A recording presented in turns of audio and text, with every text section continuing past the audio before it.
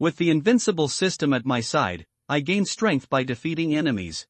I began as a mere soldier stationed at the border, but with every battle, I grew stronger, rising to become an unparalleled warrior. I vanquished alien races, faced monstrous foes, and carved my truth through the blade. By force, I ended wars; through victory, I ascended to godhood. When drunk, I rested on the lap of a beauty, and when awake, I conquered every enemy that dared to stand in my way. The Wei Dynasty, Northern Frontier. Anning Pass. Right now, the enemy is closing in on the gates. Han Roxi, the left-wise king of the Xiongnu, led an army of 100,000 south toward the pass. The air was thick with tension as the massive army prepared to attack. War was imminent. I stood on the city wall, gripping my bow tightly as sweat trickled down my palms. My heart pounded in my chest. This was my first time on a battlefield, and I had no idea what to expect. "You're nervous, aren't you?" an old soldier beside me asked. He had a calm, knowing look in his eyes, probably from years of experience. "Yes," I admitted, unable to hide the tremor in my voice. Truthfully, I wasn't just nervous, I was terrified. I wasn't even a soldier. I had somehow ended up in this medieval world, and during a simple stroll to check out my surroundings, I was suddenly dragged into the army and forced to guard the city. Why me? I had no combat skills, no strength, nothing. What were these soldiers thinking, recruiting someone like me? Was I just here to be cannon fodder? "You're from the city, right?" the old soldier asked, his wise eyes seeing right through me. I nodded, my hands trembling as I held the bow. I had somehow ended up in the body of a scholar named Sheng Huayan. All I wanted was to figure out where I was, but the next thing I knew, I was conscripted. It felt like I had walked straight into a nightmare. "Don't worry," the old soldier said, patting me on the shoulder. "If you die, it'll be quick. Just close your eyes and it'll be over before you know it." What kind of comfort was that? Seriously, this guy was not helping. Suddenly, the sound of war drums thundered outside the city walls, shaking the air like a storm. The old soldier crouched behind the parapet and gestured for me to follow. "Stay low and don't stick your head out. The Xiongnu are about to rain arrows down on us. Let's survive this first." I quickly copied him, crouching behind the wall for cover.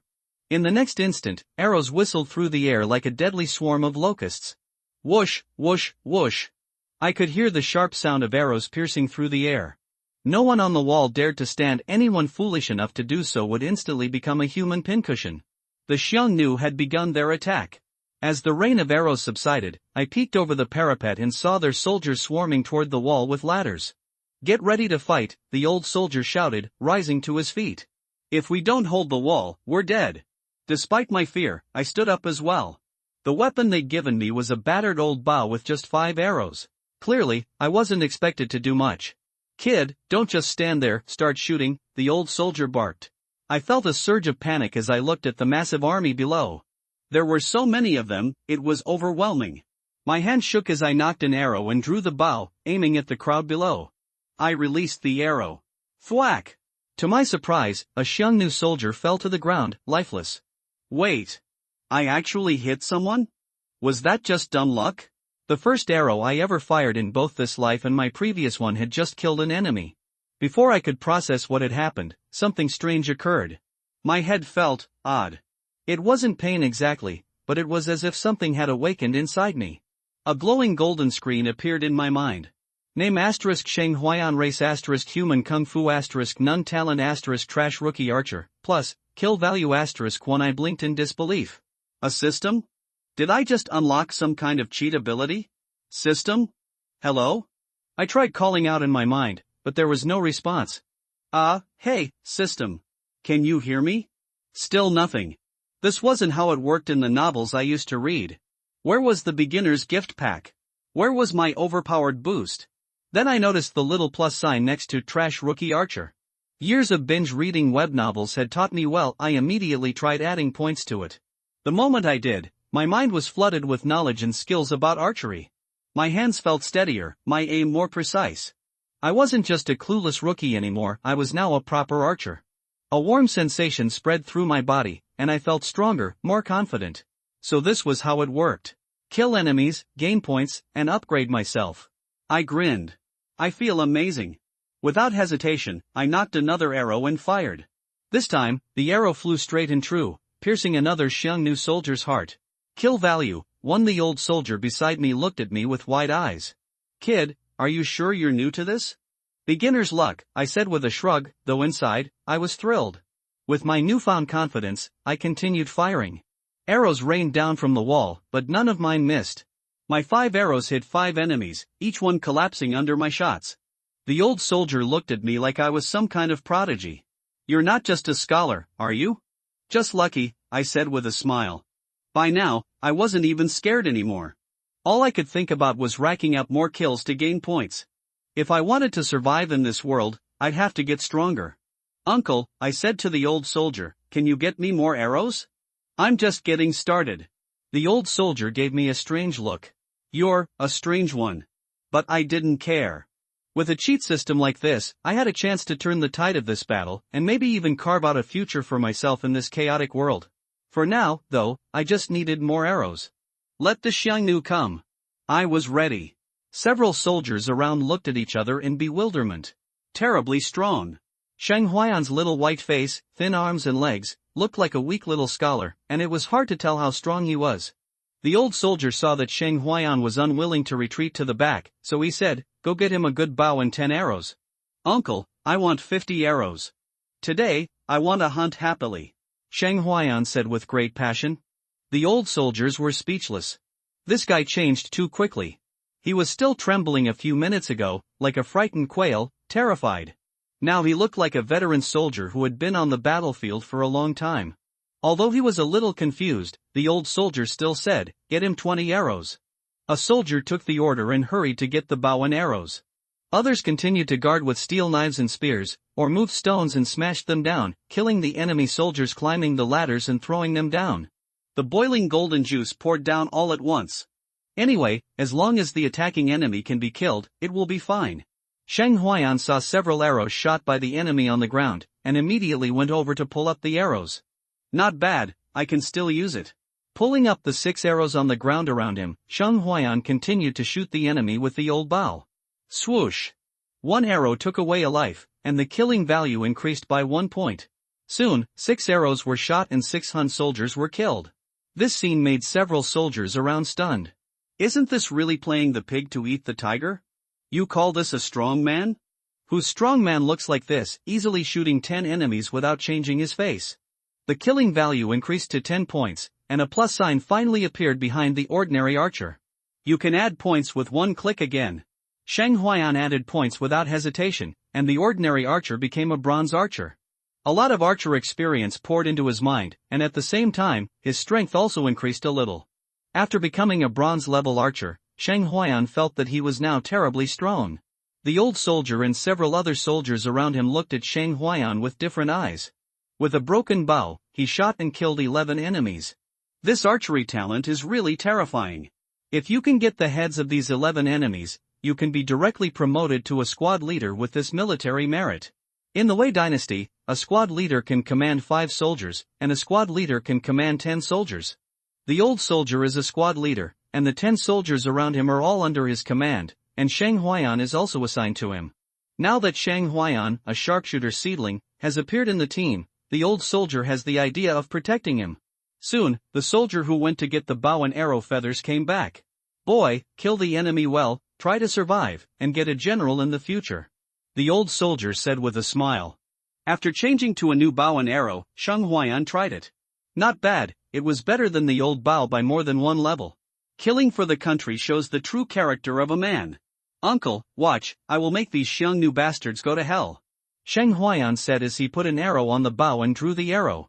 After becoming a bronze archer, Sheng Huayan felt that his posture of putting an arrow on the bow and drawing the arrow was much more handsome. Swoosh! An arrow shot out, hitting the center of the eyebrows, and a Xiangnu soldier died in a daze. Soon, 20 arrows took away the lives of 20 Xiangnu enemy soldiers. At this time, some Xiangnu soldiers had already climbed up, but they were all chopped to death by the defending soldiers and fell down the city wall. Under the city wall, many Xiangnu soldiers' bodies had already piled up. The blood dyed the city wall red. But the Xiangnu soldiers below stepped on the bodies of their companions and climbed up fearlessly. The siege will not stop until the drums of retreat sound. Those who dare to retreat without reason will be killed. Relatives will be demoted to slaves. Therefore, the Han soldiers attacking the city would not retreat even if they died. After Shang Huayan ran out of arrow feathers, he was ordered by the veteran to rest. The battle lasted until noon, when the Han army beat the drums and called for the withdrawal of troops.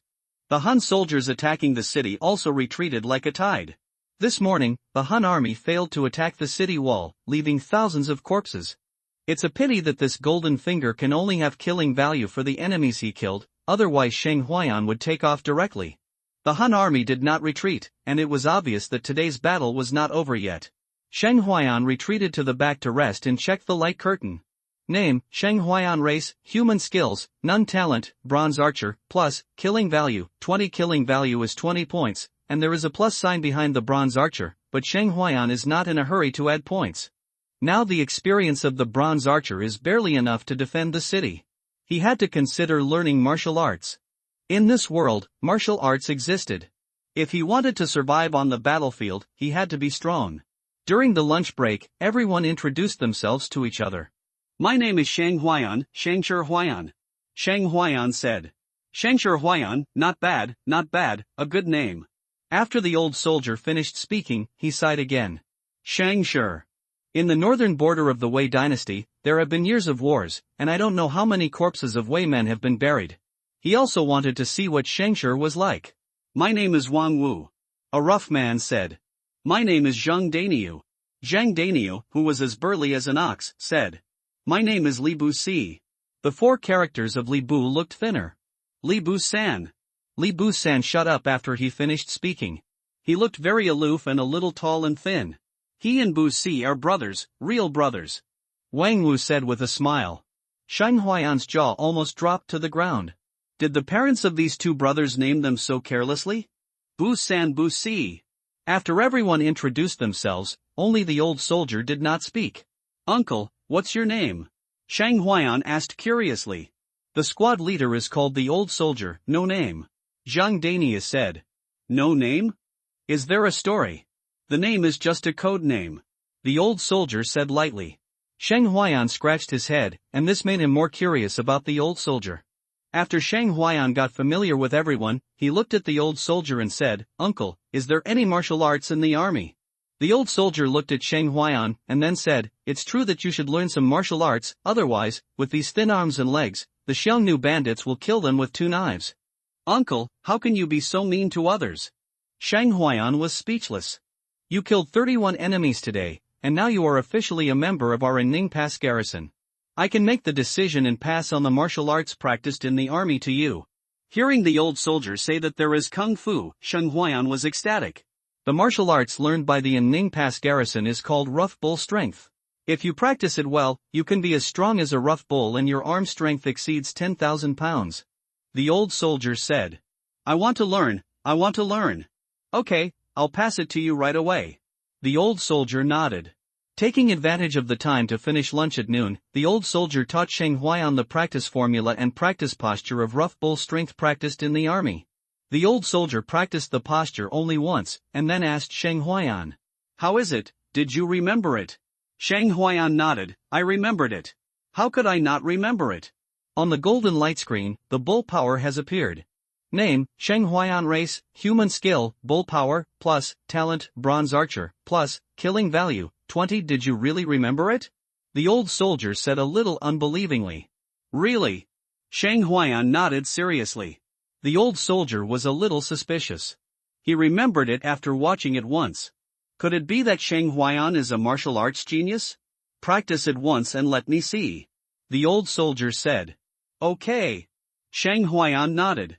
Then he added points directly, and a warm current spread throughout Shang Huayan's body in an instant. He felt that his whole body was full of strength at this moment, and he could kill a cow with one punch. At the same time, the memory and experience of bull power practice appeared in his mind as if it was natural. The killing value was directly consumed by 10 points, and bull power also directly became a small success. Shang Huayan took up his stance and practiced the form of the bull power. The veteran and other soldiers stared at Shang Huayan in amazement. Did he really only watch the bull power practice at this level of proficiency once? Everyone looked at Shang Huayan as if he were looking at a monster. You really only watched it once? Have you really never practiced it before? The veteran asked in disbelief. Shang Huayan nodded and said, yes, is there any problem? Monster. Zhang Dania whispered. 1 in a million martial arts genius? Li Busi also said. It feels like we are a waste. Wang Wu said self-deprecatingly. When they first joined the army, they practiced for 2.5 months before they could barely learn the bull power form. Everyone looked at Shang Huayan as if they were looking at a monster. Bull power, the form of practice, is effective only when it is combined with the practice of Kung Fu formula. Shang Huayan touched his nose. How can I say it? With the golden finger, isn't he a demon genius?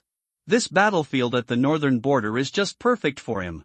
Look at the golden light curtain again. Name, Shang Huayan. Race, human realm. Initial stage of martial arts apprentice Kung Fu. Rough bull strength. Introduction, strength, 300 gene talent, bronze archer kill value, 10. The golden light curtain showed 2 columns, realm and strength. Shang Huayan went from being an ordinary person to a martial artist at the initial stage of martial arts apprentice. Uncle, is there a realm division in martial arts practice? Shang Huayan asked. Of course there is a realm division. The old soldier nodded and said. Shang Huayan stretched his neck and began to listen carefully. In this strange world, there was a lot of information that he didn't know. After all, his predecessor was just a weak scholar, the kind who didn't listen to what was going on outside the window and only focused on reading books by sages. To put it bluntly, they are ignorant, immersed in their own world, and have little contact with the outside world. They are similar to social otakus. However, despite being able to read the books of sages, I couldn't even pass the exam, which is really sad. The veteran said leisurely, martial arts training is divided into martial arts disciples, warriors, martial arts masters, acquired and innate. Martial apprentice training is the first level of martial arts. It mainly focuses on polishing the body and making it strong and tough. When you practice to the realm of a warrior, you can produce the true essence of martial arts in your body. This realm is mainly about refining the qi, condensing the spiritual energy between heaven and earth, and turning it into your own true essence. When you reach the realm of a martial artist, you start to refine your qi and blood. Further up, to the acquired realm, you can train your muscles and bones. In the innate realm, the marrow is washed and the bones are washed, and the whole person is reborn and transcendent. Only when you reach the innate realm can you be considered a true martial arts master. After training as a martial arts disciple, the strength of one arm can reach 100 to 1000 kilograms. Against ordinary people who don't know how to box and kick, it is no problem to fight 10 of them. As a warrior, martial arts essence is generated in the body, and the strength of one arm increases from 1000 to 3000 kilograms, and can break rocks with a punch. A martial arts master can reach a strength of 3000 to 5000 kilograms with one arm, and his blood is like lead and mercury. The acquired warriors have copper skin and iron bones, and their strength can reach 5000 to 10,000 kilograms. An innate warrior can have a strength of 10,000 to 50,000 kilograms, and one person can defeat 1,000 troops. Shang Huayan listened carefully and felt that this was too fierce. The force of one punch was 10,000 kilograms. What was the concept? Beat a kid to pieces with one punch? When the veteran said this, he stopped and did not continue. Where's the back? Shang Huayan was listening with interest, and when he saw the veteran stop, he asked. Later? The veteran glanced at Shang Huayan and said, Young man, don't be too ambitious, work down to earth. Shang Huayan scratched his hair and looked at the martial arts disciple's early cultivation. Cultivation? Is it difficult? Adding points with just one click is enough. The veteran did not continue to talk about the martial arts realm, so Shang Huayan could only give up. There will be a truce and everyone is relaxing. The veteran also brought a set of armor and put it on Shang Huayan. Put it on, be safe, don't let the enemy be shot to death with one arrow. Shang Huayan was speechless. Why did he always say that it was unlucky to die or not? The veteran put on the battle armor for Shang Huayan. Well, not bad, it looks a bit cool. The veteran smiled and nodded. Shang Huayan always felt uncomfortable when he put on the armor and was not used to it. Boom, boom, boom, outside the pass, war drums sounded, like a sign of death. Quick, get your weapons and go up the city wall. The veteran shouted. Everyone took their weapons and rushed towards the city wall. The soldiers from other teams also did the same and rushed towards the city wall quickly. Shang Huayan followed the veterans with a bow and more than 30 arrow feathers on his back. Climbing the city wall, the Hun's army outside the city has begun to attack the city. A captain shouted, Archers, come out and shoot all the arrows in your hands. The archers in each small team lined up one after another, drew their bows and arrows, and shot towards the Hun's army. On the city wall, there was a rain of arrows. Sheng Huayan skillfully knocked an arrow and drew the bow, found the target, and shot an arrow, its feathers flying through the air. A majestic Han soldier who was running was shot through the heart by an arrow and fell to the ground. Add 1 to the kill value. On the city wall, arrows rained down like rain, and Han soldiers kept falling on the charging road. Sheng Huayan had adapted to the battlefield at this moment. He drew his bow and arrow indifferently, quickly shot an arrow, and took away a Han soldier. This is a battlefield, either you die or I live, there is nothing else to speak of. He quickly shot out the arrow feathers, and soon 35 arrow feathers were shot out. Each arrow feather took away a Han soldier. The killing value increased to 45 points. The archers finished shooting the arrows in their hands and retreated behind. Sheng Huayan was also ordered to retreat to the rear, while spearmen and swordsmen stepped forward, preparing to block the enemy attacking the city. The siege in the afternoon was more brutal than that in the morning. The number of the Hun's army was twice as large as that in the morning, and they came like a tidal wave. The Han soldiers, who were not afraid of death, quickly attacked the city wall after sacrificing many soldiers. Sheng Huayan retreated to the back and began to add some points to improve his cultivation.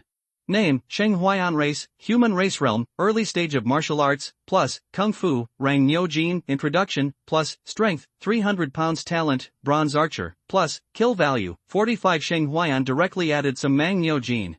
Martial arts cultivation was the most important thing now. After adding more, a warm current flowed into his body, and Sheng Huayan felt that every cell in his body was getting stronger.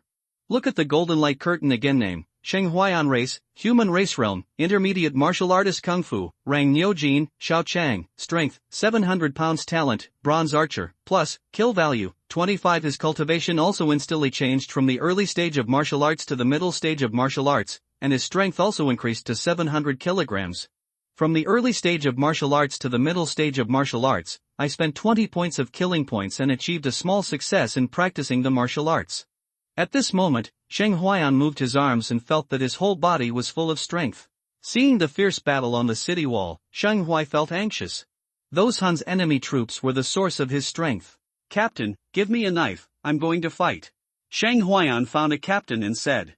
You just retreated from the battle, and now the archers are not participating in the battle. The chief said. Who says archers can't participate in battles? I want to fight and kill the enemy to serve the country. Men like me should shed our blood and defend the borders. Sheng Huayan said righteously.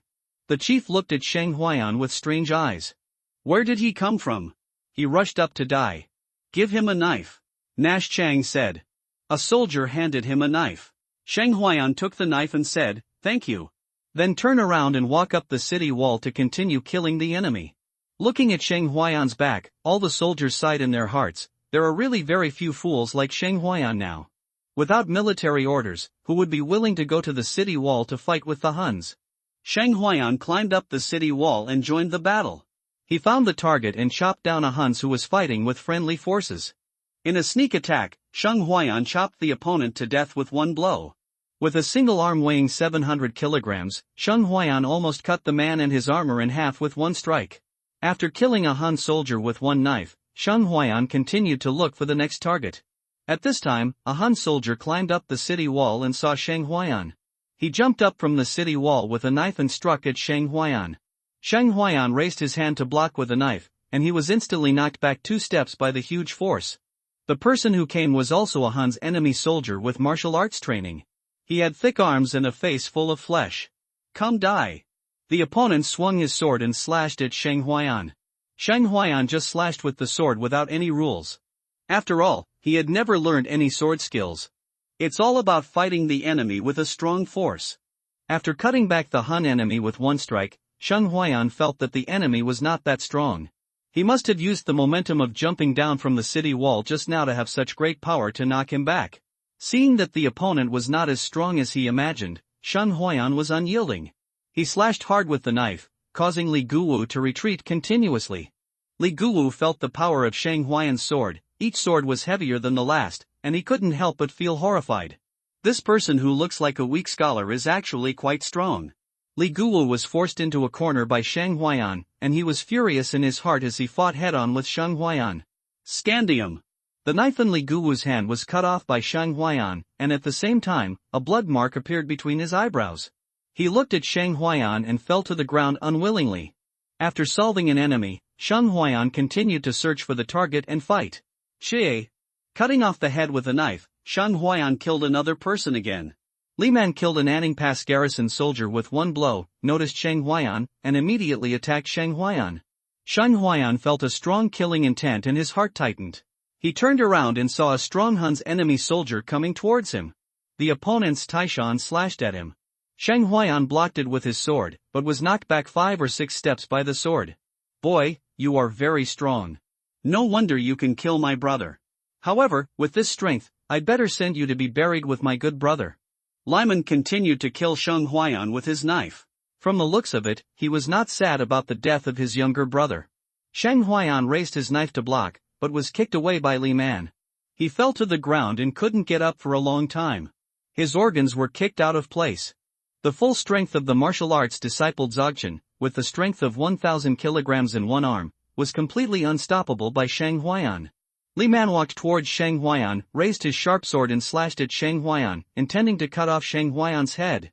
Looking at the slashed knife, Shang Huayan's pupils dilated. It was too big. Was he going to die here?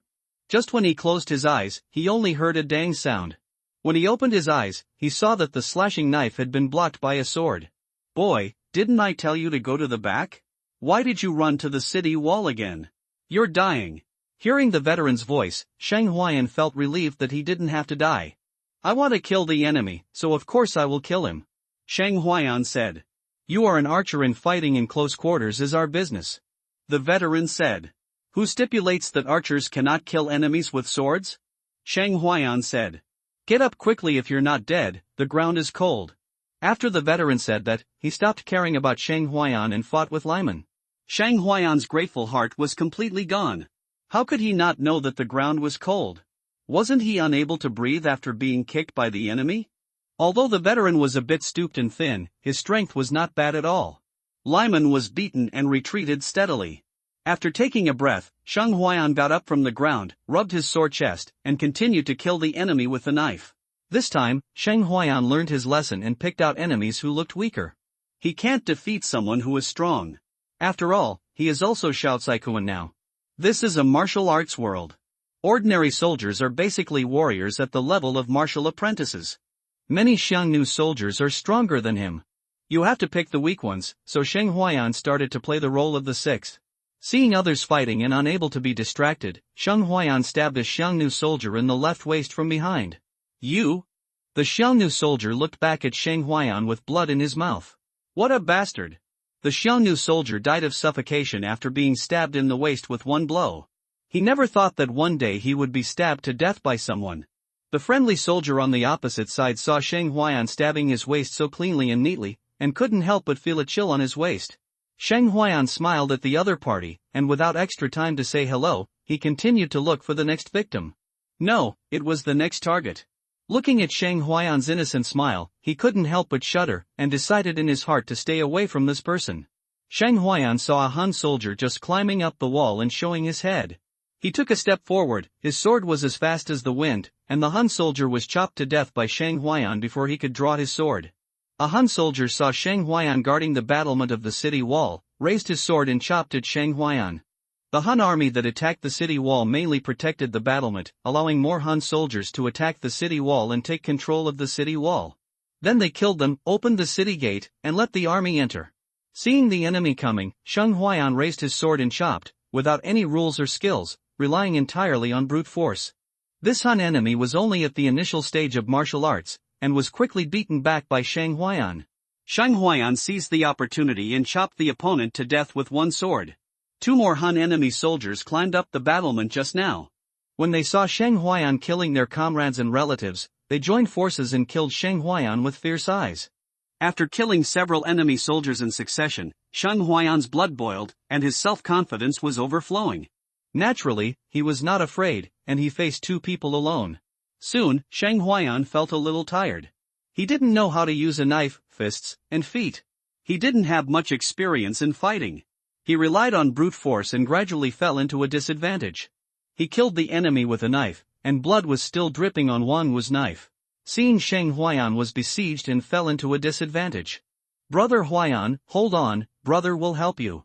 Wang Wu stepped forward quickly, fought an enemy, and helped Sheng Huayan share the pressure. Wang Wu came to help, and Sheng Huayan's pressure was instantly reduced. Damn it, you bully me because I don't know how to use a knife and have no experience, right?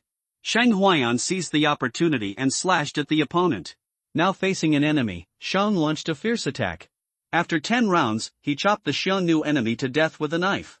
And Wang Wu had already killed his opponent, and he was fighting a new Xiongnu enemy at this time.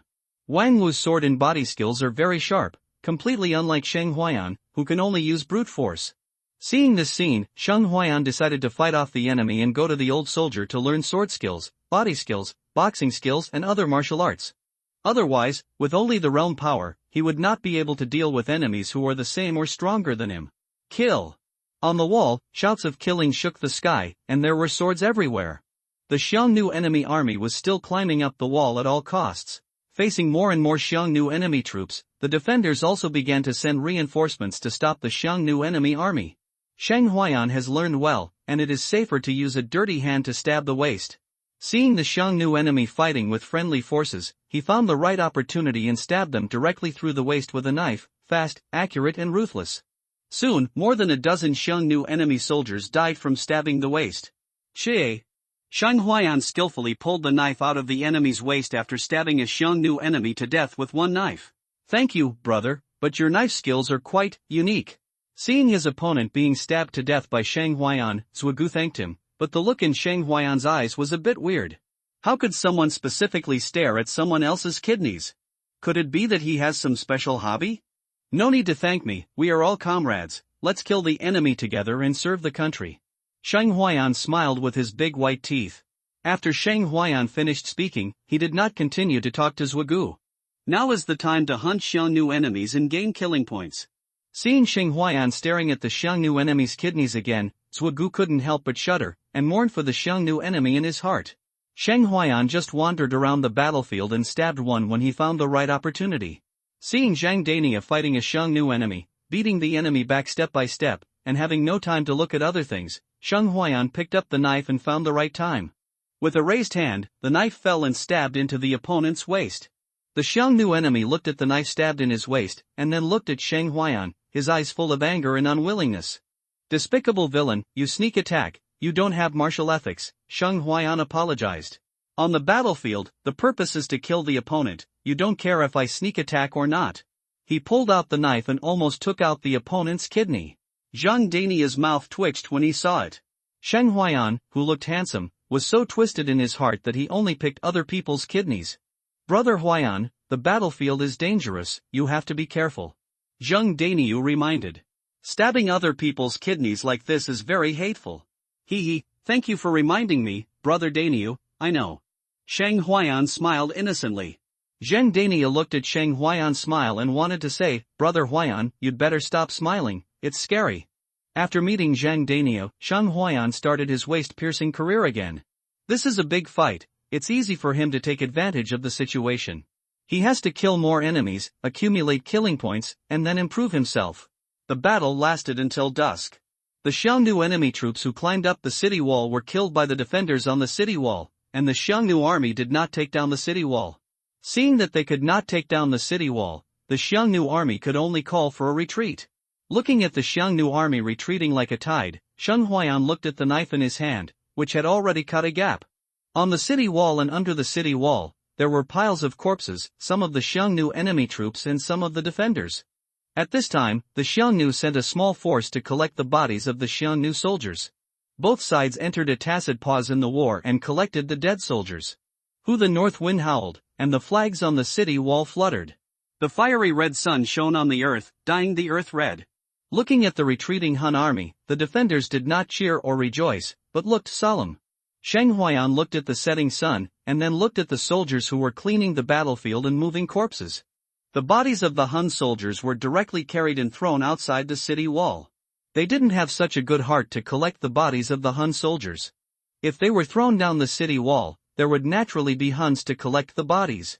The blood dyed the floor tiles on the city wall red, and under the setting sun, there was an indescribable feeling. The setting sun is like blood and the moon is like a hook. How many loyal souls are buried in the late autumn?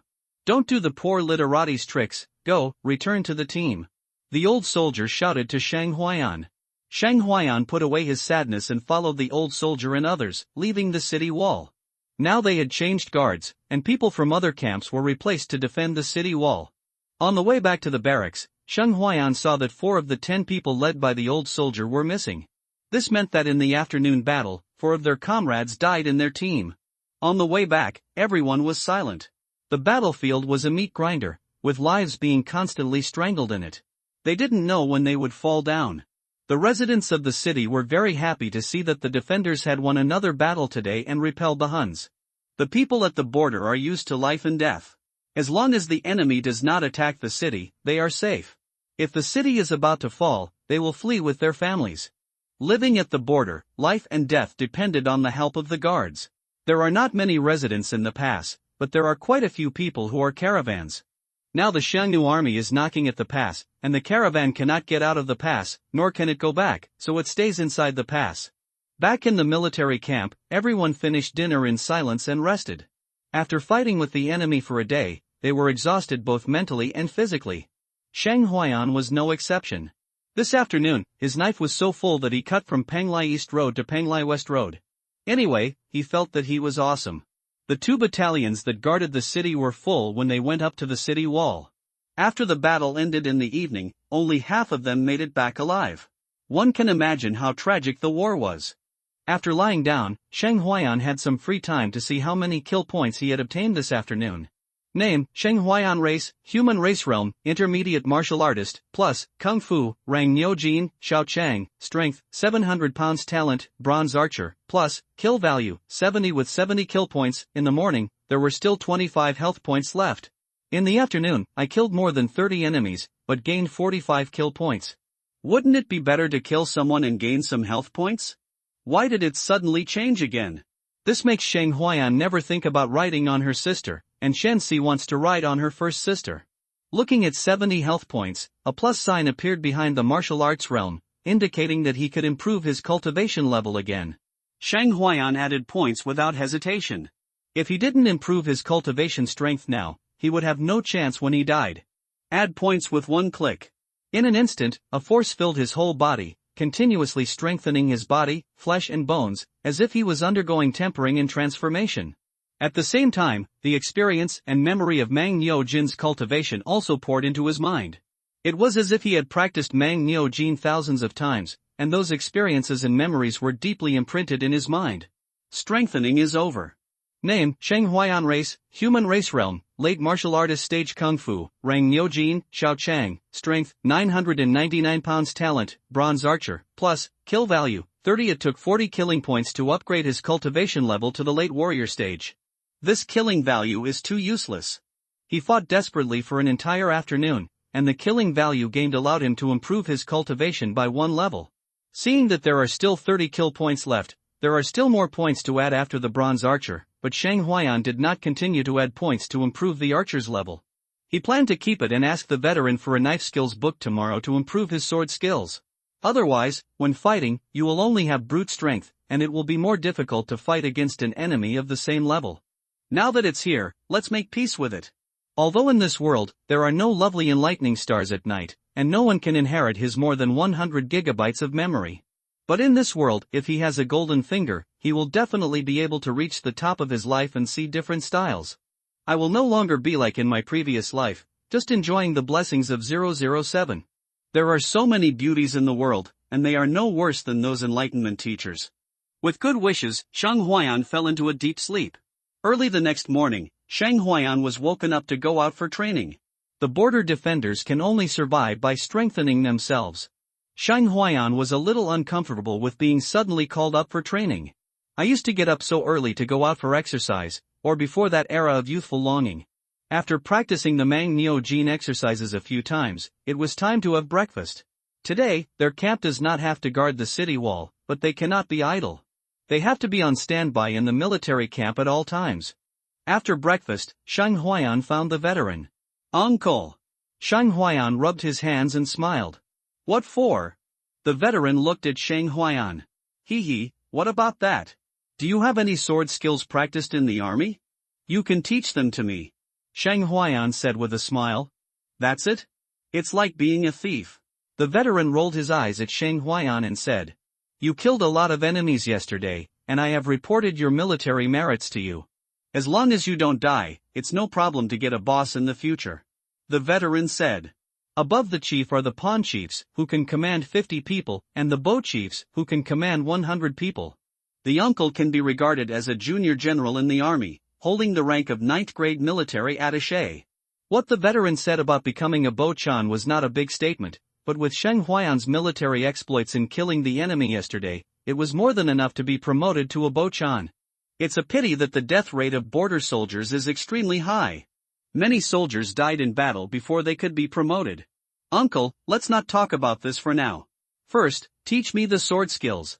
Shang Huayan didn't care whether he was older or not at the moment, he just wanted sword skills to improve his combat effectiveness and combat skills.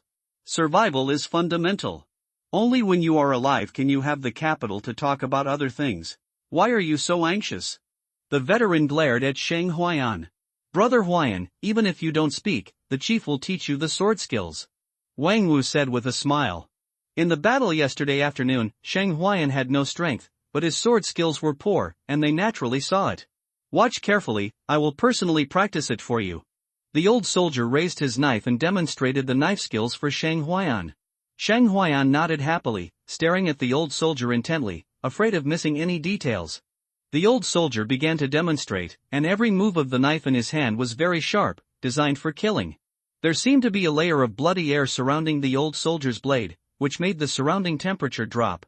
The knife in his hand was like an arm, swinging freely. There were a total of 18 moves. After a set of knife skills were demonstrated, the old soldier put away the knife and looked at Shang Huayan. How is it? Did you remember it? Do you want me to show you again? Shang Huayan nodded and said with a smile, I remembered it all, thank you uncle. Really remember it? Everyone looked at Shang Huayan. Yes. Shang Huayan nodded, didn't he remember it? Name, Shang Huayan race, human level, late martial arts apprentice kung fu, rough bull strength, minor success, blood evil sword skill, not yet mastered, plus, strength, 999 gene talent, bronze archer, plus, kill value, 30. Seeing that the sword skill was recorded by the golden finger and a plus sign appeared behind it, Shang Huayan clicked the plus sign without hesitation. Directly cultivate immortality with one click, simple and fast. In an instant, the 10 kill points disappeared, and the experience of the blood evil sword skill flooded into his mind, making Shang Huayan feel like he had practiced the blood evil sword skill for 2.5 years. Practice it once and show me. The old soldier threw the knife to Shang Huayan. Shang Huayan took the knife, drew the knife and practiced. Upward slash to cut the sparrow, forcefully split Huashan, horizontally facing the horse, night battle in all directions, sweeping thousands of troops, slashing randomly. I can't go on. Shang Huayan skillfully practiced the 18 styles of the blood evil sword skill. The old soldier, Zhang Danio, Wang Wu, Li Busan, and Li Busi looked at Shang Huayan as if they were looking at a monster. He could reach this level after just one look. Could this guy really be a martial arts demon? Brother Huayan, you can achieve this level by just one look. It's equivalent to 2.5 years of practice. Zhang Danio said admiringly. Oh, sometimes I really hate the injustice of God. Wang Wu sighed as he looked at Shang Huayan. Someone like Shang Huayan, who looks like a scholar, is actually a martial arts genius. Who can he complain to? I just have a better understanding. Shang Huayan said with a silly smile. Okay, don't be proud and complacent. Practice hard. You are just a beginner. The old soldier said. Well, uncle, I know. Shang Huayan nodded. Name, Shang Huayan race, human level, late stage of martial arts kung fu, rough bull strength, minor success, blood evil sword skill, beginner, plus, strength, 999 gene talent, bronze archer, plus, killing points, 20. Seeing that blood evil sword skill could be further practiced, Shang Huayan added points without hesitation. Blood evil sword skill went from beginner to minor success, using 20 killing points. Killing points were also used up, and his combat power was improved by another level. Looking at the used killing points, Shang Huayan felt very uncomfortable. It was like a person without savings looking at a bank card with zero balance. Dong dong dong, outside the pass, the drums sounded, and the Han army began to knock on the pass again. In the military camp, Shang Huayan looked at the city wall and wanted to join the battle. If you don't kill the enemy, you won't have killing points, and without killing points, you can't become stronger. This made him feel very uncomfortable. Unfortunately, it was not their battalion that was on rotation to guard the city today. He can only stay in the barracks and listen to the shouts and screams outside the city. Soon, the logistics lieutenant sent soldiers to fill the vacancies in the team. They were assigned 4 soldiers. 2 of them looked like local soldiers, and the other 2, judging from their faces, were probably strong men from somewhere. There was no other way. The war had lasted for half a month, and the soldiers guarding the pass had consumed too much, so they could only replenish the soldiers in this way. Who made the court not send a large army to support them until now? The 2 strong men who were added in listened to the shouts and screams outside the city, and their faces were full of fear. The old soldier looked at the 2 strong men, and he was also helpless. These strong men were cannon fodder to die. Of course, Shang Huayan was an exception. He was a freak. Strong men who had not been trained and had not practiced martial arts were cannon fodder to die. Everyone was very quiet, and Wang Wu wiped his knife silently. Zhang Daniel looked up at the sky. The sky in the northern part of the border was very clear, with a clear sky. It was September now, and it was a cool autumn day. Li Busan and Li Busi sat together to rest. "Uncle, when do you think the Xiangnu army will attack the city?" Shang Huayan asked. "In winter," the old soldier replied indifferently. "Now the Xiangnu army is knocking on the pass and heading south, just to rob the people at the border of their food for the winter. By the way, they will take some women back to make this winter a little warmer. There is a fight." Shang Huayan's eyes lit up. "What's that look?" The old soldier looked at Shang Huayan unhappily. Others don't want war, but Shang Huayan wants war. "Well, what? I'm thinking about killing more Xiangnu bandits, accumulating military merits, getting a position, buying a few acres of thin land, and then buying a few wives, and living a good life." Shang Huayan started to talk nonsense. "You have several wives. Have your birds grown up?" Li Busi said with a smile. "Ha ha ha, I'm afraid Brother Huayan is still a chick." Zhang Daniu also laughed. Shang Huayan's face was full of black lines. "I'm 17 this year. My bird has grown up and its feathers have grown. Why don't you take it out for comparison?" "Shut up, what are you talking about?" the old soldier scolded. "Comparing birds in the barracks? You really don't want to live." Shang Huayan could only shut up obediently, and Zhang Daniu stopped teasing Shang Huayan. Everyone sorted out their armor and polished their swords. They spent the morning listening to the sound of fighting. Shang Huayan took the warrant from the old soldier and went to collect equipment. Came to the barracks warehouse.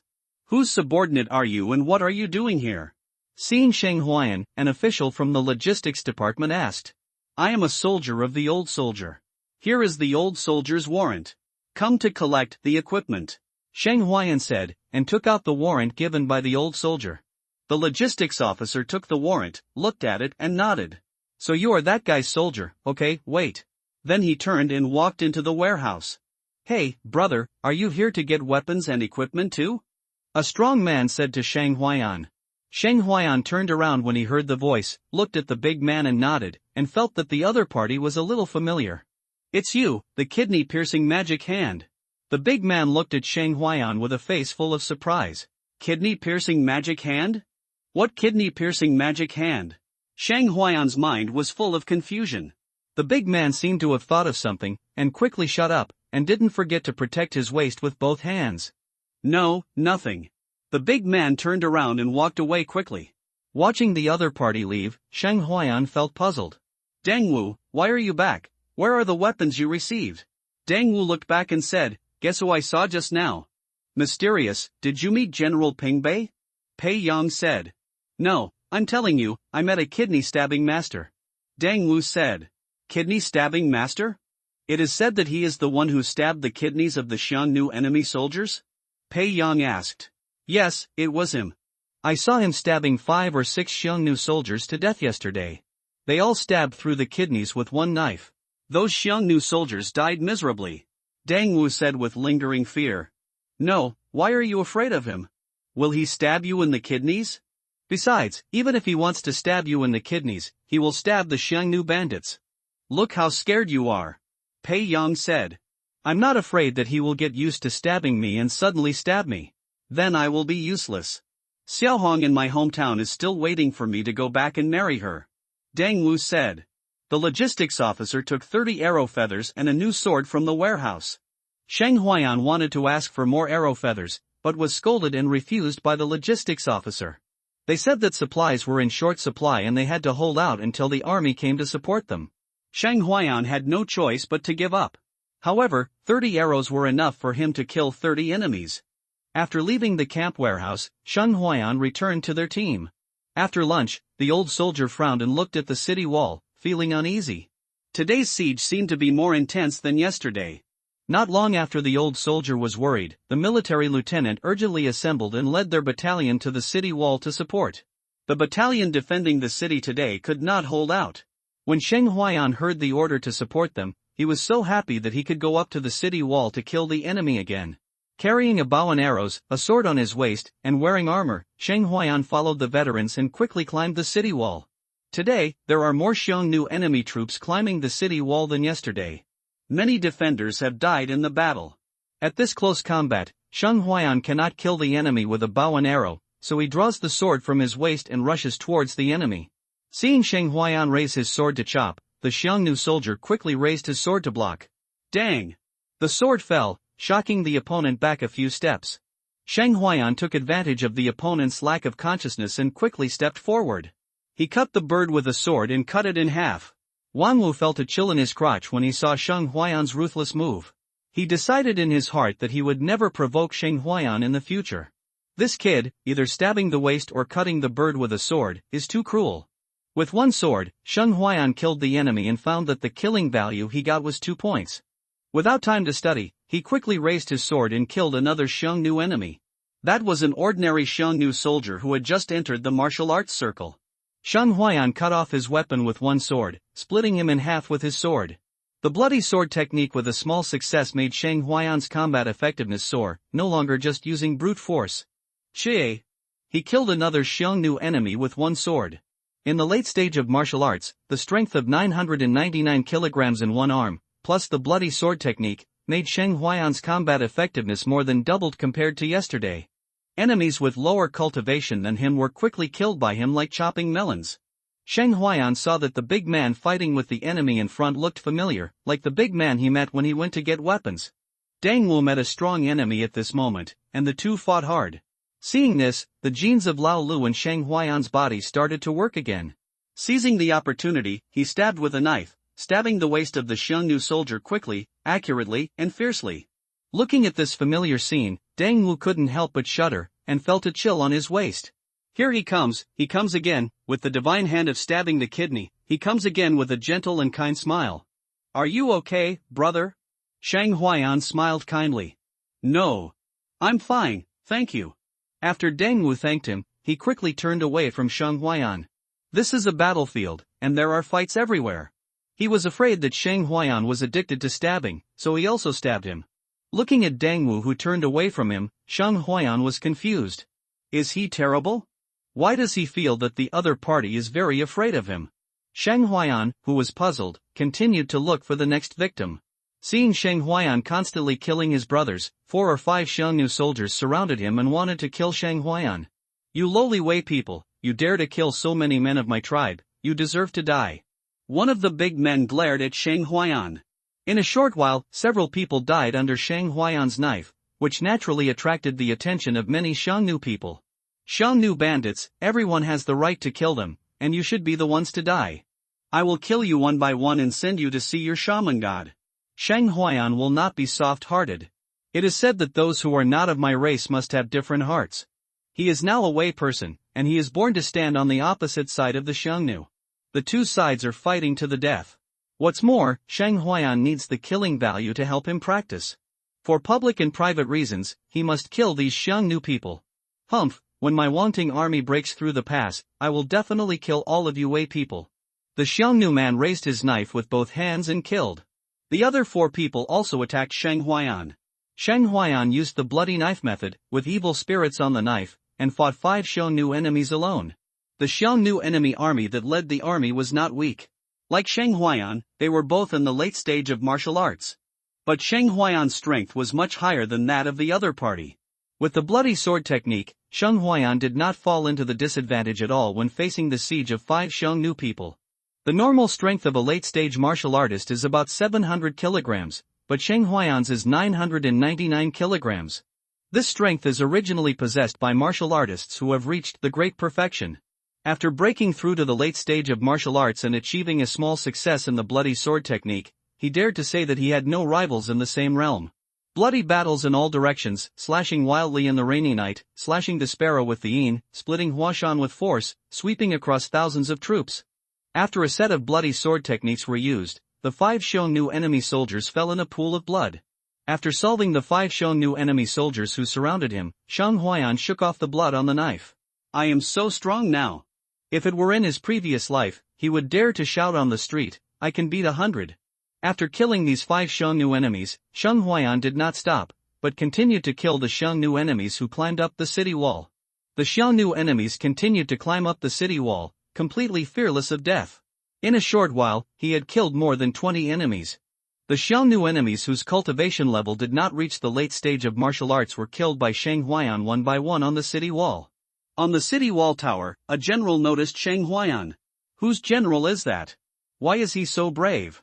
General, it looks like a soldier, he should be a subordinate of the 7th Battalion Wuxiaowei. The deputy general next to him said. Yes, in such a short time, he killed more than 20 enemy soldiers, which is quite brave. The general said with a smile. Sheng Huayan was like a tireless killing maniac. When he saw the Xiongnu enemy, he rushed up and chopped them. He chopped one by one as they climbed up, from east to west, and killed people all over the street. This boy is good, brave, and good at fighting, daring to fight and kill, he can be a leader. The general nodded and praised. Among ordinary soldiers, there are few who are as brave and fierce as Sheng Huayan. The lieutenant nodded and took note of Sheng Huayan. Sheng Huayan, who kept slashing the Xiongnu enemy, did not know that he was being watched by the big boss of the garrison. Sheng Huayan was very happy with the hearty slashing, as if he was born with a fighting factor in his body and now it was activated. Although he killed many Xiongnu enemies, it also attracted the attention of the Xiongnu strongmen. A Xiongnu strongman killed 3 garrison soldiers with one knife, and then killed Sheng Huayan. There are strong people in the garrison, and naturally there are weak people, and the Xiongnu army is also the same. Feeling the fierce killing intent coming, Sheng Huayan turned his head and saw a big and strong Xiongnu man killing him. Sheng Huayan raised his sword to block the opponent's sword, but the opponent's sword was very powerful, and the huge force made him fly backwards. He felt that the opponent's sword seemed to have true energy surging, which made his arm hurt and his knuckles cracked. Warrior? Sheng Huayan looked at the opponent with a serious look. He didn't expect that he would attract the warriors in the Xiongnu army to attack him. Ji Buxiao repelled Sheng Huayan with a sword, and was a little surprised. You can take my sword, no wonder you can kill so many men of my tribe, but today your life is over. He was a centurion in the front army of the Xiongnu, at the initial stage of the warrior realm, and Sheng Huayan, with the cultivation of the late martial arts disciple, could actually take his sword without getting hurt, which was worthy of his high regard. But it was just a glance. Warrior, I don't know how to kill. Sheng Huayan shook his painful arm. With a power infinitely close to that of a warrior, plus a small success in the bloody sword technique, he also wanted to test the gap between himself and the warrior. Arrogant, let me show you the gap between a warrior and a martial apprentice. Ji Buxiao kicked his feet, and the whole person jumped up, raised the scimitar above his head, and slashed directly at Sheng Huayan. Sheng Huayan slid directly, and changed his position to avoid the attack. Bloody sword technique, fighting in all directions at night. Sheng Huayan's sword was attached with a layer of light red evil spirit. Dang! Dang! The two fought together, and the sword light and sparks flew. Sheng Huayan's sword was very fast, and the power was not enough, so the speed was fast. After a while, Sheng Huayan was panting, and at the same time, there were knife marks on his shoulder and back armor, and blood flowed out. He was injured. A real warrior should not be underestimated. Ji Buxiao was also uncomfortable. Sheng Huayan's sword was too fast, carrying the bloody aura. He didn't block many knives, so he was stabbed several times, and his battle clothes were stained with blood. Boy, not bad, you can actually hurt me, you are so proud, it's not a loss to die. Ji Buxiao looked at the wound on his body and then looked at Sheng Huayan and said, There are so many murals, does your family sell murals? If you want to kill me, come on. Sheng Huayan raised his middle finger and pointed it down. Although Ji Buxiao didn't know what the gesture meant, he could feel that it was mocking him. A warrior in the late stage of the martial arts apprentice realm dared to mock him, which made Ji Buxiao furious. Die! Ji Buxiao vowed to cut off Shang Huayan's head and take it back as a chamber pot. Blood Evil Sword Technique, lift the sword to cut the sparrow. Shang Huayan rolled over, lifted the sword and cut, and went straight to Ji Buxiao's brother Jijin to cut. Ji Buxiao was startled and dodged quickly. He didn't expect that Shang Huayan's sword technique was so dirty and went straight to the bottom lane. Blood Evil Sword Technique, cut off your legs. Shang Huayan came directly with a sweeping slash. Veteran, is there such a move in the Blood Evil Knife Technique? How come he doesn't remember it? Blood Evil Knife Technique, cut off your dog head. Shang Huayan chopped the bottom and the top, and chopped towards the opponent's neck. Veteran. The martial arts in the world are indestructible, only speed can't break. Shang Huayan's knife is very fast. Even if Ji Buxiao is a martial arts practitioner at the level of a warrior, it will be difficult for him to get an advantage in Shang Huayan's hands. At this moment, he put away his contempt. Shang Huayan is an enemy worthy of serious treatment. At this time, Ji Buxiao entered Shang Huayan's fighting rhythm. While dealing with it, he was looking for Shang Huayan's flaws. He was stronger than Shang Huayan, but Shang Huayan's knife was fast. He fell into Shang Huayan's rhythm and could only keep resisting Shang Huayan's offensive. Finding a flaw, Ji Buxiao decisively took action and kicked Shang Huayan out with one foot. Shang Huayan, who was kicked out, covered his chest and couldn't help spitting out a mouthful of blood. What's the use of being faster? It's a pity that your strength is still too weak. Ji Buxiao smiled grimly. Be prepared to die. In the face of absolute strength, all struggles are in vain. I'll knock your grandma and kick your uncle to death. Shang Huayan got up, wiped the blood from the corner of his mouth, and rubbed his chest. It was indeed not so easy to fight across levels. His strength was still far behind that of a warrior. Be prepared to die, little bastard. Ji Buxiao stepped forward with a knife and was about to chop off Shang Huayan's head. Old Wang, don't do it. I'll resist.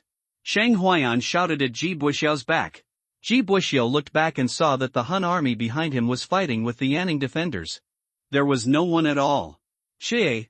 Ji Buxiao turned his head and saw an arrow stuck in his waist. My waist. You fucking lied to me. Gibshaw clutched his waist, his kidneys hurting so much that he grimaced. A war is never tiring of deceit. You don't understand this. You might as well go home and dig potatoes. Shang Huayan said with a smile. Time was short, and he only had time to knock the bow and draw the arrow before shooting. His accuracy was so poor that he only hit Gibshaw's waist. It was obvious that he was aiming at the other person's chest. It seems that the level of this archery skill needs to continue to improve. Damn boy, if you dare to shoot me in the waist, I will tear you into pieces. Gibshaw was angry. Without a waist, the green flowers in his family would definitely leave him and look for someone with strong roots. Then what's the point of him fighting abroad and obtaining a military title? It was all because of this damn boy in front of him, and Gibshaw's anger level reached its peak. Crack! Ji Buxiao broke the arrow without pulling it out, threw half of the arrow feathers on the ground, raised his knife and slashed at Shang Huayan. He wanted to chop Shang Huayan into 18 pieces, otherwise it would be difficult to relieve the hatred in his heart. Shang Huayan put his bow and arrow on his back, picked up his sword, and prepared to fight Ji Buxiao. He didn't believe that he couldn't defeat Gibshaw, who was shot in the waist by an arrow. Dragging will drag the opponent until he bleeds and becomes weak. Half of the arrow was pierced in his waist. Every time Gibshaw took a step, his kidneys felt like they were being cut into pieces by 1,000 cuts, and he grinned in pain. Seeing Ji Buxiao grimacing in pain, Shang Huayan couldn't help but laugh. Ha ha, what do you think? Come here and beat me. Idiot. That expression was very unbeatable, comparable to Fong Tongjing's. Perhaps these words were heard by a Han soldier next to him. Centurion, I'll kill him for you. The Han soldier rushed towards Shang Huayan with a steel knife in hand. Xie. A piece of blood spattered, and the Han soldier was seen to have had his throat chopped off by Shang Huayan and fell limply to the ground. Shang Huayan looked at the corpse on the ground and said, CK, you stupid centurions can't do anything to me. Have you always been so brave? Looking at the fussy Shang Huayan, Gibshaw shouted. Ah, labor and management will kill you, you weirdo. Holding back the pain in his kidneys, Gibshaw rushed towards Shang Huayan. Shang Huayan raised his hand and struck Huashan with one blow. Now that the opponent was injured, he dared to fight him head-on. If the strong can't be bullied, can't the weak be bullied? Ji Buxiao was shocked and took 2 steps back, and the wound on his waist kept bleeding. Half of the arrow was in his body, piercing his kidney, which greatly reduced his combat effectiveness. He was not strong enough to ignore the half-arrow piercing his waist and act like nothing happened. Hee hee, it seems that I can kill a warrior to help the fun today. Shang Huayan was in a dominant position and didn't show mercy. He chopped and chopped fiercely with the bloody knife method, making Ji Buxiao retreat continuously. During this period, some Han soldiers intervened and wanted to help Ji Buxiao, but they were all killed by Shang Huayan. At this moment, the wound on Ji Buxiao's waist was torn and bleeding. He was breathing heavily, and the armor and robes on his body had been chopped to pieces by Shang Huayan. The injuries on his body worsened, making it difficult for him to resist Shang Huayan's knife. Even if I die, I will take you with me. Ji Buxiao took the initiative to attack Shang Huayan. He planned to drag Shang Huayan to death. Seeing that the other party wanted to drag him to death, Shang Huayan could only say that he was too naive. At this time, he no longer fought with the other party, but chose to consume and drag the other party to death. During this period, there were other Han soldiers who kept rushing to kill Shang Huayan, but most of them were ordinary soldiers with the strength of the early stage of martial arts, and they were cut down by Shang Huayan's knife. Name: Shang Huayan. Race: Human realm, late stage of martial arts, plus, skills, rough bull strength, minor success, blood evil knife skill, minor success, strength, 999 gene talent, bronze archer, plus, killing value, 55. Unknowingly, he had killed 30 or 40 Han enemy soldiers in the battle. At the same time, he also understood the acquisition of killing value. An enemy at the early stage of martial arts can get 1 kill value. 2 points for mid-stage martial arts, and 3 points for late-stage martial arts. Most of the enemies he killed were at the early stage of martial arts, and there were relatively few mid-stage and late-stage enemies. Seeing how the cultivation level could be improved, Shang Huayan did not hesitate to increase his cultivation. A force instantly flowed through his body, and his body bones seemed to have been tempered by thousands of hammers. Ji Buxiao looked at Shang Huayan's momentum, which suddenly increased by a large amount, and his heart was instantly sad. This was a breakthrough in cultivation during the battle. His combat power had already declined, and his physical strength was exhausted. Now Shang Huayan actually broke through in the battle. Is he going to die here? Shang Huayan's power instantly increased by a large amount, and he knocked Ji Buxiao back with a knife. Name: Shang Huayan. Race: Human realm, martial arts mastery kung fu, rough bull strength, minor success, blood evil sword skill, minor success, strength, 1500 gene talent, bronze archer. Killing value, 15. After consuming 40 points of killing value, he was directly promoted to the martial arts mastery realm. His strength also increased to 1400 gene, which is about the same as that of a warrior who has just broken through. Ji Buxiao is also at this level of strength, the only difference is that he has more martial arts essence. However, most of the martial arts essence in the bodies of warriors who have just broken through is very weak. Shang Huayan played with his sword for a while. Now that his cultivation has broken through again, there is no need to delay any longer. He must kill this powerful enemy as soon as possible, and then kill other Xiongnu enemies. He must take the opportunity to kill the Xiongnu enemies and grow up quickly. In this world where martial arts are supreme, all great power belongs to oneself, which is the basis for survival. According to his observation, the battlefield in the northern border is not the most dangerous time yet. This war is worth fighting. Shang Huayan exerted force on his feet and came close to Ji Buxiao in one step. Bloody sword technique, 1 cut to the throat. Shie. Blood splashed, and Ji Buxiao's head fell to the ground. Stepping on the pool of blood, he did not look at Ji Buxiao's body again. This was the first warrior he killed, but it would definitely not be the last. The head fell to the ground, with eyes wide open, and the pupils still reflected the scene of Shang Huayan killing a Han soldier. Puff, another Han soldier fell under Shang Huayan's knife. Now he was like a sheep in a flock, and the ordinary Han soldiers with low strength could not stop his knife. Soon, there were no Han soldiers around him, and his feet were full of Han soldiers' corpses, and blood stained the tiles of the city wall red. The Han soldiers who climbed up the city wall all died under his knife. He alone defended a section of the city wall. This kid is so murderous. Everyone who noticed Shang Huayan was shocked. More than 100 people have fallen under Shang Huayan's sword. Good boy, you have mastered the bloody sword technique to this extent. The old soldier glanced and saw that there was already a layer of bloody aura on Shang Huayan's sword light. He was secretly surprised. He had just handed this sword technique to Shang Huayan yesterday. It has only been 1 day, and he has mastered the bloody sword technique to this extent. At the same time, he killed a martial artist at the warrior level. Only they know how amazing this is. Few people can fight across levels, and even fewer can kill enemies across levels. Sheng Huayan, with his martial arts training, killed a martial artist at the warrior level. It can be said to be a dazzling existence. At most, Sheng Huayan has only practiced martial arts for 2 days. What kind of monster is this?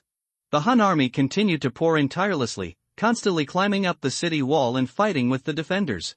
Defenders kept falling, and lives were lost one after another. The battlefield was extremely cruel and brutal. Kill him. 6 or 7 Han soldiers surrounded Sheng Huayan and wanted to kill him. Blood evil sword technique, 5 horses dismembered. Sheng Huayan was like a peerless killing god, full of evil spirit, rushing into the crowd, and the 6 or 7 Han enemy soldiers were chopped down by his sword. An old soldier not far away. What kind of sword technique is 5 horses dismembered? Is there such a style in the blood evil sword technique? Kill him. The next moment, more than a dozen spearmen surrounded Sheng Huayan, vowing to kill him. For no other reason, it was because Sheng Huayan was too conspicuous. He alone was about to kill hundreds of Han enemy soldiers at this moment, and he killed a piece of open area by himself. Up to now, Sheng Huayan's armor had been broken, his robe was torn, and he had 5 or 6 wounds. But his fighting spirit was still high, and the hot blood in his body was still boiling. Facing the siege of more than a dozen spearmen, Sheng Huayan was still fearless. He rushed forward with a knife, and his momentum was unstoppable. Brother Huayan, I'll help you. Wang Wu saw Sheng Huayan being besieged by more than a dozen spearmen and rushed to help. Sheng Huayan saw Wang Wu coming to help, and he wanted to say, "Don't come over, these heads are all mine." With Wang Wu joining the battle, the dozen spearmen who climbed up the city wall were also killed by the 2 of them in a few seconds. Good guy, your strength has increased too fast. Wang Wu looked at Sheng Huayan as if he was looking at a monster. It's just so. I was thinking about breaking through the innate level in one go and killing all these Xiongnu enemies. Sheng Huayan said with a faint smile. You really dare to think that you can break through to the innate level in one go? Wang Wu couldn't help but complain. How dare you have such a dream? He only dared to have a spring dream occasionally. What's there to be afraid of? Sheng Huayan said as he killed an enemy who had just climbed up the city wall. Don't be too conspicuous. Be careful that the sharpshooters in the Hun's army will target you. Wang Wu said. Sheng Huayan killed so many Han soldiers by himself. It was too conspicuous. If he was targeted by the sharpshooters in the Hun's army, it would be dangerous. After killing so many Huns, the sharpshooters in the Hun's army did not attack Sheng Huayan. Wang Wu felt that Sheng Huayan's luck was extraordinary, as if he was blessed by God. Inside the central army tent of the left Xian king of the Huns. Your Majesty, the Great Khan sent a message asking when we will break through Anning Pass. A general said to the left Xian king. How is the attack on the right Xian king's side? The left Xian king Yi Jihuan did not answer, but asked instead. I heard that the right wise king is about to take over the Qishan fortress. Then hurry up and attack the city. I want to see Anning Pass taken within 2 days. The left wise king said domineeringly. He had played for half a month. He wanted to take Anning Pass before the right wise king took over the Qishan fortress, and swept through the pass in one fell swoop. As the left wise king's order was issued, the Xiongnu army continued to send troops to join the siege. Woo woo woo, in the Xiongnu army, the horn sounded, and another army joined the siege sequence, with a number of more than 5,000 people. It's bad, the Xiongnu army has intensified the siege rhythm, and it is estimated that there will be strong men climbing the city later, so you should be careful. Wang Wu reminded. Strong? How strong? Sheng Huayan chopped a Xiongnu soldier who rushed over with a knife, and asked Wang Wu. It's about slapping you. Wang Wu said solemnly. Looking at the Xiongnu enemy army surging like a tide, Sheng Huayan took a deep breath. His sword was bent, and the army outside the city still had no end in sight. How many Xiongnu people are knocking on the gate? Sheng Huayan sighed. The Xiongnu's Wuxian Wangting has 100,000 troops. Wang Wu said. 100,000 troops? Just attacking a pass. Sheng Huayan was stunned. Then how many people are there in our Anning Pass garrison? Sheng Huayan asked quickly. 30,000, so far, there are only more than 20,000. Wang Wu said lightly. The Xiongnu army has been knocking on the gate for half a month, and has consumed a lot of the garrison's manpower. In order to supplement the number of guards, they have already captured able-bodied men. Sheng Huayan was one of the captured able-bodied men. Fuck you, 30,000 against 100,000. Sheng Huayan felt worried. It's normal for foreign tribes to knock on the gate every year at the northern border. Wang Wu said as if he was used to it. General, didn't you go to ask for help? Sheng Huayan asked, looking at the Han army with flags flying outside the city. I'm just a soldier, how would I know that? Wang Wu rolled his eyes at Sheng Huayan. Woo woo woo, boom boom boom, the sound of war drums and horns rang out in the northern frontier, long and far. Tragic and desolate. Dong, dong, dong, a heavy drum sound came from the city wall. The sky and earth were filled with a solemn atmosphere, and even the clouds in the sky became gloomy. General, the Xiongnu army is going to attack by force. A deputy general said solemnly. Yang Yi said calmly, it doesn't matter. I am here at Anning Pass. The Xiongnu can't break through it for a while. Send 2 more battalions of soldiers to defend the city. Yang Yi gave the order. Yes. A deputy general clasped his fists, then turned around and ordered 2 battalions of soldiers to go up to the city wall to defend the city.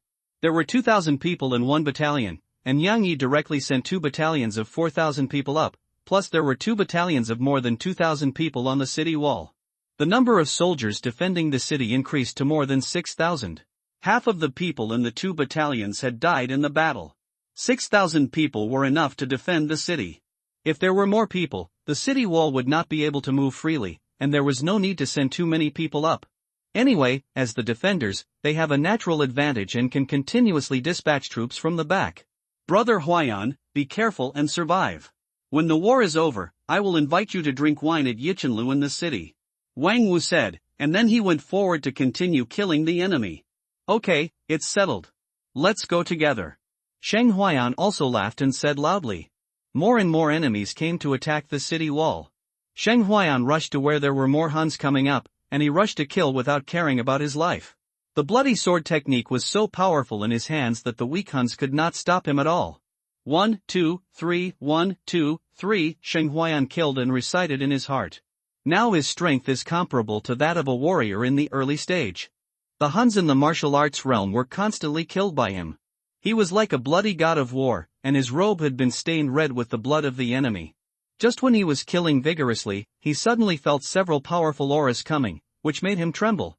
5 burly figures jumped up from the Hun army under the city wall and landed on the city wall. On them, the aura surged, the true essence surged, and the true energy was released. With a palm strike, the true energy was like a wave, directly knocking away more than a dozen soldiers. With just a palm strike in the air, the dozen soldiers flew to the ground, covered in blood, and no one survived. In an instant, the 5 Hun warriors killed hundreds of defenders, and a small section of the city wall was killed by them into an open area. Fortunately, Sheng Huayan was far away, otherwise he would have died with a palm strike. No wonder Wang Wu asked him to be careful. A real strong man could kill a lot of people with a palm strike when he climbed the city. How dare you to massacre my Wei soldiers? It seems that the Zhuo Xianwang is in a hurry to break the city. He actually sent 5 innate warriors to attack the city. Hurry up, otherwise the ordinary soldiers on the city wall will soon be killed by them. On the tower, 5 people who looked like generals also appeared. They jumped down from the tower, jumped onto the city wall, and blocked the 5 Huns. Hun dog thieves, you are so cruel. A bearded general shouted loudly. Wei dogs, I thought you didn't dare to come out to fight, ha? A Hun strongman laughed. Kill them, seize the city wall, and let the army enter the pass. Another Hun innate strongman said. Kill. Kill them. Boom. In an instant, 10 people fought together, and the true Qi was agitated, and the pressure made ordinary soldiers dare not approach. The wall became a battlefield for 10 people. From a distance, Sheng Huayan felt the strong pressure. Is this a martial arts master? He was not afraid, but rather excited. Such a strong man is what he longs for. Soon, the killing value increased to 60 points again. Name, Sheng Huayan race, human realm, great perfection of martial arts, plus, skills, rough bull strength, small success, blood evil knife skill, small success, strength, 1500 gene talent, bronze archer, plus, killing value, 60 glancing at the golden light curtain, his cultivation can be improved again. Sheng Huayan was excited, it seemed that he could break through to the martial arts realm today. Looking at the Han army that kept coming to attack the city, Sheng Huayan did not hesitate to increase his cultivation. On this battlefield, the stronger the strength, the greater the chance of survival. Those with low strength are all cannon fodder, and they are almost dead. With one click of adding points, a powerful force flowed through his body, constantly washing and tempering his body in bones. Sheng Huayan also felt the great power in his body, which continuously strengthened his flesh and blood. His aura was greatly improved, and his strength changed dramatically again. Name: Sheng Huayan Race, Human Realm, Martial Apprentice. Limit: Skills: Rough Bull Strength, Minor Success, Blood Evil Knife Skill, Minor Success, Strength, 2000. Gene Talent, Bronze Archer, Plus, Killing Value, 20. After taking a look at the light curtain, Sheng Huayan was dumbfounded. What the hell is the Martial Apprentice limit? Isn't the martial arts divided into several small realms, such as the initial stage, the middle stage, the late stage and the great perfection? Consuming 40 killing points, it turned out to be the Martial Apprentice limit. He thought it would consume 60 killing points to break through to the warrior realm. But it's okay, the strength increased by 500 gene, reaching 2000 gene. His strength was improved again. Although he did not produce martial arts essence in his body, his strength was not weaker than that of a martial artist in the middle stage of martial arts. After his strength was broken through, Sheng Huayan continued to kill people everywhere, but he deliberately avoided the battlefield where the 10 strong men fought. That section of the city wall became a vacuum zone. Whether it was the defenders or the Huns, they all avoided it from a distance and did not dare to approach. Any fighting true energy could easily kill a warrior. Who would think that their life was too big and take the initiative to move forward? After his strength was greatly increased, Sheng Huayan killed more than a dozen Hun soldiers who rushed up the city wall in a short time. Stop! A loud shout came from behind Sheng Huayan. Sheng Huayan turned around and saw a big Hunsman with a round waist and a strong body, staring at him angrily. Xie! Sheng Huayan raised his knife and killed a Hun's enemy in the early stage of martial arts with one knife. I told you to stop, didn't you hear me? The Xiongnu man looked at Sheng Huayan with a gloomy look, his face full of murderous intent. I heard you, I'll stop if you tell me to? Idiot! Sheng Huayan wiped the bloody knife with his robe and said lightly. Are all the Xiongnu people stupid? They actually told him to stop on the battlefield. Looking for death. Little warrior, I'll chop off your head, Wei dog. The Xiongnu man raised a big knife and chopped. Sheng Huayan directly used the bloody knife method to fight the enemy, and chopped the big man to the ground in 3 moves. You, how can you be so strong? The Xiongnu man's eyes were full of disbelief. He was an early warrior, a centurion in the Xiongnu army, but he was chopped to the ground by a warrior. Little warrior, ridiculous, is a warrior strong? You are the second Xiongnu warrior I have killed. Sheng Huayan chopped off the opponent's head with a knife. The killing value increased by 5 points directly. Killing a Hun enemy soldier in the early stage of martial arts, he got 5 points of killing value. Sure enough, the stronger the strength, the more killing value you get. Sheng Huayan murmured. But on the battlefield, there are more breakthrough soldiers after all, and they are killed quickly. Did this kid take the 10-fold tonic? His strength has increased so fast. Wang Wu, who was not far away, noticed that Sheng Huayan had killed another Hun enemy soldier in the early stage of martial arts, and couldn't help but smack his lips. It's only been a short time, and his strength is about to catch up with him. Could it be that there are really martial arts monsters in this world? Wang Wu's heart was very uneasy. Sheng Huayan was like a tiger killing god. He quickly killed more than 20 Hun enemy soldiers and came to Wang Wu. Brother Wang, what are the cultivation levels of those 5 Hun strongmen and 5 generals? Sheng Huayan asked. Innate warriors. Wang Wu killed a Hun soldier with a knife before speaking. Innate warriors? Sheng Huayan's eyes were full of yearning. He also wants to grow up quickly and become a congenital warrior. Sheng Huayan made up his mind. Stay away from there. A wisp of true chi from an innate warrior can kill us. Wang Wu said. I'm not a fool. I'm stubborn enough to go there. Sheng Huayan rolled his eyes at Wang Wu. Stop talking nonsense. Kill the enemy quickly. There are more and more of these damn Xiongnu bandits. Wang Wu raised his knife and chopped at a Xiongnu enemy. At this time, more and more Xiongnu enemy soldiers climbed up the city wall. The 2 battalions of 4,000 troops also rushed to the city wall and barely suppressed the Xiongnu army. Seeing that the siege was unsuccessful, Zhuo Xianwang sent another 5,000 troops to attack the city. Send another guard to participate in the siege and severely consume the manpower of the Anning defenders. Zhuo Xianwang ordered the generals below. Yes. The herald issued another royal order, and a 5,000-man Xiongnu army walked out of the camp and began to charge, rushing towards the city wall pass. Woo woo woo, the charge horn of the Hun army resounded through the sky. Tens of thousands of Hun troops pressed forward and kept climbing up the city wall. At this moment, Sheng Huayan was besieged by more than 20 Hun soldiers. It was really that he was too fierce. In a short while, he killed more than a dozen Han enemy soldiers. He was too conspicuous, so he would naturally be given special attention. Kill. A centurion of the Han army led the team to besiege and kill Shang Huayan. At this point in the battle, he was also in a bitter battle. Wang Wu saw Shang Huayan being besieged and killed his opponent, and rushed over to help Shang Huayan out. "Brother Huayan, don't be afraid, brother is here to save you." However, before Wang Wu rushed to Shang Huayan, he was entangled by the Han army that surrounded him. Shang Huayan was relieved to see that Wang Wu was also surrounded. Why does this man always want to steal his head? Shang Huayan made the bloody sword technique impenetrable, and the Han enemy soldiers who surrounded him kept falling down and could not get close to him. The centurion of the Han enemy was also a warrior in the early stage of cultivation, and he could not do anything to Shang Huayan. Killing became the color of the battlefield, and blood dyed the color red. Shang Huayan killed the Han centurion with a move of cutting the bird with a sword, and the whole person was split in half from bottom to top. Many Han soldiers were frightened. This kind of death was the first time they had seen it. He killed the centurion with a sword, and the remaining Han soldiers who besieged him were quickly killed by him. The war lasted until the evening, and the Han army still failed to capture the city wall. Dong dong dong, the sound of drums came from the Han army, and the Han soldiers who failed to attack the city wall retreated like a tide. The 5 and 8 strongmen of the Xiongnu could not do anything to the 5 generals of the Yanning Pass garrison, so they could only retreat. The Xiongnu soldiers on the city wall who did not have time to retreat were killed by the garrison. Looking at the corpses all over the ground, the blood flowed like a river, and it was all scarlet. At this moment, there were only about 3,000 defenders who could still stand on the city wall. Of the more than 10,000 Xiongnu troops attacking the city, less than 4,000 finally retreated. Shang Huayan was holding a knife and panting at this moment. He was exhausted from the battle at noon until now, and more than a dozen wounds on his body were bleeding. Fortunately, the injury was not serious and would not kill him. The Xiongnu enemy retreated. A soldier suddenly laughed, but his face was full of tears.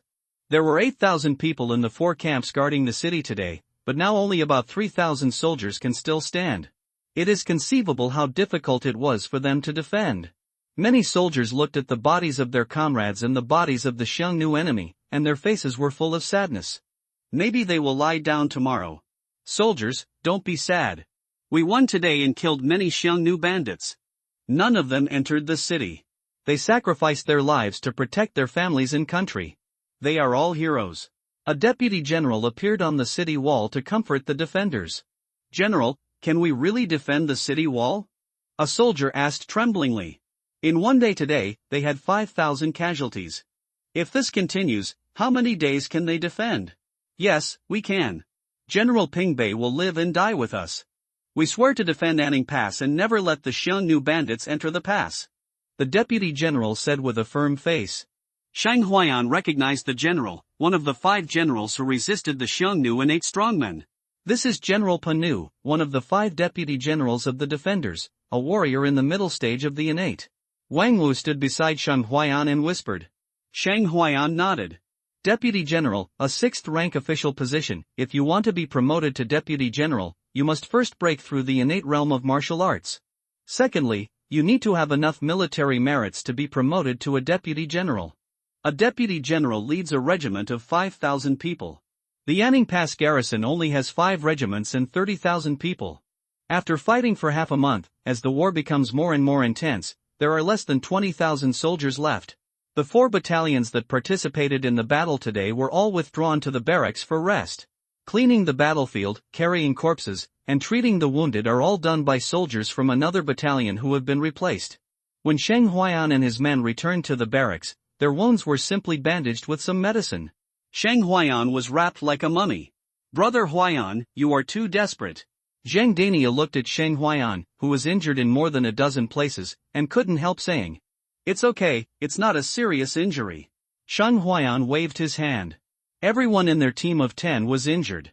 Li Busan was seriously injured and was sent to the military doctor in the city for treatment. Li Busan, Zhang Dania, Wang Wu, and the veterans were slightly injured and only needed to be bandaged. The 4 newly added soldiers had died in battle. "Don't be too brave, boy. Be careful not to attract the Xiongnu strongmen's attention," Zhang Daniu reminded. If it weren't for the veterans who helped Shang Huayan block the strongmen in the Xiongnu army, Shang Huaiyan would have been targeted by the Xiangnu strongmen. Of course, Zheng Dania didn't say this. "It's okay, I'm tough, hee hee." Shang Huaiyan smiled. "Woo woo, I don't know which barracks came from the long and melodious sound of the Chang flute. It's melodious and beautiful." Hearing the sound of the Chang flute, everyone was silent and quiet. The atmosphere in the barracks was a little low for a while. In the barracks of General Yang Yi of Pingbei, several senior generals of the Anning Pass garrison gathered at this moment. "General, is it true that there is no reinforcement from the Jubai Pass?" General Sun Hao of Panu asked. "There are 200,000 Jinbei troops at Jubai Pass, but they are reluctant to send even 10,000 or 20,000 reinforcements." Another deputy general also spoke up. "Alas, at Jubai Pass, the great Khan of the Xiongnu led 300,000 Xiongnu troops to attack Jubai Pass." General Pingbei Yang Yi sighed. "At Qishan Fortress, the right Xian Wang of the Xiongnu is also leading 100,000 troops to attack the pass. How can you ask the Jinbei general to send reinforcements?" After Yang Yi's voice fell, the 5 deputy generals fell silent. If there were no reinforcements, how long could the few people left at Anning Pass hold out? "What about the Imperial Army?" a deputy general asked unwillingly. Yang Yi did not speak, looking into the distance. The other 4 deputy generals were also silent. After a long time, General Yang Yi of Pingbei spoke. "Send someone to notify the counties and prefectures inside the pass, and ask them to send county soldiers to support, saying that Anning Pass has been breached and they are not in a good situation either." "Yes, I will notify them right away." Sun Hao stood up and walked out of the barracks. After sleeping, Shang Huaiyan checked the light screen. Name, Shang Huaiyan race, human realm, martial apprentice limit, plus, skills, rough bull strength, minor success, blood evil sword skill, minor success, strength, 2000 gene talent, bronze archer, plus, killing value, 95 killing value, increased to 95 points, and there is still no plus sign behind the rough bull strength and blood evil sword skill. Obviously, this killing value cannot be improved. But the cultivation can be improved again. Seeing that the cultivation can be improved, Shang Huaiyan did not hesitate to increase the cultivation. In an instant, 60 points of killing value were consumed. At the same time, a powerful force poured into his body, constantly tempering and strengthening his body. Every cell was cheering and jumping for joy, and the wounds on his body were healing quickly. At the same time, a stream of true qi was generated in his body. That true qi was in the dantian, and as the kung fu was running, it traveled throughout the body, strengthening his flesh, blood and bones. That true qi was the true essence of martial arts. Silently, he officially entered the realm of a warrior. Name, Shang Huaiyan race, human realm, early stage of martial arts skills, rough bull strength, minor success, blood evil knife skill, minor success, strength, 2900 gene talent, bronze archer, plus, killing value, 35. Seeing the strength increase to 2900 gene, it was close to the great perfection of a warrior. I didn't expect this golden finger to be so powerful. He had just broken through the realm of martial arts, and he was comparable to a warrior with great perfection. Maybe this is the benefit of breaking the limit of a martial artist? Shang Huaiyan thought secretly. He didn't understand this situation very well, because he himself had just come into contact with martial arts and had not systematically studied it. It's all about relying on the golden finger to add some practice. If you don't understand, don't think about it. Anyway, your strength improvement is real, so why bother so much? At this moment, Shang Huaiyan felt that there was endless energy in his body. Now he felt that he was so strong that it was no problem to beat 100 people. He fell asleep beautifully and had no dreams all night. The next morning, he got up, finished the drill, and had breakfast. Today their battalion rested and didn't need to fight. Other battalions took turns to take over. After all, their battalion had 2,000 people, and now there were less than 1,000 people after fighting until now. Woo woo woo, dong dong dong, outside the city, the Han army began to attack the city again. Unfortunately, Shang Huaiyan and his men were afraid that they would not be arranged to fight today. Otherwise, he would have to kill 200 Han enemy troops today. It was so powerful. Just when everyone was resting, more than 1,000 people were added to complete Shang Huaiyan's battalion. At the same time, several barons were promoted, including Shang Huaiyan. "Shang Huaiyan, step out!" Captain Wu shouted. Shang Huaiyan was stunned for a moment, and then was pushed out by Wang Wu. "Here!" Shang Huaiyan, who was pushed out, answered loudly. Captain Wu looked at Shang Huaiyan. He didn't remember that he had such a fierce general under his command. However, he couldn't say anything about the appointment issued by the higher-ups. Here is your appointment letter. From today on, you are the captain of the 10th team, Captain Wu said. Shang Huayan couldn't believe his ears. He had only been a soldier for 2 or 3 days, and he was promoted? And he was promoted directly to the captain. He was promoted 3 levels in a row. He didn't hear what Captain Wu said later, and was completely immersed in the joy of being promoted to the rank of Earl. In his previous life, as a little boy enjoying the blessing of 007, now he has become a baron.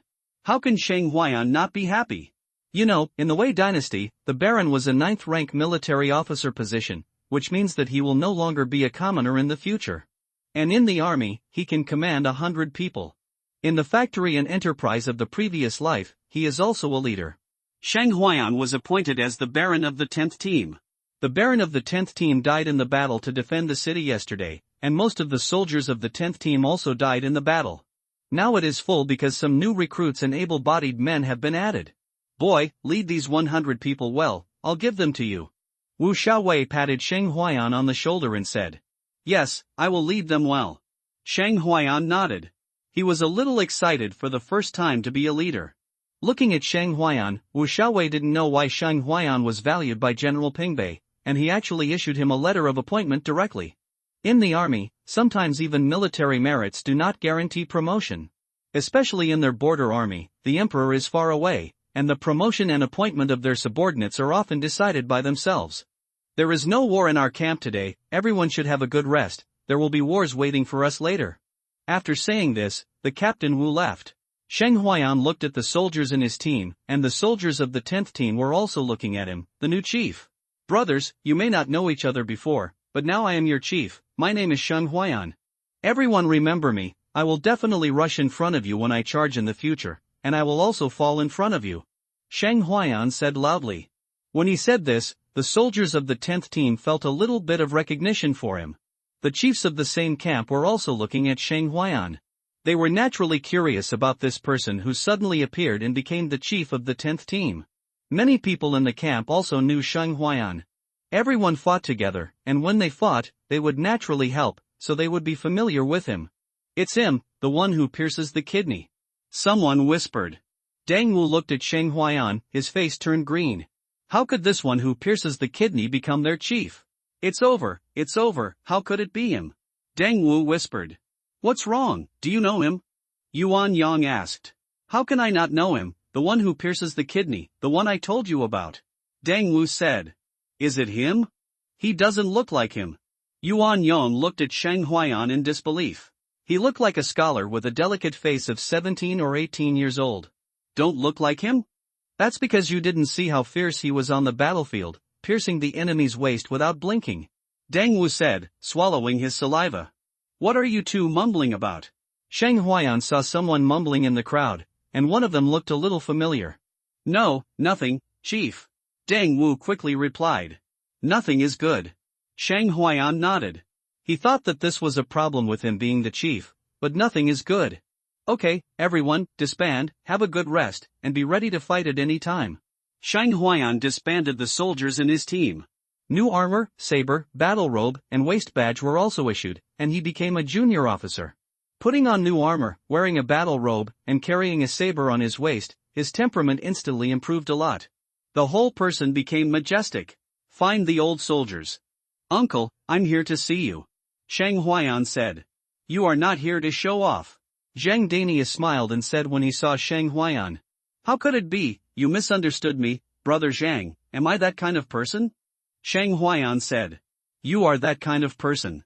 Wang Wu said sourly. He had enough military exploits and cultivation, but he was not promoted to be a captain. He couldn't even get promoted to a captain, and he is still a big head soldier now. I don't know what kind of luck Shang Huayan has. It's like he's been promoted to the rank of captain after only 3 or 4 days of joining the army. If he didn't know that Shang Huayan was a young man captured from the city a few days ago, he would have thought that he was the son of a noble family who came here to gain experience. This promotion speed is simply terrible, almost equivalent to 1 level a day. Why do I smell a sour smell, brother Zhang, do you smell it? Shang Huayan said with a smile. Okay, stop talking nonsense. Since the superiors have promoted you to be the captain, you must lead the soldiers well. It's not easy to be promoted. Also, go back and have a good sleep now. The old soldier said. It's not even noon yet, why do you go back and sleep? Shang Huayan was completely confused. Just listen to the old soldier, go back and have a good sleep now. Li Busi said meaningfully. The old soldier's squad was also completed.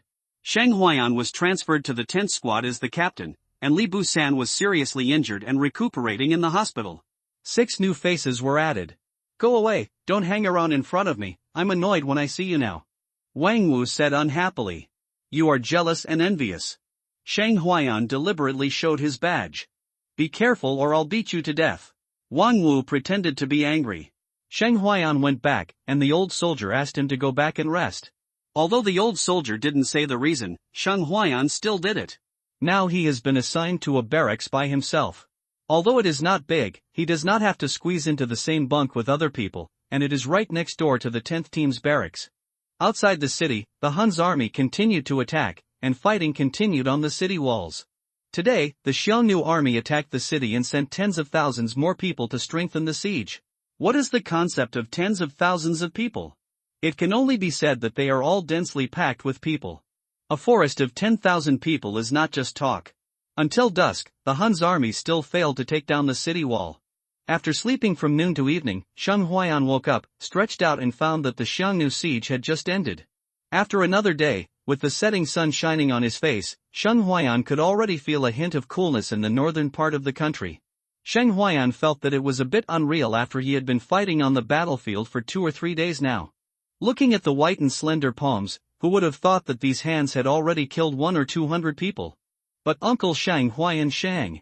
A messenger soldier came over and called out to bring Shang Huayan out of his daze.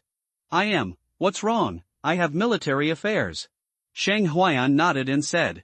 The captain sent an order for you to come over. After the messenger finished speaking, he left in a hurry. Before Shang Huayan could ask what was going on. After receiving the military order, Shang Huayan headed towards the military commander's camp. When we arrived at the camp, there were already about a dozen uncles here. The martial arts lieutenant sat on the main seat, and the 2 people sitting on the first and left sides were the 2 military lieutenants, 1,000 captains, of their battalion. 1,000 captains commanded 1,000 men, and there were 2,000 captains in each camp. Shang Huayan looked at it, then randomly found a seat near the door and sat down. Seeing that everyone was silent, Shang Huayan didn't know what was going on. Soon, 20 uncles from the 7th Battalion of Anning Pass Garrison arrived. The martial arts lieutenant slowly said, I think some people must have guessed the reason why you are here. General Pingbei has issued a mission to attack the camp. This task falls on our battalion. Many uncles' expressions changed when they heard the order to attack the camp. After Shang Huayan heard this, he came back to his senses. No wonder some of the uncles looked gloomy when they came in just now. Attacking the camp, as the name suggests, means attacking the enemy camp at night. Relatively speaking, this is a narrow escape mission. You know, there are still more than 70,000 people in the Xiongnu camp outside the pass. They had a battalion of 2,000 men and rushed into the enemy's camp. It was easy to guess what the consequences would be. At the same time, during the day, he also knew why the veteran asked him to go back and rest.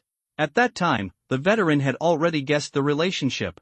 Now, I have called you here to issue a mission order. After you return, you will gather the members of each team, go out from the south gate, go around behind the Hun's camp, burn and kill as much as possible to disrupt the Hun's camp, and slow down their daytime attack. The city's time, by time to defend the city. Do you understand? After the martial arts captain finished speaking, he looked at the uncles and asked loudly. Understood, the uncles replied. Okay, let's assemble the troops now. Of course, I will be with you, said the military captain.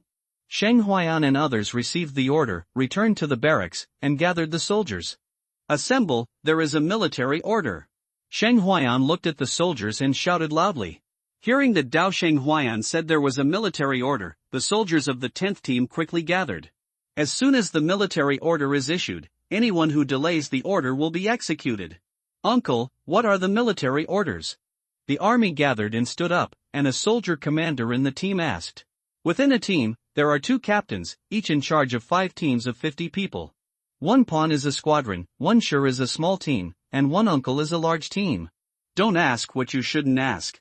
It's not the time to convey military orders yet. Just follow me. Shang Huayan glanced at the soldier commander and said calmly. If Shang Huayan didn't say anything, they couldn't continue to ask. Shang Huayan is the uncle of this team, their superior officer. He led the army and quickly came to the military school captain's camp under the cover of night. People from other teams also gathered over. The martial arts lieutenant stood together with the two soldier lieutenants. After watching the soldiers arrive, he just said something lightly. Set off. The martial arts lieutenant personally led the team. Under the cover of darkness, the army of 2,000 people quietly went out from the south gate. By now, many veterans had probably guessed what the troops were gathering for at night. There are only new soldiers and newly added soldiers who don't know what they are going to do.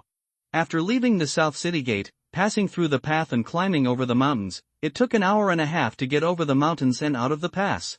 After walking for another half an hour, they went around to the back of the Hun's army camp. Tu Bingwei, lead a group of 500 people to attack from the left. Li Bingwei, you lead 500 people to attack from the right, and I will lead 1,000 people to attack from behind the Xiongnu army. Yes, the two soldiers responded. It's Zishur now. Inshur launched an attack on time and attacked the enemy camp. Do you understand? Said the Wu Xiaowei. Understood. Two soldiers and a group of uncles replied in a low voice. Okay, let's go. Li Bingwei led 5 troops towards the right side of the Xiongnu army. Shang Huayan and his team were among them.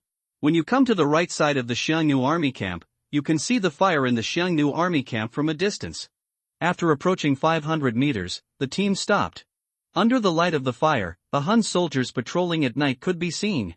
The moonlight was shrouded in clouds, and the visibility at night was not that far away at this moment. Sir Bingwei, are we going to launch a sneak attack here later? Shang Huayan came to Li Bingwei's side and asked in a low voice. Li Bingwei saw that it was Shang Huayan and knew that Shang Huayan was one of the uncles favored for promotion. Then he said, what do you think? At this distance, when we charge later, there will be too much noise and it will easily alert the Hun's army. My subordinates thought that it would be better to reach 100 meters. It will be much easier to charge later. This way, it will not be easy to alert the Hun's army. Shang Huayan said. You're talking lightly. Is it so easy to get close to the enemy's camp 100 meters away? Don't ruin the plan to attack the camp. Be careful that you and I will lose our lives. Li Bingwei said. Sir Bingwei, I have a way to get within 100 meters of the enemy and ensure that I won't be discovered. Shang Huayan said. When he saw the enemy, he was now thinking about how to kill more in order to gain kill points and improve his cultivation. You? Li Bingwei looked at Shang Huayan and didn't believe what Shang Huayan said. I dare to issue a military order. If you are unable to complete the task, I will come to see you. Shang Huayan said loudly. In this kind of night, we don't even dare to get closer than 100 meters to the enemy, so why not attack the enemy camp at night? Okay, since you dare to issue a military order, then now you can lead your soldiers and move 100 meters closer to the enemy camp. Seeing that Shang Huayan was so determined, Li Bingwei agreed to Shang Huayan's request without any nonsense. He wanted to see what abilities this person who could be favored by General Pingbei had. After the goal was achieved, Shang Huayan came back and summoned his group of soldiers. Follow me and get closer. Later we will open the way for the army to attack. Shang Huayan said to the soldiers. Uncle, at this distance, it is easy to be discovered by the enemy at this distance. Tang Yunshan said. Just follow me. I have a way to prevent you from being discovered. Shang Huayan said. He discovered that the armies in this world could not even crawl forward, nor could they even understand how to conduct a sneak attack. Tang Yunshan opened his mouth, wanting to persuade him that he was committing suicide, but seeing that Shang Huayan had issued a military order, no matter how much he said, it was useless. Everyone, follow me. You can do whatever I do without making a sound. Huayan said. Is it possible that the two captains and all the chiefs would not make a sound? Shang Huayan leaned forward and moved forward with his body bent, and the soldiers behind him followed suit. After Mao Yao walked 50 meters, Shang Huayan lay on the ground. Everyone get down and follow me. When the soldiers saw Shang Huayan lying on the ground, they could only imitate him and lie down one after another. After lying on the ground, Shang Huayan crawled forward slowly in order not to make any noise. Seeing Shang Huayan slowly squirming like maggots, Tang Yunshan and others also followed suit and slowly crawled on the ground. The soldiers behind also followed suit and crawled slowly on the ground.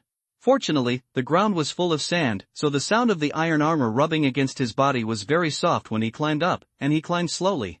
Watching Sheng Huayan and others disappear into the night, Li Bingwei was also a little curious as to why this guy disappeared with his team. Half an hour later, there was still no movement, and an uncle couldn't help but said, "Master Bingwei, this guy couldn't have escaped with his team, right?" "Shut up." Li Bingwei looked at the uncle.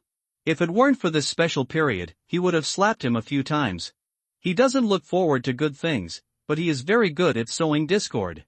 After being glared at by Li Bingwei, the uncle shrank his head and stopped talking. As time passed, the night became darker and darker. In the Hun's army, the patrolling soldiers gradually became less vigilant. An hour later, Sheng Huayan and his soldiers climbed to a distance of 100 meters close to the Xiongnu army camp. Sheng Huayan and 100 soldiers climbed the short distance of 400 meters for an hour.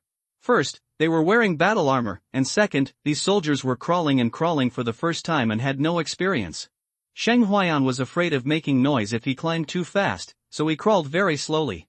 "What time is it now?" Sheng Huayan asked Tang Yunshan behind him. "It's 6/4 of an hour at Chou hour, and there are still 2/4 of an hour before Yin hour." Tang Yunshan replied. Sheng Huayan nodded. "There are still 2/4 of an hour until Yinshur, which means there are still 30 minutes. Quarter hour is 15 minutes, and Yin hour is 3 o'clock in the morning. This time period is when people are most likely to feel sleepy, and it is also the best time to launch a night attack. Get ready and charge with me later," Sheng Huayan ordered. "Yes, uncle." Tang Yunshan and Haide agreed. They were the captains of the team. After rushing into the enemy camp, "Haide, you and one of your soldiers set fire to the enemy camp. Tang Yunshan, you take a soldier and kill the surrounding enemies, do you understand?" Sheng Huayan continued to give instructions in a low voice. "Clear." Time passed by second, and the time to attack the camp was getting closer and closer, and the soldiers inevitably became nervous. Pa bang, from a distance of 100 meters, the sound of burning firewood in the Hun's camp could be vaguely heard. By this time, the fire in the Xiongnu army gradually weakened. The moon tonight is hidden in the clouds, and the wind in the north of the Great Wall is howling, as if God is helping them. "Uncle, the time is almost up," Tang Yunshan reminded. Sheng Huayan took off the bow and arrows on his back and placed the arrows directly on the bowstring. "Archers, get ready, shoot the patrol soldiers quickly." Sheng Huayan squatted down and said. The archers in the team also squatted down and knocked their bows and arrows. "Come for me." Sheng Huayan shot an arrow and directly killed a Hun patrol soldier. Whoosh! 10 arrows flew out and killed 7 Huns. Enemy attack. The remaining 2 Hun soldiers looked at the fallen soldiers. This idea came to their minds, and they were about to shout. Whoosh! Sheng Huayan shot 2 arrows at once, killing the remaining 2 Hun soldiers. "Soldiers, charge with me." Sheng Huayan stood up and charged. Other soldiers also got up one after another, drew their sabers and charged after Sheng Huayan. With a distance of 100 meters in less than 10 seconds, Sheng Huayan and the others rushed into the enemy camp. By the time another group of patrolling Hun soldiers heard the sound and reacted, Sheng Huayan and the others had already rushed forward. "Brothers, follow me and kill." Sheng Huayan quickly drew his bow and arrows, and enemies who rushed forward kept falling under his arrows. Tang Yunshan also led 50 soldiers to rush forward and kill the Xiongnu enemy. Haide led 50 soldiers, lit torches, and began to set fire to the Xiongnu army tents. "Soldier, look!" It took only 10 seconds from the noise to Sheng Huayan and his men rushing into the enemy camp. Li Bingwei, who had been paying attention, was completely surprised. The speed of the attack on the camp was too fast. Not to mention the Xiongnu enemy, even they didn't react. Seeing that the enemy camp had been set on fire, Li Bingwei came back to his senses. "Brothers, follow me and kill the Xiongnu enemy." Li Bingwei shouted and got up to charge. Sheng Huayan quickly shot 30 arrows, then drew his sword and rushed forward to kill the Xiongnu enemy. The Xiongnu soldiers in the surrounding tents were awakened by the noise and hurried out to fight. Sheng Huayan took the lead, rushed forward, and continuously killed the Xiongnu soldiers who blocked the front.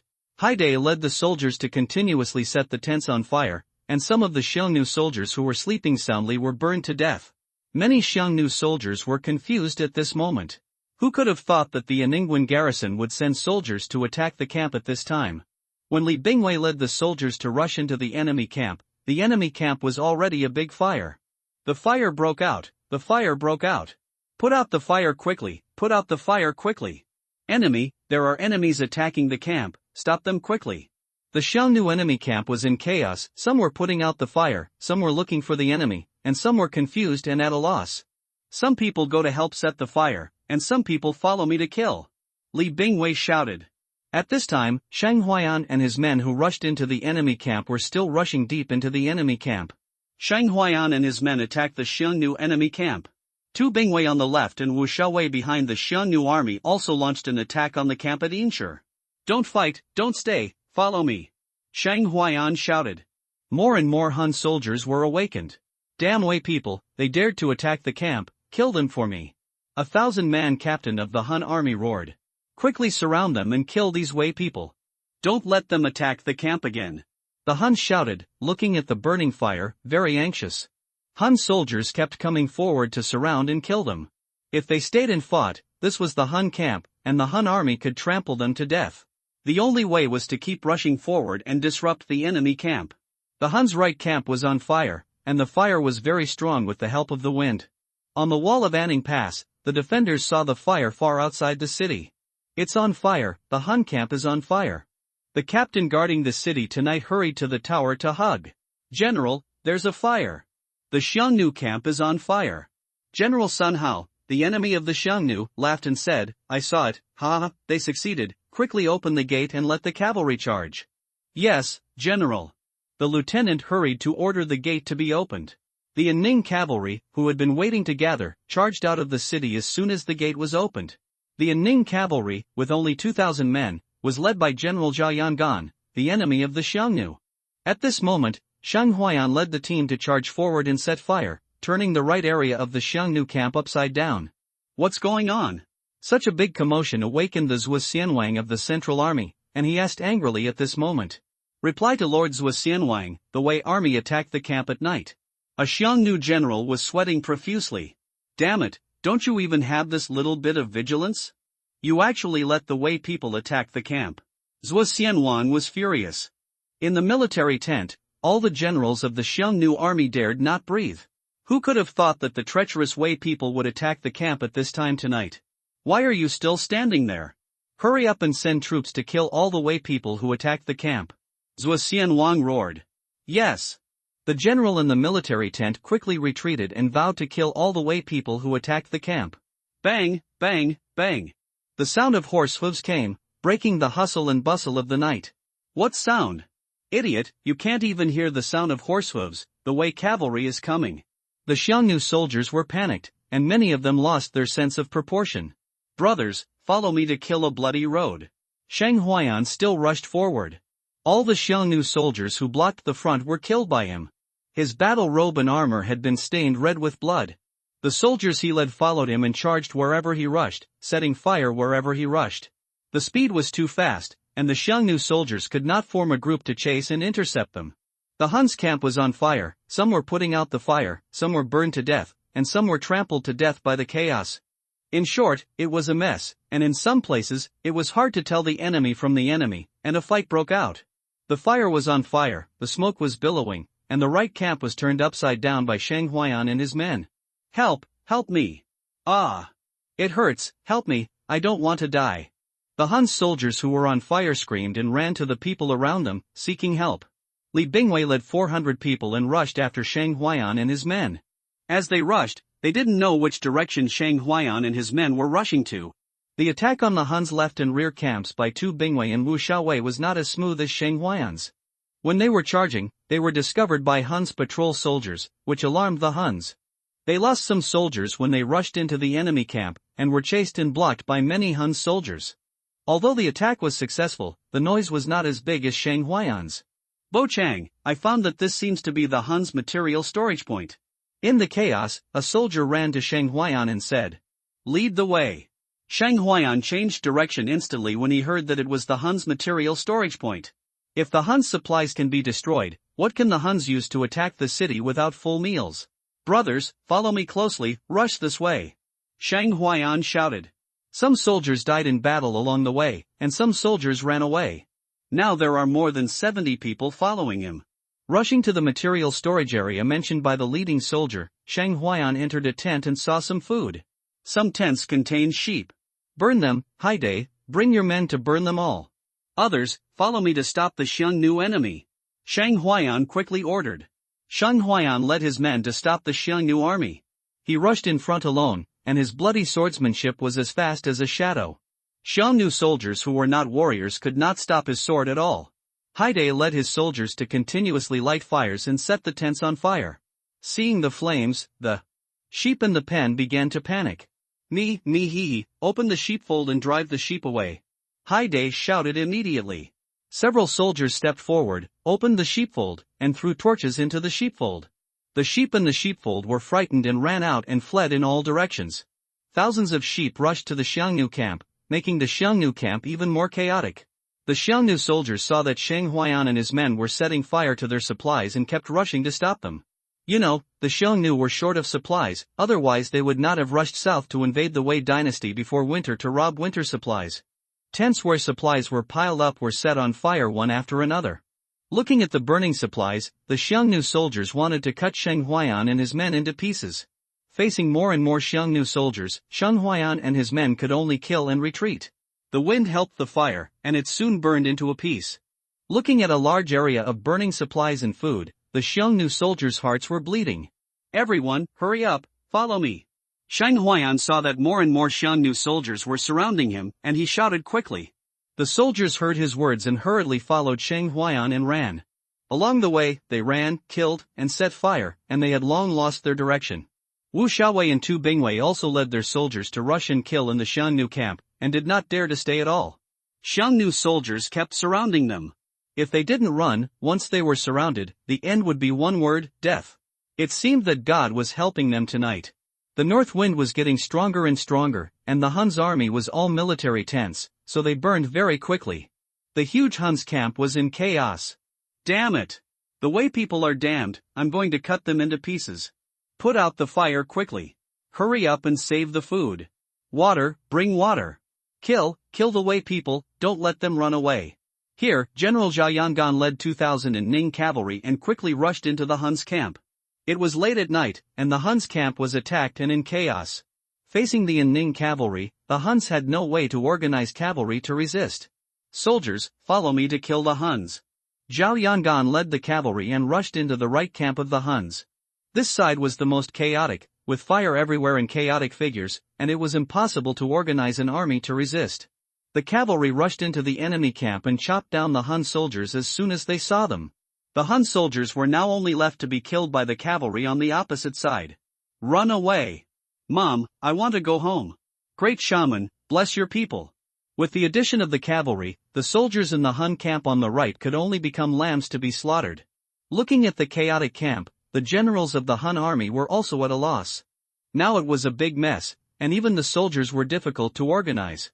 There was a chaotic battle in the camp, and there were flames on the left, right and back, and they were all fighting. The whole situation was in chaos, and it was difficult to convey military orders. Except for the front and central armies, the entire camp seemed to be full of enemies. The sheep and horses of the Hun army were frightened by the flames, restless, and ran around. 1,000-man captain, with thousands of soldiers, chased Sheng Huayan and his men closely. The 1,000-man captain wished he could eat Sheng Huayan's flesh and blood. It was this troublemaker who rushed around in the camp and set fires everywhere, making the camp in chaos. The stored supplies, sheep, war horses, etc. were burned, and some escaped. The losses were simply incalculable. The Hun army was chasing closely behind, and Sheng Huayan rushed to the front. If you want to live, follow me closely, don't fall behind. Sheng Huayan shouted. Now that the attack on the camp was successful, the Hun enemy army that reacted naturally wanted to surround and kill the Yanning defenders who attacked the camp. In the chaotic camp, Sheng Huayan and his men were very lucky and did not encounter many Hun soldiers in front.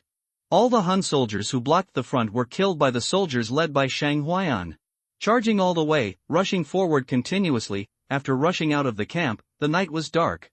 Sheng Huayan, who couldn't tell the direction, led the army to run in one direction. The current goal is to survive and get rid of the pursuers. Anyway, they have completed the order to attack the camp issued by the superiors, and the military order did not say that they would fight to the death with the Xiongnu army. Attacking the camp is to run away after success. Captain, we can't continue to chase, we have to go back to put out the fire quickly. A centurion of the Xiongnu army reminded. Looking at the flames in the rear camp, the captain could only watch Sheng Huayan and his men disappear in the night unwillingly. Under the leadership of Zhao Yangan, the Anning cavalry charged twice in the right camp and retreated. There are masters in the Xiongnu army, and with just their cavalry, they can't break the Xiongnu camp. If the master of the Xiongnu army took action and blocked their retreat, he could run away, but these 2,000 cavalry would have to die here. Therefore, Zhao Yangan took advantage of the situation and ran away, not giving the strong men in the Xiongnu army any chance. The Anning army that attacked the camp also began to rush out of the camp, preparing to escape. Shen Huaiyan led his subordinates and ran for 20 miles in one breath before stopping. After burning and fighting all the way and running away all the way, everyone was out of breath after stopping. Ha! Stop and rest for a while. Shen Huaiyan said with a heavy breath.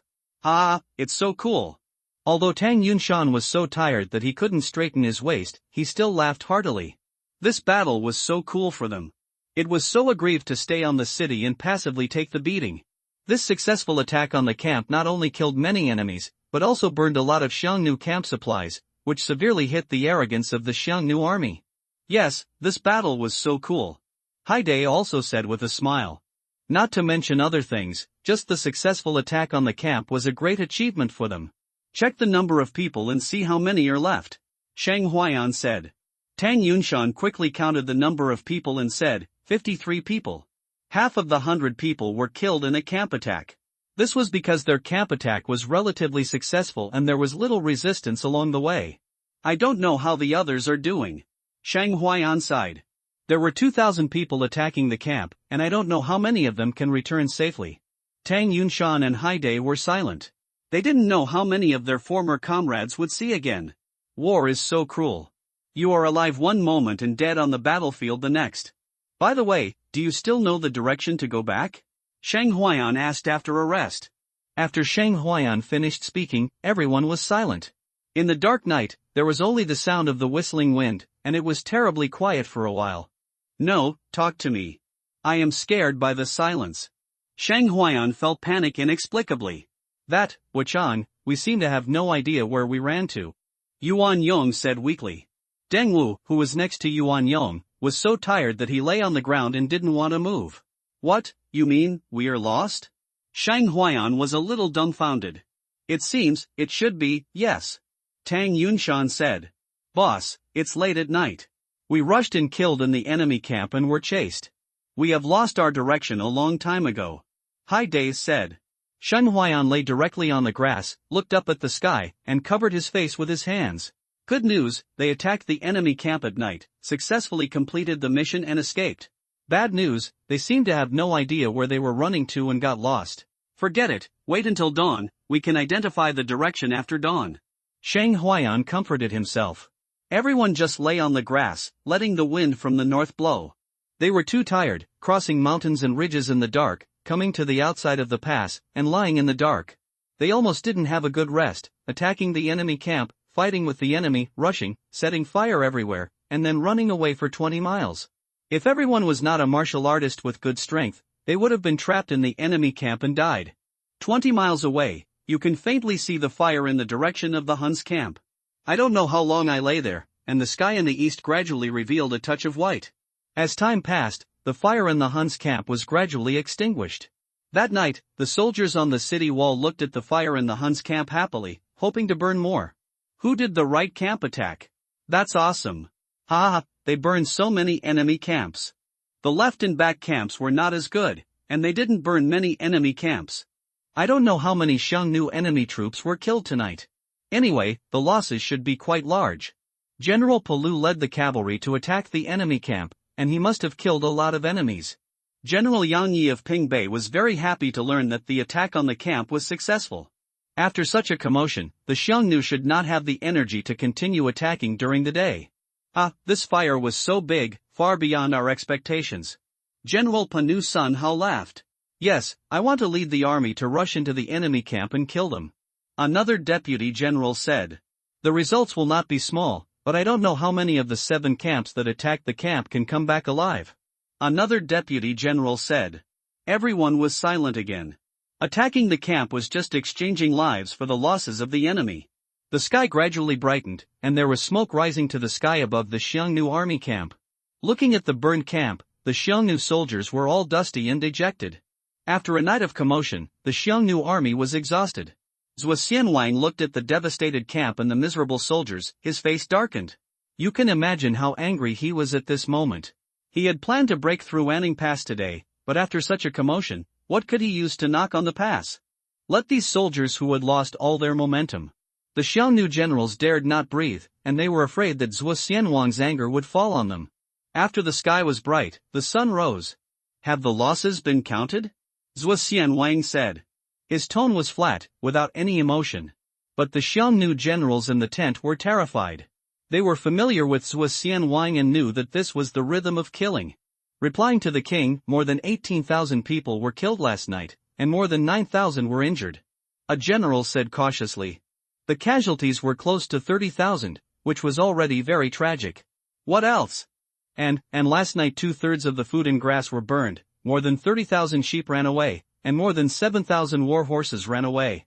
The general gritted his teeth and said it all out. Waste, all waste. Zhuo Xianwang finally couldn't help but roared. More than 30,000 sheep, 1/3 ran away, and the sheep brought us food, originally more than 90,000, now 1/3 ran away. War horses are the most important mounts for cavalry units.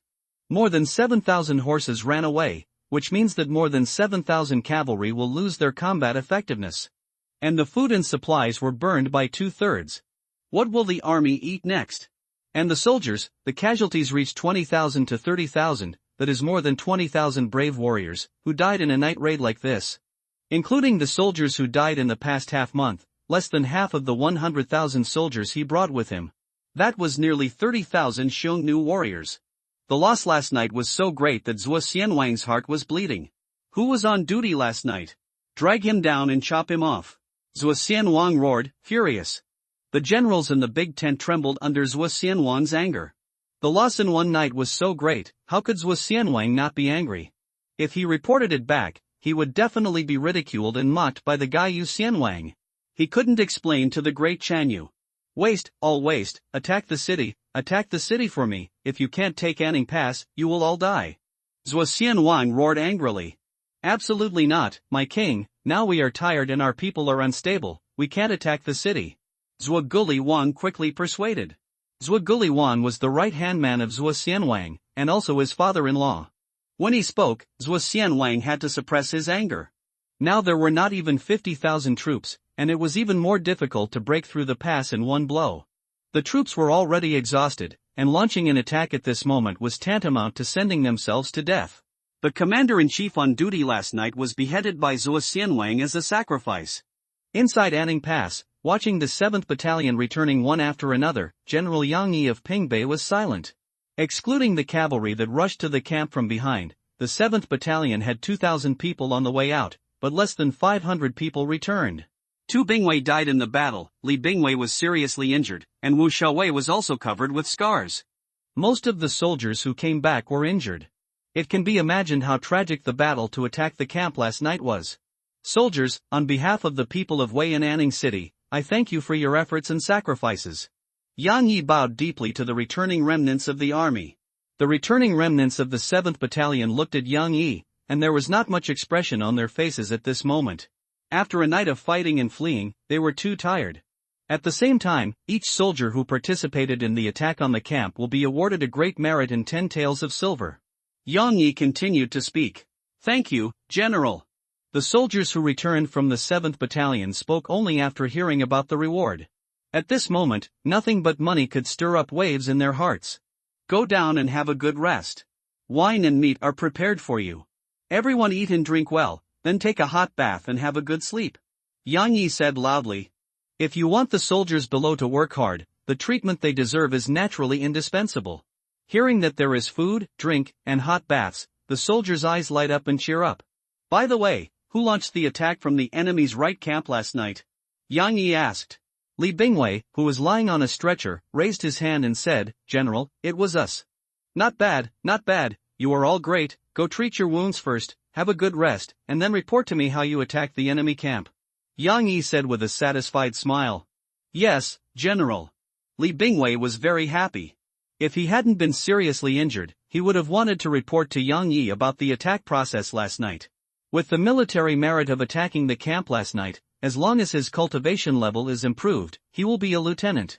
After dawn, the sun rose, and Shang Huayan and his men found the right direction. We are rushing to the territory of the Xiongnu in the grassland outside the pass. Looking at the surrounding grasslands in yellow sand, Tang Yunshan said. Shang Huayan heard it. Good guy, this is running behind the enemy. In that direction is in Ning Pass. Is there anyone familiar with the way? Shang Huayan asked. Captain, I know the way. A soldier said. Okay, you lead the way, we go back. Shang Huayan nodded. The group headed towards Anning Pass. After walking 5 or 6 miles, the team stopped. Stop, there is something ahead. What's wrong? Shang Huayan asked. Captain, there are Hun cavalry ahead, chasing a group of people. It seems to be our Anning garrison. The soldier leading the way said. Seeing the Anning defenders being chased by the Hun cavalry, Shang Huayan didn't even think about it. Let's go and provide support. Give me all the arrow feathers you have.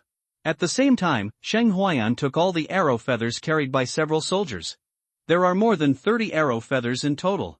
Shang Huayan led his soldiers and rushed towards the friendly forces. At the same time, directly add some points to upgrade the archer. Name, Shang Huayan race, human race realm, early stage of warrior, plus, kung fu, rang Niujin, Xiao Chang, plus, blood evil sword technique, Xiao Chang, plus, strength, 2,900 pounds talent, bronze archer, plus, kill value, 185 in a killing last night, 150 killing points were gained, at least hundreds of Hun's enemy troops were killed. The killing value of 185 points, whether it is cultivation, training skills, or sword skills, all have a plus sign. This meant that he could improve and become stronger again, but Shang Huayan was in no rush to improve. Now facing the Hun cavalry, the best means of attack is bows and arrows. That's why he chose to add points to improve the archer level. Adding points to upgrade the archer level, consuming 20 kill points, upgraded the archer level to a silver archer. After the archer was promoted to the silver level, he felt that his current level of archery was terrifyingly strong. While Shang Huayan was running, he took out 3 arrow feathers and put them on the bowstring. An arrow was shot, and 3 arrow feathers killed 3 Hun's cavalry in an instant. Tang Yunshan, Haidai, and others were dumbfounded. Isn't this awesome? 500 meters away, 1 arrow shot out 3 arrows and killed 3 Hun cavalry? Just cheat. Those are Hun cavalry, not infantry. The cavalry moves fast, and ordinary people can shoot the cavalry. Uncle's archery skills are beyond praise. Haidai couldn't help but praise him. Tang Yunshan glanced at Haidai, and he didn't expect that a guy like you, with thick eyebrows and big eyes, would actually learn to flatter you and flatter you. 3 Hun cavalry were killed and shot instantly, and the Hun enemy also discovered Shang Huayan and his team. Friendly troops, there are friendly troops, great, we are saved. A soldier who was being hunted shouted happily.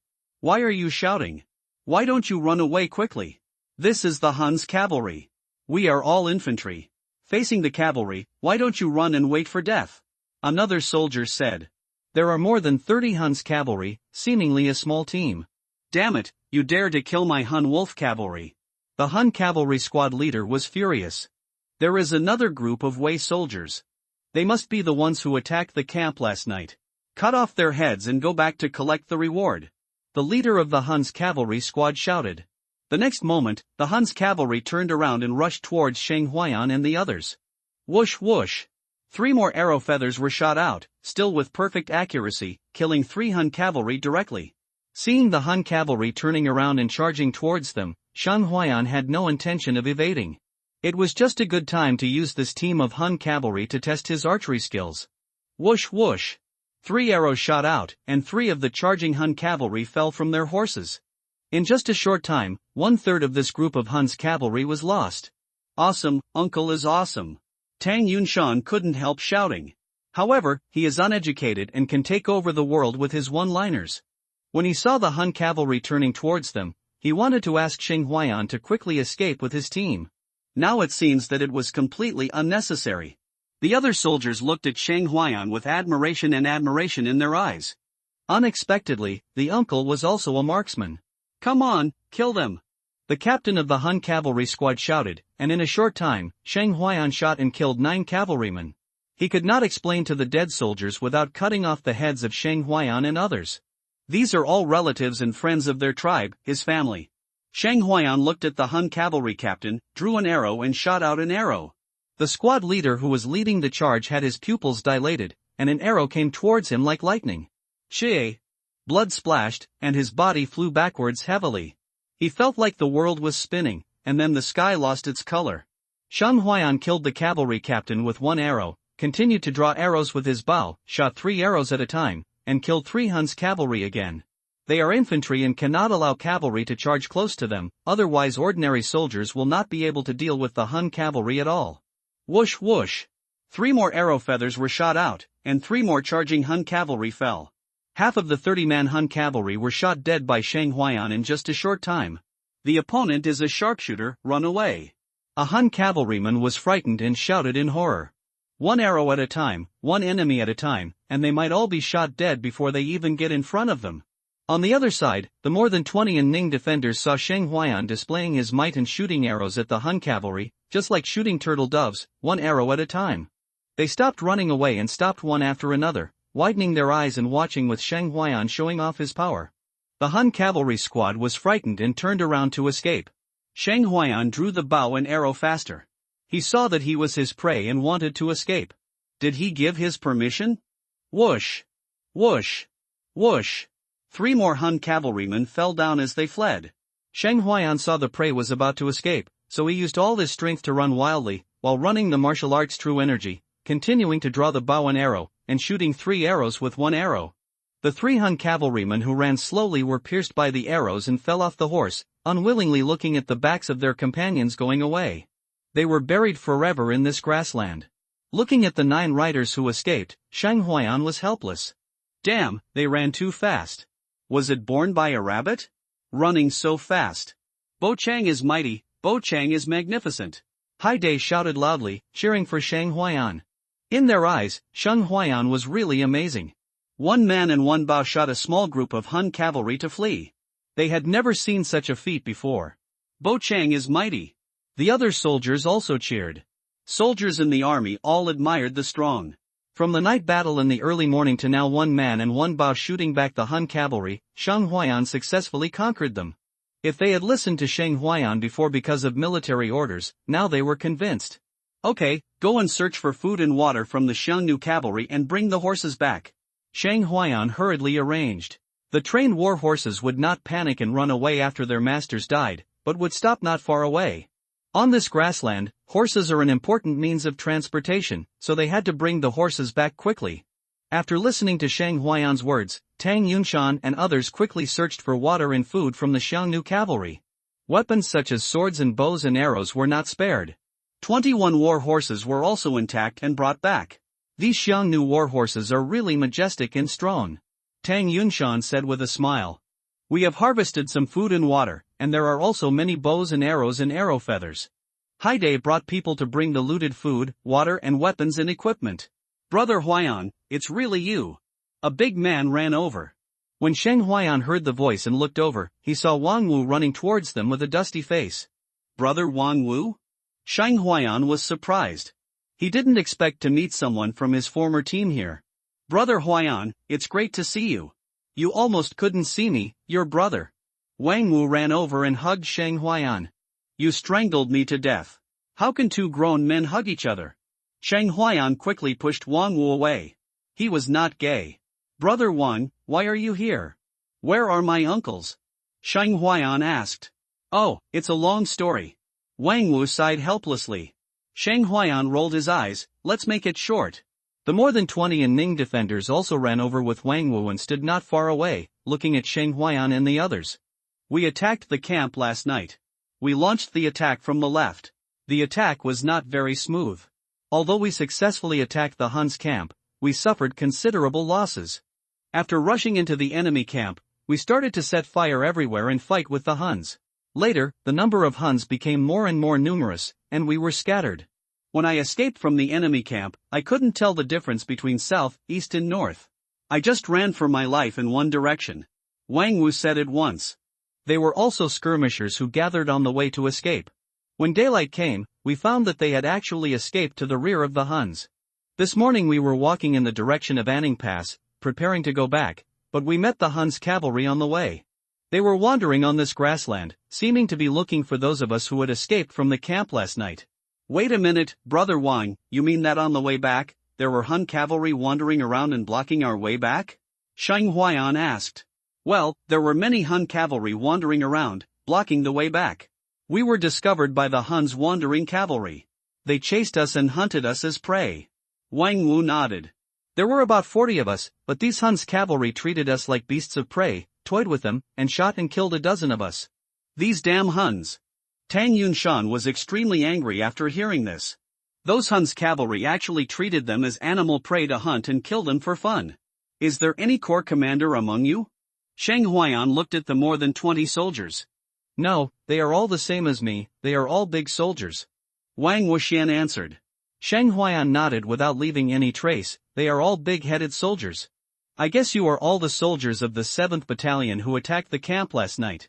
I am the uncle of the 10th team of the 7th Battalion. Now, as the boss, I order you to replenish the 10th team and come under my command. Sheng Huayan opened his mouth and directly incorporated these 20 soldiers into his team.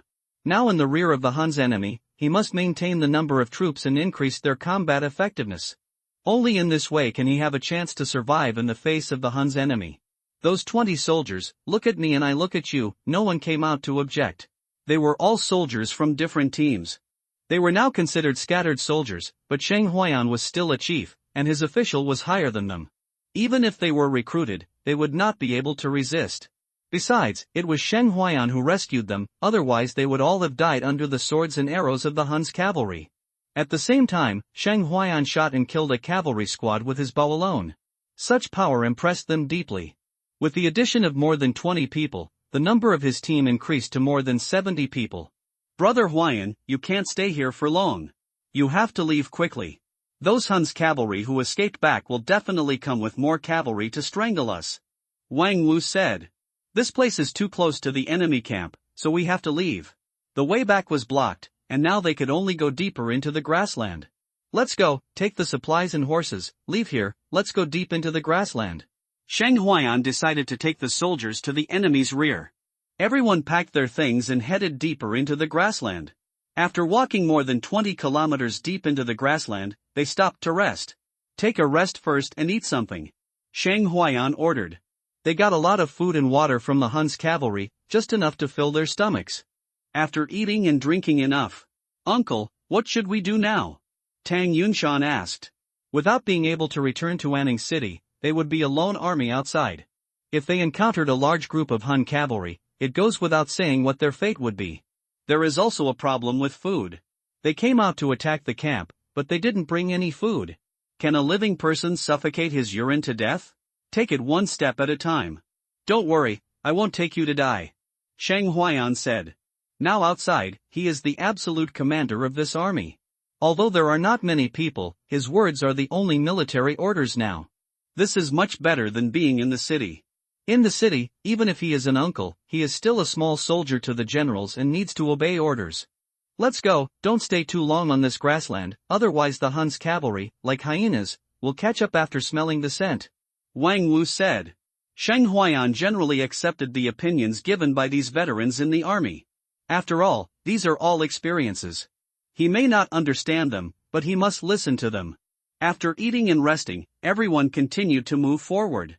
Since they couldn't go back, they just wandered on the grassland. Sheng Huayan didn't want to go back to defend the city peacefully. He finally came out. If he didn't cause something to happen, wouldn't his coming here be in vain? 21 horses carried some of the wounded and supplies, while the others were on foot. After all, there are not enough horses for everyone to ride on, and now Sheng Huayan doesn't want to be too special. He has just assumed the role of the chief of this team, and first cultivates feelings before he can lead this group of people to charge and kill the enemy. In the evening, we found a mound sheltered from the wind and everyone rested. Sheng Huayan then continued to watch the light curtain. Name, Sheng Huayan race, human race realm, early stage of warrior, plus, Kung Fu, Rang Niujin, Xiao Chang, plus, blood evil sword technique, Xiao Chang, plus, strength, 2,900 pounds talent, silver archer, plus, killing value, 193 upgrading the archer level consumed 20 points of killing value, originally 185 points, and 165 points left. After shooting and killing 21 cavalrymen, the killing value increased to 193 points, an increase of 28 points. He felt uneasy staying in the territory behind the Xiongnu enemy army, and he still had to improve his strength. Otherwise, if they met a Xiongnu strongman, they would all die. Sheng Huaiyan did not hesitate to add points with one key and began to improve his cultivation. This time, the upgrade directly consumed 100 points of killing value. He thought it would be 80 points of killing value. It seems that the price has increased. A huge force surged throughout his body, constantly polishing and strengthening his body. At the same time, the martial arts' true essence in his body is also constantly increasing and growing. Martial artists refine their bodies, tap their own potential, and pay attention to all the great powers returning to one body. So martial arts practitioners focus on physical fitness first. Now Sheng Huaiyan's golden finger is considered a killing system, which is constantly strengthening his physical fitness. Soon, his cultivation level was raised to the middle stage of the warrior. This speed of breakthrough in cultivation level was faster than that of a martial arts genius who had practiced for 2.5 years. Name: Sheng Huaiyan. Race: Human Realm. Middle stage of the warrior. Skills: Rough Bull Strength, minor success. Blood Evil Sword Skill, minor success. Strength: 3400. Gene Talent: Silver Archer, plus, killing value, 93. Consumed 100 killing points to raise the cultivation level to the middle stage of the warrior. There were 93 killing points left, and the plus signs behind the skills and sword skills disappeared. Obviously, this killing value was not enough to improve. Looking at such a useless killing value, Sheng Huaiyan didn't know what to say. How many enemies would he need to kill to raise his cultivation level to the innate level? He felt a headache just thinking about it. The strength broke through 3000 gene, which was almost the same as that of a strong man who broke through the early stage of the martial artist. With his strength improved, Sheng Huaiyan felt more at ease. Today, the Xiongnu army was dying and could not continue to attack. This brought a rare peace to the defenders of Anning Pass. After half a month of continuous fighting to defend the city, even the strongest people would get tired, let alone the flesh and blood area. Anning Pass was rare and quiet for a day. Without the sound of war drums and horns, the braver residents dared to come out and wander around the city. Night. The north wind was howling, and Sheng Huaiyan and his men did not sleep well. First, it was cold, and second, they had to be on guard against the Xiongnu cavalry finding them. After dawn, Sheng Huaiyan continued to lead the team forward, this time changing the direction. After walking more than 10 miles forward, the soldiers who were sent out to explore the way soon returned. Bo Chang, there is a situation. There is a team of Xiongnu enemy troops ahead, with about 500 people, and it seems that they are transporting things to the Xiongnu camp in front of the pass. The two soldiers who went to explore the way came back and reported. Tang Yunshan, you lead the team to wait here. Come on, let's go and take a look. Sheng Huaiyan said. Yes, Bo Chang. Tang Yunshan accepted the order. Huaiyan, I'll go with you. I used to be a scout for a while. Wang Wu said. Okay, let's go. Sheng Huaiyan and Wang Wu, following the two soldiers who were exploring the way, returned to check the specific situation. Several people lay on the grass and watched from a distance that a team of Han soldiers were transporting something.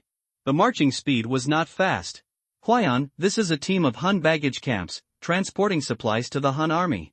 Wang Wu said after watching for a while. What, supplies? Sheng Huaiyan's eyes lit up. It's really sleepy and someone brings a pillow. What they lack most now is supplies. Looking at Sheng Huaiyan's moving eyes, Wang Wu felt a little uneasy. Huaiyan, you don't want to attack this Han baggage camp, do you? Why not? Sheng Huaiyan asked back. This Xiongnu army must have 500 people. Are you sure that our 70 people are not going to die if we rush forward? Wang Wu felt that Sheng Huaiyan was too brave. 500 people, why should we be afraid of them? They are not 1,000 people. How strong is the person with the highest cultivation in this Xiongnu team? Sheng Huaiyan asked. Based on my understanding of the Xiongnu, the strongest person in this kind of 500-man transport army should be a warrior with great perfection. I just don't know if the chief officer of this team is a warrior with great perfection or a warrior in the late stage. Wang Wu replied. Let's do it. Let's go back first, run to the front of this team, and set a trap and ambush. Sheng Huaiyan decided immediately. After returning, he led the army and ran all the way to the front of the road that the Xiongnu transport team must pass. Bo Chang, we have more than 70 people, facing 500 Xiongnu people, this may not be easy to fight. Tang Yunshan reminded. What are you afraid of? I said I can fight. Sheng Huaiyan said in a firm voice. He was sure to defeat this Xiongnu baggage train today. Even the shaman god of Changshangshan could not stop him. He said so. Those who can ride horses, step out. Shang Huayan said immediately. More than 30 soldiers who can ride horses came out of the team, including Wang Wu, Tang Yunshan, Haide, and others. Wang Wu, Haide, you two select 19 people to form a cavalry, and then charge from the left. Shang Huayan ordered immediately. Archers, I will take the lead, shoot all the arrows in your hands, and then charge. Shang Huayan began to arrange tactics. At a distance of 50 meters on both sides of the road, Shang Huayan began to arrange people to dig pits. It is not easy to ambush on this grassland, so we have to create the conditions for ambush. Just dig a pit big enough for one person to squat, cut the grass completely, and cover it with camouflage so that people can't see it. After the ambush is complete, wait for the arrival of the Xiongnu baggage troops. Warm reminder, if you find that clicking the next page will force you to jump to other websites, please use the chapter error or contact us at the bottom to inform us. We will deal with it as soon as possible. Thank you for your understanding. Wuligu was the captain of the baggage transport team. He was afraid that his 3 beautiful wives would fall in love with other men if he died on the battlefield. So he found a safe job to transport supplies in the back. He did not expect to be awarded a title for his military exploits. Anyway, his family was not weak, and his family was also a medium-sized tribe among the Xiongnu. The battlefield was a meat grinder. Even the strong men in the innate realm might die on the battlefield. It was too dangerous. Looking at the blue sky and white clouds, riding on a horse, leisurely and comfortable, this was the life he wanted. Wuligu even hummed a little song. The whole team was slow and casual. For them, this grassland in the north was their Xiongnu territory and world. The way people could only rely on the city walls inside the pass to avoid the Xiongnu army. This grassland is very safe.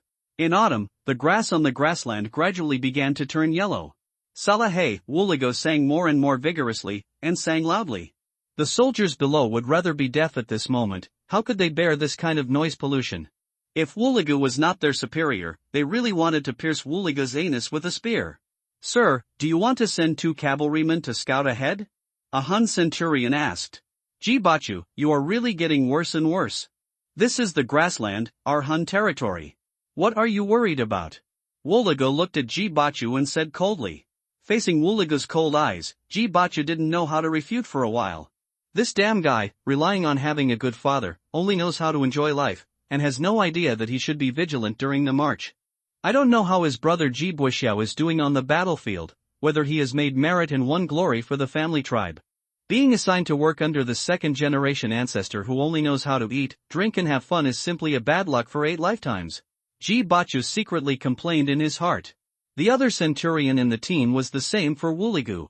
Although their team has 500 people, their 2 centurions each lead 250 people. But among these 500 people, there are only 200 regular soldiers, and the other 300 are herdsmen drawn from the tribe to transport supplies. It can be said that there is not much combat power at all. Shang Huayan and others quietly ambushed, waiting for the arrival of the Xiongnu baggage transport team. Half an hour later, Shang Huayan saw the Xiongnu baggage transport team slowly appear in sight. These people are walking so slowly, it seems like a spring outing. Shang Huayan complained. After waiting for a long time, the Xiongnu army finally entered the ambush range. I don't know if it's too casual or completely unconscious, and I didn't notice anything unusual. Seeing the Xiongnu baggage army entering the ambush range, Shang Huayan lifted the straw mat covering his head, drew his arrows and shot 3 arrows at once. Kill! With Shang Huayan's roar, the archers ambushing on both sides of the road lifted up their straw mats and stood up to shoot. Swoosh! Swoosh! Swoosh! A round of arrow rain came down, directly shooting more than 30 Xiongnu soldiers. After shooting the first round, the archers continued to draw their bows and shoot. Both sides were only 50 meters away from the road, and the Xiongnu army was not very scattered, so basically the arrows would not miss. Enemy attack! Jibachu's eyes were bloodshot, and he shouted at the arrow rain. Chie! An arrow shot through his throat. Shang Huayan looked at Jibachu who was slowly falling. You shouted so loudly, are you afraid that I won't notice you? Shang Huayan didn't know that the 2 brothers Jibuxiao and Jibachu died in his hands. Faced with the sudden attack, Wuligu was stunned for a moment. Quick, counterattack in secret, another centurion shouted. Hearing the shout, Shang Huayan looked over, drew his bow and shot another arrow. The arrow he shot was very fast and powerful. As a silver-level archer, his archery skills, strength and speed were beyond the reach of ordinary people. By the time the centurion reacted, an arrow had already pierced his throat. The two centurions in the early stage of the Hun's army were shot and killed by Shang Huayan, providing Shang Huayan with 10 kill points. Seeing Shang Huayan and his men launch an attack, Wang Wu and Haidai also began to lead the cavalry to charge. After quickly shooting the arrows, the Hun's army had already suffered 70 or 80 casualties. Shang Huayan drew out his knife. "Follow me and kill the Huns." Seeing Shang Huayan rushing up, the other soldiers also followed suit. Kill! Kill! The soldiers on the opposite side, led by Tang Yunshan, also began to charge. Deafening shouts of killing rang out between heaven and earth, as if thousands of troops were charging. 2 experienced centurions died, and facing the attack, the herdsmen in the army were in chaos, making it impossible for those soldiers to launch effective defense and counterattack. Looking at the Wei army rushing out from both sides of the road, Wuligo finally came to his senses. "Damn Wei people, you are so bold that you dared to attack me, Ji Bachu, fight back!" Wuligo roared. However, no one responded to him. Ji Bachu? Are you dead? Why don't you fight back?" Wuligo was furious. "Sir, Centurion Ji Bachu is dead," a soldier said tremblingly. "What? Dead?" The annoying centurion was dead, and Wuligo was a little dazed. "Where is Centurion Samuel?" "Also dead," the soldier next to him answered. "Sir, the Wei people have cavalry," and the Wei people's cavalry began to charge. A soldier said tremblingly. Seeing the cavalry charge, the herdsmen fled in all directions, only wishing that their parents had not given them 2 less legs. Herdsmen who have not experienced war are completely incomparable to real soldiers. Soon, Shang Huayan and his men rushed into the Xiongnu baggage army. Ordinary soldiers could not resist Shang Huayan, who was like a tiger. In a dozen breaths, he killed more than a dozen people. With Shang Huayan leading the way, the other soldiers were like fierce wolves, constantly slashing and killing Xiongnu soldiers. They all survived the battlefield, and they had gone through the mountains of corpses and seas of blood. The weak ones had died on the battlefield. Shang Huayan rushed to the front and dared to block. He killed all the stronger Xiongnu soldiers. The Xiongnu army could not organize an effective counterattack. "Damn Wei people, I want you all dead." The conspicuous Shang Huayan was stared at by Wuligo. He naturally saw that Shang Huayan was the leader of this team. Pulling out the sword, Wuligo killed Shang Huayan. Facing Wuligo's slash, Shang Huayan raised his hand to block. Wuligo was shocked back 2 steps, and he looked at Shang Huayan in shock. "You know, he is a warrior with a great perfection, and his single arm has a strength of 3,000 kilograms. But now he was actually repelled by a warrior in the middle stage. Hey, there is another master." Shang Huayan looked at Wuligo and smiled. "This warrior with a great perfection seems to be the leader of the team that Wang Wu said. Wei dog, die." Wuligo was furious and waved his sword at Shang Huayan. "I know you're anxious, but don't be anxious yet." Shang Huayan blocked with his sword. Wuligo had learned some Wei language, so he could understand what Shang Huayan said. After listening, he became even more angry. This damn Wei dog was actually humiliating him. Really thought his sword was not sharp. "Ah, if I kill you." Wuligo swung his sword and chopped even harder. This damn Wei man actually mocked him. "Didn't you eat? Didn't your family feed you enough? Why don't you have the strength? Your sword is also weak. Didn't you eat a peach to cool down? No way, no way." Shang Huayan was fighting Wuligo while talking nonsense. Boom boom. Soon, the cavalry led by Wang Wu and Haidai rushed over and killed the enemy. With this cavalry, the already fragile Xiongnu army was destroyed in an instant. There were constant deaths of Xiongnu soldiers who resisted under the cavalry.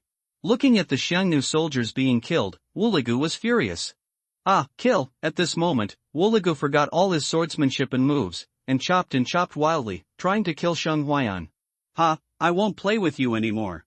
Blood evil swordsmanship, night battle in all directions.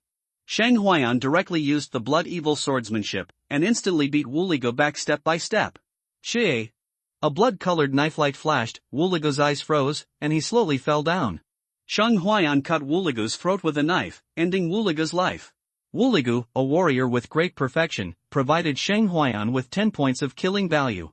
Wuligo's strength as a warrior with great perfection, but Shang Huayan felt that the opponent's strength was so weak. It can only be said that the flowers cultivated in the greenhouse are good-looking but useless. After killing Wuligo, Shang Huayan continued to kill other Xiongnu soldiers. Seeing Sheng Huaiyan displaying his might in killing the Xiongnu enemy troops like slaughtering dogs, the other soldiers were also like chicken blood, desperately killing the Xiongnu enemy troops. After losing their leader and masters, the Xiongnu army could no longer resist the fierce power of Sheng Huaiyan and his army, and all of them were killed. Sheng Huaiyan also sent Wang Wu and Hai Dai to lead the cavalry to chase and kill the fleeing herdsmen. We really won, huh, Bo Chang, we won. Looking at the corpses of Xiongnu soldiers on the ground, Tang Yunshan laughed excitedly. They were only more than 70 people, and they actually defeated an army of 500 people under the leadership of Sheng Huaiyan. What are you so proud of? Among these 500 people, there are only about 200 real soldiers, and the rest are herdsmen. And this is a baggage transport army. Under my leadership, isn't it right for us to defeat them? Hurry up and clean up the battlefield. Take away everything you can take away, and burn everything you can't take away. Don't leave it to the Huns. Sheng Huaiyan said. Tang Yunshan scratched his hair. He felt like he was being played. Bo Chang is worthy of being Bo Chang. He is so cool. By the way, how are the casualties? Sheng Huaiyan asked. 8 brothers died in the battle, and more than a dozen brothers were injured. Tang Yunshan replied. Hurry up and clean up the supplies and prepare to leave. Yes. Sheng Huaiyan could barely accept this casualty result. After all, they were facing enemies several times their number. Swords and knives had no eyes. How could there be no casualties on the battlefield? Turning around and looking at the piles of supplies, Tang Yunshan was both happy and worried. What made him happy was that they had supplies and food, but what made him worried was that they couldn't take so many supplies away. Food, dried meat, ladders, ropes, swords, bows, arrows, tents, cashmere blankets. So many supplies are enough for a regiment of 5,000 troops. Sheng Huaiyan looked at the more than 100 horses with his eyes shining. Although many of them were not war horses, many were used to transport supplies, but they were still mounts and rare means of transportation. With horses, they can come and go freely on this grassland. Boss, great harvest, there are surprises, medicine, there are pills. Not far away, Tang Yunshan, who was counting supplies, shouted excitedly. Sheng Huaiyan turned around suddenly. Pills? Now he is no longer a newbie who just crossed over, and he has a preliminary understanding of this world. This world not only has martial arts, but also Taoism, Buddhism, and other cultivation systems. And elixirs are made by Taoists, Buddhists, or people who practice the left way. They can treat injuries, can be used for cultivation, or break through realms. Yes, Chang, there are elixirs. Tang Yunshan shouted, very excited. He couldn't help but be excited. Elixirs are very precious. They have not issued elixirs for 2 or 3 years in the Anning garrison. And the elixirs issued are only available to those with military merits. Sheng Huaiyan walked up quickly and came to Tang Yunshan's side. In the big box on the ground, there are small boxes, and the small boxes are filled with jade bottles. Sheng Huaiyan picked up a jade bottle and opened it. There were elixirs inside, filled with the fragrance of elixirs. Quick, collect them first, take them all away, don't leave any. Sheng Huaiyan said. Other things can be discarded, but these pills must be taken away. Hee, I'm rich. Tang Yunshan chuckled. These 2 large boxes of pills can be sold for at least 10,000 taels of silver. Sheng Huaiyan ordered the soldiers to collect the supplies quickly, and take as many useful and necessary things as possible. Wang Wu and Hai Dai came back with the cavalry, and the fleeing herdsmen had been killed by them. How could 2 legs outrun 4-legged war horses? In order not to prevent the fleeing herdsmen from leaking their information, Sheng Huaiyan gave a death order, asking Wang Wu and his men to kill them all and leave no one alive. Collect the necessary supplies, and burn all those that cannot be taken away, leaving no hair for the Huns. Take away the bodies of the wounded and the brothers who died in battle, and we will leave here quickly. Sheng Huaiyan said. Take the things, carry them on horses, and then each person rides a horse and leaves quickly. 2.5 hours later, a team of 100 cavalrymen arrived at the battlefield. Looking at the supplies burned by the fire and the corpses on the ground. Damn way people, they are like rats, they can really walk around, and they actually attacked a transport team. We are late. The eyes of the Xiongnu cavalry captain were full of anger. Chase them, we must find them and bring back their heads. Sheng Huaiyan and his men left the battlefield, not knowing that there was a team of cavalrymen behind them, chasing and looking for them. With horses, their marching speed was much faster. After running more than 50 kilometers, they found a hidden place to stop and rest. Anyway, the grassland in the north of the border is big enough, just run around and avoid the Xiongnu tribe. Sheng Huayan and his men did the opposite and ran deep into the grassland. Even if they killed the Xiongnu, they would never have thought that they would be so brave. After stopping, Sheng Huayan ordered, bury the brothers who died in battle, and treat the injured brothers with elixirs for their injuries. Yes, Bo Chang. Tang Yunshan responded. Tang Yunshan went to treat the wounded and bury the dead soldiers.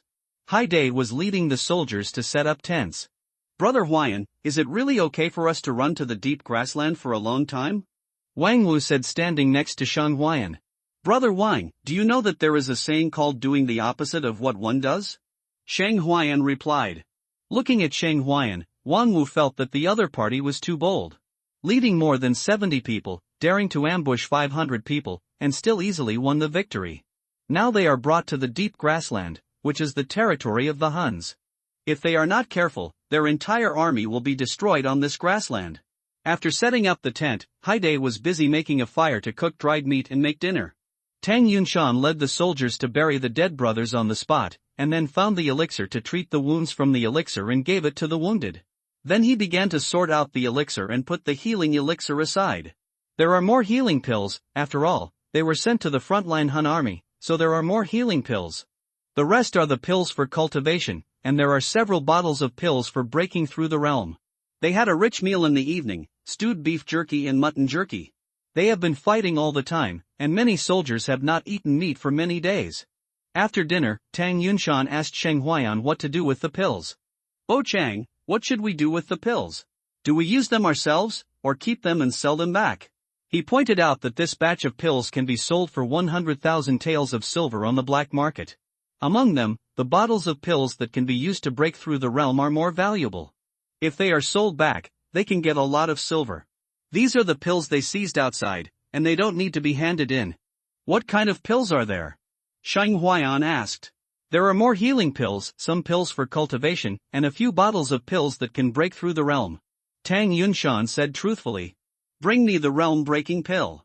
Sheng Huayan said immediately. Tang Yunshan went to get the pill.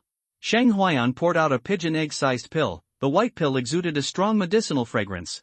He ate one directly, and a huge amount of medicinal power was quickly converted into the true essence in his body. Unfortunately, he did not break through the realm, but the true essence in his body grew and condensed a lot, which increased his strength by a few points. Why is it useless? Sheng Huayan said puzzledly. Wang Wu, Tang Yunshan, Haidai, and 4 or 5 squad leaders looked at Sheng Huayan like a fool. No, what are you looking at? Why are you looking at me like that? Sheng Huayan felt puzzled. Huayan, you should know that the elixirs used for breaking through the realm are also divided into grades. These elixirs are useful for martial artists, but they are not enough for martial artists, and more advanced elixirs are needed. Also, breaking through the realm is to take elixirs when you have cultivated to the point where you can break through the realm. Otherwise, it is just to increase the true essence of martial arts. It does not mean that after taking the realm-breaking elixir, you will definitely break through a realm. The elixir is not so amazing, otherwise the world would be full of strong people.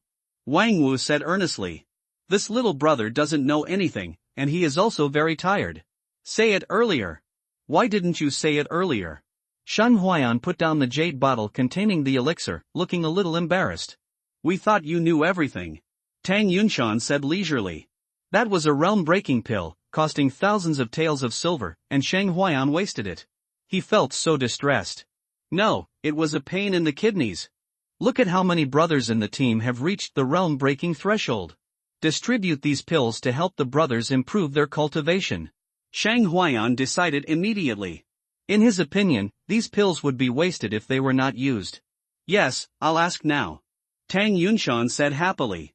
He immediately stood up and asked other soldiers. This is a rare opportunity. I'm at the peak of the middle stage of the warrior, and I can break through to the late stage of the warrior at any time. Wang Wu said shyly. Having a realm-breaking pill can save a lot of time for cultivation. How many do you need? Sheng Huayan said. One is enough, just break through to the late stage of the warrior. Wang Wu said with a smile. Take it, break through as soon as possible. Sheng Huayan directly gave a realm-breaking pill to Wang Wu. Well, Chief, I've been stuck at the great perfection of a martial apprentice for a long time. Haidai rubbed his hands and said. I have them all. I won't take them all by myself. This is what everyone fought for with their lives. Everyone has a share. Sheng Huayan said. After hearing Sheng Huayan's words, the squad leaders were also happy. Soldiers are most afraid of the superior officers eating alone, and they can't even drink soup. Fortunately, Sheng Huayan is not that kind of person. After Tang Yunshan counted the number of people who can break through the realm now, he distributed all the pills for breaking through the realm. He kept some of the pills for cultivation, and distributed the rest to the soldiers below for cultivation. Now he just hopes that this team will become stronger as soon as possible. Only when the soldiers in the team become stronger and encounter more enemies, they will have the possibility of winning. After the pills were distributed, everyone went to practice or break through the realm. At this time, Sheng Huayan checked the golden light curtain. Name, Sheng Huayan race, human realm, middle stage warrior, plus, skills, rough bull strength, minor success, plus, blood evil blade skill, minor success, plus, strength, 3400 gene talent, silver archer, plus, kill points, 163 in the daytime ambush. Sheng Huayan shot and killed 2 centurions of the Xiongnu warriors at the early stage, and killed Wu Ligu, who was a warrior of great perfection, which provided him with 20 kill points. Now he has figured out that a warrior at the early stage has 5 kill points, and a warrior of great perfection has 10 kill points. A warrior at the early stage has 1 point, a warrior at the middle stage has 2 points, a warrior at the late stage has 3 points, and a warrior at the great perfection has 4 points. In the daytime ambush, a total of 70 kill points were gained. Seeing that his cultivation could be improved again, Sheng Huayan did not hesitate, and immediately added points to improve his cultivation. He fought desperately to kill the enemy, wasn't it just to gain kill points to improve his cultivation? This time, he directly consumed 150 points of killing points, and a huge force surged throughout his body, constantly strengthening his body. The true essence in his body was also growing and solidifying. He felt warm and every cell was cheering. His strength was growing. Today, the Xiongnu army was still resting and failed to continue to attack Anning Pass. 2 days allowed the defenders of Anning Pass to take a breather. At the same time, the counties behind received the request of General Yang Yi of Pingbei to send troops, and also send county soldiers to Anning Pass. Anning Pass was supplemented by 5,000 soldiers and recovered some vitality. The number of soldiers who could defend the city increased to more than 20,000. Early in the morning of the 3rd day, the Xiongnu army continued to send troops to attack the city. You must take Anning Pass for me today. I don't want to see failure again, Zhuo Xianwang said to a group of soldiers. He led an army of 100,000 to knock on the pass, and now he has lost 50,000 soldiers and failed to take Anning Pass. This is a naked shame. Your Majesty, this Anning Pass is high and strong, and there is also General Yang Yi of the Great Wei Pingbei in charge. We have lost many soldiers and generals now, so it is not easy to capture it. King Zwaguli said. It doesn't matter. There should be only 10,000 soldiers guarding Anning Pass now. Can't we take Anning Pass with 50,000 people? Then Yang Yi, I will send strong men to resist. King Zuoxian was determined to take Anning Pass. King Zwaguli wanted to dissuade him, but King Zuoxian's attitude was very firm. He was so proud that he would not allow himself to fail. Wu-wu, dong-dong, the attack horns and drums of the Xiongnu army continued to sound after 2 days of silence. After the breakthrough, Sheng Huayan also practiced his skills and practiced all night. Name, Sheng Huayan race, human realm, late warrior skills, rough bull strength, minor success, blood evil knife skill, minor success, strength, 4000 gene talent, silver archer killing value, 13,150 killing points raised his cultivation to the late warrior realm. His strength also reached 4000 gene, and his martial arts essence was strong. Now he was not afraid even if he faced someone in the early stage of martial arts. Even if he was in the middle stage of martial arts, he was confident that he could not beat him, but he had the ability to fight. After dawn, they had to continue to change places to prevent being bitten by the Xiongnu cavalry. In order not to be found by the Xiongnu cavalry, they could not stay in one place for a long time. After packing up their things and covering up the traces of the camp, they continued to set off and change places. Bo Chang, where are we going now? Tang Yunshan asked. Where to? Sheng Huayan looked at the soldiers behind him. The wounded recovered quickly under the treatment of healing pills. Wang Wu successfully broke through the late warrior stage, and Tang Yunshan and Haidai also broke through to the warrior realm.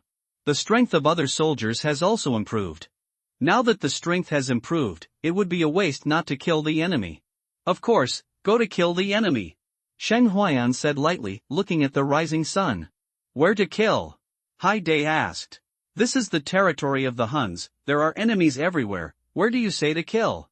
Sheng Huayan laughed. Is this guy stupid from practicing? Everyone rode their horses and left in one direction. 2.5 hours later, it was noon, and a team of Hun cavalry came to their camp. Captain, there are traces of people stationed here. Although they have been covered up, they are very rough. A cavalry captain of a Xiongnu soldier team said. Can you tell when they left? The Xiongnu cavalry captain asked. Probably in the morning. Damn, these Wei people are so cunning that they dare to go deep into our grassland. The cavalry captain was very angry. Yesterday, he thought that these Wei people would find a way to return to Wanning Pass after robbing supplies, but he went to stop them and block them. After being delayed for so long, Sheng Huayan and his men had already left after finding traces and chasing them. Chase them for me, and never let them cause trouble in our territory. The cavalry captain ordered to continue chasing. Sheng Huayan and his men wandered on the grassland and encountered a small Xiongnu tribe. Looking at the dozens of tents in front, there were only old people, children, and women herding cattle and sheep, and no strong adult men were seen. All the adult men in this small tribe were drawn to the battlefield. Bo Chang, Tang Yunshan, Wang Wu and others looked at Sheng Huayan, waiting for Sheng Huayan to give orders. Hiss the horse under Sheng Huayan neighed, and he was in a dilemma. He had no burden in killing the Xiongnu enemy on the battlefield. But he couldn't bear to kill the elderly, women, and children. After all, his thoughts were different from Tang Yunshan and others. For Tang Yunshan and others, they were all enemies anyway, so there was no burden to kill them. Those Xiongnu children would pick up steel knives and invade the south when they grew up. And those old people and women, grazing cattle and sheep, were also supporting the men in the front. Wang Wu looked at Sheng Huayan and said, forget it, let's go find other enemies. Wang Wu knew that Sheng Huayan was a scholar before, and scholars talked about etiquette and education, unlike them, who were rough. It was indeed a bit difficult for Sheng Huayan to take action against these old people, women, and children. Let's go, find the next tribe. Sheng Huayan finally said. Whenever there were 2 or 3 strong young men in this tribe, he would order a charge. Sheng Huayan and his men rode away on horseback. The people in this tribe didn't know that they had walked through the gates of hell. Continuing forward, they encountered another Xiongnu tribe. This tribe was not small, with more than 50 young and strong people left behind, and the tribe also had thousands of people. Seeing that there were young and strong people in this tribe, Sheng Huayan gave the order to charge without hesitation. Brothers, follow me. Kill. More than 50 riders charged and killed the Xiongnu tribe. The wounded stayed behind to take care of the supplies and the horses carrying the supplies. Looking at the cavalry that suddenly rushed up, the people of the Wumu tribe stopped their work and looked at the charging cavalry. When the cavalry approached, they saw that the costumes of those cavalry were not from their tribe, nor were they Xiongnu cavalry. Enemy attack, a young man shouted. Swoosh! An arrow pierced his body, and blood quickly stained his clothes red. He stared blankly at the arrow that pierced his body and fell to the ground. Quick, the enemy is attacking, mount your horses to fight. Womohan shouted, then quickly rushed to his warhorse, drew his sword and rushed towards Sheng Huayan and his men. Other young and strong men also mounted their horses to fight. Every Xiongnu man is a warrior after he reaches adulthood. Sheng Huayan was not idle during the charge, he drew his bow and shot the enemy with arrows. The same was true for the archers in the team, who charged and shot the enemy with bows. However, the archery skills of the archers in the team could not compare with Sheng Huayan, and occasionally a few of them could hit the enemy. Some of the Xiongnu who charged also drew their bows and shot arrows to fight back, but it was difficult to hit the charging Sheng Huayan and his men. Cavalry, coming like a shadow and going like the wind, is the most difficult to deal with. Swoosh! Swoosh! Swoosh! Every arrow Sheng Huayan shot could kill a Xiongnu. The young and strong men left behind in the Wumu tribe were all just adults and had never been on the battlefield. Except for their excellent riding skills, they had no combat experience at all. Sheng Huayan and his men had rich combat experience. Even if they did not know cavalry warfare, they were not comparable to those who had just reached adulthood in the Wumu tribe. The cavalry charged, and Sheng Huayan killed 5 or 6 cavalrymen as soon as they came into contact. His strength was so strong that no one could stop the young men of the Wumu tribe. Wang Wu, Tang Yunshan, and Hai Dai were also warriors. Many of the squad leaders were veterans who had been on the battlefield for a long time. Facing a group of newbies, they were simply bullying them. After a round of charge, only about 10 of the 50 young men from the Wumu tribe were left. Shang Huayan and his men were all veterans wearing armor and had been on the battlefield for a long time, but some of them were injured. Kill! Shang Huayan turned his horse's head and continued to charge. He did not intend to let these 10 Huns go. For the sake of the tribe, the dozen young men from the Wumu tribe did not run away. In the tribe, they were all their relatives. They had no choice but to fight to the death. The result was no surprise. The dozen Huns from the Wumu tribe were killed by Shang Huayan and his men. After killing the Wumu youths who were able to resist, Shang Huayan and his men turned around and rushed into the tribe. The women and children in the Wumu tribe were terrified. Some women saw their sons or brothers being killed, and angrily rushed towards Shang Huayan and his men with knives. Some women fled with their children, and some old people hid their grandchildren in the haystacks. Wang Wu, Tang Yunshan and others were not tolerant of women who rushed up with knives. They killed them one by one. Shang Huayan watched coldly. If they wanted to die, he would not stop them. To some extent, Shang Huayan was still bound by the moral values of his previous life.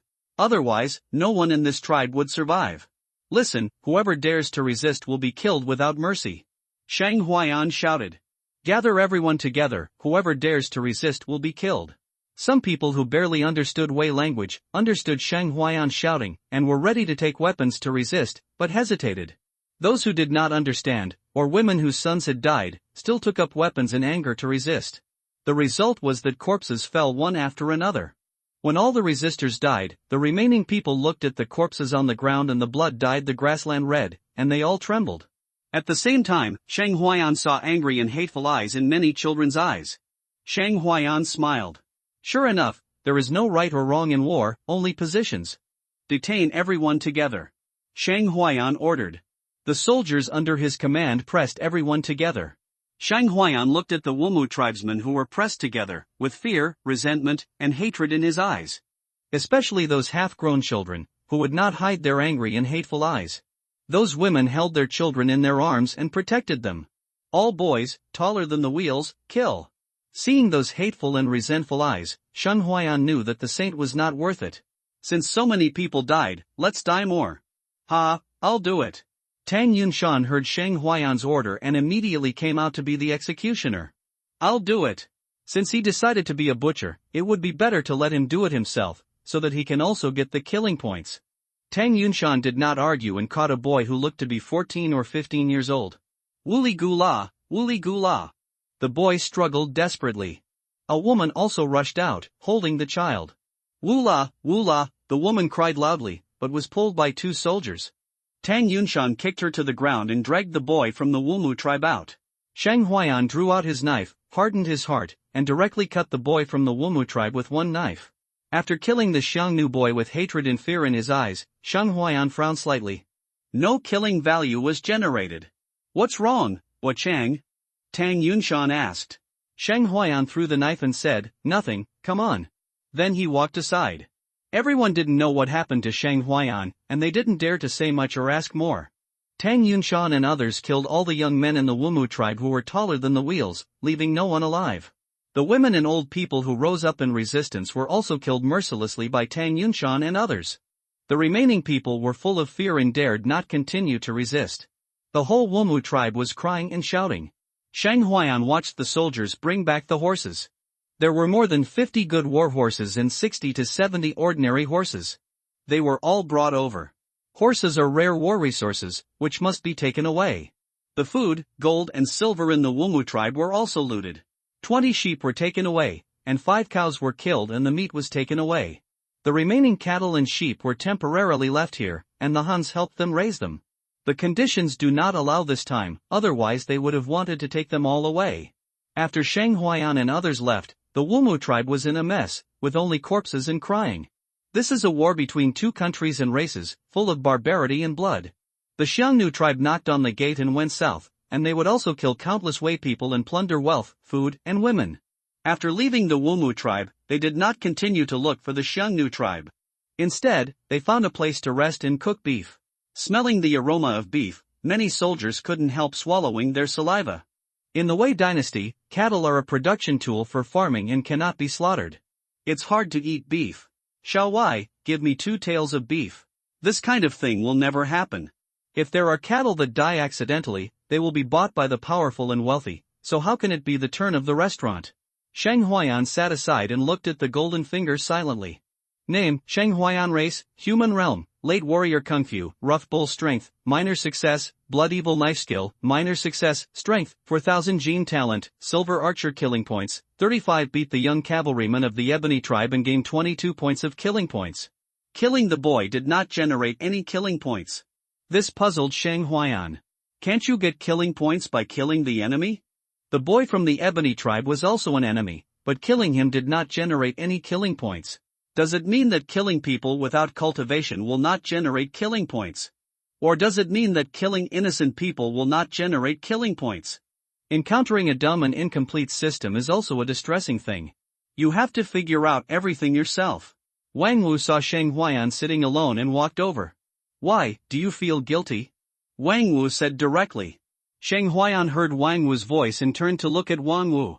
Don't feel any psychological burden. The Huns will break through the pass and go south, and they will also kill many of our compatriots and families. What they do will only be worse than us. Wang Wu comforted him. You did the right thing. The Huns men who are taller than the wheels will grow up soon, and then take the steel knives and go south to invade us. Shang Huayan was ashamed. It seemed that he was thinking about the golden finger here, which made Wang Wu and others misunderstand. There is indeed a little psychological burden, but not much. No, I'm thinking about other things. Shang Huayan smiled and shook his head. What are you thinking about? You are so obsessed. You are not thinking about the girl in your heart. Wang Wu joked. Brother Wang Wu, you are teasing me, right? When the war is over, I will order 10 girls in Yichenlu after I go back and squeeze your family's wealth dry. Shang Huayan said with a smile. Ha, you underestimate me, it's not a problem to order 20. Wang Wu laughed. Boss, brother Wang Wu, come and eat. Tang Yunshan shouted. Here we are. Shang Huayan and Wang Wu returned to the camp and ate beef with the soldiers. They showed off the 5 cows. They were all martial artists with big appetites. They ate as much as they wanted. The 5 cows were not enough for more than 60 people. After lunch, they continued to move. They would not stay in one place for too long. After all, this was the territory of the Xiongnu. When the Xiongnu cavalry arrived at the Wumu tribe, the captain of the Xiongnu cavalry was furious at the miserable situation of the Wumu tribe. The young and strong men in this tribe, the teenagers taller than the wheels, were all killed. This is cutting off the roots of the Xiongnu. How many enemies are there? Tua Luo asked an old man from the Wumu tribe. Sir, there are more than 60 enemies. The old man was in tears. His grandson died in the battle, and he did not dare to stand up to resist and avenge his grandson. He survived cowardly. More than 60 people dare to be so arrogant. They simply don't take our great Xiongnu warriors seriously. I, Tua Luo, swear to tear them into pieces. Tua Luo said angrily. Which direction did the enemy go? Tua Luo asked. That direction. The old man pointed to the direction where Shang Huayan and his men left. He hoped very much that this team of cavalry would catch up with Shang Huayan and his men and kill them all to avenge his grandson and their tribe. Follow me, chase the enemy, go. Tua Luo led the cavalry and chased in the direction where Shang Huayan and his men left. Shang Huayan and others wandered on the grassland. When they saw a small tribe, they rushed to kill the young and strong men in the Xiongnu tribe who were taller than the wheels, and then looted gold, silver, materials and war horses and left. They swept through 6 or 7 small tribes along the way. They had no less than 500 horses. One person had to lead more than 10 horses. Just talking about these war horses, taking them back and handing them over to the Yanning Pass garrison would be a great military achievement. If they were sold, these war horses could be sold for a lot of silver. With so many war horses, their marching speed slowed down, and the traces left behind became more and more obvious. Seeing the full harvest, the soldiers were both happy and worried. They were now on the Xiongnu grassland. With so many horses, it was only a matter of time before they were discovered. Shang Huayan did not expect that their harvest would be so rich. It can only be said that this grassland has been peaceful for too long. Every year, the Xiongnu went south to invade the border of Wei, but Wei rarely invaded the grassland in recent years, which made the Xiongnu people on the grassland forget the danger and forget that the Wei army could also go deep into the grassland. In the evening, they spent the night in a desert, still eating beef and mutton. After dinner, Shang Huayan arranged for scouts to go out and guard. Now their whereabouts are not easy to hide. For safety, they have to send out scouts to detect the situation within a radius of 10 miles. After sweeping 6 or 7 small tribes, Sheng Huayan's killing value increased to 127 points again. Name, Sheng Huayan race, human realm, late warrior skills, rough bull strength, small success, plus, blood evil sword skill, small success, plus, strength, 4000 gene talent, silver archer, plus, killing value, 127 points. Now it is not enough to improve the cultivation. Now I can improve the blood evil sword technique.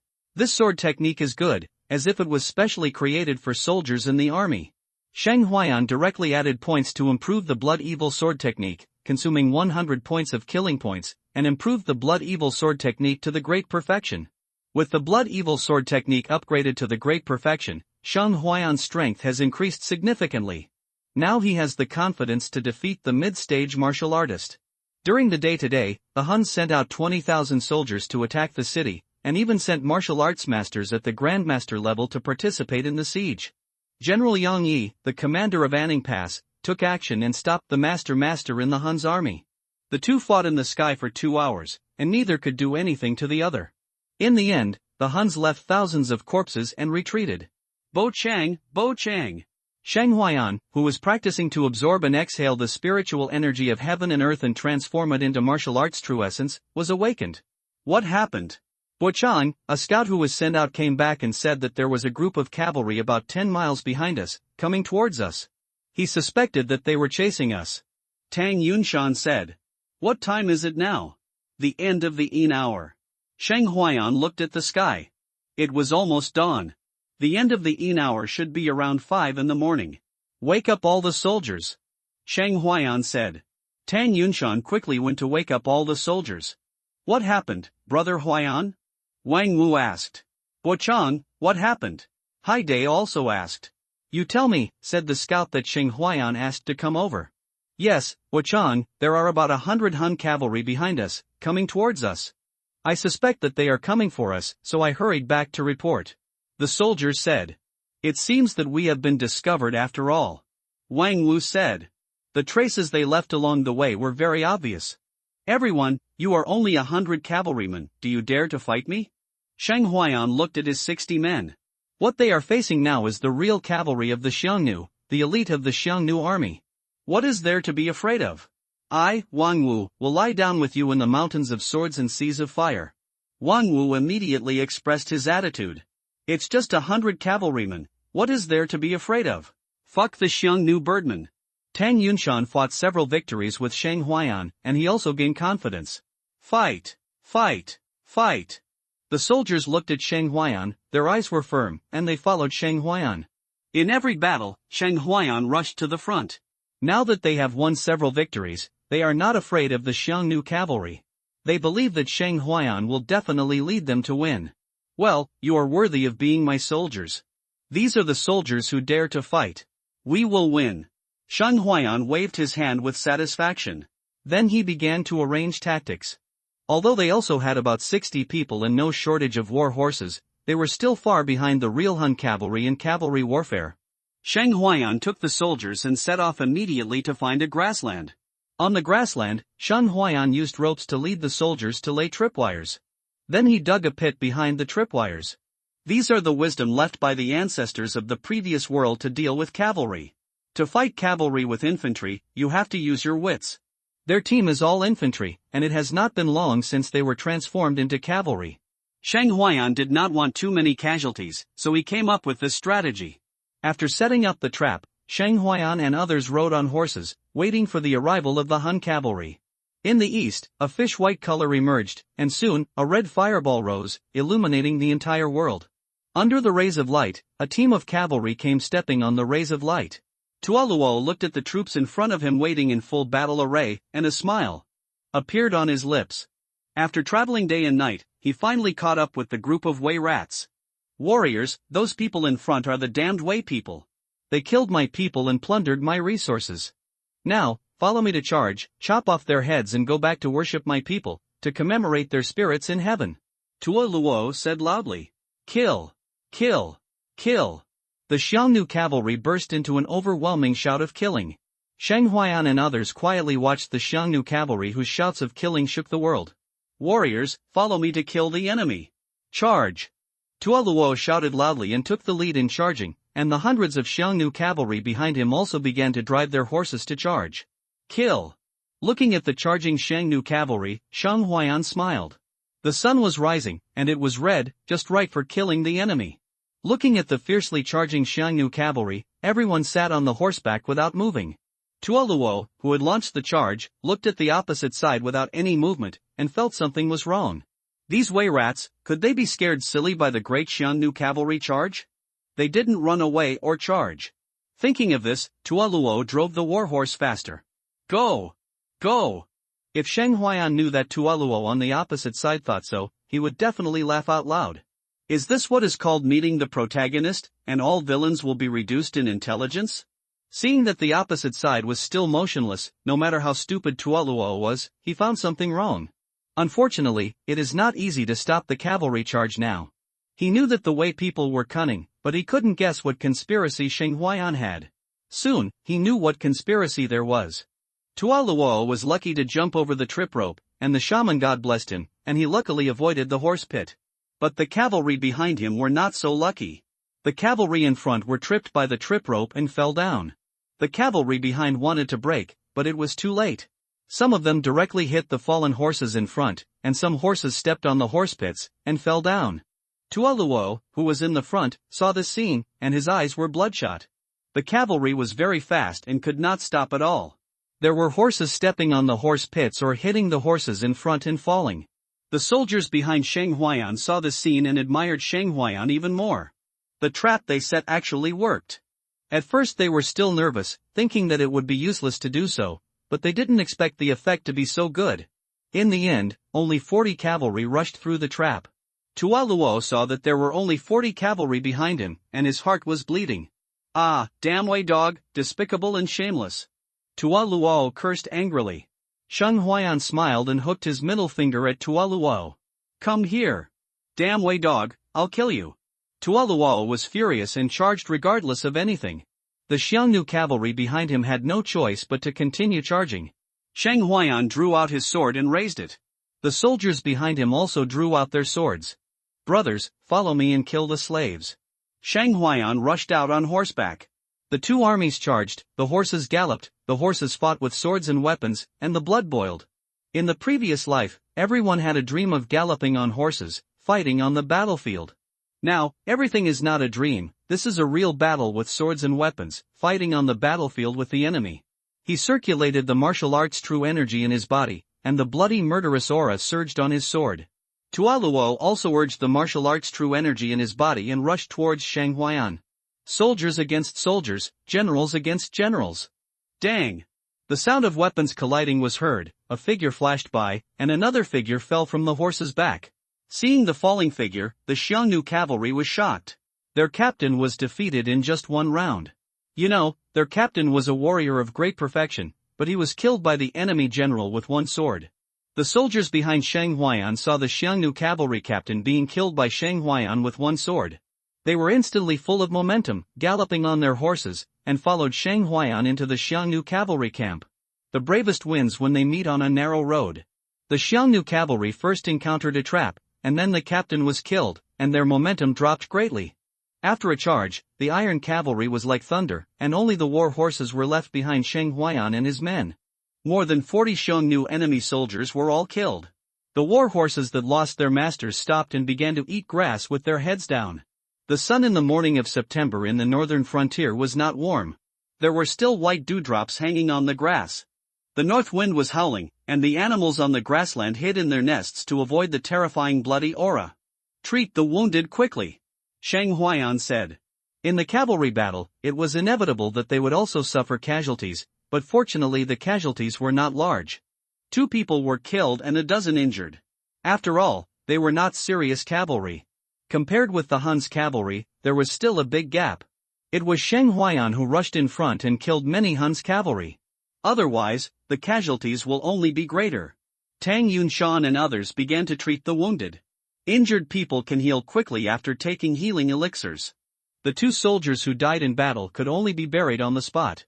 After annihilating a centurion of Hun cavalry, they harvested more than 60 intact horses. The swords, armor, etc. were all pulled out and taken away. They now have many horses, and materials can be transported on horseback. A dozen injured war horses were slaughtered and the horse meat was taken away. The rest are left to fend for themselves on this grassland. After cleaning the battlefield, Sheng Huayan led the soldiers to leave and continued to change places to prevent a large group of Hun cavalry from finding their traces. With the horses and supplies, everyone left happily and won another battle, killing more than 100 Huns. This military merit will not be small, and you may also receive a lot of rewards. At noon, Sheng Huayan and the others encountered another Xiongnu army transporting supplies. Looking at the group of troops transporting supplies, Tang Yunshan and others looked at Sheng Huayan. "Uncle, do you want to do it?" Now, when they meet the Huns, they no longer think about whether they can win the fight, but rather do what they want and then snatch everything away. "Brothers, there is a piece of fat in front of you now. Do you want to eat it or not?" Sheng Huayan turned around and said to the soldiers with a smile. "Eat. Must eat. Uncle, give the order, I can't wait to charge." The soldiers all had fighting spirit in their eyes and couldn't wait to charge. "Okay, brothers, charge with me." Sheng Huayan shouted, riding his horse and taking the lead in the charge. The injured soldiers stayed to look after the horses, while the others all followed Sheng Huayan in the charge. The horses moving so fast, the bow is like a thunderbolt. They launched a charge, and when approaching the Huns' army, everyone took up bows and arrows to shoot. Now Sheng Huayan and the others each carry a bow, which was captured from the Huns. Looking at the charging cavalry and the arrows fired, the Xiongnu army transporting supplies only realized later. "Enemy attack!" The general leading the team shouted. The soldiers in the Huns' army evaded quickly. But the ordinary herdsmen who were recruited were unable to escape and more than 20 people were killed by arrows. Sheng Huayan's subordinates had very few archers, and many of them couldn't shoot, which resulted in a very low shooting rate. "Mount your horse and counterattack," the enemy general shouted. The cavalry in the Xiongnu army mounted their horses one after another and rushed towards Sheng Huayan and the others. "Kill! Kill!" Seeing the hundreds of cavalrymen charging towards them, Sheng Huayan and others were not afraid at all and drew their sabers to meet them. Judging from the reaction speed of the opponent, it seems that they have encountered an elite force. Sheng Huayan rode his horse forward, his shirt fluttering in the wind, and his armor shining coldly in the sun. The sword was filled with bloody evil energy and had turned blood red. The true energy in his body also began to surge, and his blood surged. He had to use all his strength to kill the opponent's general with one blow, otherwise the battle would be unfavorable for them. After all, the opponent's number is twice as many as theirs. Clang! Puff! The swords collided, and blood spattered at the same time. The head of the Hun enemy general flew up and fell to the ground. A martial artist at the late stage of martial arts had no power to resist when faced with his full blow. Sheng Huayan's current strength is comparable to that of a middle-level martial artist. To deal with a martial artist in the warrior realm is to bully others. After killing the general of the Hun army with one sword, Sheng Huayan rushed into the Hun cavalry like a tiger. Wherever he passed, people died. Seeing Sheng Huayan killing everyone, Wang Wu, Tang Yunshan, Haidate and others, not to be outdone, raised their swords to kill. Kill! Sheng Huayan's sword skills were so sharp that he took away a Hun soldier with each sword. In his hands, De Sheng's blood fiend's sword technique was simply superb. As he killed more and more enemy troops, the blood evil aura on his body became heavier and heavier. Wang Wu was amazed when he saw that Sheng Huayan's blood fiend's sword technique had been practiced to this extent. As expected, he is worthy of being an evil monster. In just a short time, his blood-slaying sword skills have improved to this level. He has been practicing the blood fiend's sword technique for 2.5 years, and he has just achieved some success. Sheng Huayan was like a god of killing the Hun's enemies to the point of fear. It was as if he was in an uninhabited territory, and no one among the enemy Huns could stop him. He single-handedly killed more than 60 of the hundreds of cavalrymen. The charging cavalry of 100 people was killed, and Sheng Huayan led the team to charge towards other Hun soldiers. The most elite cavalry were all killed in the battle, and the remaining soldiers and herdsmen, who had no resistance, were killed by Sheng Huayan and the others. During this period, Sheng Huayan also killed a herdsman who had no cultivation. He noticed that killing this herdsman without cultivation did not get the killing value. After the first battle, Sheng Huayan killed hundreds of Hun's enemy troops by himself. Seeing Sheng Huayan's body full of evil aura, Wang Wu and others felt a little afraid. Especially Wang Wu, he feels that sometimes the gap between people is bigger than that between dogs and people. After practicing martial arts for 10 years, he has only now broken through to the late stage of martial arts. Sheng Huaiyan, who he saw with his own eyes, started practicing martial arts from an ordinary person, and in just a few days, he caught up with him, and even had a strength that was several times better than his. Clean up the battlefield, take away everything that can be taken away. Now there are enough horses, and Sheng Huaiyan is unwilling to burn and waste them. He plans to take his men to sweep a few more small Xiongnu tribes, and then return to Anning Pass.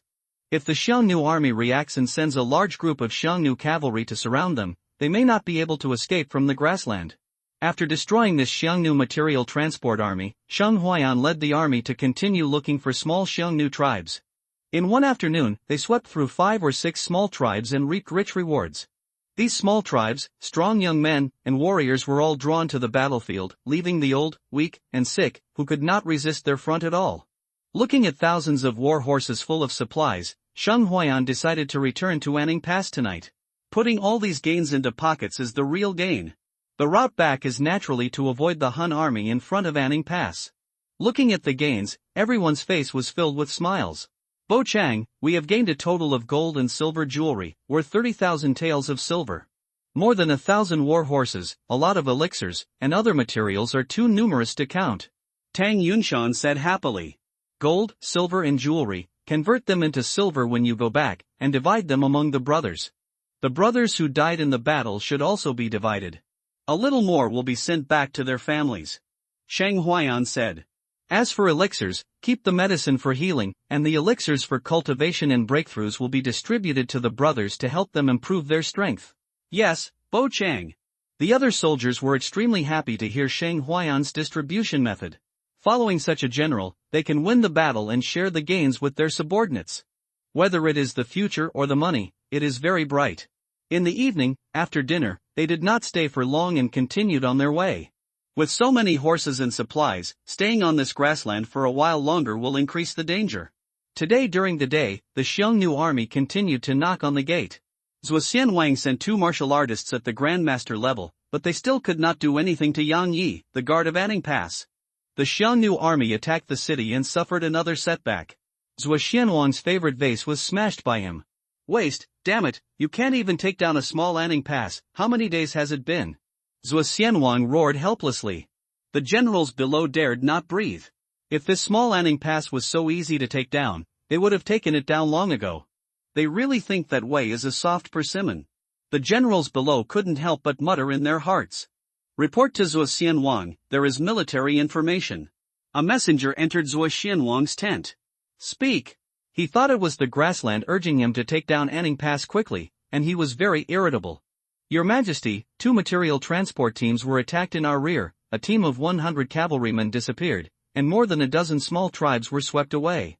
The person who reported it said that it was suspected that the enemy had entered our rear. The messenger began to report. What? An enemy has touched our rear? How dare it? Zhuo Xianwang was furious. Do you really think he is made of mud? Send me 2,000 cavalrymen, and we must find and destroy them. Zhuo Xianwang was so angry that his chest heaved. Originally, most of the materials were destroyed when the camp was attacked, and now they dared to send troops to attack his transport troops. Without sufficient material support, the soldiers would not be able to eat enough. What would they use to attack the city and kill the enemy? Sheng Huaiyan and others did not know that this matter had been reported to Zhuo Xianwang. And Zhuo Xianwang did not know that Sheng Huaiyan and others, now with rich spoils, had begun to detour back to Anning Pass. At night, Sheng Huaiyan and others could not continue on their journey and could only find a place to stop and rest. With so many horses and supplies, it was not conducive to traveling at night. After resting, they made a fire and cooked. Tonight they still had stewed meat. After dinner, Sheng Huaiyan arranged for people to be on duty at night. You have to be careful about everything and not relax, otherwise one negligence will cost them all their lives. During the day today, he killed 140 to 50 Xiongnu enemies by himself, and gained a lot of killing points. Name, Sheng Huaiyan race, human realm, late warrior, plus, skills, rough bull strength, small success, plus, blood evil sword skill, great success, strength, 4000 gene talent, silver archer, plus, killing points, 203. Now that the killing points have increased to 203 points, the cultivation can be improved again. Immediately, Sheng Huaiyan did not hesitate to add points to improve his cultivation. Consuming 150 points of killing value, a huge force permeated his whole body, circulated in his body, and continuously strengthened his muscles, flesh, blood and bones. Under this force, Sheng Huaiyan's physique continued to grow stronger, his strength was also rapidly improving, and the true essence in his body continued to increase and condense. Others would not feel any changes, but Sheng Huaiyan could clearly feel that his physique was strengthening, his strength was increasing, and his true essence was constantly increasing and condensing.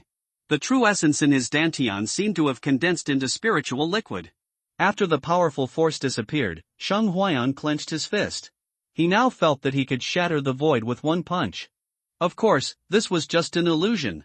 Name, Sheng Huaiyan race, human realm, great perfection of warrior's skills, rough bull strength, small success, blood evil knife skill, great success, strength, 4500 gene talent, silver archer, plus, killing value, 53. Looking at the improvement of his cultivation strength, Sheng Huaiyan sighed, it is worthy of being a system. This power level is already the same as that of a martial artist in the late stage. With the great perfection of a martial artist, he is comparable to a martial artist in the late stage, fighting across levels, a perfect template for the protagonist. Worthy of being the father of the system. Unfortunately, it is a dumb system. After the breakthrough, Sheng Huaiyan did not rest, but continued to practice and condense the true essence of martial arts. Even if there is a system, he has to work hard, work quietly, and then roll everyone to death. The next morning, Sheng Huaiyan and others had a simple breakfast and continued on their way. In the Han army camp, 2,000 cavalry left the camp and headed for the grassland. Looking at the army that is now only 40,000, Zhuo Xianwang is thinking about whether to send more soldiers to fight. The great Chan Yu sent another messenger to urge him to take Anning Pass as soon as possible. The Central Army was fighting with the Jinbei Army, hoping that they would take Anning Pass, enter the pass and go around behind Zhubiai City, and attack the Jinbei Army from behind. Looking at the worried-looking Zhuo Xianwang, Zhuo Guliwang said, Your Majesty, since we can't take Anning Pass, why don't we send troops to enter the pass from other places and head south, leaving some people here to contain the Anning Army? Zhuo Xianwang glanced at the old man and said, Then how many troops do you think can contain the Anning Pass garrison? What if the Anning Pass garrison attacks us from behind when we enter the pass from other places? What about the transportation of logistical resources? This old man, who was old, was also a brave general when he was young. Why has he become so stupid now? A night attack completely shattered the Xiongnu army's hope of quickly breaking through Anning Pass. Continue to send troops to knock on the pass, consume the Anning Pass garrison, and transfer another 50,000 troops. Zhuo Xianwang finally decided to increase troops. Now entering the pass is a good opportunity. If he can't break through the pass, he can't explain to the Great Khan. The Xiongnu army began to attack Anning Pass. The soldiers on the wall of Anning Pass were numb to the Xiongnu soldiers coming in like a tide. Except for the 2 days when the camp was attacked, the Xiongnu army knocked on the gate every day. They were used to the Xiongnu army knocking on the gate. Archers, get ready, shoot. The archers fired a round of arrows, and many Xiongnu soldiers who charged died on the road. The Xiongnu also sent cavalry and archers to shoot arrows at the city to cover the army's siege. The soldiers on the wall shot arrows while dodging the arrows shot by the Xiongnu. The Xiongnu army rushed to the wall, built ladders and ropes, and began to climb up. Smash these bastards to death. Xiongnu bandits, I'll go to your grandmother.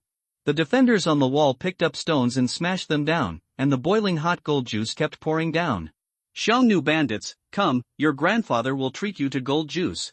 If the Xiongnu army wants to climb the wall, it will have to pay a lot of casualties. The war continued, and the flames of war lasted for 3 months. The defenders of Anning Pass were still stubbornly resisting the Xiongnu army. Blood and wind and frost have stained this ancient border city with the years. The walls were full of knife marks and arrow holes. The war lasted until dusk, when the Xiongnu withdrew. Sheng Huaiyan and others were still taking detours to avoid the Xiongnu camp. The detour was far, but safer. They walked in remote places along the way. It was not until the 3rd day that they returned to Anning Pass.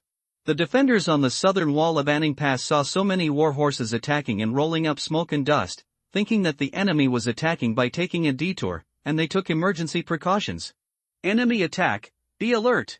The defenders in the south of the city picked up bows and arrows, swords and spears, and looked at the thousands of cavalrymen under the city with vigilance. Brothers on the city, we are not the enemy, we are the 10th team of the 7th Battalion. Seeing the defenders on the city wall all cautiously drawing their bows and arrows, Tang Yunshan hurriedly shouted. If they accidentally hurt someone and made a joke, it would be a lot of fun. The defenders on the city heard the shouts and were a little suspicious. The people below had a pure accent, not like the Xiongnu enemy pretending. But didn't the 7th Battalion and the 10th Team all die in the attack on the camp? The 10th Team of the 7th Battalion? Didn't I hear that they all died in the battle? I don't know, could they have been caught by the Xiongnu and are now robbing the city? Wait and see, if the situation is not right, take action. Brothers on the city, if you don't believe it, you can report it to the generals and ask them to come over. We are really the 10th Team of the 7th Battalion. Tang Yunshan continued to shout. Go one person and report it. A leader said. Soon, the smoke and dust cleared, and the defenders on the city saw that there were thousands of horses below, many of which were carrying supplies. But there were only about 60 people. The battle robes and flags were indeed from the defenders of Anning Pass. Captain, there are only about 60 people below, it doesn't look like a fraud. A sergeant said. Be careful, you can't make any mistakes now. The captain said cautiously. Seeing that the soldiers on the city wall still did not open the city wall, they were very vigilant. On the north tower of the city, a group of generals kept an eye on the battle situation. Once they found that there were strong Huns joining the battle, they would stop them. Report, the messenger came running. What's the matter? Yang Yi looked at the messenger. Report to the general, there is a group of people outside the south gate of the city, claiming to be the 10th Team of the 7th Battalion of our Anning Army. They came with thousands of horses. Now please ask the general for instructions. The messenger said quickly. What? Yang Yi stood up from his seat. Several other generals also looked at the messenger in disbelief. They thought they had heard wrong. The 10th Team of the 7th Battalion, the first to rush into the enemy camp on the right side of the Huns, turned the enemy camp on the right side of the Huns upside down, left a deep impression on them. Didn't they say that all the people in the 7th Battalion had died in the battle? Why did they suddenly appear again? Are you sure it's the 10th Team of the 7th Battalion? Yang Yi asked seriously. Report to the general, that's what the person said. The messenger replied. General, I'll go and see, said Sun Hao, the general who broke the slaves. Okay, take the military lieutenant with you to see what's going on. Yang Yi nodded. The Huns were attacking the city at this time, and he couldn't leave. He had to stay on the battlefield to prevent the master of the Huns from attacking the city. Yes, General. Sun Hao called the military lieutenant and rushed to the south wall of the city. Looking down, Shang Huayan and others were sitting on war horses, and each of them was leading more than a dozen war horses. It's really this guy. Sun Hao recognized Shang Huayan when he saw him. They all paid attention to Shang Huayan. Captain Wu, are you sure that the people below are all from the 10th Team of your camp? Sun Hao asked. In order to prevent any accidents, it is better to be cautious. General, there are more than a dozen who are not, and they seem to be from other teams. The others are soldiers from the 10th Team. Captain Wu replied. Seeing Shang Huayan and others, Captain Wu was extremely surprised. Aren't these guys rumored to be dead? How come they are back and alive? That's good. Open the city gate quickly and let them in. Sun Hao said. Then he walked down the city wall and came to the city gate. He was very curious at this moment. What did Shang Huayan do to get so many war horses back? Seeing the city gate open, Shang Huayan said to the soldiers behind him, Brothers, enter the city. The city gate opened, Shang Huayan and others dismounted and led the horses into the city. Looking at the mighty war horses, each of which was a top-quality horse. General Sun Hao, Wu Xiaowei and others opened their mouths wide. These war horses can form a cavalry of thousands of people. You know, their Anning army, with a scale of 30,000 people, only has 2,000 cavalry. The reason is naturally that the Wei dynasty lacks war horses and has no decent grassland for grazing and raising horses. General Sun. Seeing that General Sun Hao, the slave-breaking general, came to greet them, Shang Huayan and others hurriedly performed the military salute.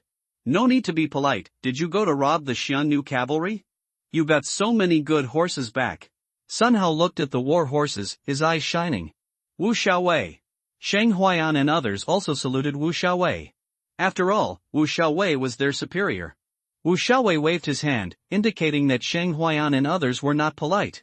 He looked at Shang Huayan, and now he was more and more curious. This kid was really capable. He disappeared with his subordinates for 5 or 6 days, and came back with so many war horses.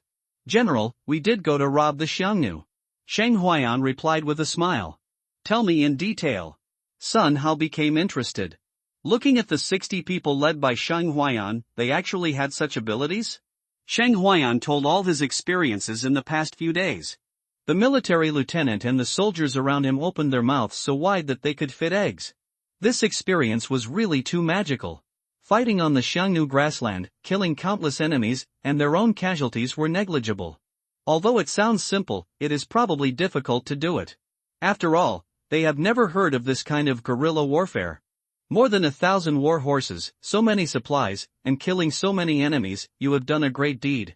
When I report to General Yang, there will be a big reward. Sun Hao said with a smile. This kid is really extraordinary. With the merit of attacking the camp, if his cultivation is enough, he can be promoted to lieutenant. And looking at the aura of Shang Huayan, it has only been a short time, but he has already reached the great perfection of martial arts. A few days ago, this kid was only at the martial arts apprentice level, right? This cultivation growth rate is more evil than those geniuses from big sects and big families. Shang Huayan and others returned, and brought back war horses and many supplies, which soon spread throughout the Yanning army. Old Wang and the others are not dead. Zhang Dainiu widened his eyes after hearing this. The old soldier glanced at Zhang Dainiu. Do you really want them to die? No, that's not what I mean. I mean, they are resurrected again. Ah, that's not right. They were not killed by the Huns. Shut up. The old soldier couldn't listen anymore. If you can't speak, shut up.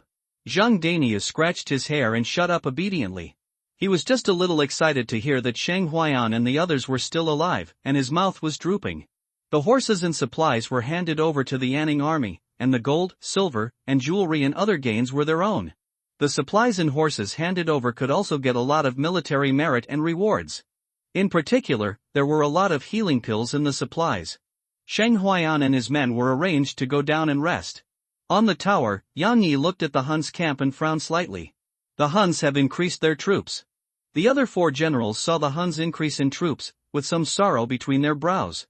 The border is in danger, but they don't care and are still fighting for that position. What are the people at the border in their eyes, said Zhao Yangan, the general of Palu, angrily. Shut up, watch your words. Yang Yi glared at Zhao Yangan. How can you say this casually? Zhao Yangan then realized that he had spoken out of turn. Although the other generals did not say anything, they were also somewhat dissatisfied and angry like Zhao Yangan. The Battle of Anning Pass lasted for more than 20 days. Now the Xiongnu has increased its troops again. Anning Pass is in danger, but there is still no reinforcement from the court. How can the generals guarding the pass not be angry? Kill. The war is still going on. The bodies of Xiongnu fell off the city wall one after another. Some soldiers on the city wall were also shot and killed by Xiongnu cavalry. Woo woo, the Horn of War seems so desolate. Up to now, more than half of the troops of the Anning Pass defenders have been consumed by the Xiongnu army. There are not many soldiers from the counties in the rear who came to support them. They are just perfunctory. Today, Anning Pass is completely defended by the defenders of Anning Pass. Shang Huayan and others who were resting in the barracks were lazily basking in the sun and enjoying the rare quiet time. During the 5 or 6 days on the grassland, they were worried all day long and did not live a peaceful life. If the city was not under martial law, during the war, Shang Huayan would have wanted to take his men to Yichuan Tower to relax, relieve stress, and cultivate sentiment. The war ended in the evening, the setting sun was as red as blood, and the world was full of murderous atmosphere. The Han army still left thousands of corpses behind. At night, Shang Huayan originally planned to meet the veterans, but General Yang Yi summoned him, so he had to meet General Yang Yi first. The highest general of the Yanning Pass garrison, General Pingbei Yang Yi, a 5th-rank general, a master-level strongman. If Yang Yi hadn't guarded Anning Pass, this Anning Pass would have been trampled flat by the Huns' iron cavalry. Shang Huayan was still a little nervous when he was summoned by General Yang Yi. No matter the other party's identity or the other party's cultivation, he now needs to look up to him and face him carefully. General, Shang Huayan has arrived. The messenger brought Shang Huayan to Yang Yi's meeting room. Bring him in. Yang Yi's voice came from the meeting room. Calm and majestic. Shang Huayan was brought into the meeting room, where the 5 major generals were all. Shang Huayan looked at the 6 people, who were the highest generals of Anning Pass. Greetings, General Yang, generals. Everyone looked at Shang Huayan who was saluting. Facing the eyes of the generals, Shang Huayan felt a lot of pressure. Everyone present was a warrior above the innate. Even if they restrained their momentum, the majesty accumulated in the army for many years was also very heavy. No need to be polite, this is our new young general in Anning Pass, and he is indeed a talented person. Yang Yi saw Shang Huayan and said with a smile. According to military merits, Shang Huayan was qualified to be awarded the rank of lieutenant and command a battalion. It's really good. You can be the first to attack the camp that night. General Zhao Yangan said with a smile. Dare to fight and dare to fight. You can be a general in the future. A deputy general also praised. I am short of a lieutenant and a captain.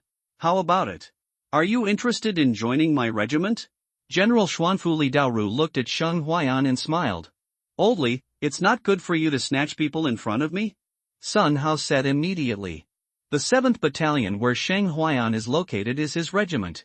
You can't say that. This is called snatching people. It's just that the position of captain is more suitable for him. Putting him in your regiment is a bit of a waste of talent. Li Daoru was very optimistic about Shang Huayan. He has brains, dares to rush and dares to break through, and is decisive in killing. Shang Huayan was stunned. Why are these big guys starting to snatch people? Is he so outstanding? Why are these generals paying attention to him? Okay, don't fight, I have other uses for this kid. Yang Yi said. Several generals saw that they were going to use this kid. Yang Yi looked at Shang Huayan and said with a smile, Shang Huayan, he used to be a scholar, was drafted, showed his good archery talent in the first battle, and then the old soldiers passed on the practice of martial arts in the army. He was gifted in martial arts, brave in battle, and decisive in killing. Shang Huayan was shocked and a little stunned. Has he been investigated? Don't be afraid, I'm not checking your background. I called you here now because I have something for you to do. Yang Yi said. General, please speak. Shang Huayan said respectfully. Yang Yi nodded. Today, the Han's army has begun to increase its troops again, with an estimated 50,000 troops and horses, and we have no reinforcements. Shang Huayan frowned. Another 50,000 troops were added, and they still had no reinforcements. This is not good news. I have heard about your deeds these days. Now I need you to lead the troops and go to the grassland again. Do you dare to go? Yang Yi stared at Shang Huayan. He heard Sun Hao talk about what Shang Huayan had done with his troops on the grassland in the past few days, so he wanted Shang Huayan to go to the grassland to make trouble again. Of course, this matter is very dangerous. I will not force you. I will give you 2 days to consider it. You can reply to me in 2 days. No, you can go, but I have a condition. Shang Huayan said immediately. Going to the grassland to kill the enemy on your own is better than defending the city and killing the enemy. With a killing system, he can only become stronger quickly by killing in war. Therefore, he did not refuse this task. Oh, tell me, as long as I can do it, I will satisfy you. Yang Yi saw that Shang Huayan agreed without hesitation, and nodded with a satisfied smile. I want more soldiers. Shang Huayan said. Okay, I will give you 500 cavalry and promote you to a military officer. As long as you go to the grassland and cut off the food and grass of the Xiongnu army, it will be fine. Yang Yi said. Shang Huayan was stunned. He was promoted again? A military officer is 1,000 men, commanding 1,000 people, and an 8th-rank military officer. Remember, you only need to attack and harass the Xiongnu army transporting food and grass. You don't need to do much else. Yang Yi reminded. Make sure to complete the task. Shang Huayan saluted. Go down and rest for 2 days. I will select 500 elite cavalry and give them to you. Whether you can delay the Xiongnu army's siege depends on you. Yang Yi nodded. Shang Huayan didn't expect that he would go to the grassland again after just coming back. By the way, if you have any other requests, I will prepare them for you. Yang Yi said again. General, I still need soldiers who can speak the Xiongnu language and people who are familiar with the grassland. Shang Huayan said. A few days ago, they had few soldiers and were not familiar with the grassland, so they did not dare to go too deep into the grassland. According to Shang Huayan's understanding, this world is a little bit big, and the grassland is also very vast. The Xiongnu is not the only unified nomadic people on the grassland. The Xiongnu is just one of the overlords on this grassland. Okay, I will arrange it for you. Yang Yi nodded. Anything else? Well, more healing pills. Shang Huayan said. They are behind the enemy, and it is difficult to replenish casualties, so healing pills are very important. No. Change 1. Yang Yi's face is a little ugly. They have not received the pills issued by the court for a long time. Speaking of this, he was angry. Well, that's fine, forget it if there's none. Sheng Huayan scratched his head. If there's no elixir, at worst, we can just rob the Xiongnu. There will be elixirs transported in the Xiongnu transport army. Count my team of soldiers in it as well. Sheng Huayan thought about it and said again. He was used to using his subordinates. Okay, no problem. Anything else? Yang Yi looked at Sheng Huayan. No more. Sheng Huayan shook his head. You are now a martial artist. I will give you a 4th grade realm breaking pill to help you break through to the martial artist realm. Your current cultivation is a bit low. Yang Yi gave Sheng Huayan another 4th grade realm breaking pill. As Sheng Huayan gradually became familiar with this world, he also learned that elixirs are also divided into 1 to 9 grades, with the 1st grade being the lowest and the 9th grade being the highest. The 4th grade realm breaking pill can already allow a martial artist who has reached the great perfection to break through to the acquired realm. Thank you, General. Sheng Huayan was a little happy and took the jade bottle from Yang Yi. With this pill, he can save some killing points. This is a jade talisman for passing on skills. It contains the Overlord Spear skill that I mainly practiced, and I will also give it to you. Yang Yi also passed on the spear skills he practiced to Sheng Huayan. It's a pity that the skills he practiced can't be passed on to Sheng Huayan. The other 5 generals, seeing this scene, envied Sheng Huayan a little.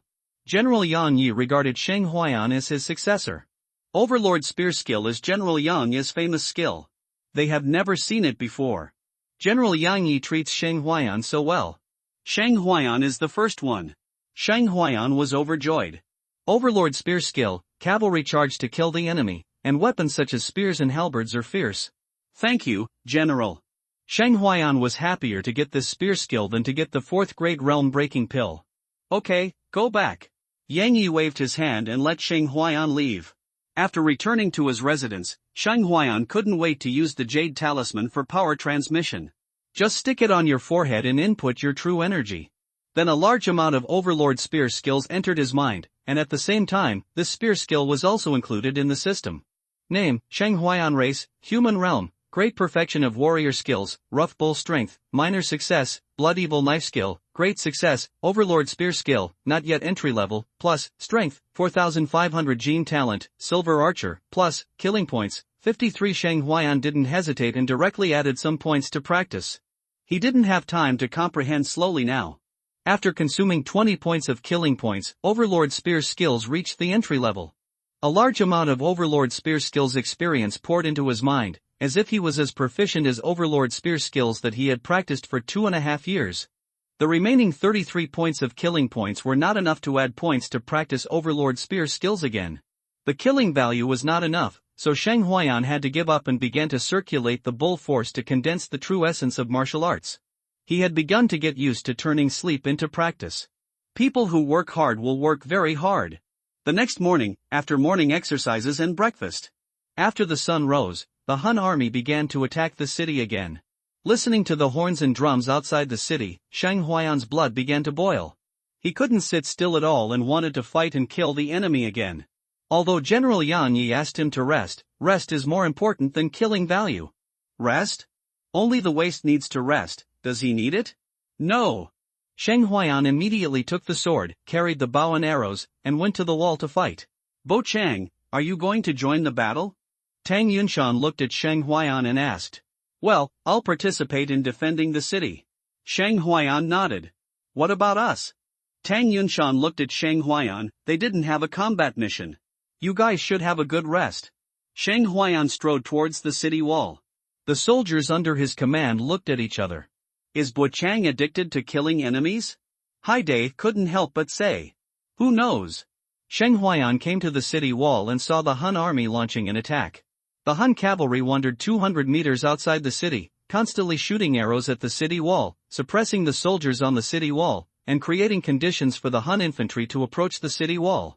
The archers on the city wall also kept shooting arrows in counterattack. But those cavalry were very fast, and it was difficult for the archers on the city wall to hit them. They could only turn to shoot the charging Han soldiers. Sheng Huayan took off the bow and arrows on his back, put 3 arrows on them, and shot 3 arrows at once. Swoosh! Swoosh! Swoosh! 3 arrows were shot out, all hit, and killed 3 cavalrymen. As a silver-level archer, his archery skills, if not superb, were also pure fire furnace green. Seeing Sheng Huayan shoot 3 arrows at once, and all 3 arrows hit the enemy, the archers next to him were full of surprise. This archery skill is too awesome. Sheng Huayan did not pause, continued to draw the bow and arrows, and also shot 3 arrows. 3 cavalrymen outside the city fell again. Seeing Sheng Huayan shooting the Xiangnu cavalry like this, the archers next to him opened their mouths wide. Where did this sharpshooter come from? Some of the Xiangnu cavalry outside the city noticed Sheng Huayan, drew the bow and arrows and shot at Sheng Huayan. Sheng Huayan had sharp eyes and dodged quickly to avoid the arrow. Without saying a word, he raised his hand and shot back an arrow. The opponent unfortunately failed to dodge the arrow he shot, and the arrow pierced his heart and fell off the horse. Swoosh! Swoosh! Swoosh! 3 more arrows were shot, killing 3 Xiangnu cavalrymen. Yan Yi and other guards on the tower noticed Sheng Huayan. No, didn't I let that kid go to rest? Why did he run up to the wall again? Hey, good guy, this archery skill is amazing, shooting and killing Xiangnu cavalry, not a single arrow missed. This archery skill is probably rare in our army. This guy is probably a battle maniac, he can't sit still at all. Several generals said one after another. Soon, Sheng Huayan shot all the 30 arrows in the quiver and killed 30 Xiangnu cavalrymen. He looked at the archer next to him, and there were still many arrow feathers in the quiver on his back. Brother, give me your arrow feathers. Sheng Huayan said directly. Ah? Oh. Here you go. The archer next to him came back to his senses, his eyes full of admiration for Sheng Huayan. This is simply a great archer. He directly gave all the remaining 20 arrows to Sheng Huayan, asking Sheng Huayan to shoot the Xiangnu cavalry. Sheng Huayan took the quiver. Thank you, brother. When the war is over, I will invite you to Yichenlu to find the most beautiful girl. Okay. Hearing Yichenlu, the brothers' eyes lit up. After getting the arrows, Sheng Huayan put the arrows on and shot. Cavalrymen were constantly shot off their horses. At the same time, this also attracted the Xiangnu cavalry to target them, and hundreds of cavalrymen drew their bows and shot arrows at him. Seeing the overwhelming arrows, Sheng Huayan quickly dodged. However, the brother next to him who gave him the arrows was slow to dodge and was shot into a hedgehog. Sheng Huayan's brother who was shot into a hedgehog, it seems that the Xiangnu cavalry saved him a sum of money. Damn Huns, this is my good brother. Sheng Huayan fought back, drew his bow and shot 3 Hun cavalrymen to avenge his good brother. After shooting 3 arrows, Sheng Huayan quickly changed his position. The Xiangnu cavalry targeted him, and as soon as he showed his head, hundreds of arrows were shot at him. He has not yet cultivated to the level of bronze skin and iron bones, and is still unable to be fearless of bows and arrows.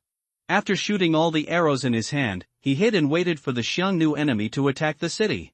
Although bows and arrows can kill enemies quickly, the Xiangnu cavalry are staring at him now, so there is less room for them to display their skills. The short-term shooting of 50 Xiangnu cavalry attracted firepower and greatly reduced the pressure on other soldiers. Soon, the Xiangnu enemy army paid a lot of casualties and attacked the city wall. When the Xiangnu soldiers attacked the city wall, the Xiangnu cavalry on the city wall stopped shooting arrows on the city wall. Seeing the Xiangnu soldiers climbing up, Sheng Huayan smiled happily. The Xiangnu soldiers who climbed up in front of him looked at Sheng Huayan's happy smile and were stunned for a moment. Why did he feel that Sheng Huayan was very happy to see him? That smile was just like when a brothel owner saw a customer. Sheng Huayan drew out his sword, stepped forward, and slashed with his sword.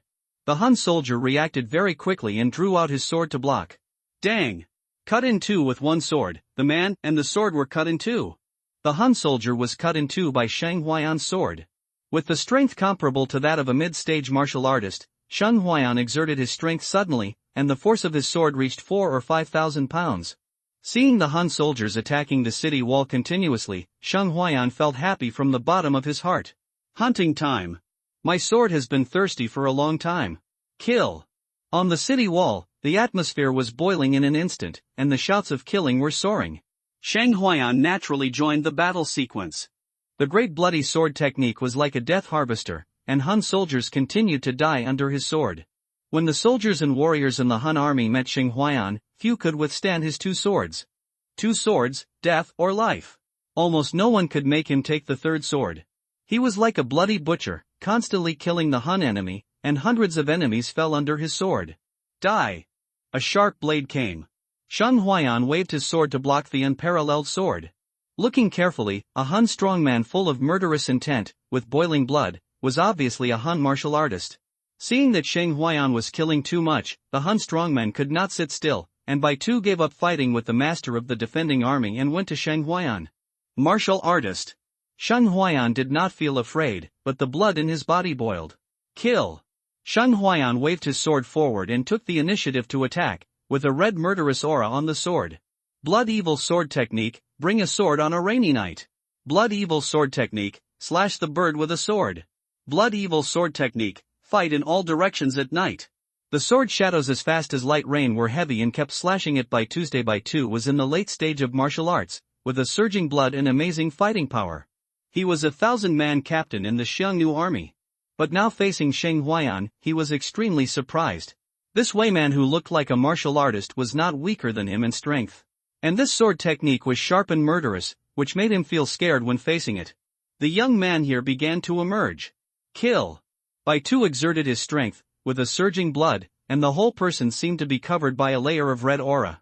Shang Huayan immediately felt that the opponent's power had become much stronger, and the surging blood was hot, which made him feel a little oppressive. Shang Huayan also circulated the true energy in his body to the extreme, and the whole person was like a killing beast, fighting madly with By Tuesday so strong. Which battalion's captain is this guy from? I don't know. The two lieutenants in our battalion are not him. He is so young, and with his martial arts skills, he fought against the late-stage Xiongnu martial arts masters. So terrifying. The surrounding Anning Pass defenders were shocked to see Shang Huayan so fierce. I know, he is the one who led the first attack into the enemy camp, causing a big disturbance in the enemy camp, and then led the team to kill on the grassland and brought back thousands of war horses. A soldier recognized Shang Huayan. Is it him? He is not from our battalion. Why did he run up to the city wall to kill the enemy? So young. This boy is so terrifying. If he doesn't die, he will surely be able to make the world famous. Boom! From the Xiongnu army, two figures flew in the air. Their breath was overwhelming, oppressing people's heartbeats and stagnation, and they couldn't breathe. Yang Yi, come out and die. One of the black-robed men spoke, his voice like thunder, spreading throughout the entire Anning Pass. Countless soldiers felt a terrifying sense of oppression, whether they were the Anning Pass garrison or the Xiongnu soldiers. How dare you? Who dares to call the general's name like this? The residents in the city said. It should be the Xiongnu strongman. The masters have taken action. The Xiongnu soldiers who attacked the city wall showed joy. How dare you? General Sun Hao of Panu was furious. If he was not strong enough, he would definitely kill the two. Boom! A figure stepped into the air from the tower and appeared in the sky. He was wearing a red robe and golden armor, and the whole person was shining with golden light, mighty and domineering. The master-level strongman can already fly in the air. Gun! From the tower, a king's spear flew out and landed in the hands of the red-robed and golden-armored general. Come and fight! Yang Yi pointed his spear at the two powerful Xiongnu masters. Kill! The two masters of the Xiongnu, covered in black aura, one holding a mace and the other holding a sword, rushed towards Yang Yi. Boom! Yang Yi brandished the overlord spear, and the spear shot out like a dragon, domineering and fierce. Boom! The collision of weapons was like thunder, resounding through the sky, and three terrifying waves of true energy spread like waves in the sky. The extremely powerful pressure made the soldiers below feel trembling and fearful. Every strike of a powerful master contains terrifying power, making countless people tremble and fear even from a distance. Shang Huayan and Bai Tu stopped, and they looked at the three figures in the sky that enveloped the battle. Yang Yi's overlord spear made pure fire green, and every blow had the power to split mountains and seas. One man could suppress the two powerful masters of the Xiongnu. When the masters fight, they are as powerful as gods and humans, making people feel extremely powerful and oppressive. If it weren't for the three fighting figures in the sky, the targets of the battle would all be each other. Otherwise, with just a slap of the palm, no one on the ground would be able to stop them. The violent chi machine is like boiling water. The domineering martial arts chi suppresses the heaven and earth. The chi and blood are soaring to the sky, like the waves of blood and smoke, and every move has great power.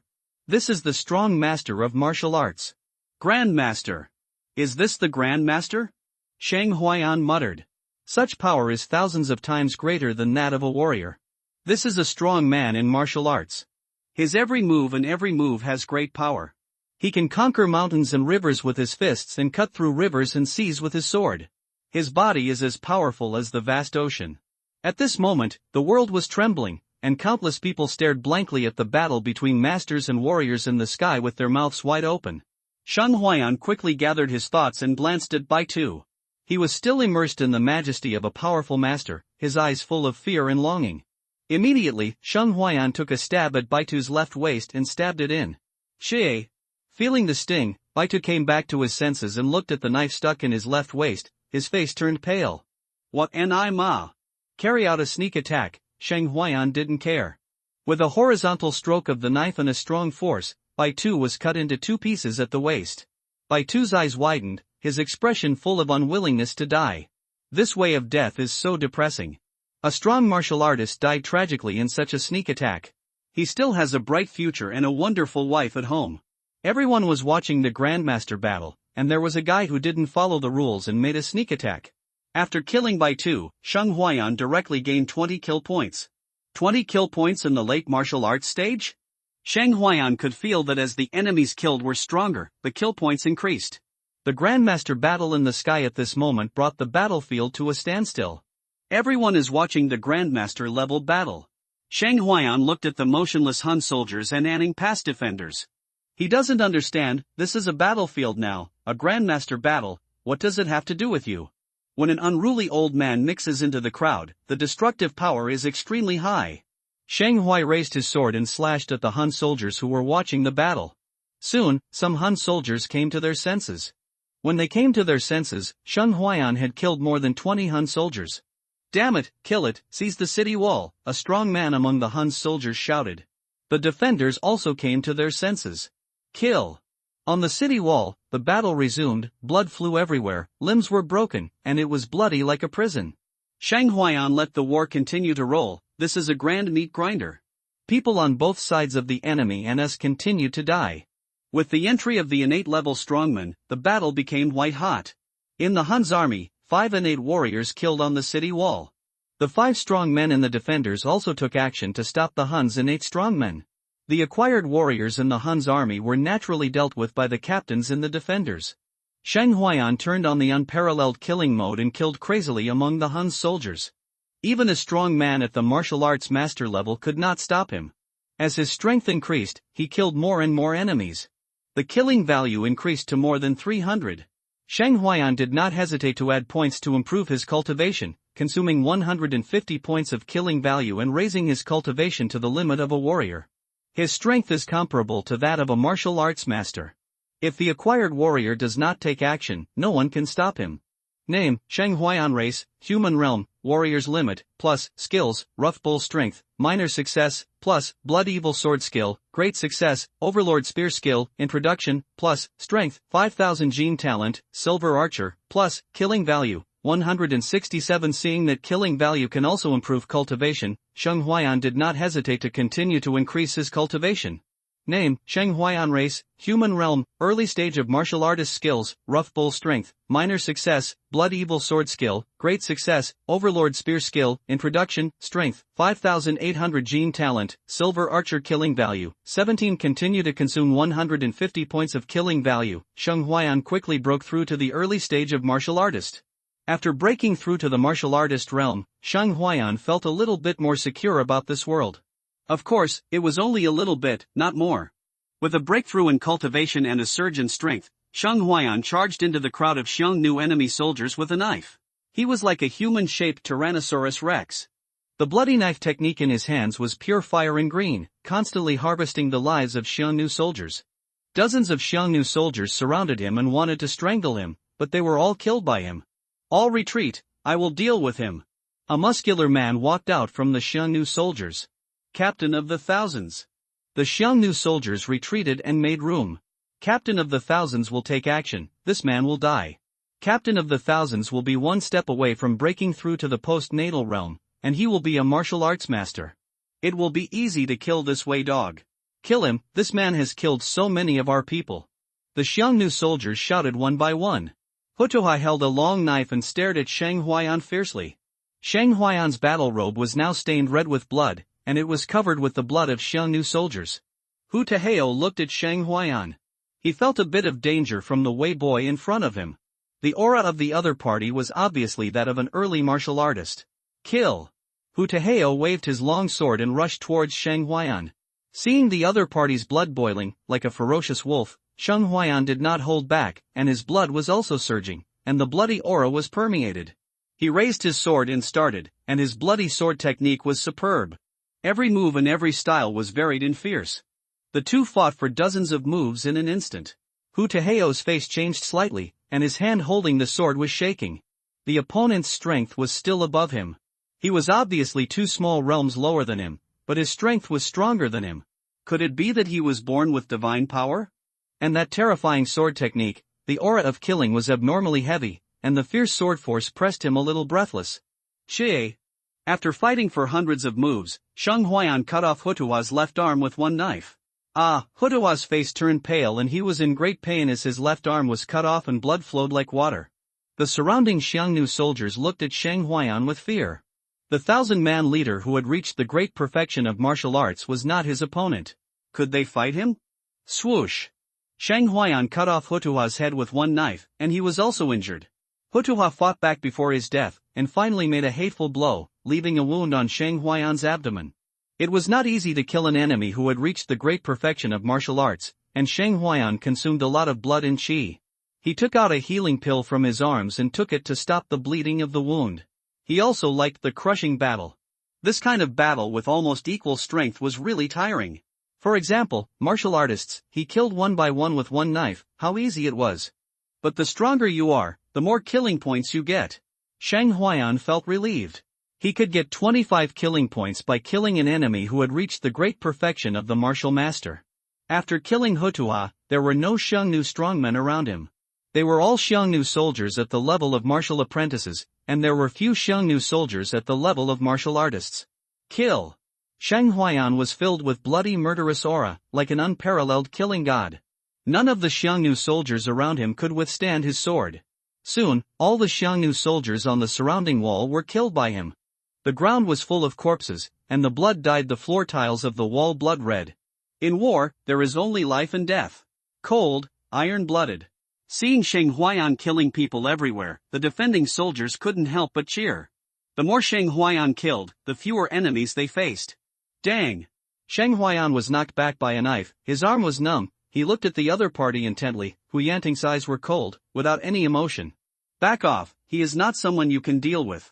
Captain Lin stood in front of Sheng Huayan. Sheng Huayan nodded, turned around and went to deal with other Xiongnu soldiers. This person gave him an extremely dangerous feeling. He must be a postnatal warrior, and a strong one among them, not someone he could deal with now. Anyone who dares to stop me will die. Hu Yanting rushed towards Captain Lin with a cold look. Let's try and see who will die first. Captain Lin raised his knife and faced Hu Yanting. Both of them were postnatal warriors, fighting each other, and the people around them made way to give the two a place to fight. In the sky, the 3 masters were still fighting, and their might was as terrifying as the abyss. Fortunately, the battlefield was in the sky. If it was on the ground, I'm afraid that the mountains would have collapsed and the earth would have cracked. Yang Ye's domineering spear technique made the 2 Xiongnu masters have to join forces to resist, with unparalleled might. He alone can stop thousands of troops. If he hadn't been there to guard the entire Anning Pass, it would have been trampled by the Xiongnu cavalry. After a long battle, the 2 Xiongnu masters still couldn't do anything to Yang Yi, so they had no choice but to retreat. Watching the 2 Xiongnu masters retreat, Yang Yi turned around and flew back to the top of the tower, standing there, his blood-red battle robe fluttering, his golden armor sparkling, extremely dazzling. That momentum was like a mountain, guarding there, thousands of troops could not cross. Yang Yi is the Dinghai Shinpin of Anning Pass. In the Xiongnu army, Zhou Xianwang was angry and helpless when he saw the 2 masters return without success. Yang Yi was so strong that he was not at a disadvantage even if he fought 1 against 2. Either kill Yang Yi and break through the pass directly, or break through the pass and force Yang Yi to retreat, otherwise, it would be difficult to take down Anning Pass. The battle lasted until the evening, and the Han army still failed to take the city wall and break through the pass. They had to retreat, leaving behind thousands of corpses. On the city wall, the defenders were not happy about repelling the enemy. There were less than 300 soldiers left in the 1st Battalion. It is conceivable how tragic the war was. More than half of the defenders of Anning Pass had been consumed. From the lieutenant to the general, no one was happy, and everyone was extremely worried. If this continues, the soldiers of Anning Pass will be exhausted in 10 days. Shang Huayan looked at the corpses on the ground. These were all comrades who fought together, but now they have become cold corpses. These soldiers also have families, lovers, and people are waiting for them to go back. Behind them, how many families are there? They are also human beings, and they will miss their families and the one in their dreams. But facing the enemy, they never took a step back. They are also passionate men. Don't talk about being a marquis. A general's success is the result of thousands of bones. This is war. He dragged his heavy steps and walked down the city wall. His battle robe was torn, his armor was full of knife marks, his hair was messy, and his face was covered with blood. Don't talk about being a marquis. A general's success is the result of the sacrifice of thousands of people. Captain Lin looked at Shang Huayan's back. What a good poem, this kid, he is very talented. I heard that he used to be a scholar. He looked at the corpses on the ground, some of them were enemies, and some were his subordinates. There were only more than 200 disabled people left in his 5th battalion, and the casualties were almost more than 90%. These are not cold numbers, but living lives. Captain Lin was silent. Is this what Shang Huayan felt? It really is. Don't talk about being a marquis. A general's success is the result of the sacrifice of thousands of people. A poem describes the war as extremely cruel. After getting off the wall, Shang Huayan saw the old soldier. With a smile, Shang Huayan walked towards the old soldier. Seeing the broken battle robe and the armor full of knife marks, the old soldier frowned slightly. You went up to the wall to kill the enemy again? Killing the enemy and serving the country is our honor. Shang Huayan said with a smile. Be serious. The old soldier glared. Uncle, the strong can only grow quickly in battle. Shang Huayan said seriously. Whether to serve the country or not, that's a slogan, shouted to others. Killing the enemy to get the killing value and become stronger is his purpose. Of course, this is his secret, and he won't tell it. That's right, the strong should grow in battle. The old soldier nodded in agreement. Today, General Yang fought against the 2 masters of the Huns. Uncle, did you see it? That might was simply astonishing as heaven and earth. Shang Huayan said. I see, the master is really terrifying. The old soldier nodded in admiration. I want to become that kind of strong man, and be awesome. Shang Huayan said with lofty ambitions. Yes, you have ambitions, and I support you spiritually. The old soldier smiled and nodded, and did not speak to attack Shang Huayan. By the way, I heard that you will lead troops to the grassland again in 2 days? The old soldier said. How did you know? Shang Huayan looked at the old soldier curiously. There are very few people who know about this, except General Yang and the 5 generals. There are also the selected people, and the others should not know. This matter was originally kept secret to prevent the Huns from spying in the city. General Yang found me and asked me to go, but I refused. The old soldier said. Is that so? Shang Huayan nodded. Go wash up and come to me after dinner. The old soldier said, and left. Shang Huayan also went back. Seeing Shang Huayan return safely, Tang Yunshan, Haidai and others were relieved. Their chief was really a warmonger. Chang, you are finally back alive. Haidai said. Why, do you really want me to die? And then succeed the position of chief? Shang Huayan looked at Haidai dangerously. This kid actually set his sights on his position and wanted to take the position? No, that's not what I mean, chief. Haidai looked at Shang Huayan's dangerous eyes and said quickly. No? You dare to say you don't want to be a chief? Shang Huayan stared at Haidai. Haidai swallowed his saliva. It's over. His ambition was exposed. A soldier who doesn't want to be a general is not a good soldier. A general who doesn't want to be an emperor is not a good general. How could he not want to be a chief? He wanted to dream. Haidai shook his head again. Bochang, you misunderstood me. Am I that kind of person? I, Haidai, will always be your soldier. Really? More real than gold. Haidai said sincerely. I'll believe you for now. Shang Huayan stopped pursuing the soldier who wanted to replace him. Bochang, you are really too careless about safety. You just came back from the grassland and went to the city wall to kill the enemy. Tang Yunshan said with concern. Looking at Tang Yunshan's dog-licking look, Haidai felt disgusting. How can a man live under someone else for a long time? Okay, stop talking nonsense, go prepare hot water, I want to take a bath. Shang Huayan said. Yes, Buchang, I'll arrange hot water for you right away. Tang Yunshan nodded and said hurriedly. He didn't forget to look at Hai Dai and gave him a provocative look. You want to grab my position as Buchang? Go and eat foot washing water. Sheng Huayan was covered in blood, and if a child saw it, he would have nightmares for 10 years. His subordinates looked at Sheng Huayan and felt that the bloody aura on Sheng Huayan was heavier.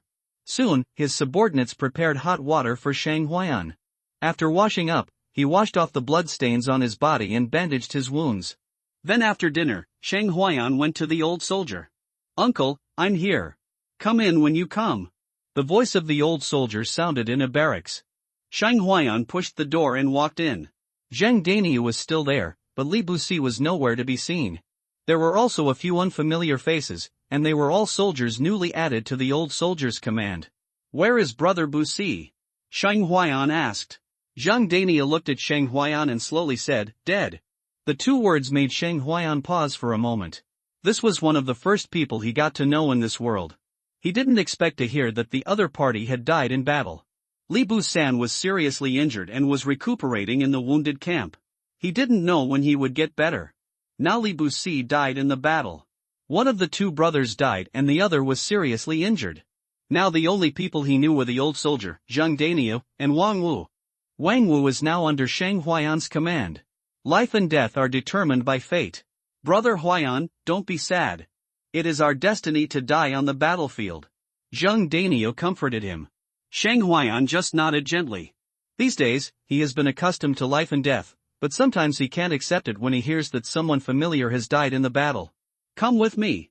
The old soldier looked at Sheng Huayan and said lightly. Sheng Huayan followed the old soldier and walked into the inner room. Uncle, what's the matter? You are so mysterious. Sheng Huayan said.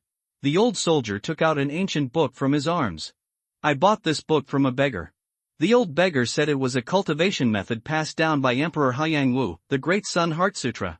I have studied it for most of my life, but I can't get started. Now I pass it on to you. I hope you can cultivate something. The old soldier said to Sheng Huayan. Sheng Huayan took the book from the old soldier and looked at the 4 big characters on it, Great Sun Heart Sutra. These 4 big characters were written by people at first glance, and they were crooked and ugly. It was even worse than the chicken claw characters written by elementary school students in the previous life. The whole ancient book made people feel that it was fake at first glance. Uncle, did you buy this martial arts secret book from an old beggar? Sheng Huayan looked at the old soldier. Yes, it cost me 1 or 2 silvers. The old soldier nodded seriously. And uncle, you have cultivated for most of your life, but you haven't cultivated anything? The old soldier nodded seriously, looking at Sheng Huayan with hope in his eyes, hoping that Sheng Huayan could cultivate something famous. You are gifted in martial arts, so I passed it on to you, hoping that you can practice successfully and then teach me to practice. Otherwise, why would I give it to you? This is a martial arts emperor level practice method.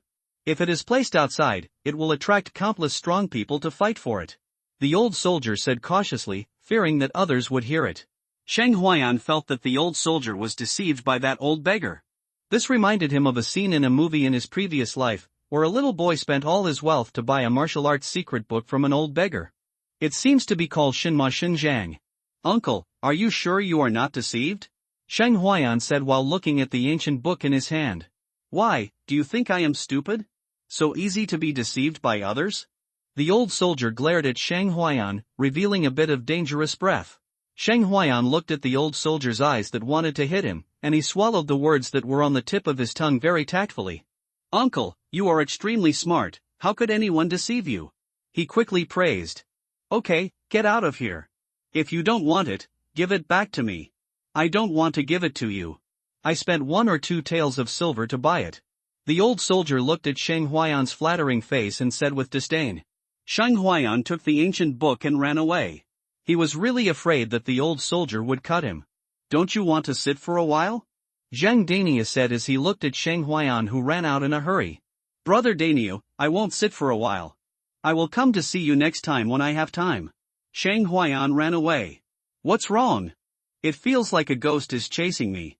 I run so fast. Zhang Daniu scratched his head. Brother Daniu, who is this? A soldier asked. He is called Shang Huayan.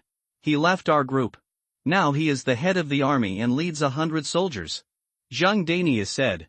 He is the head of the army? He is in charge of 100 soldiers. Several soldiers were very surprised. They couldn't tell that he was the head of the army at such a young age. Work hard to kill the enemy, and you can become a baron in the future. Zhang Dania said to several people. We will definitely kill the enemy well and gain military merit to become a baron. The eyes of several soldiers were full of longing. Zhang Dania felt a little reluctant when he saw it. His big pie was a little too big and a little dry. He didn't know if these soldiers could swallow it. Shang Huayan returned to his residence and took out the martial arts secret book given by the old soldier. This handwriting is so ugly. He couldn't help but complain, and then began to look through it to see what was written in it. The night was deep. Anning City was lit with starlight. Yang Yi looked at the lights in the city and the people in the pass. On the desk behind him, there was a copybook. It was written, "Don't talk about being a marquis, a general success is the result of the sacrifice of thousands of people." Shang Huayan was fascinated by the scriptures in the book. In his heart, it seemed as if a fiery sun appeared, with a mighty and lofty aura. It seemed to come from the ancient times. His heart was beating vigorously, and his blood was constantly surging and condensing, like a blood-red flame burning. The martial artist refines blood, condenses blood, and strengthens himself. After reading the scriptures in the book, Shang Huayan woke up, and the book in his hand ignited without fire and soon turned into ashes. Shang Huayan was shocked. This martial arts practice method was actually real. The skills that the old soldier gave him were actually real. So the old soldier was not deceived by the old beggar, but bought the real skills. He felt that his blood was condensed by 20%. This was just reading the scriptures once, and the blood in his body was condensed by 20%. At the same time.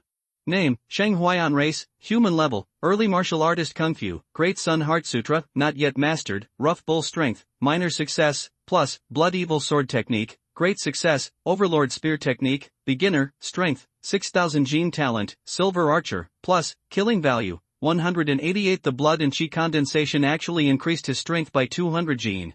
At the same time, the golden light screen recorded the Great Sun Heart Sutra Kung Fu.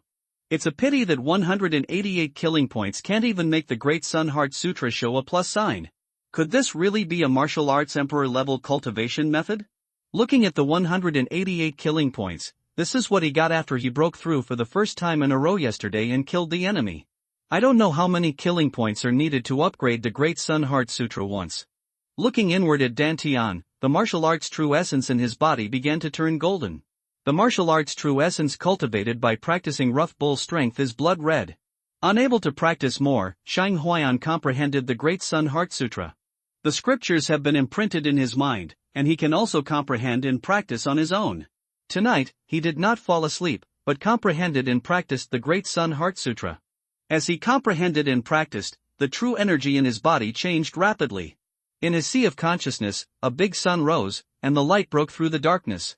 The Great Sun Heart Sutra, to visualize the sun, to use the form to refine the spirit, to nourish people with the spirit, to observe the sky with the heart, and to observe oneself with the spirit. After a sleepless night, a big sun rose from the horizon. Shang Huayan's whole body seemed to be blooming with golden light. He was like a fireball, and the powerful secret force kept washing his flesh, blood, bones, and tendons. After the sun rose, he slowly finished his work. After a night of comprehension and practice, he did not get started with the Great Sun Heart Sutra, but his physique was stronger than before. Their captain ordered them to rest for 2 days, and they did not have to exercise this morning. Shang Huayan did not order his men to exercise. Tomorrow, he would lead his men to continue marching out of the grassland. It was rare to let his soldiers rest for 2 days, so let them have a good rest. After breakfast, Shang Huayan carried a bow and arrow on his back and a sword on his waist, and continued to climb the city wall to resist the Xiongnu enemy. If you can't get started with the Great Sun Heart Sutra, then continue to kill the enemy. Gain killing points and directly increase your practice. When they came to the city wall, the soldiers guarding the city were already ready. Outside the pass, in the Xiongnu army camp, flags were waving and fluttering in the wind. Dong dong dong, woo, the sound of war drums and horns rang out, and the intention of the golden sword swept the sky. On this land, there have been years of wars, and I don't know how many loyal bones have been buried. The Xiongnu army once again sent tens of thousands of people to attack Anning Pass. Archers, get ready! The guarding lieutenant shouted immediately. The archers came out one after another, drawing their bows and strings. Sheng Huayan also stepped out, put on 3 arrows, and stared at the Xiongnu army with sharp eyes. Shoot! The captain shouted. Swoosh! Arrows rained down and shot into the enemy camp. The Xiongnu army was not to be outdone, and archers began to suppress them. Dense arrows shot out from the Xiongnu army camp. The overwhelming arrows shot at the city wall, and archers such as Sheng Huayan dodged. Unless you reach the postnatal realm, you can't resist the shooting of arrows with copper skin and iron bones. Sheng Huayan didn't want to die in the rain of arrows and become a pet hedgehog. Seeing that the archers on the city wall were suppressed, the Xiongnu siege army began to charge. Sheng Huayan shot directly through the wall lookout on the city wall. Shooting 1 arrow at a time can also kill an enemy. Soon, after 30 arrows were shot, the killing value also rose directly to 231 points. 30 arrows gave him 43 points of killing value. At the same time, a plus sign finally appeared behind the Great Sun Heart Sutra on the golden screen. Name, Sheng Huayan Race, Human Realm, Early Martial Master, plus, Skills, Great Sun Heart Sutra, Not Yet Introductory, plus, Rough Bull Strength, Minor Success, plus, Blood Evil Knife Skill, Great Success, Overlord Spear Skill, Introduction, Strength, 6000 Gene Talent, Silver Archer, plus, Killing Value, 231. Sheng Huayan was very happy to see that he could improve the Great Sun Heart Sutra. He added points to improve the Great Sun Heart Sutra without hesitation, and he even ignored his cultivation. 200 points of killing value disappeared, and Sheng Huayan was a little surprised.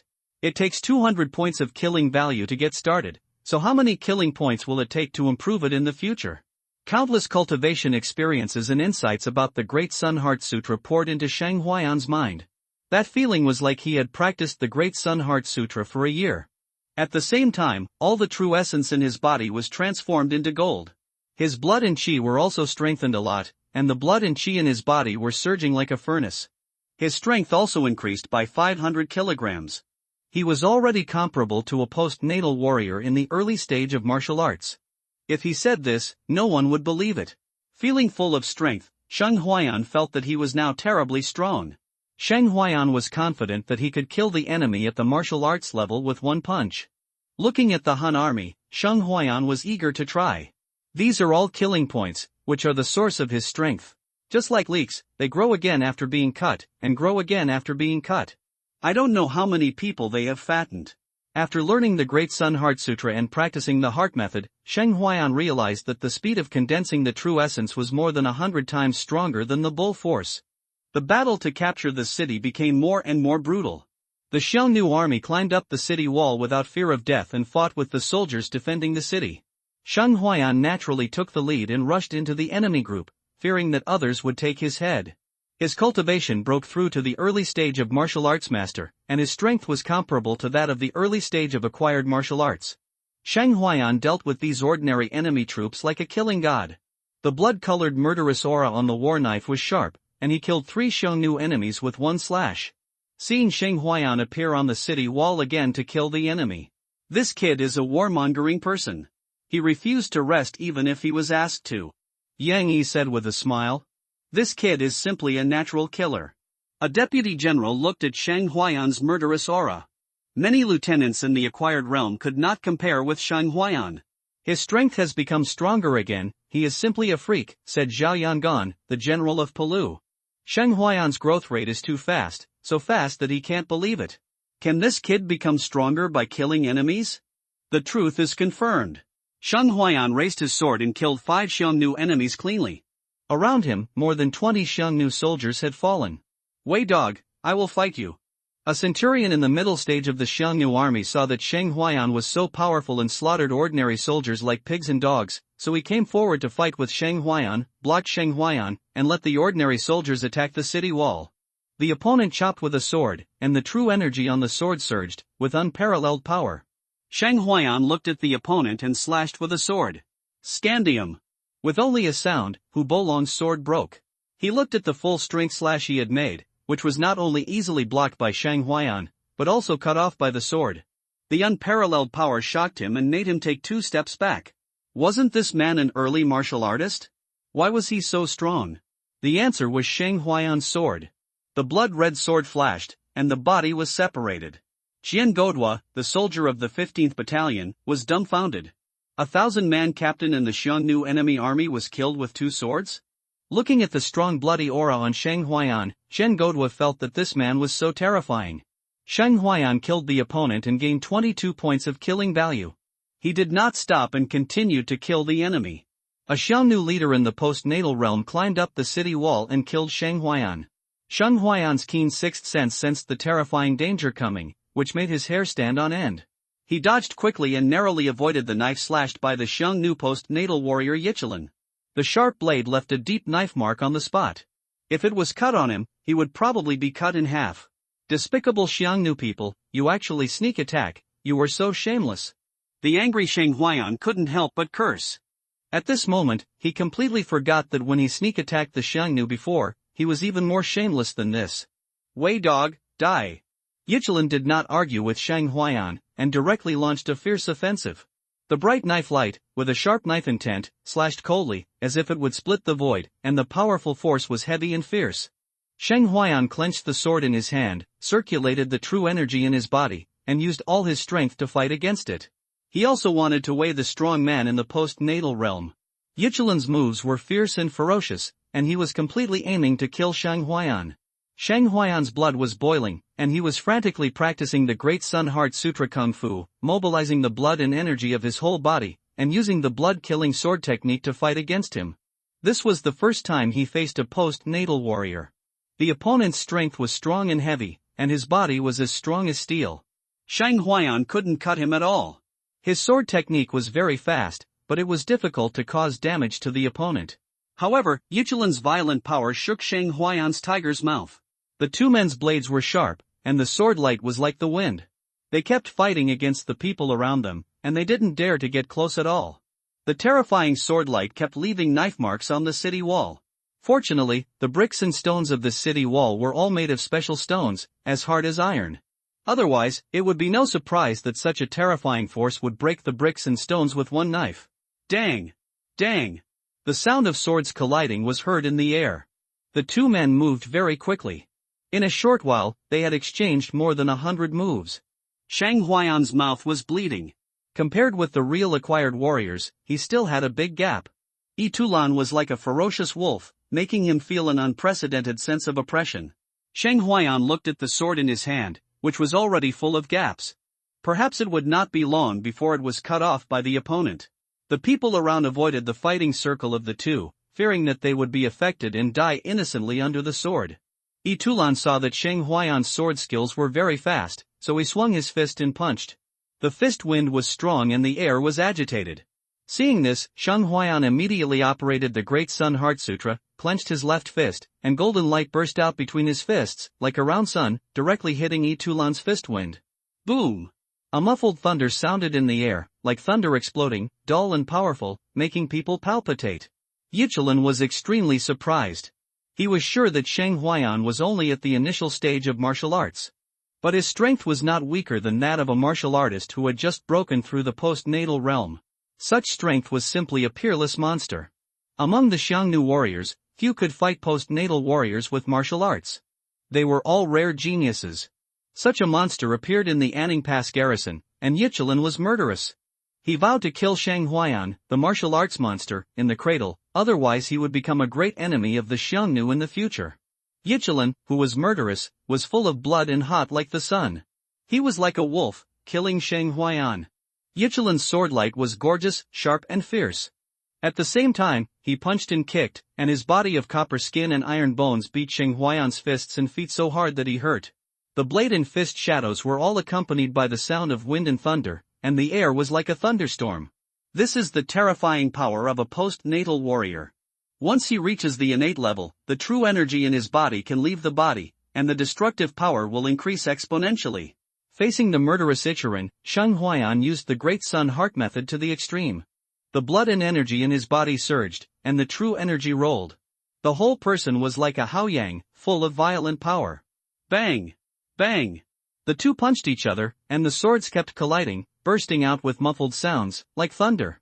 The people around were extremely shocked, and even Yang Yi and others on the tower cast their eyes. Sheng Huayan fought against a postnatal warrior in the early stage of martial arts with the cultivation of a martial artist. Such a performance was too amazing and dazzling.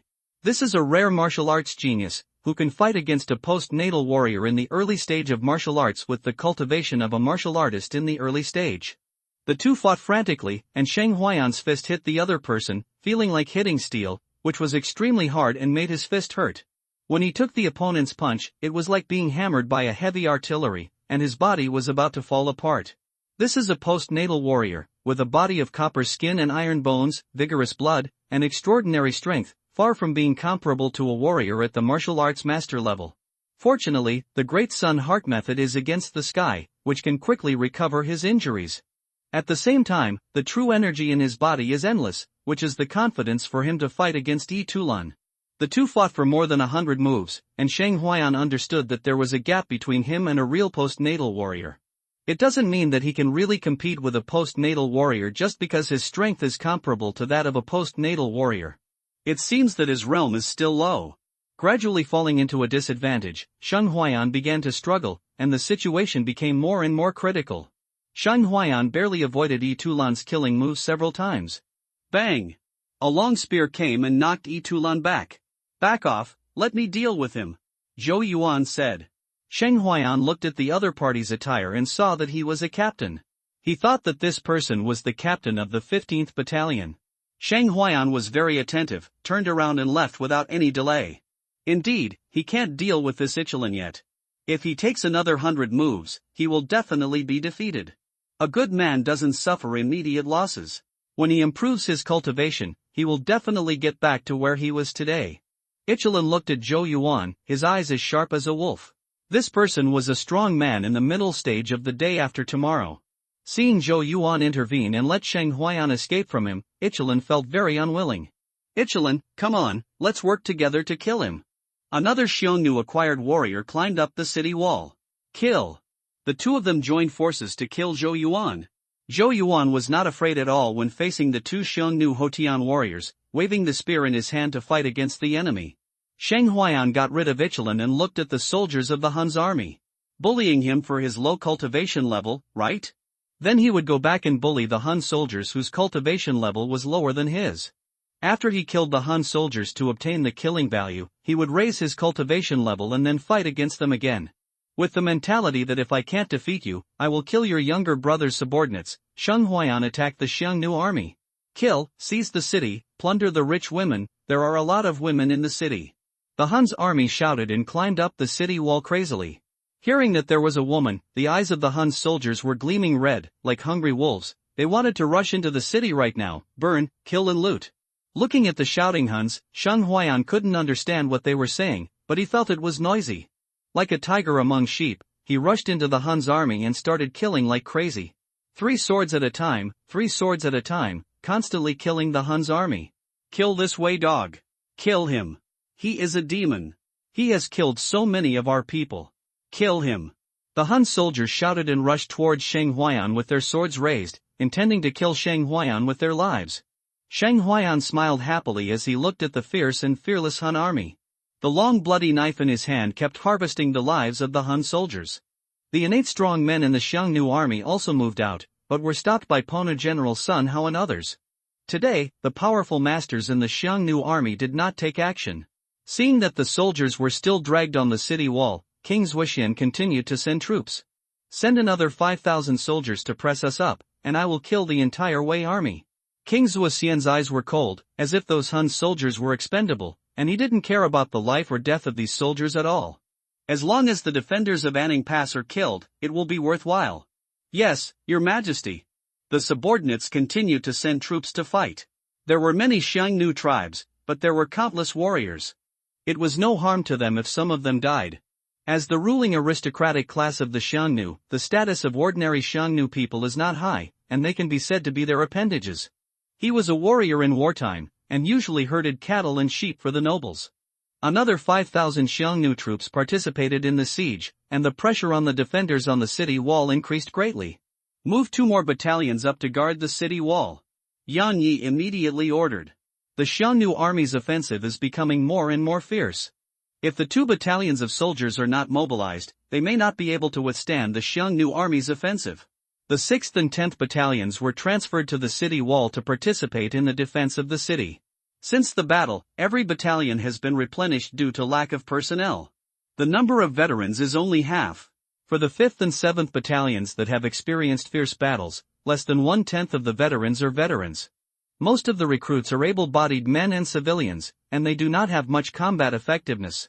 The current Anning Pass garrison has been greatly reduced in strength and its combat effectiveness is not as good as before. Shang Huayan is like a killing god.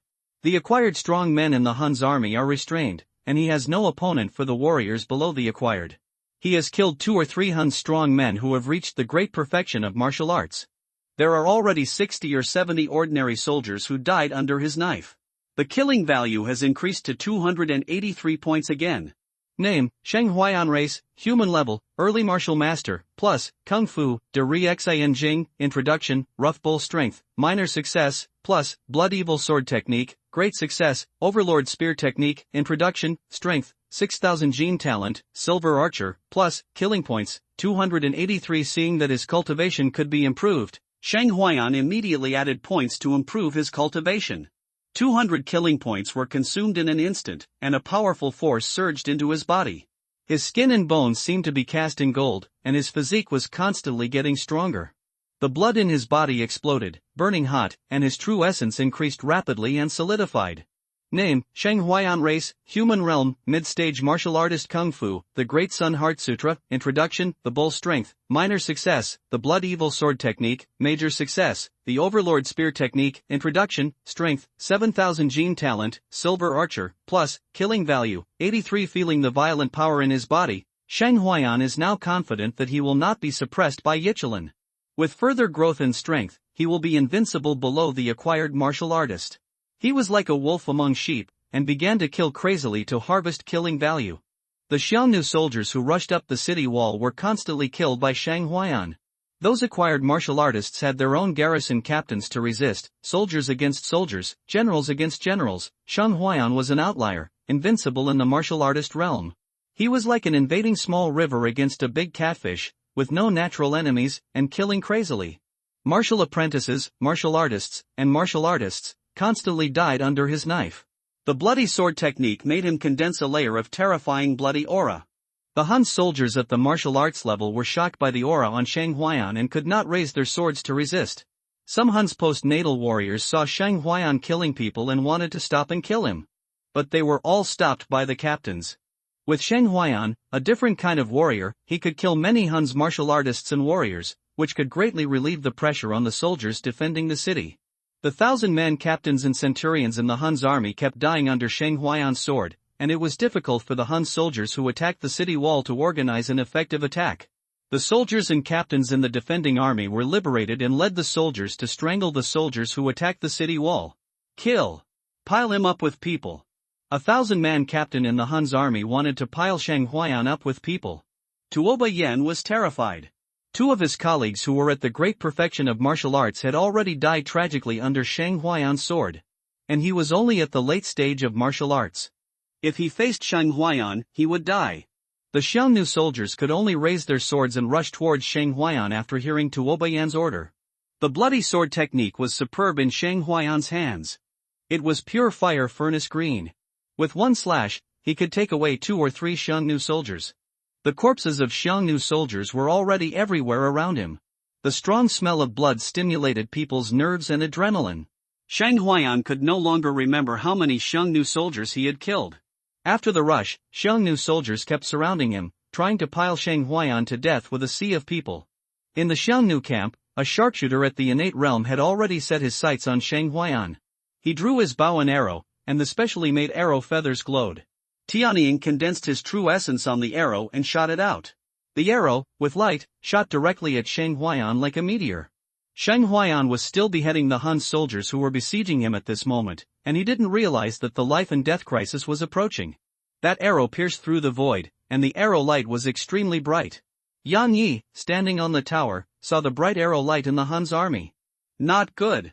The arrow was shot at Shang Huayan. Shang Huayan, who was too dazzling and stunning, still attracted the attention of the sharpshooters in the Han's army. Clang! Yang Yi quickly pulled out his black gold sword, circulated his true energy, and threw it hard. The black gold sword passed by like a meteor. The arrow light was extremely fast, and Shang Huayan's sixth sense felt great terror, as if a great danger was coming. He seemed to be stared at by the great terror, and he didn't know where it came from.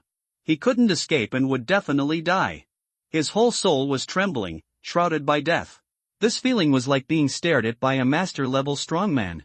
He had no power to resist and could only wait for death to come. Boom!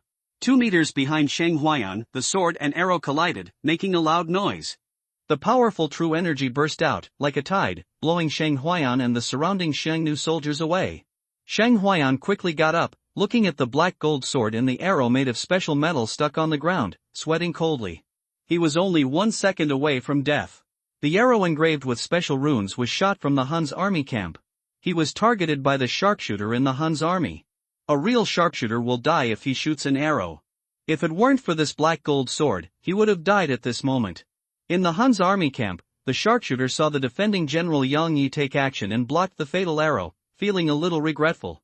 He did not continue to shoot the second arrow. With the master Yang Yi around, the second arrow was meaningless. Tianying did not expect that Yang Yi would care about a small martial artist. Shang Huayan looked at the black gold sword and recognized General Yang Yi's saber. Looking at the figure standing on the tower, Shang Huayan was grateful. If it weren't for General Yang Yi's action, he would have died. Stepping up quickly, Shang Huayan pulled out the black gold sword stuck in the floor tile. The mysterious golden pattern on the blade glowed dimly. This was a long straight sword with a width of 3 fingers and a length of 2 feet. Feeling the heavy sword, Shang Huayan estimated that it weighed more than 100 pounds. I don't know what material it is made of, but such a sword weighs more than 100 pounds.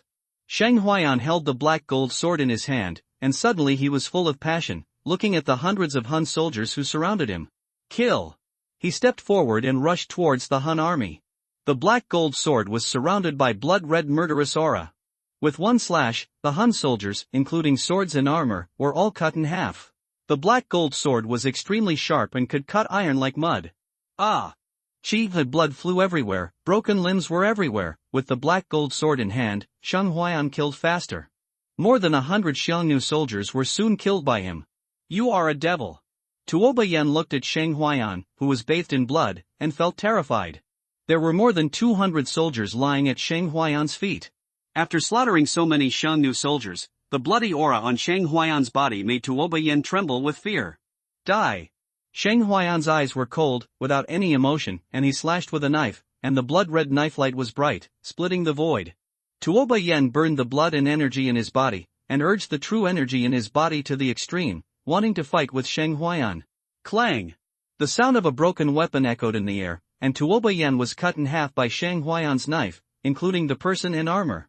Blood splattered, dyeing the wall bricks red. Shang Huayan panted heavily. His hands were sore from killing so many enemies. The black gold sword was not stained with blood. The killing value had long exceeded 200, reaching 474 points. Shang Huayan continued to improve his cultivation. After 400 killing values, he directly improved by 2 levels, and his cultivation broke through to the great perfection of martial artist. His strength also reached 9,000 jin. The blood and martial arts essence in his body were extremely strong, comparable to the middle stage of the acquired realm, and his physical strength was also doubled than before. Looking down at the golden light screen, name, Shang Huayan race, human realm, great perfection of martial artist Kung Fu, De Ri Xian Jing, introduction, rough bull strength, small success, blood evil sword technique, great success, overlord spear technique, introduction, strength, 9,000 jin talent, silver archer killing value, 73 Shang Huayan, whose strength increased greatly, looked at the acquired masters of the Xiangnu. In the crowd, Shang Huayan found the postnatal warrior who had bullied him before. Zhou Yuan faced 2 postnatal warriors from the Xiangnu alone. Although it was not difficult, he could not do anything to them. He could only entangle the 2 postnatal warriors from the Xiangnu. Holding the black gold sword, Shang Huayan rushed towards Yi Tulan. This Xiangnu thief had previously suppressed him and bullied him because he was not strong enough. Now that his strength has improved, he will naturally get back at him. Yi Tulan felt a danger coming from behind, and turned around quickly, and saw the black gold sword coming at him. The black gold sword was filled with bloody murderous aura, and the murderous aura was overwhelming. Yolanta quickly swung his sword to block it. Dang! The swords collided, like thunder, and a powerful force came. Itulan took a few steps back, and a gap appeared on his sword. Is it you? Looking for death. Itulan was furious. He had not yet gone to trouble Shang Huayan, but Shang Huayan dared to come to him first. Yichulan immediately gave up the siege on Zhou Yuan and swung his sword towards Shang Huayan, intending to kill him. Zhou Yuan frowned as he looked at Shang Huayan, who had come up to fight Yichulan. Reckless. He felt that Shang Huayan was a bit reckless. Shang Huayan used the bloody sword technique to fight Yichulan. Fight in all directions at night. The blood-red sword shadows were heavy, as if they were coming from all directions. Yichulan felt something was wrong. Shang Huayan's strength had become stronger. His sword technique was also more fierce and terrifying. It had only been a short time, how could his strength have increased so terribly? He was forced to retreat continuously by Shang Huayan's offensive. Bang! The two punched each other, the sound was dull and powerful, this was a pure physical strength contest. Shang Huayan took a step back, and Yichulan took 3 or 4 steps back. Looking at Shang Huayan, Tulan felt a sense of danger. The opponent's strength was stronger than his. The blood in his body was constantly surging due to the punch just now, and his arm was painful. Shang Huayan stepped forward quickly and chopped with a knife, as fast as lightning. Tulan quickly avoided it with his body skills, but was met with Shang Huayan's foot again. Shang Huayan exuded a dangerous aura and was full of attack power. He could only swing his fist quickly to resist. Bang! The powerful force impact made Tulan retreat continuously. He didn't know why Shang Huayan had such a big change. The opponent's strength actually skyrocketed, and he was faintly defeated. You bastard, weren't you very crazy just now? Shang Huayan took advantage of the situation and continued to swing his knife at Tulan. Clang! The sword in Tulan's hand was cut off by Shang Huayan. Taking advantage of the situation, he kicked Tulan in the chest. With a bang, Tulan flew backwards and fell heavily to the ground. Puff! Shang Huayan spit out a mouthful of blood, and kicked Tulan with full force, causing her to spit blood. Zhou Yuan, who saw the scene, widened his eyes. What did he see? Shang Huayan was pressing a post-natal warrior to the ground and beating him. Zhou Yuan felt that he had an illusion and had seen it wrong. If he hadn't stopped Tulan before, Shang Huayan would have been killed by Tulan. But what about now? It was Shang Huayan who was pressing Tulan. Shang Huayan was as fast as the wind, and kicked Tulan's head. Tulan rolled over to avoid the kick. Bang! The floor tiles under his feet were crushed by Shang Huayan's kick, and the force was very strong. Tulan was sweating profusely. If this kick came down and stepped on his head, even if he had cultivated into a bronze skin and iron bones, his head would probably be crushed by a kick. He took the opportunity to grab a sword from the ground and slashed at Shang Huayan. Dang! Shang Huayan knocked Yichulan back with one strike, and at the same time cut off the sword in Yichulan's hand. Ordinary swords are completely different from this sharp black gold sword. This black gold sword is the sword of the master-level strongman Yang Yi, so it is naturally extraordinary. One after another, Yichulan had no way to avoid it. His armor was cut through by the sword, and a terrifying knife wound appeared on his chest, bleeding continuously. Seeing this, Tuoba Shi, who was fighting with Zhou Yuan, wanted to get rid of Zhou Yuan and go forward to save Yichulan. Where are you going? Seeing this, how could Zhou Yuan let Tuoba Shi go to help? A long spear came out like a dragon, blocking Tuoba Shi's way. Get out of the way. Tuoba Shi wanted to knock Zhou Yuan's spear away with one strike. However, Zhou Yuan used his spear to perfection, and he entangled Tuoba Shi so tightly that he couldn't come forward to support him. Yichulan looked at the wound on his chest, his eyes full of disbelief. His iron skin and bones were now broken, and Shang Huayan's strength had surpassed him. Yichulan racked his brains, but couldn't figure out why Shang Huayan's strength increased so fast.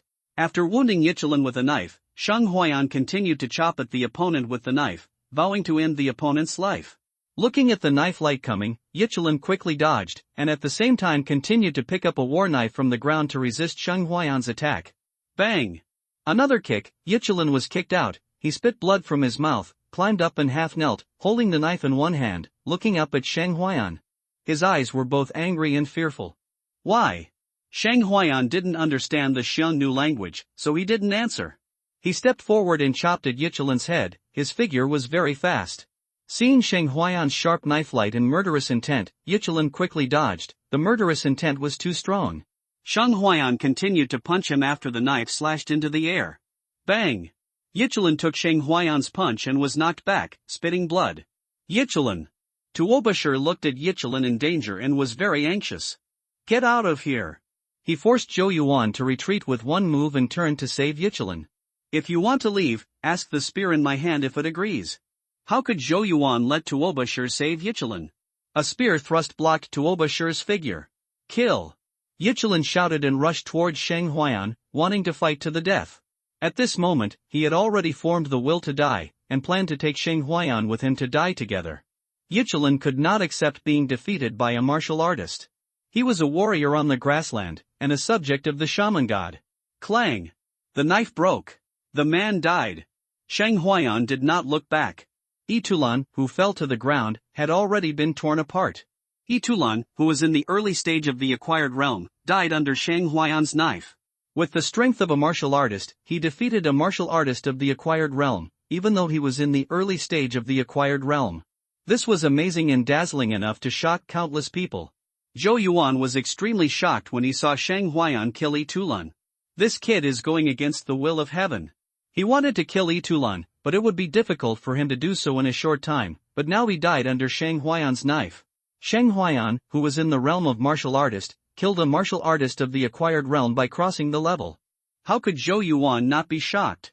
Other captains who participated in the battle were also shocked when they saw Shang Huayan kill a martial artist of the acquired realm. What kind of monster is this? A big question mark appeared in their hearts. It has only been a short time, and Shang Huayan has become so powerful that he can kill a martial artist of the acquired realm. Isn't it very difficult to practice martial arts? Why can Shang Huayan grow so fast? Seeing Shang Huayan kill the captain of the Xiangnu postnatal warrior, he felt that he had practiced martial arts for so many years, but it might be useless. Damn it! Tuobashir was furious and terrified. Shang Huayan killed Itulan, which made him feel a great crisis. For a martial artist to kill a postnatal warrior, how amazing and brilliant must he be? If this person breaks through to the postnatal realm, is there anyone in the postnatal realm who can be his opponent? Tuobashir felt a strong threat. He felt that there was an extraordinary monster among the guards of Anning Pass. This monster is still the enemy of the Xiongnu. Therefore, Shang Huayan must die. This person cannot be allowed to grow up. This is the voice of all the Xiongnu postnatal warriors on the city wall at this moment. Shang Huayan walked towards Tuobashir with a black gold sword. Itulan provided him with 30 points of killing value. Now, he aimed at Tuobashir, who was fighting with Zhou Yuan. Looking at the black gold sword in Shang Huayan's hand, Zhou Tian's mouth twitched slightly. Isn't this General Yang's sword? How did it end up in this kid's hands?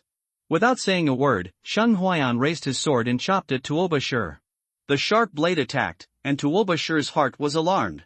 He gathered all his blood and energy and fought with Shang Huayan. Bang!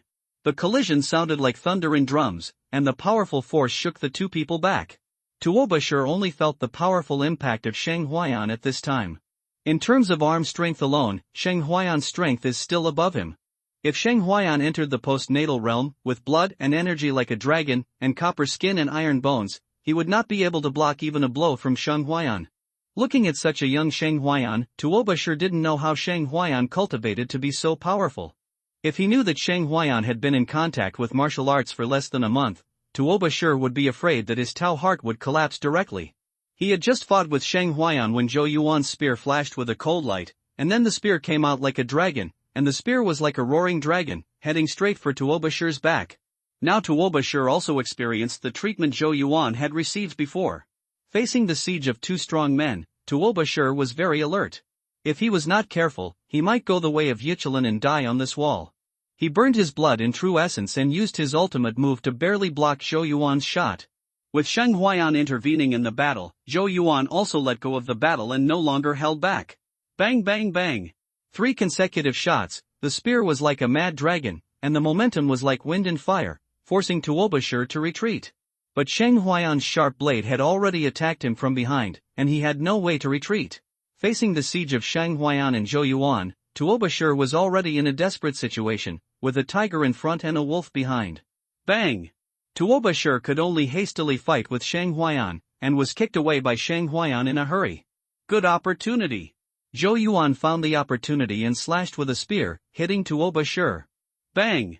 The iron spear hit Tuoba Shi's back heavily, breaking the strange battle armor. His backbones were all shattered by this shot, and his internal organs were shattered by the powerful force, and a mouthful of blood spurted out. Zhou Yuan's full-strength attack completely made Tuoba Shi lose his fighting power. My life is over. This was Tuoba Shi's last thought. Seeing that he was about to be robbed of his head, Sheng Huayan moved like lightning and his shadow was like a ghost. He quickly stepped forward and stabbed Tuoba Shi's waist with a black gold sword. One knife pierced two waists. In the end, Tuoba Shi died miserably on the city wall in this way. Seeing Tuoba Shi being pierced through the waist by Sheng Huayan, Zhou Yuan inexplicably felt a chill in his waist. Did this guy do it on purpose or unintentionally? He had heard that Sheng Huayan had a nickname, called the kidney-piercing God Hand. Now it seems that this legend is probably true. My name is Zhou Yuan. I guess you are the brother Sheng Huayan who has become famous recently. Zhou Yuan said with a smile. Hello, brother Zhou Yuan, I am Sheng Huayan. Let's kill the enemy together and guard the border. What's the reputation? Sheng Huayan said with a wave of his hand. Well, now is not the time to talk. When the war is over, I will treat you to a drink. Zhou Yuan said with a smile. Okay, I'll remember this drink. Sheng Huayan nodded with a smile. After the two greeted each other, they continued to kill the enemy. After stabbing Tuoba Shi to death with a stab in the kidney, Sheng Huayan gained 33 points of killing points. This Tuoba Shi is a little stronger than Yichilin, and the kill value is also 3 more. With the death of Yichilin and Tuoba Shi, there are 2 fewer postnatal masters of the Xiongnu attacking the city wall. With Sheng Huayan and Zhou Yuan joining the battlefield, the pressure on the Xiongnu postnatal masters has increased greatly. Captain Wu, I'll help you. Sheng Huayan rushed into the battlefield with a knife and faced a postnatal warrior of the Xiongnu. With one less postnatal warrior, Captain Wu's pressure was greatly reduced. Although the 7th Battalion is still forming an emergency training army, he still went to the city wall to resist the postnatal masters in the Xiongnu army. Fighting 1 against 2, Captain Wu was also under pressure. Now Sheng Huayan joined the battle to help him resist a postnatal warrior, allowing him to let go of his hands and feet to fight the enemy. Looking at Sheng Huayan, Captain Wu felt mixed emotions. How long has it been? Sheng Huayan is already able to fight against postnatal warriors. Give Sheng Huayan some time. I'm afraid he will have to call Sheng Huayan master when he sees him. The postnatal warrior that Sheng Huayan took away was in the early stage of postnatal. His strength was not very strong. He could deal with him completely. Holding the black gold sword, Sheng Huayan's swordsmanship was extremely sharp, and he beat the opponent back step by step. Damn it! Feeling the powerful force, Wu Mu Sang's arms were trembling. He was the leader of the Wu Mu tribe. The Wu Mu tribe was a small tribe. It took the power of the tribe to let him practice to the early stage of postnatal. I thought that this time I brought the warriors of the tribe to fight against the Wei dynasty, I could make achievements, rob countless supplies and strengthen the tribe. I never thought that the army's attack was blocked, and most of the warriors of the Wu Mu tribe died in the battle. I heard that the tribe was attacked, all the young and strong men of the tribe died, and the men taller than the wheels were killed. This undoubtedly cut off the future of the Wu Mu tribe. All kinds of blows made Wu Mu Sang no longer high-spirited. Now facing a young Wei general, he was beaten back step by step and had no confidence. Sheng Huayan's incomparable strength and sharp sword skills made it extremely difficult for him to resist. Xie! Wu Mu Sang's armor was cut on his waist, and bright red blood flowed out. The knife was too fast and too sharp, and the armor and his copper skin and iron bones could not resist it at all. Soon, Wu Mu Sang's body was covered with scars. Facing Sheng Huayan's fierce attack, he found it increasingly difficult to resist. Puff! A piece of blood splashed, and Wu Mu Sang used his hand to block the knife wound on his throat, but he couldn't stop it. He fell to the ground powerlessly, his eyes full of the future of the tribe, as if he saw the Wu Mu tribe prospering and growing, comparable to the royal tribe. Sheng Huayan killed him cleanly with a knife to seal his throat. Another required warrior died under his knife. When other lieutenants saw Sheng Huayan kill another Xiongnu congenital strongman, they wailed in their hearts, "Where did this monster come from?" At the same time, they were also ruthless in their hearts, they couldn't be outdone by Sheng Huayan, a junior. Otherwise, wouldn't it make them look like useless lieutenants? Facing the ruthless lieutenants, the Xiongnu congenital strongmen suddenly felt a great pressure. The Xiongnu congenital strongmen who were fighting with the 5 generals naturally noticed Sheng Huayan. They also wanted to take action and kill Shang Huayan. But they were entangled by the 5 generals and couldn't free their hands. But they remembered Shang Huayan's appearance and labeled him, "This person must die." Shang Huayan didn't know that he had been remembered by the Xiangnu congenital strongmen. In the tent of the Xiangnus was Xianwang, watching more than 10,000 people attacking the city. Many soldiers have already attacked the city wall, but still can't take the wall. Zhou Xianwang has lost his patience. Why are the 30,000 in Ning Pass defenders so good at fighting? After spending so much time, they haven't exhausted the manpower of the Ning Pass defenders. Take my order and transfer another master. I don't believe that Yang Yi is invincible. Zhou Xianwang didn't want to drag it on any longer. There have been several condemnation orders from the Great Shanyu, ordering him to quickly take in Ning Pass. Yes. A summons officer took the order from Zhou Xianwang and hurried away. The Great Wei Imperial City Luojing. In the palace, the old emperor was critically ill, and the master of the imperial hospital continued to prolong the old emperor's life with various ancient medicines. In the prince's mansion, Prince Han Che had a blank expression on his face and listened to his subordinates' reports. My second brother, did you promote that confidant today? To your highness, the second prince promoted General Wei Wu to be the commander of the imperial guards and took over the palace. He also ordered General Li Holi to lead the national troops. Prince Han Che was not ordered to be the regent, but the second prince was ordered by Emperor Wei Ming to be the regent. This order shocked the whole court. Where are my brothers? Prince Han Che said lightly. The third prince, the sixth prince, and the ninth prince are not easy to deal with, and they will not sit and wait for death. Several princes are contacting ministers in the court and generals from all over the country. Old man, what do you want to do? Han Che looked in the direction of the palace. He couldn't guess why his father did this. It was originally the prince who was the regent, but this regent didn't fall on him. The second prince was ordered to be the regent, which made the court turbulent, and many ambitious people began to make moves secretly. The originally peaceful court became turbulent. Your Highness, the northern border is in danger. The Hun's 500,000 troops are knocking on the gate and preparing to go south. The border generals have sent more than a dozen letters for help, begging the court to send troops to reinforce. The Minister of War said. The second Prince Han Feiyu waved his hand and said with a sure victory, this matter is not urgent.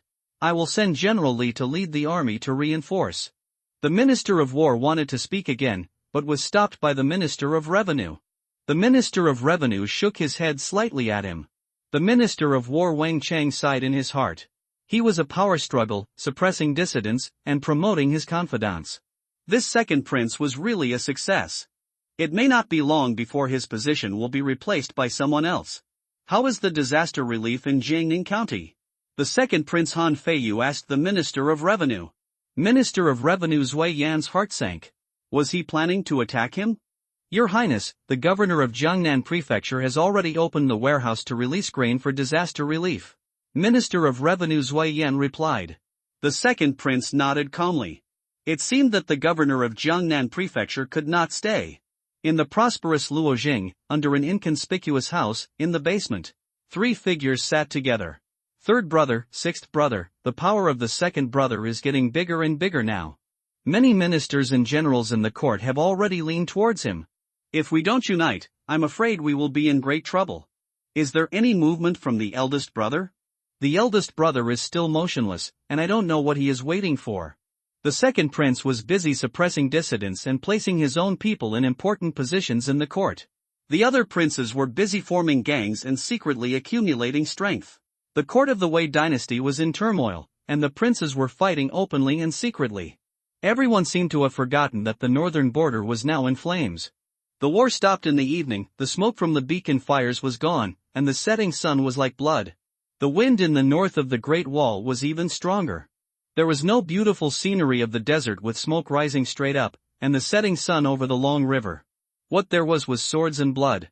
Behind Shang Huayan, there were fallen bodies. The broken battle robe, the blood-stained armor, and the face that was chiseled by knives and axes, were full of determination. A pair of deep black pupils, full of sharpness. The weak scholar was completely dead. Now he is the Yanning Pass soldier who has killed countless enemies. The blood-handed butcher Shang Huayan. Today's battle ended, and ordinary soldiers were busy treating the wounded and dealing with corpses. In the end, less than half of the Hun's soldiers retreated. Half of the soldiers defending the city were also lost. Now, there are only more than 10,000 soldiers in Anning Pass who can fight. Yang Yi looked at the Hun's camp outside the pass with a solemn expression. He knew that the court would not send a large army to support them. They had no reinforcements. Before the new heir to the throne came out, the northern border had been abandoned. The army in the interior had become a force for the princes to play games.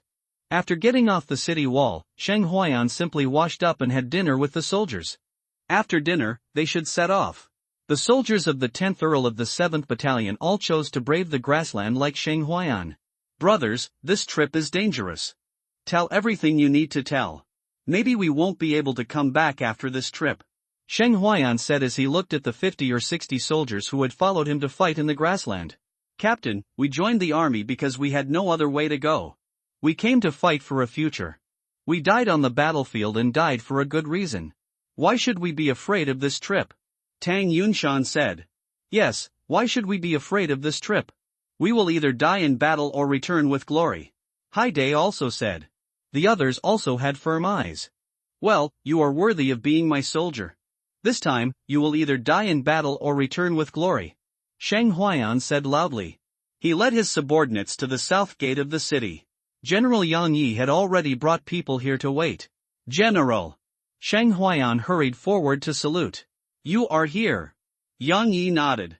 General, this is your sword.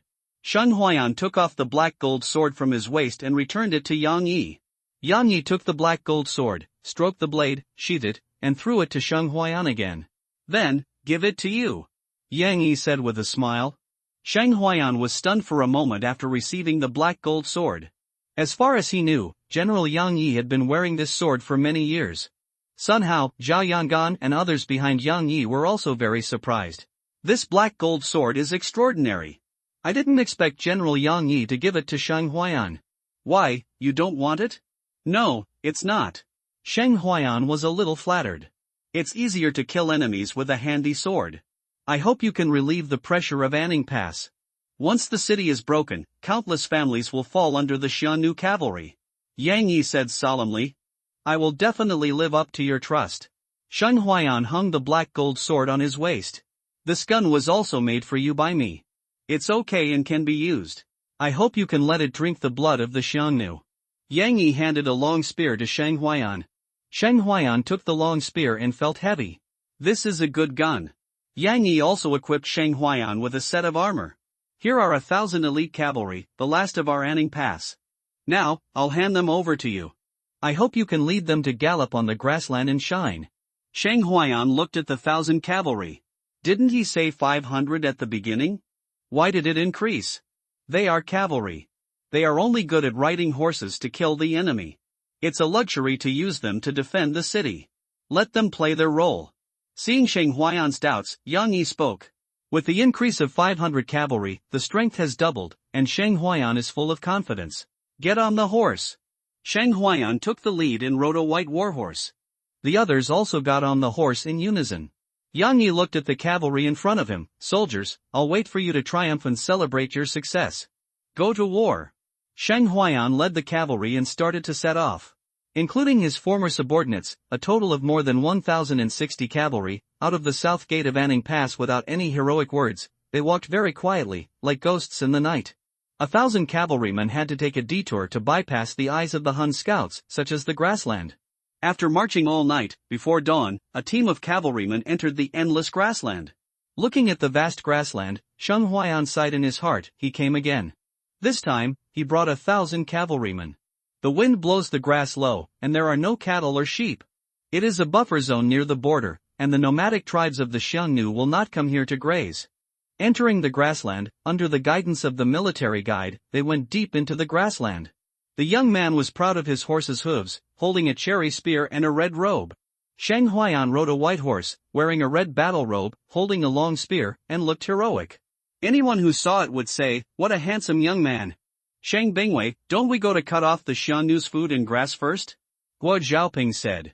Sheng Huayan looked at Guo Zhaoping behind him, holding a halberd and wearing a black battle robe. This man is also a soldier captain, a martial arts master, and now he is under his command. Don't worry, we are a little close to the Xiongnu army now.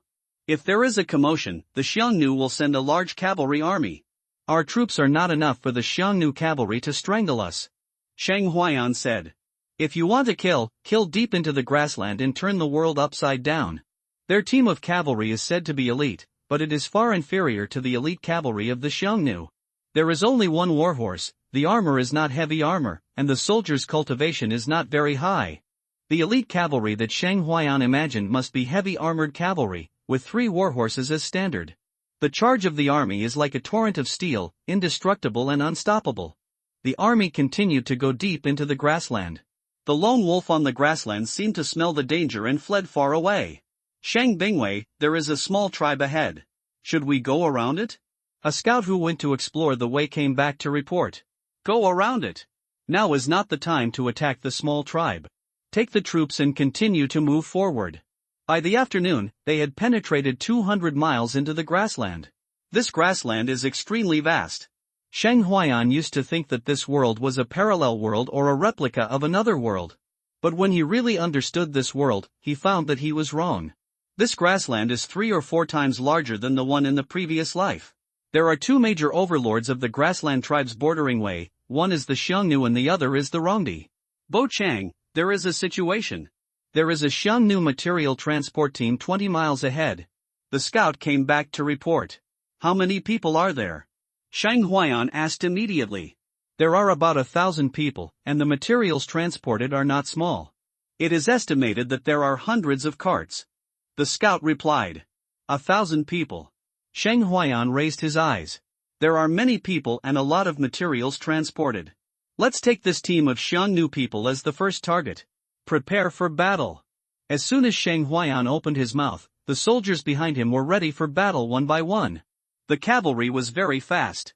It took less than half an hour to travel 20 miles. Looking at the Xiongnu transport army in front from a distance. Charge! The iron cavalry charged, as fast as wind and fire.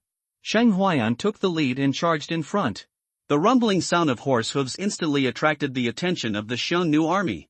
The leader of the Xiongnu army saw that the cavalry's uniforms and flags were not like theirs. Enemy attack, be alert. Unfortunately, it was too late. In the cavalry charge formation, a rain of arrows also shot out, covering the Xiongnu army camp. The reason why Shang Huayan dared to charge openly was because he had 1,000 cavalrymen and did not need to fight small battles. When the Xiongnu army hurriedly organized to resist, it was too late. Shang Huayan took the lead and rushed into the enemy camp. The long spear in his hand stabbed directly at the enemy, and the sharp long spear easily tore the enemy's chest. The entry-level overlord spear technique was enough to deal with some ordinary Xiongnu soldiers. He took the lead and rushed into the enemy camp, killing people. A long spear, like the harvesting sickle of the god of death, constantly harvested the lives of Xiongnu soldiers. The cavalry was like a steel torrent, directly smashing the Xiongnu enemy camp. One charge, there was no living Xiongnu enemy in the camp. On such a flat grassland, if you encounter cavalry, 1,000 people against 1,000 people, it is completely a crushing defeat. Not to mention the Xiongnu transport army, which is completely a second-line force. The cavalry led by Shang Huayan is the elite cavalry of Anning Pass. The battle was easily crushed. The leader of this Xiongnu army was a martial arts master, but his head was chopped off by Shang Huayan with a shot. Clean up the battlefield. Shang Huayan shouted. Tang Yunshan and Hai Dai quickly stepped out and began to clean up the battlefield with the soldiers. Wang Wu, you take the scouts and spread out to the surroundings to continue to inquire about the situation. Shang Huayan ordered again. Yes.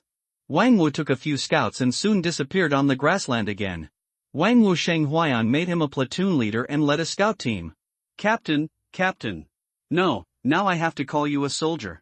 Shang Bingwei, there are pills, a lot of pills. Tang Yunshan shouted happily.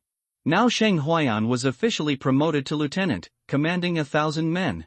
Guo Xiaoping and another lieutenant Hu Bing were instantly delighted when they heard about the elixir. You know, the Anning Pass garrison seemed to have been forgotten, and had not received any elixir issued by the court for 2 or 3 years. Let's go and take a look. Guo Xiaoping and Hu Bing followed Shang Huayan. The boxes on the 4 carriages were all filled with elixirs.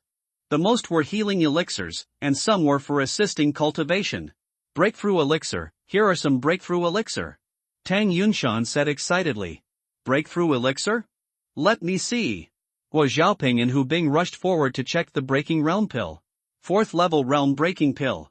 Ha, 4th grade realm breaking pill, Guo Xiaoping laughed excitedly. What, a 4th grade realm breaking pill? Hu Bing exclaimed.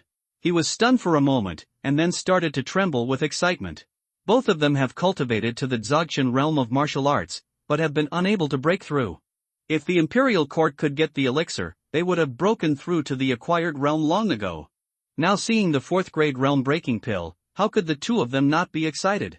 The 4th grade realm breaking pill is enough for 2 people to break through the acquired realm. A 4th grade realm breaking elixir can be purchased for a starting price of 100,000 taels of silver on the black market, making it a completely rare resource. Why are there only 2? The two looked at each other, then looked at Sheng Huayan. They knew that Sheng Huayan was also a martial arts master, and he was also a soldier in this team. This means that Sheng Huayan has the final say on how to distribute these pills. What's wrong? Sheng Huayan asked when he saw the 2 people looking at him. Well, Lieutenant Sheng Bing, there are only 2 of these 4th grade realm breaking pills. Guo Xiaoping said. Just 2 coins, as long as you get something.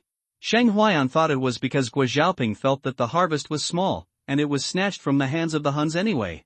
No, if you have something to say, tell me. Why are you 2 hesitating? Sheng Huayan said hesitantly when he saw the 2 of them. How to distribute these 2 4th grade realm breaking pills? They wanted it very much, but were embarrassed to say it. Upon hearing this, Sheng Huayan understood that the 2 wanted these 2 pills, but he was embarrassed. After all, they were his subordinates now and had to listen to him in everything. You 2 are both martial arts masters, right? Sheng Huayan said. Guo Xiaoping and the other 2 nodded vigorously. Then I will give it to you 2 to try to break through the acquired realm. We will be safer behind the enemy's rear, Sheng Huayan said. The 2 of them felt happy after hearing this. What about you, Captain Sheng Bing? Hu Bing said. Sheng Huayan is also a martial arts master. Me? Don't worry, I can break through without pills now. Sheng Huayan said. Okay, I'll give these 2 pills to you. Hurry up and make a breakthrough quickly. Yes, Lieutenant Sheng Bing, don't dare to disobey your orders from now on. Guo Xiaoping said solemnly. The 2 of them were very grateful to Sheng Huayan. Without the elixir, with their qualifications, it would have taken at least 2 years to break through to the day after tomorrow. Sheng Huayan waved his hand, and then said to Tang Yunshan, distribute all the elixirs, so that the soldiers have healing elixirs and cultivation elixirs in their hands. Distribute the 1st, 2nd, and 3rd level realm-breaking elixirs. Give it to the right person and try to improve your cultivation. Yes, Captain Sheng Bing. Tang Yunshan happily accepted the order. Being able to entrust him with such an important matter, it seems that Master Bingwei still has him in his heart. Sir Bingwei, there are a lot of supplies, meat, food, weapons, bows, and arrows. There are many. What should I do? Haidai came to ask. Take away all the horses, as much food, meat and weapons as you can. Burn the rest, and then retreat. Sheng Huayan immediately ordered. The supplies that could not be taken away, as well as the corpses of the Han soldiers, were burned to ashes. Sheng Huayan led thousands of iron cavalry and wandered on the grassland, specifically looking for Xiongnu troops to transport supplies. One day later, more than a dozen troops transporting supplies were destroyed, and the Hun's army suddenly ran out of food and grass. As soon as he took action, Sheng Huayan used lightning speed to kill more than a dozen Xiongnu troops transporting grain and supplies, causing the frontline Xiongnu army to run out of food and grass. Report, Lord Zuoxian, there is a problem with our army transporting supplies. Today's attack on Anning Pass still did not achieve much effect. King Zuoxian was already in a bad mood. Now I heard that the army transporting supplies and food had another problem, and I felt angry. What happened to the army that transported supplies and food? Today, more than a dozen troops transporting supplies and food were attacked. The supplies and food were burned, and all the personnel died in the battle. The soldier who reported the report replied. What? What's going on? The troops transporting supplies and food were destroyed on our grassland. Why were they destroyed? Are the Rongdi people or that tribe disloyal? King Zuoxian was furious. The specific situation is unknown. The soldier who was summoned felt sweaty. King Zuoxian was so furious that he couldn't breathe. Send people down to investigate clearly for me. I am sending 2,000 cavalry to find this group of people. If they dare to be my enemies at this time, I will crush them to ashes.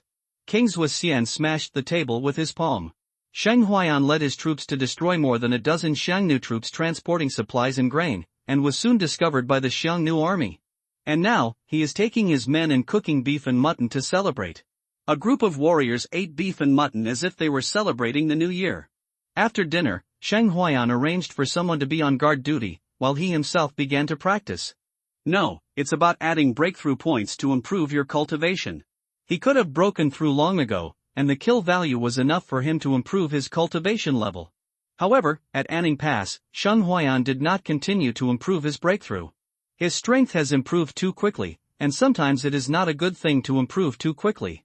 Name, Shang Huayan Race, Human Race Realm, Martial Master Great Perfection, Plus, Kung Fu, De Rixan Jing, Beginner, Rough Bull Strength, Minor Success, Plus, Blood Evil Sword Technique, Great Success, Overlord Spear Technique, Beginner, Strength, 9000 Gene Talent, Silver Archer, Plus, Killing Value, 432. After breaking through the Martial Master Great Perfection yesterday, he killed 3 post-natal warriors and many Xiongnu soldiers. Today, he killed many Xiongnu soldiers during the day, and his killing value also increased to 432 points. Now on the grassland, he can continue to add points to breakthrough. After adding points to EGN, 200 killing points are consumed, and a huge force continues to strengthen and forge his flesh, blood, physique, and bones. His blood is as vigorous as a dragon, and the martial arts true essence in his dantian continues to increase and condense. After breaking through to the limit of a warrior, his strength has increased to 10,000 gene. This strength has reached the standard of the great perfection of a post-natal warrior. Of course, this is just strength. The specific strength should be similar to that of a mid to late stage acquired warrior. Seeing that there were still more than 200 killing points, Shang Huayan did not continue to add points. He had a 4th grade realm breaking pill given to him by General Yang Yi. It was the right time to use it now, and it could also save killing points. Taking out the pill, Shang Huayan took it without hesitation. The powerful medicinal power dissolved and impacted the realm barrier.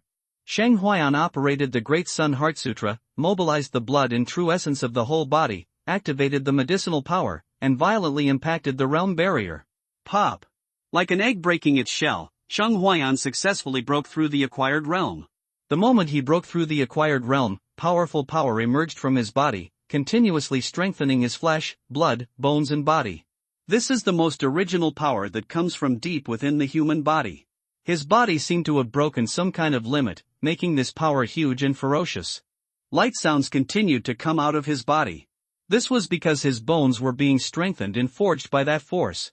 His skin and bones were dyed with a light golden color, as if he was undergoing transformation, and the powerful body density was constantly strengthening his flesh and blood cells. All the muscles and bones in his body were being baptized by this power at this moment, making his muscles and bones stronger and tougher. The majestic blood energy made many people feel frightened when they saw it. Many soldiers felt the powerful aura and billowing blood coming from Shang Huayan's tent. The blood flowed through his body, roaring like a dragon's roar. The powerful blood energy was felt by everyone else outside the tent. Is this the energy and blood of a dragon? Tang Yunshan and others were extremely shocked. What a powerful blood! Shang Huayan was like a blazing sun at this moment, making the soldiers outside the tent feel his hot breath. No wonder some people say that Shang Bingwei is a monster. In this realm, he can cultivate his blood energy to this point. Compared with those so-called once-in-a-thousand-year monsters, I'm afraid they are not as good as Shang Bingwei. Shang Bingwei, the breakthrough should have been successful. Such a young Hotian warrior, many people were silent, especially Guo Xiaoping and Hu Bing.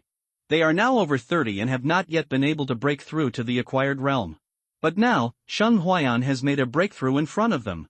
Shang Huayan is only 20 years old, but he has already broken through the acquired realm.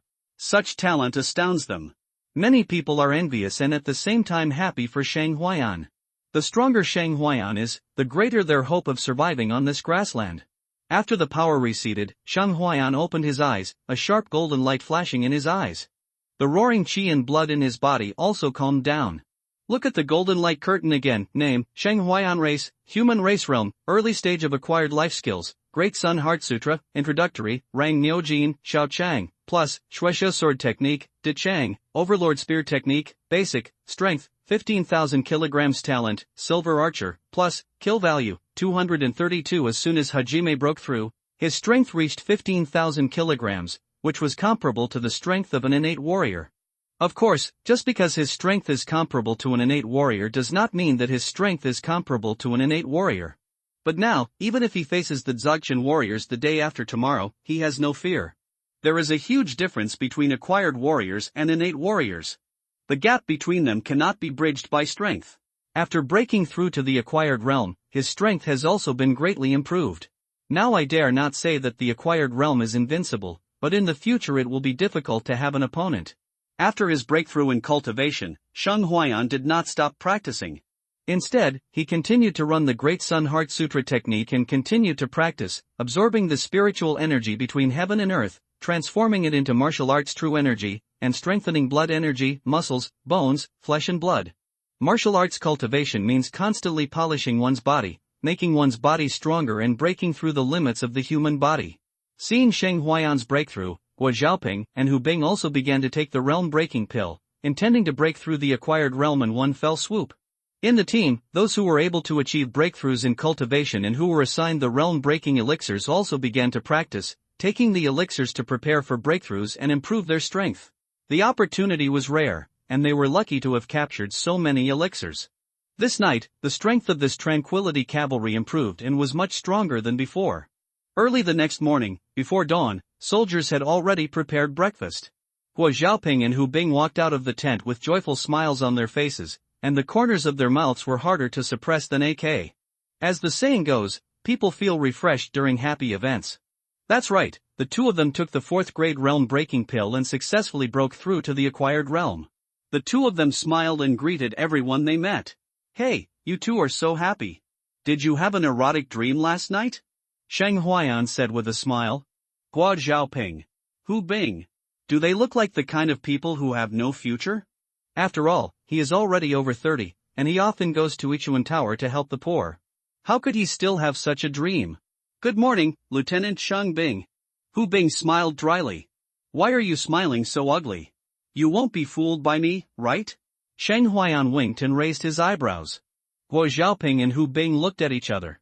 The temper of their commander was really hard to describe in words. When killing enemies, it's like a god of death coming out of hell. Now he looks like an old friend of Yichenlu who is not serious. "Sheng Bingwei, we have broken through the acquired realm," Guo Xiaoping said. "Oh, what a coincidence, I have also achieved a breakthrough. Why don't we come and compare?" Sheng Huayan had a bad taste in his heart, and when he saw the happy looks of the two of them, he wanted to destroy it. The two shook their heads like rattles. They didn't think that their strength would be similar to Sheng Huayan's after breaking through to the acquired realm. They still have self-awareness, and they don't have masochistic tendencies. Seeing that the two men shook their heads and refused to discuss with him, Sheng Huayan continued, "You two can come together and join forces to compete with me." Guo Xiaoping and the other two still shook their heads. They were just a little less qualified, not stupid. Seeing that the two refused to fight, Sheng Huayan felt a little regretful. He had just broken through and his fists were a little itchy, but he couldn't find a sandbag. After making breakfast, he started to eat breakfast. Before the sun rose in the morning, Sheng Huayan and others had finished breakfast and continued to wander deep into the grassland. Today's goal is still the material and food transportation army of the Xiongnu army. Cut off the food and grass supply of the Xiongnu army, and the Xiongnu army will not be able to attack the city, buying time for Anning Pass. In the morning, the Xiongnu army did not attack the city, and they were short of food and grass. Looking at the Xiongnu army that did not attack, Yang Yi and other generals of the Anning Pass garrison understood that Sheng Huayan and his men had taken action. It seems that this trick of cutting off food is still effective. A deputy general said. It is indeed effective, but Sheng Huayan and his men are also in danger. General Zhao Yangan said. I hope they can all return safely. Sun Hao said. But this is obviously a luxury and wish. The Xiongnu army will not allow the food and grass to be cut off. They will definitely send heavy troops back to eliminate those who cut off the food and grass. Yang Yi did not speak. He was in a heavy mood. This was originally a chance for the Anning Pass garrison to breathe. It was just a change of people to die. Report to Lord Zhuo Wang. The person who inquired about the news reported that the people who attacked the baggage army were probably a cavalry unit of more than 1,000 people, and they seemed to be the Anning army cavalry. Early in the morning, the messenger came to report. Anning army cavalry? 1,000 people dared to touch the tiger whiskers of this king. What a courage! Send me 3 cavalry and bring back these 1,000 heads to see me. Zhuo Xianwang said angrily. These days, he was a little angry, and he killed several of the slave prostitutes he brought. Yes, Your Majesty. After receiving the order, a Xiongnu general immediately sent out 3 cavalry units to eliminate those who were cut off from food and grass. Each cavalry unit had 2,000 people. Shang Huaiyan and his men were about to face the encirclement and suppression of 6,000 Xiongnu cavalry. At this moment, Shang Huaiyan and his men did not know this. Captain Shang, these troops transporting food and supplies seem to have been strengthened. It seems that we have been known by the Xiongnu, Guo Xiaoping said with a serious look in his eyes. It is only a matter of time before we are discovered. They destroyed more than a dozen Xiongnu baggage troops a day. It would be strange if the Xiongnu did not know about it. Looking at the Xiongnu baggage transport troops in front, the number of people reached 2,000, including 500 cavalry, guarding both sides of the transport troops. The number of ordinary infantry also increased to 500, and there were 1,000 regular troops alone. The 1,000 herdsmen were also armed. Let them go or not? Hu Bing asked. Let them go? I'll never give up the meat that's in my mouth. Brothers, follow me to kill the enemy, charge. Shang Huaiyan raised his spear and shouted, then charged on horseback. Go! Charge! Kill! 1,000 cavalrymen charged, like 10,000 horses galloping. The earth was shaking, rolling up smoke and dust. The momentum was magnificent. Thousands of cavalry charged with great momentum and were quickly discovered by the Huns. Enemy troops, Captain, there are enemy troops. I'm not blind. Helian Taishu looked at the rushing in Ning cavalry and raised the corners of his mouth. Hey, let's see, who is it? He actually forced me, a captain, to transport food and grass. Helian Taishu was a captain in the middle stage of the day after tomorrow. He had 2,000 men under his command, which was equivalent to the captain of the Great Way. Warriors, follow me and charge to kill the enemy. Helian Tai pulled out his sword and shouted loudly. Rush! 500 Xiongnu cavalry followed Helian Taishu and charged towards the oncoming enemy troops. Shang Huaiyan's eyes were sharp, and he was holding an iron gun weighing hundreds of kilograms. The blood in his body was boiling, his true energy was rotating, and all the power was concentrated on the iron gun. His target was the leader of the Hun's army. Helian Taishu's target is also Shang Huaiyan. The two armies are fighting, and the cavalry is charging. The majestic momentum is like a landslide and a tsunami, which can scare the timid people out of their wits. Rumble! The sound of horse hooves echoed on the grassland like thunder drums, and the eagles in the sky were frightened and flew away. Kill! Shang Huaiyan shouted loudly, and the spear in his hand was like a stick holding up the sky, sending a sonic boom into the air. Helian Taishu also slashed with his saber, showing unparalleled bravery. Boom! There was a roar, and the Helian iron tree was chopped into pieces by a single shot from both men and horses, and blood flew everywhere. The scene that Helian Taishu imagined of cutting off the opponent's spear and decapitating the opponent's general with one knife did not appear. Instead, he was chopped into pulp by the shot. The Hun cavalry behind them were horrified when they saw that the captain, including his men and horses, had been chopped into pieces by a single shot from the opposing general. Even Guo Xiaoping and Hu Bing, who were following Shang Huaiyan, were shocked. The Xiongnu general, who was a warrior in the acquired realm, was killed by Shang Huaiyan with a single shot. How terrifying is this power and strength? In the morning, Shang Huaiyan asked them to discuss, but they firmly refused. What a wise decision. Kill! Shang Huaiyan took the lead and charged into the Hun's cavalry camp. There was not a single intact corpse that his spear passed by. Seeing Shang Huaiyan kill the general of the Hun's army with one shot, he took the lead and charged into the Hun's cavalry. The other soldiers all rushed with enthusiasm and high fighting spirit. War horses neighed, swords and guns clashed, and people kept falling. The cavalry charged, as fast as the wind. The Hun cavalry lost all momentum when they saw the captain being hacked to death. They were all killed by the majestic and Ning cavalry in a single charge. On the ground, only corpses and horses without their owners were left. You must know that their team of cavalry, in addition to Shang Huaiyan, also has two acquired warriors, Guo Xiaoping and Hu Bing. Facing the 500 Hun's cavalry who lost their generals, it was a complete massacre. The charge of the army did not stop, and it moved forward without hesitation, killing the remaining Xiongnu army. Defeated, the army was defeated. This way cavalry is so strong, the cavalry are all dead, run. Seeing 500 cavalrymen die in battle, the herdsmen in the team were the first to be unable to withstand the terrifying pressure of the cavalry charge, so they dropped their weapons and ran away. The remaining 500 infantry had no fighting spirit facing the ferocious Ning cavalry. The cavalry charged past, leaving only corpses on the ground. Soon the Xiongnu baggage transport army was killed, and the fleeing herdsmen were not spared. The cavalry stopped charging and the war horses neighed. Sheng Huayan's seated war horse leaped high with its front legs, as if celebrating victory. Sheng Huayan's shirt was floating, and the iron gun in his hand was dripping with blood. After destroying this group of Xiongnu baggage troops, Sheng Huayan immediately ordered to clean up the battlefield. Sweep the battlefield quickly, take away whatever you can, and burn whatever you can't.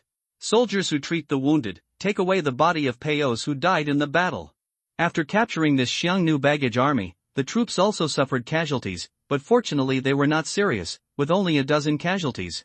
Captain Helianti, the strongest among the Hun's cavalry, was killed by Sheng Huayan. The remaining Hun's cavalry did not cause much damage to Ning's cavalry.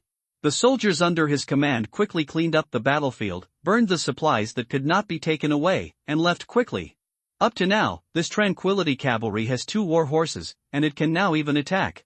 After destroying the Xiongnu baggage army, Sheng Huayan continued to lead the cavalry to find the next target. Soon, in one day, Sheng Huayan led the cavalry to sweep across more than a dozen Xiongnu armies transporting supplies and food, killing more than 10,000 Huns, and burning countless supplies and food for the Xiongnu army. When the Hun's cavalry found the beheaded transport army, they looked at the corpses and supplies burned to ashes on the ground. Damn it, no matter who you are, I will cut you into pieces. Halangwen Mountain roared. Follow me, we must find this group of people. Healing Guanshan shouted angrily, riding his horse to chase Sheng Huayan and the others in the direction they left. Behind him, 2,000 elite Hun's cavalry were galloping, their armors were clanking. Seeing the tribesmen who were killed, other Xiongnu soldiers were also extremely angry. They had always been the only ones to invade others. When did anyone dare to go deep into their grasslands to attack and kill their tribesmen? This is a provocation to their Hun warriors. As warriors of the Huns and Eagles on this grassland, they could not tolerate it. At night, Sheng Huayan and his troops stopped to rest and have dinner. All the food captured was eaten open, and the warriors ate a lot. Sheng Huayan ate a whole cow by himself and felt barely full.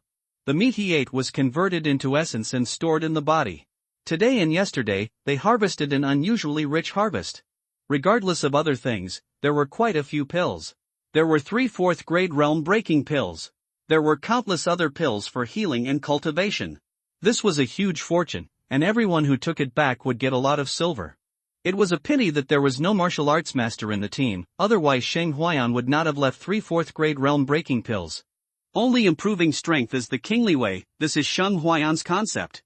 Although more than a dozen Xiongnu baggage troops were successfully attacked and killed today. But the cavalry he brought out also had more than 30 people, and they stayed in this grassland forever. At night, Sheng Huayan looked at the stars in the sky, but he did not see the familiar constellations. In today's day of fighting, he killed 7 Xiongnu postnatal warriors and hundreds of ordinary soldiers, and the killing value he gained was more than before. Name, Sheng Huayan race, human realm, early stage of acquired cultivation, plus, Kung Fu, De Ri Xan Jing, beginner, rough bull strength, minor success, plus, blood evil sword technique, great success, deduction, overlord spear technique, beginner, plus, strength, 15,000 gene talent, silver archer, plus, killing value, 1132. Looking at the killing value of more than 1,000, Sheng Huayan was a little excited. Looking at the realm of cultivation that can be improved, Sheng Huayan did not improve immediately. He had just broken through, and now he is improving his cultivation again. If he is conspicuous, he will be regarded as a monster. Deduction appeared after blood evil sword technique. Sheng Huayan was very surprised. Is this a new function of the golden finger? There is no plus sign after De Ri Xin Jing, and he cannot improve. This makes him feel a little awkward. The first time he improved, it was 200, more than 1,000 killing values, and there was no plus sign for improvement. How much is it? However, the Overlord Spear skill had a plus sign that could be improved. Sheng Huayan first chose to improve the Overlord Spear skill. Cavalry charge, fighting on horseback, or long spears kill enemies faster. Directly add points to improve the Overlord Spear skill. Countless practices and experiences about the Overlord Spear skill flooded into his mind, as if he had practiced the Overlord Spear skill for more than 10 or 20 years, and practiced the Overlord Spear skill to a small degree. Now holding the long spear, Shang Huayan was extremely familiar with it, as if he had practiced the spear for more than 10 years, and he couldn't help but practice with the spear. Overlord spear skill, domineering and fierce, every move is fierce and brave. Not far away, Guo Xiaoping and Hu Bing watched Shang Huayan practice the Overlord spear skill and were frightened. This spear skill is too sharp and domineering. No wonder the Xiangnu acquired warrior was chopped into meat paste by a spear today, along with his horse. What a strong spearmanship! This is General Yang Ye's Overlord spearmanship. How did he learn it? Of course, it must have been passed down to him by General Yang Yi. But this proficiency looks like he has been practicing for more than 10 years. This guy, has he been practicing since his mother's womb? Gui Zhaoping and Hu Bing whispered. Shang Huayan practiced the Overlord spearmanship. Now that the Overlord spearmanship has achieved a small success, his combat effectiveness has been greatly improved. Shang Huayan was very happy with the improvement in strength. But when he looked at the killing value, there were only 632 points left.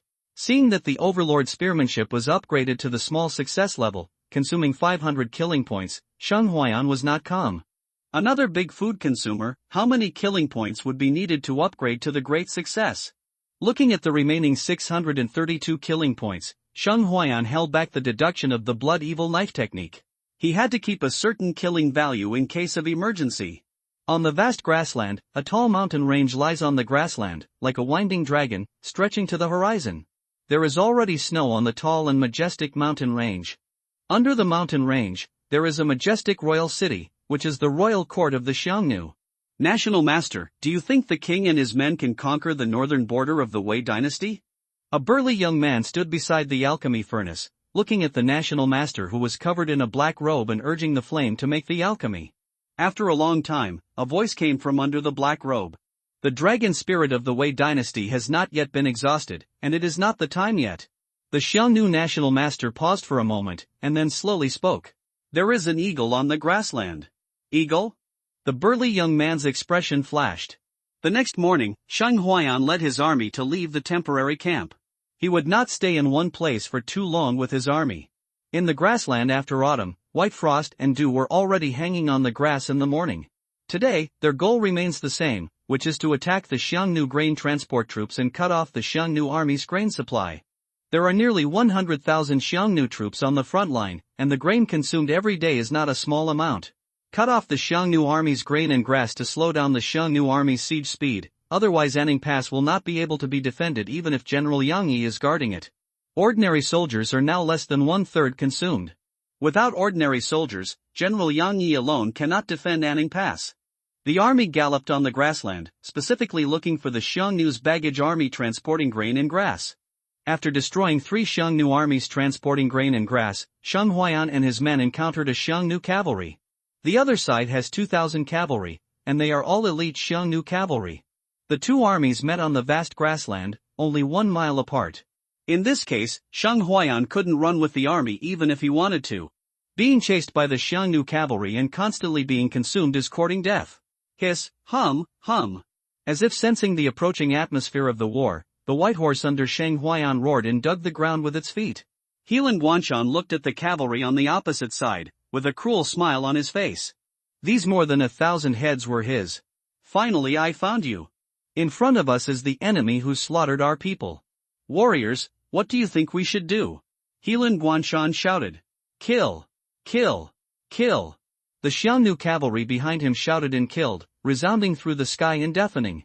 If he killed this enemy army and brought back the heads, he could be pardoned and made a general, instead of a captain.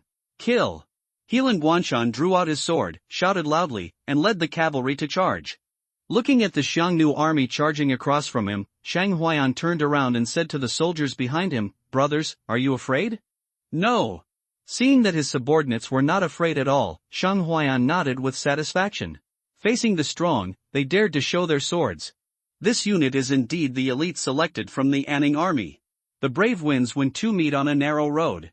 Gentlemen, follow me to charge. Shang Huayan shouted. The white horse under his seat immediately flew out like an arrow from a string. Charge, kill. The thousands of cavalrymen behind Shang Huayan also roared and charged. They are also passionate men, and defending their country and killing the enemy is engraved in their bones. Thousands of troops and horses are galloping, with golden swords and iron horses, swallowing thousands of miles like tigers. The murderous aura in the sky shook the clouds in the sky. Shang Huayan's aura continued to rise, and the whole person was like a god of war. The cavalry behind him was also full of aura, like a sharp knife, following Shang Huayan and piercing the enemy's heart. Wei dog, give me your life. Healan Guanshan's aura was like a ferocious wolf. Shang Huayan was like a tiger coming down the mountain, and both of them were staring at each other. In Healan Guanshan's eyes, Shang Huayan was only a one-hit enemy, and he was already a dead man. How could a mere post-natal early stage resist his post-natal full-strength attack? Shang Huayan did not shout slogans, but raised his whole body state to the peak and hit the strongest blow. Boom! The two collided with each other in an instant, and the spear and the sword collided with the momentum of splitting mountains and breaking seas, and a thunderous sound broke out. Healan Guanshan was thrown off his horse by the powerful force, and the sword was also knocked away. The incomparable terrifying power shook his blood and chi in his body and dislocated his internal organs. Healan Guanshan, who was knocked off his horse, rolled several times before he stopped. He couldn't help but feel a sweetness in his throat and spit out a mouthful of blood. Shang Huayan was only cracked by the huge force. This Xiongnu general was extremely powerful and was the strongest enemy he had ever fought. Kill! The horse rushed forward and it was difficult to stop. Shang Huayan rushed into the Xiongnu cavalry camp with terrifying power. All the enemy soldiers were killed within the range of the spear. Healan Guanshan fled quickly to avoid being hit and trampled by the Ning cavalry. He seized the opportunity, jumped up, pulled down an Ning cavalryman and killed him, and took the horse. Seeing Shang Huayan leading the Ning cavalry, rushing into the cavalry camp like a fierce dragon, not counting the killing of the cavalry, Healan Guanshan regretted that he failed to fight against the general and lost the general situation, making it difficult for him to lead the cavalry to fight. After a burst of charging, countless corpses fell to the ground, including Ning cavalry and Xiongnu cavalry. But more of them were the bodies of the Xiongnu cavalry. Now less than half of the Xiongnu cavalry could ride on horses. Shang Huayan was too brave. He rushed into the Xiongnu cavalry charge camp and killed the Xiongnu cavalry and broke the Xiongnu cavalry charge. The surviving Xiongnu cavalry came behind Healan Guanshan and saw that half of his subordinates had been killed, while the enemy had lost less than 100 people. Healan Guanshan's heart was bleeding. He was careless and underestimated the enemy, and was shot off his horse by the enemy general, which made this battle lose the initiative. Shang Huayan led the cavalry to charge past, stopped the charge, and turned his horse back. Guo Xiaoping, Hu Bing, Tang Yunshan, Haide, Wang Wu and others followed behind Shang Huayan and stood silently. They were all stained with blood, which was splashed on them when they killed the enemy.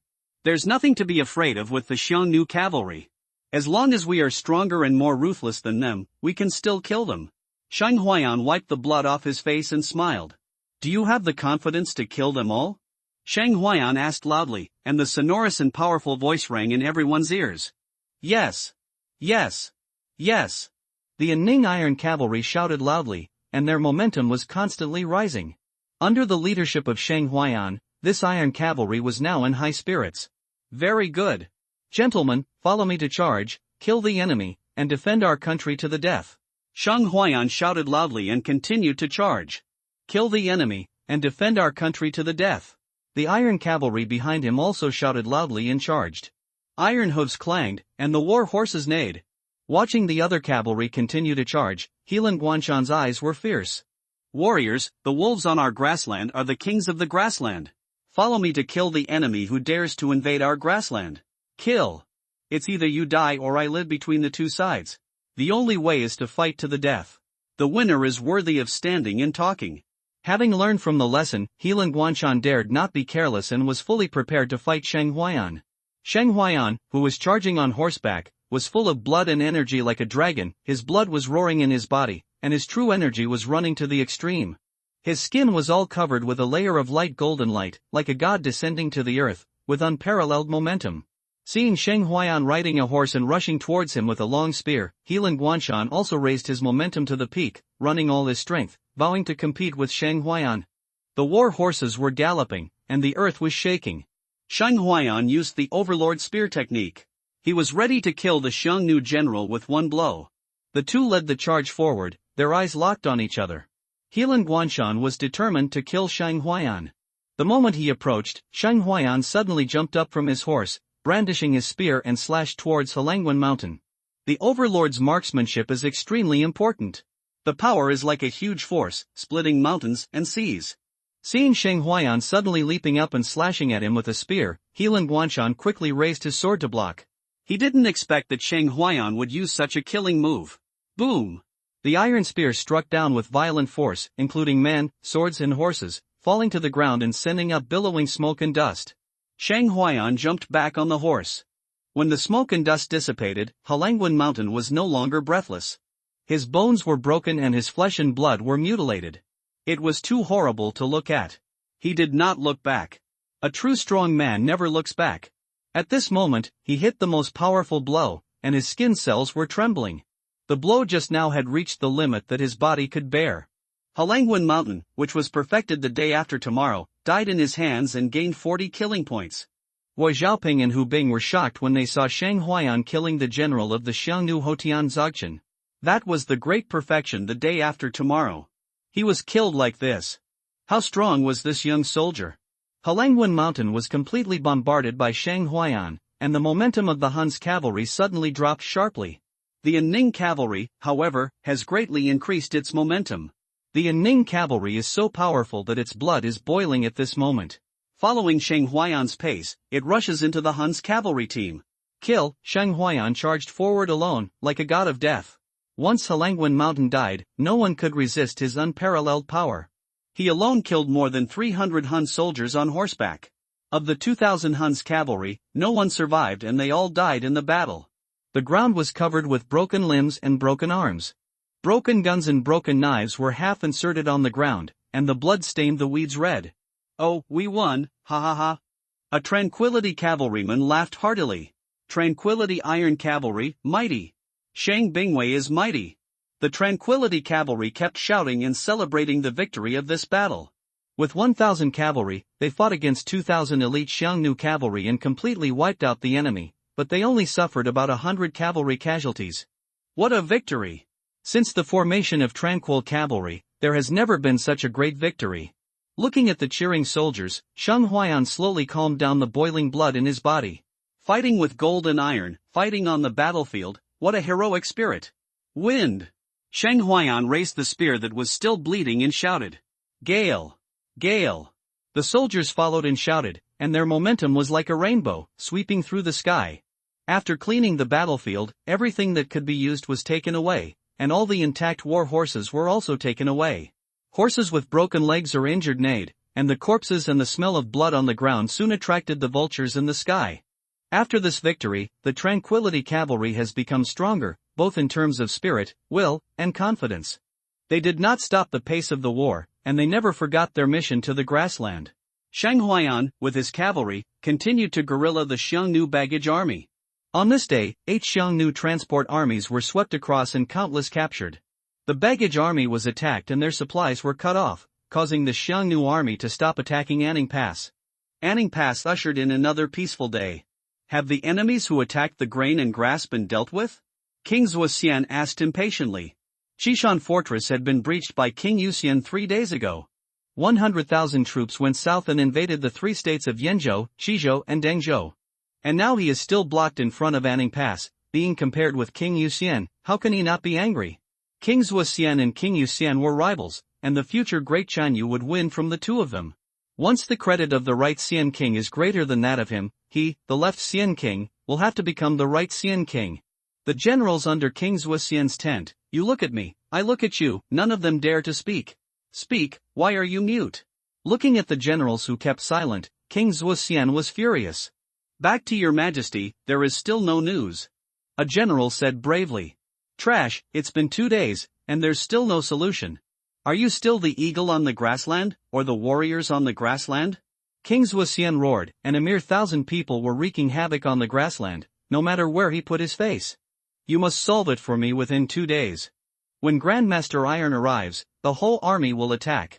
I will take Anning Pass in one battle. The Xiongnu army continued to send 10,000 cavalry back to the grassland to participate in the encirclement and suppression of Shang Huayan. After a day of fighting, Shang Huayan's troops killed more than 7,000 enemies and moved 200 kilometers. At night, Shang Huai camped beside a river. The consecutive victories diluted their sorrow of more than 100 people killed in battle. Now there are more than 900 people left in the Shanghuayan department. In the camp, the soldiers were gathering together to eat meat and soup. After dinner, those who patrolled and those who practiced began to practice. A large amount of elixirs were seized, and Shanghuayan ordered a lot to be distributed for the soldiers to practice. As time goes by, their situation will become more and more dangerous. Only by improving your strength can you survive. Shanghuayan was in his own tent at this moment. Today, he alone killed more than 500 Xiongnu enemy soldiers. The killing points he gained, plus the remaining points from yesterday, had exceeded the 2000 mark. Name, Shanghuayan race, human realm, early stage of acquired cultivation, plus, skills, De Ri Xan Jing, beginner, plus, rough bull strength, minor success, plus, blood evil sword skill, great success, deduction, overlord spear skill, minor success, strength, 15,000 gene talent, silver archer, plus, killing points, 2238. Seeing that the killing point exceeded 2000, and the plus sign appeared after De Ri Xan Jing, Shanghuayan's mouth twitched, and he had a bad feeling. At the beginning, it consumed 200 killing points. Minor success would not cost 2000, right? This made Shanghuayan dare not add some De Ri Xan Jing. He chose to improve his cultivation, consuming 500 killing points, and raised his cultivation to the middle stage of the acquired realm. His strength increased by 5,000 gene, and his single arm strength reached 20,000 gene. At the same time, his bones and skin were constantly strengthened and tough, with golden light. After raising his cultivation to the middle stage of the acquired realm, Shanghuai did not continue to improve. His current strength improvement speed is too fast. It has only been 2 days since the breakthrough, and he has broken through another small realm. If he continues to improve, it would be too abnormal. After consuming 500 killing points, there are still 1,738 killing points left. It is still more killing points to kill enemies now. He has never felt richer than now. If the strength breaks through again, Shanghuayan dares to claim to be invincible unless the innate warriors take action. Early the next morning, Shanghuayan led his subordinates to continue to set off. Today, they only destroyed 3 Xiongnu baggage transport troops. Sheng Bingwei, it seems that the Xiongnu has changed their strategy and sent a large army to protect the food and grass. Guo Xiaoping said. In one day, they only encountered 3 small transport troops. However, they saw a transport army of 20,000 people from afar. There were 5,000 cavalry guards in the transport army. Such a powerful transport army, they just couldn't deal with it. Their plan to cut off the Xiongnu's food supply failed here. Bang! A loud eagle hoof sound caught Shanghuayan's attention. The eagle above their heads seemed to have been circling above their heads after they destroyed one of the Xiongnu's food transport troops. Does the Xiongnu tribe have the art of training eagles? Shanghuayan asked with a hint of uneasiness. Among the Xiongnu, there is a technique of training eagles for reconnaissance. Oh no, our position is exposed. Wang Wu's face suddenly changed. Damn it, I neglected it. This is a reconnaissance eagle trained by the Xiongnu. We may have fallen into a trap. The 3 small transport troops are baits, deliberately luring us. Guo Xiaoping said with a grim face at this moment. Shanghuayan frowned, immediately took out a bow and arrow, put an arrow on the bow, injected the true essence into the arrow feathers, and shot at the eagle. However, with his current archery skills, he couldn't shoot the eagle down at all. The soldiers behind him frowned when they saw that Shanghuayan didn't shoot the eagle down. Once the eagle followed them, they would not be able to escape the pursuit of the Xiongnu cavalry. Shanghuayan immediately consumed the killing value to upgrade the archer level. Consumed 50 killing points and upgraded the archer level to gold level. Continue to consume 200 killing points and upgrade the archer level to archer. Shanghuayan immediately drew the bow again and aimed at the eagle in the sky. At this moment, his mind seemed to be integrated with the whole bow, and he injected his strong true energy into the arrow. An arrow was shot out, and the arrow was like a golden stream of light across the sky, shooting towards the eagle. The soldiers were stunned when they saw this scene. Only a master archer could shoot such a terrifying arrow. The eagle that felt the danger spread its wings and fled, but it was too late. The arrow shot by the master archer could not be avoided, and could only be destroyed with powerful force. Shie! An arrow pierced the eagle's chest, and the eagle in the sky fell in the eyes of the soldiers. Let's go, leave here. Without caring about the eagle that was shot, Shanghuayan led his men and left here quickly. Not long after, a cavalry of 4,000 people came to where they were just now. See the eagle that was shot. Damn! We've been discovered. It seems that there are archers in this team. Tuoba Tao said. They should not have gone far. Chase them. We can't let them run away. Hunanlei looked at the eagle that was shot dead, and his blood had not yet coagulated. These 4,000 cavalrymen were too combined. If they dare to go wild on the grassland, let them bury their bones on the grassland, so that the grass will grow lush next year. The 4,000 cavalrymen chased along the horseshoe prints on the ground. When they found that they were being targeted by the Xiongnu cavalry, Sheng Huaiyan and his men ran for more than 100 kilometers in one breath without taking a break. "Soldier, it's not a good idea for us to run like this," Guo Xiaoping said. "If they keep running like this, they will be caught up sooner or later. What can we do if we don't run?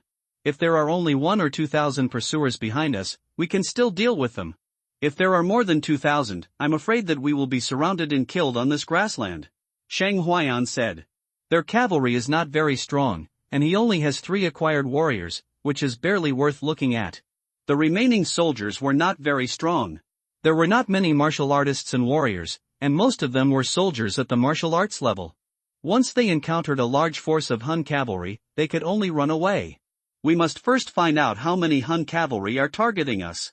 If there are not many, we will kill them back," Hu Bing said with a fierce look. "Soldier, I will take people to take a look," Wang Wu said. Sheng Huaiyan looked at Wang Wu and nodded slowly. "Be careful and come back safely." "Don't worry, I'm still reluctant to die. Xiao Chui and Yichenlu is still waiting for me to go back." Wang Wu smiled.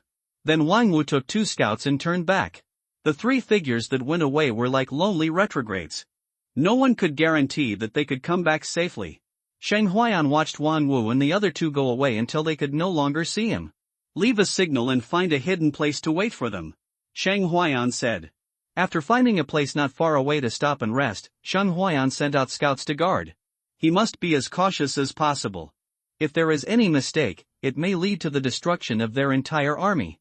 Now that the Huns have used a large army to transport food and supplies, they can no longer attack the army that transports food and supplies. It seems that the combat target has to be changed.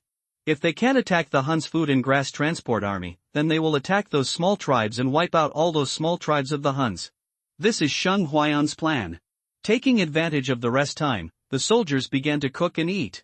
Half an hour later, Wang Wu and the other 2 returned safely. Finally back. Sheng Huaiyan's worried heart was put down.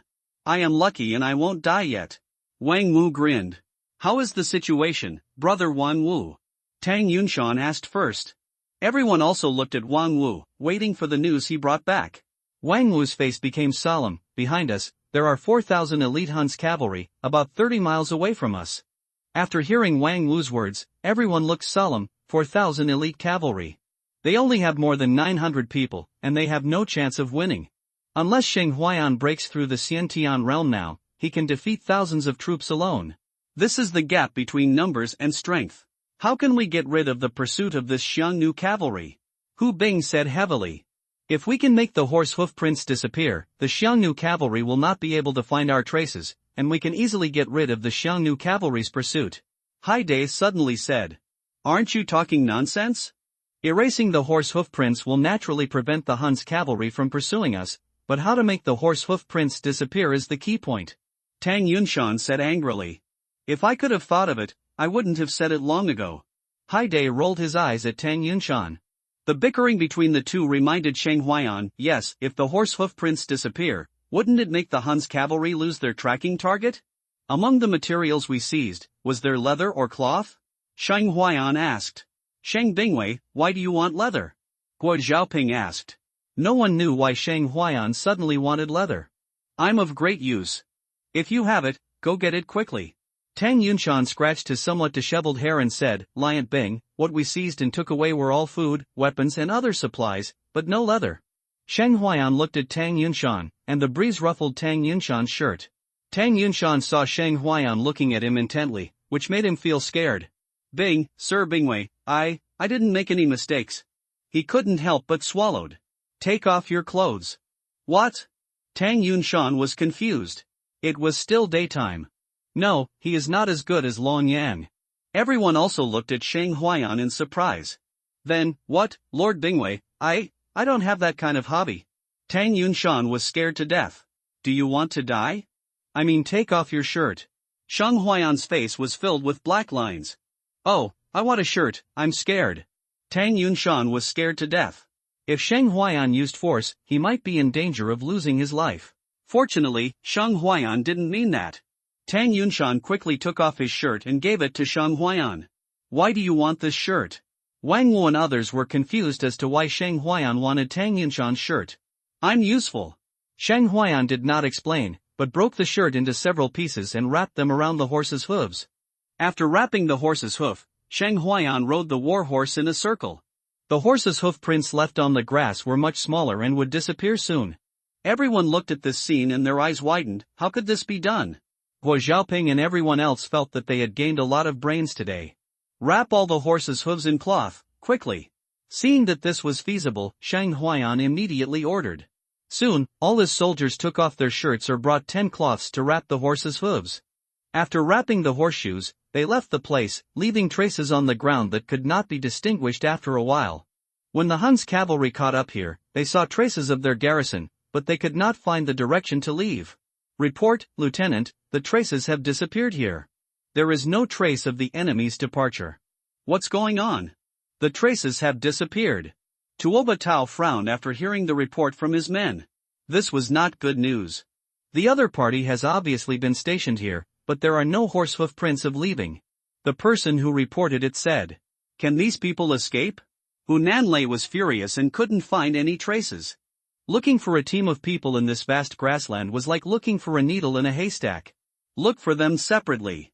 Dig 3 feet into the ground to find them. Tuoba Tao said without giving up. Okay, split up and communicate with the sentry eagle. Once you find the enemy's whereabouts, contact them immediately and surround them. Hu Nanlei agreed. If they return without success, their captaincy will be over. Sheng Huayan's sudden disappearance caught Tuoba Tao and Hu Nanlei off guard. In order to find Sheng Huayan, they had no choice but to divide their troops again. After getting rid of the pursuers, Sheng Huayan's troops did not continue to stay on the grassland, but entered a small desert and took shelter in the desert. Bah, this wind and sand are so strong. Tang Yunshan spat out the sand that blew into his mouth. This damn place is really not meant for humans. Haidai felt that if he wasn't careful, he would be blown by a mouthful of sand. Hiding in the desert, their traces disappeared even more completely. They brought enough food and water and stayed in the desert for a whole day. Didn't go out until the next day. After leaving the desert, everyone looked at the grassland and felt that it was better and full of life. Bingwei, what should we do now? Guo Xiaoping looked at Sheng Huayan and asked. Unable to attack the Xiongnu army's baggage and forage troops, they lost their combat significance on the grassland. I don't want to go back in such despair. I can't attack the troops carrying food and supplies, and I can't attack those small tribes? Sheng Huayan would not choose to go back to Anning Pass now to participate in the defense of the city. Let's go. The target of the battle has been changed. It's been replaced by a small tribe of Huns. Kill all the young men of those small tribes and burn all the food and grass. Don't make these Huns have a hard time this winter. Changing the target of the battle, they continued to wander on the grassland, and attacked the small Huns tribe when they saw them. All the young men and those taller than a wheel were killed, the grain was burned, and the cattle, sheep, and horses were driven away. In one day, they wiped out more than 20 small Xiongnu tribes. A group of thousands of Hun cavalry discovered that these small tribes had been swept away, and immediately found traces of Sheng Huayan's tribe. After the summons, the general who led the team pursued him with his troops. Early the next morning, when Sheng Huayan and others were attacking a tribe of thousands of people, a group of Hun's cavalry hurried over. Seeing Sheng Huayan's troops killing people in the tribe, the Hun's general was extremely angry and immediately ordered his troops to charge. Thousands of cavalry suddenly appeared, and Sheng Huayan and others naturally discovered it. Seeing that there were only about 1,000 riders on the opposite side, Sheng Huayan immediately arranged his troops in formation and prepared to launch a counterattack. They couldn't deal with the large Hun cavalry, but they were confident that they could still destroy 1,000 cavalry. Kill! Rush! There were no unnecessary words, just the rumble of charging Huns echoing across the grassland. The leader of this group of Hun's cavalry was a strong man in the early stages of acquired life.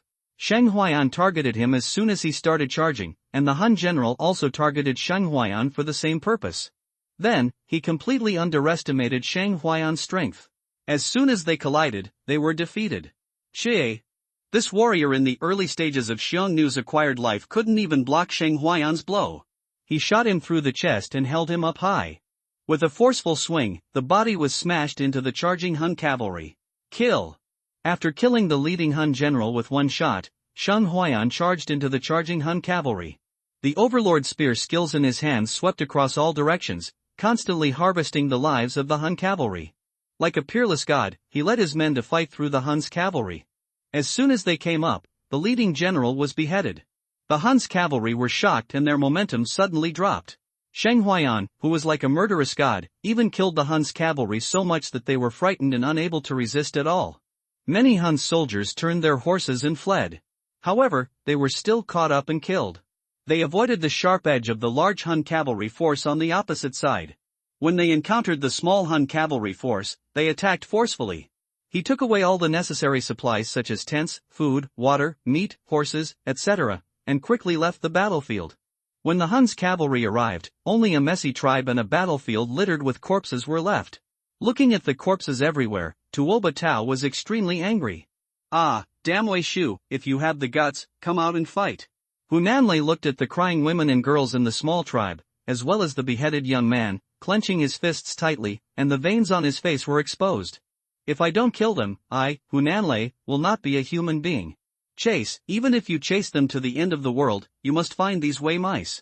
After losing 1,000 cavalry, they now only have 3,000 cavalry left. After a victorious battle, Shang Huayan ran away with his men. When encountering small tribes along the way, he swung his butcher knife to kill them. Wherever they passed, only the old, weak, women and children were left in these small Xiongnu tribes. A cruel Wei cavalry entered the grassland and massacred small tribes. For a time, many small tribes in the grassland were panicked.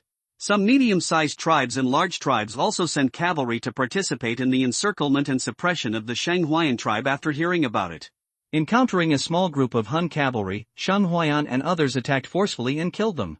When encountering a large Hun cavalry force, they ran away and fled without any contact with the Hun cavalry. Shang Huayan played guerrilla warfare to perfection, and they haunted the grassland like ghosts. When King Zuoxian found out that the Ningwen cavalry wandering on the grassland had not been destroyed, but were massacring small tribes unscrupulously, he was so angry that he was furious. He immediately ordered all the tribes under his account to send troops to participate in the encirclement and suppression. For several days, Shang Huayan led his men to wipe out 40 or 50 small tribes and thousands of small groups of Xiongnu cavalry. Then, they were chased into the desert by a Hun's army of 5,000 cavalry. The 5,000 Hun's cavalry followed into the desert, but soon lost track of Shang Huayan's tribe.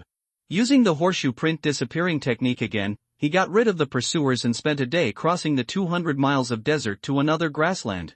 After a short rest, Shang Huayan led his troops to start moving again, specifically picking small Xiongnu tribes that had no ability to resist. When the news reached the ears of the Xiongnu army that was encircling and suppressing, Shang Huayan's troops had already fled far away and disappeared. Damn, are these people ghosts? Find them, we must find them out. If we don't eliminate this team of people, we will lose face. The Xiongnu generals who participated in the encirclement and suppression were extremely angry, but they could do nothing.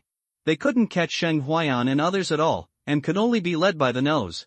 Just as the Xiongnu cavalry were looking for Shang Huayan and others, they were hiding in a small mountain range. At this time, Shang Huayan and others were cooking beef and mutton. On the grassland, beef and mutton can be eaten directly to vomit. Soldier, more and more Xiongnu cavalry are joining us in the encirclement and suppression. Tang Yunshan said. I feel like we have stirred up a hornet's nest. This feeling of dancing on the edge of a knife is so exciting. Hu Bing said while gnawing on a leg of lamb. 2 days ago, they encountered most of the Xiongnu cavalry. If they hadn't relied on wrapping the horseshoes with cloth and using the horse hoof print disappearance technique, they would have been caught up long ago. It's still relatively safe here for the time being, let's hide for 2 days. Shang Huayan said. Many tribes participated in the encirclement and suppression, and they faced more and more enemies, so they could only avoid the sharp edge for the time being. I don't know what's going on at Anning Pass. Guo Zhaoping said a little worriedly.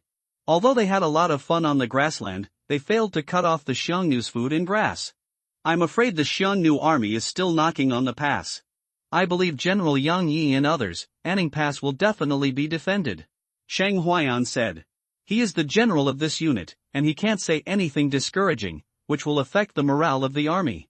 It's really hard not to drink. So much beef and mutton, it's only enjoyable with wine. Wang Wu ate the lamb chops with big mouthfuls. If it's paired with wine, this life will be too comfortable. Bear with it, I'll treat you to 3 days and 3 nights of drinking after we go back. Sheng Huayan said with a smile. Everyone ate meat and talked, and the whole camp was filled with the aroma of meat. After nightfall, Sheng Huayan began to meditate and practice. He has killed many enemies in these days of fighting, and his killing value has accumulated to more than 3,600. It has been several days since the last time he improved his cultivation. Sheng Huayan plans to improve his cultivation level again. Facing more and more enemy troops, he does not feel safe with low cultivation. Took a look at the light screen in the Sea of Consciousness. Name, Sheng Huayan Race, Human Realm, Postnatal Middle Stage, plus, Skills, De Rexin Jing, Introduction, plus, Rough Bull Strength, Minor Success, plus, Blood Evil Sword Technique, Major Success, Deduction, Overlord Spear Technique, Minor Success, Strength, 20,000 Gene Talent, Sharpshooter Killing Points, 3619-1 Construction Point, consuming 500 killing points, began to improve cultivation. A strong force surged into his body, and began to strengthen his flesh, blood, bones, and skin. His flesh, blood, bones, and skin seemed to be bathed in golden light. Under the strengthening of this force, his bones, tendons, and skin became harder and stronger as if cast in gold. His blood and true essence also increased a lot. Raising his cultivation to the postnatal late stage, his strength increased by 5,000 gene to 25,000 gene. Others have copper skin and iron bones, but he is almost turning into golden muscles and bones. After his cultivation was raised to the late stage of the acquired realm, his strength also increased a lot, but Sheng Huayan still felt unsafe. Looking at so many killing points. After thinking about it, Sheng Huayan finally decided to raise his cultivation to a small realm and raise his cultivation to the acquired realm. Continue to consume 500 killing points to raise his cultivation to the acquired realm, and his strength increased to 30,000 pounds. Now unless he encounters a warrior in the middle stage of the innate realm, Sheng Huayan is confident that he can also fight against a warrior in the early stage of the innate realm. After raising his cultivation to the acquired realm, Sheng Huayan's sense of security has improved a little. It's just a little, after all, he is only the acquired realm, not the master's realm. The next morning, after Sheng Huayan got up, Wu Xiaoping and Hu Bing saw Sheng Huayan. The two felt that Sheng Huayan seemed to have become stronger again, and they felt the extreme sense of danger in Sheng Huayan. Facing the fact that Sheng Huayan has become stronger again, the two have become numb. They broke through the postnatal realm in one night, and now the two have stabilized their cultivation. However, it seems that Sheng Huayan has broken through again. Sometimes they really can't help but wonder why the gap between people is so big. After resting for 2 days, they left here and continued to make trouble on the grassland. In one day, they swept more than a dozen small Xiongnu tribes, killed countless enemies, robbed food, cattle and sheep, burned the food tents and left, and never stayed for a minute. As soon as they set out, they swept more than a dozen tribes, and the news also spread to the Xiongnu army that was encircling and suppressing. The Xiongnu cavalry of various tribes gathered towards the grassland here again. When the Xiongnu cavalry gathered, Sheng Huayan and others had already left with the army. Such a rogue guerrilla warfare method made the Xiongnu cavalry crazy. In the past, when the enemy invaded the grassland, they also used this trick to deal with the enemy. Now someone used this trick to deal with them on the grassland, and their identities were reversed, making them feel the helpless madness. Sheng Huayan led his troops to sweep more than a dozen small tribes, replenish supplies and flee hundreds of miles to another grassland. Such a rogue style of play made the pursuing Xiongnu cavalry exhausted. And here at Anning Pass. After hearing that Yanzhou, Shizhou and Dengzhou were invaded by the Xiongnu right Xianwang's 100,000 troops, the three states fell under the Xiongnu's 100,000 iron cavalry. The chief officials of the two states did not dare to sit idly by, and sent county soldiers, and recruited new soldiers to reinforce Anning Pass. Once Anning Pass fell, Yangzhou and Dingzhou would have no defenses, and the 100,000 Xiongnu troops could trample the two states into ruins. For a time, the wealthy landlords paid money, and the government sent troops to send an additional 30,000 troops to Anning Pass to participate in guarding Anning Pass. Seeing the 30,000 reinforcements, Yang Yi couldn't help laughing. These officials knew they were scared and quickly sent out all their assets. Hee, these officials are scared. Sun Hao laughed coldly. They killed the enemy at the border, disregarding life and death, while those inside the pass were singing and dancing all day long, living a life of luxury. They sent people to ask for help, and the chief officials of the two states sent some cannon fodder like sending beggars. It's because they heard that Yanzhou, Shizhou, and Dengzhou were ravaged by the Xiongnu cavalry, countless officials of the big families were killed, and food and gold were robbed. They were afraid that Anning Pass would be broken and they would die under the Xiongnu cavalry, so they had to transfer the county soldiers and county soldiers. Zhao Yangan said. The Qishan fortress was breached, the 3 states of the border fell, and the pressure on the Jubiai Pass increased greatly. I don't know if General Jinbei can bear it. Yang Yi sighed. Now they can only rely on themselves. Sun Hao said. Now they are already struggling enough to face the 100,000-strong army of Zhuo Xianwang. The 3 states have fallen, and many ordinary people will fall under the Xiongnu cavalry. Jin Daorong deserves to die. Yang Yi couldn't help but curse. Jin Daorong, the general of the Qishan fortress, abandoned the Qishan fortress in order to preserve his strength. The 3 states of Yinzhou, Qizhou, and Dangzhou fell under the Xiongnu cavalry. Humph, that cowardly guy, I'm afraid he has already fallen under the second prince's command. Guarding the pass is not as important as preserving strength to help the second prince fight for the throne. Sun Hao said without hesitation. Anyway, with these 30,000 soldiers, our pressure has been greatly relieved. Li Daoru said. With these 30,000 reinforcements, it would be impossible for Zhuo Xianwang to capture Anning Pass in a short time. I don't know how Shang Huaiyan and others are doing now. Speaking of Shang Huaiyan, Sun Hao was a little worried. He liked Shang Huaiyan, a man who dared to fight and kill. This was a soldier, iron-blooded and killing. Except for the few days when Shang Huaiyan and others first went out of the pass and entered the grassland, the Xiongnu army stopped attacking the city, and started attacking the city again in the past few days. This means that the plan to cut off the Xiongnu army's food and grass has failed. Life and death are determined by fate, and it depends on their own luck. Yang Yi said cruel and helpless words. Shang Huaiyan and others went deep into the grassland, and they could not provide any help. How could they know that Shang Huaiyan and others ate beef and mutton every day on the grassland until they vomited? On the grassland, as long as you can run and hide, and don't encounter the Xiongnu cavalry, there is not much danger. On this day, Shang Huaiyan led his subordinates to sweep more than 20 small tribes, and ran away again, disappearing on the grassland. When the Xiongnu cavalry arrived, they left behind only a mess full of old, weak, women and children. As the soul of another world, he used Taizu's guerrilla warfare to perfection. When he encountered a large Xiongnu cavalry force, he ran away. When he encountered a small Xiongnu cavalry force, he went up and ruthlessly destroyed it. It can be said that he showed the trick of bullying the weak and fearing the strong to the fullest.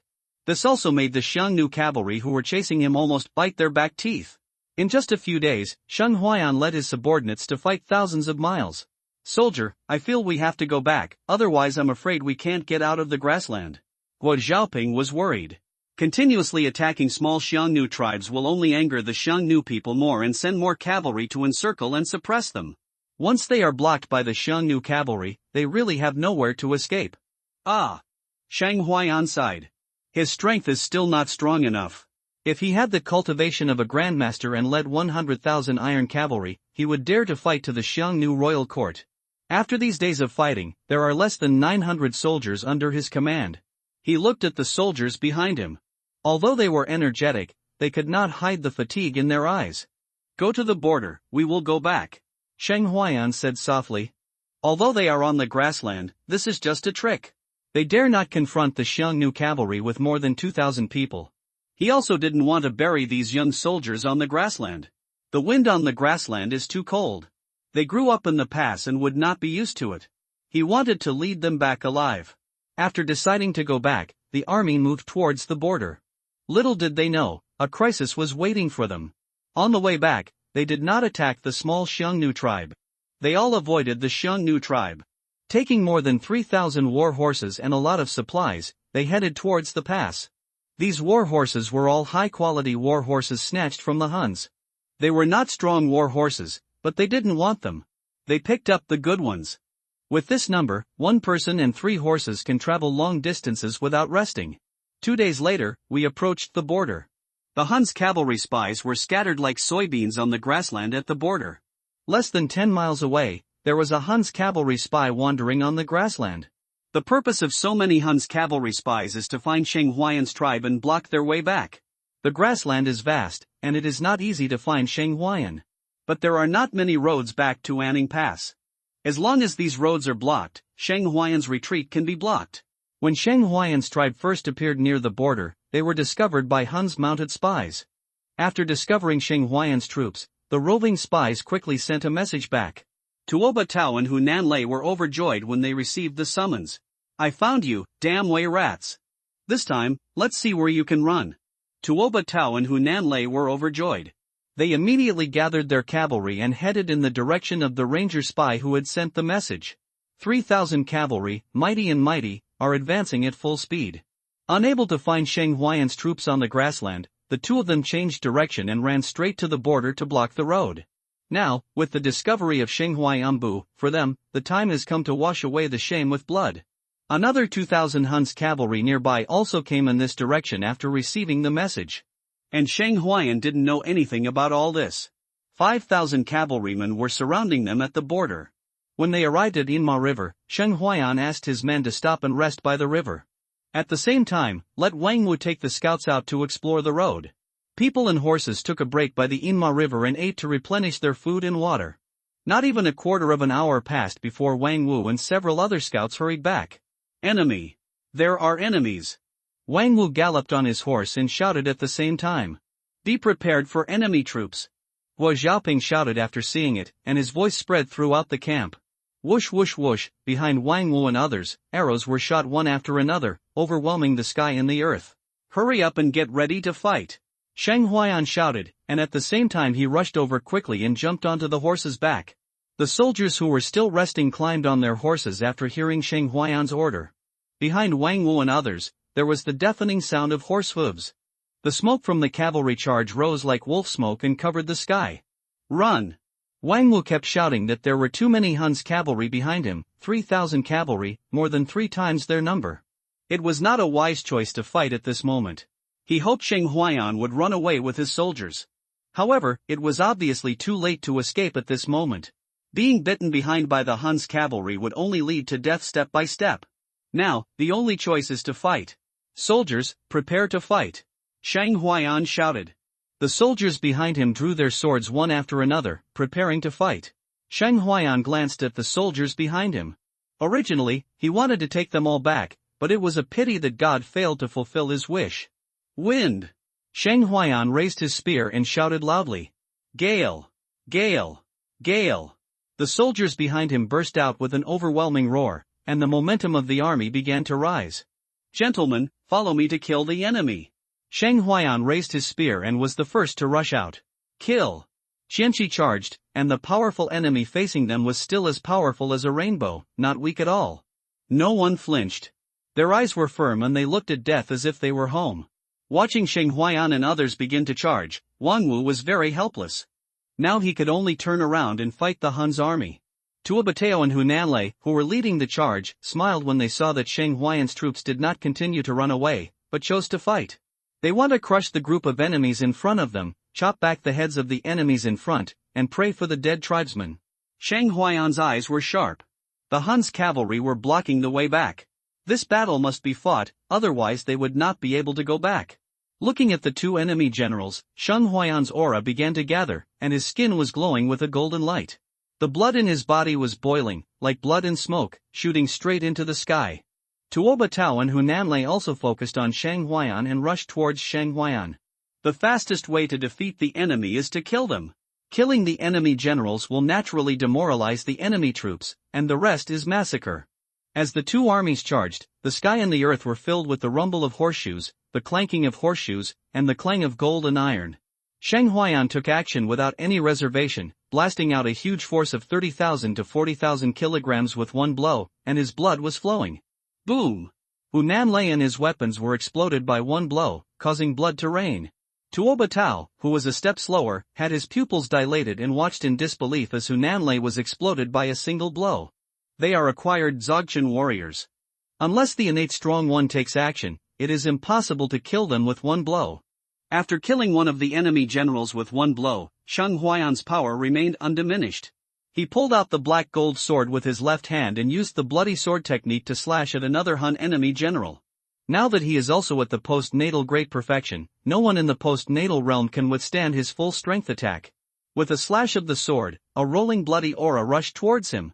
Tuoba Tao came to his senses and swung the sword to block it. Clang! The sword broke, and even a copper skin and iron bones could not withstand the sharpness of the black gold sword. With a slash of the sword, Tuoba Tao was cut into two pieces. Until his death, he did not understand why Sheng Huayan was so powerful. Tuoba Tao and Hunan Lei, who thought they had made great achievements and avenged their previous shame, were killed by Sheng Huayan as soon as they met.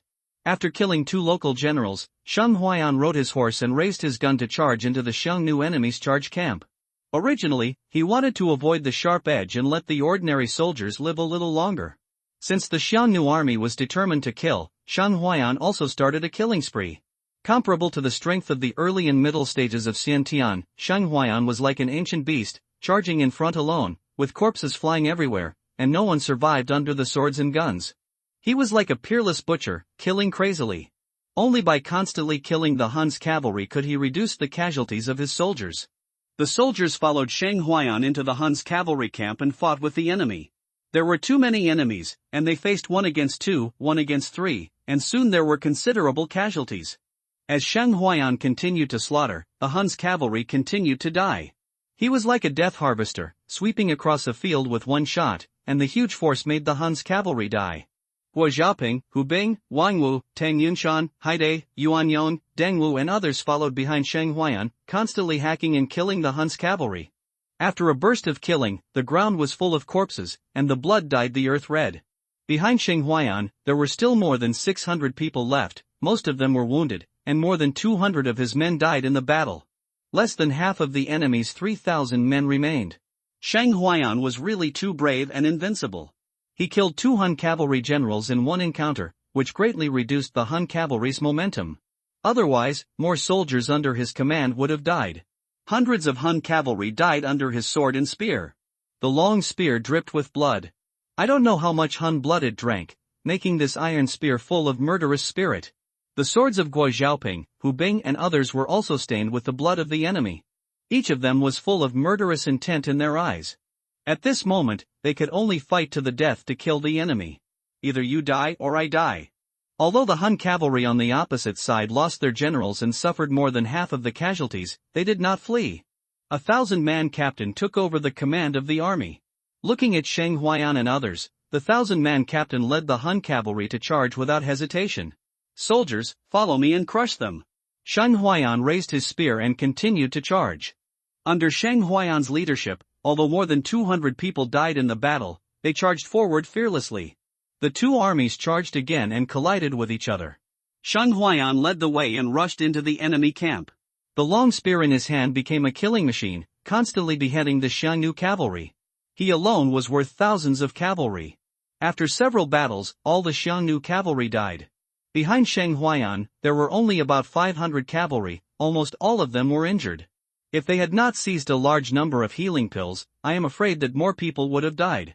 The battle was extremely brutal. Sheng Huayan was not a god, although he was desperately killing the Xiongnu cavalry. But the Xiongnu cavalry had more people than them, and death was inevitable. On the ground, broken spears and long spears were tilted east and west, and the drinking river was stained red with blood. Rumble! Before Sheng Huayan's troops could take a breath, the sound of cavalry charging came from the grassland in the distance. Looking at the Xiongnu cavalry rushing over, everyone could only hold their swords and long spears tightly. Fortunately, they fought hard to deal with the previous 3,000 cavalrymen, otherwise if this team of cavalrymen joined the battle, they would be in danger of being destroyed. Brothers, let's kill him today. Sheng Huayan shouted with great momentum. Kill! Kill! Kill! Sheng Huayan added points without hesitation, consuming 500 killing points, and raised his cultivation to the limit of a postnatal warrior. Raised his strength to 35,000 jin, and raised his strength again by a large margin. Only if he became stronger and killed more Hun cavalrymen, could he ensure that more soldiers under his command survived. Kill! Sheng Huayan led his troops to charge, and the remaining 500 people had fierce eyes. They were all strong men who had fought out of death. Those who could survive were all strong men, and those who were weak had been killed. The other Hun army was another 2,000 iron cavalry. Seeing Sheng Huayan's troops, they still charged without retreat. It was the mission of many Xiongnu cavalrymen to keep Sheng Huayan's troops on the grassland, even if they died in battle. No one had ever dared to slaughter their Xiongnu grassland tribe wantonly and then return safely. 500 cavalrymen, following Sheng Huayan, rushed to the Xiongnu cavalry camp that was 4 times their size with fear of death. The general of this 2,000-man Xiongnu cavalry was also a martial artist who had reached the great perfection of the acquired realm. He waved his sword and slashed at Sheng Huayan, extremely brave. Boom! Sheng Huayan chopped out with a spear, and the huge force of more than 40,000 pounds directly blasted him away, killing a large number of Xiongnu cavalrymen. The other general died and could not understand why Sheng Huayan's spear had such a terrifying and powerful force. That pure force of 40,000 to 50,000 pounds destroyed everything and was irresistible. Sheng Huayan was unmatched at this moment, killing the enemy general with a spear. Then he rushed into the Xiongnu cavalry camp like a fierce dragon, and in a moment, he killed dozens of Xiongnu cavalry. With such a powerful force, no one could stop Sheng Huayan. He rushed into the enemy formation alone and disrupted the Xiongnu cavalry charge formation. Gui Xiaoping, Hu Bing, Wang Wu and others followed Sheng Huayan, rushing and slashing fiercely, killing countless enemies. The enemy's acquired generals were killed, and there was no high-end combat power. Gui Xiaoping and Hu Bing's acquired early cultivation also killed a lot of people in the enemy. Sheng Huayan, Gui Xiaoping, and Hu Bing killed most of the Xiongnu enemy troops, greatly reducing the death rate of ordinary soldiers. After the battle, only about 300 cavalrymen were left standing behind Sheng Huayan. Even if he killed 600 to 700 Xiongnu troops alone, the large number of people on the opposite side was an advantage. 1 for 1 can replace a lot of people. That was 2,000 fully armored elite Hun cavalry. They were proud enough to achieve such an impressive record. Brothers, we won! Sheng Huayan shouted loudly, and his voice shook the grassland. In this battle, they faced 5,000 Hun cavalry with less than 900 cavalrymen and wiped out the opponent. This record was a great victory not only in Anning Pass, but also in the entire northern battlefield. 10,000 wins! 10,000 wins! The surviving soldiers shouted one after another, venting the boiling blood in their hearts. After a brutal battle, only 1/3 of them were left, and 2/3 of the soldiers stayed on this grassland forever. The Yinma River was full of corpses, and the blood soaked the soil and penetrated into the river, turning the river red. Sheng Huayan looked at the corpses on the ground and remembered the poem. The poor bones by the Wooding River are still the people in the spring boudoir's dream. Nearly 600 of his subordinates were buried here forever. They are all passionate young men, and there is still a long way to go in the future. There may be wives waiting for them to return home. The woman in the boudoir will never wait for the man who returns triumphantly. Huayan, we have to leave quickly. We are still surrounded by the Xiongnu cavalry. The remaining brothers can't leave. Seeing Sheng Huayan looking at the bodies of his dead comrades in silence, Wang Wu said with a bloody knife and a wounded arm. Their whereabouts have been exposed. The Xiongnu cavalry discovered their intention to go back. The longer they stay on the grassland, the more danger they will face. There is no time to collect the bodies of the dead comrades. Sheng Huayan can only give orders to continue on the road. Take 3,000 war horses and leave Yinma River. They are too few, and there are still 4,000 to 5,000 unowned war horses on the grassland. If there are more people, they will definitely not abandon them. But now they only have more than 300 people. Taking too many war horses will become a burden. They had just walked for less than 2/4 of an hour when another group of Xiongnu cavalry arrived.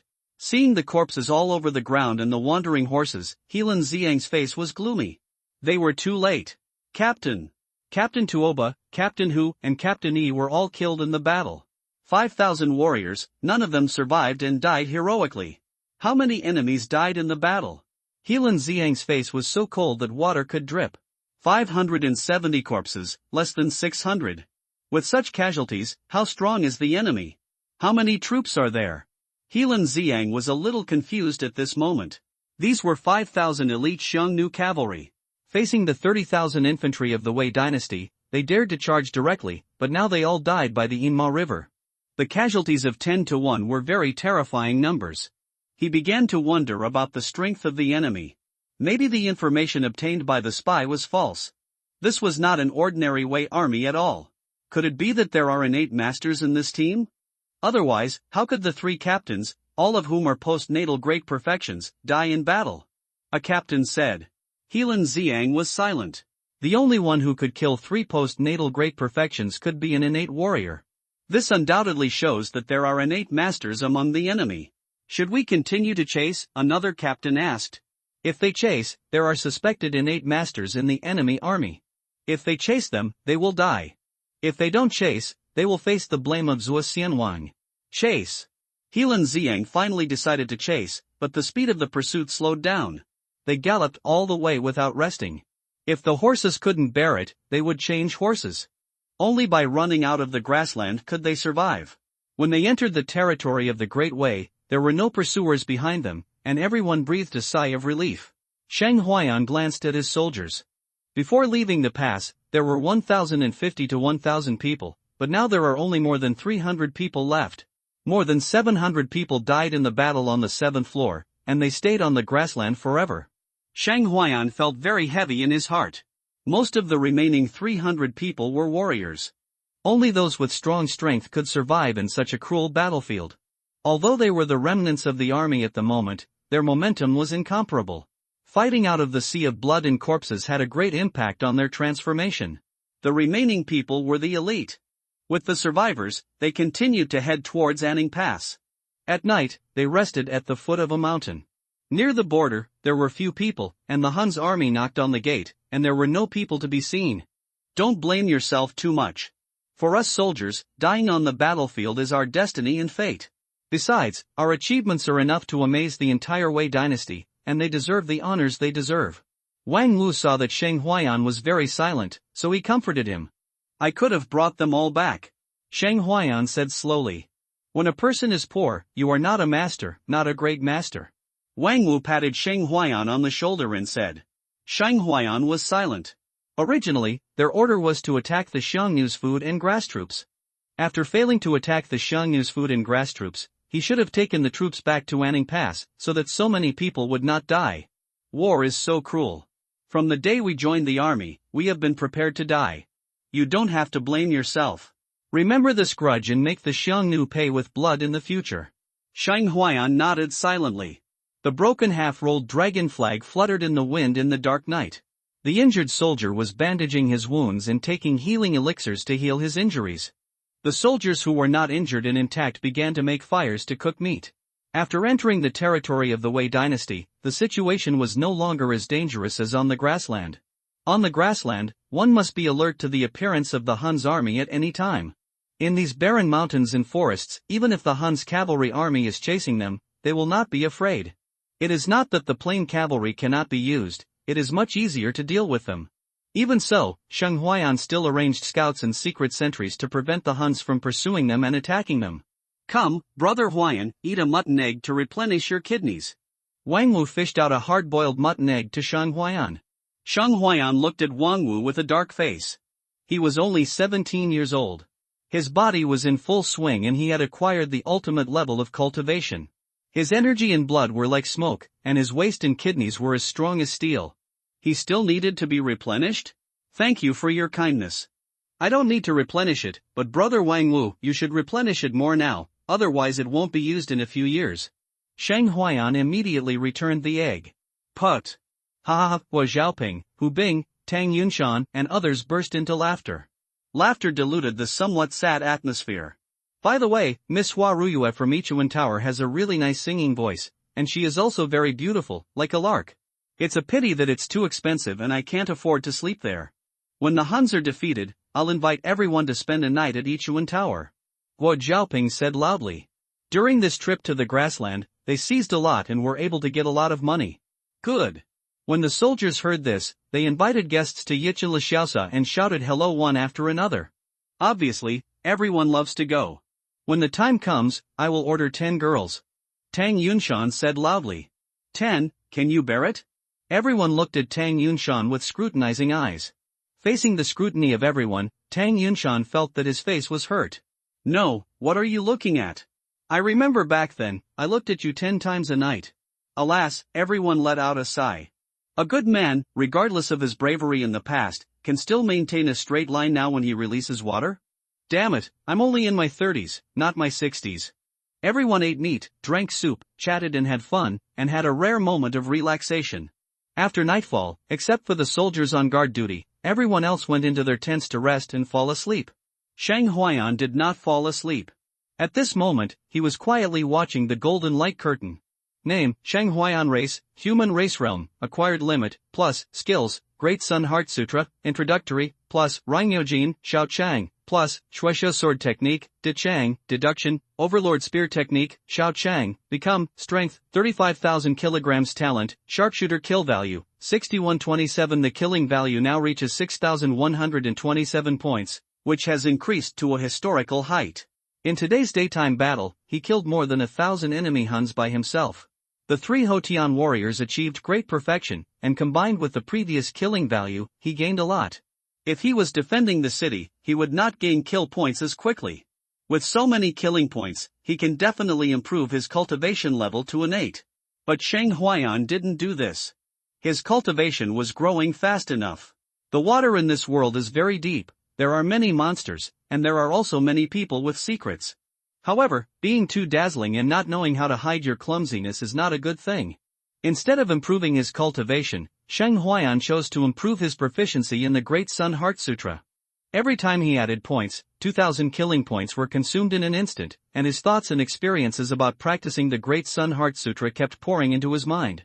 After a while, Shang Huayan slowly opened his eyes, as if with a trace of vicissitudes of life. It has been instilled with so much cultivation experience, it feels like it has been going on for 100 years. The success of the Heart Sutra of the Great Sun saved him too much time in meditating and practicing, and the speed of Kung Fu cultivation was nearly 10 times faster than before.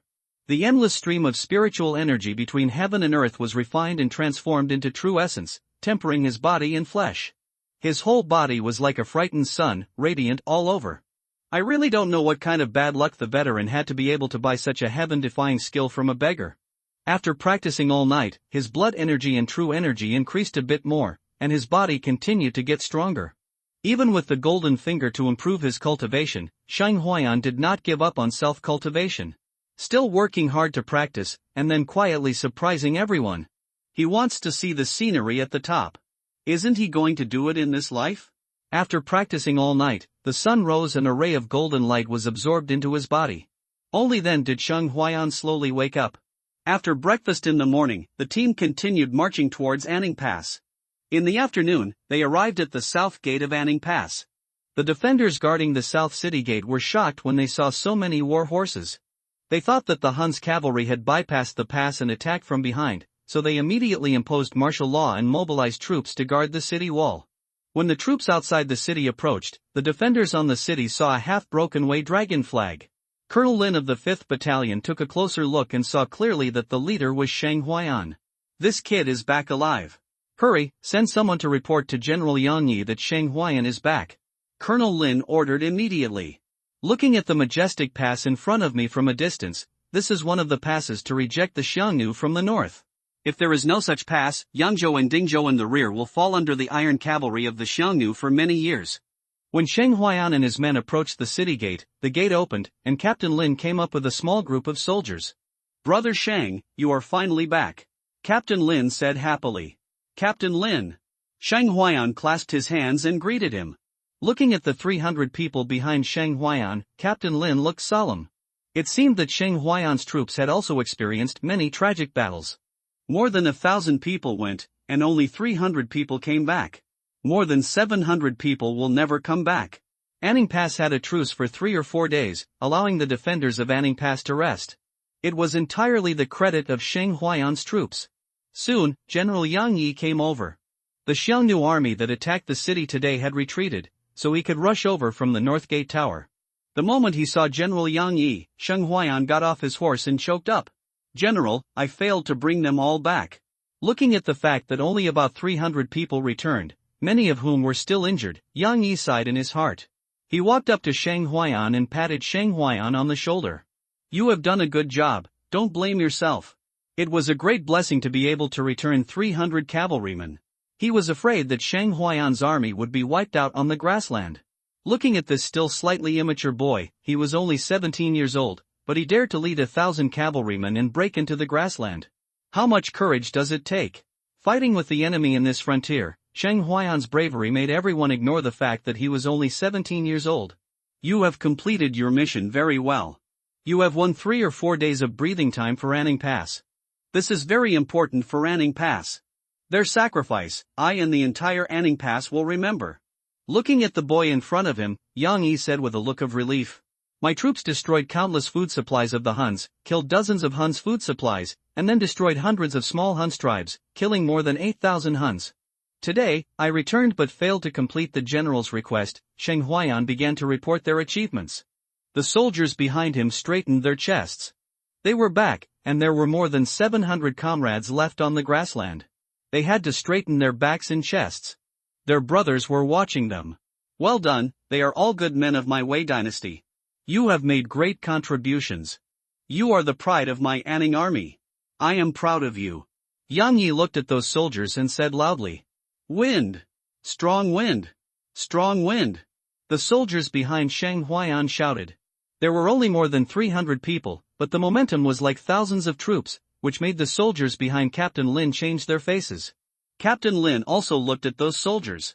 This momentum was completely the elite who had fought out of the mountains of corpses and seas of blood.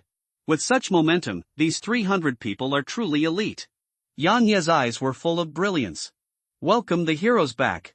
Yang Yi looked at the army and said loudly, "Welcome the heroes back." Behind Yang Yi, Captain Lin and others shouted. Sheng Huayan's troops sacrificed 700 people and bought 3 or 4 days of respite for Anning Pass. For Anning Pass, they are heroes. Sheng Huayan and others, leading horses, began to enter the city. Each of his soldiers stood up straight and was extremely proud. More than 300 people, wearing armor and holding spears, led more than 3,000 war horses, which was a spectacular sight. This was their trophy and a testimony to their glory. Looking at more than 3,000 fine war horses, Yang Yi's mind became active.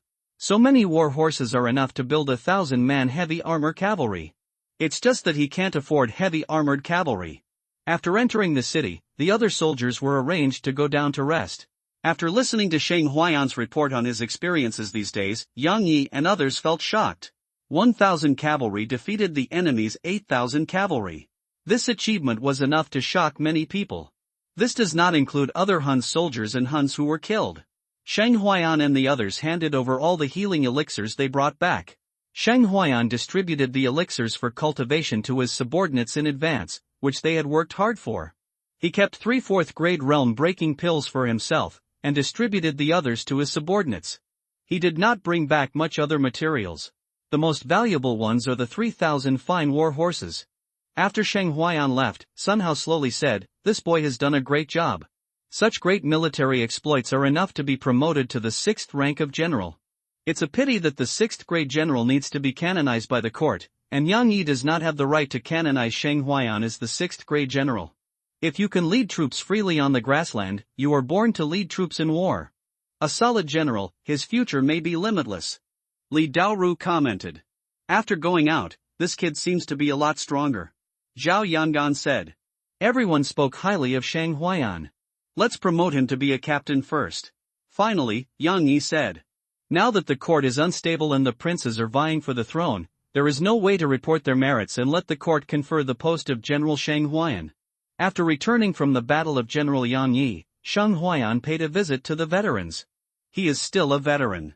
Among the soldiers in his team, Zhang Dainyu was the only familiar face.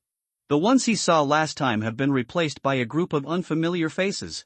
The battlefield was cruel, and the soldiers changed batch after batch. "Uncle, brother Dainyu, I'm here to see you. Just come back." The veteran nodded as he watched Sheng Huayan return. "Huayan, I heard that you killed more than 8,000 enemy cavalry during this trip. This is so brave." Zhang Dainyu couldn't help but give a thumbs up. That was killed over several days. The brothers worked hard with their lives. It doesn't matter whether it's fierce or not. Sheng Huayan waved his hand. It's a pity that I'm not under your command, otherwise I would follow you across the grassland. Zhang Dainyu said yearningly. "How about I send you to serve under Huayan?" The veteran glared at Zhang Dainyu. "Ahem, so what, I'm still willing to follow you." Zhang Dainyu quickly expressed his stance. The old soldier nodded. "I guess you know the truth, unlike that guy Wang Wu, who went to work under Sheng Huayan and still doesn't dare to come back." "Uncle, I'm done, hee." The veteran looked at Sheng Huayan in surprise. "Come in with me." Sheng Huayan followed the veteran into the inner room. "Is it really finished?" The veteran looked at Sheng Huayan excitedly. "Real." Sheng Huayan nodded, and then his whole body began to glow with golden light as he worked hard on the Sun Heart Sutra. The veteran was stunned. He didn't expect that Sheng Huayan had actually succeeded in practicing a fake secret book. Then he really wasn't deceived, he bought the real secret book. But why did he fail to cultivate after studying for so long? That's not right, the veteran said in a low voice. What's wrong? Sheng Huayan asked after taking advantage of the situation. No, it's nothing. I mean, you succeeded in practicing. I'm really happy for you. The veteran said with a bit of sourness. I'll teach you how to practice, uncle. Sheng Huayan said. After he succeeded in practicing, he naturally wanted to teach the veteran to practice. After all, the veteran gave him the Great Sun Heart Sutra technique. Yes, I saw you right. This is what the veteran was waiting for. Then Sheng Huayan taught the veteran how to get started. After a long while, the veteran looked disappointed. I can't practice, I can't get started. It seems that not everyone can practice, alas, Sheng Huayan scratched his hair. Is this mental cultivation method really so evil? Boy, if you practice this technique, please don't spread it. A common man is not guilty, but he is guilty of possessing a jade. The veteran warned with a serious look on his face. Yes, uncle. Sheng Huayan naturally knew this. Also, if you don't become a martial saint, you can't break pure yang, otherwise you won't be able to cultivate to the martial saint realm. The veteran continued. Martial saint? The veteran said slowly, martial arts training, martial arts disciple, warrior, martial artist, acquired, innate, master, grand master. Above the grand master, there is the martial saint, who is called a martial saint. A martial saint can subdue a country and live for 500 years. Sheng Huayan's blood boiled when he heard this. The martial saint, one person can control a country, how powerful this is. In the past, he only knew the Grand Master, but now he knows the realm above the Grand Master, the martial saint. What about Emperor Wu? Sheng Huayan asked curiously. The Great Sun Heart Sutra he practiced was created by the powerful Emperor Wu. Emperor Wu? The veteran glanced at Sheng Huayan. That's a legend. Okay, remember my words. You can't break Qinyang without becoming a martial saint. Otherwise, you will have no chance of becoming a martial saint. Forehead, Sheng Huayan is emo. Doesn't this mean that he can't touch women unless he reaches the realm of martial saint? Then what else is he trying to cultivate? It doesn't matter if you don't practice this martial art.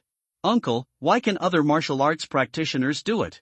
What are the characteristics of the technique you are practicing? Haven't you studied it yourself? The old soldier rolled his eyes.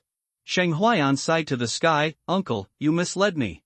After returning from the old soldier, General Yang Yi held a celebration banquet for the 300 soldiers under Sheng Huayan's command at night, and let the soldiers get drunk, which was considered to be in line with General Yang Yi's promise when he went to the expedition.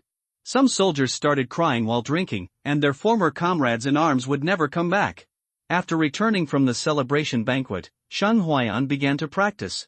Since the old soldier told him that he could not become a martial saint and could not break the pure yang, Sheng Huayan practiced more diligently. In order to become a real man as soon as possible, he had to practice hard and strive to become a martial saint. Otherwise, when he went to Ichuan Tower, he could only look at the sky and cry.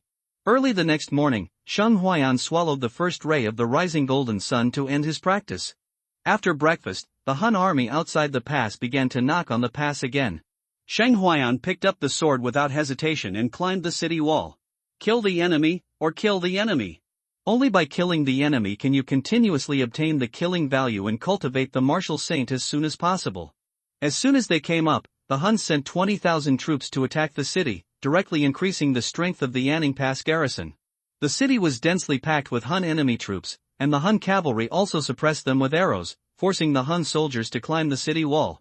Stones, gold juice, tetanus arrows on the city wall were thrown down to the city. One hit and one didn't make a sound. After paying a lot of casualties, the Hun soldiers began to attack the city wall. The acquired warriors and innate warriors in the Hun army also attacked one after another. The lieutenants and generals guarding the city joined the battle one after another to contain the high-end combat power of the Huns. The offensive of the Hun army was more fierce than before. Two oppressive auras rose from the Xiongnu army, and then two Xiongnu masters in black robes leaped into the air. Yang Yi, come out and die. A Xiongnu master spoke, his voice rolling like thunder, spreading throughout Anning Pass. Rampant. Arrogant. Seeing the two Xiongnu masters so rampant, many defenders and residents of Anning Pass were angry. Yang Yi took a step forward and faced the two Xiongnu masters. He, two losers, dare to talk about courage. Yang Yi sneered. Today, you will die. The Xiangnu master, who was a little thin, said coldly. Just you? Take my shot. Crazy dragon. Yang Yi waved the overlord spear. The long spear was like a dragon. The true energy rolled, and turned into a golden dragon, killing the Xiangnu master. Seeing the gun transformed into a mad dragon, with a domineering and fierce power, the Xiangnu master looked solemn, his black robe fluttered, and the black true energy rolled like a snake. All the true energy condensed in his palm, and he slapped it with his palm, like a dark cloud covering the top of the head, and the breath was vented, which was extremely terrifying. Another Xiangnu master also took action, with a dazzling knife light, and slashed at Yang Yi with one knife. In the sky, the true energy was surging, the pressure was like a prison, and the terrifying aura was boiling, which made people tremble. The master's every move brought a terrifying power, which was incomparable to ordinary people. Boom! The three people kept fighting and colliding. In the sky, the sound was thunder, and the powerful force was much better than the innate. Boom! Suddenly, a figure appeared again from the Xiangnu army and killed Yang Yi.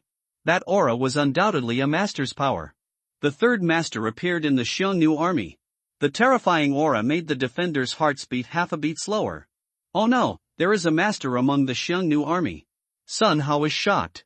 Damn, these Xiangnu people are so despicable that they actually sent 3 masters to surround and kill General Yang. It's bad. General Yang is in danger, what should we do? The 5 deputy generals of the defending army saw the master appear in the Xiangnu army and were extremely anxious. Once Yang Yi was in trouble, none of them would survive, and Anning Pass would not be able to be defended. The Xiangnu sent 3 masters to surround and kill Yang Yi, which made all the defenders of Anning Pass feel a little desperate. Those were 3 masters, and General Yang Yi had no chance of winning against 3.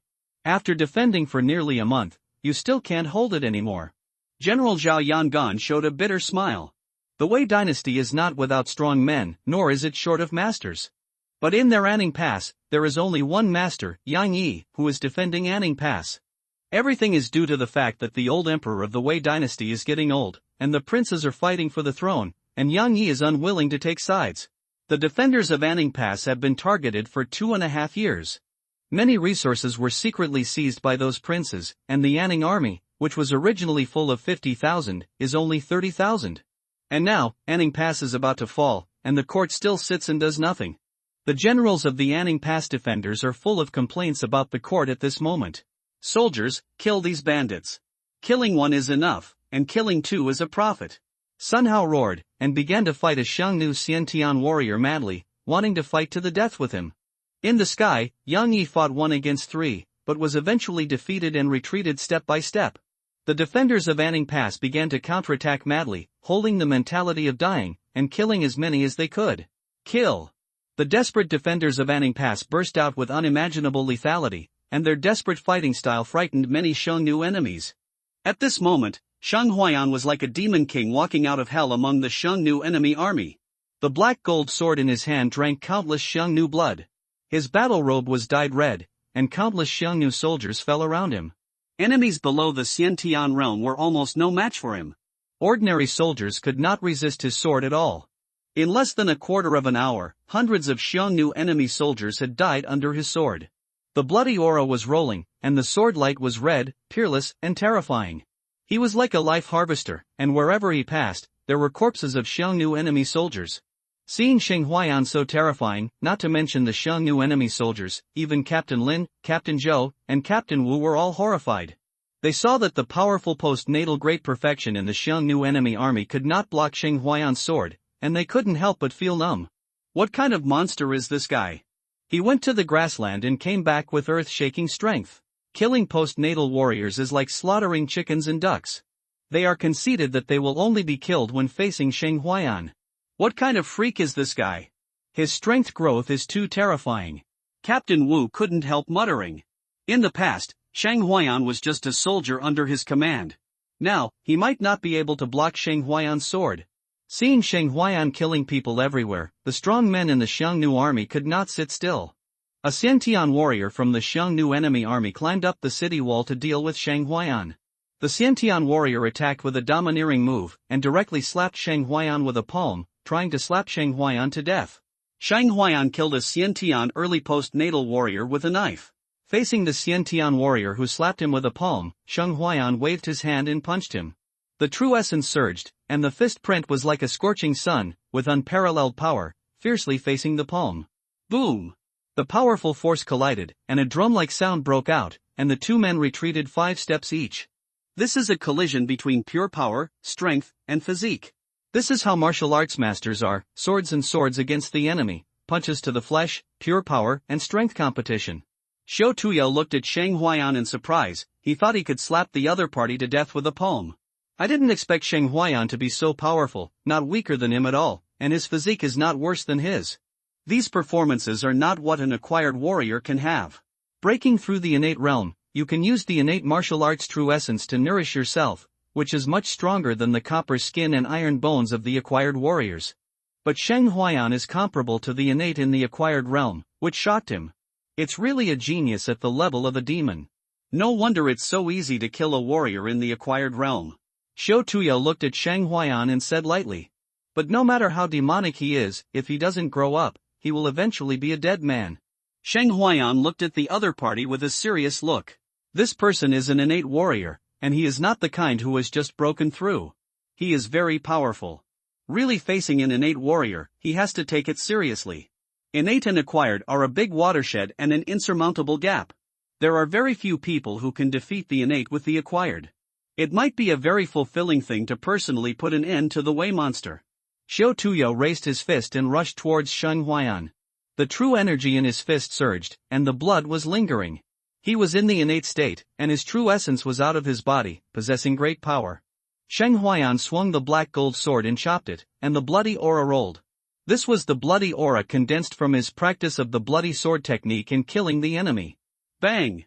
The fist and the sword collided, and Shang Huayan was shocked back 2 steps. The true essence of the innate warrior was very powerful and terrifying. The true essence in his body had not yet transformed into the innate true essence, so Shang Huayan could only rely on his unparalleled physique and powerful strength to fight against him. Kill! Swear to kill the enemy. Die with the slaves. The city is alive, the people are alive, the city is dead, the people are dead. Defend the home and the country. On the city wall, it was very tragic, and the defenders continued to die with the enemy. The defenders of Anning Pass, with the determination to die, resisted the enemy on the city wall. However, there were too many enemies, and the defenders kept dying in battle and fell under the swords of the Xiongnu enemy. The strength of the county soldiers and county soldiers who came to support was not a little different from that of the Xiongnu enemy. Once you get used to peace, you will lose your sense of crisis. The soldiers of Anning Pass are simply not comparable to those county soldiers and county soldiers. However, the defenders of Anning Pass were too exhausted. At this moment, facing the fierce offensive of the Xiongnu enemy, the defenders on the city wall were retreating step by step. The Xiongnu army pressed forward with 20,000 people, and there were still a steady stream of troops behind them, intending to break through the pass in one fell swoop and bloodbath Anning Pass. Listening to the shouts and killings on the city wall, the people in the city looked in the direction of the city wall. They knew that the war had reached the most tragic time. Once the city was broken, Anning Pass fell under the Iron Cavalry, and no one could survive. Mom, I am unfilial. I am going to kill the enemy. A man knelt down to his mother, picked up the knife at home, and went up to the city wall to kill the enemy. Can eggs remain intact when the nest is overturned? Brothers, let's go, follow me to kill the enemy. A small gang leader, with a group of ruffians, stared at the city wall without hesitation. The defenders have all fought, it's our turn.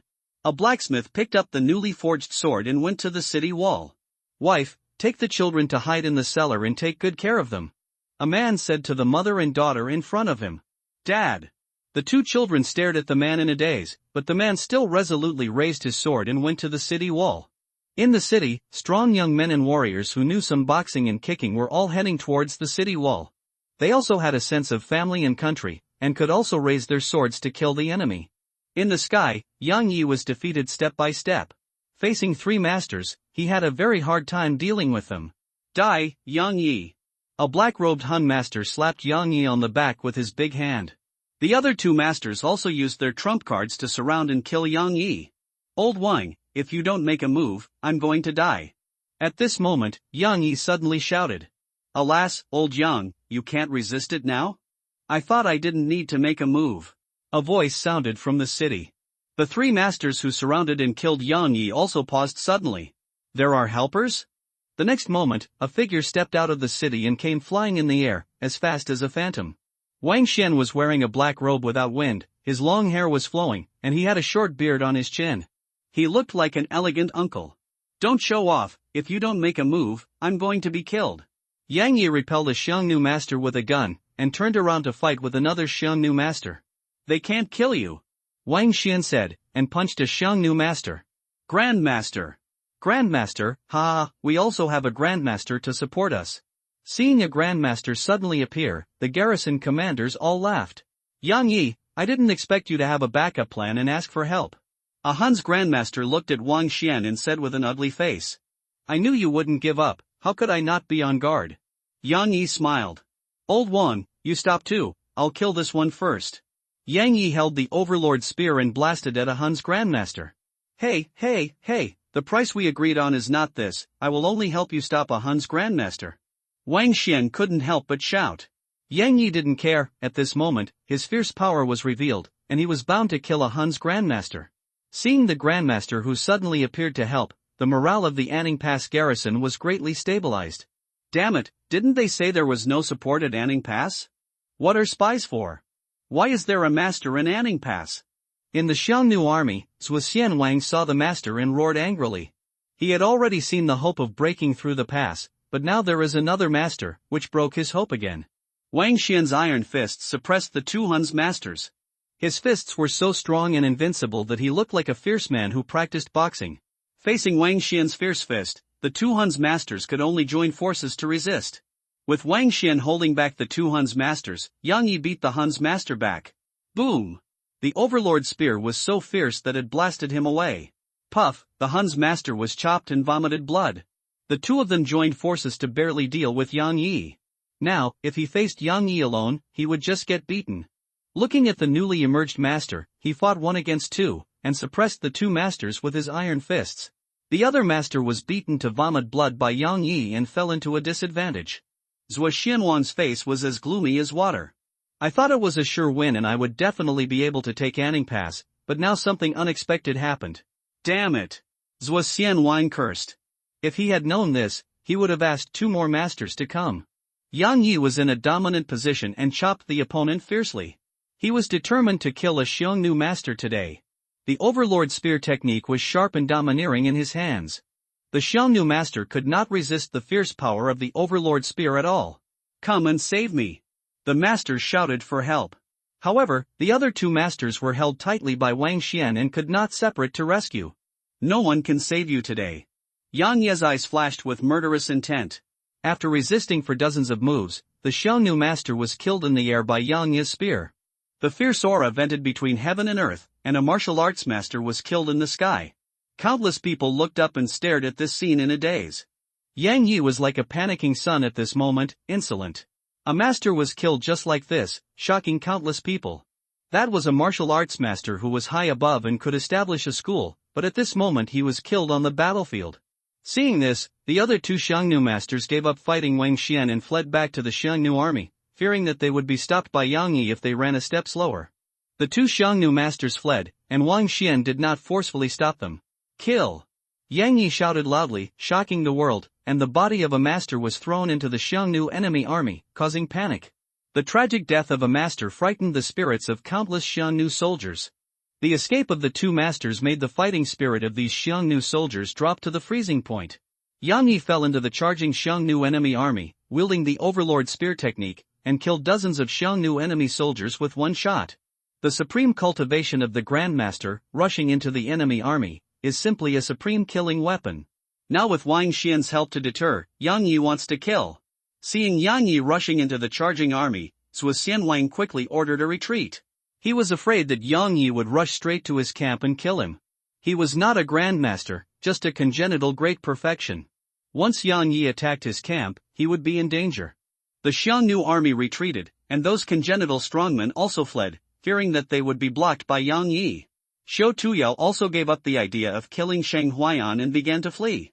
"Kill, brothers, don't let them run away." Zhao Yangan, the general of Palu, shouted loudly. "Follow me to kill the enemy." Sun Hao also jumped off the city wall and chased the Han army. After being beaten for so long, the defenders of Anning Pass finally launched a counterattack. The Han army that attacked the city wall was soon killed. Sheng Huaiyan also jumped off the city wall and chased the Han army. The defenders on the city wall, the defenders in the city, and the residents who came to defend the city and kill the enemy spontaneously all followed and killed outside the pass to chase the Han army. At this moment, with the death of the Hun's master, the momentum of the Anning Pass defenders reached its peak. Everyone rushed out desperately to chase the Hun enemy. Boom! Yang Yi took action and killed a Hun innate strongman with a gun. Other Hun innate strongmen ran faster when they saw this scene. At this moment, they only hated their parents for not giving them 2 more legs and running too slowly. Yang Yi could attack without any scruples at this moment, and soon killed 4 Xiongnu innate masters. Of the 7 innate masters who attacked the city wall, only 3 escaped. Zhao Yangan, Sun Hao, Li Daoru, Sheng Huaiyan and other masters chased into the Xiongnu army. Their lethality was very terrifying. Without the innate masters and masters to contain and deal with them, the 20,000 to 30,000 Xiongnu troops attacking the city were chased and slaughtered by them. After the war, corpses were everywhere outside the pass. The Xiongnu army escaped? Retreat 20 kilometers. Yang Yi did not bring a large army to continue chasing into the grassland. If he had not invited strong reinforcements in advance today, I am afraid that this Anning Pass could not be defended. The Xiongnu left behind 20,000 to 30,000 corpses and fled, and the defenders on the city wall cheered. We won! Oh, a big victory! A huge victory, we held on. Ha ha, we finally beat back the Xiongnu enemy. As they laughed, many Anning defenders started crying. The Xiongnu army, not counting the baggage troops, had deployed more than 100,000 or 200,000 troops. In order to defend Anning Pass, they, the Anning army, paid a heavy price. Up to now, only 1 in 10 of the real defenders of Anning Pass have survived. Looking at the Xiongnu corpses scattered all over the field, Sheng Huaiyan wiped the blood off his face. As expected, the stronger the strength, the more enemies are killed. General Yang Yi and his 5 lieutenants killed more Xiongnu enemies than he did. Especially Yang Yi, a master, was really a one-sided massacre of ordinary soldiers. The Overlord's spear swept across an area with 1 shot, and the master's power killed dozens of people with 1 palm. The Xiongnu army retreated and dared not test Yang Yi's edge again. With Wang Xian's support, Yang Yi let go of the massacre and released all the anger that had been suppressed in his heart for these days. With great ambition, I eat the meat of the Huns when I am hungry, and I drink the blood of the Huns when I am thirsty. Ha ha! Sheng Huaiyan laughed loudly. What a good poem, what a great ambition, eat the meat of the Huns when I am hungry, and drink the blood of the Huns when I am thirsty. Great talent, suitable for the scene, ha ha ha. Yang Yi couldn't help laughing loudly when he heard Sheng Huaiyan recite a poem. As expected of a scholar who has read books, he recites poems and writes couplets. His talent is soaring to the sky, and he is also fierce when he rides a sword and kills the enemy. He is simply a man of both civil and military talents. With lofty ambitions and lofty sentiments, men of our generation laugh on the battlefield. Zhao Yangan couldn't help laughing loudly. Huaiyan, say another sentence. Sun Hao was also full of lofty sentiments at this moment. If only the flying general of Longcheng is here, slaves and horses will not be allowed to cross the Anshan Mountains. Sheng Huaiyan immediately sang loudly. Numa, Xiongnu cavalry, Anning Pass, are located between the Yanshan Mountains, so Sheng Huaiyan made some changes. Good poem. Great talent. Yang Yi's heart was also heaving. What a good one! If only the flying general of Longcheng is here, slaves and horses will not be allowed to cross the Yanshan Mountains. Everyone couldn't help praising. Isn't this their portrayal? Fight to the death and keep the enemy outside Anning Pass. As long as they are there, the Xiongnu cavalry will never cross the Yanshan Mountains and go south. After repelling the Xiongnu enemy army and cheering, it is time to clean up the battlefield. The residents of the city also came to help deal with the bodies of the Xiongnu enemy. If the bodies of 20,000 to 30,000 were not dealt with, it would be easy for the plague to break out. Unlike the cheers of the defenders of Anning Pass, the Xiongnu army was dead and depressed. I thought it was a sure win, but I didn't expect it to be a big defeat. Lost 20,000 to 30,000 soldiers, a master, and 4 innate strongmen. This was already a miserable defeat. Nearly 200,000 troops knocked on the pass, but Anning Pass was not taken, and they suffered heavy losses. Zhuo Xianwang was so angry that he vomited blood. Waste, all of them are waste. The roar of Zhuo Xianwang continued to be heard in the tent. The remaining generals all lowered their heads, and they were very sad. The 2 masters had left and returned to the depths of the grassland. The killing of a master by Yang Yi had frightened them, and they were unwilling to die again. Without the two masters to support them, Zhuo Xianwang wanted to continue to attack Anning Pass, but he was powerless, so he could only withdraw with his army. After returning, he would be greeted by the great Khan of the Xiongnu grassland, the king of the Xiongnu grassland, and the accountability of his iron-blooded father.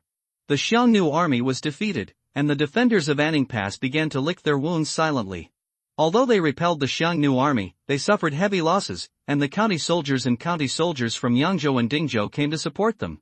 Now the defenders of Anning Pass are less than 10,000 people. In total, more than 50,000 people died in the battle. It is conceivable that they paid a heavy price to defend Anning Pass. At night, Anning City was very lively, and the residents of the city were celebrating the victory. Ichuan Building also resumed business, and many people began to gather in Ichuan Building to drink and have fun. With great ambition, I would eat the meat of the barbarians when I was hungry, and drink the blood of the Xiongnu when I was thirsty. That soldier Shang was simply full of passion, brave in killing the enemy, and his literary talent was also outstanding. That's right, this poem is so bold and heroic, and he talked about drinking the blood of the Xiongnu when he was thirsty. What a high-spirited spirit it is. Let me tell you, that soldier Shang is my neighbor, and he used to be a scholar. This brother is so detailed. As long as the flying general of Longcheng is here, I will not let the slaves and horses cross the Anshan mountain. This poem shows the determination and resoluteness of the Anning army. This is a true portrayal of them. In Ichuan Building, most people were discussing today's battle and the two poems written by Shang Huayan. Shang Huayan's fame is also widely spread in Anning City. Wang Shen looked at Yang Yi in golden armor and sighed, "Brother Yang, if you had focused on martial arts and not been burdened by the army, you would have broken through to the Grandmaster level by now. Don't you regret this choice?" "I have never regretted it. You know, I am a border guard. I grew up in the border since I was a child. I learned this martial arts. Naturally, I guard the border and protect the peace of the people," Yang Yi said with a firm look. "Just like you, Brother Wang, I grew up in the rivers and lakes since I was a child. What I yearn for is the pleasure of revenge and freedom in the rivers and lakes. It's a pity that I don't have your talent, otherwise I would have broken through to the Grandmaster level and established a school." Wang Xian said, "You are a great Grandmaster. You want to establish a school. I don't know how many people are trying to learn from you," Yang Yi said with a smile. "Okay, our transaction is also completed.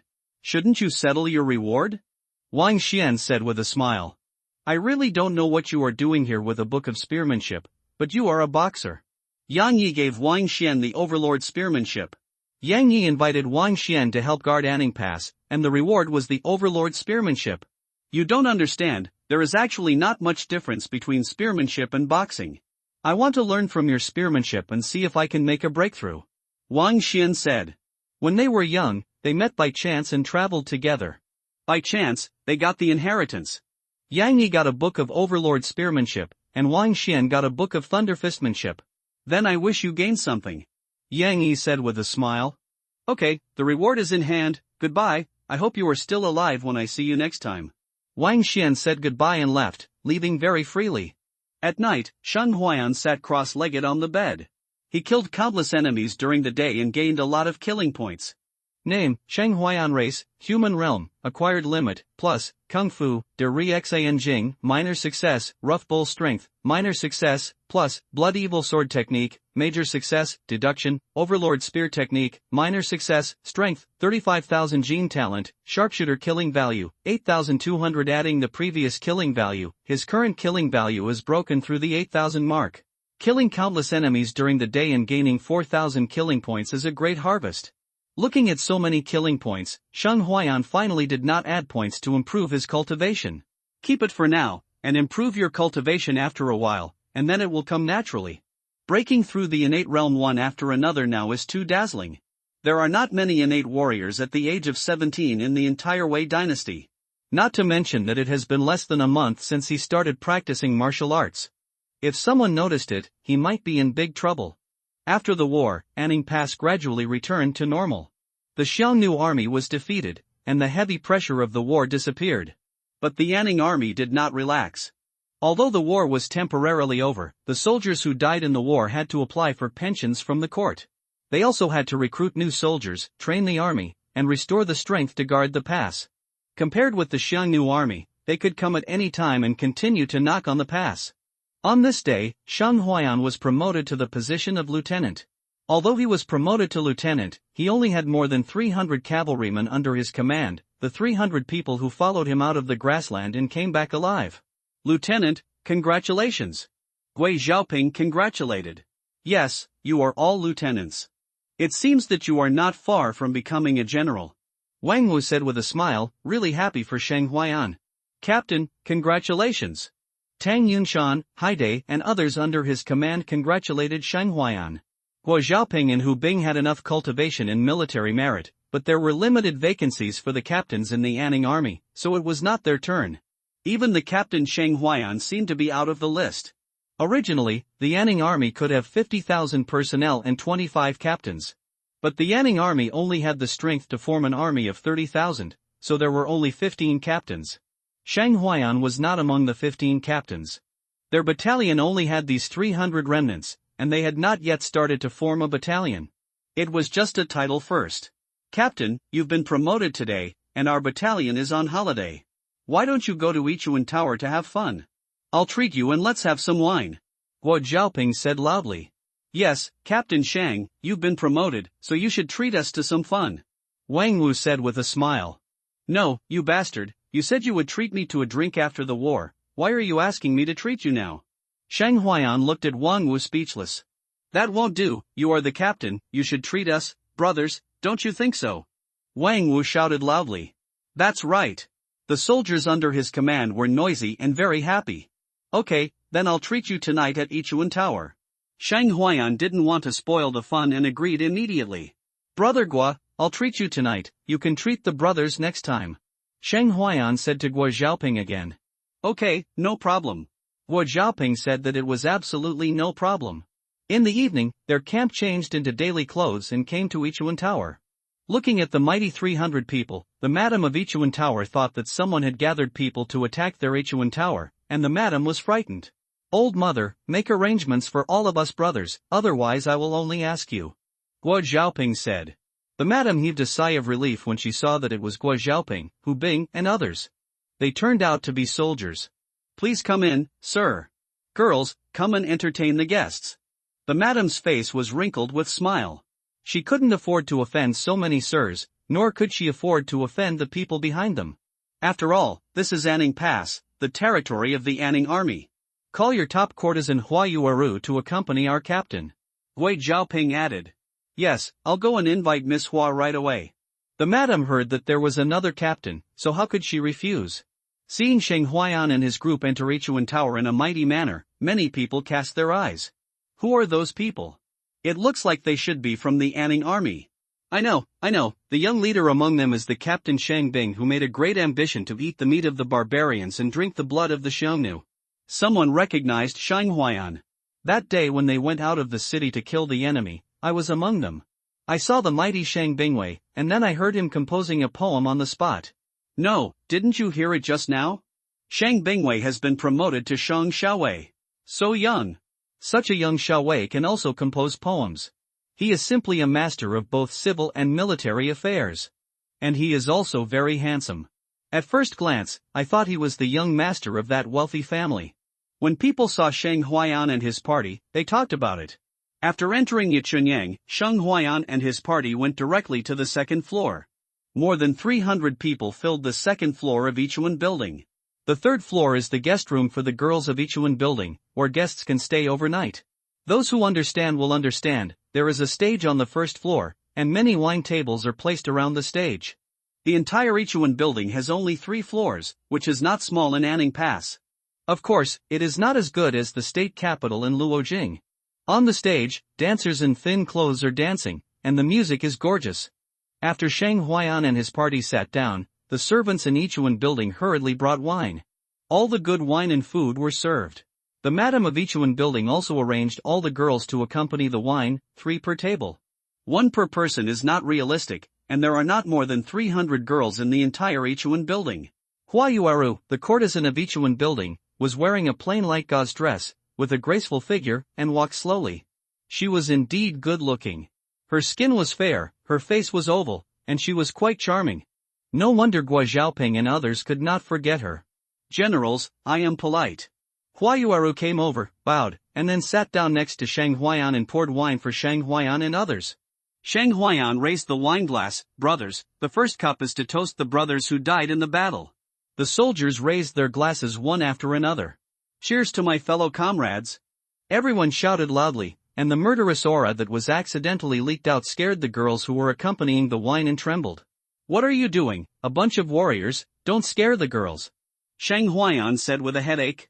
The soldiers under his command quickly restrained their momentum and were no longer serious.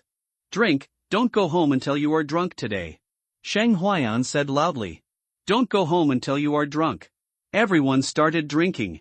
After a few glasses of wine, everyone let go and drank with the girls who were accompanying the wine. Miss Yueru, you have to entertain our captain Shang well, it's his first time here, Wang Wu said to Hua Yueru with a smile. It is my honor to meet Captain Shang. Captain Shang, I toast you a glass. Hua Yueru was not reserved and leaned against Shang Huayan. The faint fragrance of the body is so attractive that it makes people feel distracted. Feeling the fullness, softness and delicacy is really irresistible. At the age of 17, it is the time when blood is full of vigor and vitality. A little provocation will produce a reaction. But who is Shang Huayan? He has lived 2 lives and is still a great master of the acquired limit. He is practicing the Great Sun Heart Sutra. Not to mention that he can remain calm, at least this little provocation will not make him feel moved. Please. Shang Huayan raised his glass and clinked it with Hua Yueru, then raised his head and drank it all. These drinks have no alcohol content. Shang Huayan estimated that it is probably only about 10 or 20 degrees. This is still good wine. It tastes similar to beer in the previous life.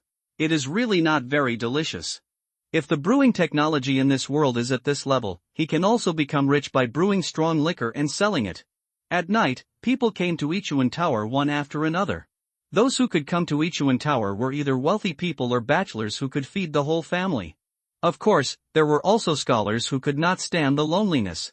Seeing that the second floor was already booked, the people who came later either stayed on the first floor or paid to go to the third floor. Why are there so many people today? The second floor is full, a man dressed like a scholar said. After reading a few pages of the spring and autumn annals at home, he couldn't stand it and wanted to come to the actual combat to study the skills. Those people are from the Yanning army. You have heard of Shang Huayan, the lieutenant, right? He is the one who made the ambition to eat the meat of the barbarians and drink the blood of the Xiongnu. He is entertaining his subordinates. Someone next to him said. What? Is it that young general? The scholar was surprised. In this Anning city, all scholars now know the reputation of Shang Huayan. He can write such heroic poems, and his talent is far better than them. That's right. I don't know if this young general can complete the poem today, otherwise it's only half a sentence, which always feels not beautiful. A scholar said. That's right, that's right. If you are lucky enough to witness the birth of a complete poem, it will be a great blessing in life. Many people wanted to toast, but seeing Shang Huayan entertaining his subordinates, they had to give up. Thanks to the fact that there is only Yichenlu, a smoke and willow place in Anning City, there are many people and it is very lively.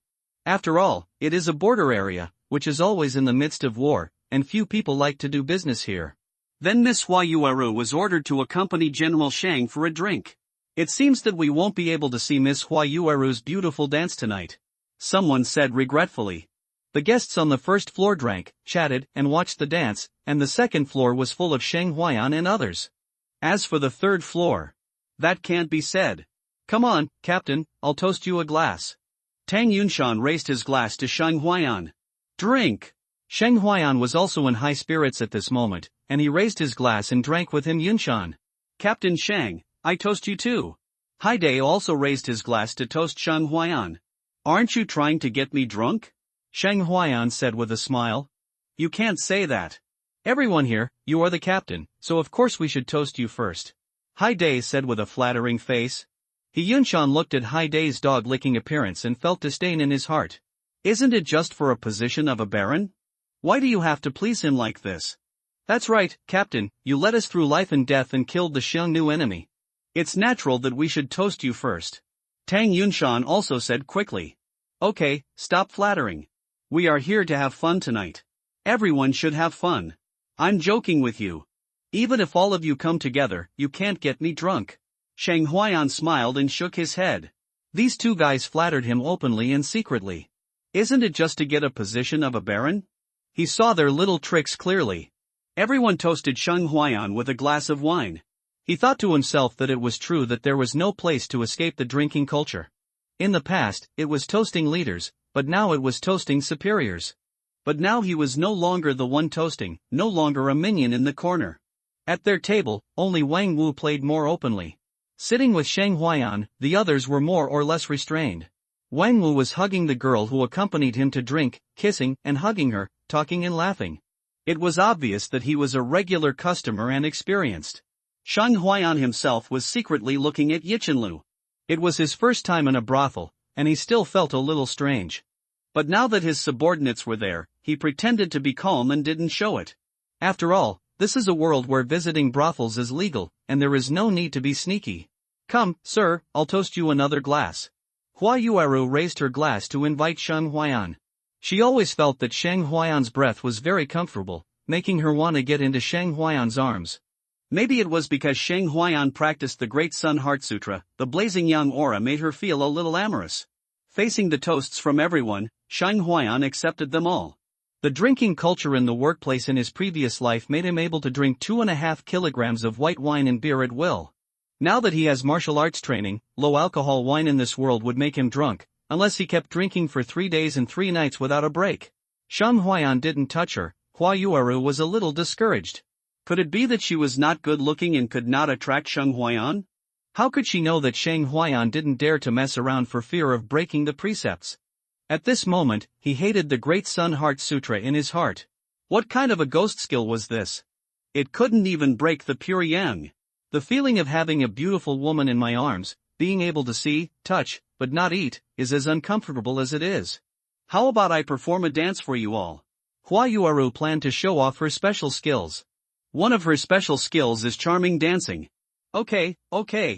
Everyone agreed. Then thank you for dancing for my brothers. Sheng Huayan nodded with a smile. Hua Yueru stood up and walked slowly down the second floor. Her gauze and thin sleeves, and her skin was as good as snow, which immediately attracted many people to drool. Miss Yueru is coming downstairs. Are you here to perform a dance? Wow, it's a blessing for the mouth. No, it's a blessing for the eyes. Hua Yueru came to the stage, the dancers on the stage cooperated with her, and the string pianist also started playing music. The dancers cooperated with Hua Yueru, and their beautiful and elegant dance attracted everyone's attention in an instant. Even Sheng Huayan was no exception.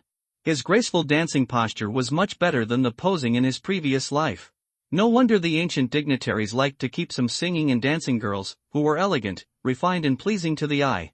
After the dance, many people were immersed in the graceful dance, which was the most charming. Yes, no wonder it fascinates so many people. Sheng Huayan nodded lightly. If I were to forget my previous life and dance like this in the live broadcast room, I would have directly exceeded 100,000 online. After the dance, Hua Yueru glanced at Sheng Huayan and saw that Sheng Huayan was just admiring it, and did not show any infatuation like others. This made her feel a little discouraged and defeated. Couldn't she be tempted by this? Returning to the second floor and sitting next to Sheng Huayan, she no longer thought about winning Sheng Huayan for the first time, but poured the wine quietly. Miss Yuru's graceful dance has fascinated these old men. Sheng Huayan said with a smile. Just now, many big men in the army were so fascinated that they drooled. They looked like Brother Pig. They have been in the military camp all year round and rarely saw such dancing. Sir, you are laughing. Hua Yueru smiled lightly, charming and ecstatic. My heart said, it's not like I haven't been able to charm you. Sheng Huayan sighed secretly. She was indeed a beauty in a romantic place, her every move and smile was full of charm. If he was really an ordinary and innocent little Chulan, he really wouldn't be able to control himself. Seeing his subordinates shouting and drinking and having a good time, Sheng Huayan sighed in his heart. Perhaps as soldiers guarding the border, this was the only happiness they could enjoy. After a while, several scholars came up with the courage to propose a toast. But Colonel Shang and Master Shang are in person. A scholar in a green shirt said. I am. Sheng Huayan nodded. If those damn soldiers hadn't dragged him around, pulled him up the city wall, and turned on the system's golden finger, maybe he would still be a scholar now. I would like to toast you, Mr. Shang, and thank you generals for guarding Anning Pass and creating a peaceful life for us. The scholar and the leader said. Shang Huayan nodded. He was indeed a scholar, but he could talk. Drink together, drink together. Shang Huayan raised his glass in return. After finishing the cup, the scholars had no intention of leaving. Sir, your great ambitions are to eat the meat of Hulu when you are hungry, to drink the blood of Xiangnu when you are thirsty, and to make Dan fly to the Dragon City and not teach the slave horses to cross Anshan Mountain. These two poems make us admire you so much that we can't wait to read them every night. But I feel that the poem is incomplete and I feel regretful. I wonder if you can give me the complete poem so that I can read it day and night. The first scholar said sincerely. They were all scholars and admired talented and literary people, and they were also very respectful to Shang Huayan. Yes, Lieutenant Colonel, those two lines of poetry make even us grown-ups feel excited when we read them, so just complete them. Guo Zhaoping also said from the side. Do you have pen and ink? Seeing everyone looking at him expectantly, Shang Huayan said. I'll go right away. Hua Yuaru stood up to get it herself.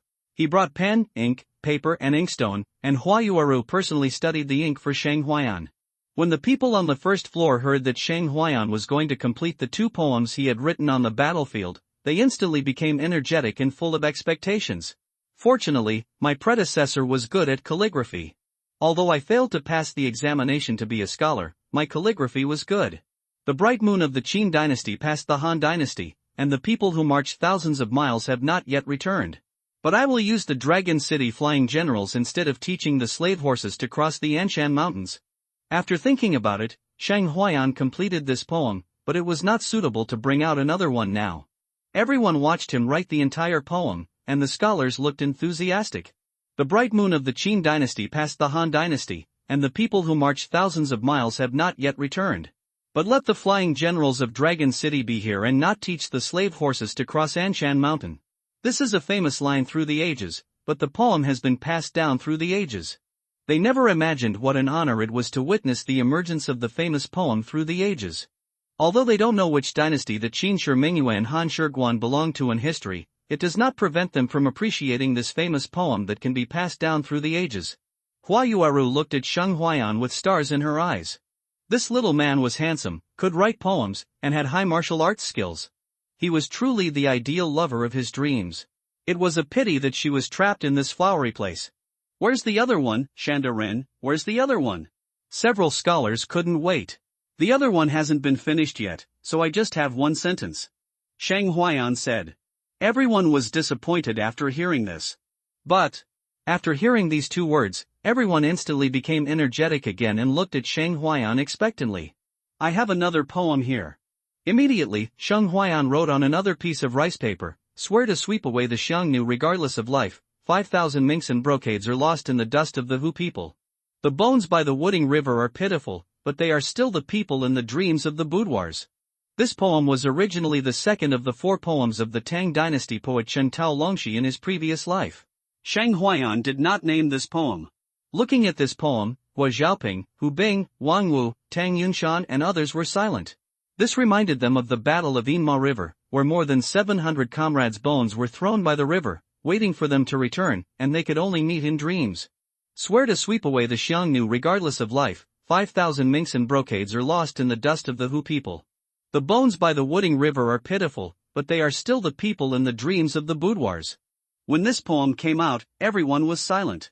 It did not have lofty ambitions and blood, but only the cruelty and ruthlessness of war. The bones by the Wooding River are pitiful, but they are the people that many women in the boudoirs miss day and night.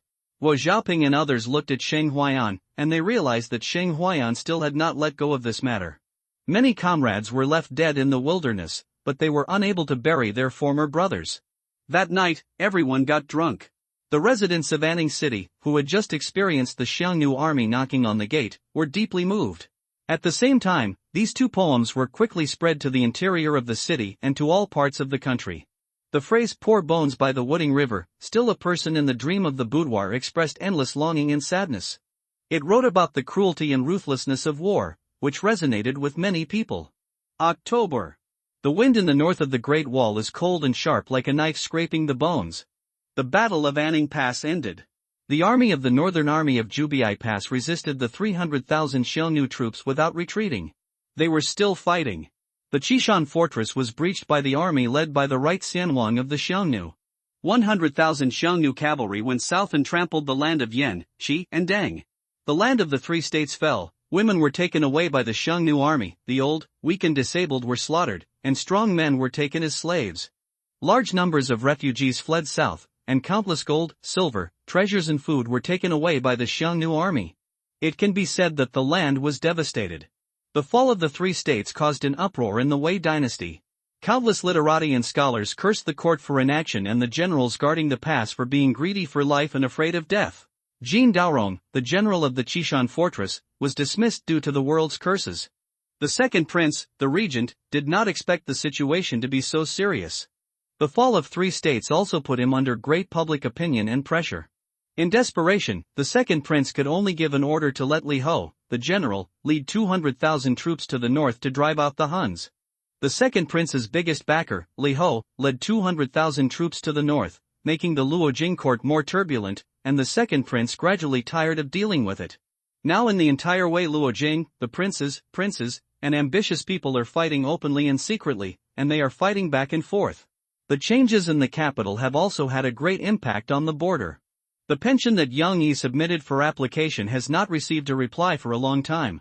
The request of the court to send troops to reinforce the Baiguan Jinbei was also shelved. After experiencing the baptism of war, the Anning army is still recruiting soldiers, training troops, and slowly recovering its vitality. On this day, a letter for help was delivered to Yang Yi. 200 miles west of Anning Pass, there is a county named Heshi. The most northwestern county of the Wei dynasty. To the northwest of Heshi County is the Heshi grassland, which used to be the Heshi prefecture of the Wei dynasty, but was taken away by the Rongdi tribe. The only remaining county was named Heshi County. The letter in Yang Yi's hand is a letter for help from Heshi County. The 30,000 Rongdi troops knocked on the pass, and half of the 2,000 defenders of Heshi County had died in the battle. Now they are in danger. The magistrate of Heshi County requested the Anning army to send troops for support. Yang Yi gave the letter to the 5 lieutenants to read. After reading it, the 5 lieutenants looked solemn. This is really a troubled time. Sun Hao sighed. The entire northern border was a beacon fire, and there was no peaceful place. The scouts reported that the army of Zhuo Xianwang retreated 20 kilometers and did not lead the troops back to the depths of the grassland. I am afraid that they are unwilling to give up and are still eyeing our Anning Pass. Li Daoru said. At present, 80% to 90% of their soldiers are new soldiers in Anning Pass. Once the Zhuo Xianwang returns, the pressure will only be greater. When the border army is not loved by the grandmother and uncle, it is the most difficult. On the one hand, it is the responsibility to defend the land, and on the other hand, it is ignored and abandoned by the court. They can't retreat, and can only defend with their lives. Nowadays, the Anning army is very dissatisfied with the court and has many complaints. You tell me, what should we do? Who should be sent to reinforce? Yang Yi looked at several of his subordinates. Zhao Yangan and Sun Hao looked at each other. They all have to stay in Anning Pass, so they can only send troops.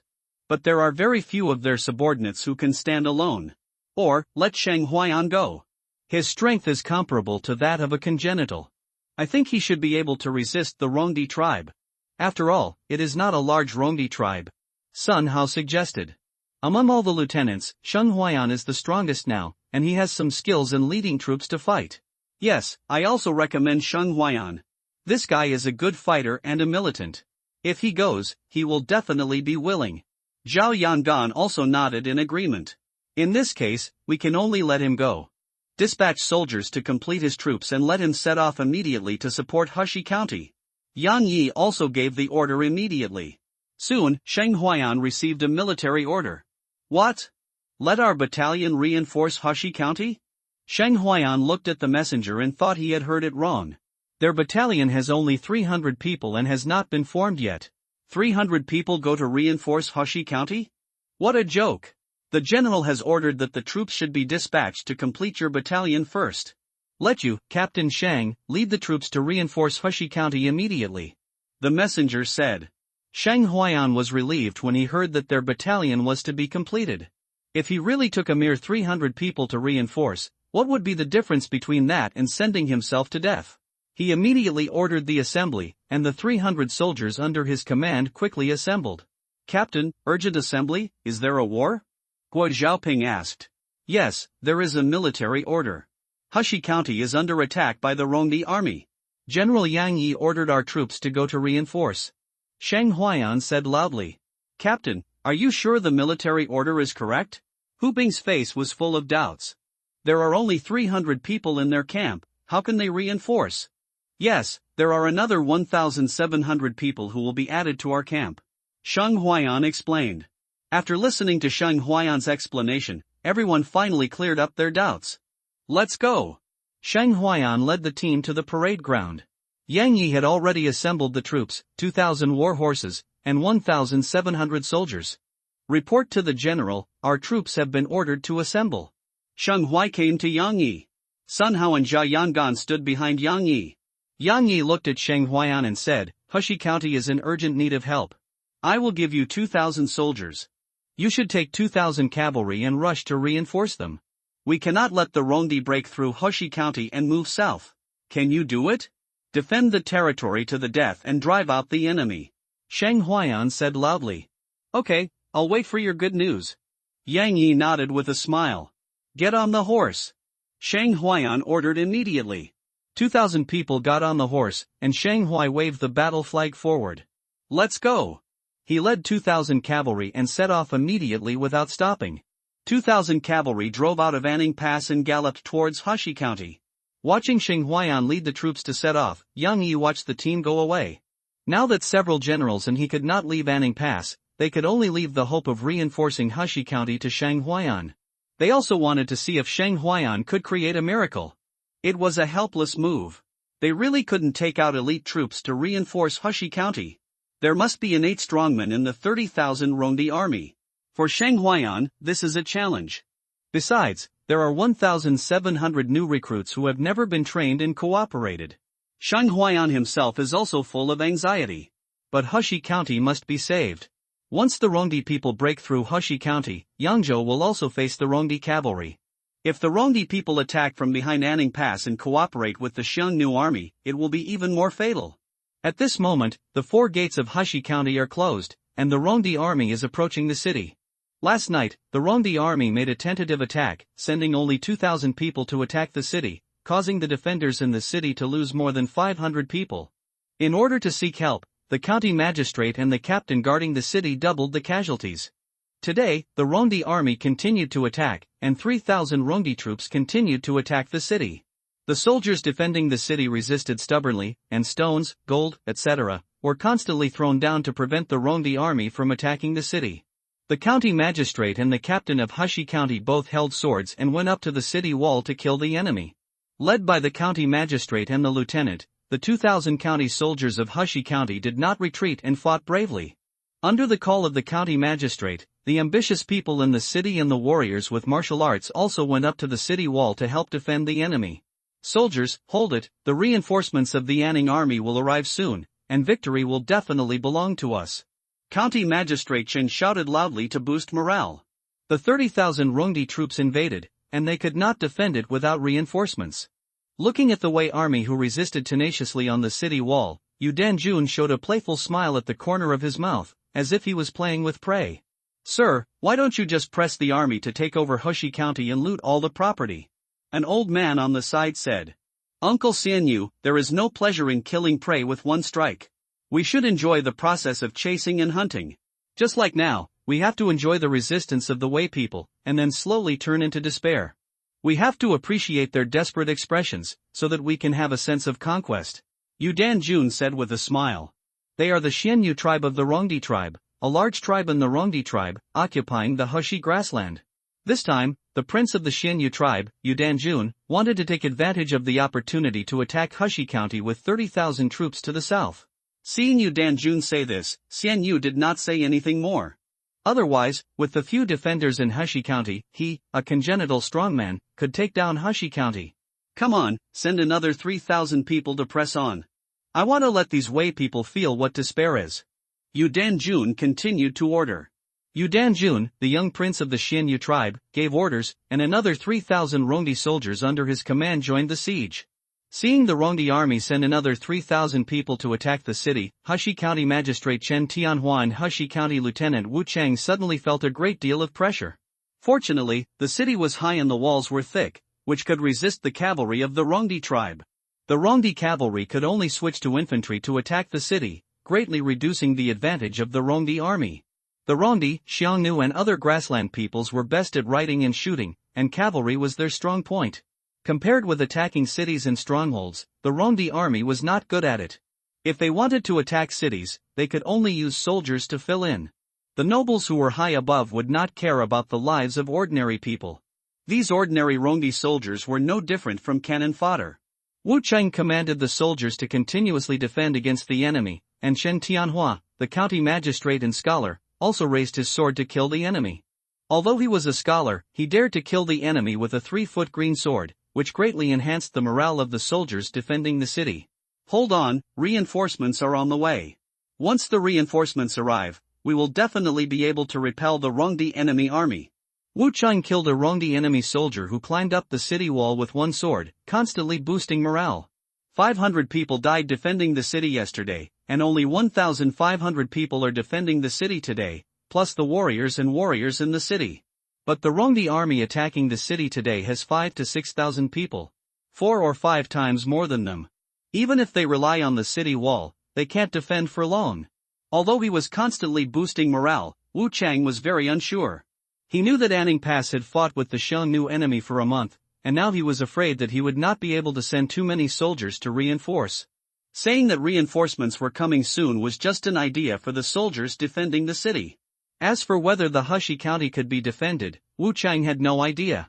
The Rongdi army attacked the city until noon, and the defenders resisted stubbornly and did not let the Rongdi army attack the city wall. However, more than half of the defenders of Hushi county were killed or wounded. Seeing that there were only 700 soldiers left, many of them were still injured. Captain Wu Cheng and County Magistrate Chun Tianhua looked solemn. Can they still hold on today? The two didn't know, and they didn't have the answer in their hearts. On the other side, Sheng Huaiyan was galloping with his subordinates. Sheng Huaiyan divided the 1,700 supplementary soldiers into 2 teams, Guo Xiaoping and Hu Bing, each leading a team of 1,000 people. He directly appointed the veterans of the martial arts master realm as the chief, the warriors as the chief soldiers, and the experienced veterans as the chiefs and squad leaders. He believed that with the leadership of 300 veterans, this new team would not fall apart at the first touch. In October in the northern border, the leaves and grass have turned yellow. On the road with yellow leaves flying, a team of cavalry was galloping, the sun was shining, and the fallen leaves were dancing like butterflies. Such a beautiful scenery, Sheng Huaiyan and others had no time to appreciate it. Go! Go! He led his men to gallop without stopping, and rushed to Hushi County quickly. Rescue is like putting out a fire. If they are a step slower, Hushi County will be broken by the Rongdi army. Even if they go to Hushi County, it will be meaningless. The cavalry is as swift as the wind, with flags flying. On the flag, there is a big word Shang. This means that Sheng Huaiyan is the commander of this army. At noon, after a short rest and lunch, the Rongdi army began to attack the city again. Brothers, resist the enemy! Hushi County Lieutenant Wu Cheng shouted.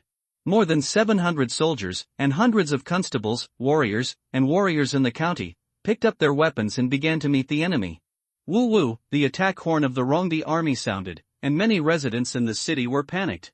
Some wealthy families were busy packing up their belongings and preparing to flee to the inside of the pass after the city was broken. Go to participate in the battle to defend the city? Sorry, they are rich and noble masters, not ordinary lowly people, and they have no idea or obligation to defend the city. The city is broken and people are dead. Everyone, the county magistrate is fighting bravely on the city wall. Do you dare to join hands with the 3-foot sword and go up to the city wall with me to kill the enemy? A scholar said loudly. As long as the flying general of Longcheng is here, he will not let the slaves and horses cross the Anshan mountain. The young General Sheng at Anning Pass is also a scholar. He dares to fight bravely for the country, so we can do it too. A scholar said immediately. I am so ambitious that I eat the meat of the barbarians when I am hungry, and I drink the blood of the Xiongnu when I am thirsty. The Rongdi dare to invade my way. Although we are scholars, we also know a little bit of boxing. Let's go up the city wall to kill the enemy. A group of scholars, holding 3-foot green swords, went up the city wall. Where there are passionate scholars, there are naturally those who are afraid of death. Some timid scholars, businessmen, and rich and noble masters are all packing their things, ready to escape at any time. Most of those who dared to climb the city wall to resist the enemy were peddlers. Their homes were here. Where else could they go in such a big world? Kill. Smash these damn Rongdi people to death. Stones, wood, gold juice, tetanus swords, and tetanus knives were all weapons to deal with the Rongdi siege army. Drink my Dafen. A civilian took the boiling hot gold juice and poured it on the Rongdi people's heads. Ah, the boiling hot gold juice fell like rain, instantly scalding many Rongdi people and falling off the ladders. Shouts and screams were continuous. This is the battlefield, there are only blood and swords, life and death. Brother Jean. Song Chingwen saw his former friend being killed, his eyes full of sadness and hatred. Kill. He killed a Rongdi soldier with a sword, and was besieged by 2 Rongdi soldiers again. The Rong and Di armies attacked like fire, and the defenders continued to die. The clothes and faces of Chen Tianhua, the scholars, warriors, civilian husbands and others were all stained with blood at this moment. Wu Chang, a captain in the late Hotian period, was also facing the siege of 2 powerful Hotian soldiers from Rongdi. Hushi County is in danger. After a desperate and bloody battle until the afternoon, there were only more than 300 defenders on the walls of Hushi County. Your Majesty, when will our reinforcements arrive? A surviving scholar asked with his blue shirt stained with blood. It's almost here, we're almost here, we insist on holding on, County Magistrate Chen said. Colonel, Captain, hold on, you can't die. An uncle kept shaking Wu Chang's body. Wu Chang single-handedly killed 2 Rongdi Hotian warriors, and his own county was seriously injured and dying. In the Rongdi army, Yu Danjun put away his playful smile when looking at the Wei defenders who resisted tenaciously. He did not see fear or despair on the faces of these Wei people. Instead, I saw the perseverance to fight to the death. Is this the Wei dynasty that father mentioned? The bones are really hard enough. Yu Danjun said slowly. Until now, the Wei people have not taken a step back, abandoned the city and fled. Send another 3,000 people to capture Hushi County. Yu Danjun stopped playing tricks. No wonder his father said that Wei was a powerful enemy with strong bones. The Wei dynasty, which can resist the 2 great grassland overlords of the Xiongnu and Rongdi, cannot be underestimated. Yes, little prince. The Xiongnu clan is considered a royal and powerful clan among Rongdi. Therefore, Yu Dan's army was able to lead an army of 30,000 people south to attack Hushi County. Seeing that Rong and Di's army sent another 3,000 people to join the siege, County Magistrate Chen showed a trace of despair in his eyes. Wu Chang was seriously injured and dying, and he did not know whether he was alive or dead. He was the only one with the highest position in Hushi County. But even so, Chen Tianhua did not take a step back, nor did he have any thoughts of escaping. He is the county magistrate of Hushi County. In Hushi County, there are only magistrates who died in battle and no magistrates who escaped. He doesn't know if it happened before, and he doesn't know if it will happen in the future. But he will never take a step back. He, Chen Tianhua, has his own character. Everyone, we may not be able to wait until the reinforcements arrive. Are you afraid of death? Chen Tianhua said loudly. All the soldiers on the wall looked at him. Don't be afraid. Fuck that damn Inu Rong bastard. 18 years later, he's a good guy again. He's afraid of an egg and will fuck him to death. Yeah, fuck him to death. The remaining soldiers looked at death one by one. They were not afraid or sad at this moment, but laughed. Okay, you are all warriors and good men of our great Wei dynasty. Chen is proud to fight with you. Now, you and I will fight against the national calamity together, and we will fight to the end with the dog soldiers. Chen Tianhua raised the long sword in his hand, looking forward to death. At this moment, Chen Tianhua didn't look like a scholar or county magistrate at all, but like a Confucian general. Fight to the bitter end. Fight to the bitter end. The people on the city wall were united and no one backed down. They were determined to live or die with Hushi County. Incompetent barking. Looking at the shouts erupting from the city wall, Yu Danjun said lightly. This Hushi County is already in his pocket. Today, I will use my 9-foot body to repay the country's kindness. At this moment, County Magistrate Chen's energy was shining, and his momentum surged. Kill. The Rong and Di armies came like a tide, with great momentum. Hushi County was no longer able to stop this wave of Rong and Di armies, and the county town fell in an instant. Chen Tianhua glanced in the direction of Anning Pass, but they failed to wait for reinforcements. Kill. How far is it from Hushi County? Sheng Huaiyan, who was galloping on horseback, asked. Captain, this place is still 10 miles away from Hushi County. Guo Zhaoping replied.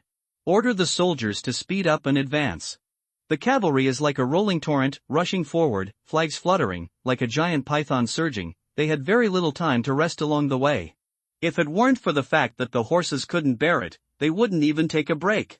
For the cavalry, it takes only a quarter of an hour to reach 10 miles away.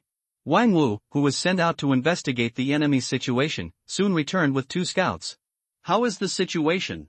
Sheng Huaiyan looked at Wang Wu and asked. Report to the captain, the Rong and Di armies are still attacking the city, and Heshi County is already in danger. Wang Wu replied while breathing heavily. He galloped back on horseback, and there were only 200 to 300 remaining soldiers clinging to the wall of Heshi County.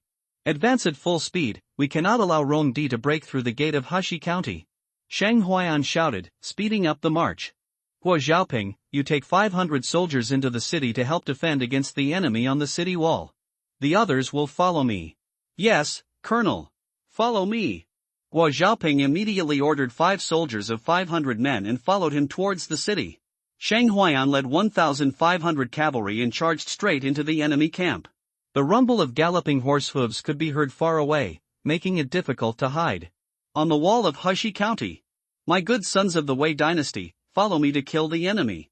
If there is an afterlife, we will drink and talk happily. Chen Tianhua led the remaining soldiers and kept killing the enemies who came up the city wall. Little Prince, there are enemy cavalry, and reinforcements from the Wei dynasty have arrived. Scout Rong Di quickly came to report. How many people are there? Yu Danjun asked immediately. 1,500 cavalry. 1,500 cavalry, just want to save Heshi County? It's too late. Yu Danjun smiled faintly, not taking the 1,500 cavalry of Wei seriously at all. If it was a cavalry battle, he was confident that the Rongdi cavalry was invincible and could crush the Wei cavalry. Send 2,000 cavalry to kill these 1,500 cavalry for me. Yu Danjun said immediately. Yes. In the Rongdi army, a 2,000 cavalry quickly left and headed towards Sheng Huaiyan's army. Soon, a soldier on the city wall saw the flag of the Wei army in the distance. County magistrate, look. A soldier pointed excitedly in the direction of Sheng Huaiyan's army. What's wrong? Reinforcements, my Wei reinforcements have arrived. The soldier cried happily. When everyone heard it, they all looked over. On the distant horizon, the flag of the Wei army was fluttering in the wind, and a cavalry was coming quickly. Reinforcements, our reinforcements have arrived. The remaining soldiers on the city wall burst into joyful shouts. They finally held out until the arrival of reinforcements. Kill! Guo Xiaoping led 500 soldiers to enter the city first and climbed the city wall. Kill! The mighty shouts of killing, like the sound of nature, reached the ears of County Magistrate Chen and others. Ha ha ha, we are saved. Chen Tianhua shed 2 lines of tears and sat on the ground.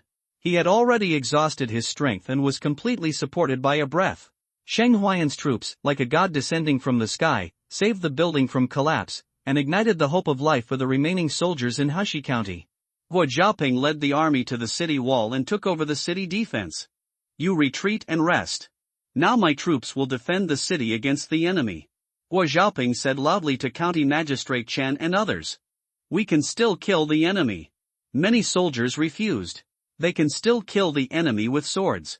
Looking at the 200 or 300 remnants of the army, almost all of whom were injured, Guo Xiaoping sighed. Killing the enemy and defending the city was the belief of these people. Seeing this, he did not force these people to order.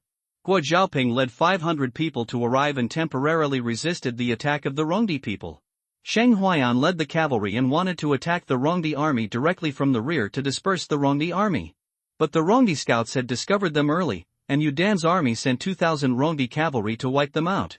The cavalry of both sides met on the wilderness plain, directly opened the formation, and began to charge and fight. Without any extra words, the Rongdi cavalry wanted to destroy Sheng Huaiyan's army, and Sheng Huaiyan's army also wanted to kill the 2,000 Rongdi cavalry. Kill! The cavalry of both sides, with iron cavalry rolling and war flags fluttering, rushed directly. Sheng Huaiyan held an iron spear, stared at the Rongdi cavalry general, and killed him. Overlord spear technique, Mad Dragon. The iron spear in his hand, like a ferocious mad dragon, killed the Rongdi cavalry general. The Rongdi cavalry general saw Sheng Huaiyan's powerful and brave attack, and his eyes were horrified. He thought that the general of the 1,500 cavalry of the Wei dynasty would not be very strong, but he didn't know that the general of this cavalry was Sheng Huaiyan. Xian Yufei burst out all his strength and waved the long spear in his hand to resist. Bang! With one move, Xian Yufei flew backwards, and his internal organs were shattered and died. How could a mere late-stage post-natal warrior take a move from Sheng Huayan? A spear killed the Rongdi general. Sheng Huayan went on a killing spree. The overlord spear technique was like a deadly phantom, and a spear of iron spear pierced through the Rongdi cavalry formation. Kill. Hu Bing, Wang Wu, Tang Yunshan, Haidai and others followed him and rushed into the enemy cavalry formation like a tiger. With Sheng Huayan leading the charge in front, the 1,500 cavalrymen were in high spirits and directly smashed the Rongdi cavalry.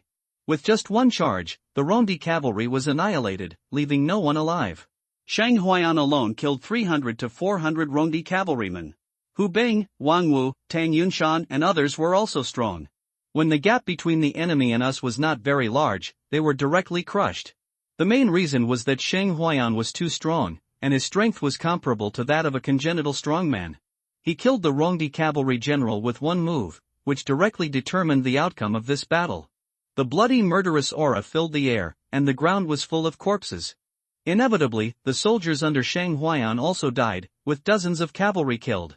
After all, many of them were new recruits, and their riding skills and strength were not strong enough, so death was inevitable. Sheng Huayan continued to lead his men to charge, without stopping. "It's not good, little prince, the cavalry we sent out was all wiped out by the Wei cavalry in one charge." The scout who was watching the battle hurriedly reported. "What?" Yu Danjun stood up from the tiger-skin seat. "What did you say?" He couldn't believe what he heard, and Yu Danjun thought it was ridiculous. 2,000 Rongdi cavalry were actually wiped out by 1,500 Wei cavalry. Could it be that the real ace cavalry unit of the Wei dynasty came? The enemy general was too strong. Xian Yufei was killed on horseback by the enemy general in one encounter, and then our cavalry was slaughtered. The scout reported back. "Or I will lead the team to destroy this cavalry," Xian Yu said. He was the Xiantian warrior who was protecting Yu Danjun. No matter how strong the generals of the Wei army were, they would not be Xiantian.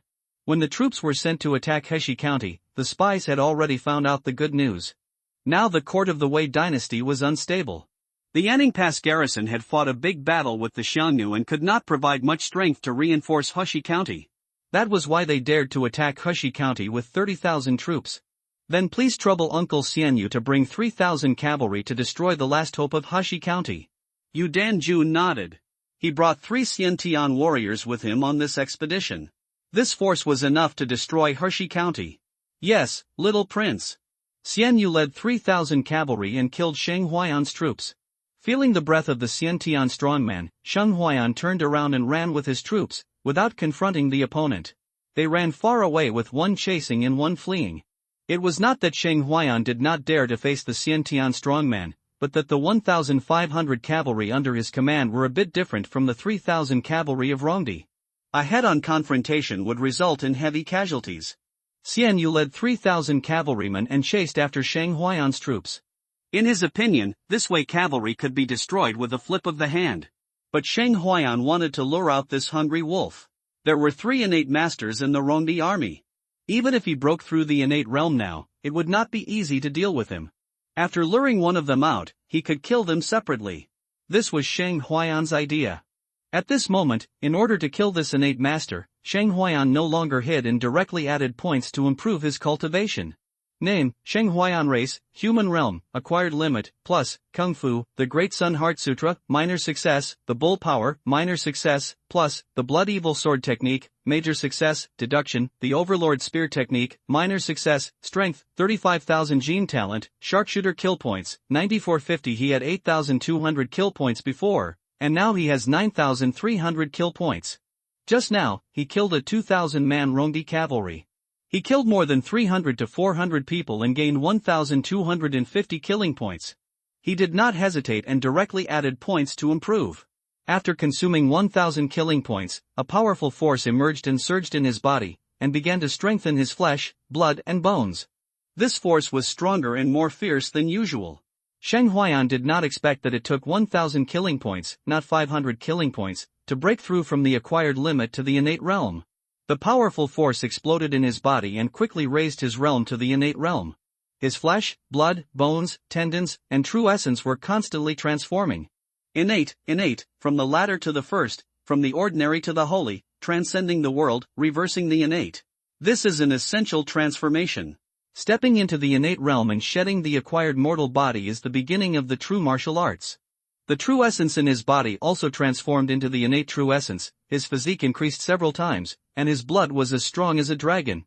This transformation is very special, as if he had shed his earthly body. Hu Bing and others looked at the changing aura on Sheng Huayan and were shocked. Is he getting stronger? Feeling the strands of innate energy, they were not calm. He could be promoted to the innate realm while running? They seemed to have seen something incredible. Sheng Huayan easily broke through the innate realm. It was as simple as eating, drinking water, and walking. This scene had a huge impact on them. Sheng Huayan silently felt and experienced the changes brought about by breaking through the innate realm. Name, Sheng Huayan race, human realm, initial stage of innate, plus, Kung Fu, the Great Sun Heart Sutra, minor success, the Bull Strength, minor success, plus, the Blood Evil Sword Technique, major success, deduction, the Overlord Spear Technique, minor success, strength, 45,000 gene talent, sharpshooter killing value, 8450. The cultivation level has broken through the initial stage of innate, and the strength has increased to 45,000 gene. This level of strength is comparable to that of a martial arts master who has reached the great perfection of innate. At the same time, there are changes in the innate true essence, and the blood, chi, and physique are much stronger than those in the acquired realm. If he had blood and chi like a dragon in the acquired realm, now it is like a wolf smoke. His physique is also extremely strong, with vigorous blood and chi, and every inch of blood and flesh cells is full of strength. At the same time, the innate true essence can be released, greatly enhancing the lethality and strength. These are the changes brought about by his breakthrough of the innate. After raising his cultivation to the Xiantian realm, Sheng Huayan couldn't help but want to let out a long roar. Breaking through the Xiantian realm is like breaking a layer of shackles in the body, and being able to feel the spiritual energy between heaven and earth more, and the speed of absorbing and exhaling the spiritual energy of heaven and earth is also faster.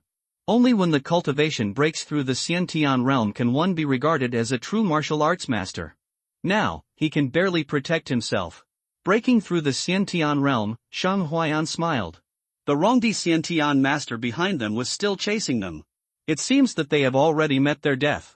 When the distance was far enough, Sheng Huayan stopped his horse. The soldiers under him also stopped and followed him.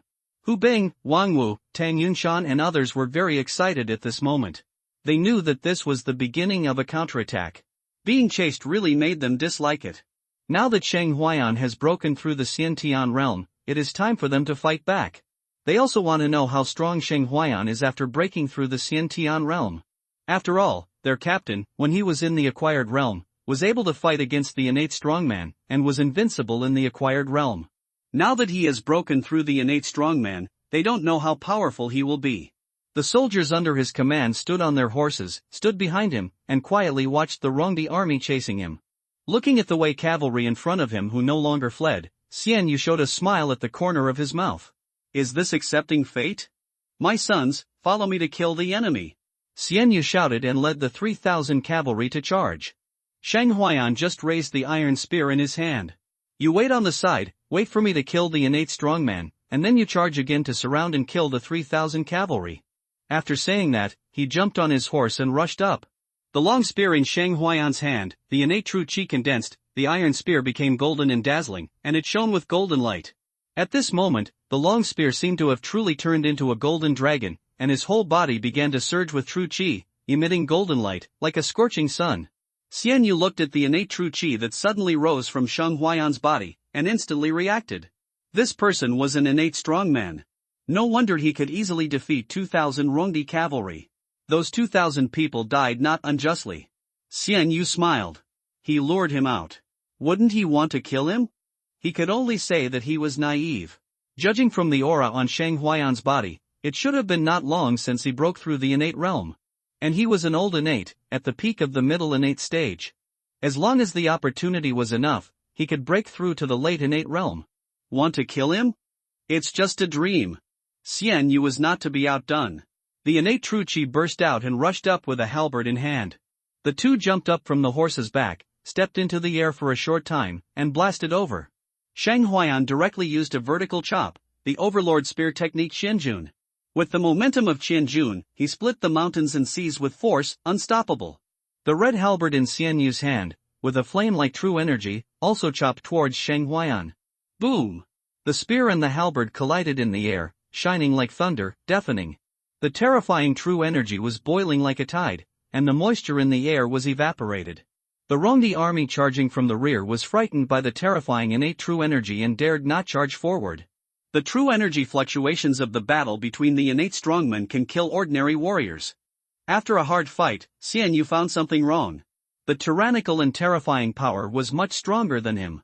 The terrifying power shook him and sent him flying backwards. The blood, qi and true energy in his body were almost shaken away, and his internal organs were displaced. The attack just now did not look like a warrior in the early stage of the innate, but rather a full-strength attack from a warrior in the late stage of the innate or the great perfection.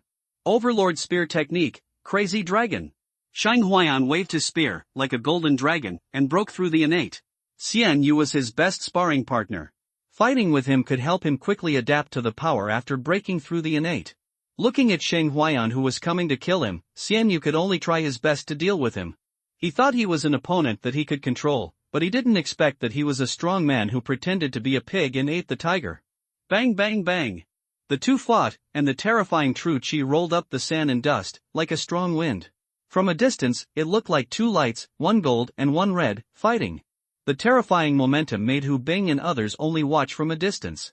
No wonder Sheng Huayan asked them to charge later.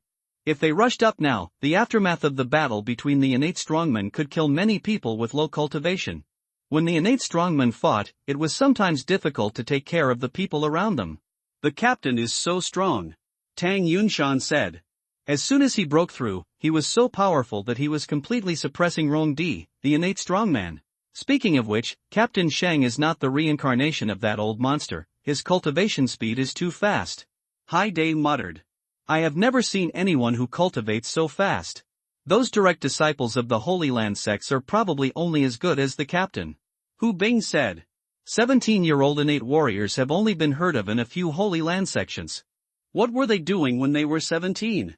They are still honing their bodies and have just entered the realm of martial arts apprentices. Looking at Sheng Huayan's majestic and powerful figure, Hu Bing was very envious, and he didn't know if he had the opportunity to break through the innate realm. After all, breaking through the acquired realm still depends on the 4th level realm breaking pill, and breaking through the innate realm is something he dare not think about at the moment. Boom! A gun chopped down, and a long crack was split on the ground. Xian Yu was getting more frightened as he fought. The young man in front of him was so powerful. His body had experienced innate transformation, and it was so shocked that it cracked open and bleeds. It was obvious that he was only in the early stage of Xiantian, but he seemed to be facing a powerful person who had perfected Xiantian. The overlord's marksmanship determines the country. Sheng Huayan used another spear. The spear was like a on, and it was so powerful that it controlled the country with one shot. Boom! Xian Yu tried his best to resist, but still couldn't resist, and was shot through the left shoulder. The innate body that has been trained to be invulnerable to swords and guns is now dripping with blood. If he knew how powerful Sheng Huayan was, he would definitely not take the initiative to invite troops to come and kill Sheng Huayan's tribe. Now he wanted to escape, but was entangled by Sheng Huayan and couldn't get away at all. The overlord's marksmanship can stab the kidneys. A shot was inserted into Xian Yu's waist, making a hole and bleeding. If Yang Yu were present, he would have to beat Sheng Huayan. Is there such a move in overlord's marksmanship? It's too much to bully others. If you want to kill them, kill them. Why humiliate them? Xian Yu looked at the hole on his waist and said in the language of Wei Dynasty. Unable to fight again and again, unable to run again and again, Xian Yu, who was treated as a sparring partner, felt that he was miserable enough, and now he had a kidney stabbed. Slippery hands, slippery hands. Sheng Huayan didn't want to, but suddenly his hand slipped and he stabbed the opponent in the waist. Fuck your mother. Xian Yu struck with a halberd angrily. But it was easily blocked by Sheng Huayan. There was not only a gap in strength between the two. Sheng Huayan's physical and mental strength was far superior to that of Xian Yu. After breaking through the innate realm, he felt that he was completely capable of fighting against the powerful innate Dzogchen. Against Xian Yu, he just used the opponent to practice his skills and become familiar with the power of the innate realm. Forget it, I'm almost familiar with the power. I'll send you to Guishi. Sheng Huayan stopped delaying and planned to kill this Rong Di Xiantian strong man with one blow. The overlord's marksmanship will set the prairie fire on fire. When a spear is fired, it is like a fire from the sky, setting fire to a prairie fire. Xian Yu looked at his heart that was shattered by a gunshot, bleeding from the corner of his mouth, and slowly fell down. He couldn't block this shot at all. If he had the chance, he would not chase Sheng Huayan even if he was beaten to death, and his life would be in vain. Brothers, kill me! Hu Bing saw Sheng Huayan beheading Rong Di Xiantian strongman, and immediately ordered and led the cavalry to charge. When the Rong Di cavalry saw that Xian Yu, an innate strong man, died in battle, they turned around and galloped away. The entire cavalry formation was in chaos. After killing Xian Yu, an innate powerhouse, Sheng Huayan gained 70 killing points. He didn't pay attention to Xian Yu's corpse, but leaped onto his horse, charged forward, and chased the Rong Di cavalry.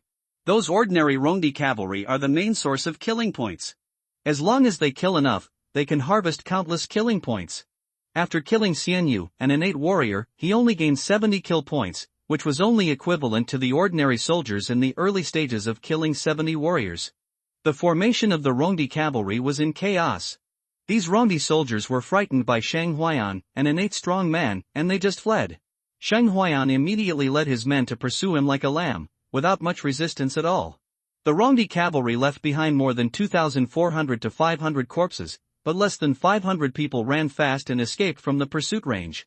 In this case, whoever runs slower will die. After another victory, the newly added soldiers began to look at Sheng Huayan with admiration. The entire cavalry team has undergone a transformation in spirit, and no longer looks like a new cavalry team. Leave some of the people behind and gather up the horses. The others will follow me. Sheng Huayan shouted immediately. 50 cavalry were left behind to collect the Rong and Di war horses. Sheng Huayan led his men to continue to contain the Rong Di army and ease the Rong Di army's attack on Hushi County. The Rong Di cavalry who escaped were panicked. It's not good, little prince, it's not good. What's wrong? What happened? Enemy army, there are strong men among the enemy army, and the people of Xianjuda died in the battle. The soldiers who escaped said in horror. What? Yu Danjun stood up from the tiger leather seat again, his face full of shock. Xian Yu is a strong person in the middle stage of Xiantian. If you want to defeat Xian Yu, you have to be at least a strong person in the late stage of Xiantian to do it, right? And Xian Yu was his personal bodyguard, and he died in battle? Yu Danjun couldn't accept it for a while. Looking at the 500 remnants of the army who had escaped, Yu Danjun was in a daze. Little prince, the one who can kill brother Xian Yu is probably an innate Dzogchen. We must prepare to retreat as soon as possible. Yu Lin said with a solemn expression. He is one of the 3 innate powerhouses on this trip, so he naturally knows that Xian Yu's strength is at the peak of mid-term innate power, and it is difficult for ordinary late-stage innate powerhouses to kill him. Even if you can't win, there's absolutely no problem in escaping. And now that Xian Yu died in battle, it only proved that Xian Yu, a mid-level innate powerhouse, couldn't even run away. Yu Dan's army was shocked after hearing this. Xiantian Dzogchen was unstoppable here. Even an army of 20,000 people would be hard-pressed to stop the powerful Xiantian Dzogchen from charging. Rumble, in the distant wilderness, the sound of rumble of horse hooves could be heard with great force. No, that strong man is coming with his troops. Yulin felt a strong aura. Looking around, he saw a blood smoke rising and rolling towards him. The powerful blood made him tremble. Another innate strong man also saw the bloody smoke. Such a terrifying blood energy, at least innate Dzogchen, may be about to break through the Grandmaster. Hold your troops and retreat quickly. Yu Danjun shouted. He could never imagine why the Ning army would send a strong man from the Great Perfection to support him. Yu Dan's army ran away with his men, completely ignoring the soldiers who were still attacking the city. Seeing that the Rong and Di armies were about to run away, Sheng Huayan became a little anxious and asked where he would go to harvest the killing points. Drive! He immediately speeded up and caught up to see if he could leave part of the Rong Di army behind. The Rong Di army, which was still attacking the city, suddenly heard the clarion call to retreat. Unexpectedly, they were about to capture Hushi County. When I turned around, I found that the army was retreating, seemingly escaping. The Rong Di soldiers who were attacking the city panicked and gave up the attack one after another. The Rong Di soldiers who attacked the city wall couldn't escape even if they wanted to. As soon as the Rong Di soldiers who followed the attack on the city ran away, the Rong Di soldiers on the city wall were left alone and helpless and could only be killed. Guo Xiaoping, County Magistrate Chen and others on the city wall couldn't help but burst into laughter when they saw the Rongdi army retreating. Retreat, the Rong and Di army retreated.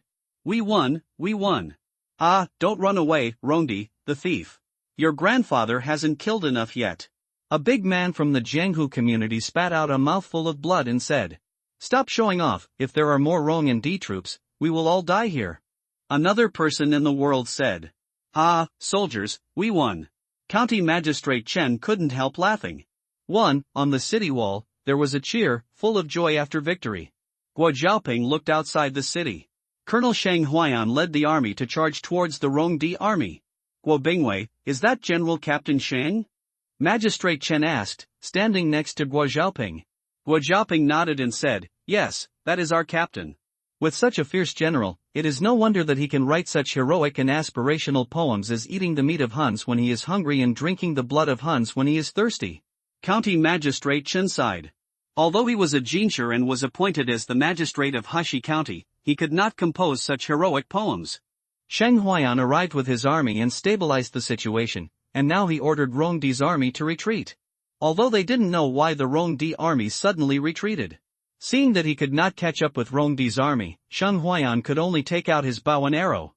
Don't forget, he was also an expert archer. Directly lock an innate strong person with his breath, draw an arrow and draw the bow, instill all the innate true energy into the arrow, and condense the essence, energy and spirit into one. An arrow was shot, and the people on the city wall saw a bright light shooting towards the Rongdi army. The bright arrow light shot through the sky like a meteor, carrying terrifying lethality. This is, Archer? Magistrate Chen looked at the bright arrow in shock. Although there are very few magic archers, it does not mean that he has not experienced it. There are too few people who specialize in archery, and even fewer can practice to become magic archers. He didn't expect that Shang Huaiyan was actually a master archer. Yes, our captain is a master archer. Guo Xiaoping nodded with a smile. When the archer takes action, the target will definitely die, unless the opponent is at a higher level than the archer and uses powerful force to break it. As for the arrow shot by Shang Huaiyan, unless it was shot by a strong master, he would definitely die. An innately powerful person cannot block his most powerful arrow. Even an innately powerful person who wants to block it will have to pay a high price. In the Rongdi army, Dang Kuan was terrified. He felt that he was being targeted by a great terror, as if a powerful master was targeting him. Not long after he broke through the innate realm, he was naturally chosen by Shang Huaiyan. That arrow locked him. Dang Kuan turned around and saw a terrifying light shooting at him. It's over. Dang Kuan's expression changed drastically. There was no escape, no evasion. This was the arrow shot by the archer. What happened? Another innate strongman, Yulin, looked back and his scalp tingled instantly. This was a fatal arrow shot by the innate realm archer. He held a terrifying killing intent and might to condense an arrow. If he locked him, he would definitely die. Run! Yulin grabbed the little Prince Yu Danjun and ran away first. Unexpectedly, the innate strongman of the Great Way was also a archer. If he didn't run, he would die here. Ah! Dang Kuan roared, his expression crazy. There was no escape, no evasion. He burned his blood and energy to resist the arrow strongly, fighting for a chance to survive. Boom, the shield condensed by blood and innate chi was directly penetrated, and an arrow shot into his chest, nailing Dang Kuan to the ground, and the blood dyed the ground red. More than a dozen Rongdi cavalrymen around were blown away by the powerful innate true chi, and their internal organs were shattered and died. Seeing the innate strongman being shot dead by an arrow, the other Rongdi soldiers were terrified and ran faster. Yulin ran desperately, disliked the slow running of the horse. He directly circulated the true chi and carried Yu Danjun to run. When Yu Danjun saw Dang Kuan being shot dead by an arrow, he was stunned and frightened. If he was locked by this arrow, he would be dead. On the city wall, County Magistrate Chen and others stood high and clearly saw the terrifying and amazing arrow that shot dead an innate strongman, and were extremely shocked. Innate? Innate? County Magistrate Chen couldn't speak clearly. Guo Xiaoping was also shocked at this moment. Captain Shang Huaiyan broke through the Xiantian? How long has it been? Shang Huaiyan felt that the killing value increased by 60 points, and he knew that the Xiantian strongman was shot dead by him, and it should be the early Xiantian. After all, he targeted the weaker of the two Xiantian strongmen. Shooting in Xiantian strongman with one arrow, Shang Huaiyan's consumption was not small. After all, it was a loss of energy, so he did not attack the other Xiantian strongman. Seeing that he could not catch up with the Rongdi army, Sheng Huayan set his sights on the Rongdi people who attacked the city wall and retreated. There were thousands of them. Don't do it, just surround those Rongdi people, don't fight with me for heads, Sheng Huayan said to his soldiers. Hu Bing and others couldn't believe their ears. Captain Sheng Huayan actually told them not to fight for heads? Now that he has raised his cultivation to the Xiantian realm, he can kill all the thousands of Rongdi soldiers by himself. This is a good opportunity. The Rongdi army ran away, and Sheng Huayan naturally wanted to harvest a wave of killing points for the remaining 1,000 slow-running Rongdi soldiers to quickly improve his cultivation. Hu Bing, Wang Wu and others heard Sheng Huayan telling them not to grab heads and just surround them. Although they didn't know why Sheng Huayan didn't let them grab heads, they did it.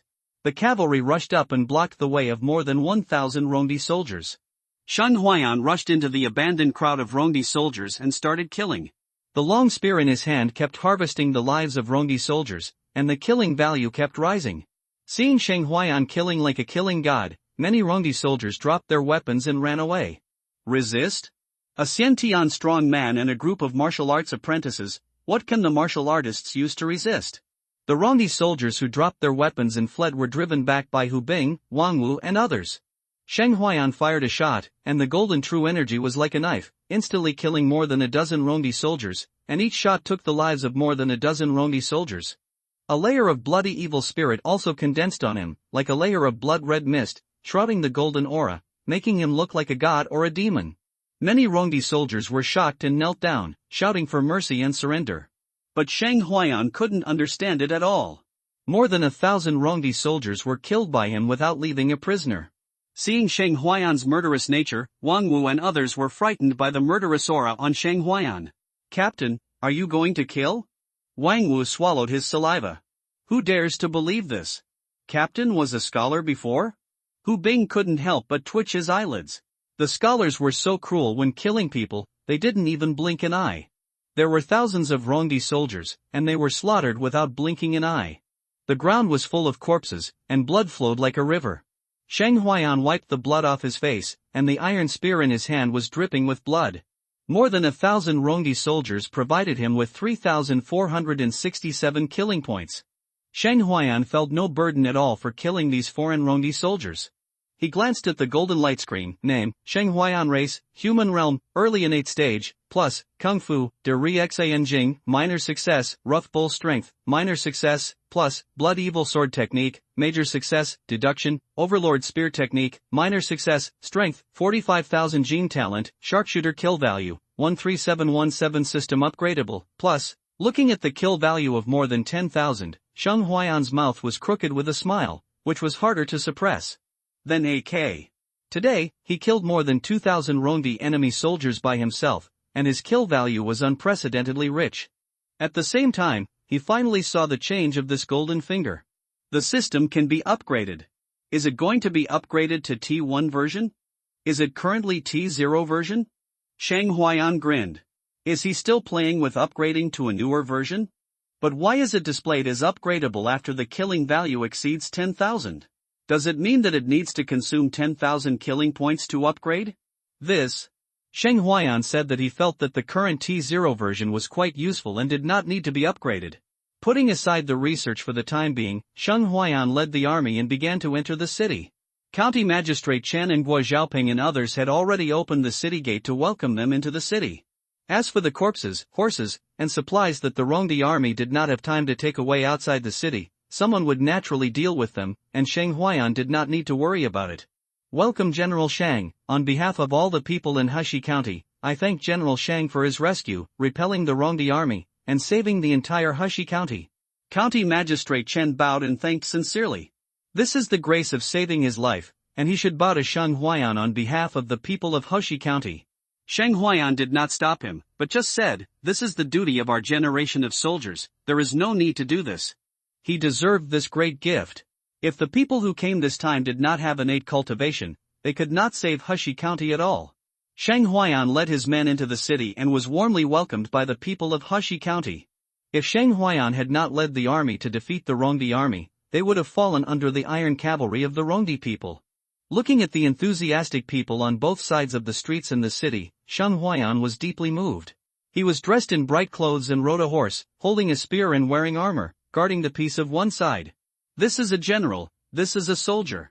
Amid the cheers of the people, Sheng Huayan's troops were taken to the barracks by County Magistrate Chen. Now the army in Heshi County has almost been killed and wounded, with only more than 200 remnants left. Sheng Huayan's troops temporarily took over the task of garrisoning and defending. General Shang, please rest here for now. I will welcome you tonight. I will report your contributions to the court and ask for your credit. County Magistrate Chen said to Sheng Huayan. Looking at Sheng Huayan in front of him, the young face was already quite majestic and heroic. He must be an enviable young general. Okay, County Magistrate Chen, you go and do your work. My troops will take over the city defense for the time being. Sheng Huayan nodded and said. Now that there are no soldiers in Heshi County, he can only take over the defense of this county. The war has just ended, and many things need to be handled by County Magistrate Chen, the chief officer. Then I will have a few drinks with the general in the evening. County Magistrate Chen bowed and left. Chen County Magistrate was responsible for appeasing the people, providing relief to the fallen soldiers, arranging people to deal with the bodies, and other matters. Sheng Huayan's troops suffered 200 casualties. The fallen soldiers could only be buried in Heshi County, and the injured soldiers were sent for treatment. After taking over the city defense, Sheng Huayan was not idle. He asked Wang Wu to take scouts to investigate whether the Rongdi army had really retreated. He also asked Guo Xiaoping to lead 500 people to take over the North City Wall, and Tang Yunshan to take over the South City Gate with 100 people. Haidai led 100 soldiers to patrol the city, deter the scoundrels, and maintain the stability of Heshi County. Chen County Magistrate saw how powerful Sheng Huayan was, so he became petty and wrote to the court in the Yanning Pass garrison, asking Sheng Huayan to guard the entire Heshi. Sheng Huayan was inspecting the wounded camp at this time, and he didn't know what Chen County Magistrate was planning. In the wounded camp, there were wounded soldiers under his command and county soldiers from Heshi County. Captain! General! The wounded soldiers all greeted Sheng Huayan. Soldiers, please be at ease and receive treatment. I will ask County Magistrate Chen to find more doctors to treat you. I hope you will get better as soon as possible, and we will fight the enemy together again. Sheng Huayan encouraged. After comforting the wounded, Sheng Huayan saw another man lying on the ground in the uniform of a captain. Who is this? General, this is our Captain Wu Chang. He fought hard against 2 Rongdi masters and was seriously injured and dying. A wounded soldier said. It turned out to be the captain of Heshi County. No wonder he didn't see it. It turned out to be dying. Sheng Huayan took out a healing pill from his collection, opened Wu Chang's mouth, and fed it. As for whether he can survive, it depends on Wu Chang's luck. After inspecting the wounded camp, Sheng Huayan came to see the captured war horses. There were more than 3,000 intact war horses. Together with their 2,000 war horses, 5,000 war horses were enough to form 5,000 cavalry. But this was just Sheng Huayan's wish. Now he was just a lieutenant and could only command 2,000 soldiers. In the evening, the firewood pile was burning in the military camp. County Magistrate Chen brought a lot of meat, wine and food to entertain Sheng Huayan's troops. County Magistrate Chen, don't drink wine. Everyone should drink tea and wine. Just eat and drink well. Sheng Huayan would not let his subordinates drink. Now that the war has just ended, they must not be careless. I was confused. Let's drink the wine next time and eat meat. County Magistrate Chen apologized immediately. It seems that Sheng Huayan is different from others. After winning a battle, he will celebrate with a big celebration banquet. General Shang, our county soldiers have been crippled. Please take care of them before the imperial court sends troops. County Magistrate Chen offered tea instead of wine to Sheng Huayan. This is my duty. Sheng Huayan nodded. He had no idea that County Magistrate Chen was plotting against him and wanted to keep him here. I heard that General Shang was a scholar before. Why did he give up literature and join the military? County Magistrate Chen asked. Sheng Huayan took a look at County Magistrate Chen, who was 25 or 26 years old, quite young. He became a county magistrate at such a young age, so he must be either talented or have someone in the imperial court. I have longed for a military life and fighting against foreign races since I was a child. Studying was just my father's request. After my father passed away, I joined the army. Sheng Huayan lied with his eyes open. Wang Wu, who was standing beside him, twitched his mouth. If he hadn't known that Sheng Huayan was a conscripted man, he would have believed it. General Shang is so young and already a congenital strongman, his future is limitless. County Magistrate Chen boasted. He had only heard of such a young congenital strongman before, but had never seen one. There. The two chatted and got familiar with each other. This reward celebration banquet was simple, just eating meat, drinking soup and eating meat. Sheng Huayan did not allow drinking. In the next few days, Sheng Huayan was training the army. After all, he now had 1,500 new soldiers under his command, and his combat effectiveness could not be improved without training. County Magistrate Chen was also busy with the aftermath of the war. On this day, Sheng Huayan received an order from General Yang Yi, asking him to temporarily guard Hushi County and not to rush back. Sheng Huayan did not think much about it. Wang Wu took the scouts to patrol, and the Rongdi army did retreat, which meant that Hushi County would be able to be peaceful for a while. On days when there was no war, Sheng Huayan would lead his subordinates to train desperately. In the morning, he would practice the military martial arts. In the afternoon, he would practice riding, archery, cavalry cooperation, and military formations. Now he is also a general of the army, so naturally he has to train his subordinates and improve their combat strength. In order to keep Sheng Huayan's troops, County Magistrate Chen never lacked food, so that Sheng Huayan's subordinates could eat well and have the strength to train. Some soldiers were recruited from the county town, and the lightly injured soldiers were also demobilized. Sheng Huayan's troops were supplemented to 2,000 people. At the same time, Sheng Huayan also asked County Magistrate Chen to order the recruitment of 1,000 county soldiers as reserve troops. County Magistrate Chen also agreed and recruited 1,000 civilians to join the County Soldier series and hand them over to Sheng Huayan for training. After the Rongdi army retreated, they did not continue to lead troops to take revenge for a full half-month. In mid-October, heavy snow fell in Hushi County. The snow was flying like goose feathers. Overnight, the northwest border became a world of white. The snow was knee-deep, and the sky and the earth were all white. When it snowed heavily, the temperature naturally dropped sharply, and it was extremely cold. Looking at the white sky and earth, Sheng Huayan stood on the city gate tower and looked at the snow scene. After the snow, this border county town ushered in real tranquility. The heavy snow made it difficult for the Rongdi army to go south, and naturally they could not launch an attack on Hushi County. The entire northern border was covered with ice and snow. On the Anning Pass side, the Xiongnu army completely retreated to the depths of the grassland, and Anning Pass also ushered in peace. Outside the Jubiai Pass, the 300,000 Xiongnu troops could not take the Jubiai city, so they turned to the Qishan fortress to enter the pass. The 400,000 Xiongnu troops occupied the three states of Yan, Qi, and Deng. In the three states, only 1 in 10 people of the Wei dynasty survived. They were massacred by the Xiongnu army and captured as slaves. The two fled to the inland states and counties. These three states were completely destroyed. It would take at least 100 years to recover.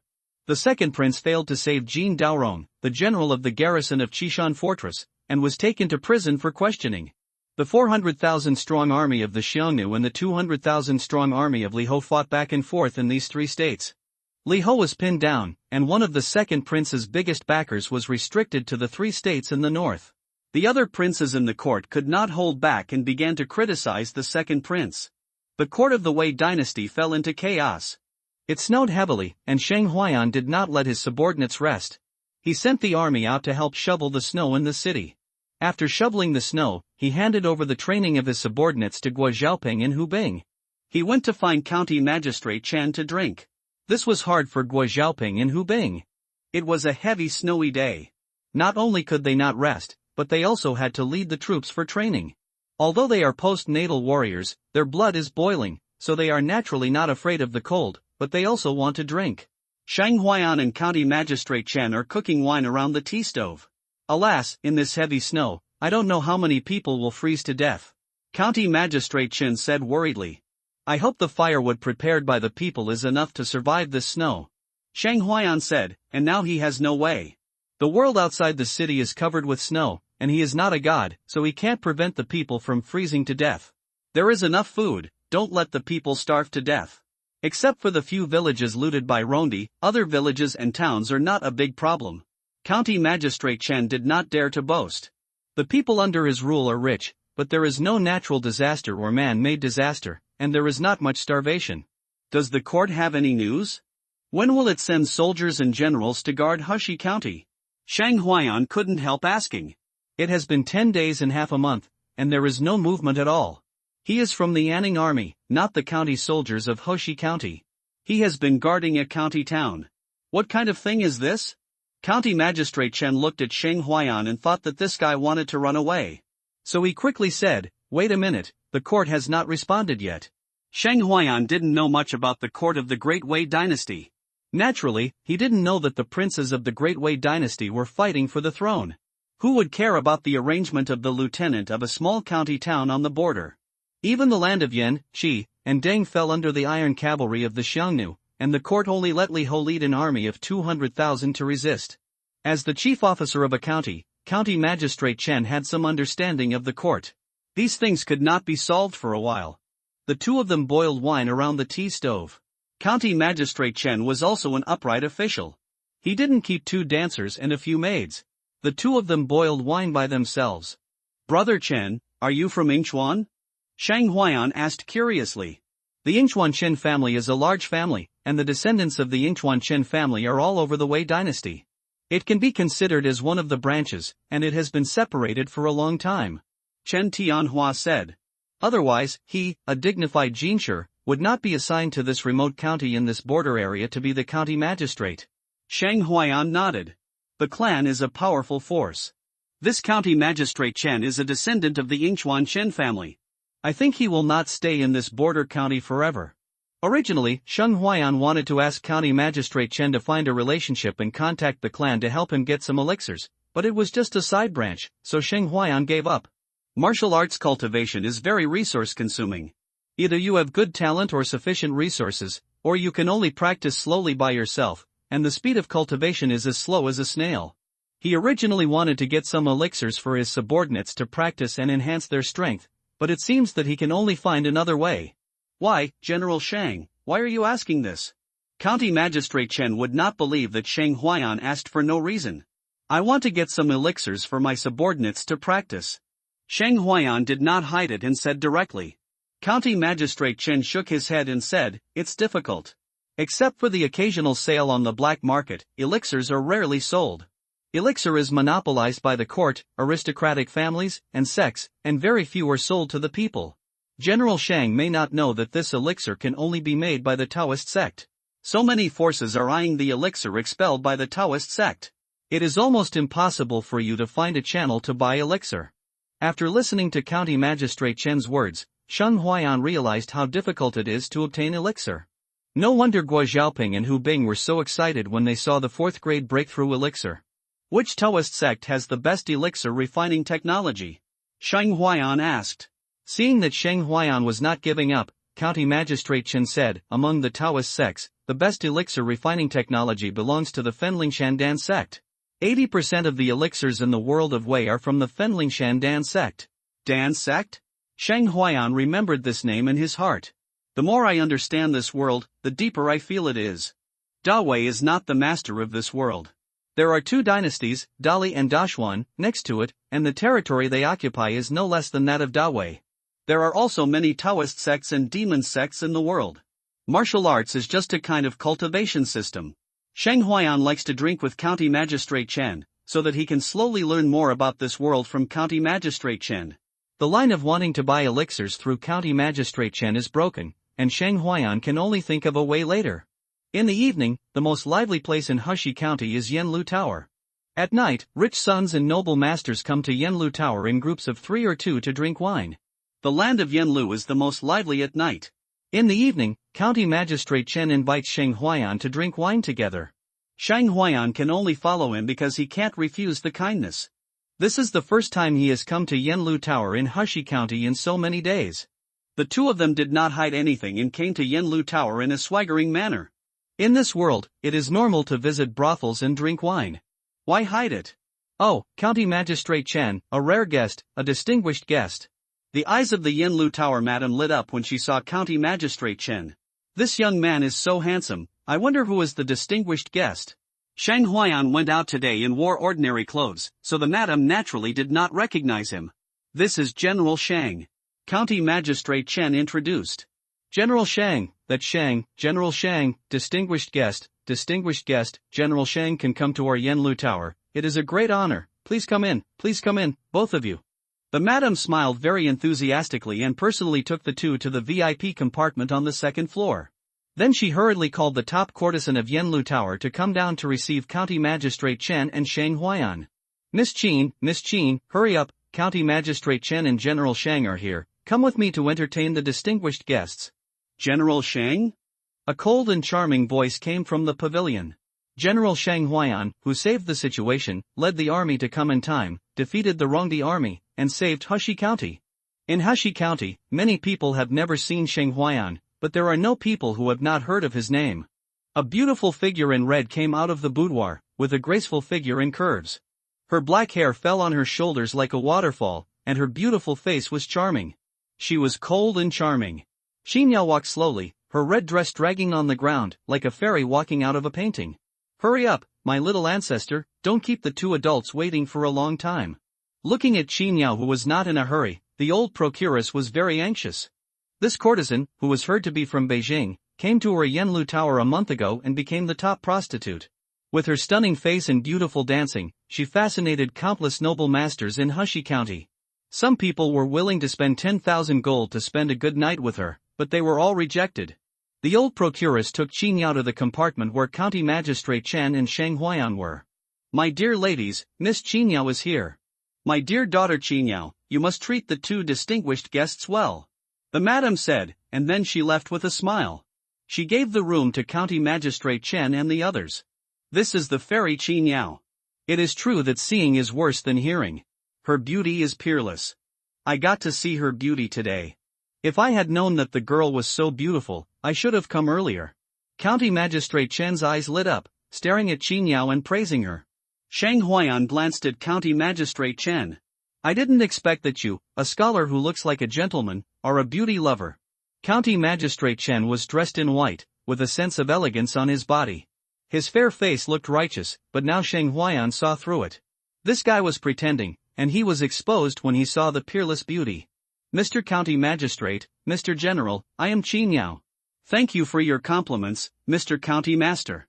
Xinyao bowed, with a smile on her beautiful face, and there were thousands of styles flowing. There seemed to be a light in the charming eyes that could attract people's souls. County Magistrate Chen was stunned for a moment. How could there be such a beautiful woman in this world? Ahem! Shang Huayan couldn't bear it anymore and coughed twice, which brought County Magistrate Chen back to his senses. He kept staring at others and asked them to look at him. Shang Huayan felt embarrassed. Why did he say that we are all scholars? Can we not embarrass scholars? County Magistrate Chen, who came back to his senses, felt that he was rude and was embarrassed to pick up the wineglass to drink to cover it up. Miss Xinyao, please sit down. Shang Huayan looked at Xinyao and said generously. He thought that this girl Xinyao was very beautiful, a little unreal. Although he couldn't help but look at her a few more times, it was only 1, 2, 3, 4, 5, 6, 7, 8, 9. He definitely didn't look at her more. Shang Huayan dared to guarantee it with his reputation. Yes, Fairy Xinyao, please sit down. County Magistrate Chen also said enthusiastically. Even the address was changed to Fairy. Thank you, both gentlemen. Xinyao sat opposite Shang Huayan and looked at him. Shang Huayan's strong and masculine aura made her a little afraid to approach, but she was very fascinated. Xinyao's heart was very conflicted. The young man in front of her was deeply attracted to her, but she also felt very dangerous. It seems that our county magistrate has fallen in love with Miss Xinyao. Shang Huayan smiled. Chen Tianhua's eyes were almost drawn when he looked at Xinyao. Is this love at first sight? Nonsense, I didn't, General Shang, please don't mislead me. County Magistrate Chen hurriedly explained. General, you are joking. The county master is so noble, how could he be interested in a woman like me? Xinyao picked up the wine pot and poured wine for County Magistrate Chen. Miss Xinyao is not a woman of broken flowers, but a fairy from heaven who has fallen to the earth. Shang Huayan smiled. This woman, who is cold but charming, deserves to be the top courtesan. No wonder she can charm so many men.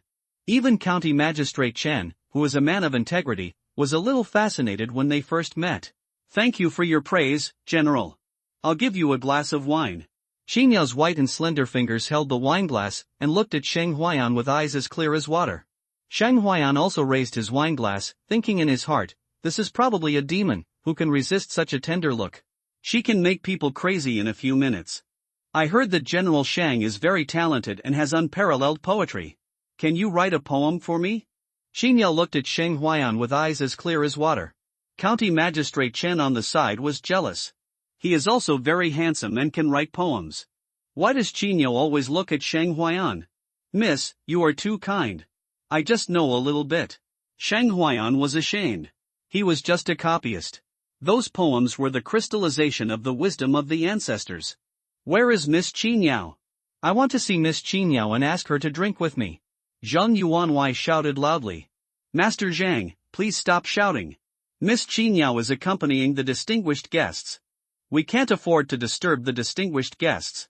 The madam hurriedly pulled Zhang Yuanwei, for fear that Zhang Yuanwei would offend the distinguished guests. Distinguished guests? How distinguished are they? Am I not a distinguished guest, Zhang Xian? Zhang Yuanwei said loudly. I'm afraid Zhang Yuanwei is drunk. He dares to shout so loudly. Doesn't he know that Miss Qingyao is accompanying the county magistrate and General Sheng? Someone said. Hey, you can see that his face is as red as a monkey's butt, and you know that he is drunk. If he ruins the good things of the county magistrate and the general, his young family may not be able to stay in this Hushi county. People who watch the fun and are not afraid of big trouble said. Mr. Zhang, Miss Qingyao is drinking with the county lord and General Sheng. Are you sure you want to make a scene? The madam said with an unpleasant expression. What? Mr. Zhang sobered up instantly and didn't dare to yell. Although his young family was a wealthy family in Hushi County, they were still far behind the two most noble people in Hushi County. County Magistrate Chen was the chief officer of a county, managing the land of a county, and Sheng Huaiyan was the general guarding the city, with 2,000 arrogant soldiers under his command. Who dared to offend him? Knowing that Miss Qingyao was accompanying County Magistrate Chen and General Sheng, Mr. Zhang ran away in shame. Sheng Huaiyan and County Magistrate Chen, who were behind the screen on the second floor, naturally saw the situation on the first floor, but they didn't care. General Sheng, if a beauty invites you, you can write a poem. If a beauty invites me to write a poem, I will write 10 poems on the spot. County Magistrate Chen said. Sheng Huaiyan looked at County Magistrate Chen. Why did this guy become a dog? Miss Qingyao in front of him was so charming that County Magistrate Chen was overwhelmed by her. He only met her once, and she fell at her feet? Come on, Brother Chen. Fairy Qingyao must admire Brother Chen's talent. What's 10 poems? You're so stingy. Lord Chen, write 100 poems. Sheng Huaiyan looked at County Magistrate Chen and said. Good fellow, he really turned into a liquor in a second. Haven't you heard that liquors don't die? Well, I don't have any inspiration today. County Magistrate Chen said with some embarrassment. Sheng Huaiyan rolled his eyes at Chen Tianhua, a presumptuous guy. General, is my figure not worthy of a poem? If you can write a poem for me, I will spend a good night with you tonight. Qingyao bit her lips slightly, which was very tempting. County Magistrate Chen said that he was envious and jealous. Looking at Qingyao's charming and unparalleled appearance, Sheng Huaiyan felt that his blood was surging in his body, and it was difficult to suppress it. Is this woman a vixen? She knows how to charm so well. Well, since the fairy invites you so much, I will give you a poem. Sheng Huaiyan suspected that if he didn't agree, the fairy would throw herself into his arms to seduce him. Seeing Sheng Huaiyan agree, Qingyao immediately went to get the pen, ink, paper and inkstone. I'll grind ink for General Shang. County Magistrate Chen said attentively. Thank you very much.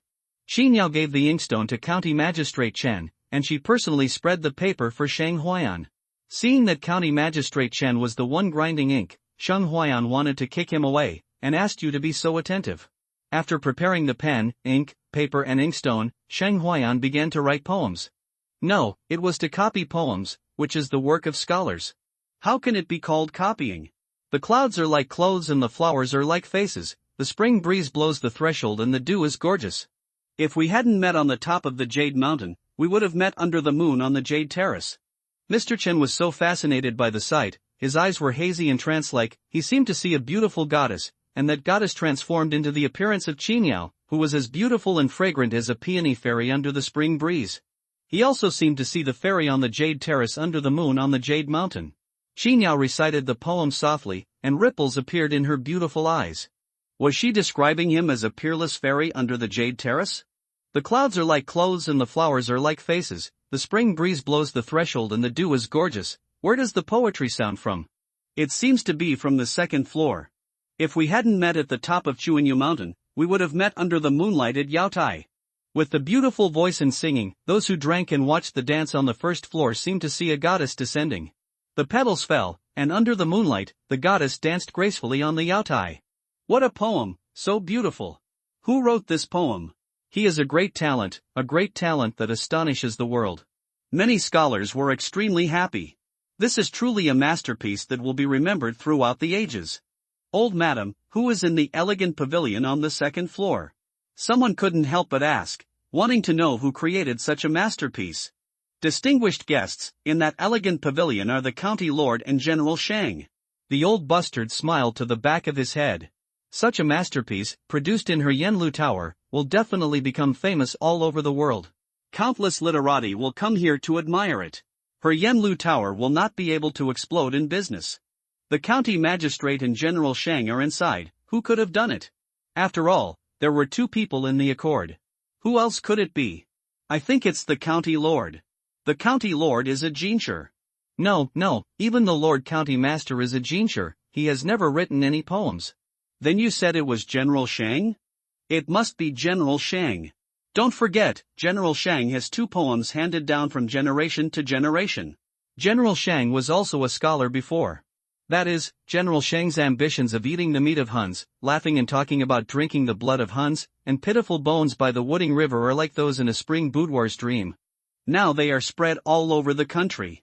Such a masterpiece must be written by General Shang. The clouds think of clothes, the flowers think of face, the spring breeze blows on the threshold and the dew is thick. If we hadn't seen him at the top of Chuanyu Mountain, he would have met at Yaotai under the moon. What a poem, so beautiful. Come and have a drink to celebrate. When you see this poem, it will become clear to you. This trip is not in vain, haha, tonight, Yenlu Tower is boiling. In the elegant pavilion on the second floor, Xinyao's eyes changed when she looked at Shang Huaiyan.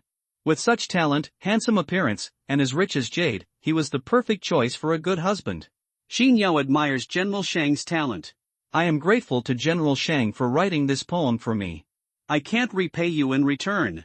Shang Huaiyan looked at Xinyao. What do you mean, you want to commit to him for the rest of your life? Report later. After a pause, Xinyao slowly spoke. Fairy Xinyao, next time you speak, please don't pause and promise me, okay?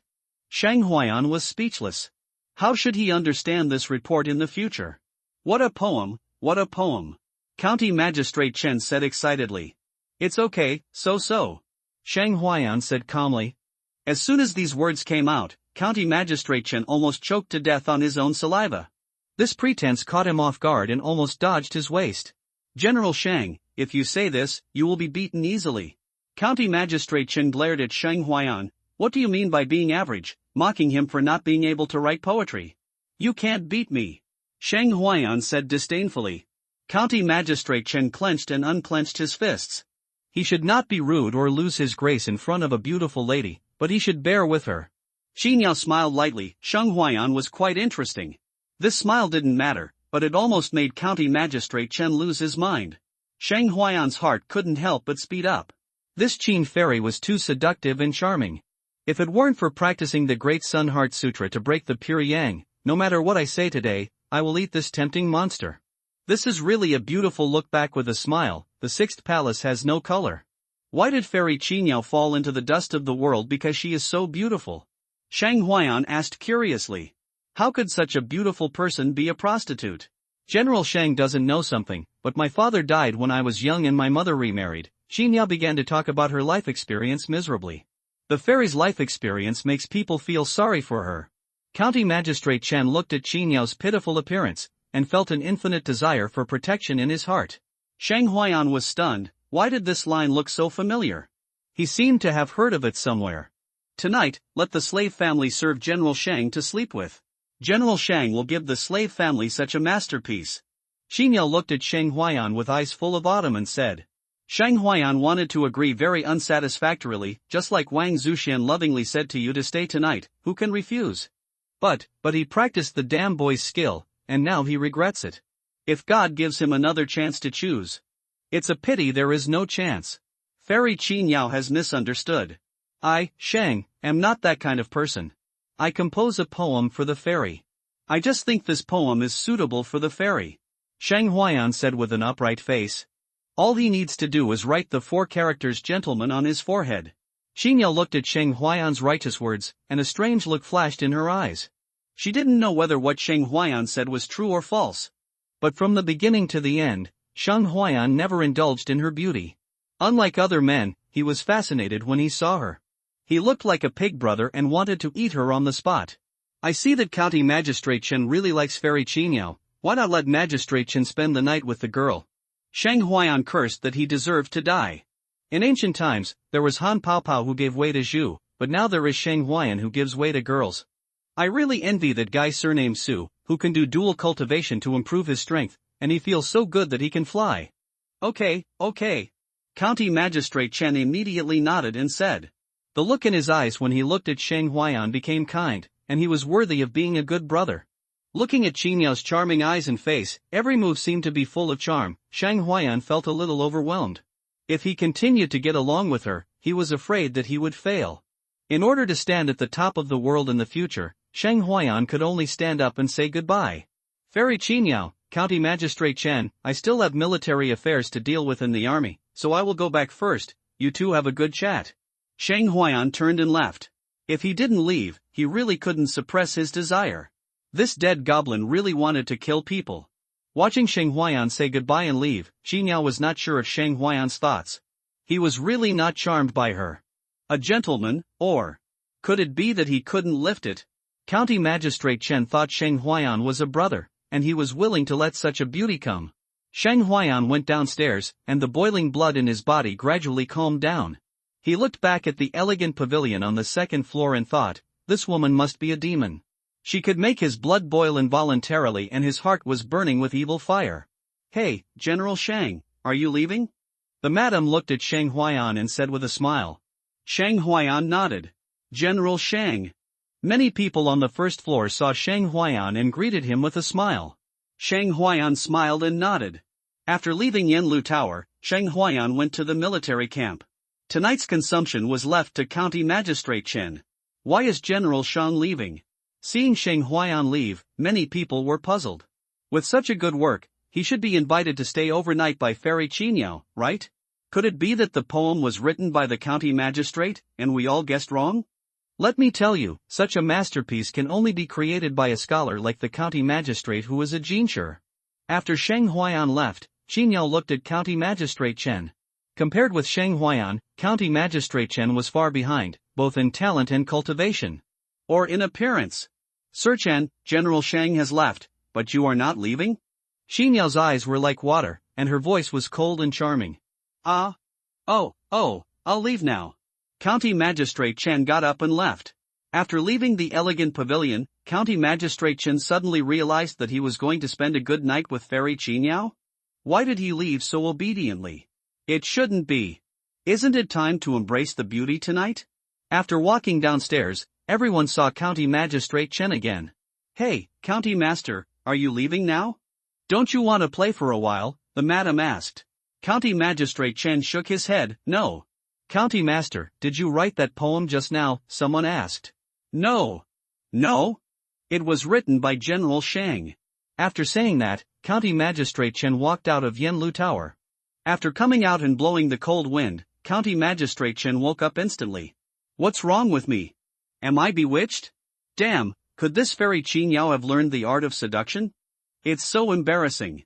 Now thinking of his performance in the elegant pavilion, it was really embarrassing. How could Chen Tianhua, a scholar with integrity, behave so badly in front of a woman, like a dog who hasn't seen a woman for 300 years? The key is that Shang Huayan gave Qinyao to him, and he actually felt it was too good. Such a good thing actually fell on his head.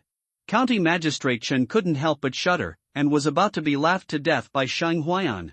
He is really a demon who brings disaster to the country and the people. This place is weird. Don't dare to come next time. County Magistrate Chen quickened his pace and left. Qinyao took the poem written by Shang Huayan back to the room on the 3rd floor. I didn't expect that the Great Wei would meet such a talented person in this remote area. It seems that his cultivation is quite profound. Shang Huayan returned to the barracks and met Wang Wu. You came back so late, Brother Huayan? Wang Wu looked at Shang Huayan and said. Well, is Brother Wang Wu on duty tonight? Shang Huayan nodded. No, why do you smell rouge on you? Did you go to Yanlu Tower? Wang Wu smelled the scent of a woman on Shang Huayan like a dog's nose. No, you are a dog, right? You can smell this? Shang Huayan looked at Wang Wu in surprise. Okay, Brother Huayan, you've become a bad person. You didn't even take me with you to Yanlu Tower. We're brothers who have been through thick and thin together, but our feelings have faded and it's no longer interesting. Wang Wu said as if he had made a mistake. No, you misunderstood. It was County Magistrate Chen who invited me to go. Shang Huayan explained. I won't listen. After Shang Huayan returned to his residence, he began to practice. In order to appease Wang Wu, he promised that he would take Wang Wu to Yanlu Tower to find Fairy Qingyao next time, and Wang Wu gave up. Continue to practice at night, the heart meridian of the great sun is running, and the sun is pure yang. He is like a scorching sun, and the true energy and blood in his body are boiling and burning. Fortunately, in my previous life, I was a poor scholar who could only study hard and had no money to go to a brothel to live life. So far, I am still a pure yang. The heart meridian of the great sun is running, and he is like a burning sun.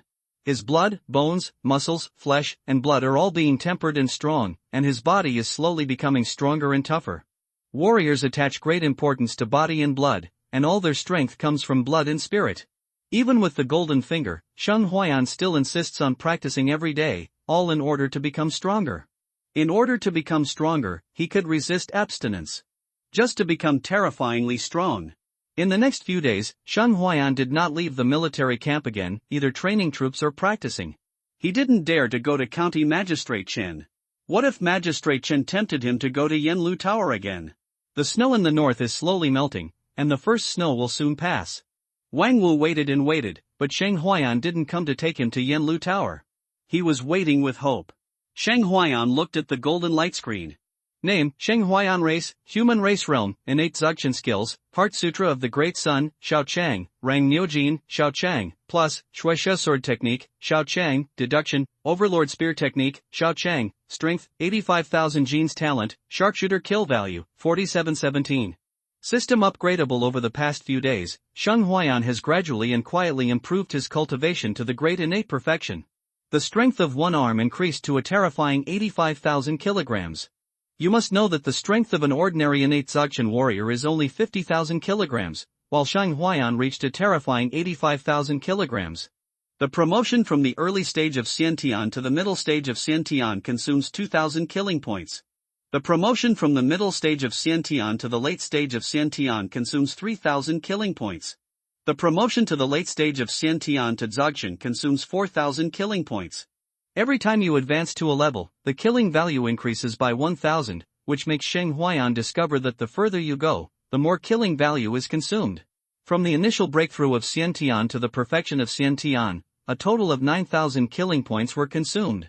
I really don't know how terrifying it will be to break through to the Grandmaster. If he hadn't killed the enemy on the frontier at the beginning, he really didn't know if he could afford this golden finger. Now that he has quietly broken through the great perfection of innateness, no one knows. Shang Huayan laughed in his heart. The one who didn't open his eyes had offended him and slapped him to death. Now when facing a powerful master, he doesn't have to face a heavenly being like he did before. He wants to quietly become stronger and then surprise everyone. Luo Jing of the Great Wei dynasty was as prosperous as a brocade, gathering the world's dignitaries and the world's richest people. The entire Luo Jing is magnificent and dazzling. It has been an ancient capital for thousands of years, extremely prosperous, and has been passed down to the present. It covers an area so vast that it can no longer be seen with the naked eye. Pavilions and palaces stand in various places, and the permanent population has reached 3 million. The prosperous dynasty capital is brightly lit. The second prince's mansion. The second prince Han Feiyu's eyes were cold. Recently, his uncle Li Ho led an army of 200,000 people to the north, but was dragged by the Xiongnu army of 400,000 people in the three states of Yan and Qi, unable to escape. As a result, most of his power in Luo Jing was lost, and other princes joined forces with ministers to continuously suppress him. These days, his work as a supervisor can be described as very unstable. Your Highness, Mr. Wang, the Minister of War, went to the prince's mansion last night. His subordinates reported to the Secret Service. This old man, I have tried to tempt him countless times, but he has refused. Now he has completely turned to my eldest brother? The second prince, Han Feiyu, was angry in his heart. He is now the prisoner of the country, and he is most likely to sit on it. Great person. Where's that old man, the secretary of the Ministry of Finance? Master Zhuo Tang, the Minister of Household Affairs, went to the third prince's house a few days ago. Okay, everything is good. Han Feiyu laughed angrily. None of these important officials in the court think highly of him, right? What's wrong with Han Feiyu? Where's the left prime minister? The left prime minister still claims that he is recovering at home due to illness and has not been out for many days. Right prime minister Xia Yan supported the ninth prince, so not many important officials in the court supported the second prince. Is Xuani Guard Commander Zhuo Qianqiu still wavering? Commanders was said that he only obeys the emperor's orders, a long time. It's you who forced me, the second prince looked ferocious. Inform the palace to prepare for action. The second prince Han Feiyu's voice sounded like it was coming from hell, echoing in the darkness. He couldn't wait any longer. Yes. The spy disappeared into the darkness like a phantom. Come here, send someone to let General Tang and General Chan lead their troops to Beijing. Take my warrant and go to Tianlao to release General Jin Daorong. Let General Wei Wu impose strict restrictions on the palace. General Su and General Deng led troops to take over the imperial city. The second prince, Han Feiyu, planned to cut through the mess quickly and conveyed his orders one after another. He planned to strike first, looking at the resolute eyes of the second prince, and the eyes of his staff and followers, all with fiery eyes, excited and uneasy. Once they succeed, they will all be the emperor's followers, and their status will be invaluable in the future. Let's go, follow me into the palace. The palace guards, ministers, and staff members marched towards the palace. Stop, who are you? The imperial city is under curfew at night. If you dare to approach, you will be shot with arrows. The imperial city guard shouted loudly. I am the second prince. I have something to do in the palace to see my father. Get out of my way. The second prince Han Feiyu shouted loudly. The guards looked at each other and finally put down their bows and arrows. They are the imperial guards. The commander of the imperial guards, General Wei Wu Gu Shenggang, has just passed an order that no one except the second prince is allowed to enter the palace tonight. The imperial guards opened the gate of the imperial city and let the second prince and his entourage enter the palace. If the second prince arrives, open the door quickly and let the second prince enter the palace. A spy hurried to report to the prince's mansion. Your Highness, it's bad. The second prince has brought people into the palace overnight. What? It's bad. Prince Han Che felt bad when he heard it. Let's go, get out of the city quickly. Prince Han Che led his confidants and hurried out of the city overnight. He knew what the second brother was going to do, but he couldn't stop him now, and he didn't want to stop him. The guards were all the second prince's people. He only had 10,000 people in the 5-city army and horse division, and the remaining 40,000 people, half of whom were on the side of the second prince, and the other half were the third prince's people. At the same time, the third prince Han Yuan also received a report from his spies that the second prince had brought his people into the palace overnight. Damn it, is this guy crazy about gain and loss? The third prince Han Yuan cursed. Come here, send someone to tell General Fong and General Lu to lead their troops to the palace and stop the second prince. Send a message to General Lu quickly, and let General Lu, who is guarding Yuzhou, lead his troops into the capital to suppress the second prince's rebellion.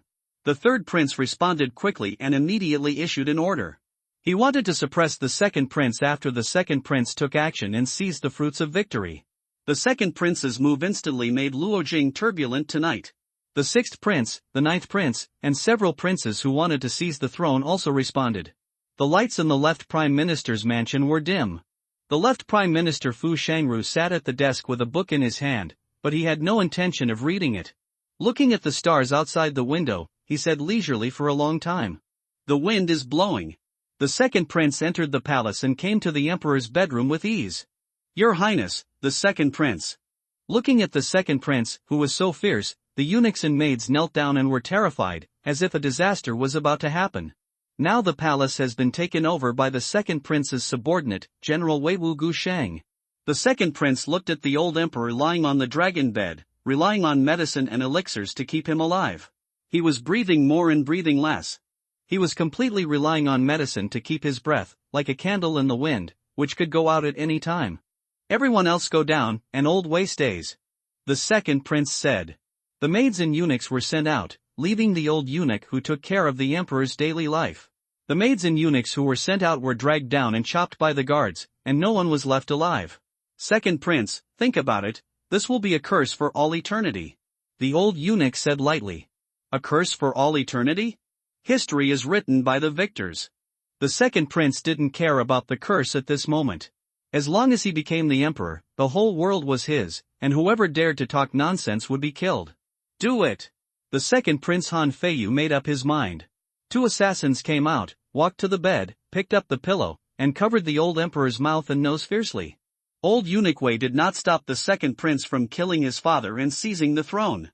Living deep in the palace, he had long been numb to such scenes. There is no family affection in the royal family. Father kills son, son kills father, brother kills brother, brother kills brother. This has been staged many times in this magnificent palace. The old emperor soon died on the bed. The emperor of the Great Wei collapsed. The 2 assassins walked out of the palace and immediately committed suicide in front of the palace. Old Wei, this imperial edict is troublesome for you. The second prince took out the prepared imperial edict and stamped it with the emperor's seal. Old eunuch Wei took the imperial edict and put it into his sleeves expressionlessly. The second prince waved his hand, and the eunuchs under his command shouted immediately. Your Majesty has passed away. Your Majesty has passed away. The sound of Your Majesty has passed away spread throughout the palace. Dong, dong, dong, the funeral bells in the palace rang throughout Luojing. Hearing the sound of the death knell, the third prince who was waiting outside the imperial city immediately led an army of 25,000 soldiers and horses and began to attack the imperial city. The second prince, Han Feiyu, has no father and committed regicide to seize the throne. Everyone, follow me and kill the rebels and vindicate them. The third prince, Han Yuan, shouted. General Liu, General Feng, attack the imperial city and follow this prince to kill the rebels and avenge my father. Lu Jian and Chang Li led the army and began to attack the imperial city.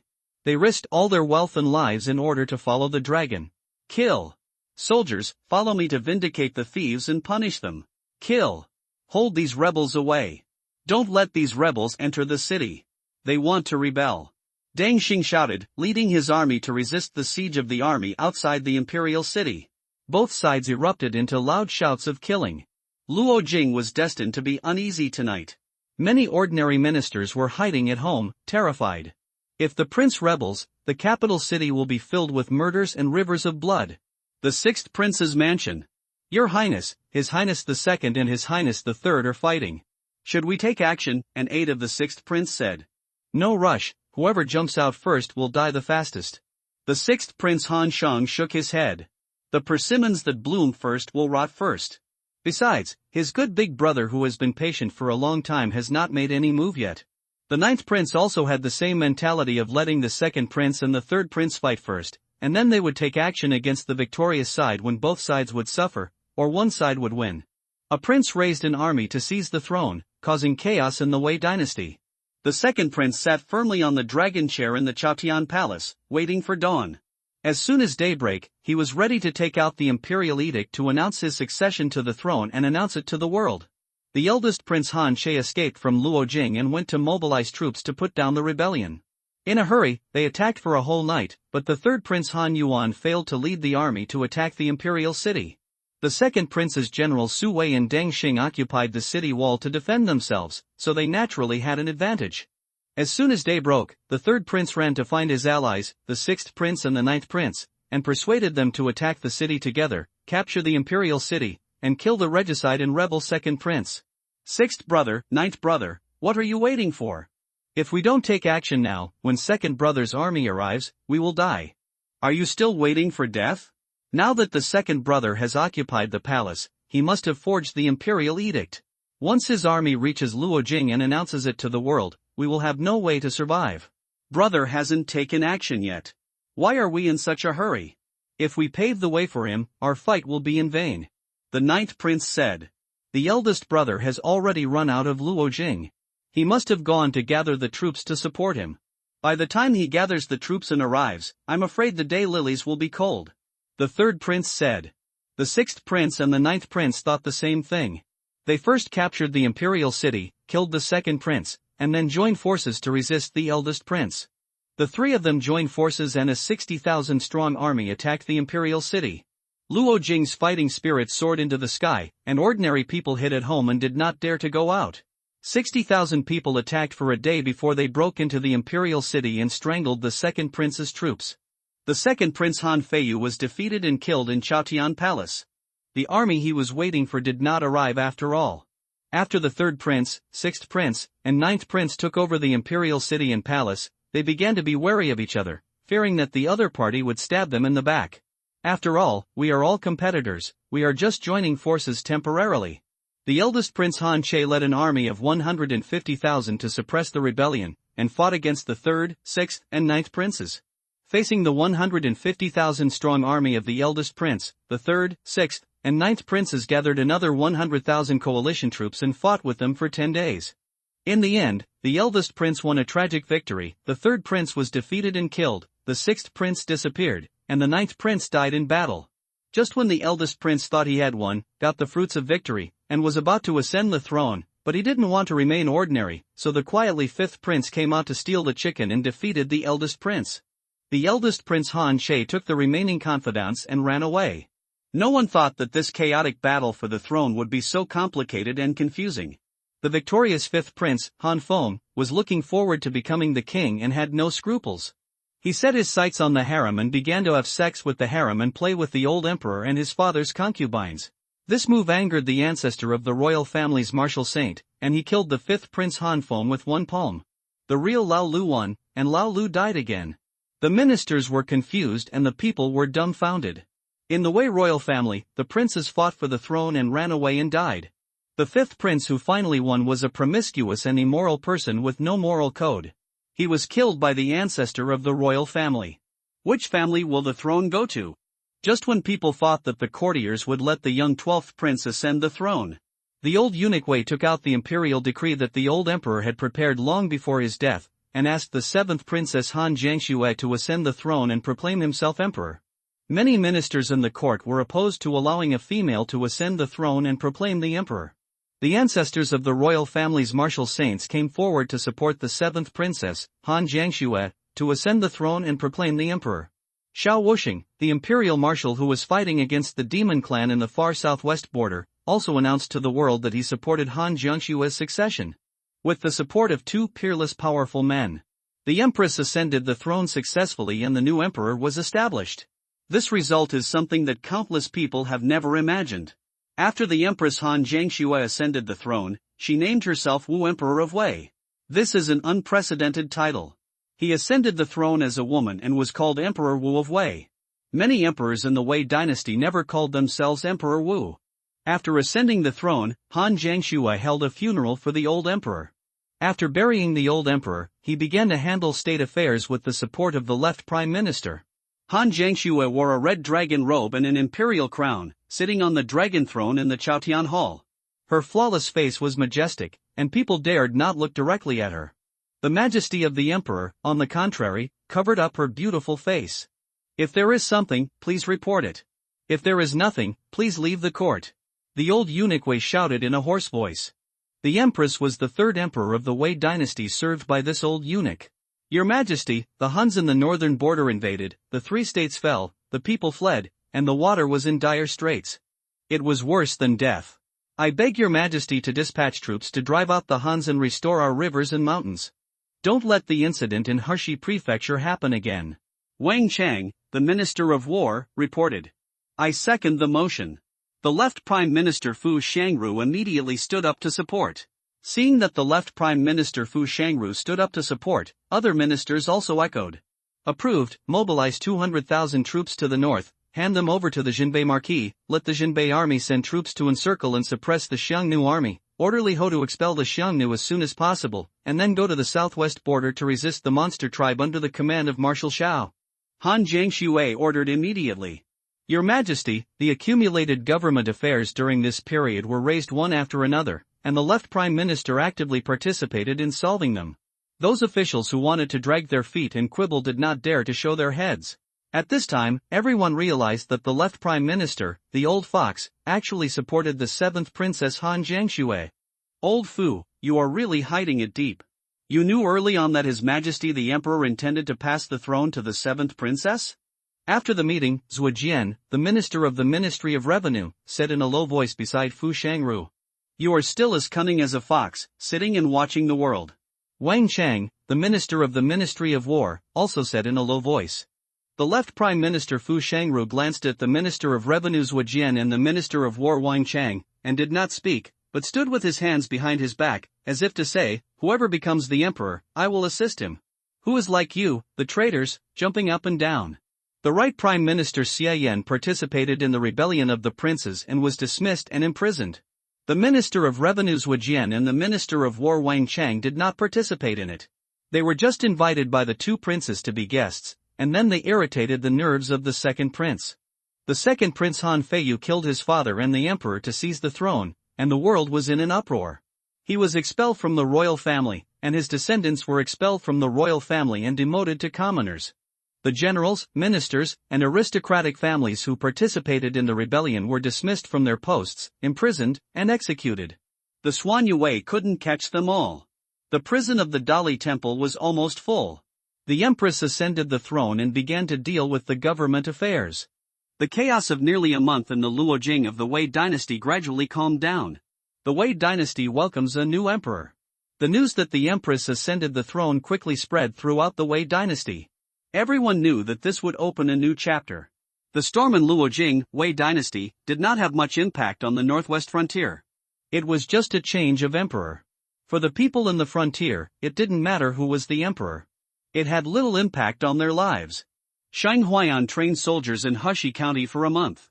The court did not send a new lieutenant to guard Hushi County, and there was no military order for Manning Pass to let him go back. In the northwest frontier, frost can be seen every morning in winter, and it snows from time to time, for several days at a time. General Shang, my master invites you to cook wine. The servant next to County Magistrate Chen came to the barracks to convey County Magistrate Chen's invitation. Is your master so idle? Shang Huaiyan sighed. This county magistrate is really leisurely.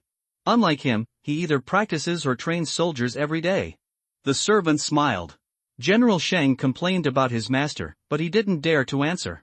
Arriving at the county magistrate's mansion, by the pond pavilion in the back garden, the snow covered the stone rockery, and County Magistrate Chen was wearing a black coat, cooking wine and enjoying the snow. Brother Chen is quite elegant, cooking wine and enjoying the snow all day long. Shang Huaiyan said from a distance. General Shang, are you mocking Chen? I'm just taking a break from my busy schedule. County Magistrate Chen said with a smile. Shang Huaiyan walked into the pavilion and sat down opposite County Magistrate Chen. Tell me, you asked me to come here, don't you want to go to Yanlu Tower again tonight? Shang Huaiyan picked up the warmed wine and tasted it. These days, he was begged by County Magistrate Chen to go to Yanlu Tower several times, just to see Fairy Qiniao. Shang Huaiyan was speechless because this guy couldn't get food every time he went there, and he always wanted to see Fairy Qiniao. It was like he was bewitched. What does General Shang think Chen is? County Magistrate Chen said righteously. A dog licker. Shang Huaiyan said lightly. Fairy Qiniao was also very capable, and she fascinated people like County Magistrate Chen, but he kept his distance from that woman. General Shang always talks about dog lickers. What is this dog licker? County Magistrate Chen asked curiously. It is a beautiful thing, praising your noble character. Shang Huaiyan's eyes were clear and he said it formally. Well, a dog licker is not bad. County Magistrate Chen smiled happily and nodded. Shang Huaiyan. Tell me, what's the matter with calling me here today? The two of them got familiar with each other, so they became casual. Does General Shang know about the affairs of Luojing, the Great Wei? County Magistrate Chen put down his wineglass and looked at Shang Huaiyan. How would I know? I've been training soldiers in the barracks all day, and I don't have any familiar friends in Luojing. Shang Huaiyan held the wineglass in his hand. Luojing, the Great Wei, was a very distant thing for him. Emperor Ming died, the prince seized the throne, and the new emperor was established. County Magistrate Chen said with a serious look. Oh? Shang Huaiyan narrowed his eyes. Did the old emperor die? Who is the new emperor? Shang Huaiyan put down his wineglass and asked. After all, he is now working for the Wei dynasty. He still has to get to know his boss. Guess. County Magistrate Chen said mysteriously. Guess, or not. Sheng Huaiyan rolled his eyes at County Magistrate Chen. He was so old, but he was still playing such a lousy joke. Chen County Magistrate almost choked to death with his saliva. He wanted Sheng Huaiyan to guess who would ascend the throne, but Sheng Huaiyan played a tongue-twister with him. Are you really not curious about which prince will ascend the throne? County Magistrate Chen looked at Sheng Huaiyan speechlessly, and saw that Sheng Huaiyan didn't seem to be very interested in who would be the emperor. Whoever becomes the emperor doesn't need us to wear clothes and eat. The emperor is far away, and the emperor doesn't bother to care about border affairs. Sheng Huaiyan doesn't care which prince becomes the emperor.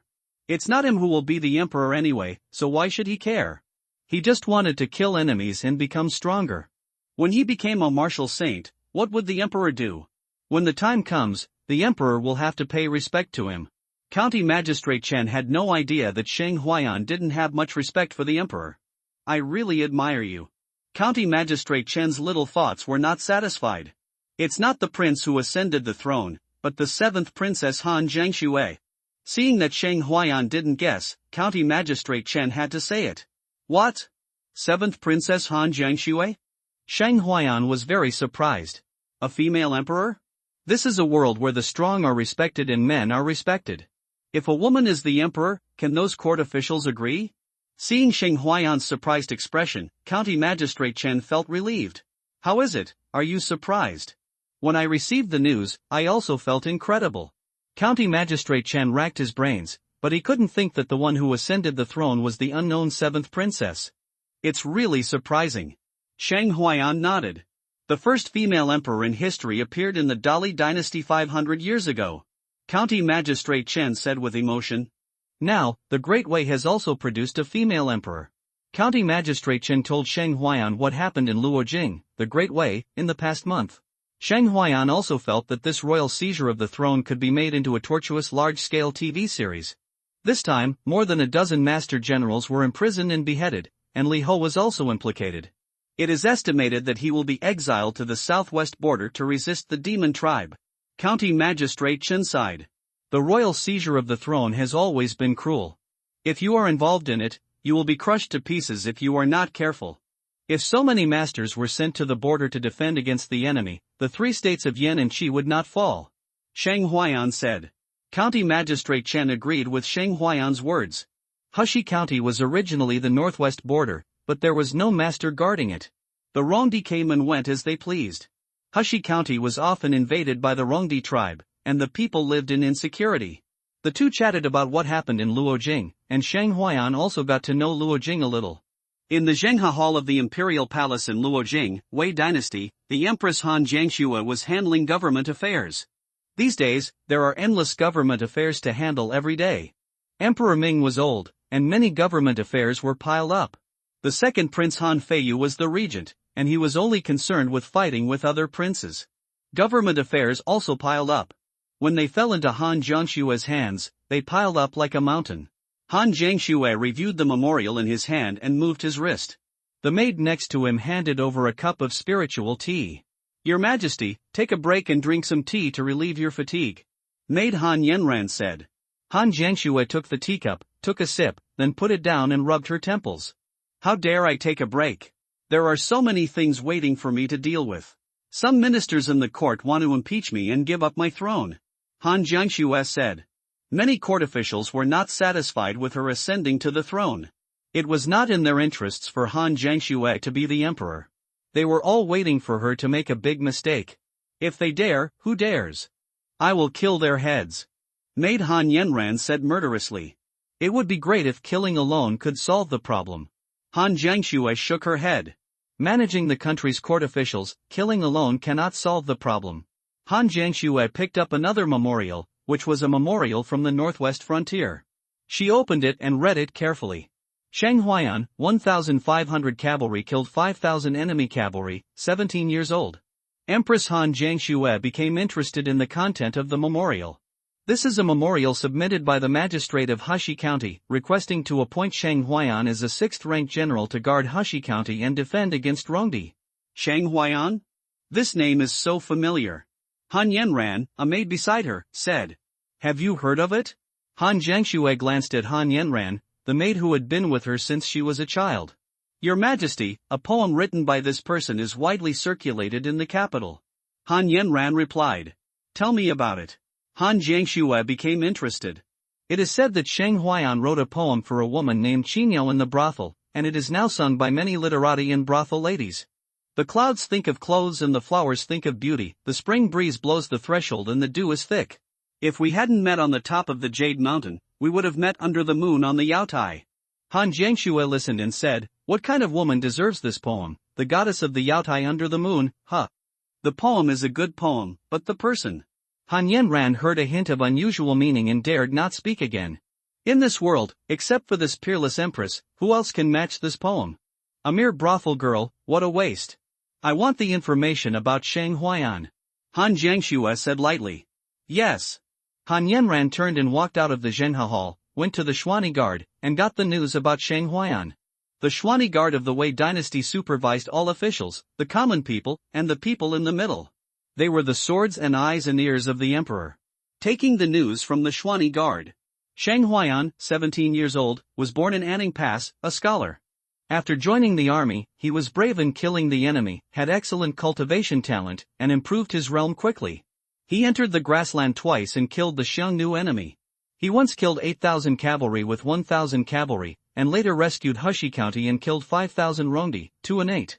Poems written on the battlefield. I am so ambitious that I eat the meat of the barbarians when I am hungry, and I drink the blood of the Xiongnu when I am thirsty.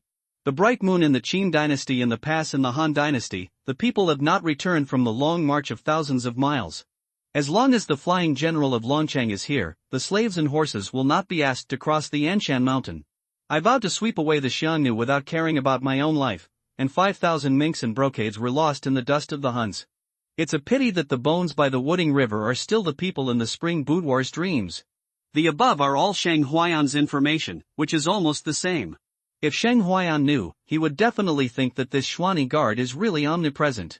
Not bad, he is brave and resourceful, a fierce general, and he is also good at poetry.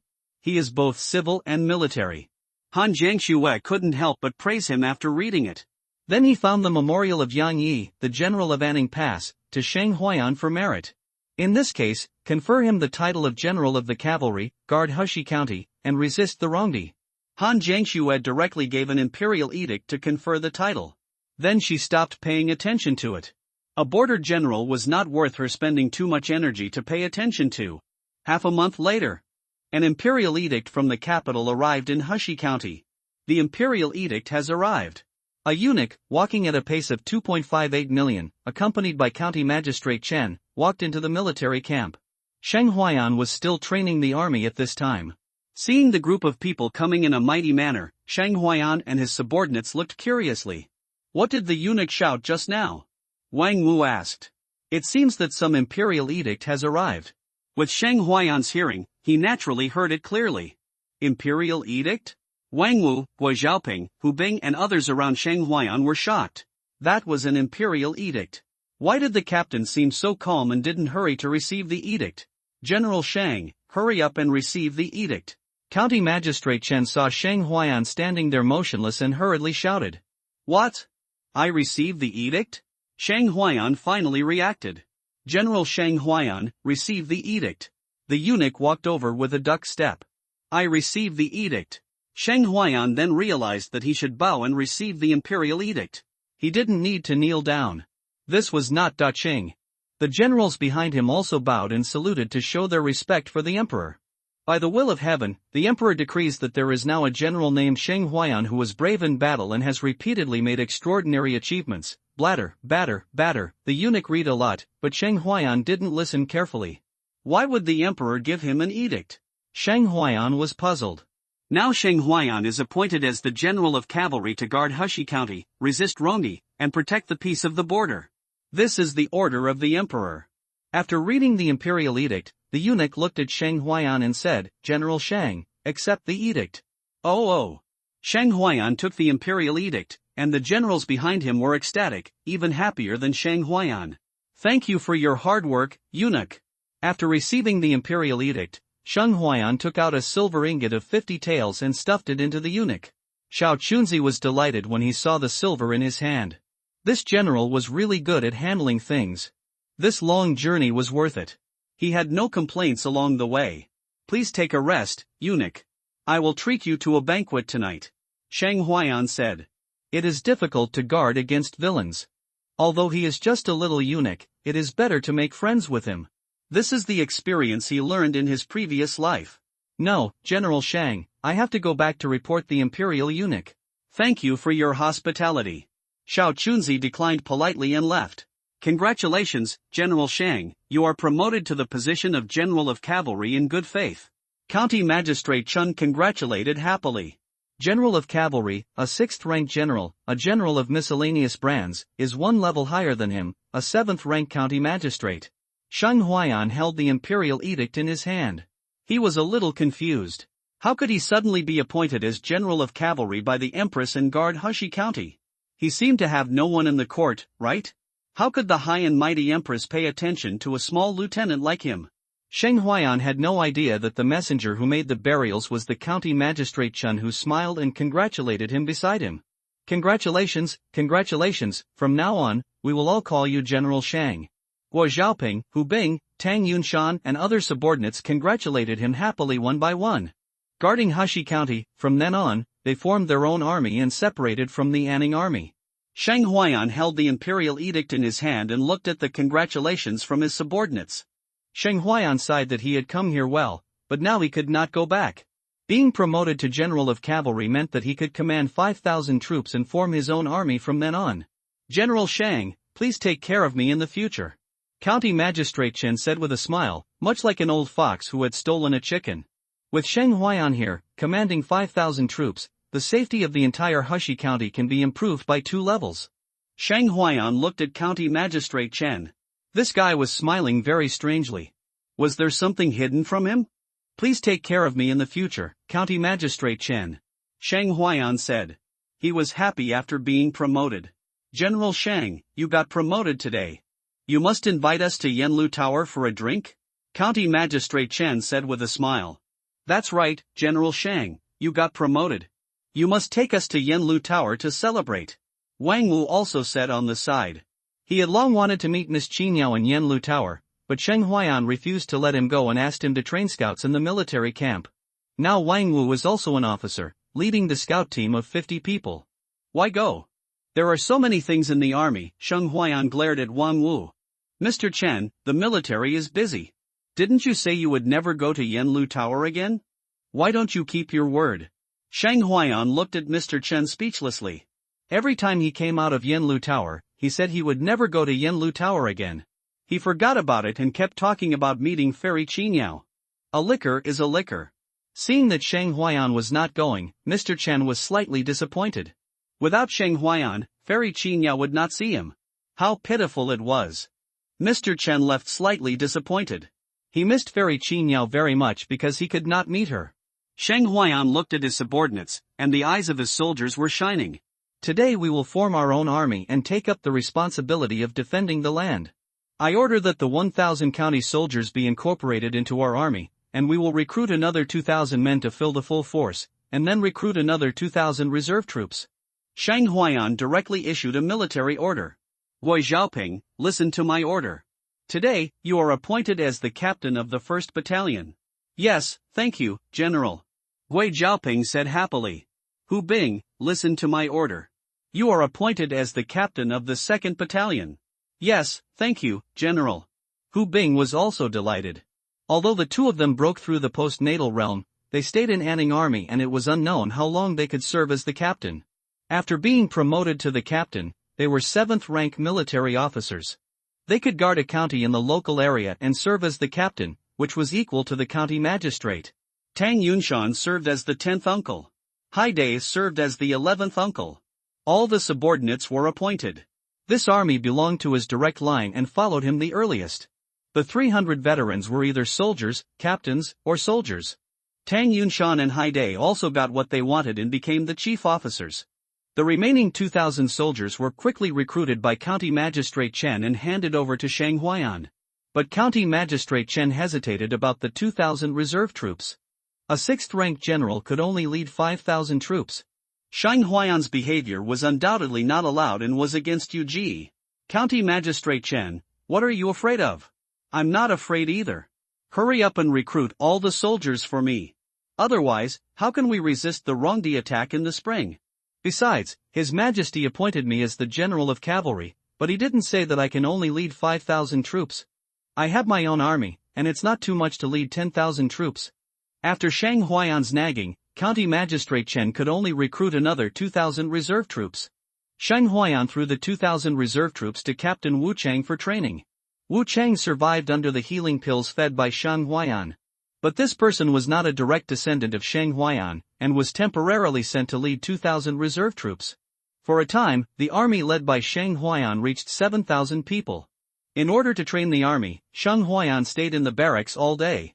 County Magistrate Chen came several times and wanted Shang Huayan to take him to Yanlu Tower, but Shang Huayan refused. After finally becoming a general and having his own team, Shang Huayan had to build his own team well to make his strength stronger. What Yanlu Tower, what Qingyao Ferry, can it be as fragrant as this? With an army and a garrison, Shang Huayan's mind became active. It seems that the heavy armored cavalry he has been thinking about can also be built. There are 5,000 war horses in the barracks, and it is completely possible to build a heavy armored cavalry of 1,000 people. Hui Xiaoping and Hu Bing command 2 camps of 4,000 people, so he can build a heavy armored cavalry of 1,000 people and lead them personally. When the subordinates heard that Shang Huayan wanted to build heavy armored cavalry, they looked at each other in bewilderment.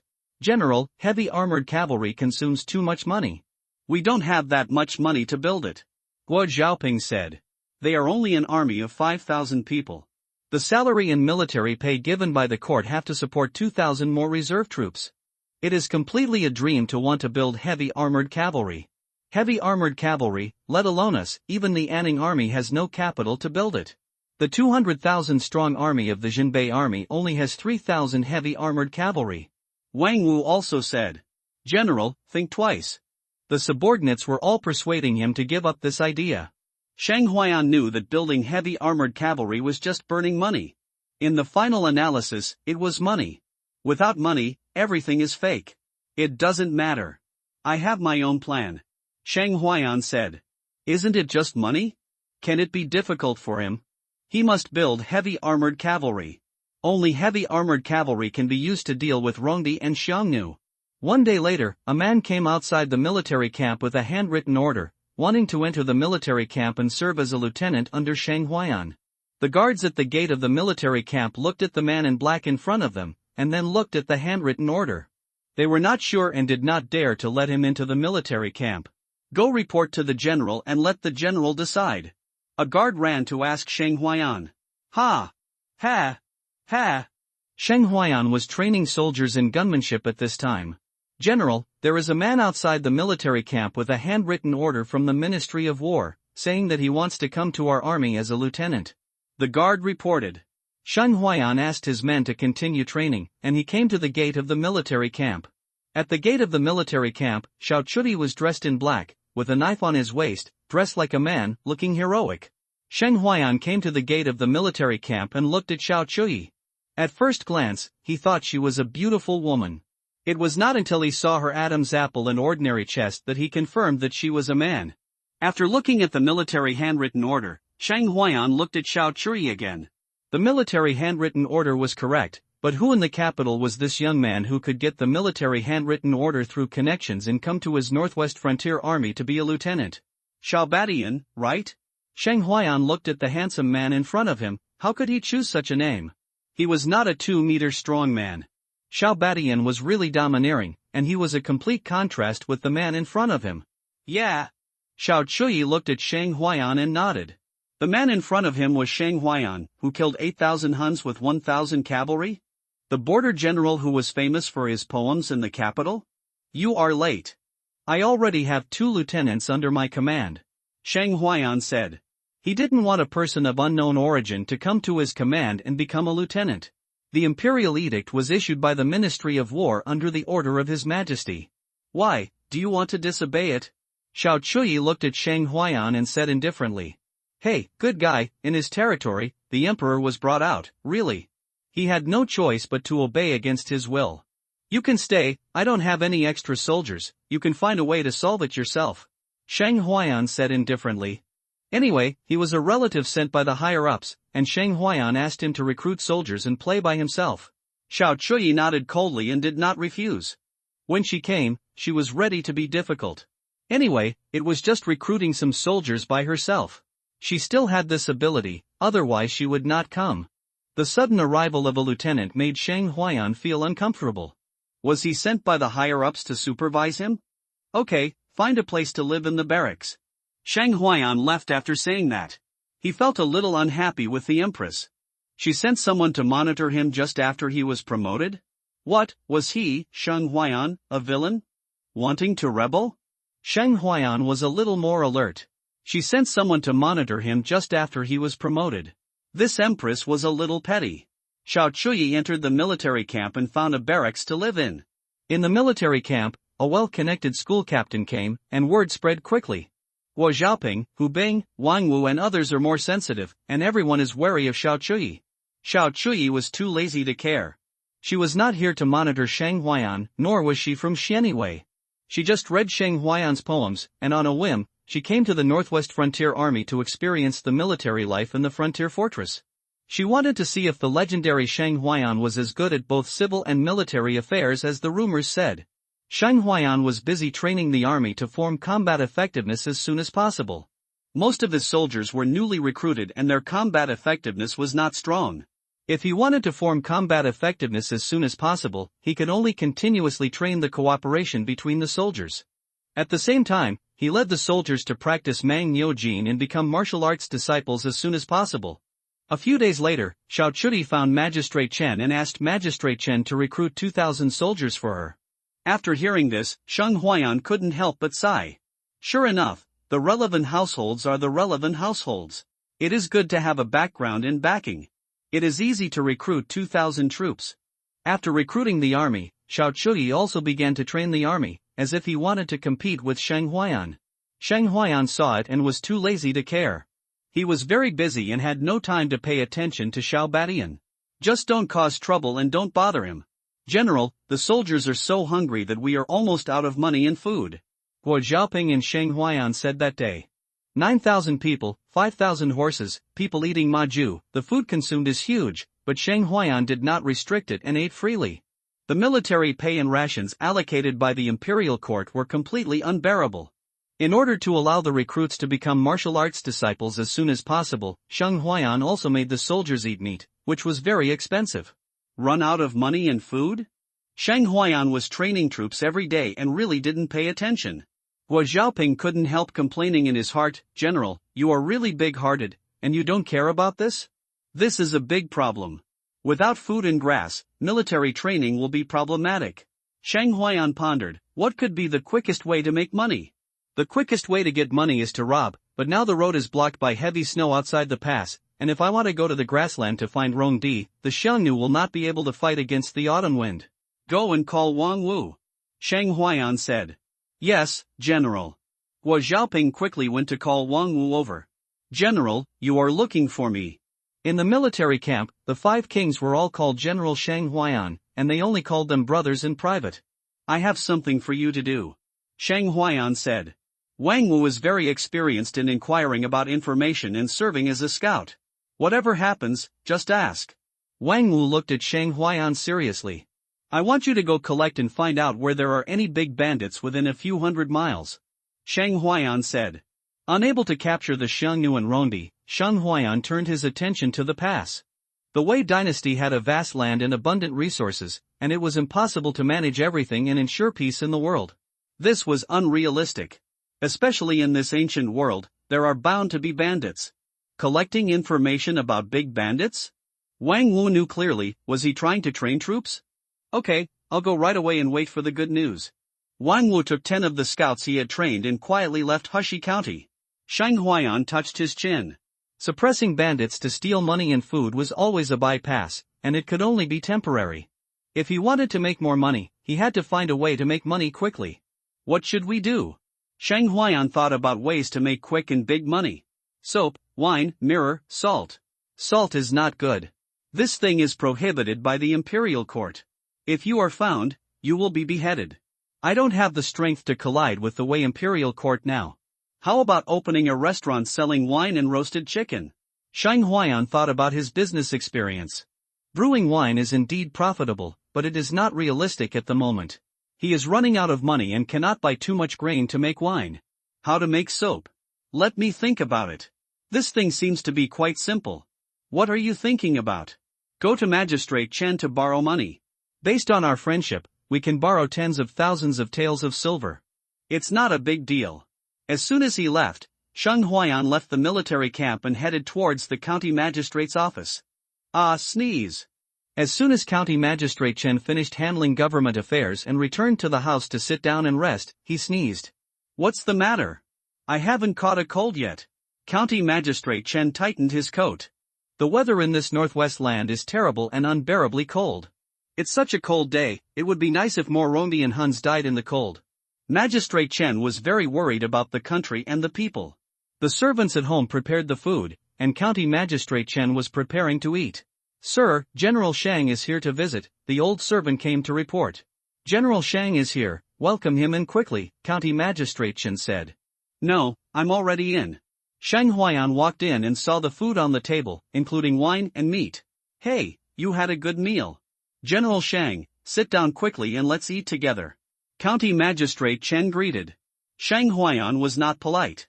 He sat down and said to the old servant next to him, Steward Chen, bring me a pair of bowls and chopsticks. Wait a moment, sir. The old servant of the housekeeper went to bring Shang Huayan the dishes and chopsticks. Come, General Shang, have a drink with me. County Magistrate Chen poured wine for Shang Huayan. Thanks. Shang Huayan picked up the wine bowl, took a sip of wine, and started eating the food as if he were at his own home, not like a guest at all. Why did you think of coming to see Chen today? The general has been training troops all day. Magistrate Chen said, looking at Shang Huayan, who was devouring his food. Coming to see the county magistrate, there must be something going on. Shang Huayan didn't hide it. Tell me, it's rare for Mr. General to find Chen. The conversation between the two was like a stranger to acquaintances. Then where is Xiao Badian? Shang Huayan asked. Xiao Badian? County Magistrate Chen was stunned for a moment and then came to his senses. This young lady really knows how to play. Don't say it, don't say it. Magistrate Chen shook his head like a rattle. I can't even say it? You tell me quietly, I won't tell anyone else. Shang Huayan said softly. County Magistrate Chen looked at Shang Huayan. Do you think I'm a fool? A bit. Shang Huayan nodded. That's why you came here? If that's the case, you can go back after dinner. I'm going to Yanlu Tower. County Magistrate Chen said angrily. No, there are other things. Even if you go to Yanlu Tower, Fairy Qinyao will not see you. Speak up quickly, it's not certain whether you can help or not. Lend me some money. How many? 100,000 taels of silver. Get out, don't come to my house. County Magistrate Chen was shaking with anger. 100,000 taels of silver could not be collected even by selling him. No, don't be anxious, why are you so anxious? Shang Huayan quickly comforted him. 100,000 taels, I am just corrupt. 3 to 5 years is not enough. You really dare to speak? County Magistrate Chen said angrily. Didn't you say that after 3 years of clearing the magistrate's office, you can get 100,000 snowflakes of silver? It's been 3 years since you took office, county magistrate, right? You can't even get 100,000 taels of silver? Shang Huayan looked at County Magistrate Chen suspiciously. Shang Huayan, we are no longer friends, get out of here, get out of here. County Magistrate Chen was so angry that he wanted to curse. He was an upright official, but what happened to him when he was treated like a dog like Shang Huayan? Don't be so angry. Why are you so impatient? Shang Huayan drank and ate meat leisurely. How can you insult someone's innocence like this? County Magistrate Chen was so angry that he wanted to hit someone. Hey, I really have no choice, so I came to see you, Lord County Magistrate. Thousands of people are waiting for food and have no money to eat. Shang Huayan began to cry about poverty. The money and food distributed by the imperial court for one season are gone so quickly. Could it be that you are embezzling? County Magistrate Chen looked at Shang Huayan. You are not a master. You don't know that oil and rice are expensive. That's 9,000 people and 5,000 horses. Shang Huayan said angrily. By the way, the 2,000 people Xiao Tianba recruited were given to him by you, so you should be responsible. County Magistrate Chen looked at Sheng Huaiyan. Was this guy a scoundrel in his previous life? That's none of his business, it's not his subordinates. I am in charge of a county with a population of more than 10 or 200,000. Oil and rice are expensive, but I am better off than you. County Magistrate Chen said angrily. If 100,000 is not enough, then 50,000. Sheng Huaiyan began to bargain. No, it's a dead life, take it if you want it. 30,000 can't be less. County Magistrate Chen was busy drinking and did not want to pay attention to Sheng Huaiyan. No, you haven't made any money as a county magistrate for so many years. Sheng Huaiyan looked at County Magistrate Chen. Is this guy really an honest official? If you can do it, come. I'll give you the position of county magistrate. I'll write to His Majesty right now. If he couldn't beat Sheng Huaiyan, he really wanted to smash Sheng Huaiyan's face, which was more handsome than him. Hey, if I couldn't even pass the exam to become a scholar, do you think I would care about a mere county magistrate? Sheng Huaiyan was very arrogant. What a small matter of the position of county magistrate. He wanted to be the top scholar, the prime minister, and... Tell me, how much can you lend me at most? Give me a definite answer. I'm waiting for the money to buy rice. Lord Chen can't bear to see 9,000 soldiers starving. At most 5,000 taels, this is all my fortune. Take it or leave it. County Magistrate Chen was really impressed by this old man. He came to borrow money, but he seemed to be collecting debts. What? 5,000, you are really poor. Sheng Huaiyan stared at County Magistrate Chen with wide eyes. How did this guy become a county magistrate? He failed so badly. There are so many wealthy families in this city, but he didn't make any money? Those village chiefs in the previous life made more money than County Magistrate Chen Tianhua. No more, go away, my family doesn't welcome you. Chen Tianhua was so angry that his veins popped out. He still called this poor? 5,000 taels of silver is a lot of wealth. How much is a pound of grain? 1 tael of silver is enough for a family of 5 to live a rich life for a month. No, 5,000 is 5,000, I will pay you back in a few days, why are you so stingy? Sheng Huaiyan said quickly. Chen Tianhua was so angry that he blew his beard, but it was a pity that he had no beard. He borrowed all his belongings, and he still called it stingy? That was what he kept to marry a wife. In the end, Sheng Huaiyan borrowed 5,000 taels of silver from County Magistrate Chen to temporarily alleviate the problem of lack of money in the military camp. After Sheng Huaiyan left, the old housekeeper stood behind Chen Tianhua. Master, why did you lend him all the money? The old housekeeper was very puzzled. The military camp was short of money, and this should be asked from the court. What did he take the money for? County Magistrate Chen said lightly. To support the army. The old servant said truthfully. What do you support the army for? To guard Hushi County. Then what is your master's identity? Hushi County Magistrate. It seems that you are not old and confused. The old servant has realized it. After borrowing the money, Sheng Huaiyan continued to train the soldiers. He ate well all day long. Only when he was full, the soldiers would have the strength to train and have the energy to practice. Mang Niu Jin, that is, eating, polishing the body, is most suitable for military training. In just 1 month, under Sheng Huaiyan's feeding and training at all costs, many recruits have broken through to the early stage of martial arts and have a certain combat power. The soldiers under his command have also begun to take shape and are no longer ordinary farmers who are stupid. 3 days later, Wang Wu returned to the barracks. General, we have a target. Wang Wu reported to Sheng Huaiyan. Tell me about it. Sheng Huaiyan was delighted. There is a group of giant bandits entrenched in Tianlin County, which is mountainous. There are tens of thousands of people. The leader of the bandits is a martial arts master in the Xiantian realm. The soldiers of Dingzhou Prefecture have surrounded and suppressed this group of bandits many times, but they can't do anything to this group of bandits. Tens of thousands of people, and there are also Xiantian martial artists. It seems that this group of bandits is not simple. Sheng Huaiyan touched his chin. There are so many bandits, and they are still safe and sound. Either they are the black gloves of that big man, or they are secretly cultivated by a big family. Otherwise, wild bandits cannot develop to such a scale. They have been used to brush their political achievements long ago. This is not the end of the dynasty, when the world is in chaos. This group of bandits has been dominating Tianlin County for 10 years. I think they have a rich family background. Wang Wu said again. This sentence directly irritated Sheng Huaiyan's nerves. What he wanted was a solid family background. Otherwise, he would only get a few hairs from the robbery. What's the point? Fuck them, it's them. How far is Tianlin County from here? Shang Huayan said. The cavalry can reach it in one day. It's time to test these wolf cubs. No matter how much they train, they have to see blood first, otherwise they will be new recruits no matter how long they train. Shang Huayan said immediately. Then, Shang Huayan called his subordinates Guo Xiaoping and Hu Bing. General. Guo Xiaoping and Hu Bing came to Shang Huayan's barracks. You two, guard Hushi County well. This general has something to go out for. Shang Huayan told the two to guard the city. Although it is winter now, cold and snowy, the probability of Rongdi and Xiongnu invading is slim, but what should be explained still needs to be explained. Yes, General. Guo Xiaoping and the others did not ask what Shang Huayan was going to do.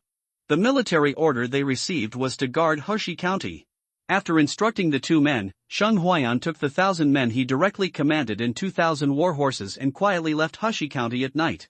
The next morning, Xiao Chuyi got up and began to train her soldiers. She found that Shang Huayan did not train soldiers in the barracks as usual, and the 1,000-man army also disappeared. Xiao Chuyi keenly sensed that something was wrong and immediately found Guo Xiaoping. Captain Guo, where is General Shang? Xiao Chuyi looked at Guo Xiaoping and asked. Looking at Xiao Chuyi in front of him, Guo Xiaoping was very alert. I don't know. Don't know? How should I know? What General Shang is going to do and where he is going? Does he need to report to me, the captain? Guo Xiaoping exhaled through his nose, looked at Xiao Chuyi, and hinted, you are a lieutenant, but you are too nosy. Xiao Chuyi stared at Guo Xiaoping seriously, trying to see some clues from his face. Unfortunately, Guo Xiaoping is not a fool. Although he is not as cunning as a fox, he is also an old man and a senior. Without getting the answer he wanted, Xiao Chuyi could only go back to continue training. Hu Bing was also a direct subordinate of Shang Huayan, and he couldn't ask anything. Shang Huayan's troops took advantage of the night and rushed to the territory of Tianlin County. Tianlin County has many mountains and forests, few plains, and is not suitable for cavalry combat.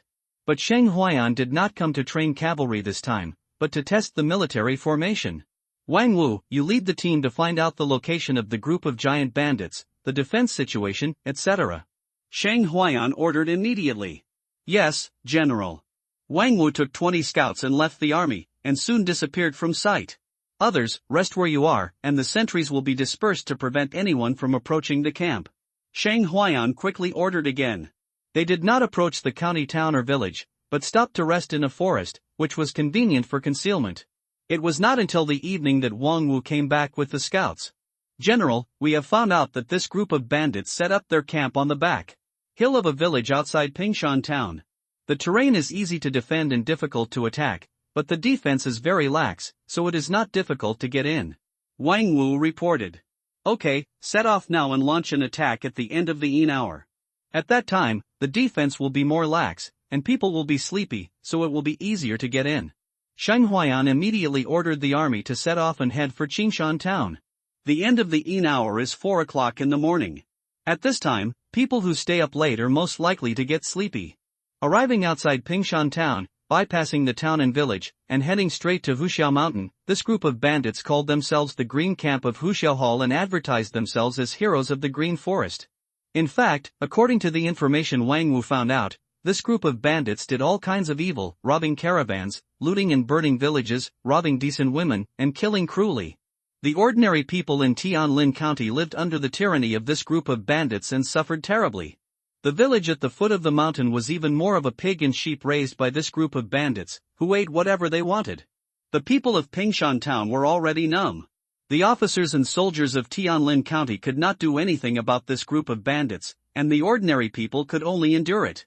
General, I will take people to kill the bandits guarding the pass first. Wang Wu said. Now that Wang Wu has reached the great perfection of the warrior, he is full of confidence. He doesn't take a few bandits seriously at all.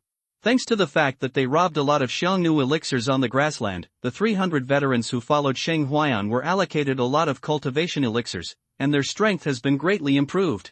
Pick 10 warriors to act with you. Shang Huayan nodded. Wang Wu took 10 warriors and touched them. Shang Huayan followed with the army, ready to attack at any time. On the mountain road, under the dim firelight, several ordinary bandits guarding the mountain road were drowsy. Ah! I'm so sleepy, damn it, they always arrange us to guard the mountain road, cold and sleepy. A pockmarked face yawned and complained very dissatisfiedly. Wang Matzi, you don't want to live anymore. If the captain hears you, you're dead. A companion said. Bah, Tang Liping just gave his sister to the 7th boss as a concubine to get this captain. What's so arrogant?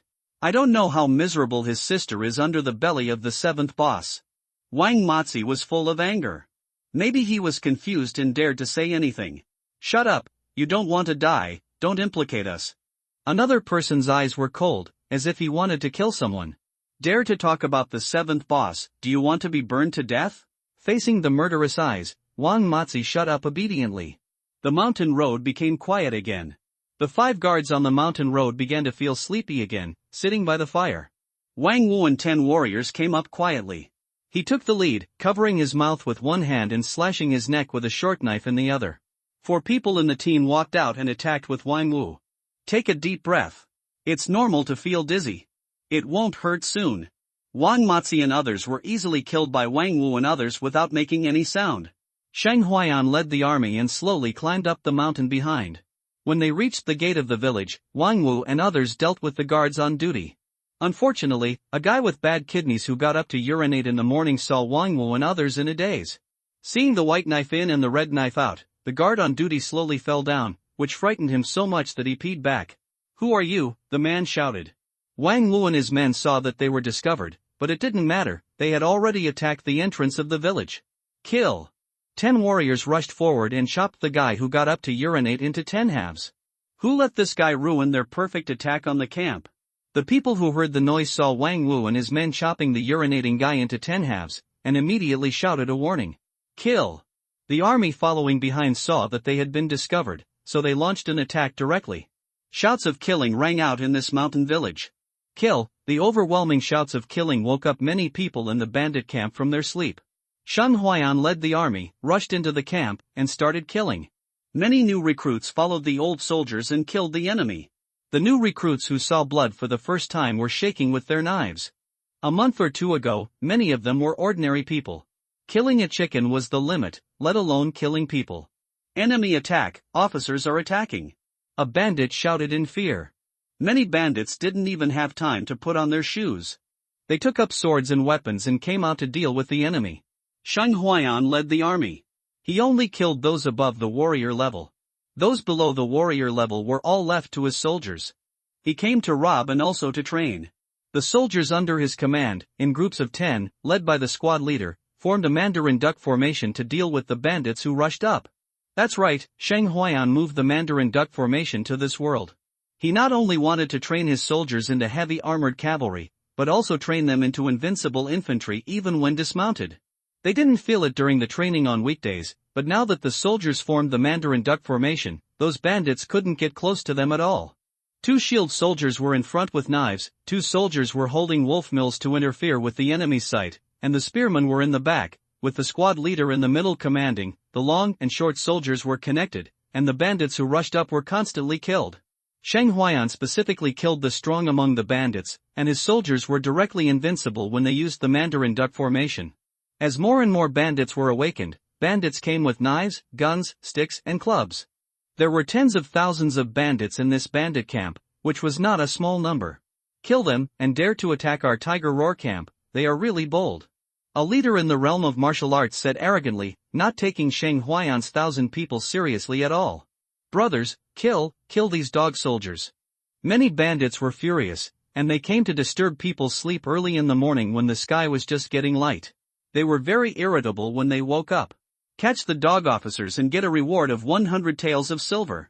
The small leaders of the bandits were all arrogant to the extreme. In the past, they were the only ones who attacked the government troops, and those government troops would take a detour when they saw them. Now they dared to attack their camp, which was simply like turning on the light in the toilet, looking for death. When Sheng Huayan saw those bandits in the martial arts realm, he shot out a stream of true energy with a flick of his finger, like the 6 meridians divine sword, which instantly pierced through their heads and died. More than a dozen martial arts leaders were killed by Sheng Huayan with true energy, and those bandits still charged all at once, without any rules or formations. They were really a group of grassroots bandits. Sheng Huayan did not let go of some powerful warriors among the bandits, and these were all killing values. With Sheng Huayan in charge, he kept killing the strong ones among the bandits, and only let some weak bandits come over to let his subordinates practice and see blood. Using the Mandarin duck formation to fight the enemy, his soldiers had no casualties at all. Those soldiers looked at Sheng Huayan's back and admired him even more. This was a new formation created by their general, and they didn't expect it to be so powerful. When the strength is equal, the enemy can only be slaughtered. Kill! The roaring shouts woke up the leaders in the bandit camp. Come here, what happened outside? Why is it so noisy? Wei Hu, the leader of the Tiger Roar camp, shouted angrily. The woman next to him, who was only wearing a piece of clothing, had a dull look in her eyes and was terrified. She had obviously been tortured beyond recognition. A little follower guarding the door quickly answered. Boss, there are troops attacking the camp, and the brothers are encircling and suppressing the government troops. When Wei Hu heard that there were government troops attacking the camp, what kind of government troops were they? They were so bold, were they really that brave? He immediately turned over, and the moment the quilt was lifted, the white body appeared. The woman was shocked and obviously had been frightened to the point of insanity. Wei Hu didn't care, it was just a tool for him to vent his animal desires, so he put on his clothes and walked out. Boss. The little minions saw the boss coming out and quickly bowed respectfully. Let's go and see where the government troops came from. They dared to be so bold and come to my Tiger Roar camp to cause trouble and rebel against them. Wei Hu said domineeringly, so impressive. It was as if he was the government army and the righteous side. For Wei Hu, as long as it was not the state government army, he was not afraid. And the people above him did not tell him that the state government army had military affairs. He was not afraid of dealing with ordinary county troops. With a group of minions, Wei Hu walked majestically. Big brother. Li Liang, the third leader of the Tiger Roar camp, saw Wei Hu and ran over with his younger brothers to join Wei Hu. Third brother. Wei Hu looked at Li Liang and nodded. Let's go, follow me to see who dared to come to our Tiger Roar camp to make trouble. I will catch them and light a sky lantern. Wei Hu and Li Liang, with thousands of people, came in a mighty force. You are so presumptuous, stop it. Wei Hu saw Sheng Huayan slap the seventh leader of the early postnatal period to death with a slap, and shouted angrily. Sheng Huayan slapped the seventh leader who dared to charge at him to death with a slap, and saw two more leaders coming. One was in the early postnatal period, with a strong aura. It seemed that it would not take long for him to break through the middle postnatal period. One was in the great perfection of the postnatal period. This gang of bandits is really strong, no wonder they have been able to dominate this place for so many years, and the government can't do anything about them. If there is no innate strongman leading the 30,000 troops, there is really no way to deal with this gang of bandits. Unfortunately, Sheng Huayan has set his sights on them. Little bastard, I told you to stop, are you fucking deaf? Wei Hu looked at Sheng Huayan angrily, his innate true energy flowing. Sheng Huayan's eyes darkened, and he looked at Wei Hu as if he was looking at a dead man. This was the first time someone scolded him like this. Little bastard, you are fucking capable, you dare to attack my camp with 1,000 people. Wei Hu's eyes were boiling with murderous intent. Looking at Sheng Huayan's dress, he knew that he was the chief officer of this kind of government army. As long as Sheng Huayan was killed, these government troops would have to let him control them. Come over and kneel down to beg for mercy, your grandfather might spare your life, ha ha. Wei Hu laughed wildly, not taking Sheng Huayan seriously at all. How dare you? Some soldiers shouted angrily, this madman was so arrogant, he dared to speak rudely to the general. Sheng Huayan was completely angry, this man successfully angered him. No longer suppressing his aura, Sheng Huayan's aura suddenly burst out, as powerful as the power of heaven. He was like a prehistoric giant, taking a step forward and punching Wei Hu. The fist mark was like the blazing sun, terrifying. Wei Hu's expression changed drastically. He wanted to talk a little, but he swallowed all the dirty words that came to his mouth. Where did this monster come from? He is so young, but he is already a congenital strongman. Does he have a deep background? But he is not made of clay. He is also a congenital strongman. Who is stronger and who is weaker can only be known after fighting. No wonder he is confident. It turns out that he is a congenital strongman. However, even if he is a congenital strongman, my Tiger Roar camp is not a place where you can be presumptuous. Brothers, kill these government troops. Wei Hu shouted and killed Sheng Huayan. Boom! Wei Hu and Sheng Huayan punched each other, and his arm was instantly shattered, and the whole person flew backwards. Ah, the terrifying force directly smashed his arm. The opponent's punch was unmatched. Wei Hu wailed and fell to the ground. That punch not only smashed his arm, but also dispersed the innate true energy in his body. This sudden scene shocked the bandits. The big boss, who was usually high and mighty, was smashed in the arm by the young man and flew backwards. They couldn't believe that this scene was real. Wei Hu was terrified. Was he afraid that he had met a master? In a hurry, he gathered his true energy and ran away. Nothing was more important than his life. These brothers, let them die, he couldn't care so much. After they died, they could find them again. There was not much else, but there were many younger brothers, so it was easy to find them. Getting up, Wei Hu ran away without caring about the pain of his shattered arm. Bang! How could Shang Huayan let this lunatic run away? He jumped up and kicked him to the ground. Then he stepped down and crushed Wei Hu's dantian, destroying his cultivation. Puff! Wei Hu spat out a mouthful of blood, his eyes full of despair. At this moment, seeing the terrifying evil spirit on Shang Huayan, he realized that he had offended the king of hell. How many people did he have to kill to condense such a terrifying evil spirit? At this moment, all the bandits stopped attacking and stood there stupidly. Shang Huayan looked at Wei Hu, who was weak, with cold eyes, and stomped one of Wei Hu's legs with one foot. Scream, didn't you scream just now? Ah, Wei Hu screamed in pain, fear and pain, his whole body was trembling, and he had completely lost the arrogance he had just used to scold Shang Huayan. Brother, uncle, don't kill me. I will give you whatever you want. Wei Hu looked at the cold murderous intent in Shang Huayan's eyes and said tremblingly. The bandits of the Tiger Roar camp were all terrified at this moment. Their leader, the strongest man in the Tiger Roar camp, was defeated by a punch, so miserable. Do they still have the ability to fight against this government army?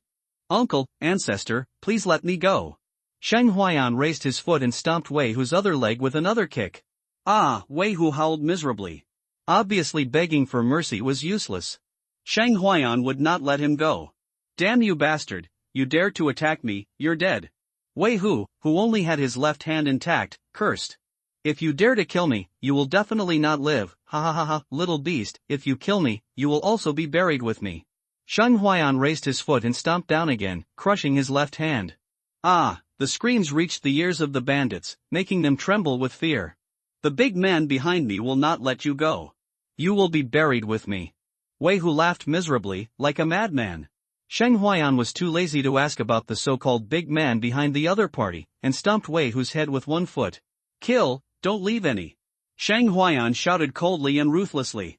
At the same time, he also took action and killed all the strong men among the bandits. Those third and second bosses could not escape from Shang Huayan's hands, and died under Shang Huayan's knife. Soon, the entire bandit camp was killed by Shang Huayan, and no one exceeded the realm of warriors. Run!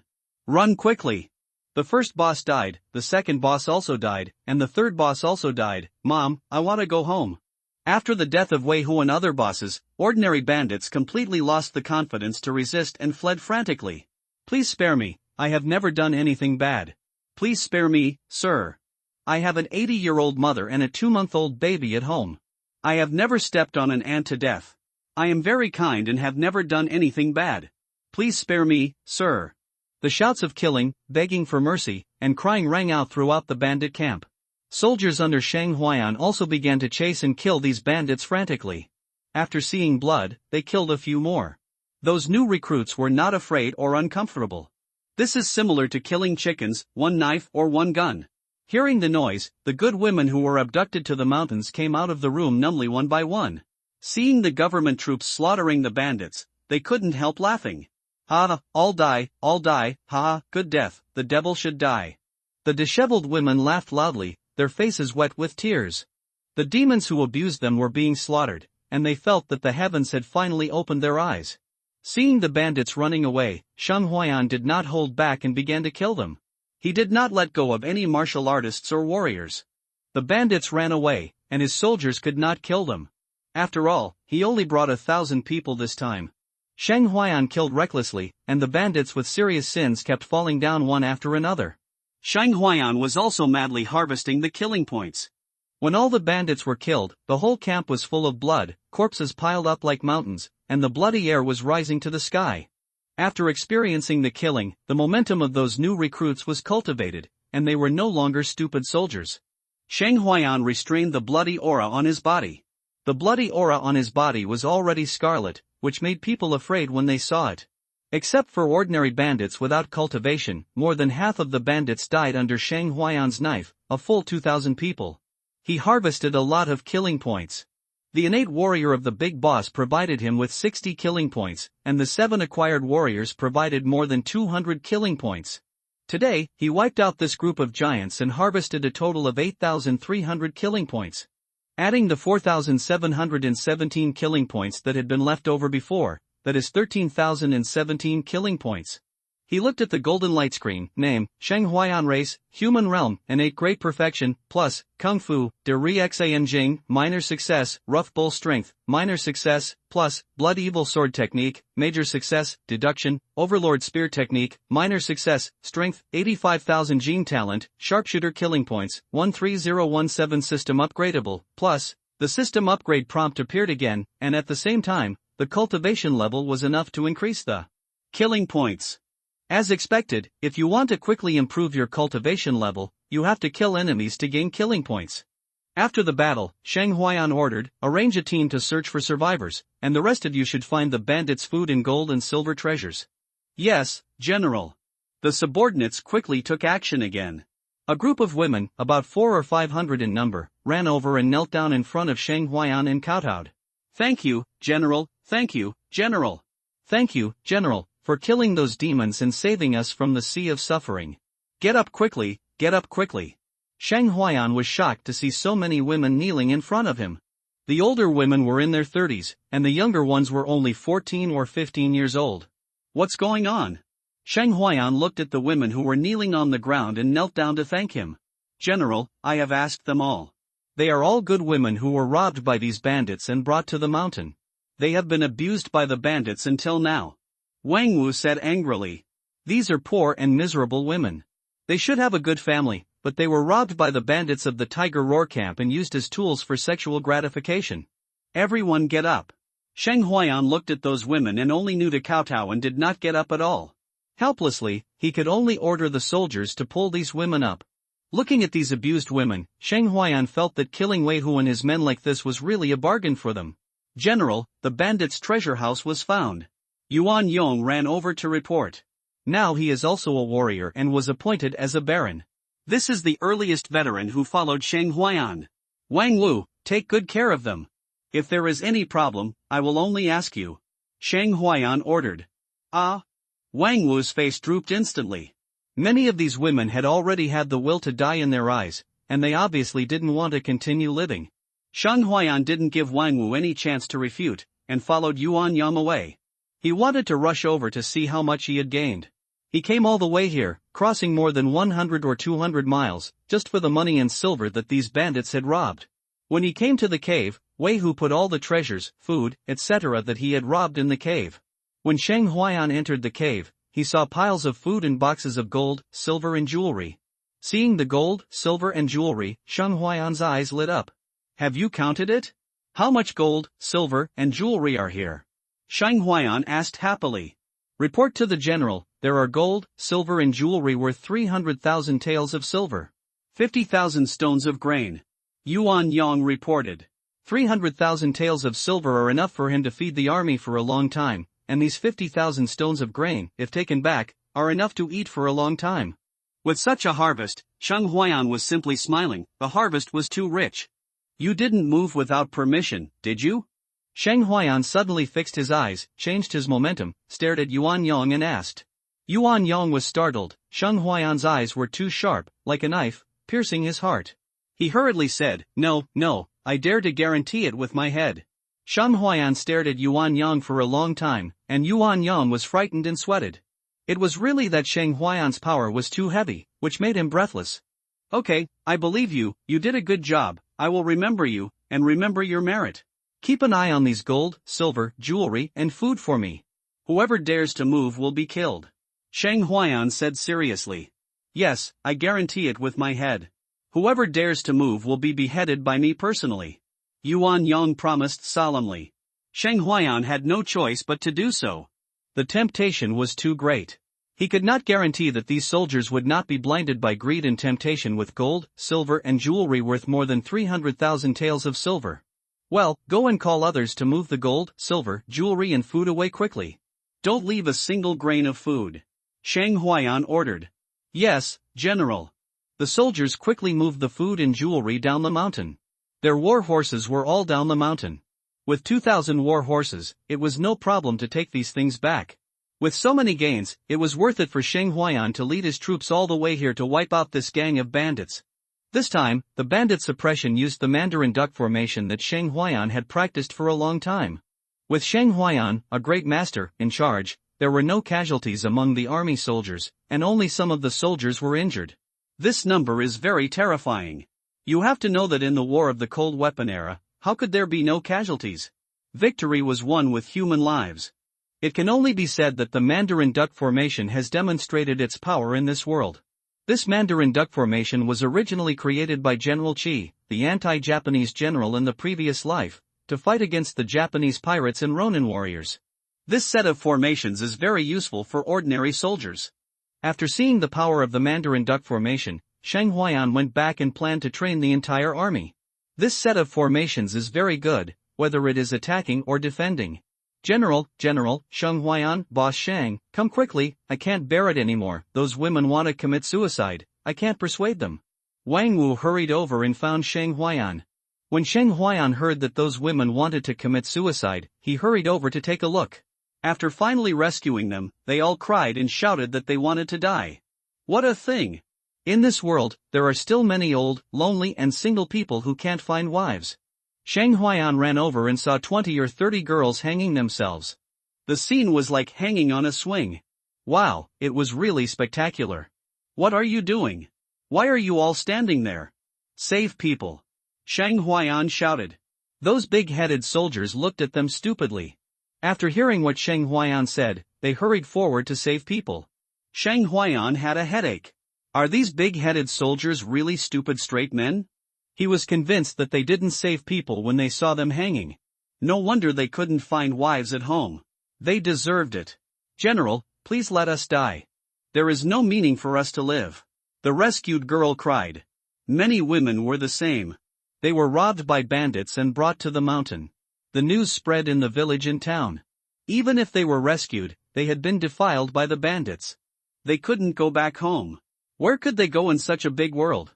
Shang Huayan looked at these women. They had no hope of survival. This was the ancient world.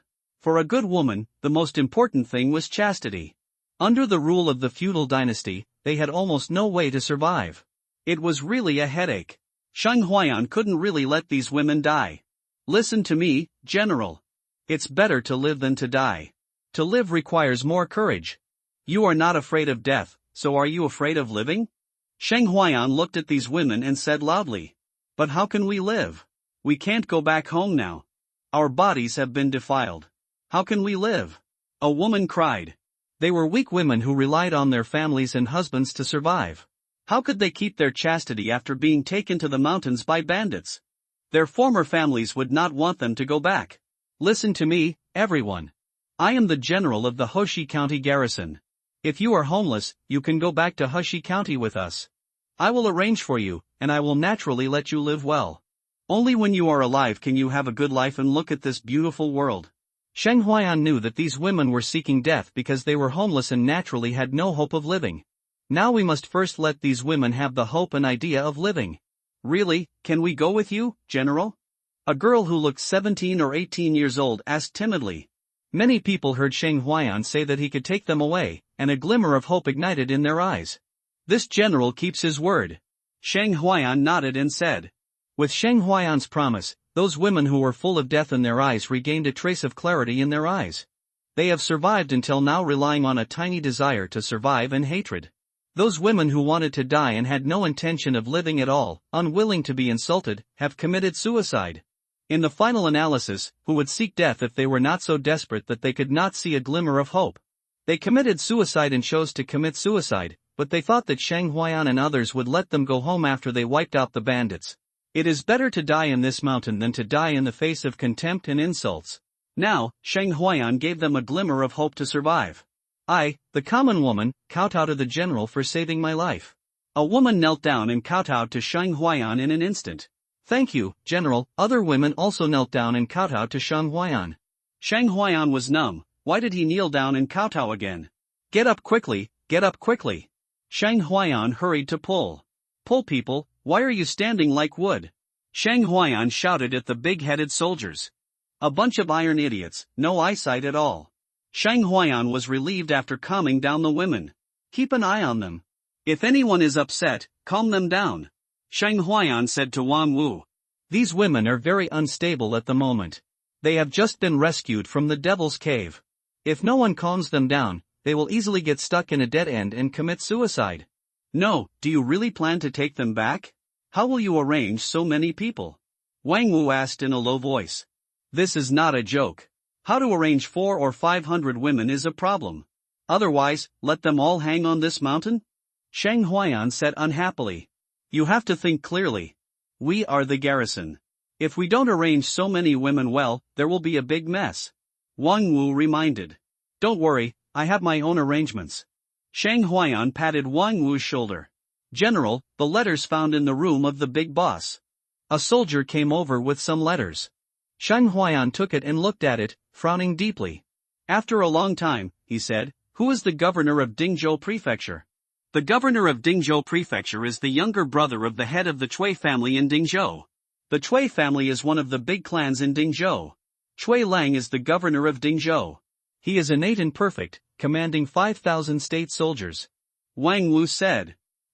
This background is not bad, with both white gloves and black gloves. Shang Huayan laughed. It seems that we have provoked a big enemy. Wang Wu frowned. Obviously, this giant bandit was raised by the Cui family to deal with dirty things. They destroyed this group of giant bandits, which undoubtedly offended the Cui family. What are you afraid of? Don't come to provoke me. If you provoke me, I will crush his Cui family.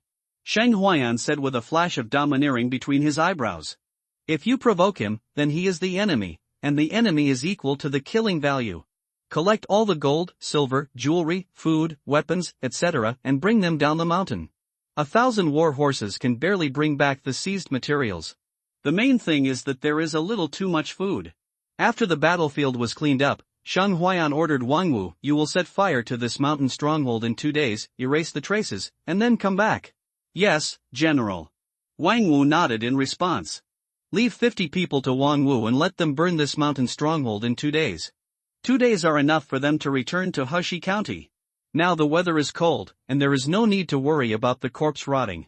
After 2 days, burn the whole mountain stronghold with a fire, destroy the traces, and wait for others to find clues. It will be extremely difficult.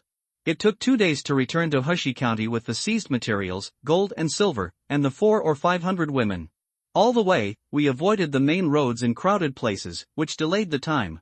It was already evening when they returned to Heshi County. The soldiers guarding the city saw Shang Huayan and his men coming back, so they quickly opened the door and quietly let Shang Huayan and his men in. Shang Huayan sent someone to call County Magistrate Chen. So many women could not be arranged in the barracks. The barracks were full of hot-blooded men, and it was easy to cause problems. County Magistrate Chen came and was shocked to see so many good women. Shang Huayan, where did you let your soldiers go to rob so many good women? You are simply lawless. Looking at the suddenly furious County Magistrate Chen, Shang Huayan was speechless. He didn't even give him a chance to explain, and he started to accuse him? No, don't make such nonsense. Am I, Shang Huayan, that kind of person? Shang Huayan said quickly. Or if his good reputation has been tarnished like this, how can he go out to pick up girls in the future? You are not that kind of person, so how can they explain it? You can't explain clearly. Don't blame me for being unkind. I will give you a copy. County Magistrate Chen pointed at the women with stern eyes. Listen to me and explain to you. They are all poor people. I led the troops to suppress the bandits and rescued them from the bandit camp. Shang Huayan told County Magistrate Chen about what he had gone out to suppress bandits in the past few days. After hearing this, Magistrate Chen's stern look disappeared. He was really afraid that Shang Huayan would be confused and make an unforgivable mistake. I've heard about that group of bandits in Tianlin County, but I didn't expect that they did so many evil things. Hey, County Magistrate Chen was helpless. He knew that those wealthy families or big shots would raise bandits for their own use. This kind of thing was not uncommon in the local area, but it was not uncommon. After all, the local aristocratic families are very powerful. So, these women need a place to stay, Mr. Chen. Don't worry, I will take care of the food. I just need to provide them with a place to stay temporarily, Sheng Huayan said. This kind of thing must be arranged by County Magistrate Chen. Okay, leave it to me, I'll make the arrangements. County Magistrate Chen did not refuse. As long as these women were not snatched away by Sheng Huayan. Arranging only 300 to 500 people is a trivial matter to him. County Magistrate Chen placed these women in an empty house in the west of the city. The owner of this house ran away early when he heard the Rongdi army was coming. The border is too dangerous. Many people would not choose to live in the border unless they have a foundation and cannot leave. There are often foreigners knocking on the door, and everyone has an uneasy life. Sheng Huayan also arranged for 50 soldiers to patrol and guard to protect the safety of these women. With so many women living together and no one to protect them, the gangsters in the city are bound to cause chaos. Are you leaving without permission these days just to suppress bandits? You are so bold. County Magistrate Chen looked at Sheng Huayan and said. A border guard general who did not guard the border properly went to suppress bandits and rob the state soldiers' business. No, this is the 5,000 taels of silver I borrowed from you, and I will pay it back to you now. Sheng Huayan returned the money he borrowed from County Magistrate Chen. How much did you steal? County Magistrate Chen took the banknote and realized why Sheng Huayan led his troops out to suppress the bandits. What do you mean by robbery? Can you speak? It's a seizure. Seize, do you understand? Sheng Huayan said righteously. Okay, seized. How much was seized? I won't tell you. Sheng Huayan turned around and left. Looking at Sheng Huayan's leaving figure, County Magistrate Chen gritted his teeth. Damn guy, he called me to help me late at night, and now he doesn't even say thank you. Early the next morning, Xiao Chuyi found that Sheng Huayan was back in training soldiers, but some of them were missing. Where have you been these days? Xiao Chuyi came to Sheng Huayan and asked. Sheng Huayan looked at this somewhat feminine-looking guy and said calmly, Do I need to report to you when I go there? No, but please remember that you are the guard of Hushi County. You cannot leave Hushi County easily. Once Hushi County is invaded by the enemy, what danger will it be without the guard? All lives in this county will be lost. Buried in your hands. After Xiao Chuyi turned around and left, Sheng Huayan curled his lips and said, Good guy, one of the lieutenants under his command taught him a lesson. If he wasn't worried about the background behind Xiao Badian, and Xiao Badian hadn't caused him any trouble since he came, he would have had to give the other party 2 big tricks to let him know whose territory this was. After returning, Sheng Huayan taught the Yuanyang formation to 2 captains, Wu Xiaoping and Hu Bing, and asked them to train their subordinates to learn how to use the Mandarin duck formation. After teaching the Yuanyang formation to the 2 of them, Sheng Huayan's vanity was greatly satisfied in the envious and adoring eyes of the 2. Creating a military formation is something that no number of generals can do. Sheng Huayan not only created it, but also tested it in actual combat. The 2 of them started training the army with great interest. The 1,000 people Sheng Huayan personally led were recovering from their injuries. Wang Wu had not returned with the 50 people, so he sent another 50 people to guard the women he had brought back. For the rest, Sheng Huayan let them train on their own. Now that he has money and food for the time being, he doesn't need to worry about it. But if he trains his troops in this way, the 300,000 taels of silver and 50,000 stones of food will not be used for long. If you want to strengthen the army, you still have to make money. With enough money, not to mention heavy armored cavalry, heavy armored infantry can also be built. When the time comes, he will be able to sweep across the Mabe grassland, harvest enough killing points, and become more powerful. Everything is for the sake of becoming stronger. Sheng Huayan saw so much grain and the idea of making wine was out of control. Wine is a massive consumable. As long as you make it well, you won't have to worry about selling it. When the money comes rolling in, you can buy more food, brew more wine, and earn more money. If you have money, you can start building heavy armored cavalry. As soon as Wang Wu came back, Sheng Huayan captured him. Brother Wang Wu, I have something I need you to do. Sheng Huayan said. Brother Huayan, I just came back, can't you let me take a break? Even oxen and horses are not used like this, right? Wang Wu was speechless. Why did he have to do all the dirty and tiring work? I'm not asking you to plow the land, I'm just asking you to help find some people. Sheng Huayan looked at Wang Wu, he didn't treat him as an ox or a horse plowing the land. Tell me, what's the matter? I'm destined to be a hard worker. Wang Wu could only accept his fate. Don't be like this, after this is done, I'll take you to Yenlu Tower to see Fairy Qiniao. Shang Huayan comforted. Really? Wang Wu's eyes lit up. Don't lie to me again. If you lie to me again, I'll never let you go. Really, it must be true. Shang Huayan nodded. Tell me, what's the matter?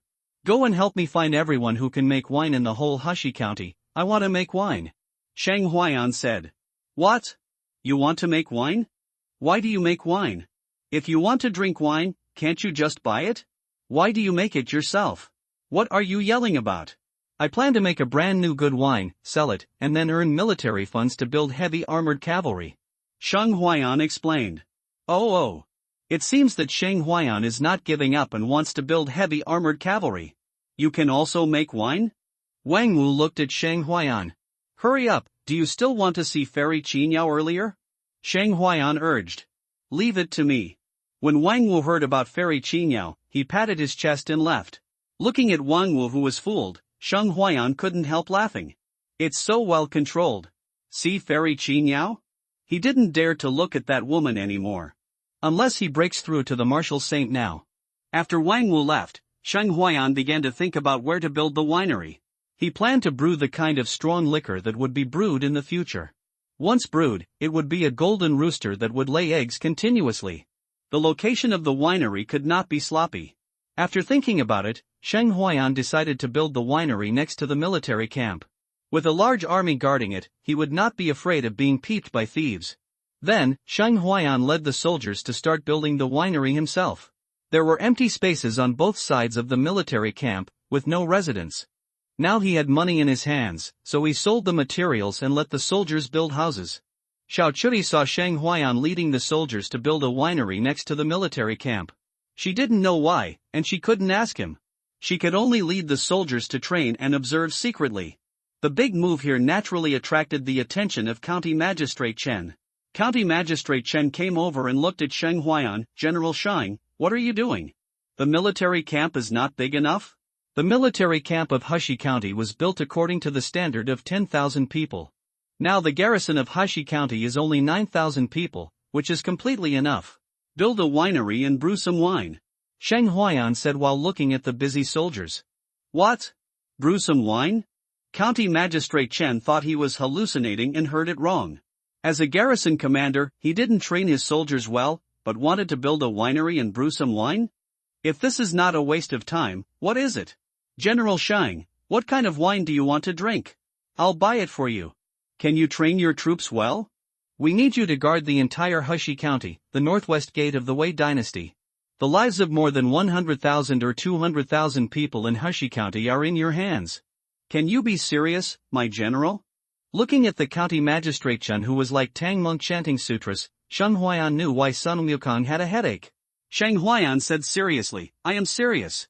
You, County Magistrate Chen was angry and left by Shang Huayan. He could not control him and would not listen to him. Shang Huayan was a 6th-ranked general guarding the border. He formed his own army. No one could control him except the Ministry of War and generals above the 3rd rank.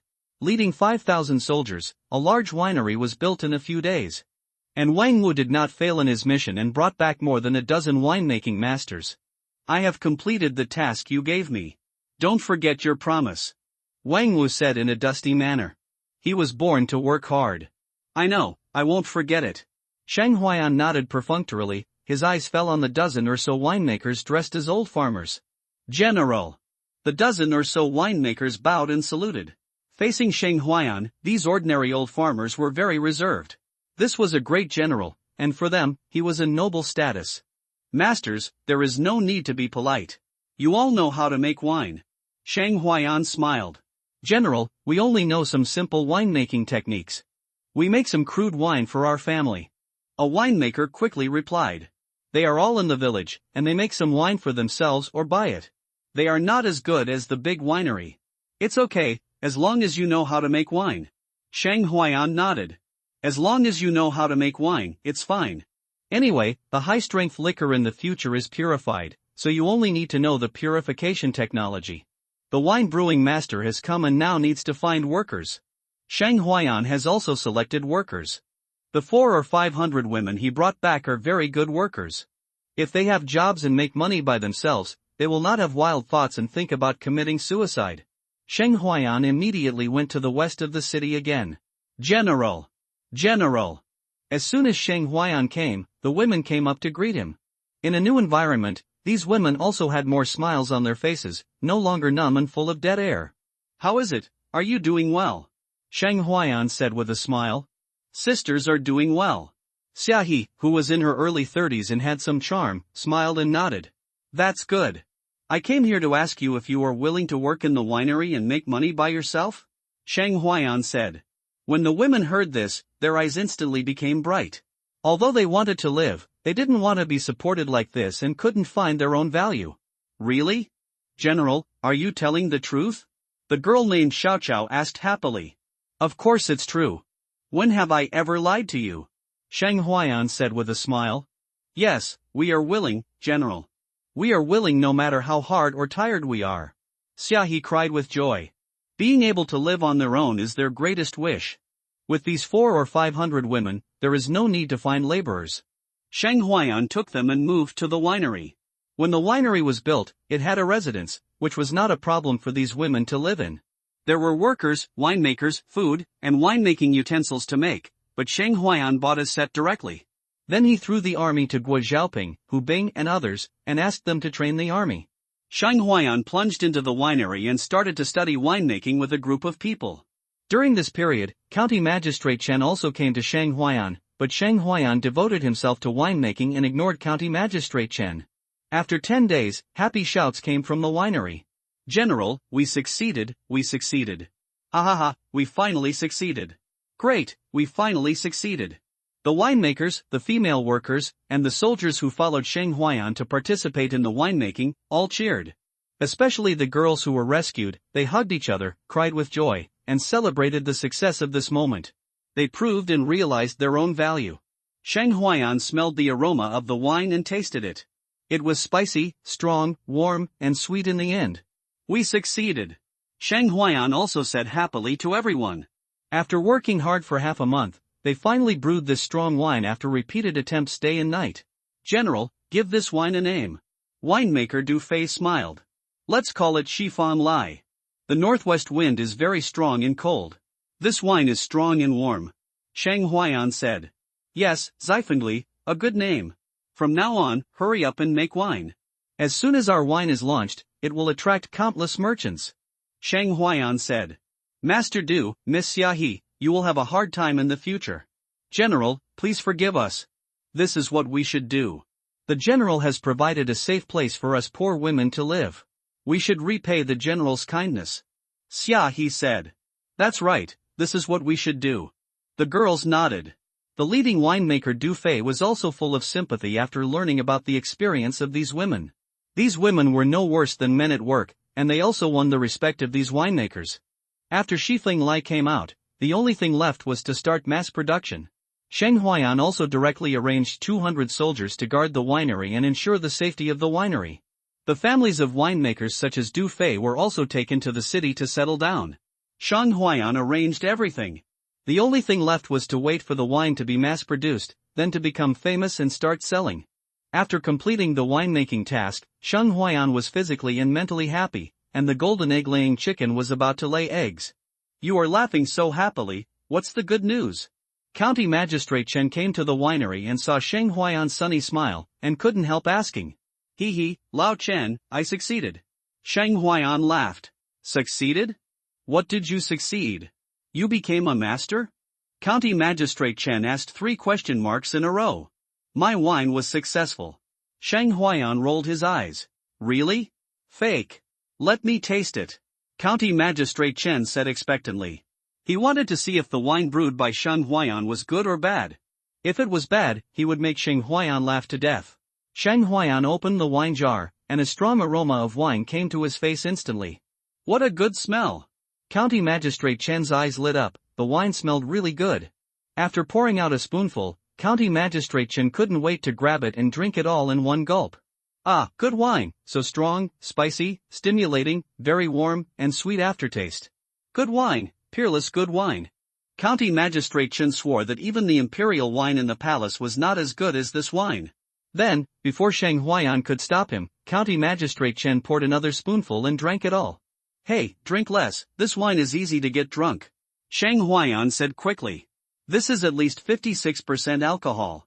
If he keeps drinking like this, County Magistrate Chen will be drunk in no time. What are you afraid of? I can drink a lot. You don't want to give it to me? County Magistrate Chen drank such delicious wine for the first time, and he couldn't help wanting to drink more. Drink it, let me see how much you can drink. Shang Huayan stopped persuading him.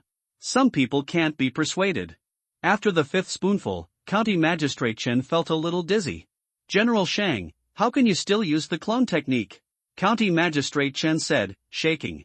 Shang Huayan looked at County Magistrate Chen speechlessly. This guy's feet had begun to lose control, and he began to stagger. He is not a ninja, and he can also use the shadow clone. General, what is the County Magistrate doing? He looked at County Magistrate Chen doing the spacewalk and couldn't help but worry. It's okay, I drank too much. As soon as Shang Huayan finished speaking, County Magistrate Chen staggered to the ground and lost consciousness. Hey, let's see if you're going to say I'm stingy. Get up and continue drinking, little bastard. Shang Huayan couldn't help laughing. County Magistrate Chen drank 5 ladles of the west wind and got himself drunk. Come here, send Magistrate Chen back to the mansion. Shang Huayan said to the bodyguard. Yes, General. 2 personal guards came out, picked up County Magistrate Chen, and took him to the magistrate's mansion. Master Du, I'll leave the next brewing matter to you.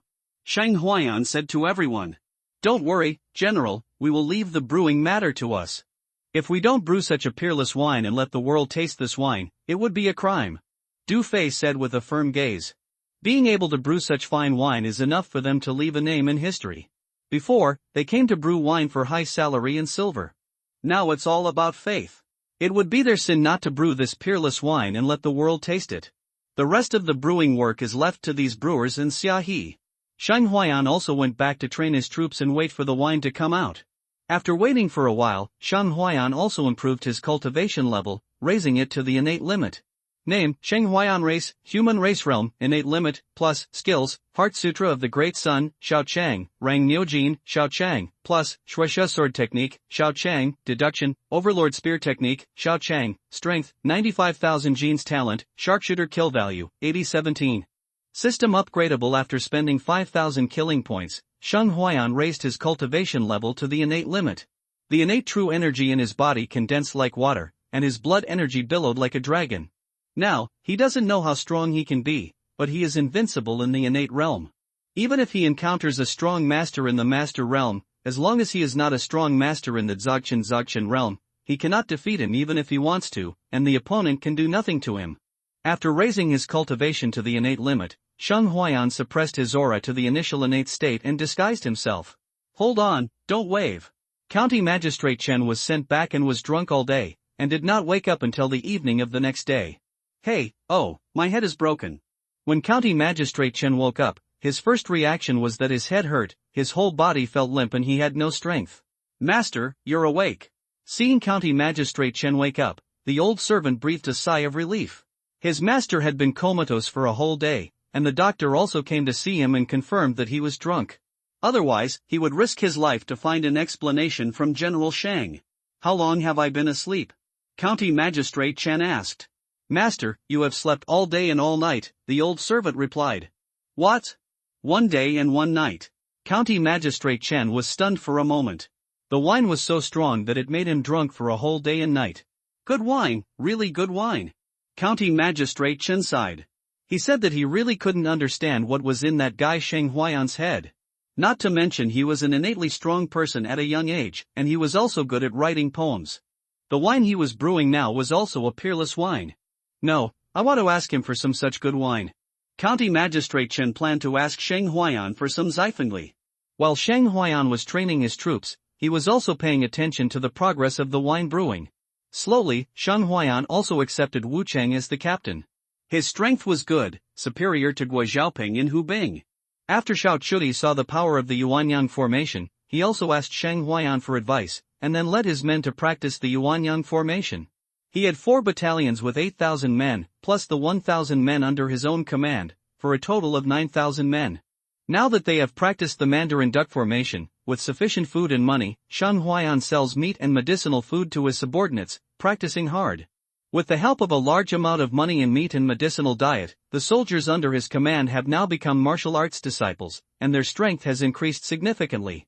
Although it is not an elite force, it is still a strong army. Now if faced with an army of 30,000 Roman D, Shang Huayan would dare to beat the crap out of them. Half a month later, the first batch of Xinchi Fenglai was brewed. General, you have fulfilled your mission. The first batch of West Wind brew has been brewed. Du Fei said with an excited smile. Shang Huayan tasted it and found that the taste remained the same. He couldn't help but nodded. Yes, you have done a lot of work. I will mark your merits and give you a reward when the wine is sold. Shang Huayan said with a smile. General, it smells so good, let me try it. Guo Zhaoping couldn't help but said. Yes, let us try such a fragrant wine. Hu Bing was also looking forward to it. Xiao Chuyi also looked curious. What kind of wine was this, so fragrant? Seeing that his subordinates all wanted to taste this delicious wine, Shang Nianyan waved his hand. Make it yourself, each person is limited to one bowl. You are generals in the army, so you can't get drunk. After hearing Shang Huayan's permission, everyone picked up their bowls and filled a bowl of Shifeng Lai. Xiao Chuyi was not reserved. He filled a bowl of wine and smelled it. The aroma of the wine was very strong. After a brief sip, the wine was strong and spicy in the mouth, then as fierce as fire, then warm and sweet aftertaste. Good wine, holy shit, it tastes so good. This is the kind of wine people drink. What I drank before was all rubbish. Guo Zhaoping couldn't help but say. Fine wine, peerless wine. It's so strong and powerful. This is the wine we soldiers should drink. It's so exciting. Hu Bing couldn't help but say after drinking. Once this peerless wine is released, I don't know how many people who love wine will be crazy about it. The general is really amazing. He can brew such peerless wine. Wu Cheng couldn't help but praise. Xiao Chuyi also looked at Shang Huayan with her beautiful eyes. This man is really a freak. He is young, but he has high martial arts skills, can write poems, and can make wine. He feels like he is full of fog. Facing the praise from his subordinates, Shang Huayan accepted all of them and enjoyed them very much. This wine is very strong and not suitable for women to drink. Xiao Chuyi said. Shang Huayan touched his chin when he heard it. It was indeed true. This wine is strong. People with low alcohol tolerance and women may not be able to accept this wine. If the degree is strong, then reduce the degree. It is also simple to reduce the degree. Just blend it directly. Shang Huayan asked the winemakers to blend a wine and reduce the degree by about half. With the lowered degree, the wine is no longer spicy, strong, and has a fresh fragrance, which is very suitable for people with low alcohol tolerance and women to drink. After the wine is brewed, it will be sold, but Shang Huayan has no channels, and the fragrance of the wine is afraid of being hidden in the alley. But how can this be difficult for him? In the evening, Shang Huayan asked Wang Wu to ask a few soldiers to bring a few jars of wine and call County Magistrate Chen to go to Yanlu Tower. Yanlu Tower is full of people, and news spreads the fastest. General, can I really meet Fairy Qiniao? Wang Wu was very excited. Shang Huayan finally fulfilled his promise and took him to see Fairy Qiniao. For someone who likes to go to brothels, he had long heard people say how beautiful Fairy Qiniao was, but it was a pity that he had never seen her. County Magistrate Chen glanced at Wang Wu. This rough man, is he also coming for Fairy Qiniao? Are you going to Yanlu Tower? Xiao Chuyi stopped a few people halfway. She stood on the street, dressed in black, with a long sword on her waist, and light snow was floating in the sky, looking like a knight. What? Where should I go, and I have to report to you? Shang Huayan was very unhappy. What's the matter, you are a lieutenant, do you want to control me, a general? I want to go too. Xiao Chuyi said lightly. The military camp needs you to guard it, why are you going to Yanlu Tower, go back. Shang Huayan said unhappily, he went to Yanlu Tower to sell wine, not to drink wine. Xiao Chuyi was unmoved, just looking at Shang Huayan. County Magistrate Chen pulled Shang Huayan's sleeve, signaling Shang Huayan not to forget the other party's background. Okay, go if you want to. Seeing Xiao Chuyi's determined eyes, Shang Huayan had to change his words. Then Xiao Chuyi followed behind Shang Huayan. Speaking of Brother Badian, what did your father think? You are not big and strong. He named you Xiao Badian. The name is domineering, but you look delicate. Shang Huayan smiled and joked. Xiao Chuyi did not answer, very cold. County Magistrate Chen's mouth twitched. Xiao Badian, you really dare to tease. When we arrived in front of Yanlu Tower, the place was still brightly lit and bustling. At night, it was the most lively place in the entire Heshi County. In addition, Sheng Huayan wrote a poem for Fairy Qingyao, which made Fairy Qingyao famous. Countless literati came here to admire her reputation, and the place was full almost every day. When the madam saw Sheng Huayan and County Magistrate Chen, she hurried to greet them. General Sheng, Lord Chen, distinguished guest, please come in. The madam smiled very well, but it was a pity that she had wrinkles when she smiled because of her age. It was Xiao Chuyi's first time to come to the brothel. Although her eyes were cold, her heart was full of curiosity. She looked left and right and saw the singer on the stage dancing a striptease. Her face turned slightly red in an instant, and she dared not look at it again. The old drifters hugged the girls and worked together. Xiao Chuyi lowered her head even lower. Brother Badian, this is not your first time here, right? I will call a beautiful girl for you to try? Sheng Huayan said with a smile when he saw this. Oh, this young man is so handsome. Let me tell you, the girls in our Yanlu Tower are the most beautiful. You will be satisfied. The madam also took the opportunity to promote. No need. Xiao Chuyi blushed and her heart beat fast at this moment, and it was difficult to keep calm.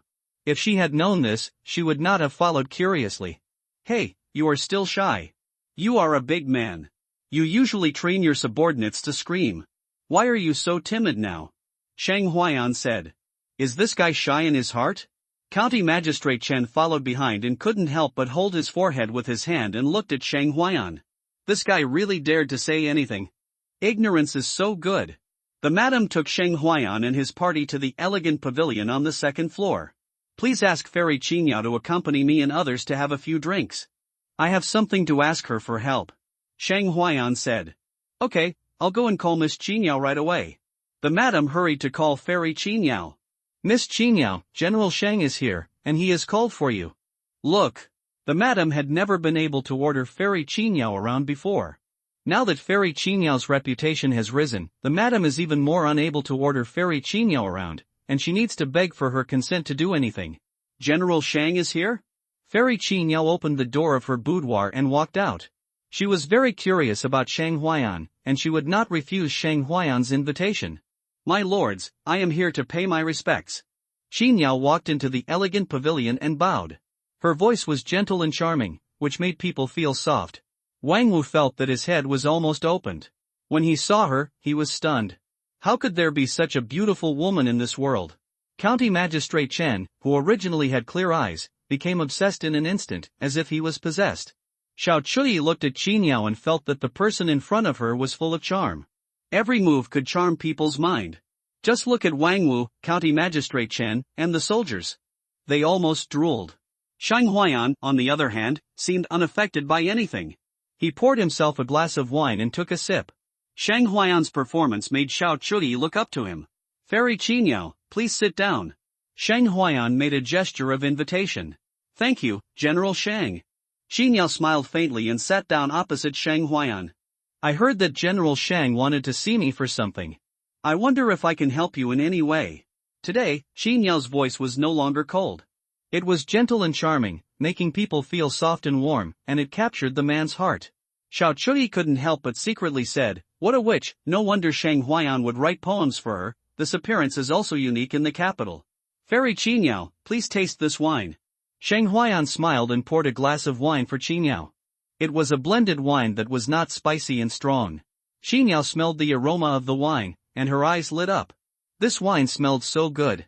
Thank you, General Sheng, for the good wine. Qingyao picked up the wine glass and drank it all. The wine was mellow, fragrant, warm, sweet and fragrant, and had a unique taste. Qingyao felt that this wine was really delicious, better than all the wine she had ever drunk before. Good wine, this wine is really delicious. I heard that General Sheng brewed wine in his winery. Is this the wine brewed by General Sheng? Qingyao looked at Sheng Huayan, her beautiful eyes shining. She directly fascinated Wang Wu and others into becoming dogs. So beautiful, like a fairy in the sky. Wang Wu felt dry mouth and tongue, too beautiful. County Magistrate Chen was a little better, but he also looked like a dog. Fairy Qingyao, this is the wine brewed by General Sheng, a brand new kind of peerless wine. Before Sheng Huayan spoke, County Magistrate Chen spoke first.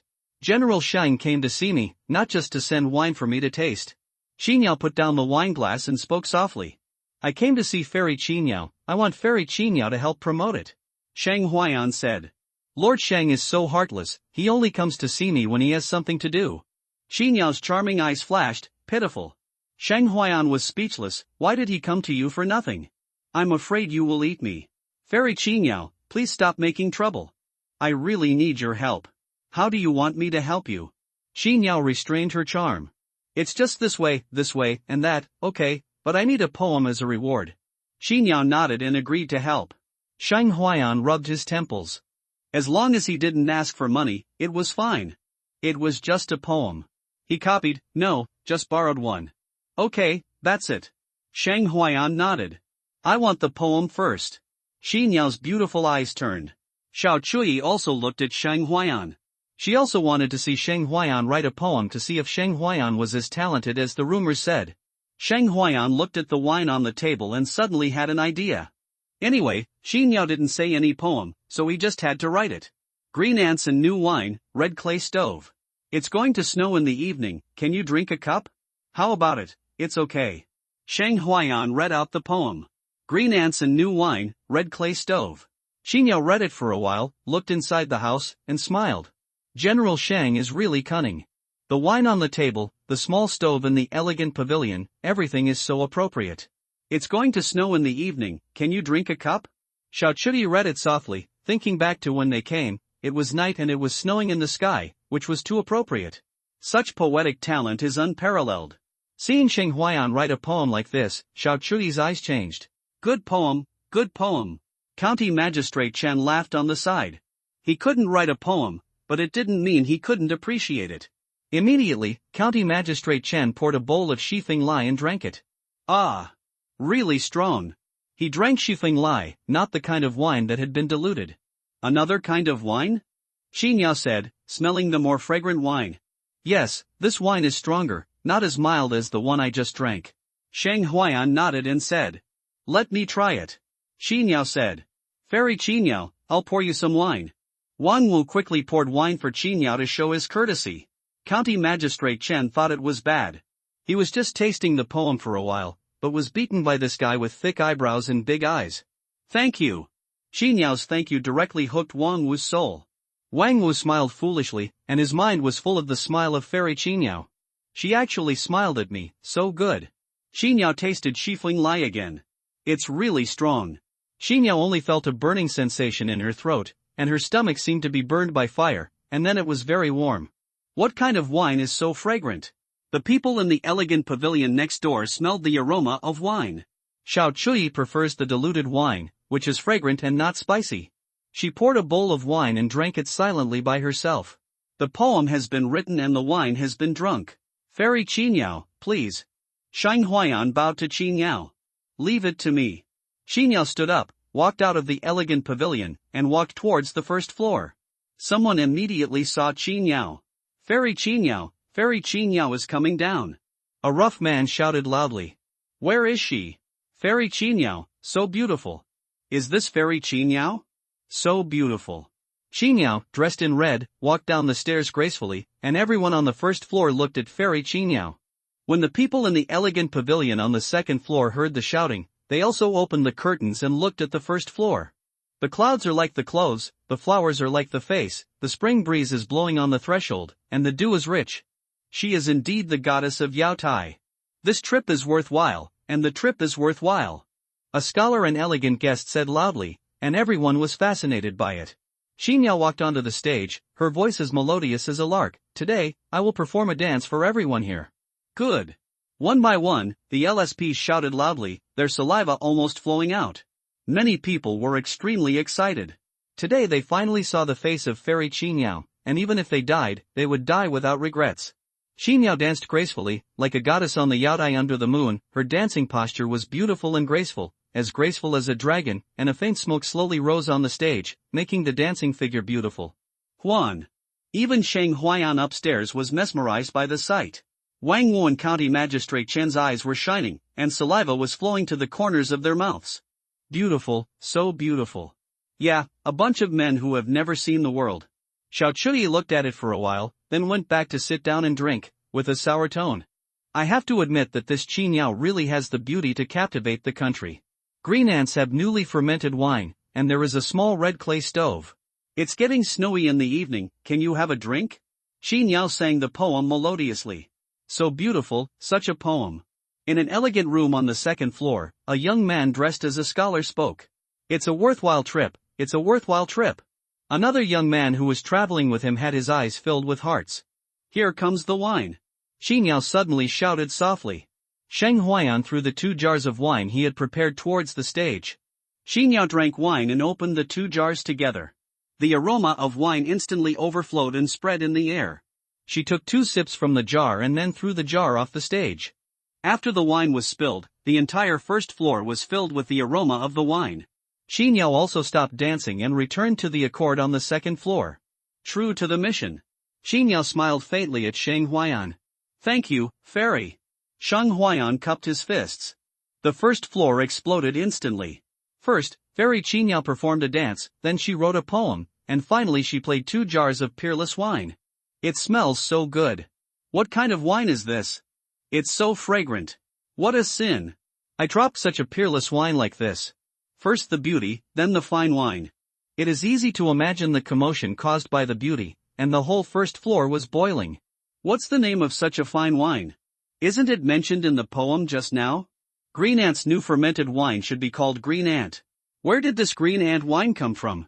I want to buy it, I want to drink it, madam, yes, madam, give us the most exquisite wine. Quick, I want to drink the fairy wine that Fairy Qin Yao drank just now.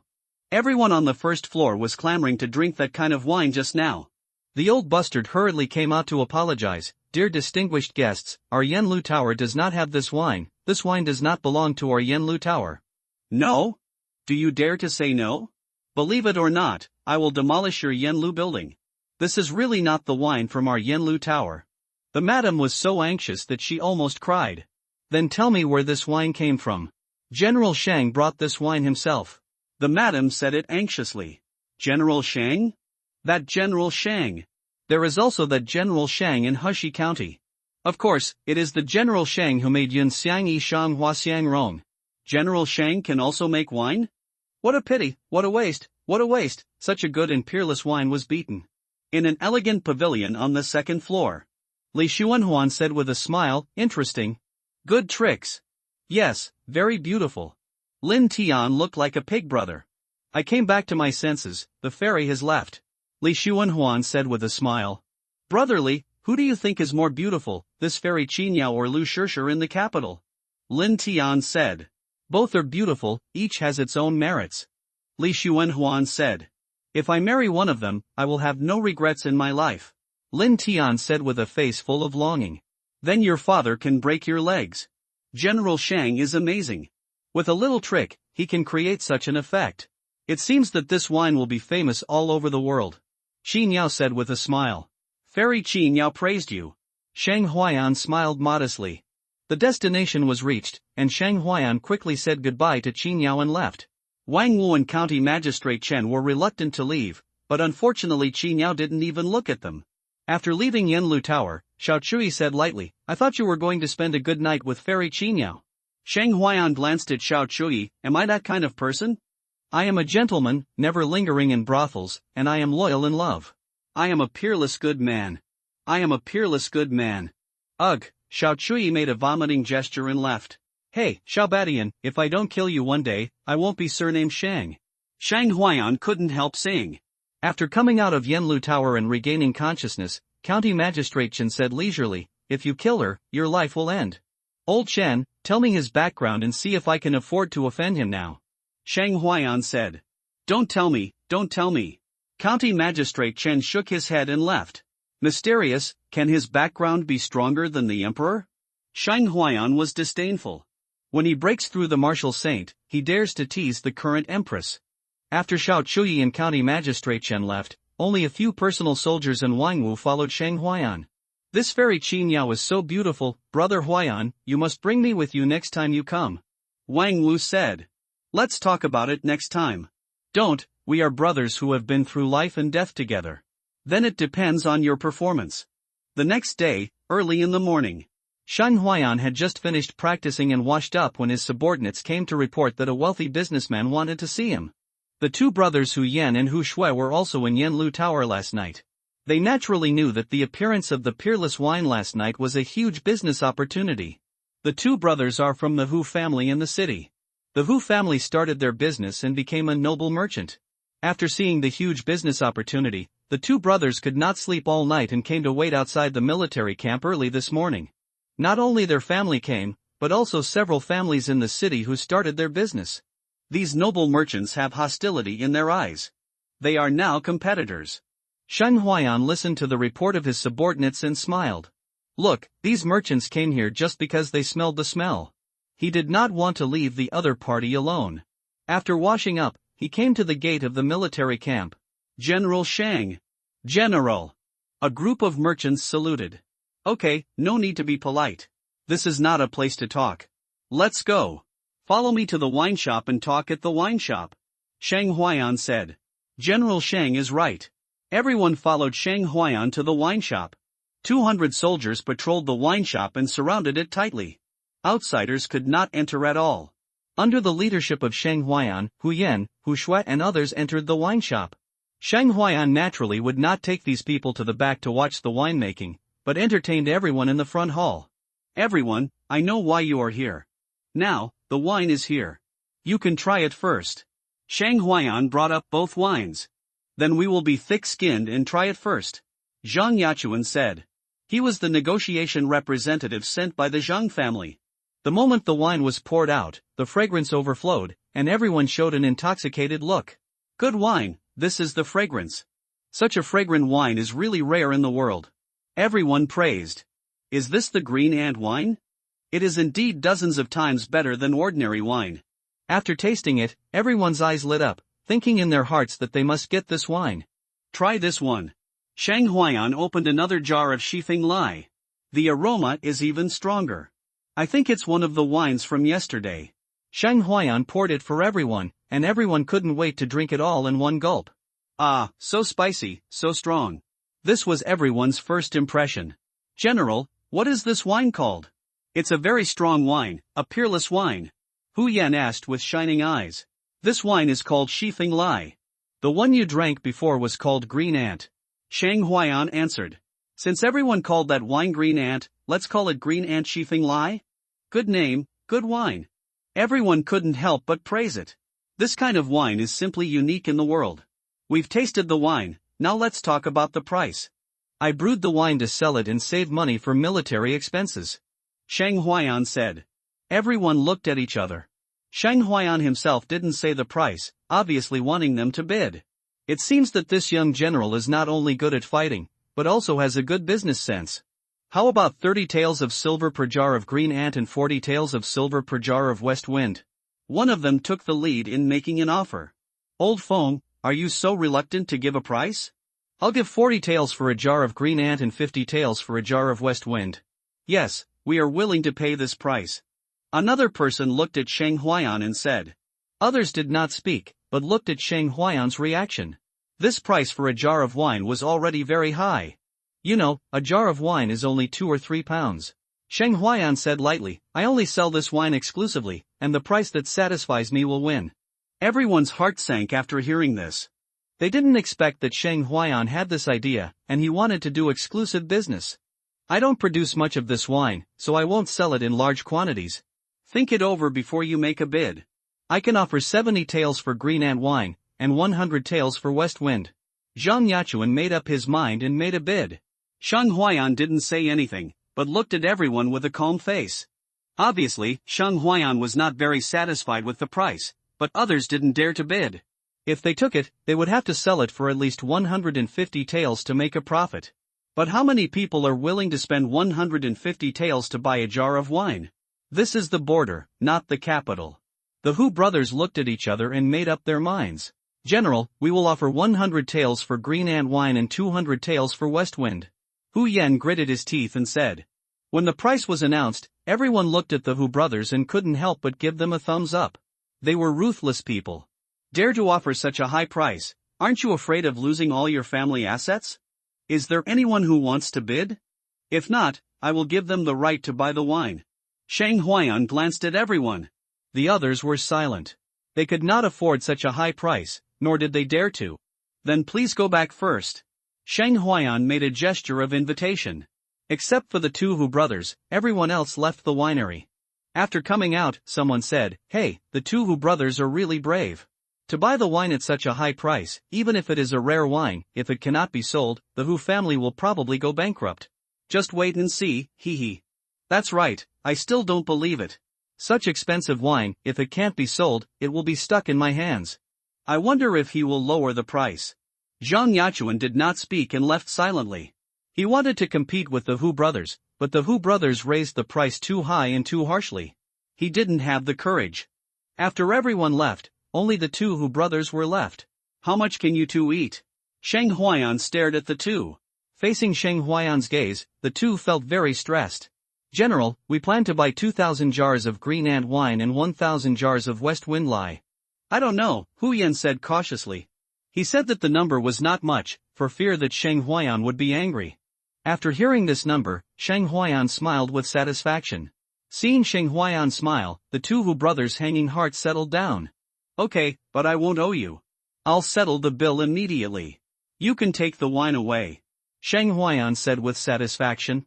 2,000 jars of green ant, 100 taels per jar, is 200,000 taels of silver, 1,000 jars of west wind lye, 200 taels per jar, also 200,000 taels of silver. A total of 400,000 taels of silver. This profit has broken through the sky. The cost of labor is less than 10,000 taels of silver, which is indeed a huge profit. General, please give us 2 days, we will collect the silver and give it to you. Hu Yan said. "Okay, I will wait for your good news." Shang Huayan nodded. The two Hu brothers stood up and said goodbye to go back to collect money. After they went back, they took out all the money in the family, sold the land and property, and borrowed a lot of money from relatives and friends to raise 500,000 taels of silver. They took out all their capital and money to gamble, which was undoubtedly a big gamble. The two pulled 400,000 taels of silver into the wine shop, and the 400,000 taels of silver blinded many people's eyes.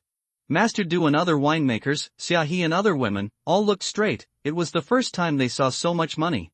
The Hu brothers brought money and took away 3,000 jars of wine. "Brother, take 1,000 jars of Zifengli to Wuzhou. There are many sects there, many martial arts heroes, and martial arts heroes like to drink strong liquor," Hu Yan said to his brother Hu Shui. "Okay, brother, I'll take these 1,000 jars of Zifengli to Wuzhou." Hu Shui nodded. "But, brother, how much does this Zifengli cost per jar?" Hu Shui asked. Hu Yan said, "It should be sold at least 500 per jar." 500? Hu Shui was shocked. This was too high.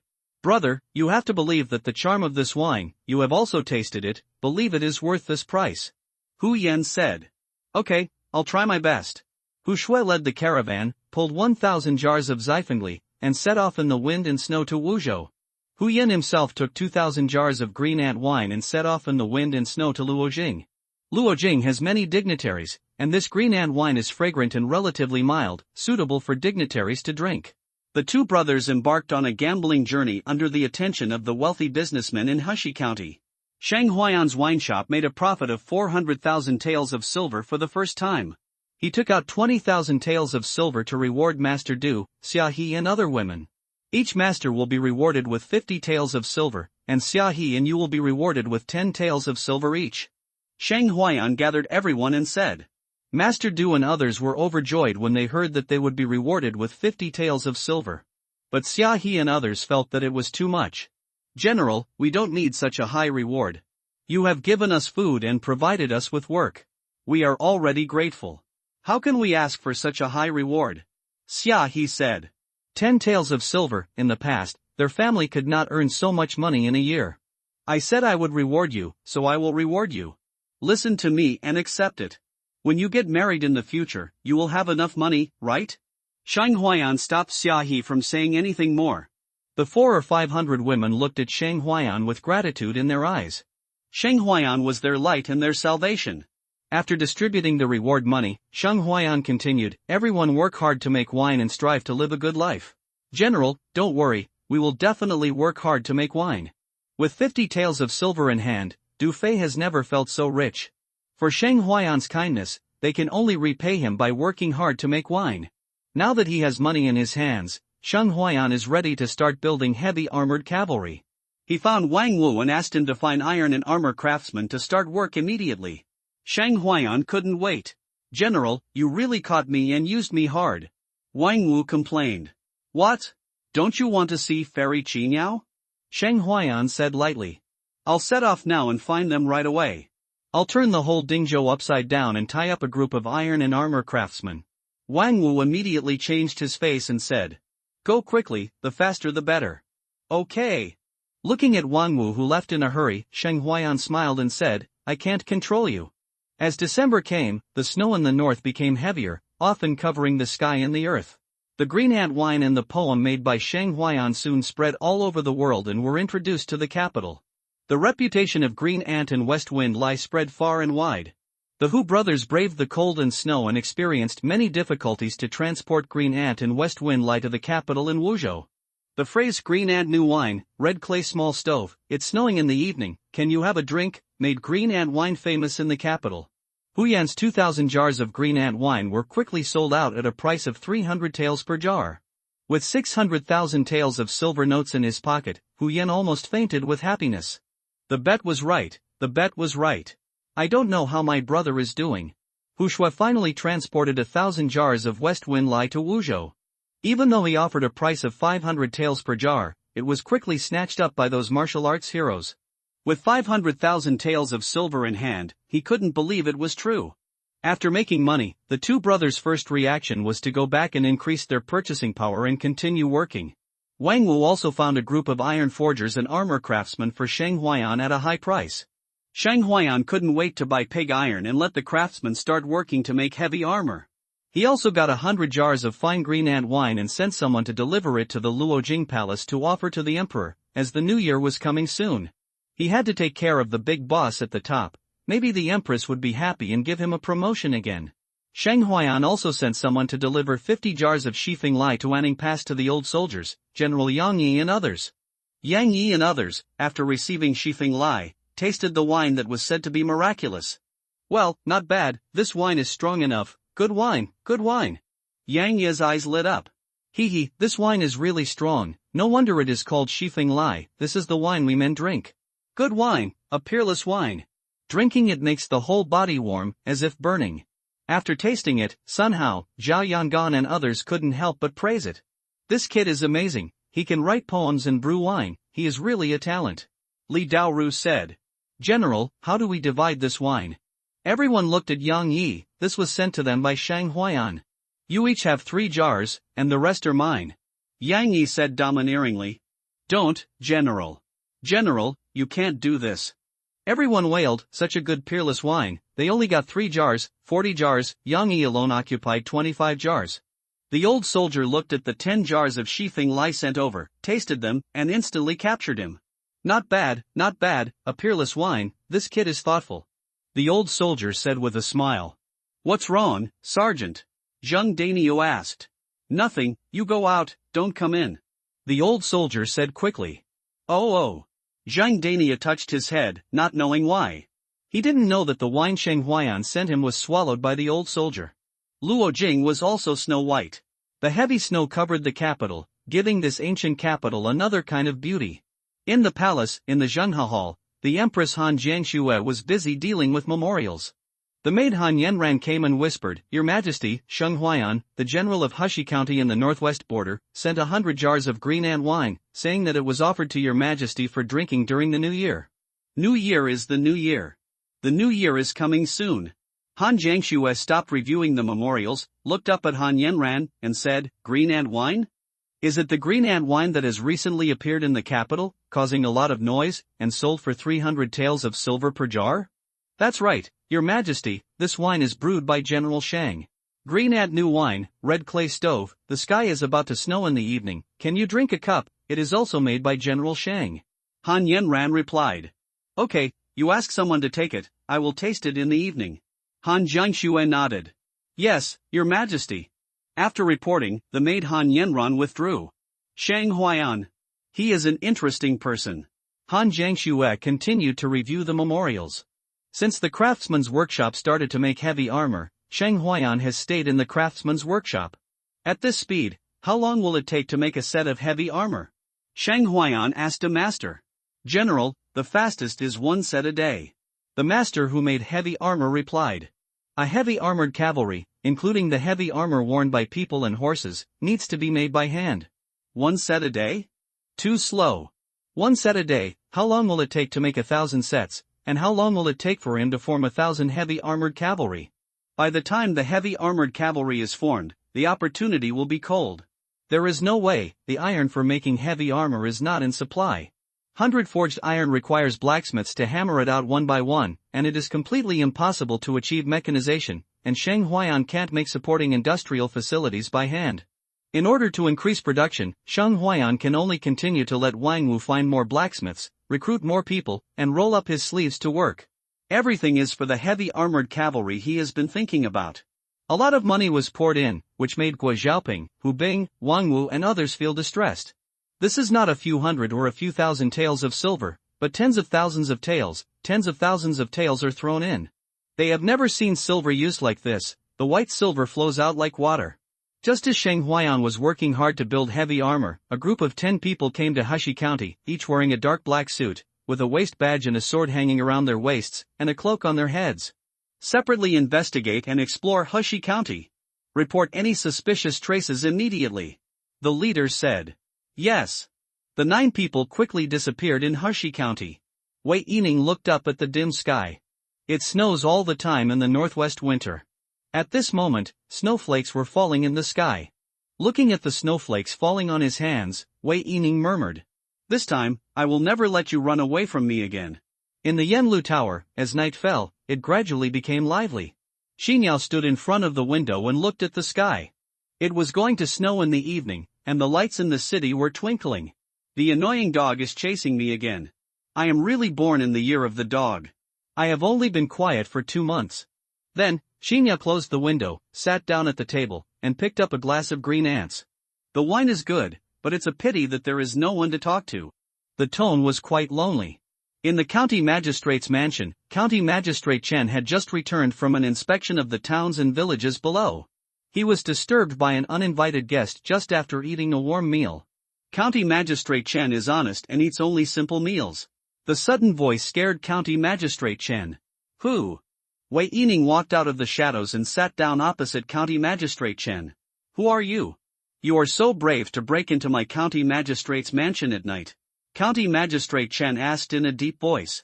Wei Yining put the waist card on the table and looked at County Magistrate Chen indifferently. Chen Tianhua looked at the golden waist badge on the table, and his face suddenly changed. On the waist badge, there were 3 ancient characters written. Demon Slayer Division. And it was a golden demon slayer. What does it mean that the people of the Demon Slayer Division appeared in Hushi County? There were no monsters in his Hushi County. Please don't blame me for not recognizing the master of the Demon Slayer Division in person. Chen Tianhua bowed and said. Ignorance is not a crime. Let me ask you, in recent months, has there been any strange incidents in Hushi County? Wei Yining asked. County Magistrate Chen thought about it carefully, and then shook his head. My lord, except for the invasion of the Rongdi army 2 months ago, no strange incidents have occurred. Are you sure? Wei Yining stared at County Magistrate Chen. I dare to be sure. County Magistrate Chen replied. Wei Yining frowned, and he saw that County Magistrate Chen's words were not false. If you find anything unusual, you must report it to me. Wei Yining stared at County Magistrate Chen and said. Yes, if you find anything unusual, I will report it to you immediately. Wei Yining retreated into the darkness and disappeared into the darkness, as if he had never been there. After watching Wei Yining leave, Chen Tianhua frowned and was worried. Don't let a big monster appear. This Hushi County has finally been peaceful for a while, and it can't stand too much tossing. The appearance of the people from the Demon Slaying Division can only mean that they have found the traces of monsters and are chasing them. This is what County Magistrate Chen is most reluctant to see. Once the monsters appear, there will be bloody storms and countless deaths. The 36 states of the Wei dynasty are vast and rich in resources. Those deep mountains where few people go will also breed powerful monsters. Once these monsters set foot on human territory, they will start slaughtering and regard humans as blood food. In order to eliminate these monsters, the Demon Slaying Division was born. The Demon Slayer Division does not participate in government affairs, does not handle affairs, and is not controlled by local officials. It only monitors the world's monsters and clears the monsters that appear. In the craftsman's workshop next to the military camp, even at night, it is still brightly lit. The craftsmen are working overtime to make heavy armor. Oh! Cheers broke out in the craftsman's workshop. Today, they finally completed 5 sets of heavy armor. With Shang Huayan's large amount of silver, regardless of cost, the production speed finally increased from 1 set a day to 5 sets a day. Not bad, everyone has worked hard, and each person will be rewarded with a bowl of Shifeng Lai. Shang Huayan also said happily. Shifeng Lai, thank you General. General, really? 1 bowl of Shifeng Lai per person. The craftsman looked at Shang Huayan excitedly. Shifeng Lai, a peerless wine, was famous. They also drank it, and then they couldn't forget it. Now Shang Huayan rewarded them with a bowl of Shifeng Lai each, and they felt that the fatigue of the day was completely gone. Why, you don't want to drink? That's fine. Shang Huayan said with a smile. Drink, why not? Whoever doesn't want to drink, let me drink for him. A muscular blacksmith said loudly. You're thinking very beautifully. As long as everyone works hard to make heavy armor and increase the output, it's okay to drink Shifeng Lai every day. Shang Huayan also took the opportunity to say. Only by giving some appropriate rewards can these craftsmen have a strong motivation to work. General, don't worry, we will definitely work hard to increase the output. A craftsman said. Okay, we will strive to increase the output to 10 sets of heavy armor a day. Shang Huayan said loudly. Late at night, Shang Huayan returned to the barracks from the craftsman's workshop. When Shang Huayan returned to the military camp, Wang Wu came to report. General, 10 mysterious people came to the city today. I don't know their identities. Do you want to keep a close eye on them? What did those people do after they came in? Shang Huayan asked. Wang Wu was not only the scout captain, but also took on the task of monitoring and investigating spies to prevent Rong Di and Hun's spies from entering the city to gather information. Those people seem to be looking for something in the city. Wang Wu replied. Do you have any intention of approaching our military camp? Not yet. Then just continue to monitor. Yes. As long as Rong Di and Xiangnu spies were not acting carefully, causing trouble in the city and disrupting public order, he would not take care of it. Now Shang Huayan just wants to quickly build the heavy armored cavalry and start training. 2 days later, Wei Yining looked at his 9 silver medal demon slayers. No trace found at all? Wei Yining asked. Sir, I found nothing unusual at all. Not a trace of demonic energy can be detected. Facing his subordinate's answer, Wei Yining frowned. How could he not be able to detect any clues? Could it be that the intelligence was wrong? That big demon didn't come to Hushi County. A silver medal said. Impossible, we have been tracking for so long, and all the clues point to Hushi County. Wei Yining shook his head. There is no abnormality at all, that is the biggest abnormality. Is there any other place in Hushi County that you haven't searched? The military camp is heavily guarded, so we didn't dare to go there. Over there at the military camp. Wei Yining's eyes were burning. In the sky above the military camp, there was blood evil energy gathering, and monsters did not dare to hide in the military camp. It's not possible over there. There's an innate strong man sitting in the military camp. Monsters with the level of a great demon don't dare to go to the military camp yet. What about Yanlu Tower? Wei Yining asked again. We also went to Yanlu Tower. We found nothing unusual and no evil spirit. Wei Yining glanced around, trying to find a trace of evil spirit in this county. However, the entire county was peaceful without a trace of evil spirit. All the magic weapons used by their demon-slaying division Shuangyao seemed to have malfunctioned when they entered the Hushi County. Night. The snowstorm got even stronger. Many residents went to bed early at home to resist the cold wind and snow with their quilts. But Wei Yining and his group were very cold. They came to Hushi County with great expectations, but they didn't expect that they would get nothing after 2 days. There was a piece of white snow between heaven and earth. Even at night, it was not dark, but with a hint of gray and hazy white. In the snowstorm, a Taoist priest came with 2 jade gourds on his waist. He didn't leave a single footprint under his feet. No footprints in the snow. He was obviously a successful Taoist. After walking all night in the snowstorm, the Taoist priest arrived at Hushi County early the next morning. Fox Demon, I hope you are still there. the Taoist priest said lightly and entered the city. The new year is approaching. In a few days, it will be the New Year's Day. The new year is approaching, but the new year atmosphere in Hushi County is not grand. The reason is that the snow covered the city, and ordinary people were so cold that they huddled at home, relying on firewood or beds to keep warm. Those who could still wander the streets on snowy days were all rich people, wearing mink coats and jackets, and were not afraid of the cold. It snowed every day, and Sheng Huayan would still ask the soldiers to shovel snow every day to facilitate the people's travel. In this way, the relationship between the army and the people could be strengthened, and the people in the city would have a greater sense of identity with the soldiers. Sheng Huayan had just gotten up, explained the military affairs, and was about to go to the craftsman's workshop. As soon as he left the military camp gate, he was stopped by a Taoist priest. "General, I heard that you brewed a peerless wine. I wonder if I can buy some," Dan Shenzi said. Dan Shenzi did not immediately look for the fox demon's traces, but ran to buy fine wine. He was a wine lover, and when he heard that a peerless wine was born, Dan Shenzi thought about it. This time, he happened to come to Hushi County, the birthplace of the peerless wine Green Ant in West Windlai, so Dan Shenzi took the initiative to apply for this mission. "Dan Shenzi? Are you from Danzong?" Sheng Huayan looked up and down at the young Taoist in front of him. He was about 20 years old, looked very young, and his white Taoist robe was very neat and dust-free. There were 2 jade gourds hanging around his waist, which was quite Taoist. "General, have you heard of Danzong?" "I am a Danzong." Dan Shenzi nodded. "You said you wanted to buy wine?" Sheng Huayan felt that this must be a blessing from heaven. He was worried about where to buy elixirs for his subordinates to practice. This actually came to his door on his own initiative. What else could it be if it wasn't a blessing from heaven? "Yes, General, can you sell me wine?" Dan Shenzi looked at Sheng Huayan seriously.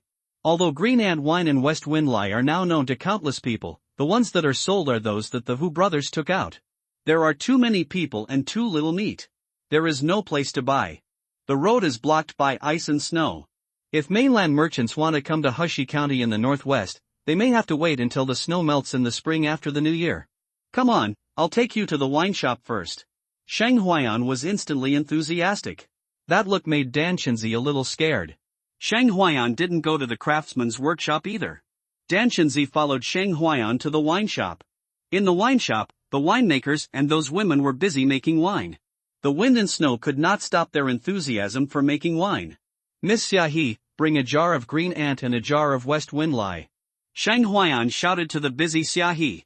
"Here it is." Hearing Sheng Huayan shout, Xiaohe put down her work and went to get 2 jars of wine. "General, Green Ant and West Windlai are here."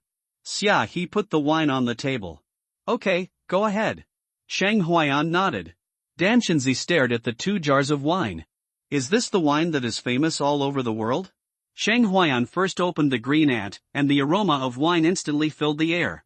Smelling the rich aroma of wine, Dan Shenzi's eyes lit up instantly. This wine is more than twice as fragrant as those at the foot of the Sect Mountain. "Good wine, it smells very fragrant." Dan Shenzi, who loves wine, couldn't help swallowing his saliva.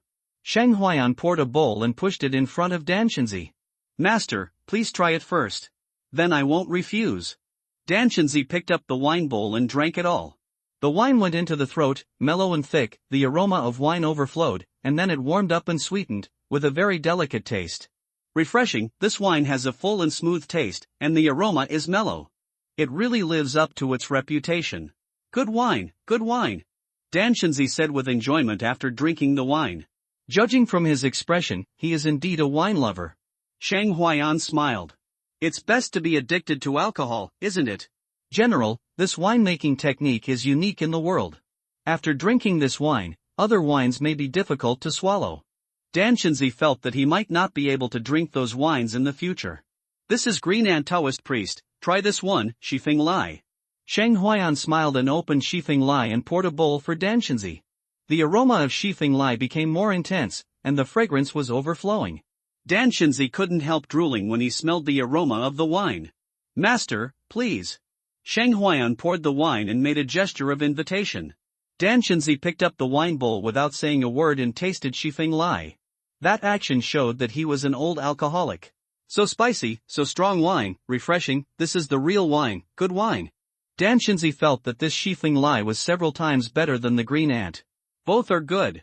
Sheng Huayan smiled. Just like it, or the sickle won't be able to cut it. Good wine, delicious. General, give me a price. I want to buy 1,000 jars, no, 5,000 jars. Dan Shenzi said that money is not a problem. The last thing they lack in Danzong is money. Sheng Huayan heard it and thought, wow, this is a big customer. 5,000 jars, I don't know if the current inventory is enough. Master, don't worry. Let's talk about the price first. My wine is the only one in the world, and the price is not cheap. Sheng Huayan said with a smile. That smile is like a weasel. General, just say it. Dan Shenzi said that he didn't care about some yellow and white things. Green ant wine is 300 taels of silver per jar, and Shifeng Lai is 500 taels of silver per jar. Sheng Huayan was ready to kill him when he got the chance. This price is okay. Dan Shenzi nodded. It's not expensive. What? Sheng Huayan was ready to bargain with Dan Shenzi, but he didn't expect Dan Shenzi to agree directly. I want as many Shifeng Lion green ants as the general has, and I'll pay you the price you asked for. Dan Shen said. Sheng Huayan felt that Dan Shenzi was shining like gold at this moment, and he was rich and inhumane. The brilliance of the local tyrant blinded his eyes. Dan Shenzi agreed so readily that Sheng Huayan felt that he might have asked for a lower price and should have asked for a higher price. Well, Taoist priest, I have a small request. Sheng Huayan said. Dan Shenzi picked up the wine jar on the table and said while pouring wine, please speak. I want to settle with pills, I wonder if it's possible. Sheng Huayan rubbed his hands and said. Meeting someone from the Dan sect is a rare opportunity. If he doesn't seize the opportunity, he will be struck by lightning. Settlement with pills? I didn't bring many pills with me when I went out, I'm afraid it's not enough to pay. Dan Shenzi didn't care whether to pay with pills or gold and silver. It was the same for him. It's okay, just ask the Taoist priest to send someone to deliver the elixir later. Sheng Huayan said happily. Aren't you afraid that I will default on my debt? Dan Shenzi filled a bowl of wine, put down the wine jar, and looked at Sheng Huayan and said. Don't worry, I believe the Taoist priest. Okay, that's settled. Dan Shenzi picked up the wine bowl and drank it all again, with a face full of enjoyment. His life was only about practicing Taoism, refining elixirs, and drinking. He felt uncomfortable if he didn't drink a few sips every day. Now that he encountered a peerless wine, the sect mission was temporarily forgotten by him. Master, please sit down. I'll treat you to these 2 jars of wine. Drink as much as you want. I'll go and see how many jars of wine there are now. Sheng Huayan stood up excitedly and asked how much wine had been brewed during this period of time. Sheng Huayan quickly came to the back of the winery and found Master Du, how much stock wine have we brewed now? Reply to the general, there are 3,000 jars of green ant wine, 2,000 jars of west wind lye, and the others are still being brewed and fermented. Master Du replied. Okay, you continue to brew wine. I will give you silver rewards during the New Year holiday. Sheng Huayan said, and then returned to the front yard. Master, there are 3,000 jars of green ant and 2,000 jars of west wind. I wonder if it's enough. Sheng Huayan said to Dan Shenzi. Well, it's enough. I'll buy more after I finish drinking. Dan Shenzi replied. He originally wanted 5,000 jars of green ant and 5,000 jars of west wind, but unfortunately Sheng Huayan didn't have that much. 3,000 jars of green ant and 2,000 jars of west wind, a total of 1.9 million taels of silver. I wonder how many elixirs it can be exchanged for. Sheng Huayan was looking forward to it. It depends on what grade and type of elixir the general needs. Dan Shenzi said that he had the most elixirs. We also need some level 1 to 3 cultivation pills, level 4 cultivation pills and healing pills. Sheng Huayan said quickly. At present, most of his soldiers are ordinary soldiers at the martial arts level. There are relatively few warriors and martial arts masters, and there are only 4 postnatal warriors. Therefore, what Sheng Huayan needs most is level 1 to 3 cultivation pills to improve the strength of his soldiers. Level 1 to 3 cultivation pills? That's not expensive. Level 1 cultivation pills, the price sold by my Dan sect is 5 taels of silver per pill. Level 2 cultivation pills, 10 taels of silver per pill. Level 3 cultivation pills, 20 taels of silver per pill. And level 4 cultivation pills, 50 taels of silver per pill. I will also give you the same price for healing pills. Dan Shenzi said to Sheng Huayan. After hearing this, Sheng Huayan felt that this Taoist priest Dan Shenzi was too conscientious. It's not that he didn't inquire about the price of pills on the black market, and the price was at least 3 times higher than the price given by Taoist priest Dan Shenzi. This is just a cultivation elixir, not a realm-breaking elixir. Okay, let's trade at this price. Shang Huayan nodded. Dan Shenzi took off a jade gourd from his waist and put it on the table. There are a lot of elixirs in it, I don't know how many there are. Dan Shenzi waved his hand and hit the jade gourd with a magic power. With a flash of light, countless small jade bottles appeared in the front hall of the wine shop. Shang Huayan felt the fluctuation of the magic power, which was completely different from the martial arts true essence and innate true qi, and was very strange. Space magic weapon? At the same time, he also noticed that Dan Shenzi's jade gourd was actually a space magic weapon. Are you talking about this storage magic weapon? It's right to call it a space magic weapon. It's a masterpiece of the weapon sect, but it's too expensive. I can only afford to. Dan Shenzi said with a smile. Looking at Dan Shenzi's smile, Shang Huayan felt that he was showing off. Shang Huayan was so envious that he really wanted to snatch it away, but this was just a thought in his mind. Space magic weapon, a storage magic weapon that many people dream of, but I never thought I would see it today. One day, he will also make one to play with. Turning around and looking at the pile of jade bottles on the ground, Shang Huayan's heart beat wildly, even more violently than when Fairy Qingyao enchanted him. Come here! Shang Huayan shouted. The soldiers guarding outside the wine shop heard Shang Huayan's voice and came in quickly. General, what do you want? Jing Yuan ran in and clasped his fists.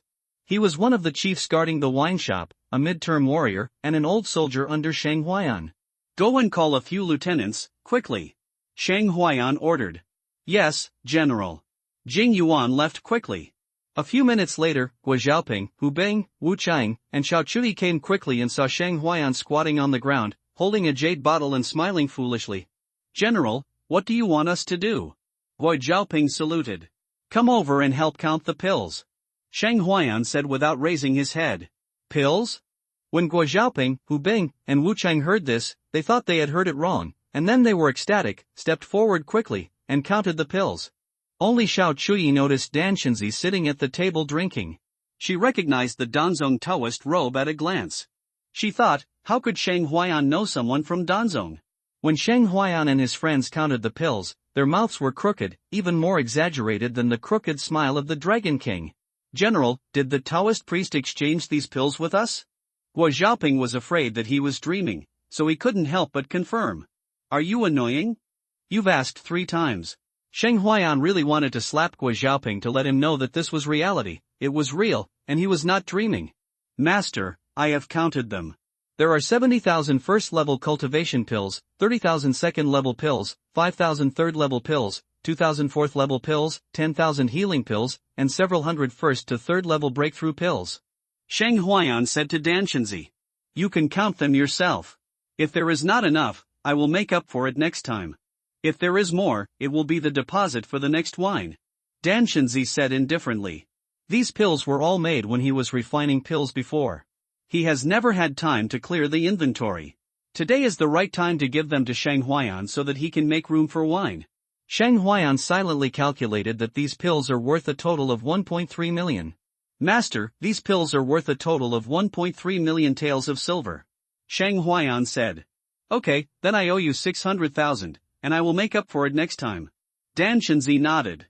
Transport all the pills to the military camp and guard them strictly. Shang Huayan said to Guo Xiaoping.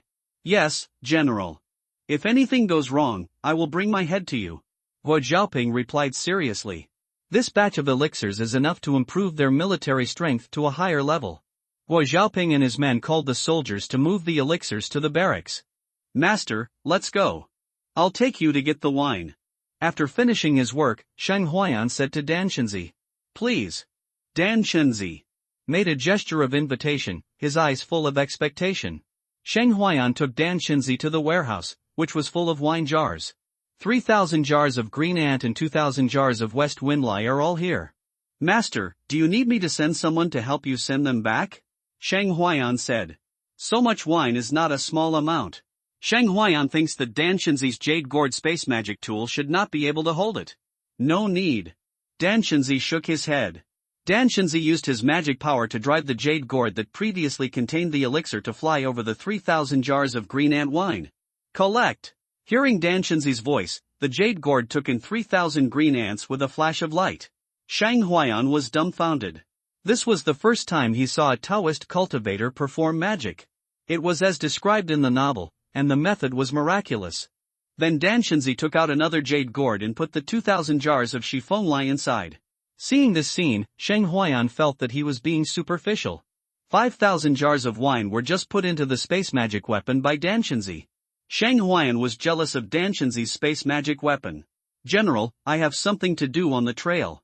I'll say goodbye for now. There will definitely be no shortage of the 600,000 silver pills. When the wine is finished, you have to be ready when I come back next time. Danshinzi took out a jar of Zifengli. Come take it in your hand and say, it's okay. Next time Taoist master comes, give me a message in advance and I'll prepare the wine in advance. Sheng Huayan nodded. Okay, let's go to the trail. Danshinzi opened the wine jar, drank the wine, and left. After Danshinzi left, Sheng Huayan smiled brightly. Even if he didn't give the 600,000 Danshinzi, he still made a profit. 5,000 jars of wine were exchanged for so many cultivation elixirs.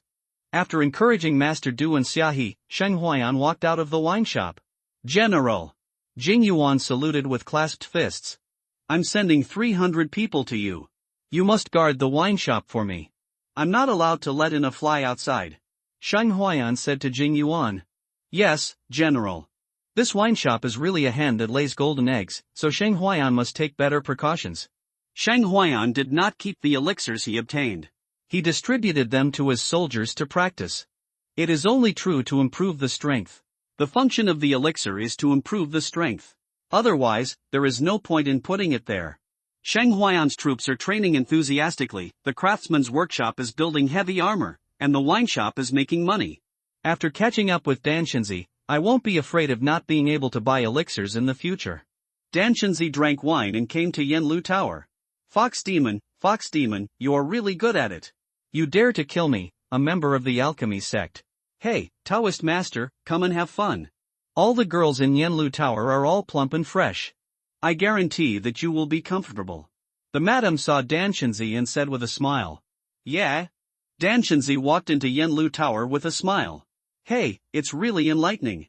Do Taoists also go to brothels these days? Someone saw Danshinzi enter the brothel, and it was eye-opening. What's this? Last time I was in the state capital, I saw a monk going to a brothel. In a room on the second floor. Wei Yining sat with his 9 silver medals, drinking wine in boredom. Wei Jinjin, now in Heshi County, only Qinyao, the Oiran of Yanlu Lu, makes people feel a little abnormal. A silver medal said in a low voice. Have you found out clearly? Wei Yining looked serious. If they don't take action, their Demon Slayer division will definitely hit, otherwise the impact will be huge. My subordinates have investigated and found out that this famous courtesan came 2 months ago, not from the capital, but from Yenzhou. People who have seen this woman's appearance are extremely obsessed with her. Moreover, this woman rarely shows up to people, but I heard that she is familiar with County Magistrate Chen and General Shang, the guard here, said Yin Pai. I'll find a chance to meet her later. If it's the witch, I'll kill her. Wei Yining said firmly. Wei Jinjin, here comes a Taoist priest, a member of the Dan sect. Yin Dai said in a low voice when he saw Danshinzi coming up the stairs. A person from the Dan sect? I heard that a disciple of the alchemy sect died in the hands of the fox demon. Could it be that people from the alchemy sect are also chasing him? If the people from the alchemy sect come after them, they will be inseparable. A group of people from the Demon Slayer division looked a little excited. Don't panic, let the person from the Dan sect try it first. Wei Yining rolled his eyes and planned to let Danshinzi explore the way. Danshinzi went up to the second floor. I heard that there is a famous Oiran in your building, who is as beautiful as an immortal. Can I let Xiao Dao meet him? Master Dao is looking for Fairy Qinyao, I'll go and invite her right away. The madam twisted her fat buttocks and went to the third floor. Daughter of Qinyao, there is a Taoist priest who wants to see your true face. Look. The madam came to Qinyao's boudoir and asked. Master Tao? You came so quickly. Are you all here? Qinyao sat in front of the bronze mirror and decorated a cinnabar mole between her eyebrows. Dressed in red, her charming face is full of charm, and it only takes one glance to make people fascinated. He stood up slowly, opened the door and walked out. What's ready? The madam didn't know why. Qinyao did not answer, but walked down the third floor gracefully, her eyes falling on Danshinzi. Yining, the inner guard of Accord, and others stared at Qinyao. What's going on? The aura is wrong, and the demon-seeking magic weapon is not responding, shouldn't it? A silver medalist frowned. The breath and appearance can be changed, and the demon-seeking magic weapon can also be shielded. The moment Wei Yining saw Qin Yao, he intuitively told him that this woman was the great demon. Fox demon, Xiaodao asked you, why did you want to kill my junior brother? Dan Shenzi stared at Qin Yao and asked. Are you talking about Dan Feng? He himself is willing to give his life to me.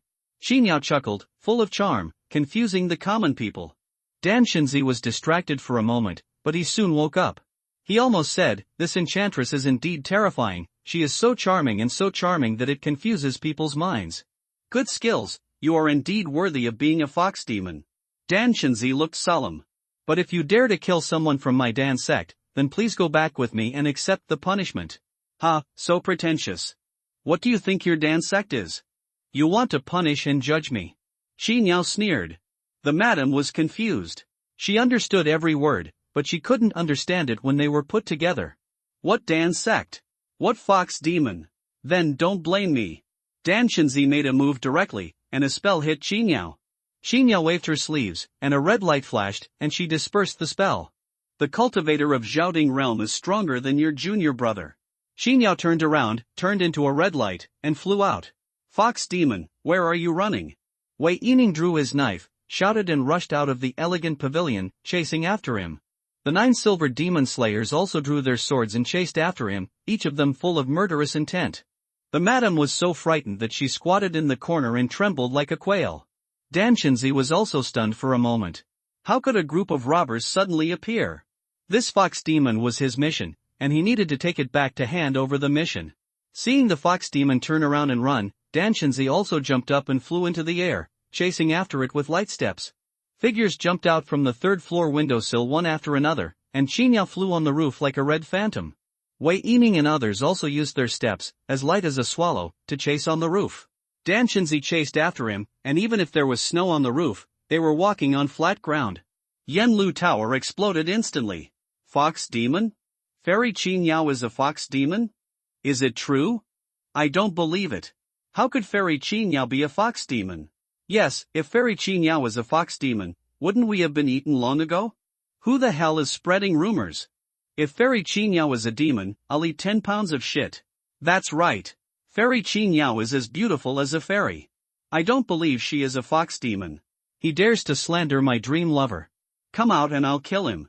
In Yanlu Tower, many old customers don't believe that Fairy Qin Yao is a fox demon. Demon, the madam was shocked. Who would have thought that her top star in Yanlu Tower was actually a demon?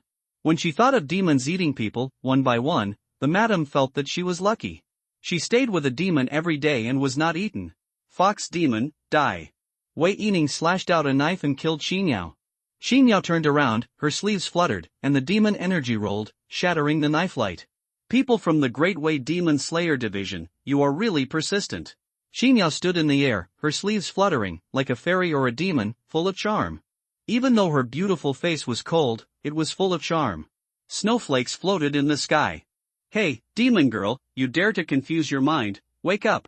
Wei Yining shouted, his voice was like thunder, and the 9 silver medals behind him who were trapped in the charm quickly woke up.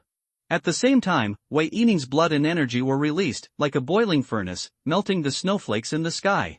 The 9 silver medal demon slayers who had reached the great perfection of the acquired nature also released their blood and energy, kept their minds tightly, and resisted the temptation of the demon energy charm. The great perfection of the innate nature, is this your confidence? Qin Yao looked at Wei Yining with a cold look. Fox demon, follow me back to receive the Dharma.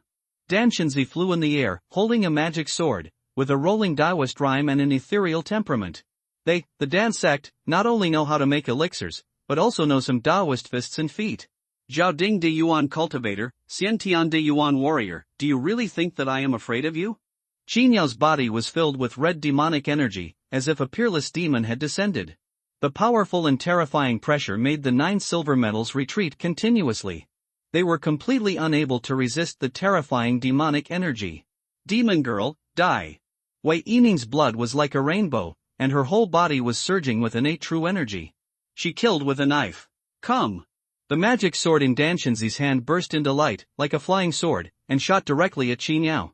Qin Yao slapped Dan Shenzi's magic sword away with a palm, and her sleeves were like whips, hitting Wei Yining.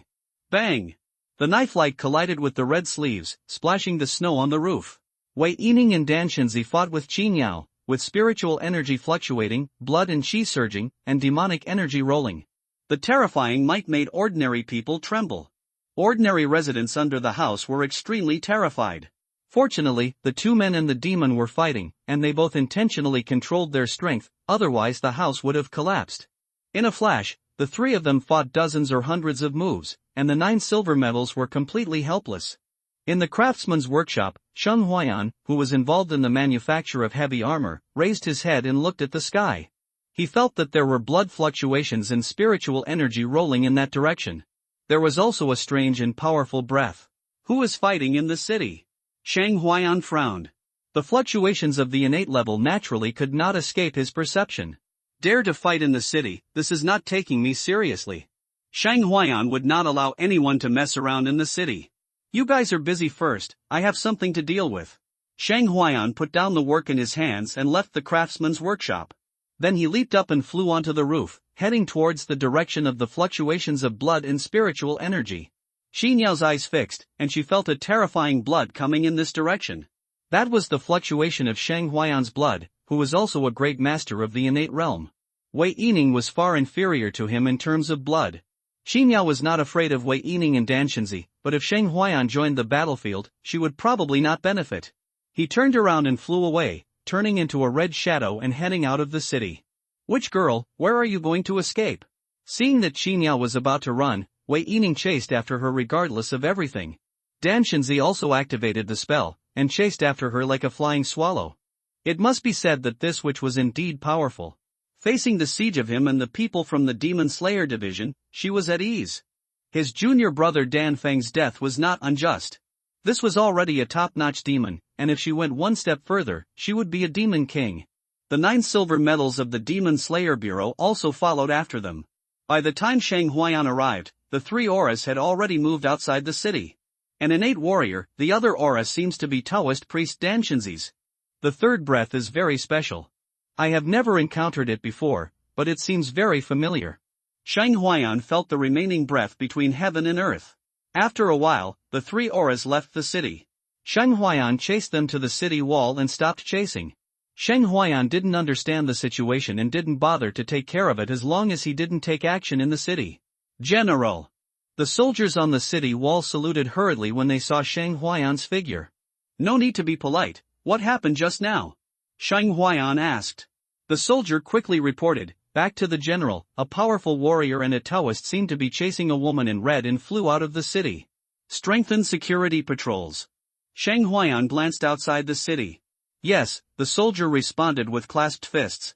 Outside the city, there is vast white snow, and the sky and the earth are the same color. It is a world of ice and snow. Sheng Huayan returned without paying much attention. After chasing outside the city, the 3 of them started fighting with their hands and feet. When the demonic energy passed by, the trees broke and fell, and the snow on the ground splashed. The destructive power was extremely terrifying. Those 9 silver medals can only be looked at from a distance. This is a battle that belongs to the realm of innate perfection. A random burst of true energy and demonic energy can kill them. How can this witch be so powerful? A silver medalist said. The last time we encircled and suppressed this witch, she escaped. She wasn't so powerful at that time. In just a few months, the strength of this great demon has become more than a little stronger. You're too careless. I'm afraid our team won't be able to take down this big monster. They looked solemn. Qin Yao was not at a disadvantage in the battle against Wei Yining and Dan Shenzi. The 2 of them joined forces to tie Qin Yao. Soon, the news that Qin Yao was a demon spread throughout Hashi County. No wonder that's the case. I felt something was wrong when I saw that witch. What's wrong? You must be fascinated. You're not the same yet. I just said how could there be such a beautiful person in the world? It turned out to be a fox demon. Indeed, only the legendary fox demon can be so beautiful, right? It's so dangerous. I heard that fox demons specialize in absorbing people's young energy. Fortunately, I didn't sleep with that fox demon. TCH, you won't get any sleep, otherwise you'll run faster than a dog. In Hashi County, many big men are discussing this matter. County Magistrate Chen found Sheng Huayan, who was discussing the design of heavy armor with craftsmen. General Shang. When Sheng Huayan saw Magistrate Chen coming, he stopped and looked at Magistrate Chen. County Magistrate Chen, what's wrong? County Magistrate Chen looked at Sheng Huayan solemnly and said, General Shang, Fairy Qin Yao is a monster. Fairy Qin Yao is a demon? Sheng Huayan was obviously stunned. Yes, Qin Yao is a fox demon, and this matter has been spread throughout the county. Today, people from the demon slaying department and a Taoist priest revealed Fairy Qin Yao's identity in Yanlu Tower. The two sides fought fiercely and then went outside the city. County Magistrate Chen said with a solemn expression. Fortunately, no demons and murders were found in the city, otherwise he, the county magistrate, would be held accountable. Fortunately, he was fascinated by Qin Yao before, so he didn't expect it to be a sorcery method. Fox demon? Only then did Sheng Huayan realize that the strange aura he felt was demonic aura, and that demonic aura actually belonged to Qin Yao. Although he suspected that there was something wrong with Qin Yao's identity, he didn't expect that she was a fox demon. This cover-up method is really a masterpiece. Since someone from the Demon Slayer division has taken action, we will wait and see. Sheng Huayan said. Demon slaying was the business of the Demon Slayer division, and Sheng Huayan had no intention of getting involved. I'm afraid it's difficult. If a demon appears, it won't be that simple. Maybe they will ask you, General, to send troops to help kill the demon. County Magistrate Chen said. Let's talk at that time. Isn't County Magistrate Chen afraid of being implicated? Sheng Huayan looked at Magistrate Chen. Qin Yao is a fox demon who appears in the county town and is familiar with them. What am I afraid of? I didn't help Fairy Qin Yao. No, I didn't help that demon girl with anything. I behave upright and sit up straight. County Magistrate Chen straightened his back and said. Sheng Huayan looked at County Magistrate Chen with a look of disdain on his face. You want to sleep with me? Too bad I couldn't get any sleep. If Qin Yao wanted to confuse County Magistrate Chen and make him work for Qin Yao, it would only take a matter of minutes. To be honest, County Magistrate Chen is still a little worried. A big demon appears under his rule, and it is under his nose. The responsibility for any oversight cannot be escaped. Otherwise, he wouldn't have rushed to find Sheng Huayan as soon as he heard that Qin Yao was a great demon or a vixen. General Shang, do you think the demon tribe has a conspiracy and wants to cause trouble in the county? Magistrate Chen said a little uneasily. The human race and the demon race are mortal enemies, and they have been fighting each other for countless years. What are you afraid of? Sheng Huayan looked at Magistrate Chen with his nostrils. With me guarding the city, how can a mere monster rebel against heaven? Sheng Huayan is very confident and domineering. With him around, anyone who dares to cause chaos or show his superiority will be killed without mercy. General Shang, it's good if you have confidence. County Magistrate Chen nodded. Every time a monster appears, it means chaos and bloodshed, so Magistrate Chen cannot help but worry. The monsters eat people, but they are very cruel. The color changes when one hears evil. This is the lesson given by history. With Sheng Huayan's assurance, County Magistrate Chen felt a little relieved. Now, Sheng Huayan is the man with the highest martial power in the entire Hushi County. No one dares to cause trouble in his territory below the Grandmaster. It's the New Year soon. Let's drink together on the New Year's Day? County Magistrate Chen said to Sheng Huayan. To be honest, he wanted to drink Shifeng Lai. But Sheng Huayan actually asked him to buy it with money and didn't give him a jar. He was so angry that he ignored Sheng Huayan for 3 days. Okay, come to the military camp and spend it with us. Sheng Huayan nodded. This is the first New Year he has spent in this world. County Magistrate Chen went back. It was icy and snowy. He really didn't want to come out if he had nothing to do. It was too cold. He only had the cultivation of a warrior, and he couldn't ignore the severe cold in the northwest. Sheng Huayan ordered to strengthen the city defense and patrol. Now the constables in the county are all his soldiers. The New Year's Day is approaching, and ordinary people in the city have bought New Year's supplies in advance. County Magistrate Chen also asked people to start hanging festive red lanterns on both sides of the main roads in the county. Sheng Huayan also let the soldiers rest and prepare for the new year. The wine shop also started a holiday today. Sheng Huayan said that he would give rewards to Du Fei and Xiahe who work in the wine shop. Tomorrow is the New Year's Day. We are about to usher in a new year. The new year is a new beginning. The wine shop will rest today and there is no need to work. I will also fulfill my promise and give you silver money. Master Du, each of you will get 10 taels of silver, and Miss Xiahe, each of you will get 5 taels of silver. Thank you, General, thank you, General.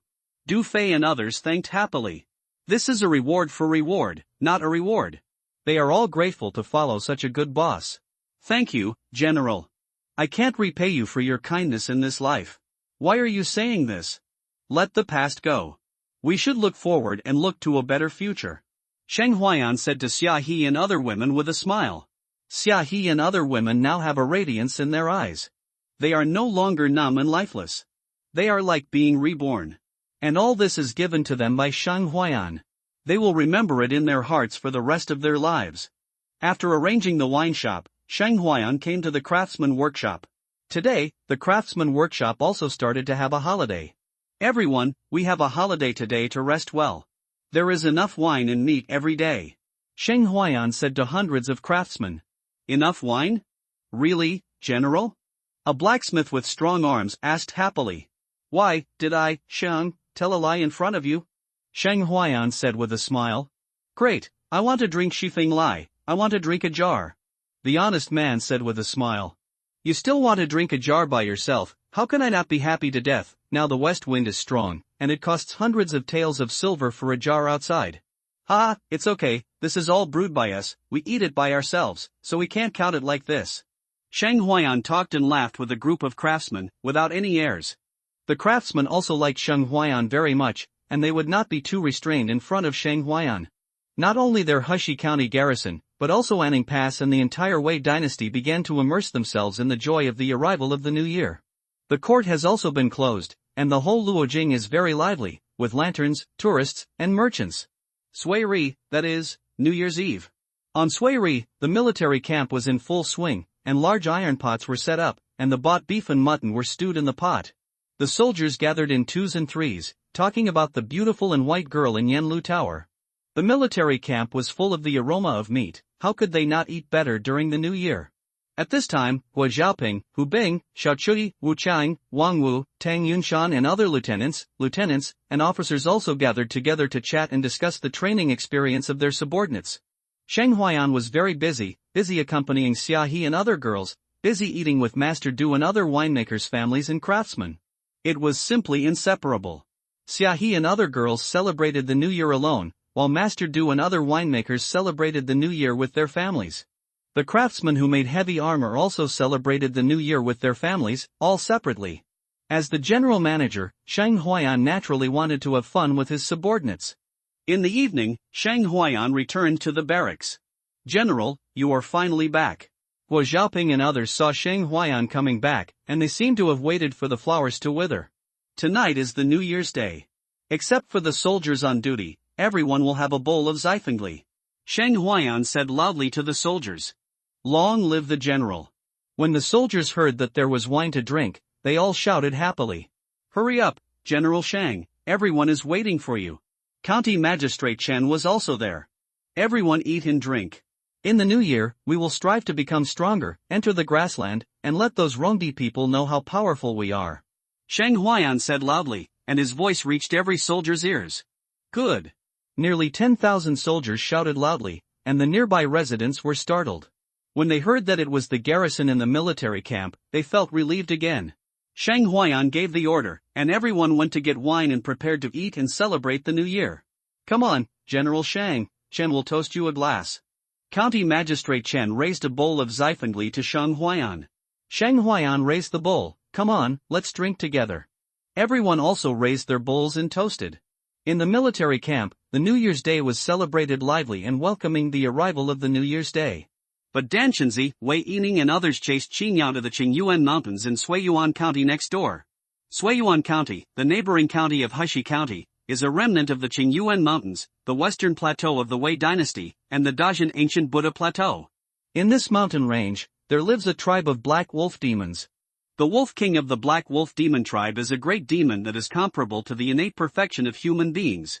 Qingyao escaped into this mountain range, and Wei Yining, Danshenzi and others pursued him into the Qingyuan Mountains. There was ice and snow in the mountains.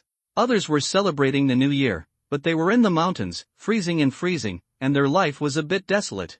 Danshenzi was better, always holding a jar of Shifengli in his hand and drinking it. The wine tasted very strong and made his body warm and comfortable. Wei Yining and others smelled the aroma of wine and were very greedy, but they could only watch. We were all unfamiliar with each other and couldn't even have a basic conversation. In Luojing of the Great Wei Dynasty, in the palace, the Empress Han Jiangxue was entertaining the officials. Dear friends, in the new year, I hope that you will work with me to govern the Wei Dynasty better and make the Wei Dynasty more prosperous. Han Jiangxue said to the ministers. Long live your majesty, may the Wei Dynasty live forever. The ministers raised their glasses in response. Ha! Green ant wine. The minister's eyes lit up after taking a sip of wine. Unexpectedly, when Empress Han Jiangxue hosted a banquet for them tonight, she would use green ants. The Empress Han Jiangxue brought the green ants that Shang Huayan sent as an offering to a banquet for the officials. Good wine. This wine is indeed well deserved. It's a pity that I didn't buy it. Wang Chang, Minister of War, said. Hey, I'm lucky, I bought a few jars. Zhu Tang, Minister of the Ministry of Revenue, said with a smile. I heard that this wine has been raised to 500 taels of silver per jar. It is really ridiculously expensive. I heard that this wine was brewed by a general from the northwest border. The Wei Dynasty is really full of talents. Fu Shangru, the left prime minister, tasted the wine and nodded. The empress was entertaining the officials, Yang Yi was also entertaining the soldiers of Anning Pass, and Shang Huayan was drinking with 4 of his lieutenants. Everyone is celebrating the new year tonight. At the southwest border of the Wei Dynasty, at the Demon Suppression Pass, the Demon Clan's Silver Moon Wolf Emperor was leading demon soldiers and demon generals to attack the Demon Suppression Pass. In the 3 states of Yin and Qi in the north, Zanbihu and Liu were leading troops to fight against the Xiongnu army. Suizhou, in the heart of a mountain, is the stronghold of the White Lotus sect. Han Shan, the former 6th prince of the Wei Dynasty, was practicing the secret skills of the White Lotus sect. The face of the 6th prince Han Shan turned blood red and strange. In order to one day make a comeback and regain his throne, he resolutely joined the White Lotus sect and began to practice the secret techniques of the White Lotus sect in an attempt to use the power of the White Lotus sect to help him ascend the throne. Han Jiangxue, I didn't expect that you are the one who hides the deepest. Wait for me, I will get back everything that belongs to me. Come on, drink, you little idiots, I can drink you all down. Shang Huayan said proudly, looking at several of his subordinates and generals. I still don't believe it. There are so many of us, but we can't drink more than you, General. Guo Xiaoping picked up the bowl unconvinced and confronted Shang Huayan to compete. Okay, I'll drink you down first. Shang Huayan smiled. If you dare to compete with him, he will teach you a lesson first, these ignorant guys. Soon, after 2 jars of Shifeng Lai, Guo Xiaoping felt a burning sensation in his stomach and felt a little dizzy. Come on, keep drinking. Drink. Then another jar of Shifeng Lai was drunk, and Guo Xiaoping went to pick sweet potatoes. Seeing Guo Xiaoping drunk and picking sweet potatoes, the soldiers who were watching the excitement couldn't help but shout loudly, "Oh, come on, next one." Shang Huayan shouted. I'll do it. Hu Bing applied for a fight. General, don't blame me for winning unfairly. Hu Bing said with a smile. Shang Huayan had already drunk 3 jars of Shifeng Lai. Stop talking nonsense, you want to get me drunk with your little alcohol tolerance? Shang Huayan said disdainfully. Even if he didn't use his innate true qi to dissolve the alcohol, Hu Bing couldn't drink more than him. Come on, drink, I'm going to drink you all. Then after 4 jars of Shifeng Lai, Hu Bing successfully went to dig sweet potatoes with Guo Xiaoping. Seeing Shang Huayan drink Hu Bing down, the soldiers shouted loudly, "General, you are mighty. Come on, Lao Chen, I'll take care of you first." Shang Huayan looked at County Magistrate Chen again. Do I have to fight too? County Magistrate Chen was full of surprise, he didn't have a big alcohol tolerance. He had only drunk half a jar of Shifeng Lai, and he was almost tipsy. Nonsense, are you a man, can you do it? Shang Huayan directly used the Kuanjiang method. Who do you say is incompetent? Who says I am incompetent? Come and drink. County Magistrate Chen was instantly intoxicated. Isn't it just drinking? Who is afraid of who? Then, before he finished a jar of wine, County Magistrate Chen lay on the table and started shouting. "Fairy Qiniao, don't leave, Fairy Qiniao." Everyone looked at each other. My goodness, this is still a big lover, still thinking about that vixen. Don't worry about him, he's a licker. Wu Chang, it's your turn. Shang Huayan stared at Wu Chang. Tonight he was going to drink all 4 of his lieutenants down. Seeing that Shang Huayan had drunk 8 or 9 jars of Shifeng Lai and was still not drunk, Wu Chang felt a little numb on his scalp. No, don't, General. Stop talking nonsense, come and drink. After Wu Chang was drunk, Shang Huayan did not let Xiao Chuyi go. Even if Xiao Chuyi drank green ant wine, she was still drunk by Shang Huayan. Seeing Xiao Chuyi drunk, Shang Huayan asked Xiao Chuyi, "Brother Badian, what position does your family hold in the court?" "No, I can't tell you." Although Xiao Chuyi was drunk, her awareness of prevention did not decrease at all. "What's your father's name?" "I won't tell you." "What about your grandfather?" Xiao Chuyi didn't respond and was completely drunk. Shang Huayan looked at the drunk Xiao Chuyi with regret. He finally got her drunk and wanted to get her to talk, but he didn't expect that she would be so tight-lipped when drunk. "Wang Wu, Tang Yunshan, Haide, you guys come too, drink together." Shang Huayan shouted, these are all his old subordinates. "I am happy today, so I drink with my subordinates." After drinking all these subordinates, Shang Huayan felt a little tipsy. The innate true qi in his body is too strong, and his blood is as terrifying as a dragon. Drinking this little wine has no effect on them at all. When the midnight arrives, it is the New Year's Day, and the New Year is coming. It's a pity that in this world, gunpowder seems to have not been discovered yet, and fireworks have not been born yet, otherwise Shang Huayan would definitely make some fireworks to set off and celebrate. At midnight, the soldiers on duty took turns to take duty, replaced the soldiers on duty before, and let them rest. Shang Huayan looked at the dim sky, and it was snowing. Let the soldiers take Gui Xiaoping, Hu Bing, Wang Wu and others back to sleep. He came to the city wall, looking at the white snow. The new year is a new opportunity and challenge for him. Rongdi, Xiangnu, Jurchen, the 36 Buddhist countries in the western regions, the Demon Clan, Daozong, Momen, Dali, Dechu, Miaozheng. The deeper Shang Huayan understood this world, the more insignificant he felt and the more afraid he was. The stronger his mentality of becoming stronger was. Maybe, it's time to break through the master. Shang Huayan murmured. Name, Shang Huayan race, human realm, innate limit, plus, Kung Fu, De Rixan Jing, minor success, rough bull strength, minor success, plus, blood evil sword technique, major success, deduction, overlord spear technique, minor success, strength, 95,000 gene talent, archer killing value, 8017. System upgradable. Shang Huayan did not hesitate and directly clicked the plus sign to improve his cultivation to the realm of Dao Grandmaster. The 6,000 killing points disappeared in an instant, and a huge amount of energy poured into his body. That power, which seemed to come from the chaos of the universe, suddenly appeared in his body, rapidly strengthening his flesh and blood, and quickly impacting this realm barrier. The incomparably strong innate true qi in his body began to boil, and the qi and blood began to burn like a furnace. Every minute and every second, he was getting stronger.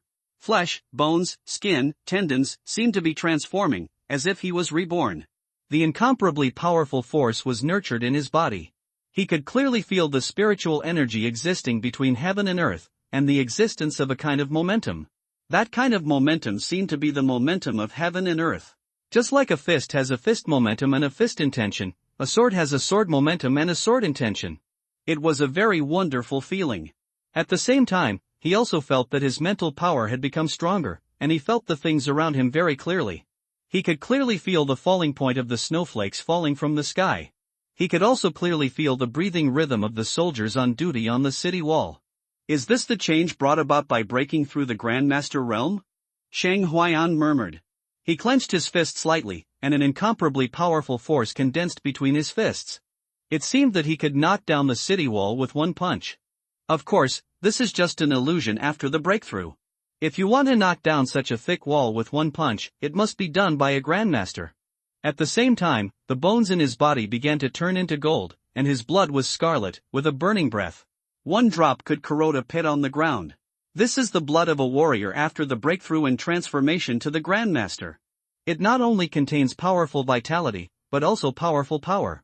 Look at the golden light curtain again. Name, Shang Huayan race, human realm, early grandmaster Kung Fu, De Rixan Jing, minor success, rough bull strength, minor success, plus, blood evil sword technique, great success, deduction, overlord spear technique, minor success, strength, 120,000 gene talent, archer killing value, 2017. System upgradable. After breaking through the grandmaster, Shang Huayan's strength increased to a terrifying 120,000 gene, comparable to the limit of the blood-moving realm of Emperor Huang Tian. It should be no problem to kill a sea god Tang San with one punch, so that he can't revive his lover. Shang Huayan took a step forward, flew in the air, and leaped from the city wall to the outside of the city.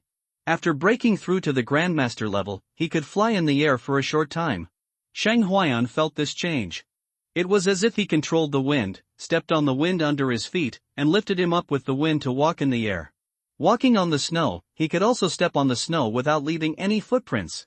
Sheng Huayan flew away in the air with joy, and experienced the feeling of flying in the air. In half an incense stick of time, Sheng Huayan came to more than 10 miles outside the city. He clenched his right fist and punched the ground with one punch. The terrifying true energy boiled, and the fist mark was like a scorching sun. Boom! After a loud bang, a large pit with a diameter of 10 meters appeared on the ground. Looking at such a terrifying destructive power, Sheng Huayan smacked his lips. If he punched it casually now, a large number of Rongdi and Xiongnu armies would die. What he didn't know was that the martial arts master who had just broken through to the grandmaster level only had a single arm punch force of 120,000 pounds. Warm reminder, if you find that clicking the next page will force you to jump to other websites, please use the chapter error or contact us at the bottom to inform us. We will handle it as soon as possible. Thank you for your understanding. In terms of strength alone, Sheng Huayan is now comparable to a strong man in the early stage of Grandmaster. But this is just basic strength. With the additions of blood energy, true energy, martial arts, etc., he cannot be comparable to the Great Master. Those who can break through to the Grand Master level are all geniuses and leaders in martial arts. When you reach the Master level, you must cultivate the 5 Qi in your body and achieve perfection in order to break through to the Great Master level. To reach the pinnacle of the Grand Master, one needs 3 flowers to gather at the top and 5 Qi to rise to the top, in order to have any hope of breaking through to the realm of the martial saint. In this wilderness, Sheng Huayan tested his strength. After the joyful mood after breaking through to the Master realm slowly subsided, Sheng Huayan returned to Heshi County. At the Master level, one can fly in the air, and Sheng Huayan comes and goes without a trace. No one knew he was leaving the city, no one knew he was coming back, and no one knew he had broken through to the Master realm. Sheng Huayan narrowed his aura realm to the middle stage of Xiantian in order to confuse outsiders. An 18-year-old Grandmaster would shock countless people if he spoke about it. Now he is not strong enough to ignore the Grand Master. Above the Grand Master, there is also the Martial Saint. Bear in mind, now is not the time for him to make his voice known to the world. In the Qingyuan Mountains, the fox demon Qingyao joined forces with the king of the Black Wolf demon tribe, Haisha, Wei Yining, and Danshenzi, and they fought with each other for several times, but neither side could do anything to the other. The king of the Black Wolf demon clan, Haisha, is a peak demon whose strength is comparable to the innate perfection of a human warrior. He has half a foot in the realm of the true demon king and is powerful. Under the bewitchment of the fox demon Xinyao, Haisha not only teamed up with him to deal with Wei Yining and Danshenzi, but also sent a wolf demon out of the Qingyuan Mountains to attack Suiyuan County. In addition to the county seat, Suiyuan County is plagued by wolf monsters in other villages and towns, and bloody incidents of wolf cannibalism continue to occur. The magistrate of Suiyuan County reported the demon clan's attack and requested the state government to send troops to suppress the demon scourge.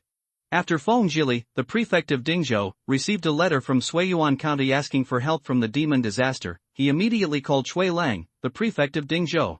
Captain Suizhou, a demon disaster has occurred in Suiyuan County. You should immediately lead troops to suppress the demon clan. You must not let the demon disaster expand. Magistrate Feng said seriously. The wolf demon of Qingyuan Mountain has come down? Shui Lang frowned slightly when he heard this. The big demon in Qingyuan Mountain seems to be difficult for him to deal with, and the alien wolf demon in Qingyuan Mountain will not come down the mountain easily. The magistrate of Suiyuan County sent a distress message, saying that a large number of wolf monsters have appeared in Suiyuan County, attacking villages and towns, and preying on people. Magistrate Feng said. Okay, I'll take the troops to take a look. Shui Lang nodded, then ordered 3,000 state soldiers and headed towards Suiyuan County. Damn it, this wolf monster is so rampant that he dares to go out of the mountains and attack the people. Aren't these beasts afraid of my army from Wei to suppress them? Wei Yining's subordinate Su Yinpai said angrily after killing a little monster that attacked the village. It's all the fault of that witch. She is really a vixen. The big black wolf demon was bewitched by her. She actually sent wolf demons to attack villages and towns and feed on the people. Stop complaining and clean up these wolf demons quickly. Don't let them wreak havoc. If things get too big, we won't be able to live with it. Another silver medal said. They also didn't expect that the wolf demon would be so rampant and dare to send little demons down the mountain to attack humans. Wei Yining's 9 silver men were constantly walking around Suiyuan County, killing the wolf demon. But there are too many wolf demons, they are too cunning and they are very proficient in attacking in the east and west, so they can't kill them at all. In the Qingyuan Mountains. Princess Su, I have sent my subordinates down the mountain in accordance with your instructions. I have also taken action to help you deal with the warriors from the Demon Slaying Division and the Taoist. Now it's time to fulfill your promise. A big black man said with his arms crossed. Of course, Brother Haisha, I will help you break through the Demon King. Xinyao, no, it should be said to be Su Yao, she has a charming smile, charming and charming all living beings. Haisha didn't dare to look too much, for fear of being obsessed with his mind and becoming Su Yao's dog. In this jade bottle, there is a drop of blood essence of the Wolf Demon King, which is enough for you to break through the Demon King. Su Yao took out a jade bottle and shook it in front of Haisha. Haisha's eyes were fixed on the jade bottle in Su Yao's hand. The desire derived from his blood was tempting him like a deadly poison. You want it? Su Yao smiled charmingly. Haisha nodded like a husky, his eyes full of desire. You can if you want, but I have a condition. Su Yao said. Princess, please tell me. At this moment, Haisha would not hesitate even if Su Yao asked him to kill the two strong human beings in the mountain alone. I want you to break through the Demon King and kill that nasty Taoist priest and that damn warrior for me. Su Yao said. I obey the princess's order. Haisha is at the mercy of the princess. Haisha's eyes were fiery. Once he can obtain the essence blood of the Wolf Demon King, his bloodline can transform, and he can easily break through to the realm of the Demon King. Even the realm of the Great Demon King is not impossible. Okay, remember your promise and take it. Su Yao threw the jade bottle directly to Haisha. It's just a drop of Demon King's blood. It would be good to train a Demon King to help her fight against the enemy. Princess, I'll excuse you. Haisha will go into seclusion right now, break through to the realm of the Demon King, and then kill the two strong human beings on behalf of the princess. Haisha took the jade bottle and went to retreat in excitement. In the cave, Haisha sat cross-legged, looking excited. Hee, when I break through the Demon King, none of you can run away. You don't know what it feels like to be a fox princess. I have a wife. Haisha looked arrogant and his ambition was obvious. He opened the jade bottle without hesitation. A drop of bright red blood essence, like a big sun, was full of powerful and majestic essence. Looking at the drop of Demon King blood essence floating in the air, Haisha swallowed it directly without hesitation. The huge power was dissolved in his body, and the wolf demon blood in his body was constantly purified and evolved. 2 days later, Haisha broke through the Demon King realm, which is the master realm of the human race. After the breakthrough, Haisha came out of retreat and came to Su Yao. Su Yao glanced at Haisha and saw that the other party's expression was full of aggression. She smiled faintly.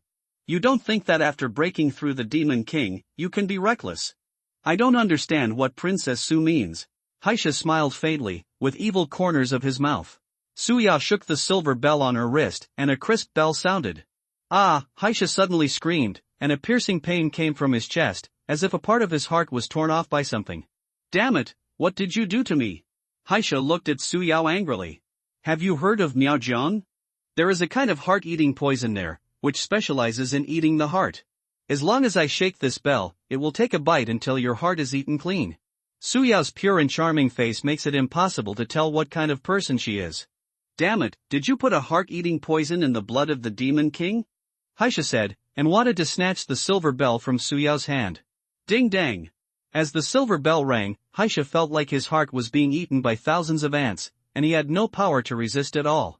Stop, Your Highness, stop quickly, Xiao will never dare to go against the princess again, please let Xiao go.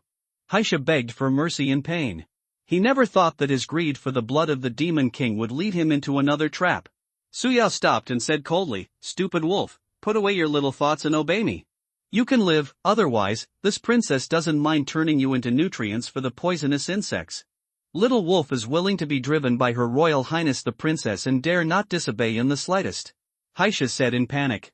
He was the king of the Black Wolf clan and a great demon at the level of the Demon King. If he was not careful, he would become someone else's dog. Very good, now, let all the demon wolves of your wolf clan attack and collect the blood of the human race for me. You also take action and kill the 2 human strongmen for me and bring their bodies here. Su Yao said in a cold voice. Yes, Her Royal Highness the Princess. Haisha turned around and left quickly. Warm reminder, if you find that clicking the next page will force you to jump to other websites, please use the chapter error or contact us at the bottom to inform us. we will deal with it as soon as possible, thank you for your understanding. Haisha cursed Su Yao thousands of times in his heart. He never thought that he, who had been smart all his life, would still fall into the hands of this demon woman and be bewildered by a drop of the Demon King's blood. It was too late to say anything now. He had been poisoned with the heart-eating poison. If he wanted to survive, he could only do what Su Yao, the demon woman, said. Haisha sent out all the demon wolves in his tribe. Thousands of wolf demons poured out of the Qingyuan mountains and began to kill crazily. Haisha also found Wei Yining and Danshenzi. Shui Lang, the governor of Dingzhou, led 3,000 troops to Suiyuan County. Sir Governor, there are hundreds of wolf demons attacking villages and towns ahead. The scout came to report. Gao Yong, take 500 people to destroy this group of wolf demons. Shui Lang ordered immediately. Yes, Sir Governor. Gao Yong led 500 men and rode away. When they arrived at the village ahead, they saw hundreds of wolf demons the size of buffaloes, with demonic energy all over their bodies, attacking the village and biting the people. Help! Don't come over, don't come over. Mom, save me. Wife, run. Ah, don't eat me. The whole village was a purgatory, with screams and begging for mercy. Gao Yong saw this scene and instantly burned with anger. Kill! Destroy these damn wolf demons. These wolf demons in front of them were all small demons, and their strength was equivalent to that of human martial artists to martial arts masters. Gao Yong was a lieutenant in the acquired realm, so he was naturally fearless. He led the soldiers to charge, and the iron-blooded murderous aura of the army swept the demonic energy in the air. The demon wolves saw the human army and burst into wolf howls. Oh, all the wolf demons turned and rushed towards Gao Yong and others. The wolf demon the size of a buffalo had a fierce look in his eyes and bloodshot eyes. The demonized black wolf has fur as hard as iron, is as swift as the wind, and has great power. After wiping out this wolf demon, Gao Yong's subordinates only have about 100 people left alive. The other 400 soldiers were all killed in the battle, and this was just a small demon army of hundreds of people. Shui Lang arrived and frowned at the injuries of his subordinates. They had just entered the territory of Suiyuan County and encountered a wolf demon of hundreds of people. Could it be that the wolf demons in the entire Qingyuan mountains were rioting and went down the mountain to invade Suiyuan County? If so, the situation would be serious. On the other side, the 9 silver metal demon slayers under Wei Yining's subordinates changed their expressions at this moment. Damn it, what's going on? Is this black wolf demon tribe completely rioting? Aren't they afraid that our human race will take action and flatten Qingyuan Mountain? A silver metal was angry. At this moment, they were surrounded by hundreds of wolf demons, and more than a dozen demon wolves comparable to the acquired realm took the lead and continuously attacked them. In Qingyuan Mountain, Wei Yining and Danshenzi were fleeing frantically. Haisha's breakthrough to the realm of Demon King was totally beyond their ability to resist. Danshenzi's alchemy was his forte, but he only had a little knowledge of fists and feet. And Wei Yining, the gold medal demon slayer of the Demon Slayer division, obviously did not have the ability to fight across levels. The two of them joined forces to barely block Haisha's attack. What's going on? How did this wolf demon suddenly break through to the realm of Demon King? Wei Yining's heart was like 1,000 grass mud horses galloping. A few days ago, this wolf demon was just a peak demon. How could it suddenly break through to the Demon King comparable to a master? How should I know? Danshenzi's white Taoist robe was stained with blood, and he kept flying away while urging magic. The two suffered considerable injuries from Haisha's attack. After using all means, the two were able to escape from Qingyuan Mountains. After the two escaped from the Qingyuan Mountains, Haisha stopped chasing them. Looking at the two figures going away, Haisha's face was gloomy. Damn it, I didn't expect the two humans had so many trump cards and could escape from my hands. This was a shame for him. The dignified Demon King couldn't take down two humans. After escaping from the Qingyuan Mountains, Wei Yining looked at the majestic Qingyuan Mountains with a solemn expression. This was really not good news. The wolf demon in the Qingyuan Mountains has broken through the Demon King. I'm afraid it's a disaster. Wei Yining said heavily. He had to report this matter to the Demon Slaying Division and let the Demon Slaying Division send a strong man to kill this wolf demon. He must not let this wolf demon become a climate and cause trouble. Alas, my ability is meager, and I can't do anything about that vixen. If I had known, I would not have accepted this task. Danshenzi sighed and took a deep sip of wine. The fox demon was not caught, and he almost died in the hands of the wolf demon. Although he knew some boxing and kicking, he was better at alchemy. Wei Yining used a special means of communication to quickly send a message to the Demon Slayer division. The appearance of a demon king is no small matter. Cui Lang, the governor of Dingzhou, was blocked by a big demon comparable to the innate realm, leading 2,000 demon wolves. Looking at the demon wolf army in front, Cui Lang looked solemn. Once the 2,000 demon wolf army started a war, his 3,000 troops would probably be left with only 1 in 10. These were all the subordinates he cultivated, and Cui Lang did not want to bury the power in his hands. Shouwei, what should we do? Let's go, withdraw from Suiyuan County and ask for help from above. We can't deal with it. The demon tribe of Qingyuan Mountain has invaded in an all-round way. Cui Lang left neatly and without any drag. How can a gentleman stand under a dangerous wall? He is a prefect and a direct descendant of the Cui family in Dingzhou. Do you want him to fight to the death with the demon tribe? Impossible, absolutely impossible. Cui Lang led his men to withdraw from Suiyuan County. Wei Yining and others also escaped. Suiyuan County was occupied by the Black Wolf Demon Clan, and more than 100,000 people became the blood food of the Demon Clan. When this incident came out, the whole Dingzhou was in an uproar. That was a county of people, all of whom became the blood food of the Demon Clan. When Feng Zhili, the prefect of Dingzhou, heard the news, he fainted directly. His term as prefect was considered to be over. He originally thought that it was a small group of demons causing trouble, so he asked the state lieutenant Cui Lang to lead troops to solve it. Unexpectedly, the demon disaster was not solved, but gave him such a big surprise. After hearing about it, the noble families in Dingzhou became alert. This matter was reported to Luo Jing. The empress was furious and ordered the demon slaying department to solve the matter quickly. The demon slaying department sent several masters to Dingzhou to solve the demon disaster. When County Magistrate Chen heard the news, he was shocked and immediately rushed to find Sheng Huaiyan. It's not good, it's not good. County Magistrate Chen hurriedly ran to the military camp and found Sheng Huaiyan. What's the matter? Why are you so flustered? You are so old. Even if the Rongdi army attacks, I am still here. Sheng Huaiyan looked at the reckless County Magistrate Chen. If you didn't know, you would think he was being chased by a ghost. General Shang, it's not good. The entire county of Suiyuan next door has been massacred by the demons. County Magistrate Chen said with a pale face. What? The demons massacred a county? Sheng Huaiyan was shocked instantly. Where did the demons come from? Sheng Huaiyan felt that something serious had happened. This is the northwest border of the Great Way. Shouldn't the demons be in the 10,000 mountains in the southwest of the Great Way? It's the demon tribe in the Qingyuan Mountains. The Qingyuan Mountains are an extension of the Dajin ancient Buddha Plateau. There is a Black Wolf demon tribe in it. The king of the Black Wolf demon tribe has broken through to the Demon King realm, that is, a master warrior. The Demon King sent the wolf demon out of the mountain and destroyed Suiyuan County. County Magistrate Chen said quickly. You know, Suiyuan County is their neighboring county.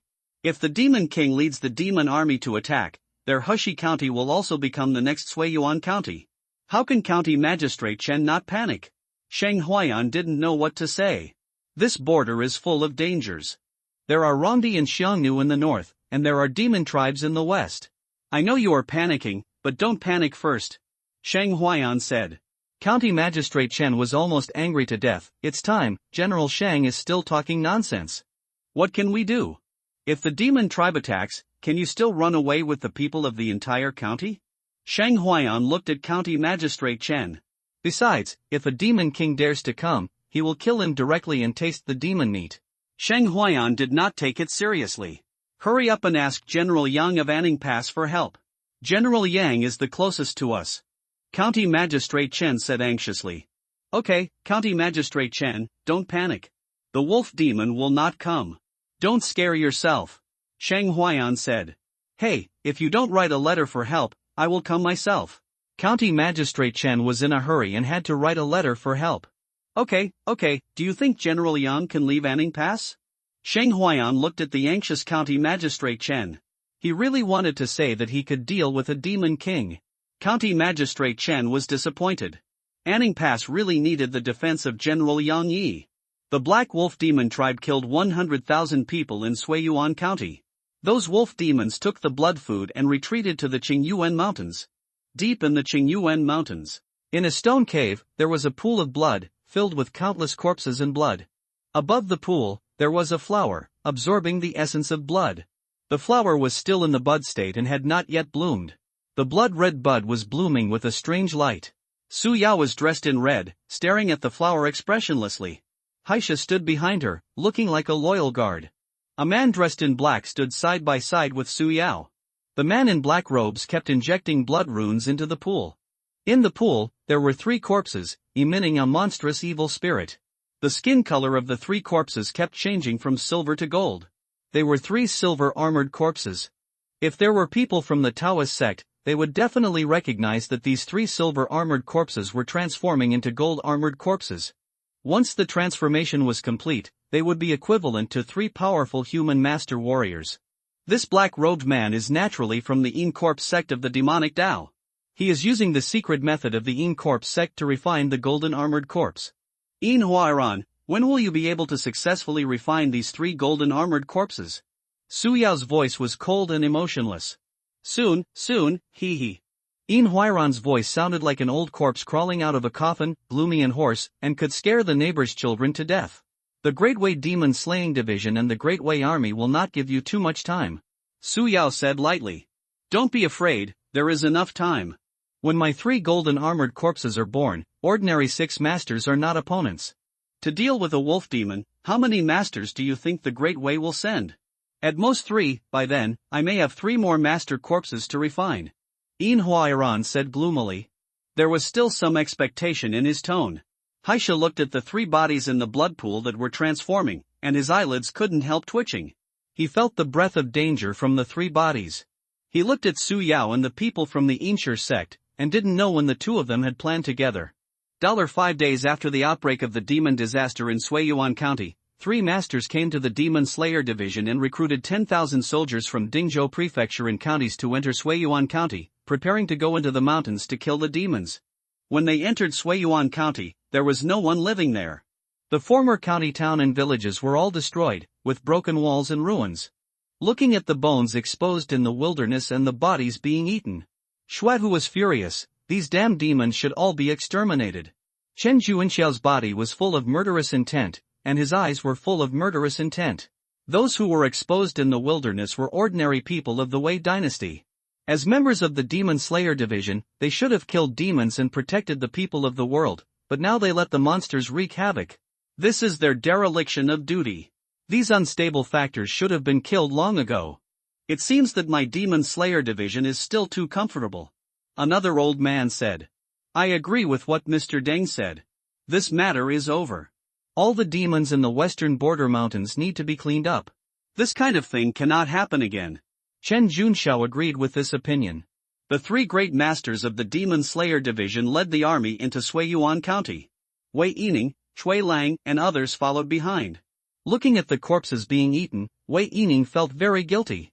As a member of the Demon Slayer Division, he was unable to stop all this from happening. 4 of his 9 silver metal demon slayers died. His heart was extremely heavy, and his hatred for the fox demon became even deeper. Chui Lang's eyes rolled around, looking at the corpses. His heart was calm. Dingzhou Prefect Feng Zhili was held accountable and imprisoned.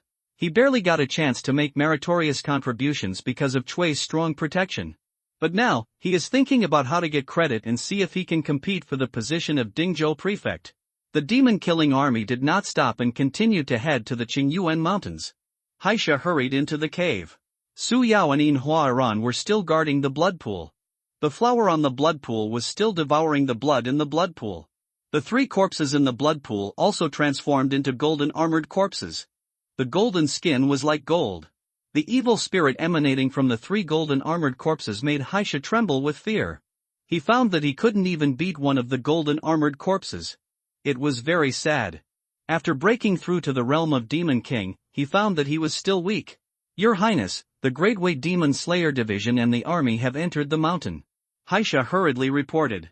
How many masters have come? Su Yao didn't look back. In her eyes, there was only the blood-red flower above the blood pool. Your Highness, there are 3 masters and 10,000 human troops. Haisha reported. The people of the Demon Slayer Division are still like this. They like to solve problems with absolute power. They sent 3 masters at once. However, they don't know our existence. Don't go back after coming this time. In Huairan's voice was hoarse and low, like the voice of a fierce ghost in hell. Obviously, this was not the first time that In Huairan had dealt with the people of the Demon Slayer division. Bring them all here, just in time for my 3 little cuties to drink the warrior's blood. I think the blood of 10,000 troops can also make the princess's flower bloom as soon as possible. In Huairan said in a low voice. Yes, sir. Haisha replied respectfully. He couldn't be disrespectful. These 2 ruthless people could take his life. Haisha went to command the demon clan, constantly harassing the demon-killing army, and step by step led the 3 masters and 10,000 troops of the Demon Slayer division to that cave. These wolf demons seem to be leading us deep into the mountains. Chen Junxiao discovered the clue. Xuehu also spoke up and said, I've also discovered that these wolf demons are really cunning. Could there be some conspiracy? Wei Yining, are you sure there is only one wolf king in the demon king realm in the mountains? Chen Junxiao looked back at Wei Yining and asked. My lord, I'm not sure either, but when we first fought with the wolf demon, it was still at the peak of the great demon, but after a few days, the wolf demon broke through the demon king realm, and we were driven out of the Qingyuan mountains by the wolf demon. Wei Yining replied. Did something happen in the Qingyuan mountains? Chen Junxiao felt inexplicably uneasy. Let's go, keep moving forward, kill those little demons, any conspiracy will be vulnerable in the face of absolute strength. Deng Lao said. To deal with a demon king who has just broken through the realm, sending out 3 masters can completely crush it.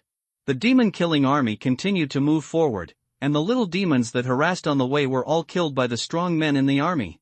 Arriving deep in the mountains, Haisha led tens of thousands of wolf demons in front, quietly waiting for the arrival of the demon-killing army.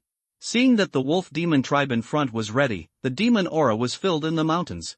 Xuehu glared at Haisha, bold wolf demon, you dare to attack my Dawei county, you deserve to die. Ha ha, Haisha laughed, very arrogant, attacking your Dawei, so what?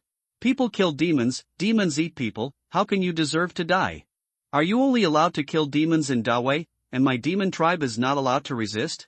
There is no such tyranny in the world.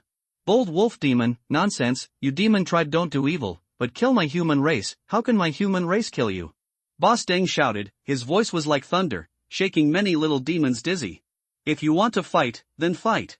How could my black wolf demon clan be afraid of your great way? It's just some blood food.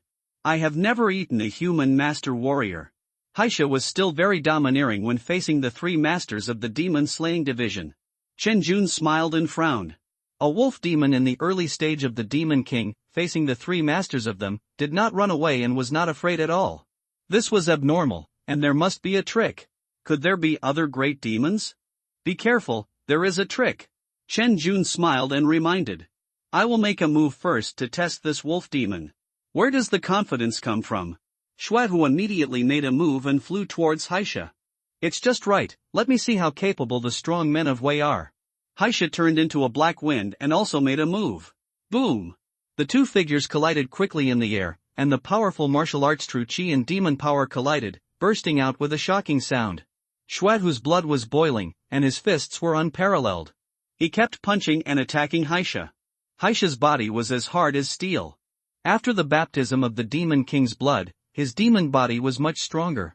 At the same time, the blood power in his body was also transformed, and it was not much inferior to Xuehu. 1 man and 1 demon, in a few breaths, they fought for hundreds of rounds. Sure enough, you have some skills, no wonder you dare to be so rampant, but this skill alone is not enough, show all your cards, otherwise you will have no chance. Xuehu punched Haisha hard and said. He, you are not stupid. Haisha laughed and shouted. Sir, please take action and quickly kill the 2 human strongmen. I will hold this person. Be alert. Chen Junxiao felt bad immediately. He, a laugh like a night owl sounded, and 4 figures walked out of the forest. 3 of the figures had no vitality, and the terrifying evil spirit emanated from their bodies. They were shrouded in black robes, and people could see their true appearance. Not good, golden armored corpse, the demon of Yinshur sect. Dan Shinzi in the crowd was shocked. Oh no, damn it, how could this demon from the Yinshur sect be involved with the demon clan? Chen Juinxiao's face changed drastically. Even Elder Dang was no longer as calm as before. They never thought that there was someone from the Yinshur sect behind them. You guys retreat quickly, leave the mountain range. Chen Junxiao shouted. They had never thought that someone from the Yinshur sect was behind them. The three terrifying golden armored corpses were completely beyond their ability to deal with. Kill! Inhuaran shouted softly, pinched his fingers, and urged the three golden armored corpses to kill Chen Junxiao and Elder Deng. Chen Junxiao and Elder Deng attacked the three golden armored corpses. The three golden armored corpses were extremely fast, not slow at all. Bang! Chen Junxiao punched one of the golden armored corpses, and the powerful force made his arm hurt. The power of the golden armored corpse was stronger than him. Retreat, quickly! Shui Lang shouted. Chen Junxiao ordered a retreat, and the army quickly turned around and began to retreat. Seeing that the human army was about to retreat, Haisha, who was fighting with Xuehu, immediately gave an order. Wolf tribe boys, kill them, don't let a single human run away. Oh, the demon wolf army roared and instantly rushed towards the Wei army, with demonic energy rolling and rushing to the people's minds. Chen Junxiao, Deng Lao, and Xuehu, the three masters, were restrained, and the high-end combat power of the Wei army was sharply reduced. Facing the charge of the demon wolf army, Wei Yining, Shui Lang and others could only lead the army to fight and retreat. Damn it! Xuehu was furious and was entangled by the wolf demon. He could not help Chen Junxiao and Deng Lao. Chen Junxiao and Deng Lao, facing the siege of three golden armored corpses, were actually defeated. The three golden armored corpses were powerful and could not be dealt with by ordinary masters at all. The Wei army was in a rout, and the sudden appearance of Yin Huairan from the Yinshi sect caught them off guard.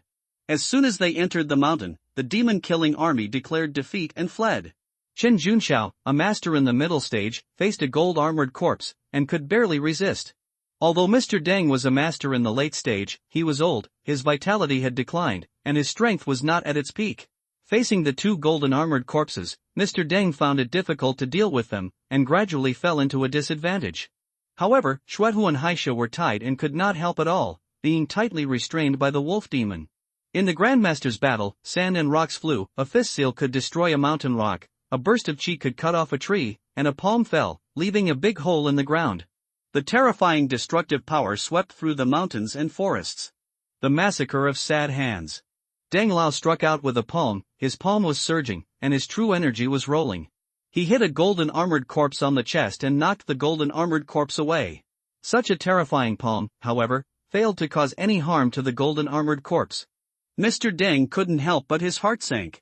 This golden armored corpse was really extremely hard. Such a full blow only left a faint palm print on the chest of the golden armored corpse. Jia, this is the corpse refined by our Yin corpse sect using the master's body. It was already a silver armored corpse 100 years ago. Now that it has transformed, its strength is so powerful and tenacious that you can't imagine. Yin Huairan, who was fighting against the golden armored corpses, smiled arrogantly, and his voice was like a ghost, echoing in the mountains and forests. Demons of the Yin corpse sect, you are so brave. You have been silent for 100 years, and now you dare to show your face again. It seems that our Demon Slayer division did not kill you all 100 years ago. Chen Jun shouted with a smile. The Yin corpse sect is not well received by anyone in the demon sect. Who would treat someone who digs up ancestral graves everywhere? Whose family doesn't have several ancestors buried underground? 100 years ago, the Yin corpse sect dug up ancestral graves everywhere to refine corpses, which caused public outrage and was strangled by the Taoist sect, martial arts, and the court. There were countless casualties, and only 2 or 3 big cats and kittens escaped. Unexpectedly, only 100 years have passed, and people from the Yin corpse sect have appeared again. I will lead the Yin corpse sect to the throne. The 3 of you will become my corpse refining materials first. Yin Huairan laughed, very arrogantly. A group of ground rats hiding in dark corners are brave enough to speak out. Mr. Deng snorted coldly. The Yin corpse sect failed to rise 100 years ago, so why would it dare to say such big words 100 years later? Qualification? I am the qualification. Yin Huairan's Yin Qi was strong, and he was clearly a master-level expert. The Yin corpse sect belongs to the lineage of demonic corpse refining. This Yin Huairan is at the peak of the Zhaoding realm. He refined and transformed 3 silver armored corpses into golden armored corpses. After the golden armored corpses were successfully refined, he denies them, allowing him to go smoothly. Breakthrough to the out-of-body realm. The realm of Taoist cultivators out of body corresponds to the strong masters of martial arts. Yin Huairan took action and cooperated with the 2 golden armored corpses to fight against Mr. Deng. Deng Lao was retreating steadily and was in danger. Damn it, I didn't expect this demon to be a demon cultivator in the out-of-body realm. Shuehu, Chen Junxiao, you two quickly get rid of your opponents and flee, issue a demon killing order, and call on the heroes of the world to kill demons and demons. Mr. Deng shouted. If he doesn't leave, when he is defeated, none of the three of them will be able to leave. No, how can we keep you? Shuehu flatly refused. Come on, I'll hold you back, otherwise we won't be able to leave and we will all die here. Mr. Deng scolded. Now that something unexpected has happened, they must not all die here. Let's go, run back and report it to the Demon Slayer Department, and ask the Demon Slayer Department to send strong men to destroy the remnants of the Yin Corp sect. Chen Junxiao and Shuehu knew that Mr. Deng planned to use his life to fight for their survival. Walk! Chen Jun smiled cruelly and felt sad in his heart. This time the intelligence went wrong and something happened to the remnants of the Yin Corp sect. If they don't leave, their whole army will be destroyed here. In order to stay useful, Shuehu and Chen Junxiao ran away with guilt and unwillingness. Jia Jia, you are so affectionate and loyal. It is so great to stay and die while leaving the chance of survival to others. Yin Huairan smiled coldly. Stop talking nonsense, the devil will die. Dang Lao burned his blood and faced 3 golden armored corpses, a demon king, and Yin Huairan alone. Encountered in ambush by 5 powerful masters, he had no choice but to cut off his arm to survive, leaving the hope of survival to the 2 younger masters, Chen Junxiao and Shuehu. Kill! Yin Huairan's murderous intention was strong, the Yin Qi was billowing, and the whole person was shrouded in the mist, like a fierce ghost. Dang Lao faced 3 golden armored corpses, surrounded by 2 master-level warriors. Even if they burned their essence and blood, they were quickly defeated. Demon Slayer Division, no regrets. Before Mr. Deng died, an angry shout reached the ears of Chen Junxiao and Shuehu. The 2 of them clenched their fists tightly, only hating that they were not strong enough. The army of the Wei dynasty entered Qingyuan Mountain to defeat demons for the first time and failed, resulting in numerous casualties. Out of 10,000 people, only a few thousand escaped and killed a grandmaster in battle. After escaping from Suiyuan County, Chen Junxiao and Shuehu looked so gloomy that they could shed water. The death of Mr. Deng in battle was a big blow to them. Chui Lang hid far away, not daring to wander in front of the 2 of them. When he ran away, he was the fastest runner. Of the tens of thousands of troops, only 3,000 came back at this moment. They threw away their armor one by one, and their morale was completely shattered. The demon slaying failed, and the Yin Corp sect, which had been silent for 100 years, appeared and joined forces with the demon clan to trap and kill the master of the demon slaying department. When the news came out, the entire Dingzhou was in an uproar. The Yin Corp sect, which has been missing for 100 years, unexpectedly appeared in our Dingzhou. Damn it, I have to go back and see if my ancestral grave has been dug up. This street rat sect shows up again? 100 years ago, my family's ancestral grave was dug up. I'm going to kill those rotten dermatitis from the infernal corpse sect. Chen Junxiao and Shuehu, in the name of the Demon Slayer Division, called on people with lofty ideals throughout Dingzhou to slay demons and eliminate demons. At the same time, they reported the failure of demon slaying in Qingyuan Mountain to the Demon Slayer Division. Many martial arts masters from Dingzhou Jianhu sect responded to the call and went to Suiyuan County. There was a swordsman carrying a sword. Hearing that the demon clan was rampant and the demonic Yin Corp sect appeared, he decided to go there. From the Pumiao sect of Daomen in Dingzhou, a Taoist priest came out of the mountain and headed towards Suiyuan County. When County Magistrate Chen told Sheng Huaiyan about the demon slaying in Qingyuan Mountain, Sheng Huaiyan was shocked and secretly wondered, are these demons so powerful? The 3 masters of the demon slaying division led tens of thousands of troops into the mountains to slay demons, but 1 master and 7,000 soldiers were killed in the battle. The Yin Corp sect and the golden armored corpses have all come out. This Dingzhou is indeed a frontier state and county, far away from the political center of the Wei dynasty. All kinds of monsters, ghosts, and snakes exist. You said the Demon Slayer Division issued an order to slay demons? Sheng Huaiyan touched his chin. Why, you don't want to go too, do you? Magistrate Chen looked at Sheng Huaiyan and suddenly had a bad feeling in his heart. With such a lively event, I also want to see the demon clan. Sheng Huaiyan said. His current killing value has bottomed out, and he has to find a way to get some killing value. The demon clan is pretty good. My General Shanda, you should guard Hushi County. Magistrate Chen said quickly. Old Chen, you have such an evil idea. Guarding the border is for the people of the Wei dynasty. Killing demons and demons is also for the people of the Wei dynasty. The demon tribe in Qingyuan Mountain in Suiyuan County is raging. As a general of the Wei dynasty, how can I sit back and watch? Shang Huayan said righteously. Magistrate Chen suddenly felt dazzling, like the light of justice falling on his face. It was so dazzling. If you go to Suiyuan County, what will happen to Hushi County? County Magistrate Chen was conquered by Shang Huayan's strong character. I only take 1,000 soldiers with me. 8,000 soldiers guard Hushi County, which is completely enough. Besides, the Rongdi and the Huns will not go south now. Shang Huayan said. Okay. County Magistrate Chen also wanted to solve the evil problem in Suiyuan County as soon as possible, otherwise he would not be able to sleep well. Shang Huayan led 1,000 cavalry to Suiyuan County to respond to the Demon Slayer Division's call to slay demons.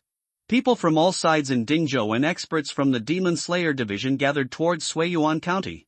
The ruins of the former Suiyuan County suddenly became lively, with people coming to hunt the Demon Clan and the In Corp sect. Shang Huayan came to Suiyuan County with 1,000 cavalrymen. Another group of people and horses, or an army, I don't know which army it is. Someone saw Shang Huayan and his group and slowly said, "Oh, the general in the lead is so young."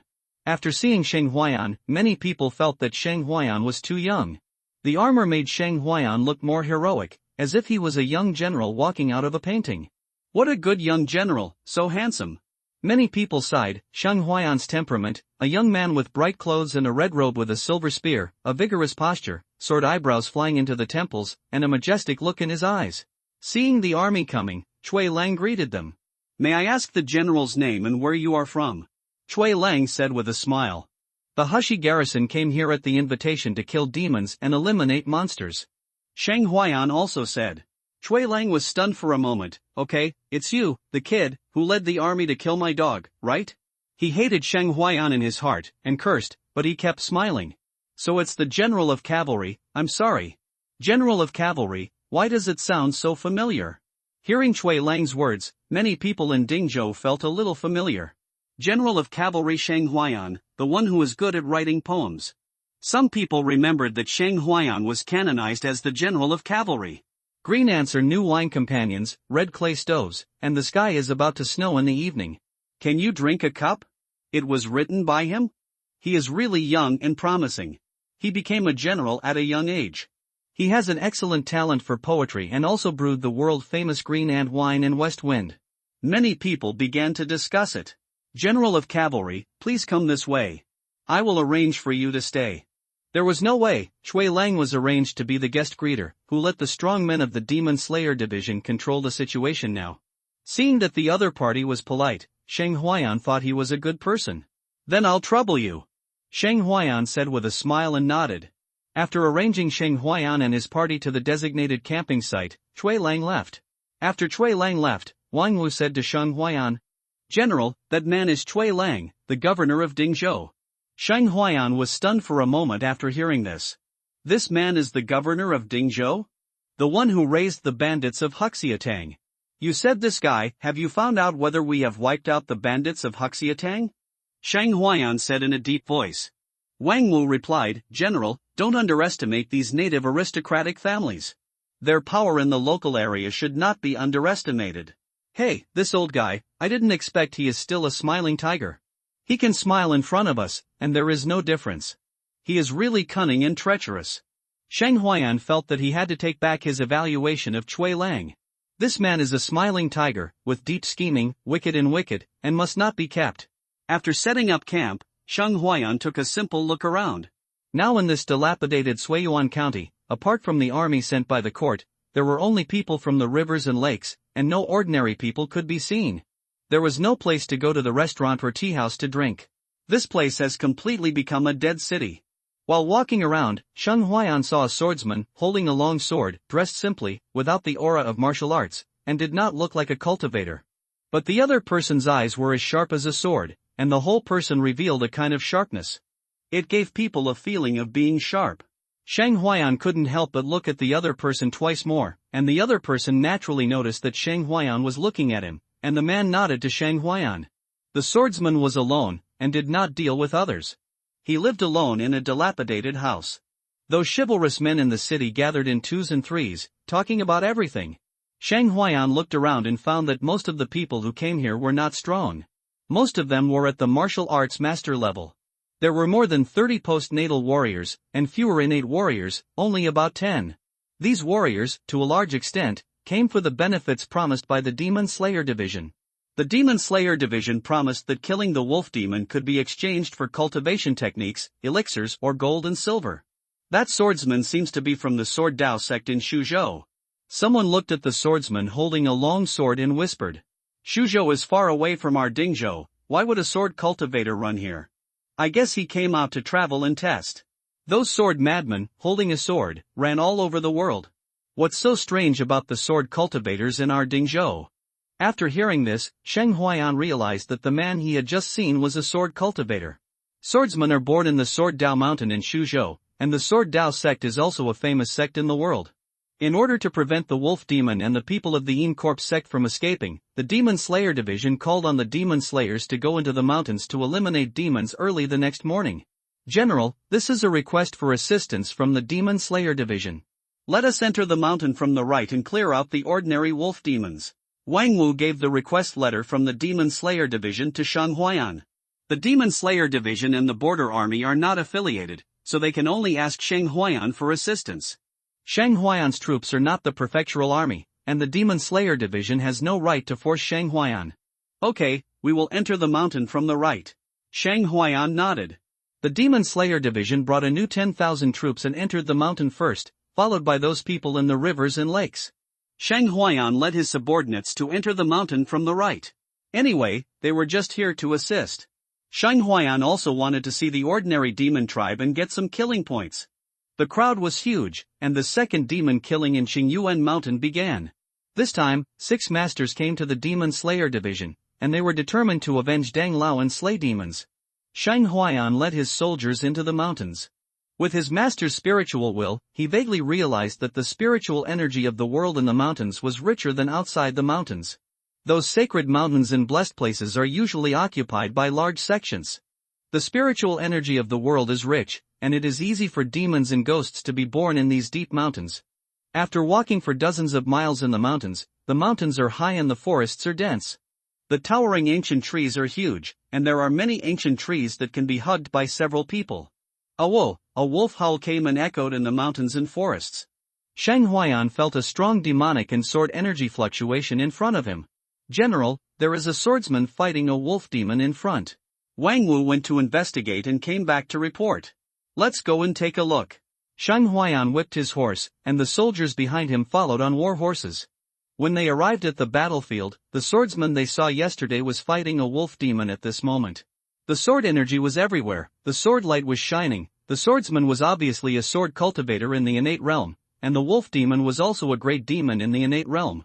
The man and the demon fought hard, and the wolf demon turned into a human form, with broad shoulders, a strong body and a black face, looking like Li Gui. The sword energy collided with the demon claws, and the sharp sword light made the wolf demon dare not take it easily. Behind it, there were more than 500 wolf demons, staring at him. Zhang Yibai went into the mountains alone this morning and encountered this group of wolf demons. The leader of this team of wolf demons and him started a big fight. The wolf demon was agile and had about the same strength as him, so the fight was hard to tell. Seeing the human army coming, the wolf demon quickly distanced himself from Zhang Yibai and retreated back to the wolf demon group. The wolf demon behind him did not reach the realm of transformation. The demon race must cultivate to a great demon comparable to the innate realm of humans before they can transform. The wolf demon stared at Sheng Huayan's men with green eyes, their mouths grim, ready to kill at any time. General, be careful, these wolf demons are powerful and cannot be underestimated. Zhang Yibai warned. Form a battle array. Sheng Huayan ordered immediately. The soldiers behind him formed a battle array, ready to resist the attack of the wolf demons. The wolf demon group let out a series of howling sounds, and the terrifying demonic aura spread in the forest. The war horses under Sheng Huayan and others began to become restless. Facing the wolf demon group, ordinary war horses naturally could not withstand the deterrence of the demonic aura. Seeing this, Sheng Huayan immediately ordered, dismount and defend. The soldiers turned over and dismounted, and quickly formed a mandarin duck formation to defend. Once the wolf demon group on the opposite side launched a charge, these ordinary war horses would immediately be frightened and collapsed, which would be disadvantageous to the battle. The wolf demon roared, and the great demon in the innate realm, with a flash of demonic aura, turned back to its original form. The huge wolf demon was like an elephant, with a tall physique. Awo, as the wolf demon leader gave the order, the wolf demon army directly launched a charge, and the demonic aura rolled, like wolf smoke. The warhorse under Shang Huayan neighed and raised its front hoof, obviously fearing the wolf demon. Shang Huayan released his own aura to calm the warhorse, while the warhorses ridden by the soldiers behind him were already panicking and irritable at this moment. The warhorse could not be ridden to charge. Shang Huayan only ordered defense and did not let the soldiers charge. He held an iron spear and stared at the wolf demon in the great demon realm. Among the group of wolf demons, only this great demon posed the greatest threat to his soldiers. Shang Huayan naturally wanted to deal with this wolf demon first. Jiang Yibai held a long sword, and the sword light was like water. He retreated to Shang Huayan's side, staring closely at the charging wolf demon. Facing the great demon in the innate realm alone, Jiang Yibai was naturally fearless, but facing so many wolf demons, he had to avoid 9 points alone. The remaining 1 point was to run away. Oh, facing the charging demon army, the soldiers under Shang Huayan held their weapons tightly. It was their first time to deal with the demons, so they were naturally a little afraid. But seeing Shang Huayan's resolute and upright figure standing in front of them, those soldiers felt much more at ease. It can be said that Shang Huayan is their backbone. Looking at the demon army getting closer and closer, the iron spear in Shang Huayan's hand flashed with cold light. The big demon wolf rushed directly towards Shang Huayan, jumped up, and wanted to kill Shang Huayan. Intuition told it that Shang Huayan was the most dangerous and must be dealt with first. Shang Huayan smiled and immediately slashed out with the long spear in his hand, like a mad dragon out of the sea, with a majestic innate true energy, slashing at the wolf demon. When the big demon wolf sensed the fatal danger, it was too late. The iron spear came with terrifying power and the might of splitting mountains and seas, and it had no way to avoid it. Puff! The demon blood splashed, and the sharp iron spear directly split the elephant-like wolf demon in half. Not only were the charging wolf demons shocked, but Jiang Yibai was also stunned. The big demon wolf that could fight him to a draw was actually split in half by Shang Huayan's gun. What kind of terrifying power is this? That wolf demon is comparable to the middle stage of human innateness. It was killed by a gun like this, which scared Jiang Yibai. Shang Huayan obviously looks like he is only in the early to middle stage of innateness. Why does he feel more terrifying than the late stage of innateness? After killing the big demon wolf, Shang Huayan gained 80 points of killing value. The big demon wolf, which is equivalent to the middle stage of innateness in martial arts, provided him with 80 points of killing value, which is 10 points more than ordinary middle stage innate warriors. Kill! Shang Huayan shouted loudly, jumped up, and killed into the wolf demon group. An iron spear in his hand danced with great power, and the spear came out like a dragon, leaving after images, constantly harvesting the lives of wolf demons. This shout woke Jiang Yibai up. After Jiang Yibai came back to his senses, he also killed the wolf demon group with a sword. Without the big demon wolf, the threat was greatly reduced. Those soldiers used the Mandarin duck formation to resist the attack of the demon wolves. Although only a few wolf monsters were killed, the casualties were minimized. Mad Dragon! With a sweep of the spear, more than a dozen wolf monsters as big as buffaloes were killed. Now Shang Huayan's casual attack can have a huge force of 100,000 pounds. The spear is as sharp as a knife, indestructible, and those wolf monsters can't resist it at all. Thousands of pounds. The Overlord spear technique is terrifying, and with Shang Huayan's terrifying power, he doesn't need to use his full strength to deal with these little monsters. When the spear swept, a group of demon wolves were killed. Jiang Yibai's sword light split, and the sword energy was vertical and horizontal, and he continued to kill wolf monsters. That swordsmanship was superb, and no wolf monster could touch him at all. Seeing Jiang Yibai constantly killing wolf monsters, Shang Huayan frowned slightly. He wanted Jiang Yibai to stop and not steal his wolf head. This is all killing value, which was wasted by Jiang Yibai. The soldiers focused on defense. If they could kill the wolf demon, they would kill it. If they couldn't kill it, they would protect themselves.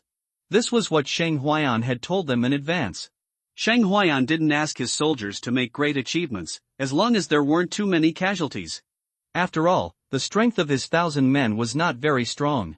Even if he had exchanged a lot of cultivation pills for wine from Danshinzi last time, there wouldn't be much for each of them. Therefore, most of his soldiers were at the martial arts level. They were all farmers who had transformed into soldiers and didn't have much talent for martial arts. Those who could make rapid progress in their strength after coming into contact with martial arts were 1 in a million. Jiang Yibai looked at Shang Huayan alone, like a peerless killing god, madly slaughtering the demon wolf. 500 or 600 demon wolves were slaughtered by Shang Huayan, and the remaining ones were frightened and fled deep into the mountains. Jiang Yibai clasped his fists and said to Shang Huayan, "Thank you, General, for your help. It's just a small effort, and it's my job. No need to thank me," Shang Huayan said lightly. The iron spear was still dripping with wolf demon blood, and the blood was scarlet, exuding a faint demonic aura. "General, you can collect these wolf demon flesh and blood and exchange them for what the Demon Slayer Bureau needs." "I don't want them," Jiang Yibai said to Shang Huayan. "Thank you very much." Shang Huayan nodded. Many of these wolf demon corpses were killed by Jiang Yibai. Since Jiang Yibai said so, Shang Huayan accepted it. Who told him that he was short of supplies now? "Collect all these wolf demon corpses," Shang Huayan said to his subordinates. "Yes, General." The subordinates picked up all the wolf demon corpses and put them on the war horses for the war horses to carry. The war horses were still trembling with fear as they carried the wolf demon's corpse. If there were no soldiers to comfort them, they would have fled long ago. "I am Shang Huayan, the general of the Hoshi County garrison." "I don't know your name." Shang Huayan looked at Jiang Yibai and asked. "Jiang Yibai, a disciple of Jiandao Mountain." Jiang Yibai replied. "Brother Jiang is alone, is he with us?"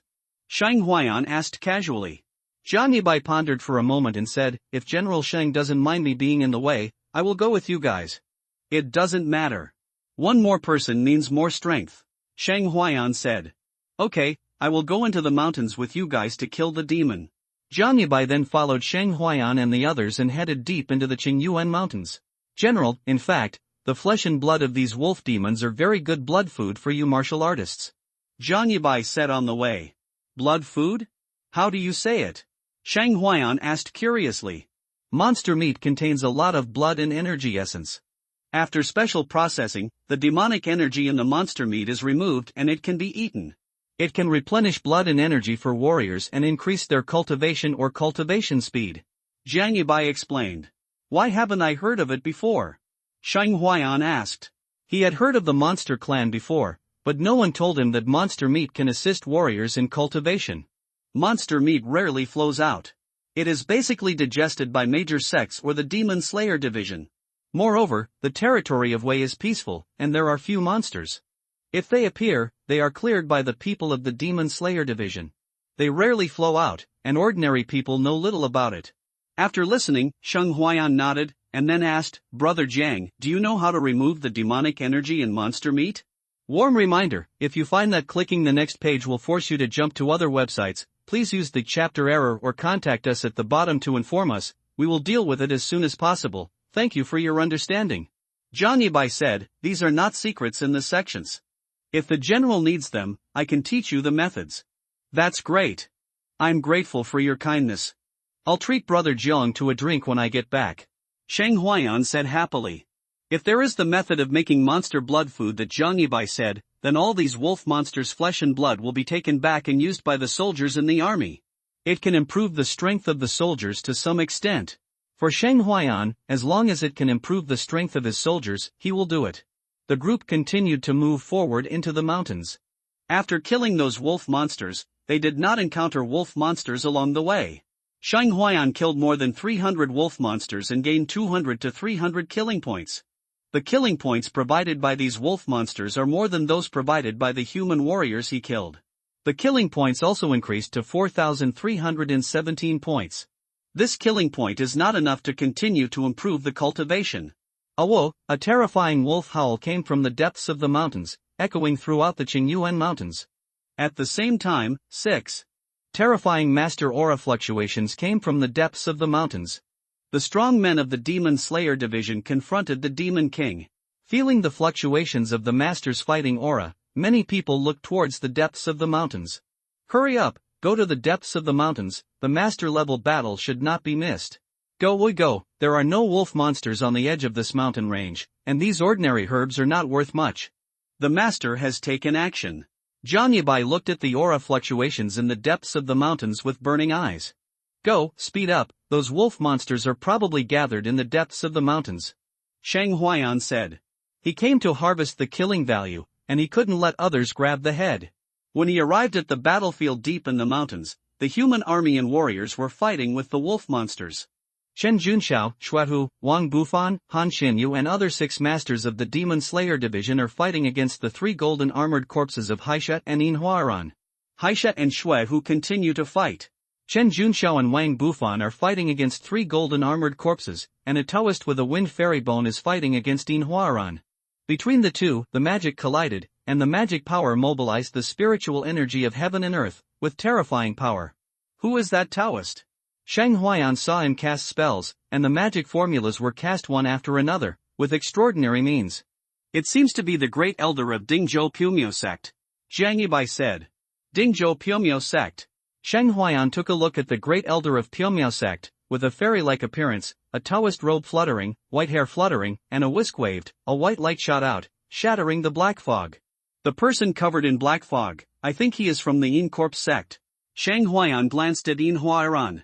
I just felt that this person was full of evil spirits and his strength was not weak. Glancing at the Grandmaster's battle in the sky, Shang Huayan felt that none of these Grandmasters could fight. Shang Huayan did not intend to expose his strength, nor did he have the idea of intervening in the Grandmaster's battle. His target was those ordinary wolf monsters. General Shang, Jian will go to help first. Zhang Yibai rushed into the battlefield with a sword, and his fighting spirit was high.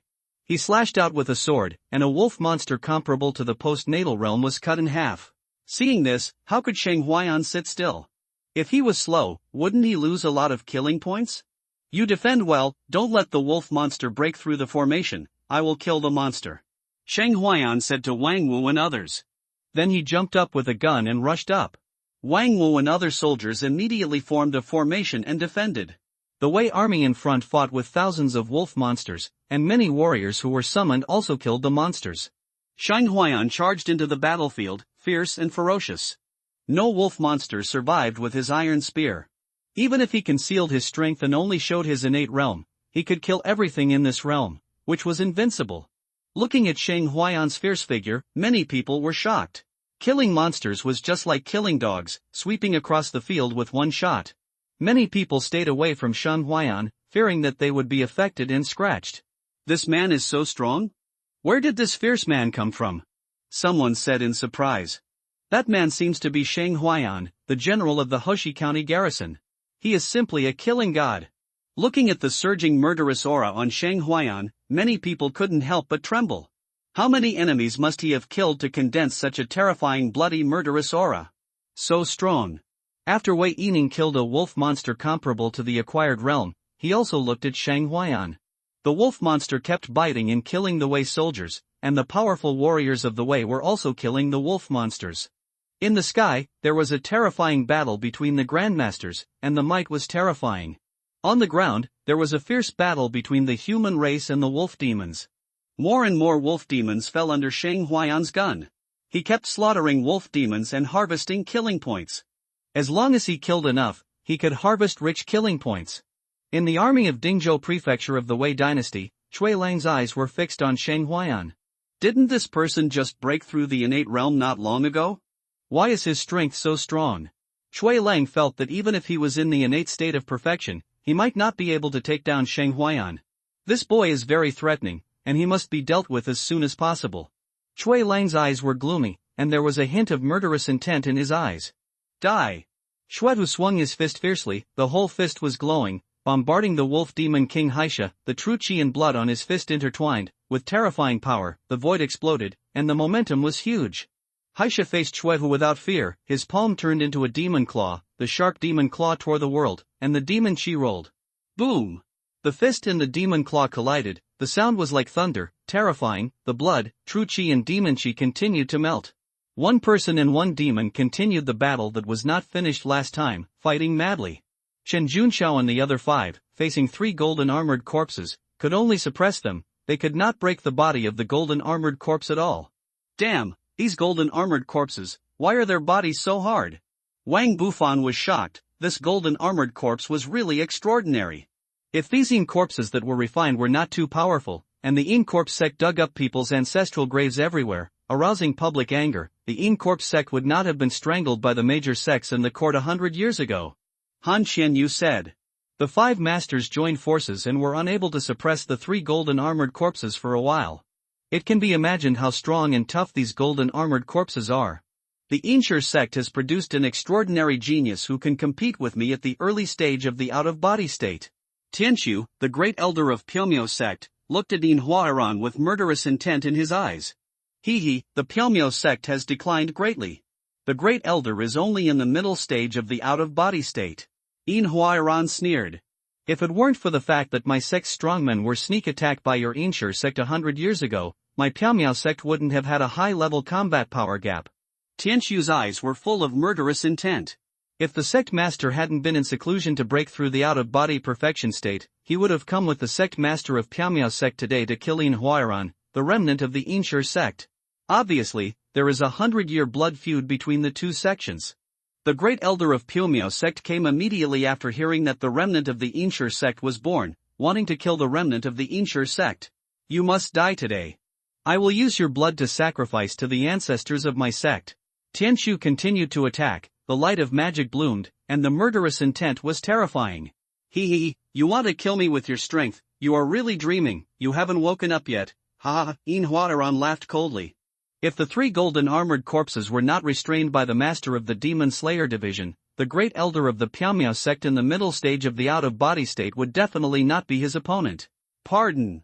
Tianqiu shouted softly, and the magic in his hand condensed, and a fire dragon roared and rushed towards Yin Huairan. Yin Huairan was completely fearless, and quickly made a seal with his hands, and the rolling Yin Qi condensed into a big snake, killing the fire dragon. The two people's magic collided, and the fire dragon and the Yin snake bit each other, and the spirit rolled in the air, and the void seemed to be broken. Tianqiu's Taoism seemed unable to suppress Yin Huairan's evil magic.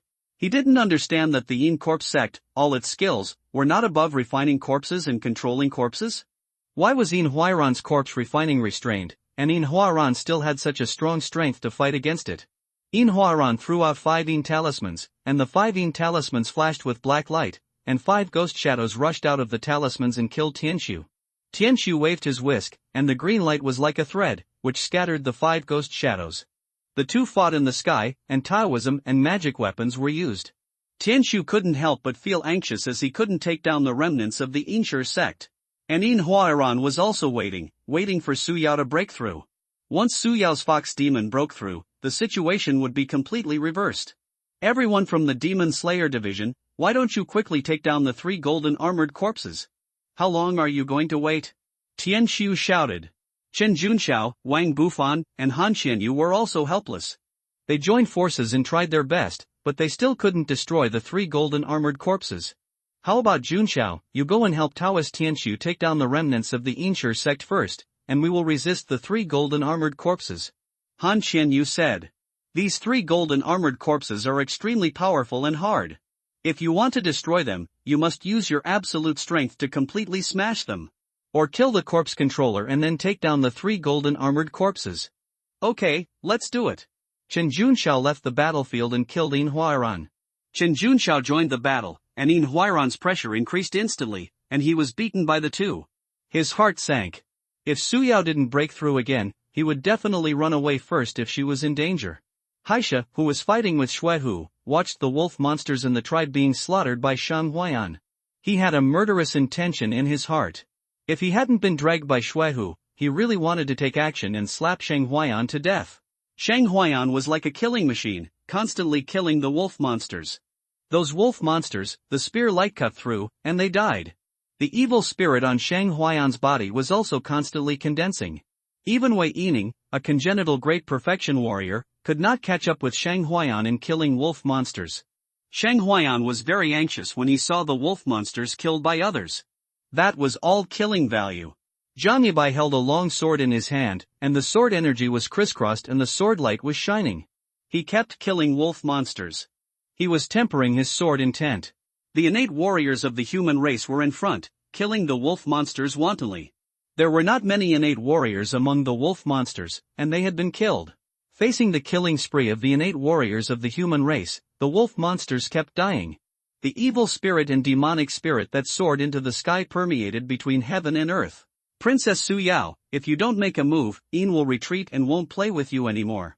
Yin Huairan suddenly said. Chen Junxiao and others felt bad when they heard it. Could it be that there are still strong ones? Why should Mr. Ian be anxious? A clear and cold voice sounded, and the voice was full of charm. After hearing this voice, Sheng Huayan paused the iron spear in his hand. It was a good sound. There is actually a strong one. Is it the fox of the demon race? Chen Juinxiao's eyes sank. No wonder the fox demon that Wei Yining said has not been seen for a long time. It turned out that it was hiding in the mountains to break through. A red dress like a phantom, a flash of light, came to the sky. Everyone's eyes fell on the red figure, whose charming and stunning face instantly fascinated countless people. Behind Su Yao, 6 illusory red foxtails swayed, and ordinary people were fascinated by them at a glance. Those ordinary soldiers and martial artists had dull eyes, as if they were trapped in the world of demons, where succubi were rampant, and enchanting and charming demon women entangled them, magnifying their desires infinitely, and their eyes were blurred. Ja! Several masters shouted, and the sound was like thunder, exploding in the ears of countless people, awakening them. This moment of distraction caused many Wei army and warriors to be killed by wolf demons, and suffered heavy losses. Demon woman, good tricks. Chen Junxiao and others were extremely alert. Just showing up, so many people were charmed. It was indeed a fox demon, born with a charming body. Your Excellency is too kind. I didn't do anything. It's just that they have impure thoughts. Su Yao smiled charmingly. Chen Junxiao and others kept their minds tightly. This was such a terrifying method that they almost couldn't resist the charm technique. Sheng Huayan looked up and looked at the beautiful figure in the air. Wasn't that Qin Yao? Why did the people from the Inshur sect call her Princess Su Yao? It seems that this vest technique is very good. Sheng Huayan sighed in his heart. This witch's charm technique is even stronger. If you don't have a firm will, you will fall into the charm illusion. You are so brave, you fox demon. You dare to sneak across the 10,000 mountains and come to my great way to do evil. You can't stay. At this time, another voice sounded. Yin Huaran and Su Yao were stunned. There are still strong people in the Great Way. Why did they wait until now to show up? They felt a little uneasy. Chen Junxiao and others were overjoyed when they heard the voice. Master, I didn't expect that you would come along. Shuaihu said happily. An old man dressed in simple clothes took a step forward, and in an instant, he arrived at the battlefield. Grandmaster Great Perfection Master. Yin Huairan's heart sank. Grandmaster Great Perfection, the cultivation of the 5 qi in the body is perfect, and it can already be involved in the realm of Grandmaster. He was proud of having 3 golden armored corpses, and he was not afraid of 3 or 5 ordinary masters, but facing a powerful master of great perfection, he had no chance of winning. You have dispatched so many masters, you, the Demon Slayer division, really think highly of me. Su Yao regained her coldness. Looking at the powerful master of great perfection, Su Yao did not expect to attract such a strong man. Fox demon, you slaughtered the people of a county just to break through, and did such a heartless thing. Follow me back to the Demon Slayer division to be punished, so as not to suffer physical pain. Zhong Qingji said coldly. This fox demon was so bold that he united with the remnants of the Inshur sect to slaughter hundreds of thousands of people in a county just to break through. This undoubtedly angered the Wei dynasty. My lord, please don't scare me. I didn't kill anyone. I didn't kill anyone. Su Yao looked pitiful and charming. Many people didn't dare to approach her, for fear of falling into the illusion and being unable to extricate themselves. It was obviously impossible for a master to surrender. Then don't blame me for being ruthless. Zhong Qingji raised his hand and pressed towards Su Yao. The 5 qi flowed between heaven and earth, the true qi rolled, and the spiritual inspiration boiled. In that palm, it seemed that the great power of heaven and earth condensed and oppressed everything. Su Yao felt a strong and terrifying pressure. If this palm fell, she would definitely die. Even if she broke through to the realm of the Demon King now, she could not resist this palm. In such a desperate situation, she could only use the pressure box. Buzz! A palm-sized silver object quickly flew out from Su Yao's chest, wrapped in silver light, dazzling and dazzling. Su Yao quickly activated the magic weapon with her demon essence, and the light was bright, like a silver moon rising. The silver light resisted the terrifying palm. What is that? Many people felt the terrifying pressure from the magic weapon that looked like a silver moon. Heavenly Demon Mirror, you actually have the Heavenly Demon Mirror on you. Zhong Qingji was shocked. As soon as these words came out, Chen Junxiao, Shuaihu, Han Xianyu and others also changed their faces. Zhang Yibai looked up at the silver moon in the sky. At this moment, it seemed like the sun and the moon were across the sky, like a strange phenomenon of the sun and the moon in the same sky. Many people felt a sense of fear in their hearts. What is the heavenly demon mirror? Sheng Huayan didn't know why these people were so shocked. But with his current strength, he actually felt a strong threat. The heavenly demon mirror, it is rumored that it is a treasure refined by the last demon king of the Fox clan in the 10,000 mountains. The Fox clan demon king was a half-step demon king when he was alive. Jiang Yibai said leisurely. These secrets were seen by him in the Sutra Pavilion in the sect. Half-step demon king magic weapon? Sheng Huayan was shocked. Damn it! Zhong Qingji's eyelids twitched. He didn't expect that a fox demon would have such a magic weapon. I thought it was just a small fox demon that could be easily controlled, but I didn't expect it to have a heavy weapon. Zhong Qingji quickly mobilized the blood and true essence of his body, and the 5 qi in his body surged, forming innate qi on the surface of his body to resist the terrifying attack that the heavenly demon mirror was about to fall. Su Yao activated the heavenly demon mirror, and a terrifying pressure spread from the sky. Whether it was the wolf demon or the human warriors and the army, they all seemed to be facing great terror at this moment. Those demon wolves all prostrated themselves and knelt down. Countless people's eyes were full of fear, and the heavenly demon mirror, which looked like a silver moon in the sky, was shining brightly. Chen Junxiao and others also hurriedly condensed their martial arts essence to form a defensive qi. Boom! The heavenly demon mirror shook, and a beam of bright light shot down from the sky, heading straight for Zhong Qingji. The powerful and terrifying beam of light instantly hit Zhong Qingji's protective qi, and the dazzling waves of light scattered in all directions, and Chen Junxiao and others were all blown away. Boom! With a loud bang, the sky seemed to be torn apart, and the terrifying sound waves made countless people's heads buzz, as if they were hit by a giant hammer. Zhong Qingji, who faced this attack, was knocked down from the sky and crashed into the mountain. Most of the mountain collapsed, and stones and wood flew everywhere. Many people with weak cultivation were shocked and bleeding from their mouths and noses.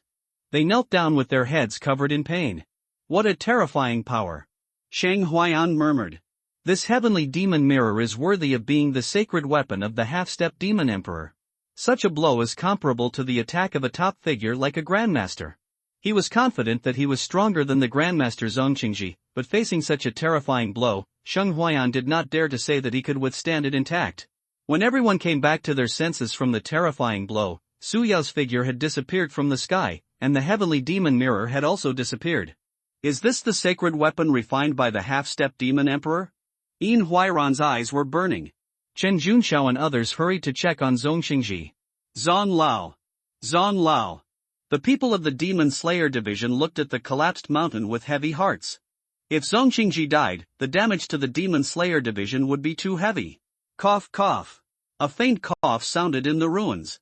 Chen Junxiao and others were delighted and hurried forward to move the ruins. Zhong Qingji came out of the ruins with messy hair, scars all over his body, his left arm was broken, and blood was flowing. He looked pale and ugly. Damn, I lost a lot this time. I hurt my origin. I'm afraid I have no hope of becoming a grandmaster. Damn fox demon, cut off my foundation. Zhong Qingji was mad and extremely angry. He thought it was just a simple mission, but he didn't expect to fall into a big fall and ruined his hope of breaking through to the grandmaster. Zhang Lao! Zhang Lao! Chen Junxiao, Xuehu and others looked at Zhong Qingji worriedly. Healing pills, Zhang Lao, take them quickly. Chen Junxiao quickly took out the healing pills and handed them to Zhong Qingji. Zhong Qingji did not refuse, and quickly took the pills and took them. His injuries were too severe, and his internal organs were all shattered. The 5 qi in his body were all scattered. Zhang Lao, how are you? Han Qianyu asked worriedly. Hey, my foundation was injured. Zhong Qingji smiled bitterly. What? When several people heard this, their faces changed drastically. Zhang Lao was one of the most potential people in the Demon Slayer division to break through to the Grand Master. Fortunately, the fox demon was not strong enough, and could only use the heavenly demon mirror reluctantly, otherwise I would have died here today. Zhong Qingji was very bitter. Both lucky and unfortunate. Facing a half-step demon emperor holy weapon and not dying in one blow, he was also lucky. Wei Yining came back to his senses at this moment. Is this the fox demon he has been chasing? Thinking about it now, he broke into a cold sweat. If that fox demon had used the heavenly demon mirror to attack him, he would have been covered with grass on his grave. Yin Huaran turned and ran away when he saw Su Yao disappear. If he didn't run now, when would he run? Once the people from the Demon Slayer division came to their senses, he would be the one facing encirclement and suppression. No, the remnant of the Yin Corpse sect is trying to escape. Wang Bufan shouted when he saw Yin Huairan running away. Chase him and kill him, otherwise I will lose a lot this time. Zhong Qingji ordered immediately. The wolf demon Haisha also turned and ran away when he saw that the situation was not right. If he stayed, he would definitely die. Shang Huaiyan still killed those wolf demons. He was too lazy to care about other things. He tried not to show up if he could. Harvesting killing points is the right way. Develop quietly and then surprise everyone. Su Yao activated the heavenly demon mirror to launch a terrifying attack, and Zhong Qingji fled after being seriously injured. He activated the heavenly demon mirror, and almost drained her of her demon essence. Chen Junxiao, Xuehu, Tianxu and 7 others went to chase Yin Huairan, but let the Wolf King Haisha escape smoothly. Those ordinary wolf monsters, facing the encirclement and suppression of human warriors and the army, were gradually killed. With Shang Huaiyan, the god of killing, it was simply impossible for those ordinary wolf monsters to escape. When the wolf monsters were killed, Shang Huaiyan's bloody aura rolled, which made people feel terrified. No one dared to rob the corpse of the wolf monster he killed, because no one was afraid that Shang Huaiyan would kill it as a wolf monster. I'm afraid this is not the reincarnation of the god of killing. Someone swallowed his saliva and whispered. Such a terrifying killing intent. I feel like he can scare me to death with just one glare. Shang Huaiyan's subordinates quickly carried the wolf corpses back. These wolf corpses were all treasures. The flesh and blood can be used for cultivation to improve cultivation, the skin and bones can be used to make armor and weapons, and the wolf hair can be used to make brushes. In order not to waste any resources, his soldiers took away all the wolf demons he killed, and it was absolutely impossible for them to leave them behind. General Shang is so strong that I admire him. Zhang Yibai said with admiration after putting away his sword. Sword cultivators are terrifying in killing, but he feels that he is far behind Shang Huaiyan. There, he is just a little stronger. Shang Huaiyan smiled faintly. The people of the Demon Slayer division went to hunt down Yin Huairan, and the troops from all sides took the bodies of the wolf demons they killed in the harvest, and prepared to go out of the mountain. It was useless for them to stay in the mountain, and they could not deal with the strong men above the Grandmaster. Shang Huaiyan and his subordinates were not in a hurry. They had a lot of harvests, and the wolf demons killed by Zhang Yibai were also given to Shang Huaiyan. More than 3,000 wolf demon corpses, more than 1,000 of them, could not take them away at once. General, what should we do with so many wolf demon flesh and blood? Wang Wu asked. Get a carriage and use war horses to pull it all back. Shang Huaiyan said. Since these wolf demon flesh and blood can improve strength, Shang Huaiyan naturally would not choose to exchange things with the Demon Slayer division. Wang Wu led the soldiers and began to cut down trees to make a carriage. Shang Huaiyan went deep into the mountains. General Shang, where are you going? Jiang Yibai asked. To find something. Please help me take care of the troops, Brother Jiang. Shang Huaiyan said. He was going to find the treasure left by the Wolf Demon clan. The Wolf Demon destroyed Suiyuan County and must have looted a lot of gold and silver. The Black Wolf Demon clan has occupied the Qingyuan Mountains for many years and must have a lot of good things. There are many people who have the same idea as Shang Huaiyan. Jianghu warriors, Dingzhou Prefecture Army, Demon Slaying Division, and other forces are also looking for the wealth and treasures left by the Black Wolf clan in the mountains. The Black Wolf Demon clan was destroyed and the Wolf King Haisha escaped. Now is the best opportunity. In the dense forests of the mountains, there are constantly people shuttling back and forth, and they will drill into the holes when they see them. Shang Huaiyan sighed that there are many smart people in this world. Everyone knows that the Black Wolf clan has treasures left, and as long as they find the treasures, they will get rich. Shang Huaiyan could only look for it in the depths of the mountains, avoiding collisions with those who were also looking for treasure. When he arrived in the depths of the mountains, Shang Huaiyan wandered around, and a pair of sinister eyes were staring at him. Shang Huaiyan wandered around aimlessly, and suddenly, a gust of evil wind came, and black evil spirits rolled. The black evil claw slapped Shang Huaiyan fiercely, and he wanted to smash this human boy who slaughtered countless of his people into pieces. In the absence of a master, he dared to break into the depths of the mountains alone, which was not to die. The black evil was as swift as the wind, and a cruel smile appeared at the corner of his mouth. The next moment, he was going to smash Shang Huaiyan into a pulp with one claw. Feeling the murderous intent coming, Shang Huaiyan pulled out the black gold sword at his waist with a clang, and the bloody energy on the black gold sword rolled, and he chopped it out with one knife. Shie! Blood splashed, and a huge wolf claw flew up and was cut off with a knife. Ah! Haisha screamed in pain. His extremely hard body was actually cut off by a knife. Damn it, you are not innate. Haisha's face, which was as black as charcoal, was now so black that water could drip out. He looked at Shang Huayan in anger and horror. This human boy who seemed to have only the strength of the middle stage of the innate could actually cut off one of his claws with a knife. You should know that Xuehu of the Demon Slayer division fought with him for thousands of rounds and could not hurt him at all. Shang Huayan looked at the black-faced wolf demon and smiled. Hey, if I hadn't shown my innate realm, would you show up? Shang Huayan didn't expect that he would really lure this wolf demon out on a whim. It seems that this wolf demon is a little reluctant to leave the Qingyuan mountains. He escaped and hid in the depths of the mountains. Haisha turned and ran. He thought he was a soft persimmon, but he didn't expect that he was a hidden and terrifying boss. Shang Huayan released his aura, and Haisha looked like a terrifying strongman facing a master's great perfection. Where are you running? Get into my pot obediently. Shang Huayan raised his knife and chased him. Puff! A knife slashed out. The knife light was bright, like a vast waterfall slashing out. Haisha felt the terrifying knife light coming from behind him, and turned around hastily to fight back, but the sharp knife light, unmatched power and bloody aura directly blasted him out, fell to the ground, and vomited 3 liters of blood. Haisha fell to the ground, from the abdomen to the chest, a terrifying and hideous knife wound, constantly bleeding. He looked at Shang Huayan with despair. How strong is this human?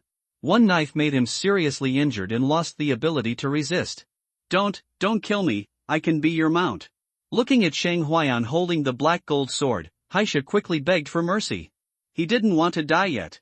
He had just broken through the Demon King realm, and he hadn't enjoyed it yet. Haisha was unwilling to die like this. Really? Shang Huayan looked at Haisha and said coldly.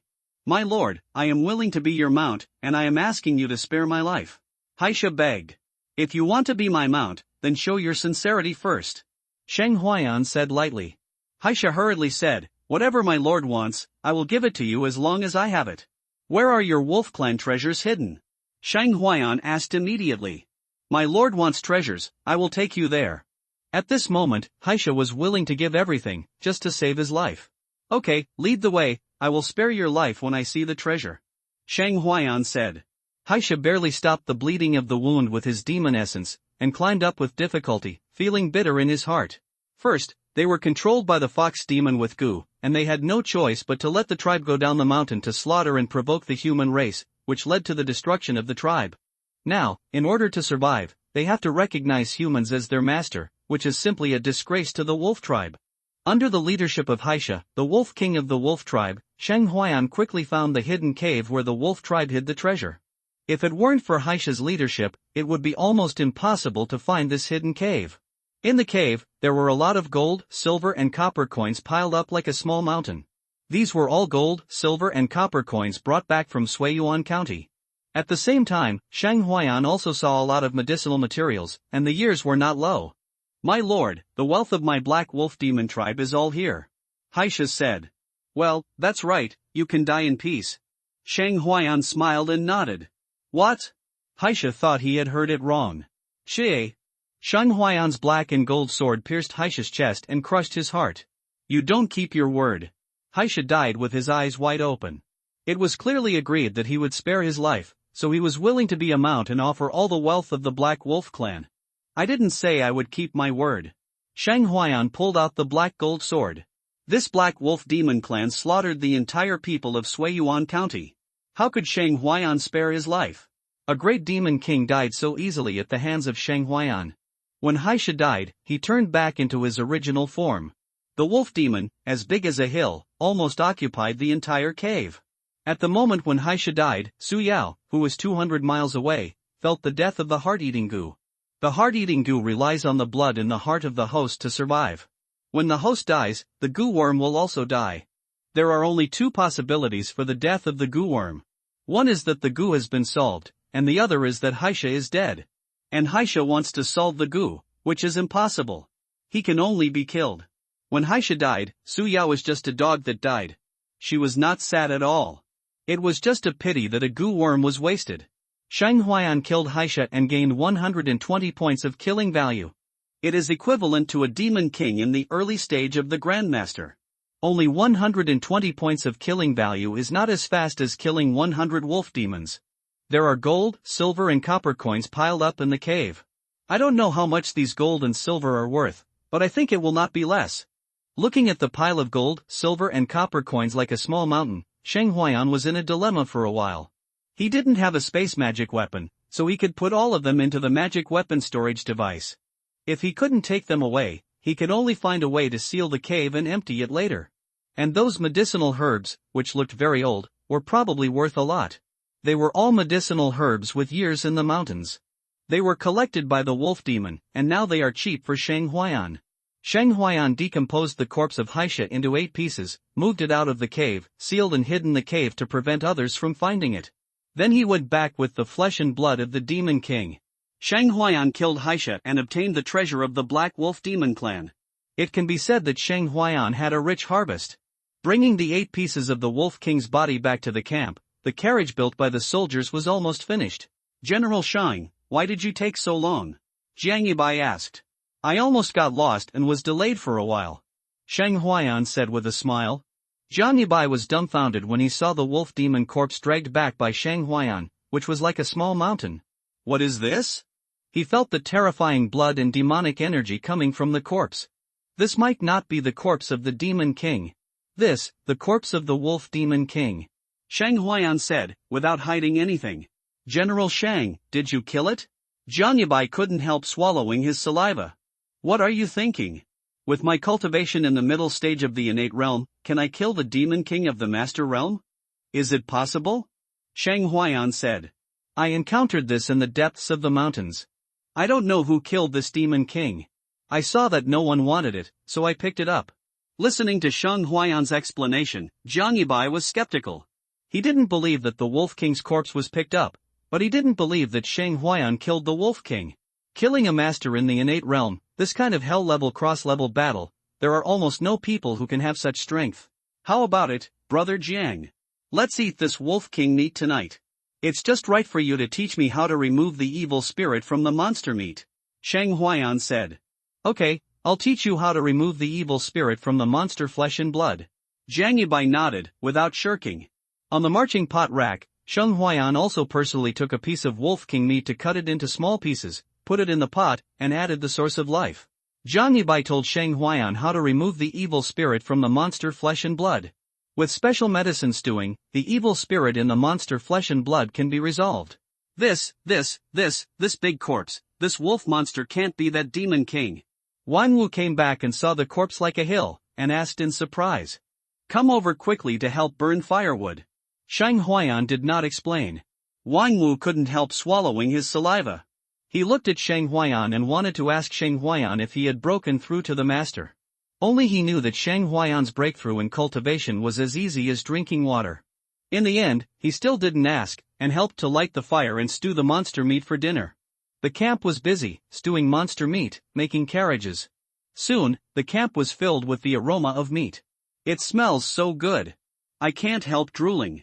Those soldiers were so greedy by the smell of monster meat that they couldn't help drooling.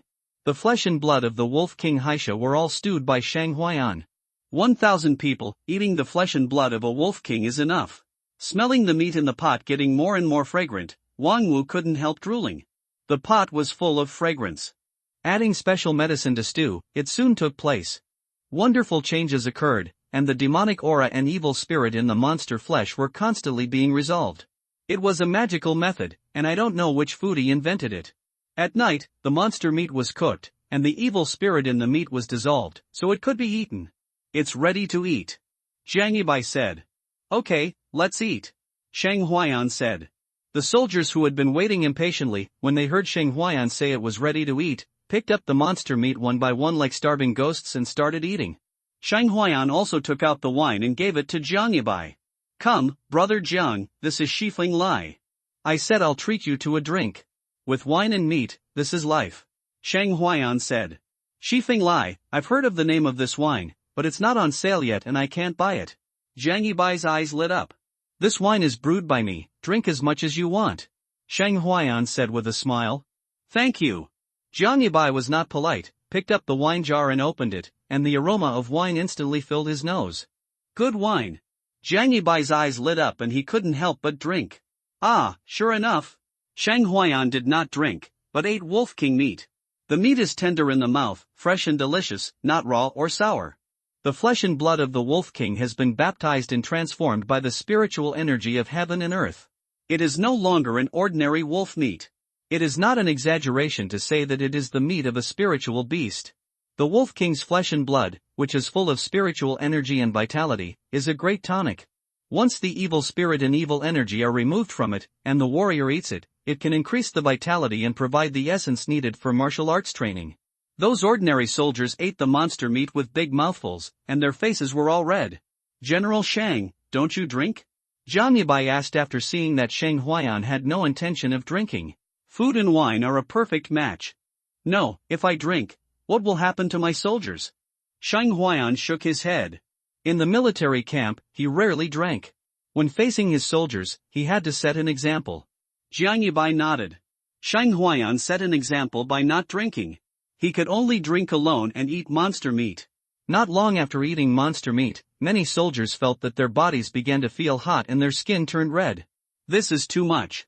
Seeing this, Shang Huayan said loudly, "This monster meat is a great tonic.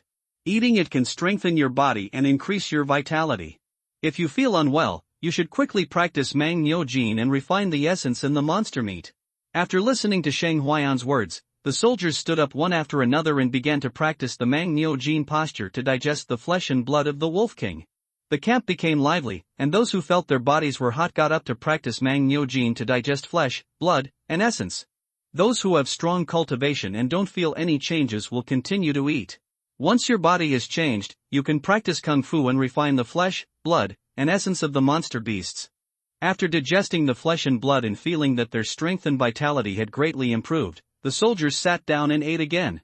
Meat that can improve one's cultivation and health is rare, and the soldiers don't want to miss it. Shang Huayan was full of joy when he saw his subordinates eating and practicing, and then eating again after practicing. The blood and essence contained in this Wolf King monster meat was huge, and the strength of his soldiers began to increase visibly to the naked eye. For him, the increase is not big, but for those soldiers with low cultivation level, it is almost like a panacea. Ha ha ha, I finally broke through the martial arts master. Wang Wu laughed. With the help of the wolf demon flesh and blood essence, he broke through the barrier in one fell swoop and broke through to the realm of a martial artist. Brother Huayan, I have reached the level of martial arts master. Wang Wu was so happy that he started calling brother Shang Huayan. Congratulations, Shang Huayan said with a smile. Seeing Wang Wu break through the martial arts realm, Shang Huayan was also happy for him. The stronger his subordinates, the stronger his army will be. Originally, Shang Huayan planned to give Wang Wu a third-level realm-breaking pill to allow Wang Wu to break through to the realm of a martial artist. Now thanks to the flesh and blood of the Wolf King, Wang Wu directly broke through the martial artist, saving him a third-level realm-breaking pill. The entire flesh and blood of the Wolf King monster beast has been eaten, and Shang Huayan's soldiers are constantly refining the flesh, and essence. Many soldiers have refined the flesh and blood essence of the Wolf King and have achieved breakthroughs in their realms. The soldiers who made the most breakthroughs were those soldiers in the early stage of martial arts, and all of them broke through to the middle stage of martial arts. The excess essence is also retained in the body to strengthen the flesh and blood. The soldiers in the middle stage of martial arts successfully broke through to the late stage of martial arts. In the later stage of the martial arts training, the strength has been broken through, and the warrior has entered the realm. The flesh and blood of a demon king directly raised the strength of Shang Huayan's 1,000 soldiers to a higher level. Watching his subordinates' cultivation improve, Shang Huayan became more determined to take all the wolf monster meat back. So much wolf monster flesh and blood is enough for his soldiers to improve their cultivation by one level. With the elixir exchanged by Dan Shinzi, the strength of his soldiers will be rapidly improved. Now for Shang Huayan, it is to improve his own strength, improve the strength of his subordinates, and then let himself have a certain power and strength, stand firm in this world, and have a say. Why don't men take Wu Go and take the 15 states of Guanshan directly? He also has a dream, with 3,000 beauties in the harem. Otherwise, it would be a shame for the time traveler. Without dreams, what is the difference between being a salted fish? Late at night, some of his soldiers were still practicing the wild bull strength and refining the blood and flesh of the Wolf King. Shang Huayan only looked at the harvest of today's killing value at this time. Glancing at the golden light screen, name, Shang Huayan race, human realm, Grandmaster's early stage, plus, skills, de Rexan Jing, minor success, rough bull strength, minor success, plus, blood evil sword technique, major success, deduction, overlord spear technique, minor success, plus, strength, 120,000 gene talent, archer killing value, 23,489 system upgradable, plus, during the day, he alone killed more than 2,000 wolf monsters crazily, and the killing value he harvested was amazing. With the previous one, it broke through to 20,000. Reached 23,489 killing points. Sheng Huayan felt that he had never been richer. If all these killing points were used to improve his cultivation, according to the killing points collected by the system, he could improve his cultivation to the late stage of the Grandmaster. However, Sheng Huayan did not plan to continue to improve his cultivation to the late stage of the Grandmaster. Looking at the plus sign behind the system upgrade, Sheng Huayan's curiosity was like being scratched by a cat, itching. Before, he saved the killing value to improve his cultivation. Now that his cultivation has been upgraded to the early stage of the Grandmaster, he has the strength comparable to that of the Grandmaster, so he can upgrade the system. He also wanted to know what changes would occur after the system was upgraded. Deciding to upgrade the system, Sheng Huayan no longer hesitated and directly added points to upgrade the system. Instantly, 10,000 killing points were consumed, and the system changed.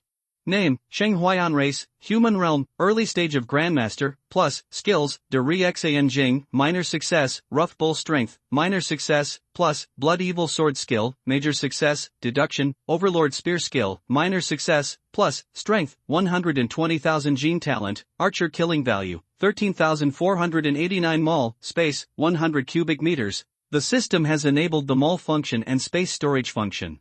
Seeing the sudden addition of the mol function and the space storage function, Sheng Huayan was extremely excited. Does this mean that he can start buying things and carrying things with him?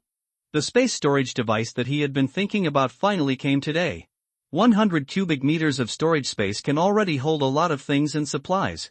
Before, he was thinking about how to take away the money and medicine hidden in the cave by the Black Wolf clan. Now that there is a storage function, it can be completely carried away in the system space. When the divine sense entered the mall, it was not as dazzling as Sheng Huayan imagined, with innate treasures and panga blood. There were only pills and a few exercises. Looking at those pills and exercises, Sheng Huayan's eyes were extremely strange. He felt that this crippled system had included all the pills he exchanged with Dan Shinzi. And included the exercises he practiced. This is not copy and paste, right? Looking at the first level, second level, third level, and fourth level cultivation pills, healing pills, and first to fourth level breakthrough pills, Sheng Huayan felt that except for the storage space, it seemed not worth upgrading this system to T1. The first level cultivation pill has 2 points of killing value per pill, the second level has 5 points, the third level has 7 points, and the fourth level has 10 points. It is one pill, not a bottle. Sheng Huayan said that he couldn't afford this price, absolutely couldn't afford it. To buy 10,000 second-level cultivation pills, 50,000 points of killing value are required. Sheng Huayan has not been able to afford so many killing points so far. 10,000 second-level cultivation pills are distributed to the soldiers under his command, and each person can only get one. What can a second-level cultivation pill do? It is only enough for a warrior to practice for 1 or 2 days. The third-level breakthrough pill has 300 points of killing value, and the fourth-level breakthrough pill has 500 points of killing value. It was so expensive, Sheng Huayan thought, it would be better to earn money to buy from Dan Shinzi. Anyway, silver and white things were not as precious to him as killing points. Looking at the skills in the mall, de Rexan Jing had 50,000 killing points, Ba Wang Jing had 10,000 killing points, Rough Bull Strength had 50 killing points, and Blood Evil Knife Skill had 100 killing points. Sheng Huayan couldn't help twitching his mouth. So he earned more than 60,000 killing points. Useless function. Sheng Huayan couldn't help complaining. However, the system storage space gave Sheng Huayan more comfort, and the 10,000 killing points were not a loss. Taking advantage of the night, Sheng Huayan quietly disappeared from the camp. He was going to collect all the treasures of the Black Wolf Demon clan and take them away. When he came to the hidden cave, no one could find it. Sheng Huayan opened the cover and entered the cave, and put all the gold, silver and copper coins into the system. The medicinal materials were also put into the system. Then, Sheng Huayan saw changes in the space behind the golden light screen in the Sea of Consciousness. Name, Sheng Huaiyan Race, Human Realm, Early Grandmaster, Plus, Skills, De Riexan Jing, Minor Success, Rough Bull Strength, Minor Success, Plus, Blood Evil Knife Skill, Major Success, Deduction, Overlord Spear Skill, Minor Success, Strength, 120,000 Gene Talent, Archer Killing Value, 13489 Mall, Space, Gold, 50,000 Taels, Silver, 600,000 Taels, Copper Coins, 900,000 Coins, 1,000-year-old Ginseng, 9 pieces, 1,000-year-old Ganoderma lucidum, 13 pieces, 500-year-old Polygonum. Multiflorum, 13 pieces, Polygonatum. It was like a warehouse arranged in rows. This function really made Sheng Huaiyan's eyes light up. 50,000 taels of gold, converted into silver, is 500,000 taels of silver. In the exchange of Wei coins, 100 copper coins equal 1 tael of silver, and 10 taels of silver equal 1 tael of gold. Sheng Huaiyan obtained the treasure of the Black Wolf Demon clan, and directly gained 1.1 million taels of silver. Countless medicinal herbs. This time, Sheng Huaiyan secretly became the biggest winner in the fight against the demons in Qingyuan Mountain. All the treasures in the cave were put into the system space, and the system space was filled. After taking away the gold, silver and medicinal herbs, Sheng Huaiyan hid the cave and then returned to the camp quietly. The next morning, he woke up early and cooked the wolf demon's flesh and blood in the morning. After eating and waiting for the soldiers to digest, Sheng Huaiyan asked the soldiers to move the wolf demon's flesh and blood onto the carriage. All the war horses were used to pull the monster's flesh and blood, and only then did they pull the bodies of more than 3,000 wolf demons. Sheng Huaiyan returned directly to Hushi County. There was no need to exchange skills and elixirs with the Demon Slayer division. He wanted to take all the flesh and blood of these monsters back. Sheng Huaiyan and others left the Qingyuan Mountains, and many people stayed in the mountains to look for the treasures left by the Black Wolf Demon clan. As for the results of the Demon Slayer division's master going to hunt down in Huairan, Sheng Huaiyan didn't know. That was the accusation of the Demon Slayer division. Unless in Huairan was encountered by him, Sheng Huaiyan would kill him. But he was not so kind-hearted to expose his strength to help the Demon Slayer division and hunt down in Huairan. Who made him start as a border army instead of starting in the Demon Slayer division? He dragged the wolf demon's flesh and blood and rushed for a day before returning to Hushi County. As soon as he entered the city, he frightened many ordinary people. Oh my god, is this a wolf? A wolf bigger than a cow. It can't be a wolf demon. There's a demon disaster in Suiyuan County next door. These can't be those wolf demons. Is General Shang leading his troops to fight the demons? Fuck. These wolf demons are so scary. With black faces and fangs, they can swallow a person in one bite. How many people does such a big wolf demon need to eat in one meal to be full? So many wolf demon corpses. Sheng Huaiyan and others returned with more than 3,000 wolf demons, shocking the entire Hushi County. Countless people came to watch the wolf demon corpses. Mom, why are those big black dogs so big? A little boy asked innocently. Silly child, this is a wolf, a big black wolf, a wolf demon. The little boy's mother replied. What is a demon? A demon is, you will know when you grow up, demons eat children. Ah. Mom, I'm scared. Why does that wolf demon feel bigger than an elephant? So many wolf demons, were they killed by General Shang and his men? So powerful.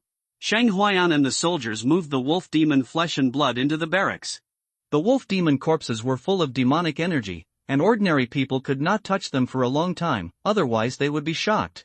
The mildest ones would be seriously ill, and the worst ones would be in danger of life.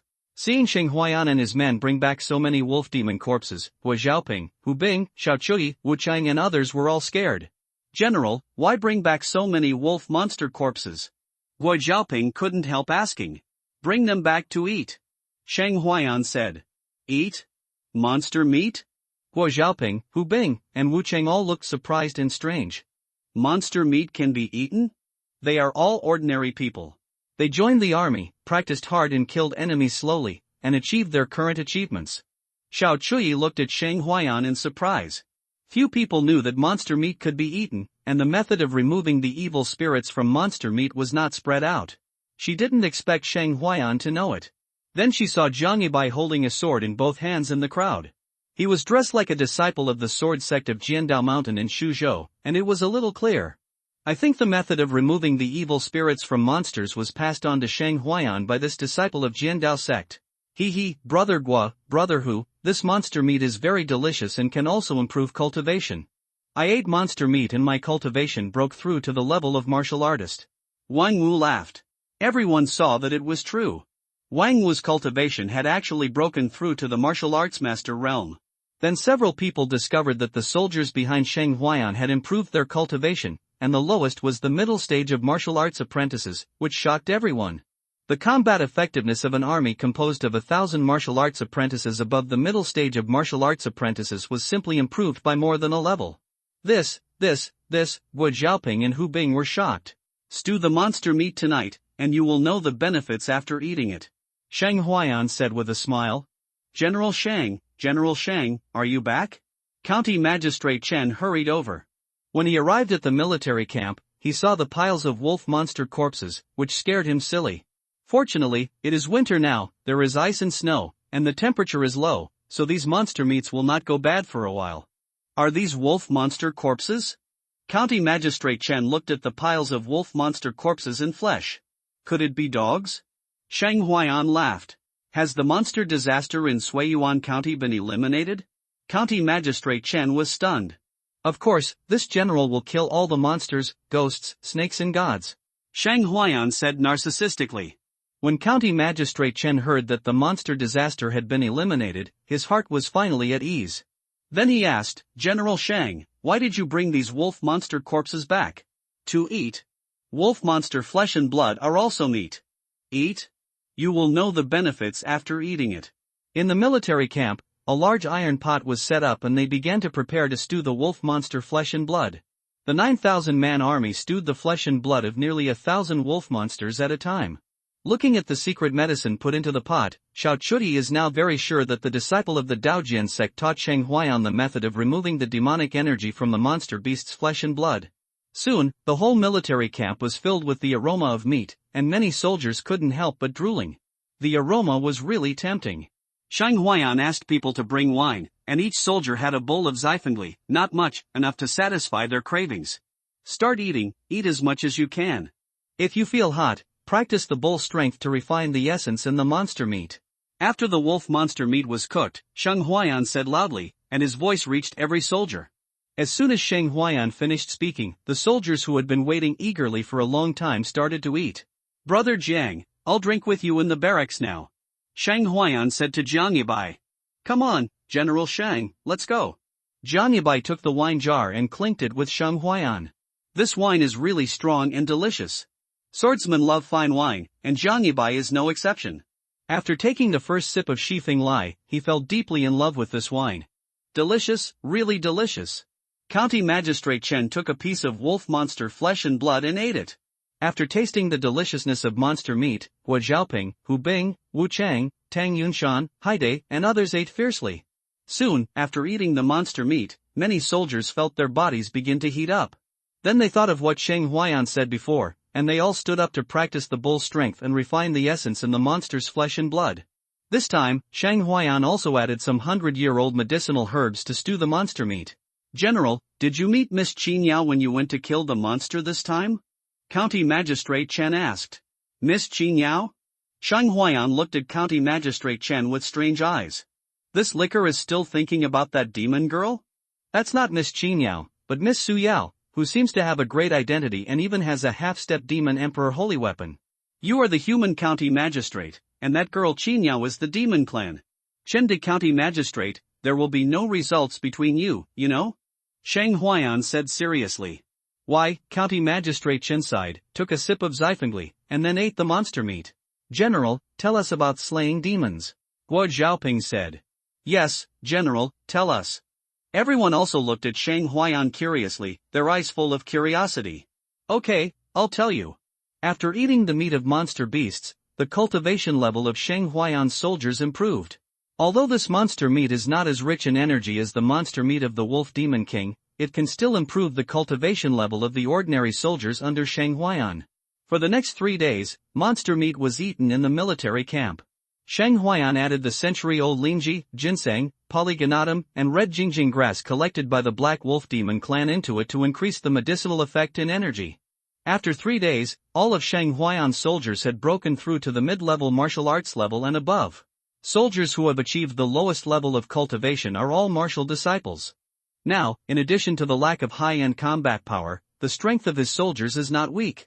After the demon disaster ended, the demon killing division, Jianghu warriors, Chui Lang and other state troops searched for more than 10 days but failed to find the treasure left by the Black Wolf demon clan. The remnant of the Yin Corpse sect, Yin Huaran, lost 2 golden armored corpses, and was finally rescued by a powerful Dzogchen master, a mysterious master of the demonic way. The fox demon failed to be killed, and the remaining members of the Yin Corpse sect also failed to be killed. The Demon Slayer division did not get anything, and the casualties were not small. It can be said that there was a loss of blood. In the days that followed, Sheng Huayan used the gold and silver he brought back to recruit many craftsmen to speed up the construction of heavy armor. When you have money, you can continue to buy medicinal meals and meat for your subordinates to strengthen their cultivation and training. Strong army, still strong army. Sheng Huayan spent some killing points to upgrade Mang Niu Jin to Deshang, and a deducible plus appeared. He directly consumed the killing points to start the deduction. He spent 2,000 killing points and deduced the Mang Niu Jin into the Jiaomang breath swallowing technique. This Jiaomang breath swallowing technique is practiced in conjunction with eating and breathing. As long as you can eat, you can practice it, and you can practice it to the innate realm. Mang Niu Jin can only cultivate to the level of martial arts master. This Jiaomang breath swallowing technique can be practiced to the innate state, which is very suitable for soldiers in the army to practice. As long as they can eat and practice, theoretically speaking, it is not a problem to break through to the innate state of martial arts. After the deduction was successful, Sheng Huayan directly asked his soldiers to modify the Jiaomang breath swallowing technique. As an ordinary soldier, he taught him the skills to reach the level of a martial artist. He taught the systematically deduced techniques to his subordinates who were above the level of martial arts masters and asked them to modify this technique.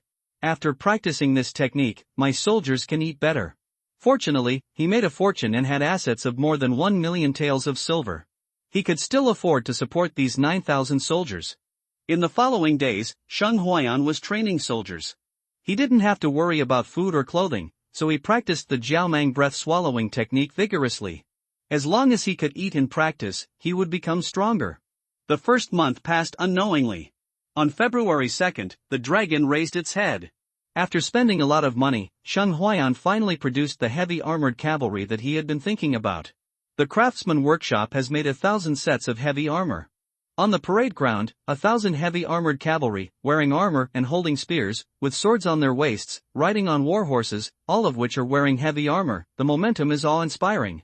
The infantry on the edge of the parade ground saw it and felt fear and trembling inexplicably. The austere and murderous aura that hit people's minds and made people feel fear involuntarily. Sheng Huayan led 1,000 heavy armored cavalry to train and charge. 1,000 heavy armored cavalry charged, like a rolling steel torrent, with momentum oppressing the world and crushing everything. So strong. Guo Xiaoping, Hu Bing, Wu Qiang, and Xiao Chuyi looked at the 1,000 heavy armored cavalry and were all shocked and terrified. If they led the soldiers, they would probably only be slaughtered by such terrifying heavy armored cavalry on the opposite side.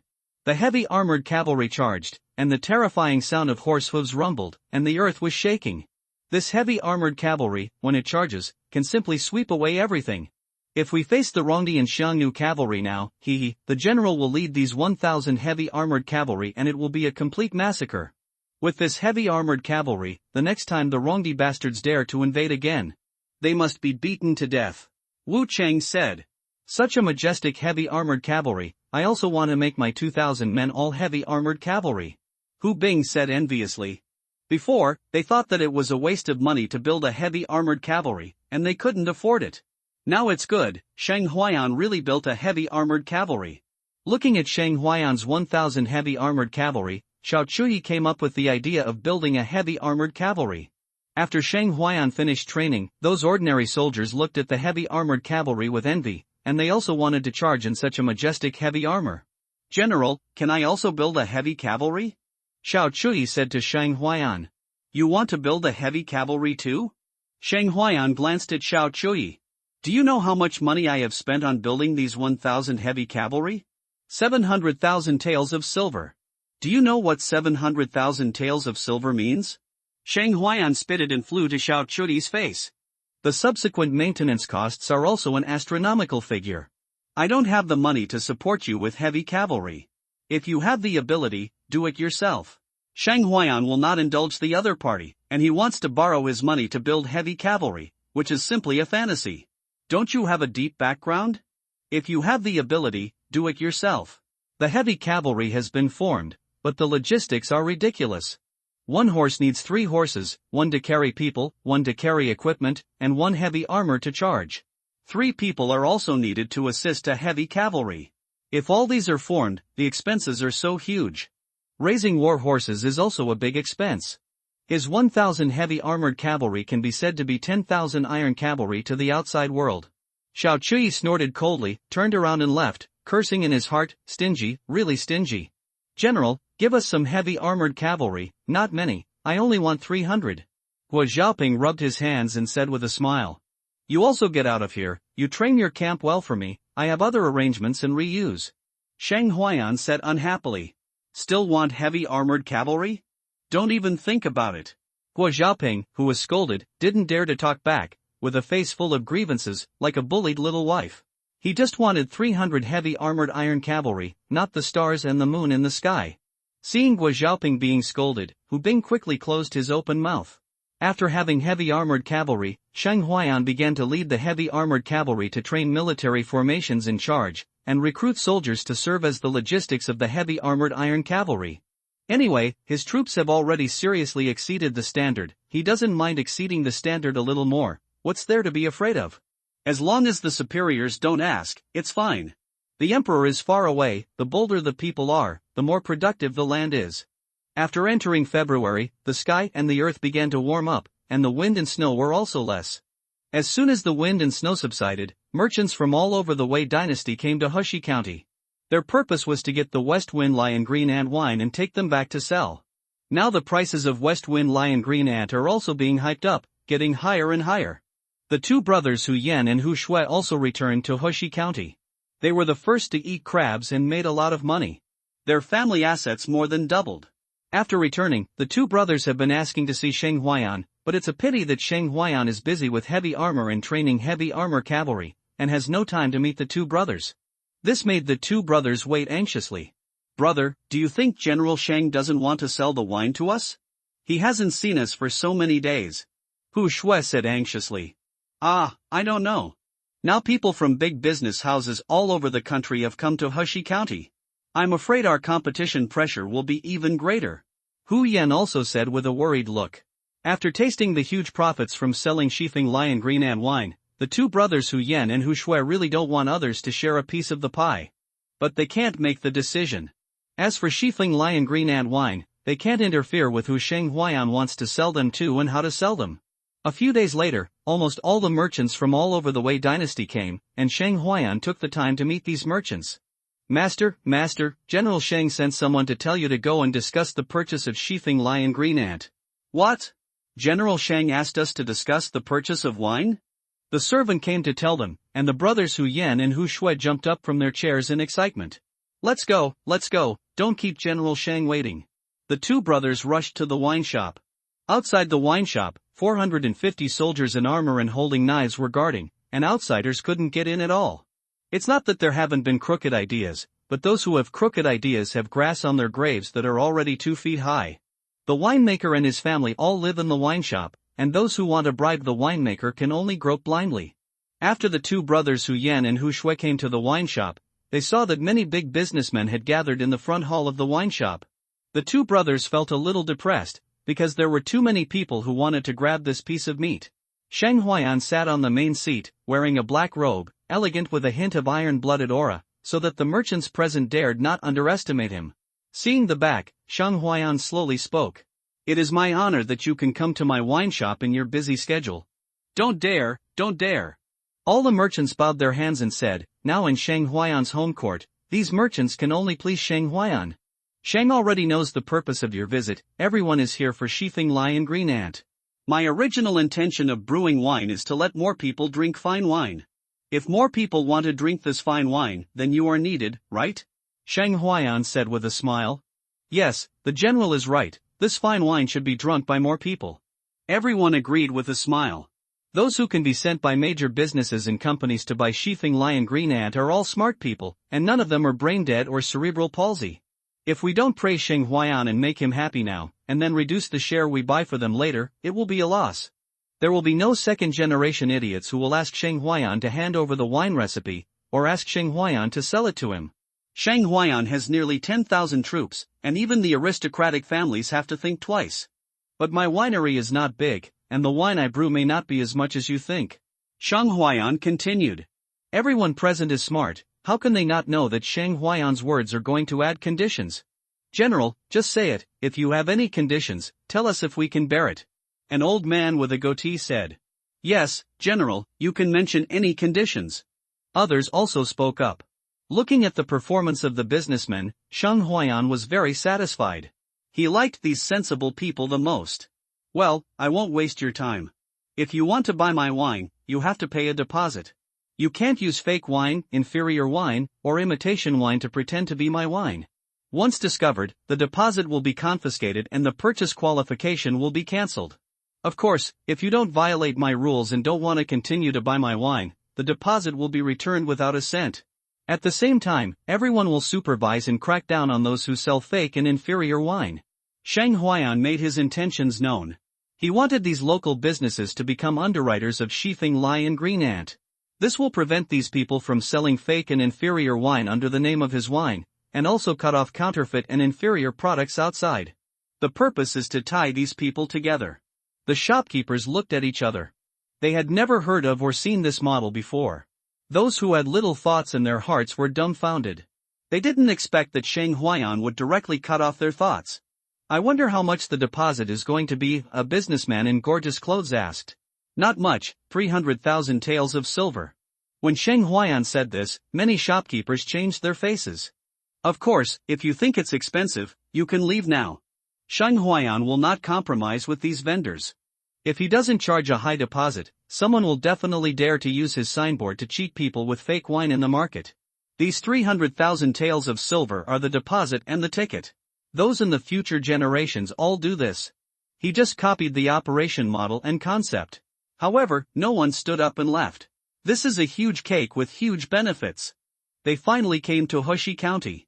How can they bear to go back empty-handed? General, I, Hu Yan, will pay this 300,000 taels of silver. Seeing that everyone was silent, Hu Yan stood up and said. He was the first person to eat crabs. He could afford the 300,000 taels of silver deposit and was not afraid. Why not take this opportunity to leave a good impression on Sheng Huayan and be a helper? As soon as Hu Yan opened his mouth, Sheng Huayan looked at Hu Yan and couldn't help but smile at him. This guy is good, not bad, and knows how to behave. Seeing Sheng Huayan smiling at him, Hu Yan was overjoyed. It seemed that he had made the right bet. There are 36 states in the world, and each state has a sales quota. In Jingzhou, who will sell Shifeng Lai and Green Ant? Sheng Huayan said immediately. Give a peach, give a plum in return. As soon as Sheng Huayan said this, the brothers Hu Yan and Hu Shui were overjoyed. The faces of the shopkeepers of other businesses changed instantly. Jingzhou is the center of the Wei world, where the imperial city Luojing is located, and it is the most prosperous place. Now that Sheng Huayan has given the sales qualification to the Hu brothers, the others regret it. If he knew this, he shouldn't have hesitated to speak first. General Shang, I am also willing to pay a deposit of 300,000 taels of silver. Me too, me too. The shopkeepers of all businesses spoke quickly, fearing that they would speak too slowly. Very good, there are 36 states and 36 agents in the Wei dynasty. The rest of you, please go back. Sheng Huayan said with a smile. Those who were still hesitant and reluctant to pay the deposit, Sheng Huayan directly put them outside the door and drove them away. Sheng Huayan did not plan to have many agents, one per state would be enough. The production of Shifeng Lai and Green Ant could not be increased. Those hesitant merchants came to their senses one by one after being driven out of the winery by Sheng Huayan, and they regretted it again. They were reluctant to pay the deposit and lost the qualification to buy Shifeng Lai and Green Ant. This means that they missed the opportunity to get rich and make huge profits. All the regrets turned into a helpless sigh. They did not have the courage to pay the deposit of 300,000 taels of silver. They could only watch this opportunity and miss it. After leaving the 36 shopkeepers, Sheng Huayan said to everyone, "Since you all trust me, we will do business together and make a living from this. I will not cheat you. The general is right. Now, it's about pricing and purchasing shares. You can only sell in your own designated areas and cannot sell the wine to other people's areas." I don't know what the general will set the price. A shopkeeper asked. Green Ant is 300 taels per jar, and Shifeng Lai is 500 taels per jar.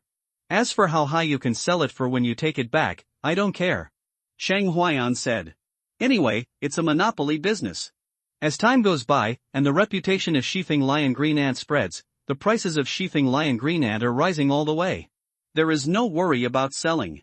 General, I don't know how many purchasing shares I have in Jingzhou. Hu Yan asked. Tell me how much you need and how much you sell. Shang Huayan said. Most of the people in Jingzhou are high-ranking officials and wealthy people. Tens of thousands of jars of green ant at a time may not be enough to sell. As for West Wind Lai, except for the heroes and generals in the army, not many people drink it. 5,000 jars are enough for a month's sales. Hu Yan said.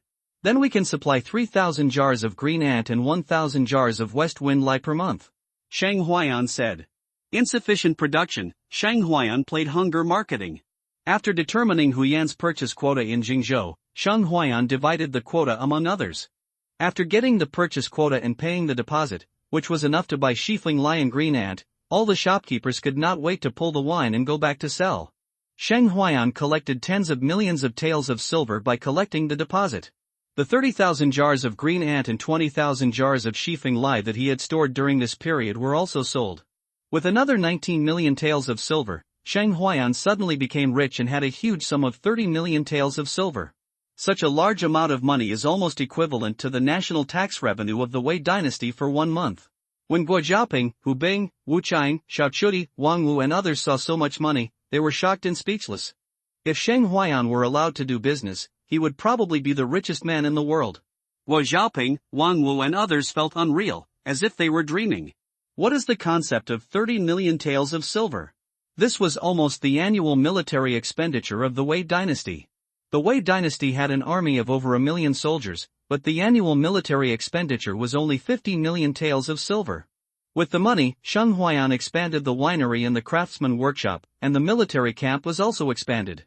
Expanding the winery, recruiting workers, and expanding production is an inexhaustible gold mountain.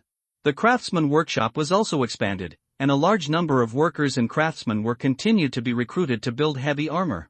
With money, Shang Huayan directly spent a lot of money. He also needed a heavy infantry army, 2 light cavalry, and a heavy infantry.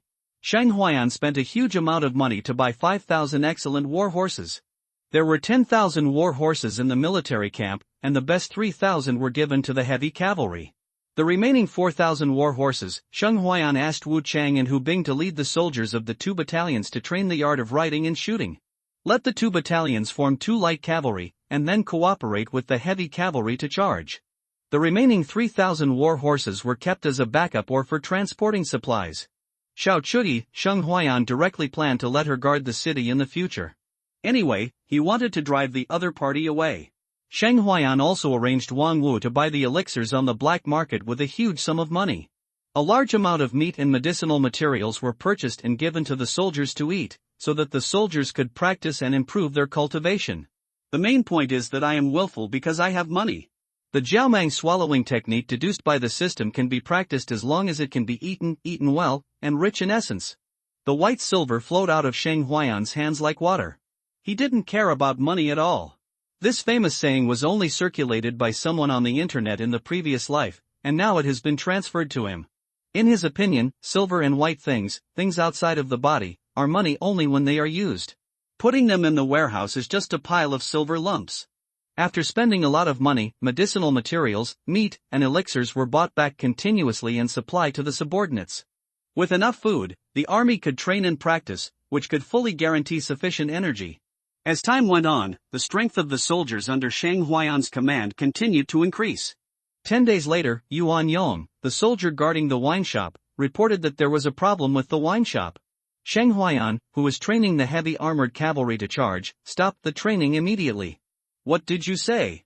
Something happened in the wine shop. Shang Huayan looked at Yuan Yong. The wine shop is now a gold mountain. The source of expenditure for their army must not be wrong.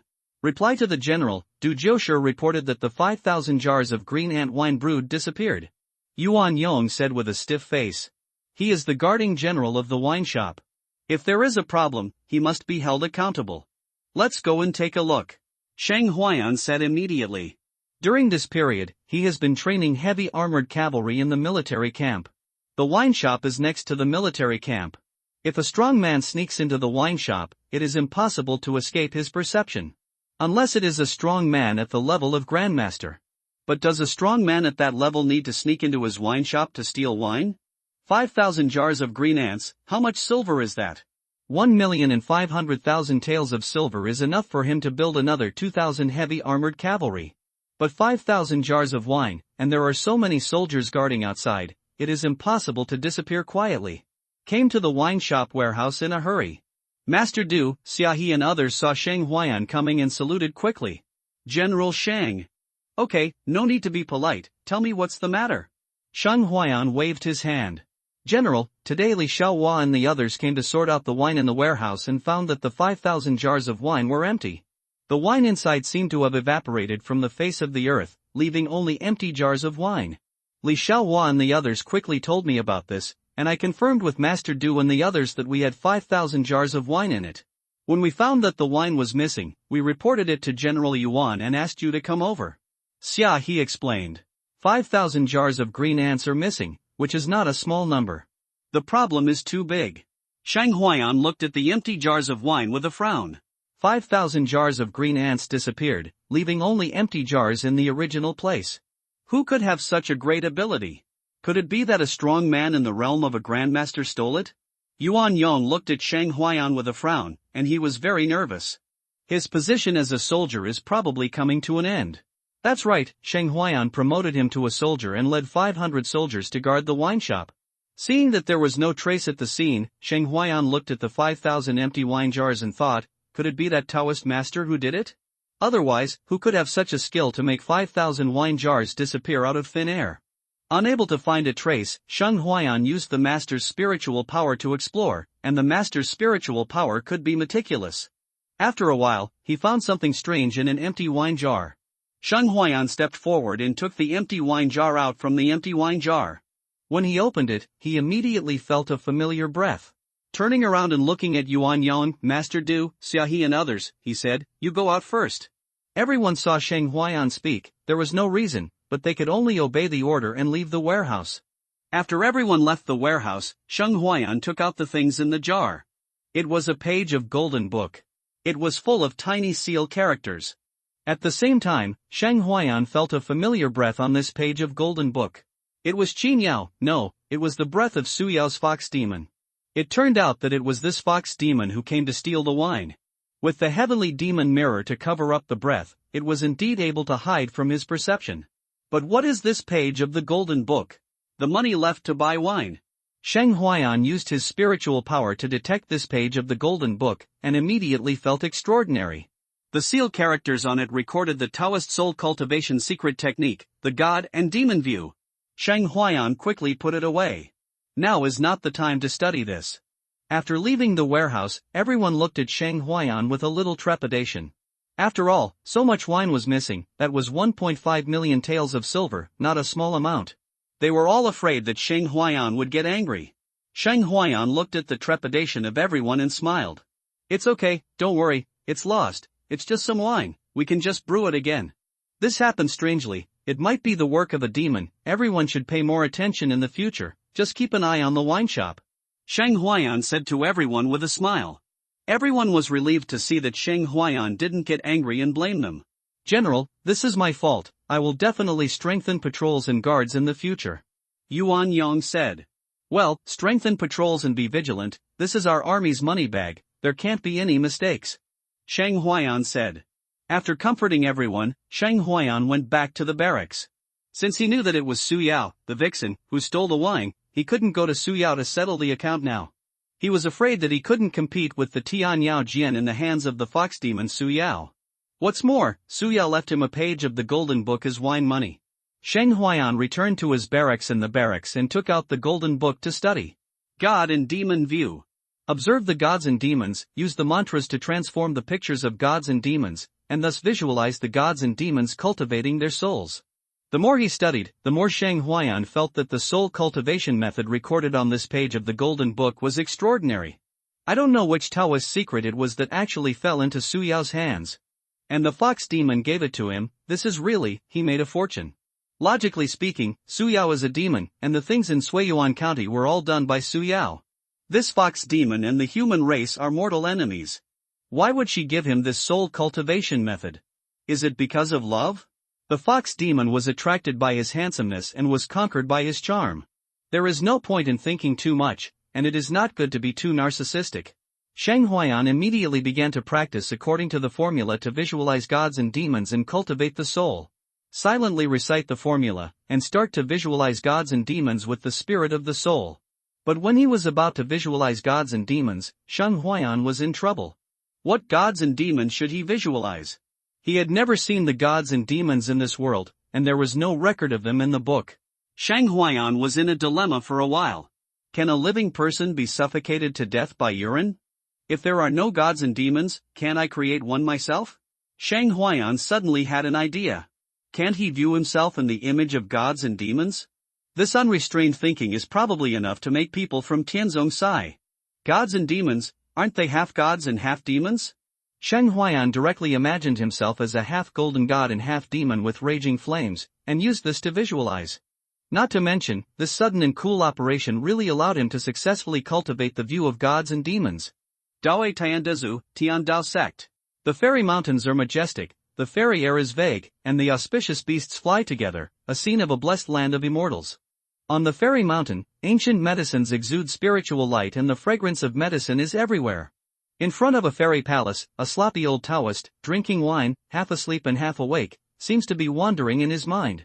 Suddenly, in a palace dedicated to gods and demons, the statue of the gods and demons flashed a light, awakening the sloppy old Taoist. What's going on? He immediately counted with his fingers.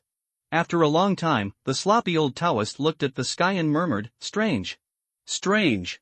Sheng Huayan started practicing the god and demon view, observing the gods and demons, tempering his soul, and letting his soul absorb the spiritual power of heaven and earth and slowly grow stronger. His spiritual power was growing rapidly. In the depths of the sea of consciousness, a god and demon emerged, half god and half demon, flowing with mysterious power, tempering his soul. After practicing the concept of gods and demons, Sheng Huayan added one more training item. During the day, he trained the army, and at night, he practiced the aspects of gods and demons and the Great Sun Heart Sutra. Strengthen the spiritual power of the soul, strengthen the perception of heaven and earth, and understand the situation. Cultivate fire, one of the 5 qi in the body. Fire represents the heart. What is being cultivated is the heart. The heart produces blood, which is as red as fire and as hot as the sun.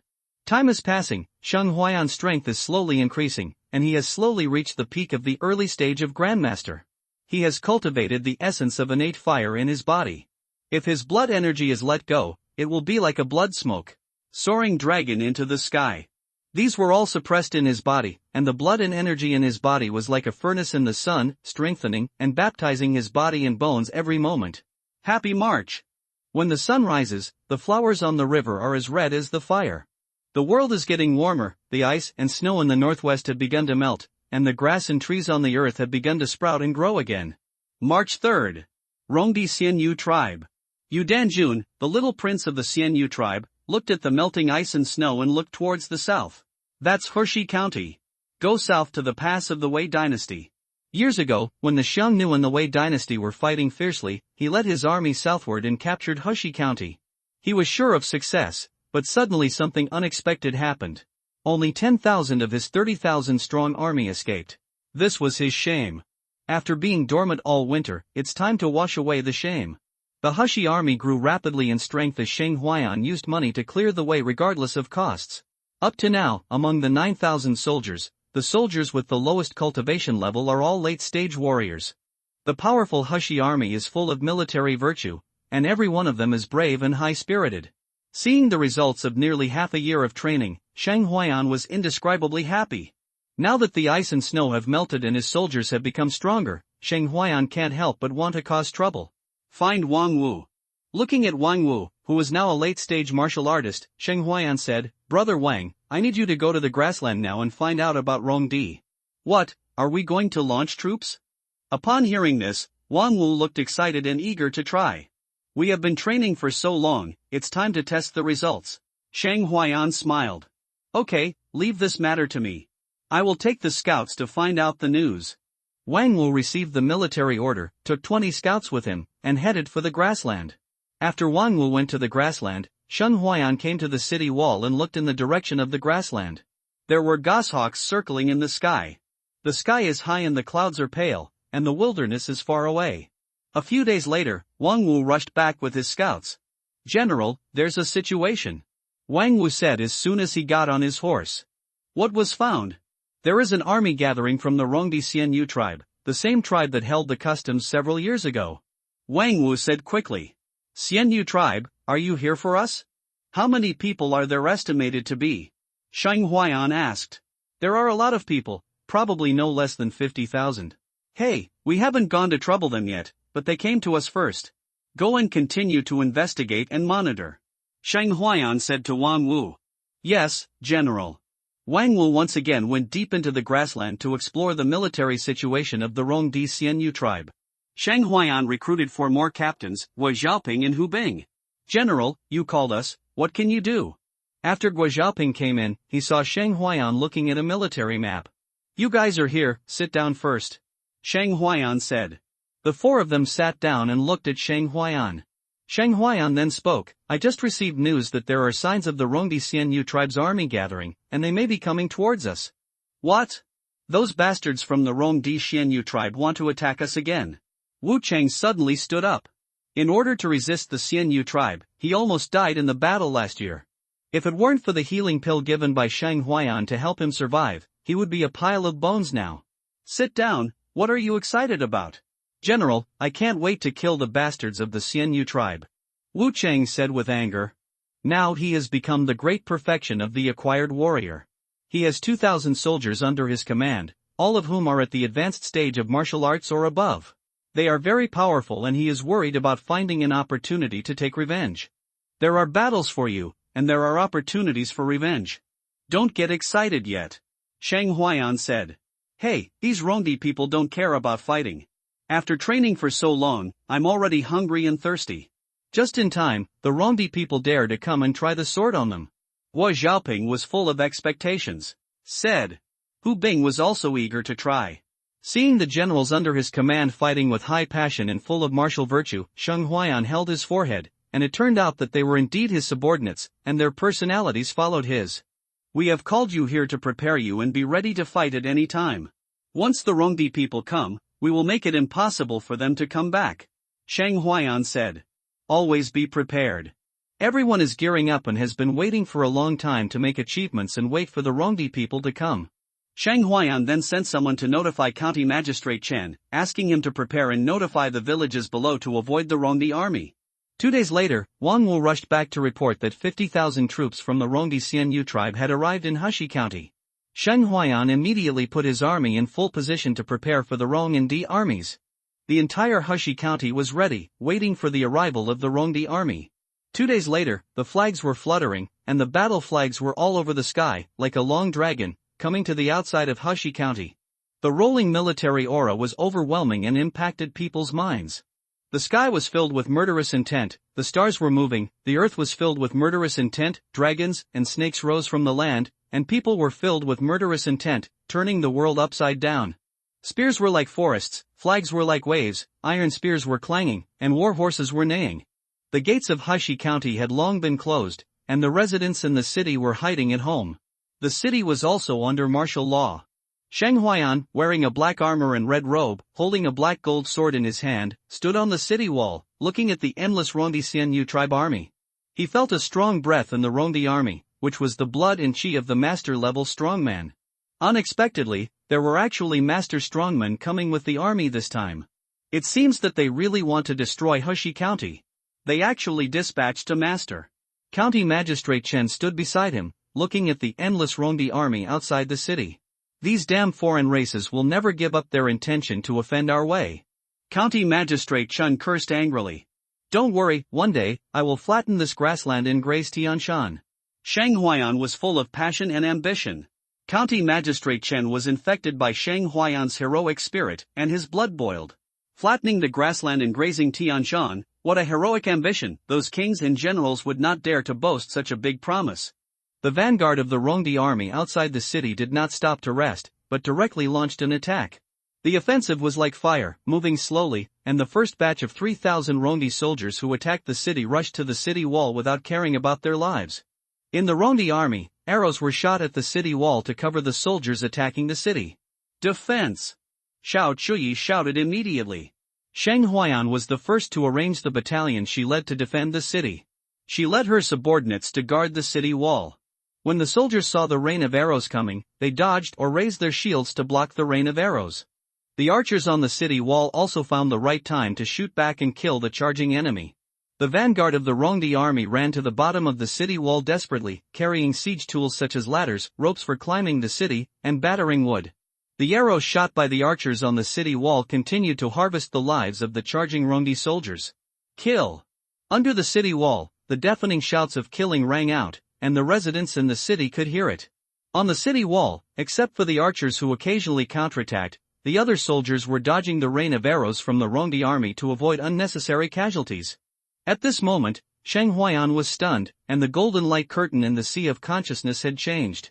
Name, Sheng Huayan. Race, Human Realm. Grandmaster's Early Stage, plus, Skills, De Riexan Jing, Minor Success, Shinemo Guan, plus, Jiaomang Swallowing Breath Technique, Shuishadao Fei, Great Success, can be deduced, Bawang Jing Fa, Minor Success, Strength, 120,000 Gene Talent, Archer Killing Value, 12127 Mall, Space, Gold, 50,000 Taels, Silver, 600,000 Taels, Copper Coins, 900,000 Coins, 1,000-year-old Ginseng, 6 pieces, 1,000-year-old Ganoderma lucidum, 13 pieces, 500-year-old Polygonum multiflorum, 10 pieces, Polygonatum. Killing value is increasing. Originally, he raised the bull power to the great perfection and deduced the Jiaomang swallowing breath technique, which consumed more than 2,000 killing value. He only had more than 11,000 killing value left. But now, as the archers on the city wall continued to shoot and kill the Rongdi charging soldiers, his killing value was still +1, +1, +1. Continuously increasing. It seems that if these soldiers under his command shoot a Rongdi soldier, he can get a point of killing value. This is a very gratifying change. Is this also a hidden change brought about by the system Goldfinger upgrade to T1? As long as his subordinates kill the enemy, he can also gain killing value? Even if there is only a little killing value, it can be accumulated. If each of his 9,000 soldiers kills an enemy, he can gain 9,000 killing points. In this way, Sheng Huayan's speed of gaining killing value will increase explosively. Looking at the killing value that keeps +1, +1 on the golden light screen, Sheng Huayan is very happy. General Sheng, what are you thinking about, laughing so happily? County Magistrate Chen on the side looked at Sheng Huayan's happy smile and couldn't help asking. What are you talking about? Sheng Huayan came back to his senses and looked at County Magistrate Chen. Now the Rongdi army is attacking the city. General Sheng, you are laughing so happily, are you thinking of something funny? County Magistrate Chen looked at Sheng Huayan speechlessly. The Rongdi army is attacking the city, shouldn't they be more serious? This guy smiled so brightly that if you don't know him, you would think he was getting married and entering the bridal chamber. Is it not okay for me to think of something happy? Isn't it okay for me to be happy when I defeat the Rongdi army and get military merit? Sheng Huayan rolled his eyes at County Magistrate Chen. The Rongdi army's first attacking troops rushed to the city wall and began to build ladders and ropes to climb the city wall. Those who held battering rams and rammed the city gates. Seeing that the soldiers began to climb the city wall, the Rongdi vanguard general also ordered to stop shooting arrows. Cavalry was sent to wander around the city and shoot to cover the soldiers climbing the city. Prepare to defend against the enemy. Xiao Chuyi shouted. As soon as the Rongdi army's rain of arrows stopped, Xiao Chuyi ordered the soldiers to start forming a defensive array. The soldiers under her command immediately formed a Mandarin duck formation and defended on the city wall to prepare to kill the enemy. The Rongdi soldiers found it quite strange that the soldiers defending the city neither splashed gold juice nor smashed stones and wood. Could it be that the way soldiers defending the city were planning to give up resistance? They didn't care if they couldn't figure it out. They only knew that climbing the city wall was a merit. Killing enemy soldiers and occupying the city wall was a huge merit. Opening the city gate could directly make them nobles for their military merits. All the soldiers attacking the city climbed up desperately. When the first Rongdi soldier showed up and just saw the defenders on the city wall, a long spear stabbed him and pierced his throat. He couldn't even scream. The long spear was retracted, and the Rongdi soldier fell down and knocked down the soldiers who were climbing up below. and Shang Huayan's killing value increased by 1. In the Mandarin duck formation, the 2 shield soldiers in front held knives, the 2 soldiers in the back held wolf mills to interfere with the line of sight, and the 2 soldiers in the back held long spears to kill the enemy. The captain commanded in the middle, and the 4 soldiers in the back held knives, shields, and long spears, waiting to fill in. Nowadays, the soldiers under Shang Huayan's command, the lowest in cultivation, are all in the late stage of martial arts, and they can easily deal with the siege of the Rongdi army. Let the Rongdi soldiers continue to climb up, but without exception, they were stabbed by the soldiers defending the city with long spears. In less than half an hour, the Rongdi siege army had already lost thousands of people, and there was a pile of corpses at the foot of the city wall. Shang Huayan just stood on the tower to supervise the battle, and he gained thousands of kill points. Now, he is already a general of the army, so he naturally needs to coordinate the overall situation, and he can't continue to kill the enemy on the city wall with a sword like a soldier. Using the army formation to resist the enemy, only a few of his soldiers were injured, and the reserve reinforcements behind quickly replaced the injured soldiers and took healing pills to heal their wounds. Thousands of enemies were killed, and Shang Huayan's subordinates did not suffer any casualties. This is the advantage of the powerful soldiers under his command. When dealing with these ordinary siege soldiers, they can easily resist the enemy outside the city wall. An hour later, less than 1,000 of the 3,000 vanguard troops that attacked the city were left. In the central camp of the Rongdi army, Yu Han, the general of the Xianyu tribe, looked at the defenders on the city wall and frowned slightly. This garrison seemed to be quite strong. Who is the general of the Heshi County garrison? What a strong soldier! Uncle, the garrison general is the general of the Wei cavalry, Shang Huayan, with 5,000 soldiers under his command, but according to the news sent back by the spies, he has 9,000 soldiers under his command. Yu Danjun said bitterly. This time, it is no longer him, the little prince, who leads the army, but his uncle, his father's younger brother, the general of the Xianyu tribe, who has the cultivation level of a mid-level master. 9,000 people are not many, but the soldiers guarding the city seem to be all strong soldiers. Yu Han said. With his strength, he could naturally see that the soldiers on the city wall were all in the late stage of martial arts. This ratio was very terrifying. The most elite cavalry under his command was only at the late stage of martial arts. Looking at the general of the garrison on the city wall, it seemed that his aura was hovering between the middle and late stages of the innate realm, which was very strange. Come on, send me another 5,000 soldiers to attack the city. Yu Fei, you go and kill the enemy general. I will stay in the city overnight. Yu Han ordered immediately. He would not slowly fight the soldiers defending the city. He would decide the outcome in one battle and forcefully defeat the garrison of Heshi County. As a general who has been commanding troops for many years, how could he make the stupid mistake of his nephew Yu Danjun? Yes, General. Yu Fei stepped out and led 5,000 soldiers to attack. General, the Rongdi army has intensified its attack again, and sent a powerful innate warrior to lead the army to attack. Wu Zhaoping looked solemnly at the 5,000 troops rushing in from outside the city. Yu Fei's aura was not concealed at all. The aura of the innate great perfection pressed down, making the defenders on the city wall feel oppressed. Shang Huayan looked at the attacking Rongdi innate great perfection strongman, who was obviously coming for him. The commander of the Rongdi army was a man who did not hesitate and wanted to take down Heshi County in one fell swoop. Yu Fei jumped up and flew onto the city wall, ready to kill. How could Shang Huayan allow him to slaughter the soldiers defending the city? He didn't even make a move, so he jumped from the city tower to the city wall and punched Yu Fei. Yu Fei quickly dodged, looked at Shang Huayan, and laughed. Ah, you are the general of the defending army. I thought you would hide behind, die, this Heshi County belongs to my Xianyu tribe. Yu Fei drew out his sword and slashed at Shang Huayan. The other party spoke in the language of the Great Way, and Shang Huayan could understand it. Seeing a congenital great perfection dare to be so arrogant in front of him, Shang Huayan could not bear it, and immediately punched him without holding back. Scandium! The sword in Yu Fei's hand was smashed by Shang Huayan's bare hands, and the powerful fist, with terrifying power, hit him. He was completely unable to react, and thought that he was fighting against a congenital middle-stage Wei general, and it would be easy to kill him. But the opponent suddenly turned into a Tyrannosaurus, and the punch made him tremble, and he was completely unable to resist. Boom! A punch landed on Yu Danjun, and the unparalleled force directly blasted him, and blood rained. On the tower, Wu Zhaoping, Hu Bing, Wu Chang, Wang Wu and others were stunned. They watched their general blast a congenital great perfection strongman with one punch. That was a congenital great perfection strongman. Xiao Chuti was also shocked when she saw this scene. What did she see? Sheng Huaiyan, who was in the middle stage of Xiantian, killed a Xiantian great perfection with one punch. Was she dazzled? Yuhan suddenly stood up from his seat and crushed the wineglass in his hand. Damn it! He looked at the city wall with a fixed expression. Yu Fei was one of his warriors, with innate strength. He was actually punched by the Wei general who seemed to be in the middle stage of innate talent. Is this scientific? Very unscientific. Shouldn't it be Yu Fei, who was born with great perfection, and killed the Wei general with one blow? What's wrong, uncle? Yu Danjun saw his uncle suddenly furious. Yu Fei is dead.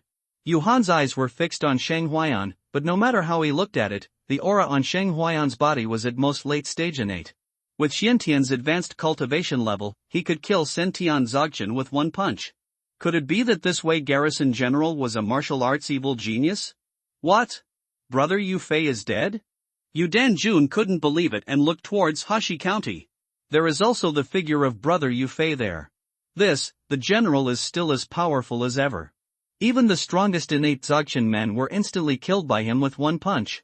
Guo Xiaoping and others said in shock. As Sheng Huaiyan's subordinates, they naturally knew how powerful Sheng Huaiyan was and how he always fought across ranks, but they still couldn't help being shocked. They did not doubt Sheng Huaiyan's strength.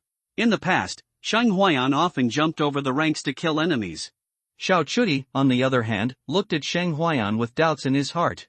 He hit the Xiantian Zogchen with a punch in the middle stage of Xiantian. This was not a monster, but a monster that had gone too far.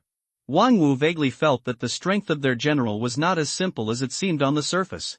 After all, when Xingyuan Mountain was slaying demons, Sheng Huaiyan brought back the body of a demon king. The demon king was as powerful as a human master warrior. Sheng Huaiyan killed Yu Fei, an innate Zogchen warrior, with one punch and gained 100 kill points. His eyes fell on Yuhan among the Rongdi army. The other party's eyes were also looking at him. There is something wrong with this boy, it seems I have to take action. Yuhan did not intend to let his subordinates continue to die. He planned to personally kill Sheng Huaiyan and capture Hushi County. Yuhan took a step forward and reached the sky. The master's aura was overwhelming, venting between heaven and earth. Countless people raised their heads and looked at that figure. Just that breath alone made countless people feel the terrifying oppression. Grand Master. On the city wall, Xiao Chuyi and Guo Xiaoping looked pale. If a Grand Master takes action, what can they do to resist? Damn it, this Rongdi wolf doesn't care about martial ethics, but he actually has a strong master. County Magistrate Chen looked ashen. What to do? For our Hushi County, sending out a master is such a big gesture. It seems that we may have to fight to the death today. Hu Bing looked solemn. Guo Xiaoping and others had a look of despair in their eyes. Even if they sent people to Anning Pass to ask for help, it was too late. They knew that Sheng Huaiyan was powerful, but they didn't think that Sheng Huaiyan could withstand the powerful master with his innate state. There is a huge gap between the innate realm and the master. Many martial arts practitioners can cultivate to the innate realm, but they are stuck in the innate realm throughout their lives. Grandmaster and innate, that is the difference between heaven and earth. Yuhan came through the air and his eyes fell on Sheng Huaiyan. Sheng Huaiyan looked at the other party. The other party planned to take action personally, and he couldn't do it without taking action. Pulling out the black gold sword from his waist, he leapt into the air and looked at Yuhan. Does he want his life? To fight against a grandmaster like this? There was no trace of blood on Xiao Chuti's pure white face at this moment. There's something weird about you. Yuhan looked at Sheng Huaiyan and frowned slightly. He always felt that there was something wrong with Sheng Huaiyan's aura. Sheng Huaiyan felt a shiver in his heart. The spiritual perception of a strong person in the master realm was indeed stronger than that of others. If there's anything weird, let's fight. Sheng Huaiyan looked at the opponent with a black gold sword in his hand. What he is thinking now is whether to attack directly with all his strength, no longer hide, kill the opponent, or only show part of his strength and barely resist. If he went all out, stopped hiding, and killed Rongdi, the master general, he would probably scare away Rongdi's army outside the city. After thinking for a while, Sheng Huaiyan decided not to reveal his strength first. When I take you down, I'll see what's weird about you. Yuhan raised his hand and patted Sheng Huaiyan. The terrifying palm gesture seemed to be carrying the general trend of the world, and the true energy was rolling, as if the whole world was pressing down between that palm. Sheng Huaiyan slashed with his sword, the blood-red sword glowing brightly, and the 3-foot-long sword slashed towards the giant palm. Boom! The sword light collided with the giant palm, and the billowing true energy exploded, tearing the void, and erupting with a loud sound like a drum. Yu Hanjian's palm was blocked by Sheng Huaiyan's knife, his eyes dropped with a superior look. With some strength, it's no wonder that he can leap over the ranks and kill Fei Fei. However, ants are still ants. How can ants defy heaven? Yu Han turned his palm into a fist and punched Sheng Huaiyan. The fist was full of blood, like the blazing sun, trying to kill Sheng Huaiyan. The blood energy on Sheng Huaiyan's body was like wolf smoke, soaring straight into the sky. On the black gold sword in his hand, the blood evil energy was boiling hot. The sword energy was like a rainbow, splitting mountains and seas, trying to break through the sky.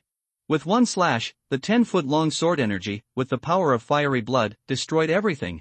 Boom! In the sky, the supreme fist print was cut by a knife, the momentum shook the sky, the terrifying blood and true energy, like the seawater, swept in the air, making the people watching the battle on the ground feel terrified. But more people were still shocked by Sheng Huaiyan's strength. Attacking the Grandmaster with the innate realm? What a shocking feat! 2 consecutive attacks were blocked by Sheng Huaiyan, and Yu Han was stunned. He was a mid-stage Grandmaster, and he had refined the innate fire essence and innate earth essence in his body. His strength was far beyond that of a person who had just entered the Grandmaster. But the general of the Wei dynasty in front of him blocked his 2 attacks with the cultivation of the mid-stage innate. How strange it was. There are innates who can compete with the Grandmaster, but all of them are in the innate great perfection realm to compete with the people in the early stage of the Grandmaster. And those people are all monsters with first-class martial arts talent. I want to see how strong you are and how many of my moves you can block. Yu Han did not hold back and continued to attack Sheng Huaiyan. His fists and palms blasted out, the sky and the earth exploded, and the might was rolling. Sheng Huaiyan still controlled the strength to deal with Yu Han's attack. After fighting for dozens or hundreds of moves, Yu Han's expression changed. He didn't believe that an innate warrior could have such strength and fight with him for hundreds of moves without being defeated. Even if he was a master, he might not be able to do it. You are not an innate warrior. Yu Han looked at Sheng Huaiyan with a serious expression. I am not an innate warrior, but your grandfather. Sheng Huaiyan directly opened his mouth. No matter what you say, no matter whether the outside world believes it or not, I don't admit it anyway. He showed his cultivation level in the middle stage of the innate. He is a genius, can't he fight in a higher realm? Seeing Sheng Huaiyan fighting with Rongdi Master for hundreds of moves without being defeated, Xiao Chuyi and others were stunned. Is this really something an innate warrior can do? Could this guy be a master? This thought popped up in Xiao Chuyi's mind, and she was shocked. How could it be possible? How could there be such a young master in this world? Goo! Guo Xiaoping swallowed his saliva and said, is the general really just an innate warrior? I don't know. Hu Bing was confused. The realm that Sheng Huaiyan showed was the innate, but this fighting power broke through the sky. He fought against the master and was not at all inferior. Who would not be confused? Yu Han was also very confused. Even if he used all his strength, he still couldn't do anything to Sheng Huaiyan. Sheng Huaiyan was like a monster. The stronger he was, the stronger Sheng Huaiyan was. The weaker his attack was, the weaker Sheng Huaiyan's attack was. I don't believe it. You have endless blood and energy. When I take you down, I will make you spit out all your secrets. Yu Han looked at Sheng Huaiyan fiercely and continued to attack Sheng Huaiyan, consuming Sheng Huaiyan's power and blood. Sheng Huaiyan still countered the moves and hid his strength. In his eyes, Yu Han's power was a little weak. His strength, blood, and martial arts true energy were all weak. There were dozens of thoughts in an instant, and Sheng Huaiyan couldn't help but want to kill him. If he really wanted to kill him, Sheng Huaiyan was confident that he could kill him with one blow, but in this case, his strength would be completely exposed to the public. In order to hide his strength and prevent the Rongdi army outside the city from being scared away, Sheng Huaiyan could only suppress the urge to kill Yu Han.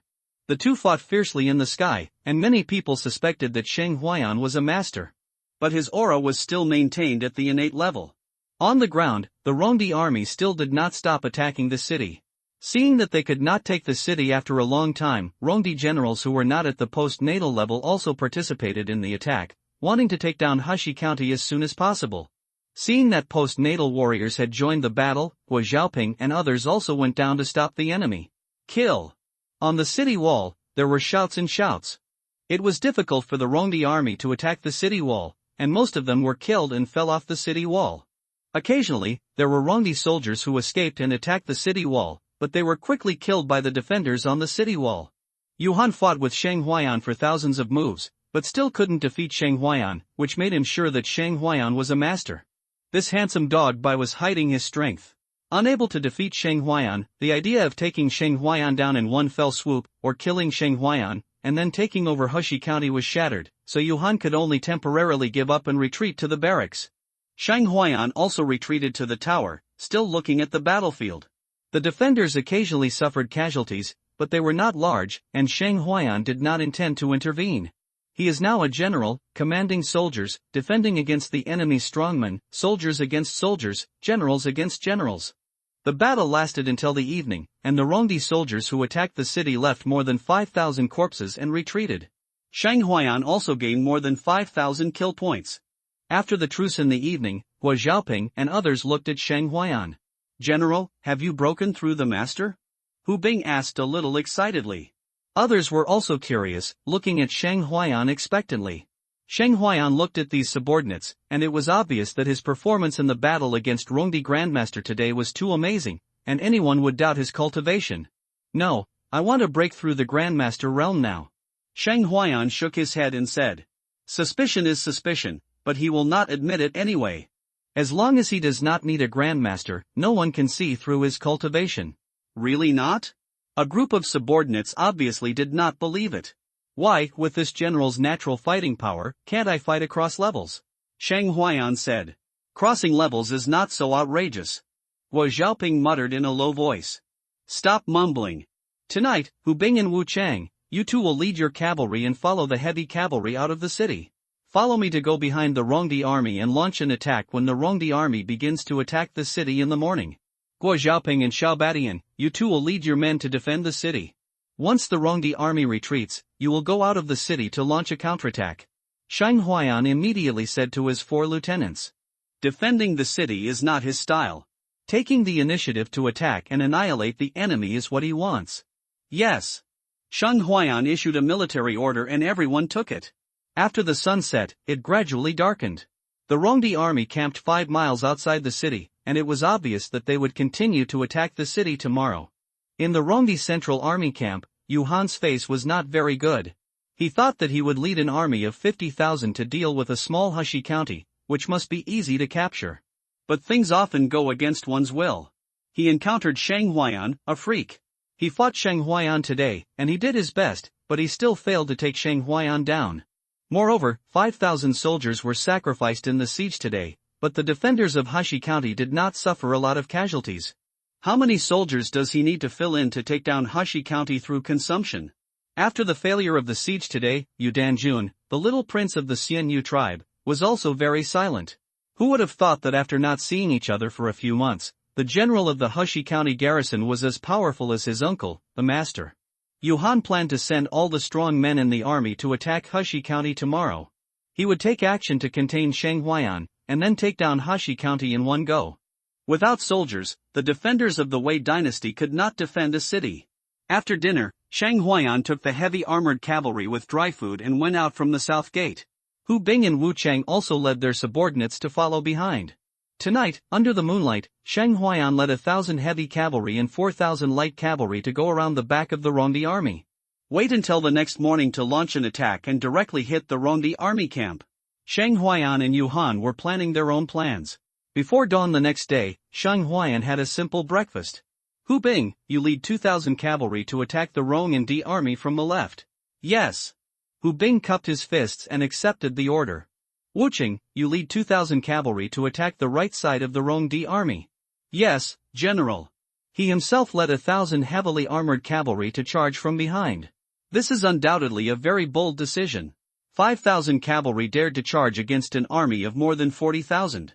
The Rongdi armies were basically cavalry, and their number was 8 or 9 times that of Shang Huayan and others. After receiving the military order, Hu Bing and Wu Chang led their men and set off to charge from both sides of the Rongdi army. Shang Huayan led 1,000 heavily armored cavalry and approached the Rongdi army. 5 miles after the army approached Rongdi's army, the sound of hoofbeats of war horses had been noticed by Rongdi's army. The Rongdi army, who were having breakfast, found a cavalry unit behind them, and naturally reported it quickly. General, a group of unidentified cavalry appeared behind us. Cavalry? Are you sure they're not our cavalry? Yuhan asked, looking at the soldiers who came to report. General, no, his armor looks a bit like that of the Wei dynasty. What? The Wei cavalry ran behind us? How brave! Yuhan didn't even eat breakfast. He immediately came to the rear and looked at the cavalry in the distance. With his eyesight, he could naturally see more clearly that the handsome flag belonged to the general of the Hoshi County garrison. On the general's flag, there is a big word Shang written on it. The handsome flag flutters in the wind, which is very eye-catching. You are so brave. You dare to lead the cavalry out of the city. Do you want to fight with our cavalry? Yuhan laughed in anger, and he was even more angry. How much do you look down on him for daring to engage in a cavalry battle with the Rongdi people? Come here, order 20,000 cavalry troops to prepare to meet the enemy. Yuhan immediately gave the order. He wanted to send 20,000 cavalry to directly crush the Wei cavalry. Yes, General. A general with great innate perfection took the order and immediately gathered 20,000 cavalry to set off to destroy the group of cavalry behind him. Change your horse, put on your armor, and prepare to charge. Shang Huayan shouted to his subordinates behind him. In front is the Rongdi army camp. He wants to defeat this Rongdi army in one fell swoop. The soldiers dismounted skillfully, took off the heavy armor from the horses carrying the armor, and quickly put on heavy armor for themselves and the other horse that was not carrying the load. After the horses and soldiers put on the armor, the oppressive feeling brought by the cold light armor came up instantly. The Rongdi cavalry had already left the military camp and were galloping toward Shang Huayan and the others. The 20,000 cavalrymen were so powerful that they rolled up smoke and dust with great momentum. Xiao Chuti, Guo Xiaoping, County Magistrate Chen and others on the city wall all looked at the Rongdi army with banners flying in the air outside the city, their eyes full of worry. It is very risky to go out of the city and engage in a cavalry battle with the Rong and Di armies on flat ground. Behind Shang Huayan, soldiers and horses were heavily armored, looking quietly at the Rong Di cavalry army. These 1,000 people were veterans led by Shang Huayan. They were strong and they were all real elites. He consumed a large amount of elixirs, blood, and flesh to upgrade these 1,000 soldiers to the realm of warriors. Now, it's time to test the combat effectiveness of this heavy armored cavalry. Soldiers, we have been training hard for half a year. Now, it is time to test our results. Shang Huayan said loudly. Are you afraid? Shang Huayan looked at his soldiers holding up their iron guns. Don't be afraid. Don't be afraid. The soldiers under his command are all high in fighting spirit and their momentum is soaring into the sky. Wind! Shang Huayan shouted. Gale! Gale! My lords, if you have made great achievements, you will be granted the title of Marquis immediately. This is the moment. Come with me and charge to kill the enemy. Shang Huayan gave the order and immediately led his troops to rush towards the Rongdi cavalry. Kill! The charge of thousands of heavily armored cavalry was powerful and not weaker than the charge of Rongdi's 20,000 cavalry. Rumbled the sound of horses' hoofs shook. The sky and cracked the earth, and the momentum was like a rainbow. On the earth, those 1,000 iron armors were like a rolling torrent, destroying everything. Kill! My sons, crush them so that the Wei people can see our Rongdi warriors. Xian Bolan shouted, leading 20,000 cavalry towards Shang Huayan's troops. The 20,000 cavalry were mighty and terrifying. Shang Huayan led the army to charge, and the moment his energy leaked out, Yuhan felt Shang Huayan's aura. Not good. He never expected that the Wei general would be so bold as to lead his cavalry out of the city, circle behind them, and launch a charge. Shang Huayan led the cavalry to charge, and Xian Bolan was afraid that he would not be Shang Huayan's opponent. Once Shang Huayan was allowed to massacre, many soldiers would die in Shang Huayan's hands. Yuhan stepped in the air and flew up quickly, trying to stop Shang Huayan. Shang Huayan led the cavalry charge out of the city, completely defeating Yuhan's attempt to attack Heshi County with his entire army. Kill! Shang Huayan took the lead and rushed forward. He waved the iron gun in his hand and killed Xian Bolan, the general of the Rongdi cavalry. Shang Huayan was dressed in iron armor. Xian Bolan did not recognize Shang Huayan. He was as powerful as a rainbow and his innate energy was billowing. He waved his long spear and struck at Shang Huayan. Boom! The iron sword in Xian Bolan's hand broke. He felt the unparalleled force and directly broke his weapon. Xian Bolan's eyes were filled with fear. The power of Shang Huayan's iron spear remained unabated, and it hit Xian Bolan directly like lightning. Puff! The armor shattered, blood rained, and Xian Bolan, who was born with great perfection, was killed with a single shot. Yuhan's eyes were about to burst as Yukong arrived, but he couldn't stop him in time. Xian Bolan was blasted, but Shang Huayan did not stop and continued to kill the strong men in the Rongdi army. All Rongdi strong men whose cultivation level was above the acquired realm were his targets. In order to reduce the casualties of his soldiers, Shang Huayan had to first deal with the strong ones among the Rongdi cavalry. Seeing Shang Huayan going on a killing spree, Yuhan's eyes turned red. Stop it, damn it! It's a pity that Shang Huayan will stop? The iron spear swept across, and the spear's light was like a knife. It was death and blood flew everywhere.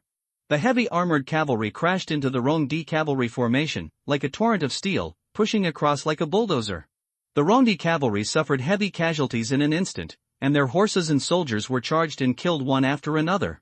The Rongdi cavalry, with their weak cultivation, could only leave a shallow scratch on the heavy armor, but could not break through the heavy armor's defense at all.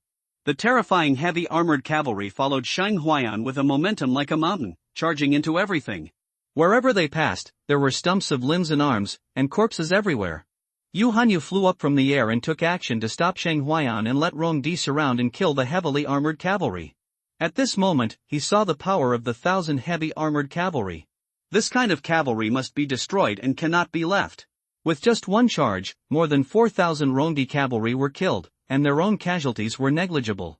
1,000 heavy armored cavalry composed of all warriors is so terrifying. Wei Go, come and die. Yu Han waved his fist and struck at Shang Huayan. Shang Huayan looked at Yu Han and decided not to keep this man around. He immediately waved the iron gun in his hand, jumped up, and killed Yu Han in the sky. Overlord's marksmanship, night style, unparalleled.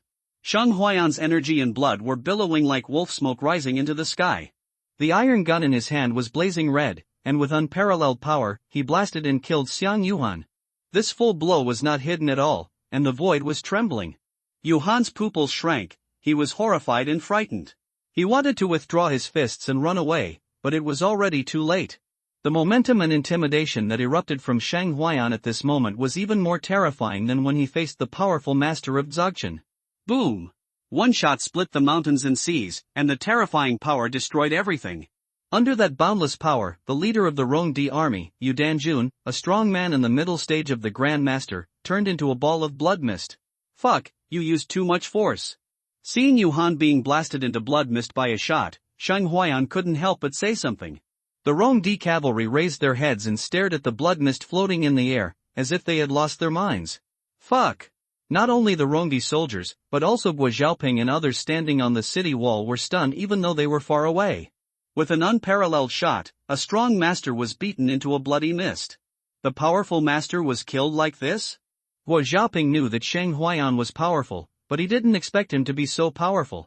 County Magistrate Chen, Xiao Chui's beautiful eyes were full of disbelief.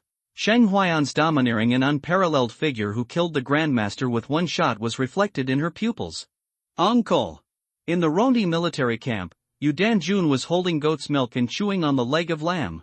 The goat's milk bowl fell to the ground and the mutton in his mouth spit out. His mind went blank. Has his uncle turned into blood mist? After a while, he came to his senses. His uncle was killed. Doesn't that mean that Shang Huayan is too powerful? Shang Huayan is too powerful, so wouldn't he be in danger? Damn it, I have to run away. How can this person be so strong? After reacting, Yu Dan's army immediately ran away. No one could resist Shang Huayan. No matter how many soldiers they had, they were not enough to kill him. All armies, listen to the order and retreat quickly. Yu Dan's army shouted immediately. After reacting, the Rongdi armies panicked one after another. Their commander was killed, and they were waiting to die as long as they didn't leave. Shang Huayan killed Yu Han, the commander of Rongdi, and there was no obstacle. Then he returned to the ground, rode on his war horse, led the heavy armored cavalry, and began to kill. Kill! The war horses neighed, trampled everything, swords and spears fell, and heads rolled. They lost their coach, lost their generals, and the 20,000 Rongdi cavalry lost their commanders. Their confidence and belief in resistance were shattered by Shang Huayan's shot, and their morale instantly fell to the bottom. 1,000 heavily armored cavalry, invincible vertically and horizontally, pushed through everything and killed heads. Sheng Huayan turned into a killing god, swept his iron spear, and the spear light and true energy killed a lot of Rongdi soldiers. The battle situation instantly became a one-sided massacre. Kill! Wu Chang and Hu Bing, with cavalry, launched a charge towards the Rongdi camp after Sheng Huayan killed Yu Han. The Rongdi army, which was already frightened by Yu Han's death, began to flee. Some people grabbed warhorses and ran away, while others did not have time to grab warhorses and ran away. Hurry up, little prince, the enemy has ambushed cavalry. A congenital strongman took part of the army and took Yu Dan's army to run. The others could not be taken care of. Seeing that the Rongdi army was about to escape, Wu Zhaoping and Xiao Chui also reacted. The two of them did not defend the city anymore, and led their subordinates to kill out of the city and kill the fleeing Rongdi army. Sheng Huayan led the heavy armored cavalry to wreak havoc, constantly charging and killing the Rongdi cavalry. The frightened Rongdi cavalry began to flee. Of the 20,000 Rongdi cavalry, only a small part escaped, and more than 18,000 people were killed. On the ground, blood flowed like a river, corpses were everywhere, and there were broken limbs and arms, which was extremely cruel. Keep charging and chase those Rongdi troops who escaped from the camp. Sheng Huayan ordered immediately. The 1 or 2,000 people who escaped at this moment could not be caught up. It was the right choice to encircle and suppress the Rongdi army that was now fleeing with Hu Bing and Wu Cheng's troops. The heavy armored cavalry charged, unstoppable, and the Rongdi cavalry and soldiers were killed one after another wherever they charged. This heavy armored cavalry was like an invincible army, charging like no one was in the land. The Rongdi cavalry were basically light armored cavalry, and they could not beat the heavy armored cavalry at all. It was a completely one-sided massacre. The terrifying killing aura made people shudder. Hu Bing and Wu Chang, with their cavalry, rushed into the Rongdi camp and started a massacre. More than 20,000 Rongdi troops fled in panic. The situation was one-sided, and the battlefield became a slaughterhouse, with Rongdi soldiers falling in a pool of blood. Sheng Huayan's killing value was growing crazily. The battle lasted until noon before it came to an end. It was really because the Rongdi soldiers ran too fast, and Sheng Huayan's troops had too much trouble chasing them. Outside the city of Heshi County, the land was full of corpses and blood. The smell of blood attracted hawks and vultures circling in the sky. Seeing the Rongdi army defeated like this, County Magistrate Chen felt that everything was so dreamy. When did the Rongdi people become so easy to fight? He felt that it was unreal that the 50,000-strong army was defeated and fled the next day. In the past, it was very difficult to resist the Rongdi army of thousands or tens of thousands, but now, under the leadership of Sheng Huayan, the Rongdi army of 50,000 was still beaten and fled in panic. The war ended dramatically, and the Rongdi army left more than 36,000 corpses. More than 36,000 Rongdi soldiers died, including one master and two innate great perfections. The Xianyu tribe was defeated again by Sheng Huayan. This loss is not small. After all, the Xianyu tribe is only a royal family in the Rongdi tribe, not the entire Rongdi. After the war, the generals gathered around Sheng Huayan. At this moment, Sheng Huayan's red battle robe has been soaked in blood, and the iron spear that Yang Yi gave him has been broken. He exudes a murderous aura. More than 4,000 Rongdi soldiers died in his hands. The heavy armored cavalry behind him are also full of murderous aura. These are the real elite warriors. General, what are the casualties? Sheng Huayan asked about the casualties of his soldiers at the first time. General, 70 people were killed and 200 were injured. Hu Bing replied. 53 people were killed and 200 were injured. Wu Chang replied. The Rongdi cavalry fought back desperately, but still brought them casualties. The cavalry under their command were light cavalry, not heavy armored cavalry. We have relatively few casualties. Guo Zhaoping said. He and Xiao Chui led their subordinates, all of whom were infantrymen. They could not catch up with the Rongdi cavalry at all. They could only chase the Rongdi soldiers who failed to escape on horseback. Yu Chen did not suffer many casualties. Killing 30,000 enemies with only 500 casualties, this record was a little unbelievable to Xiao Chui. This battle was a crushing victory. The most exciting thing was that Yu Shenghuayan shot and killed the Rongdi master with one shot. You know, a master is already the backbone of a sect or a large family. The god of war has disappeared, the saint of war has not appeared, the grand master is the top of the world, and the master is the mainstream combat power of this world. Sheng Huayan killed a master. In their view, Sheng Huayan is already a master. With the military merit of killing 30,000 Rongdi enemies, it means that Sheng Huayan may soon be promoted to the next level. Guo Xiaoping, Xiaobadian, lead your troops to gather all the scattered war horses. Shang Huayan ordered immediately. Yes, General. The two led their own soldiers to gather the war horses. The Rongdi soldiers died in battle, and the ownerless war horses wandered around the battlefield. Wu Chang, lead the soldiers to gather the food, cattle and sheep discarded by the Rongdi tribe. Shang Huayan said to Wu Chang again. Yes, General. Hu Bing, lead the soldiers to find the bodies of the brothers who died in battle, bury them, and leave a monument for future generations to remember. Shang Huayan continued to order. Yes, General, I'll go now. Hu Bing received the order and led his troops to find the bodies of the brothers who died in battle. Go and ask County Magistrate Chen to bring people to bury the bodies of the Rongdi soldiers. Shang Huayan asked Wang Wu to notify County Magistrate Chen. So many bodies are in the wilderness outside the city. If they are not dealt with, it is easy for plague to occur. Soon, County Magistrate Chen came with some brave residents and civilians. Ha, great victory, General Shang. Congratulations on the great victory. I will write to the court and ask His Majesty to promote General Shang. County Magistrate Chen smiled. With Shang Huayan here, Hushi County can be peaceful. As a county magistrate, he only needs to deal with government affairs and people's livelihood, and doesn't have to worry about enemy invasion. Great victory. Shang Huayan also said with a smile. Such a record is indeed a great victory.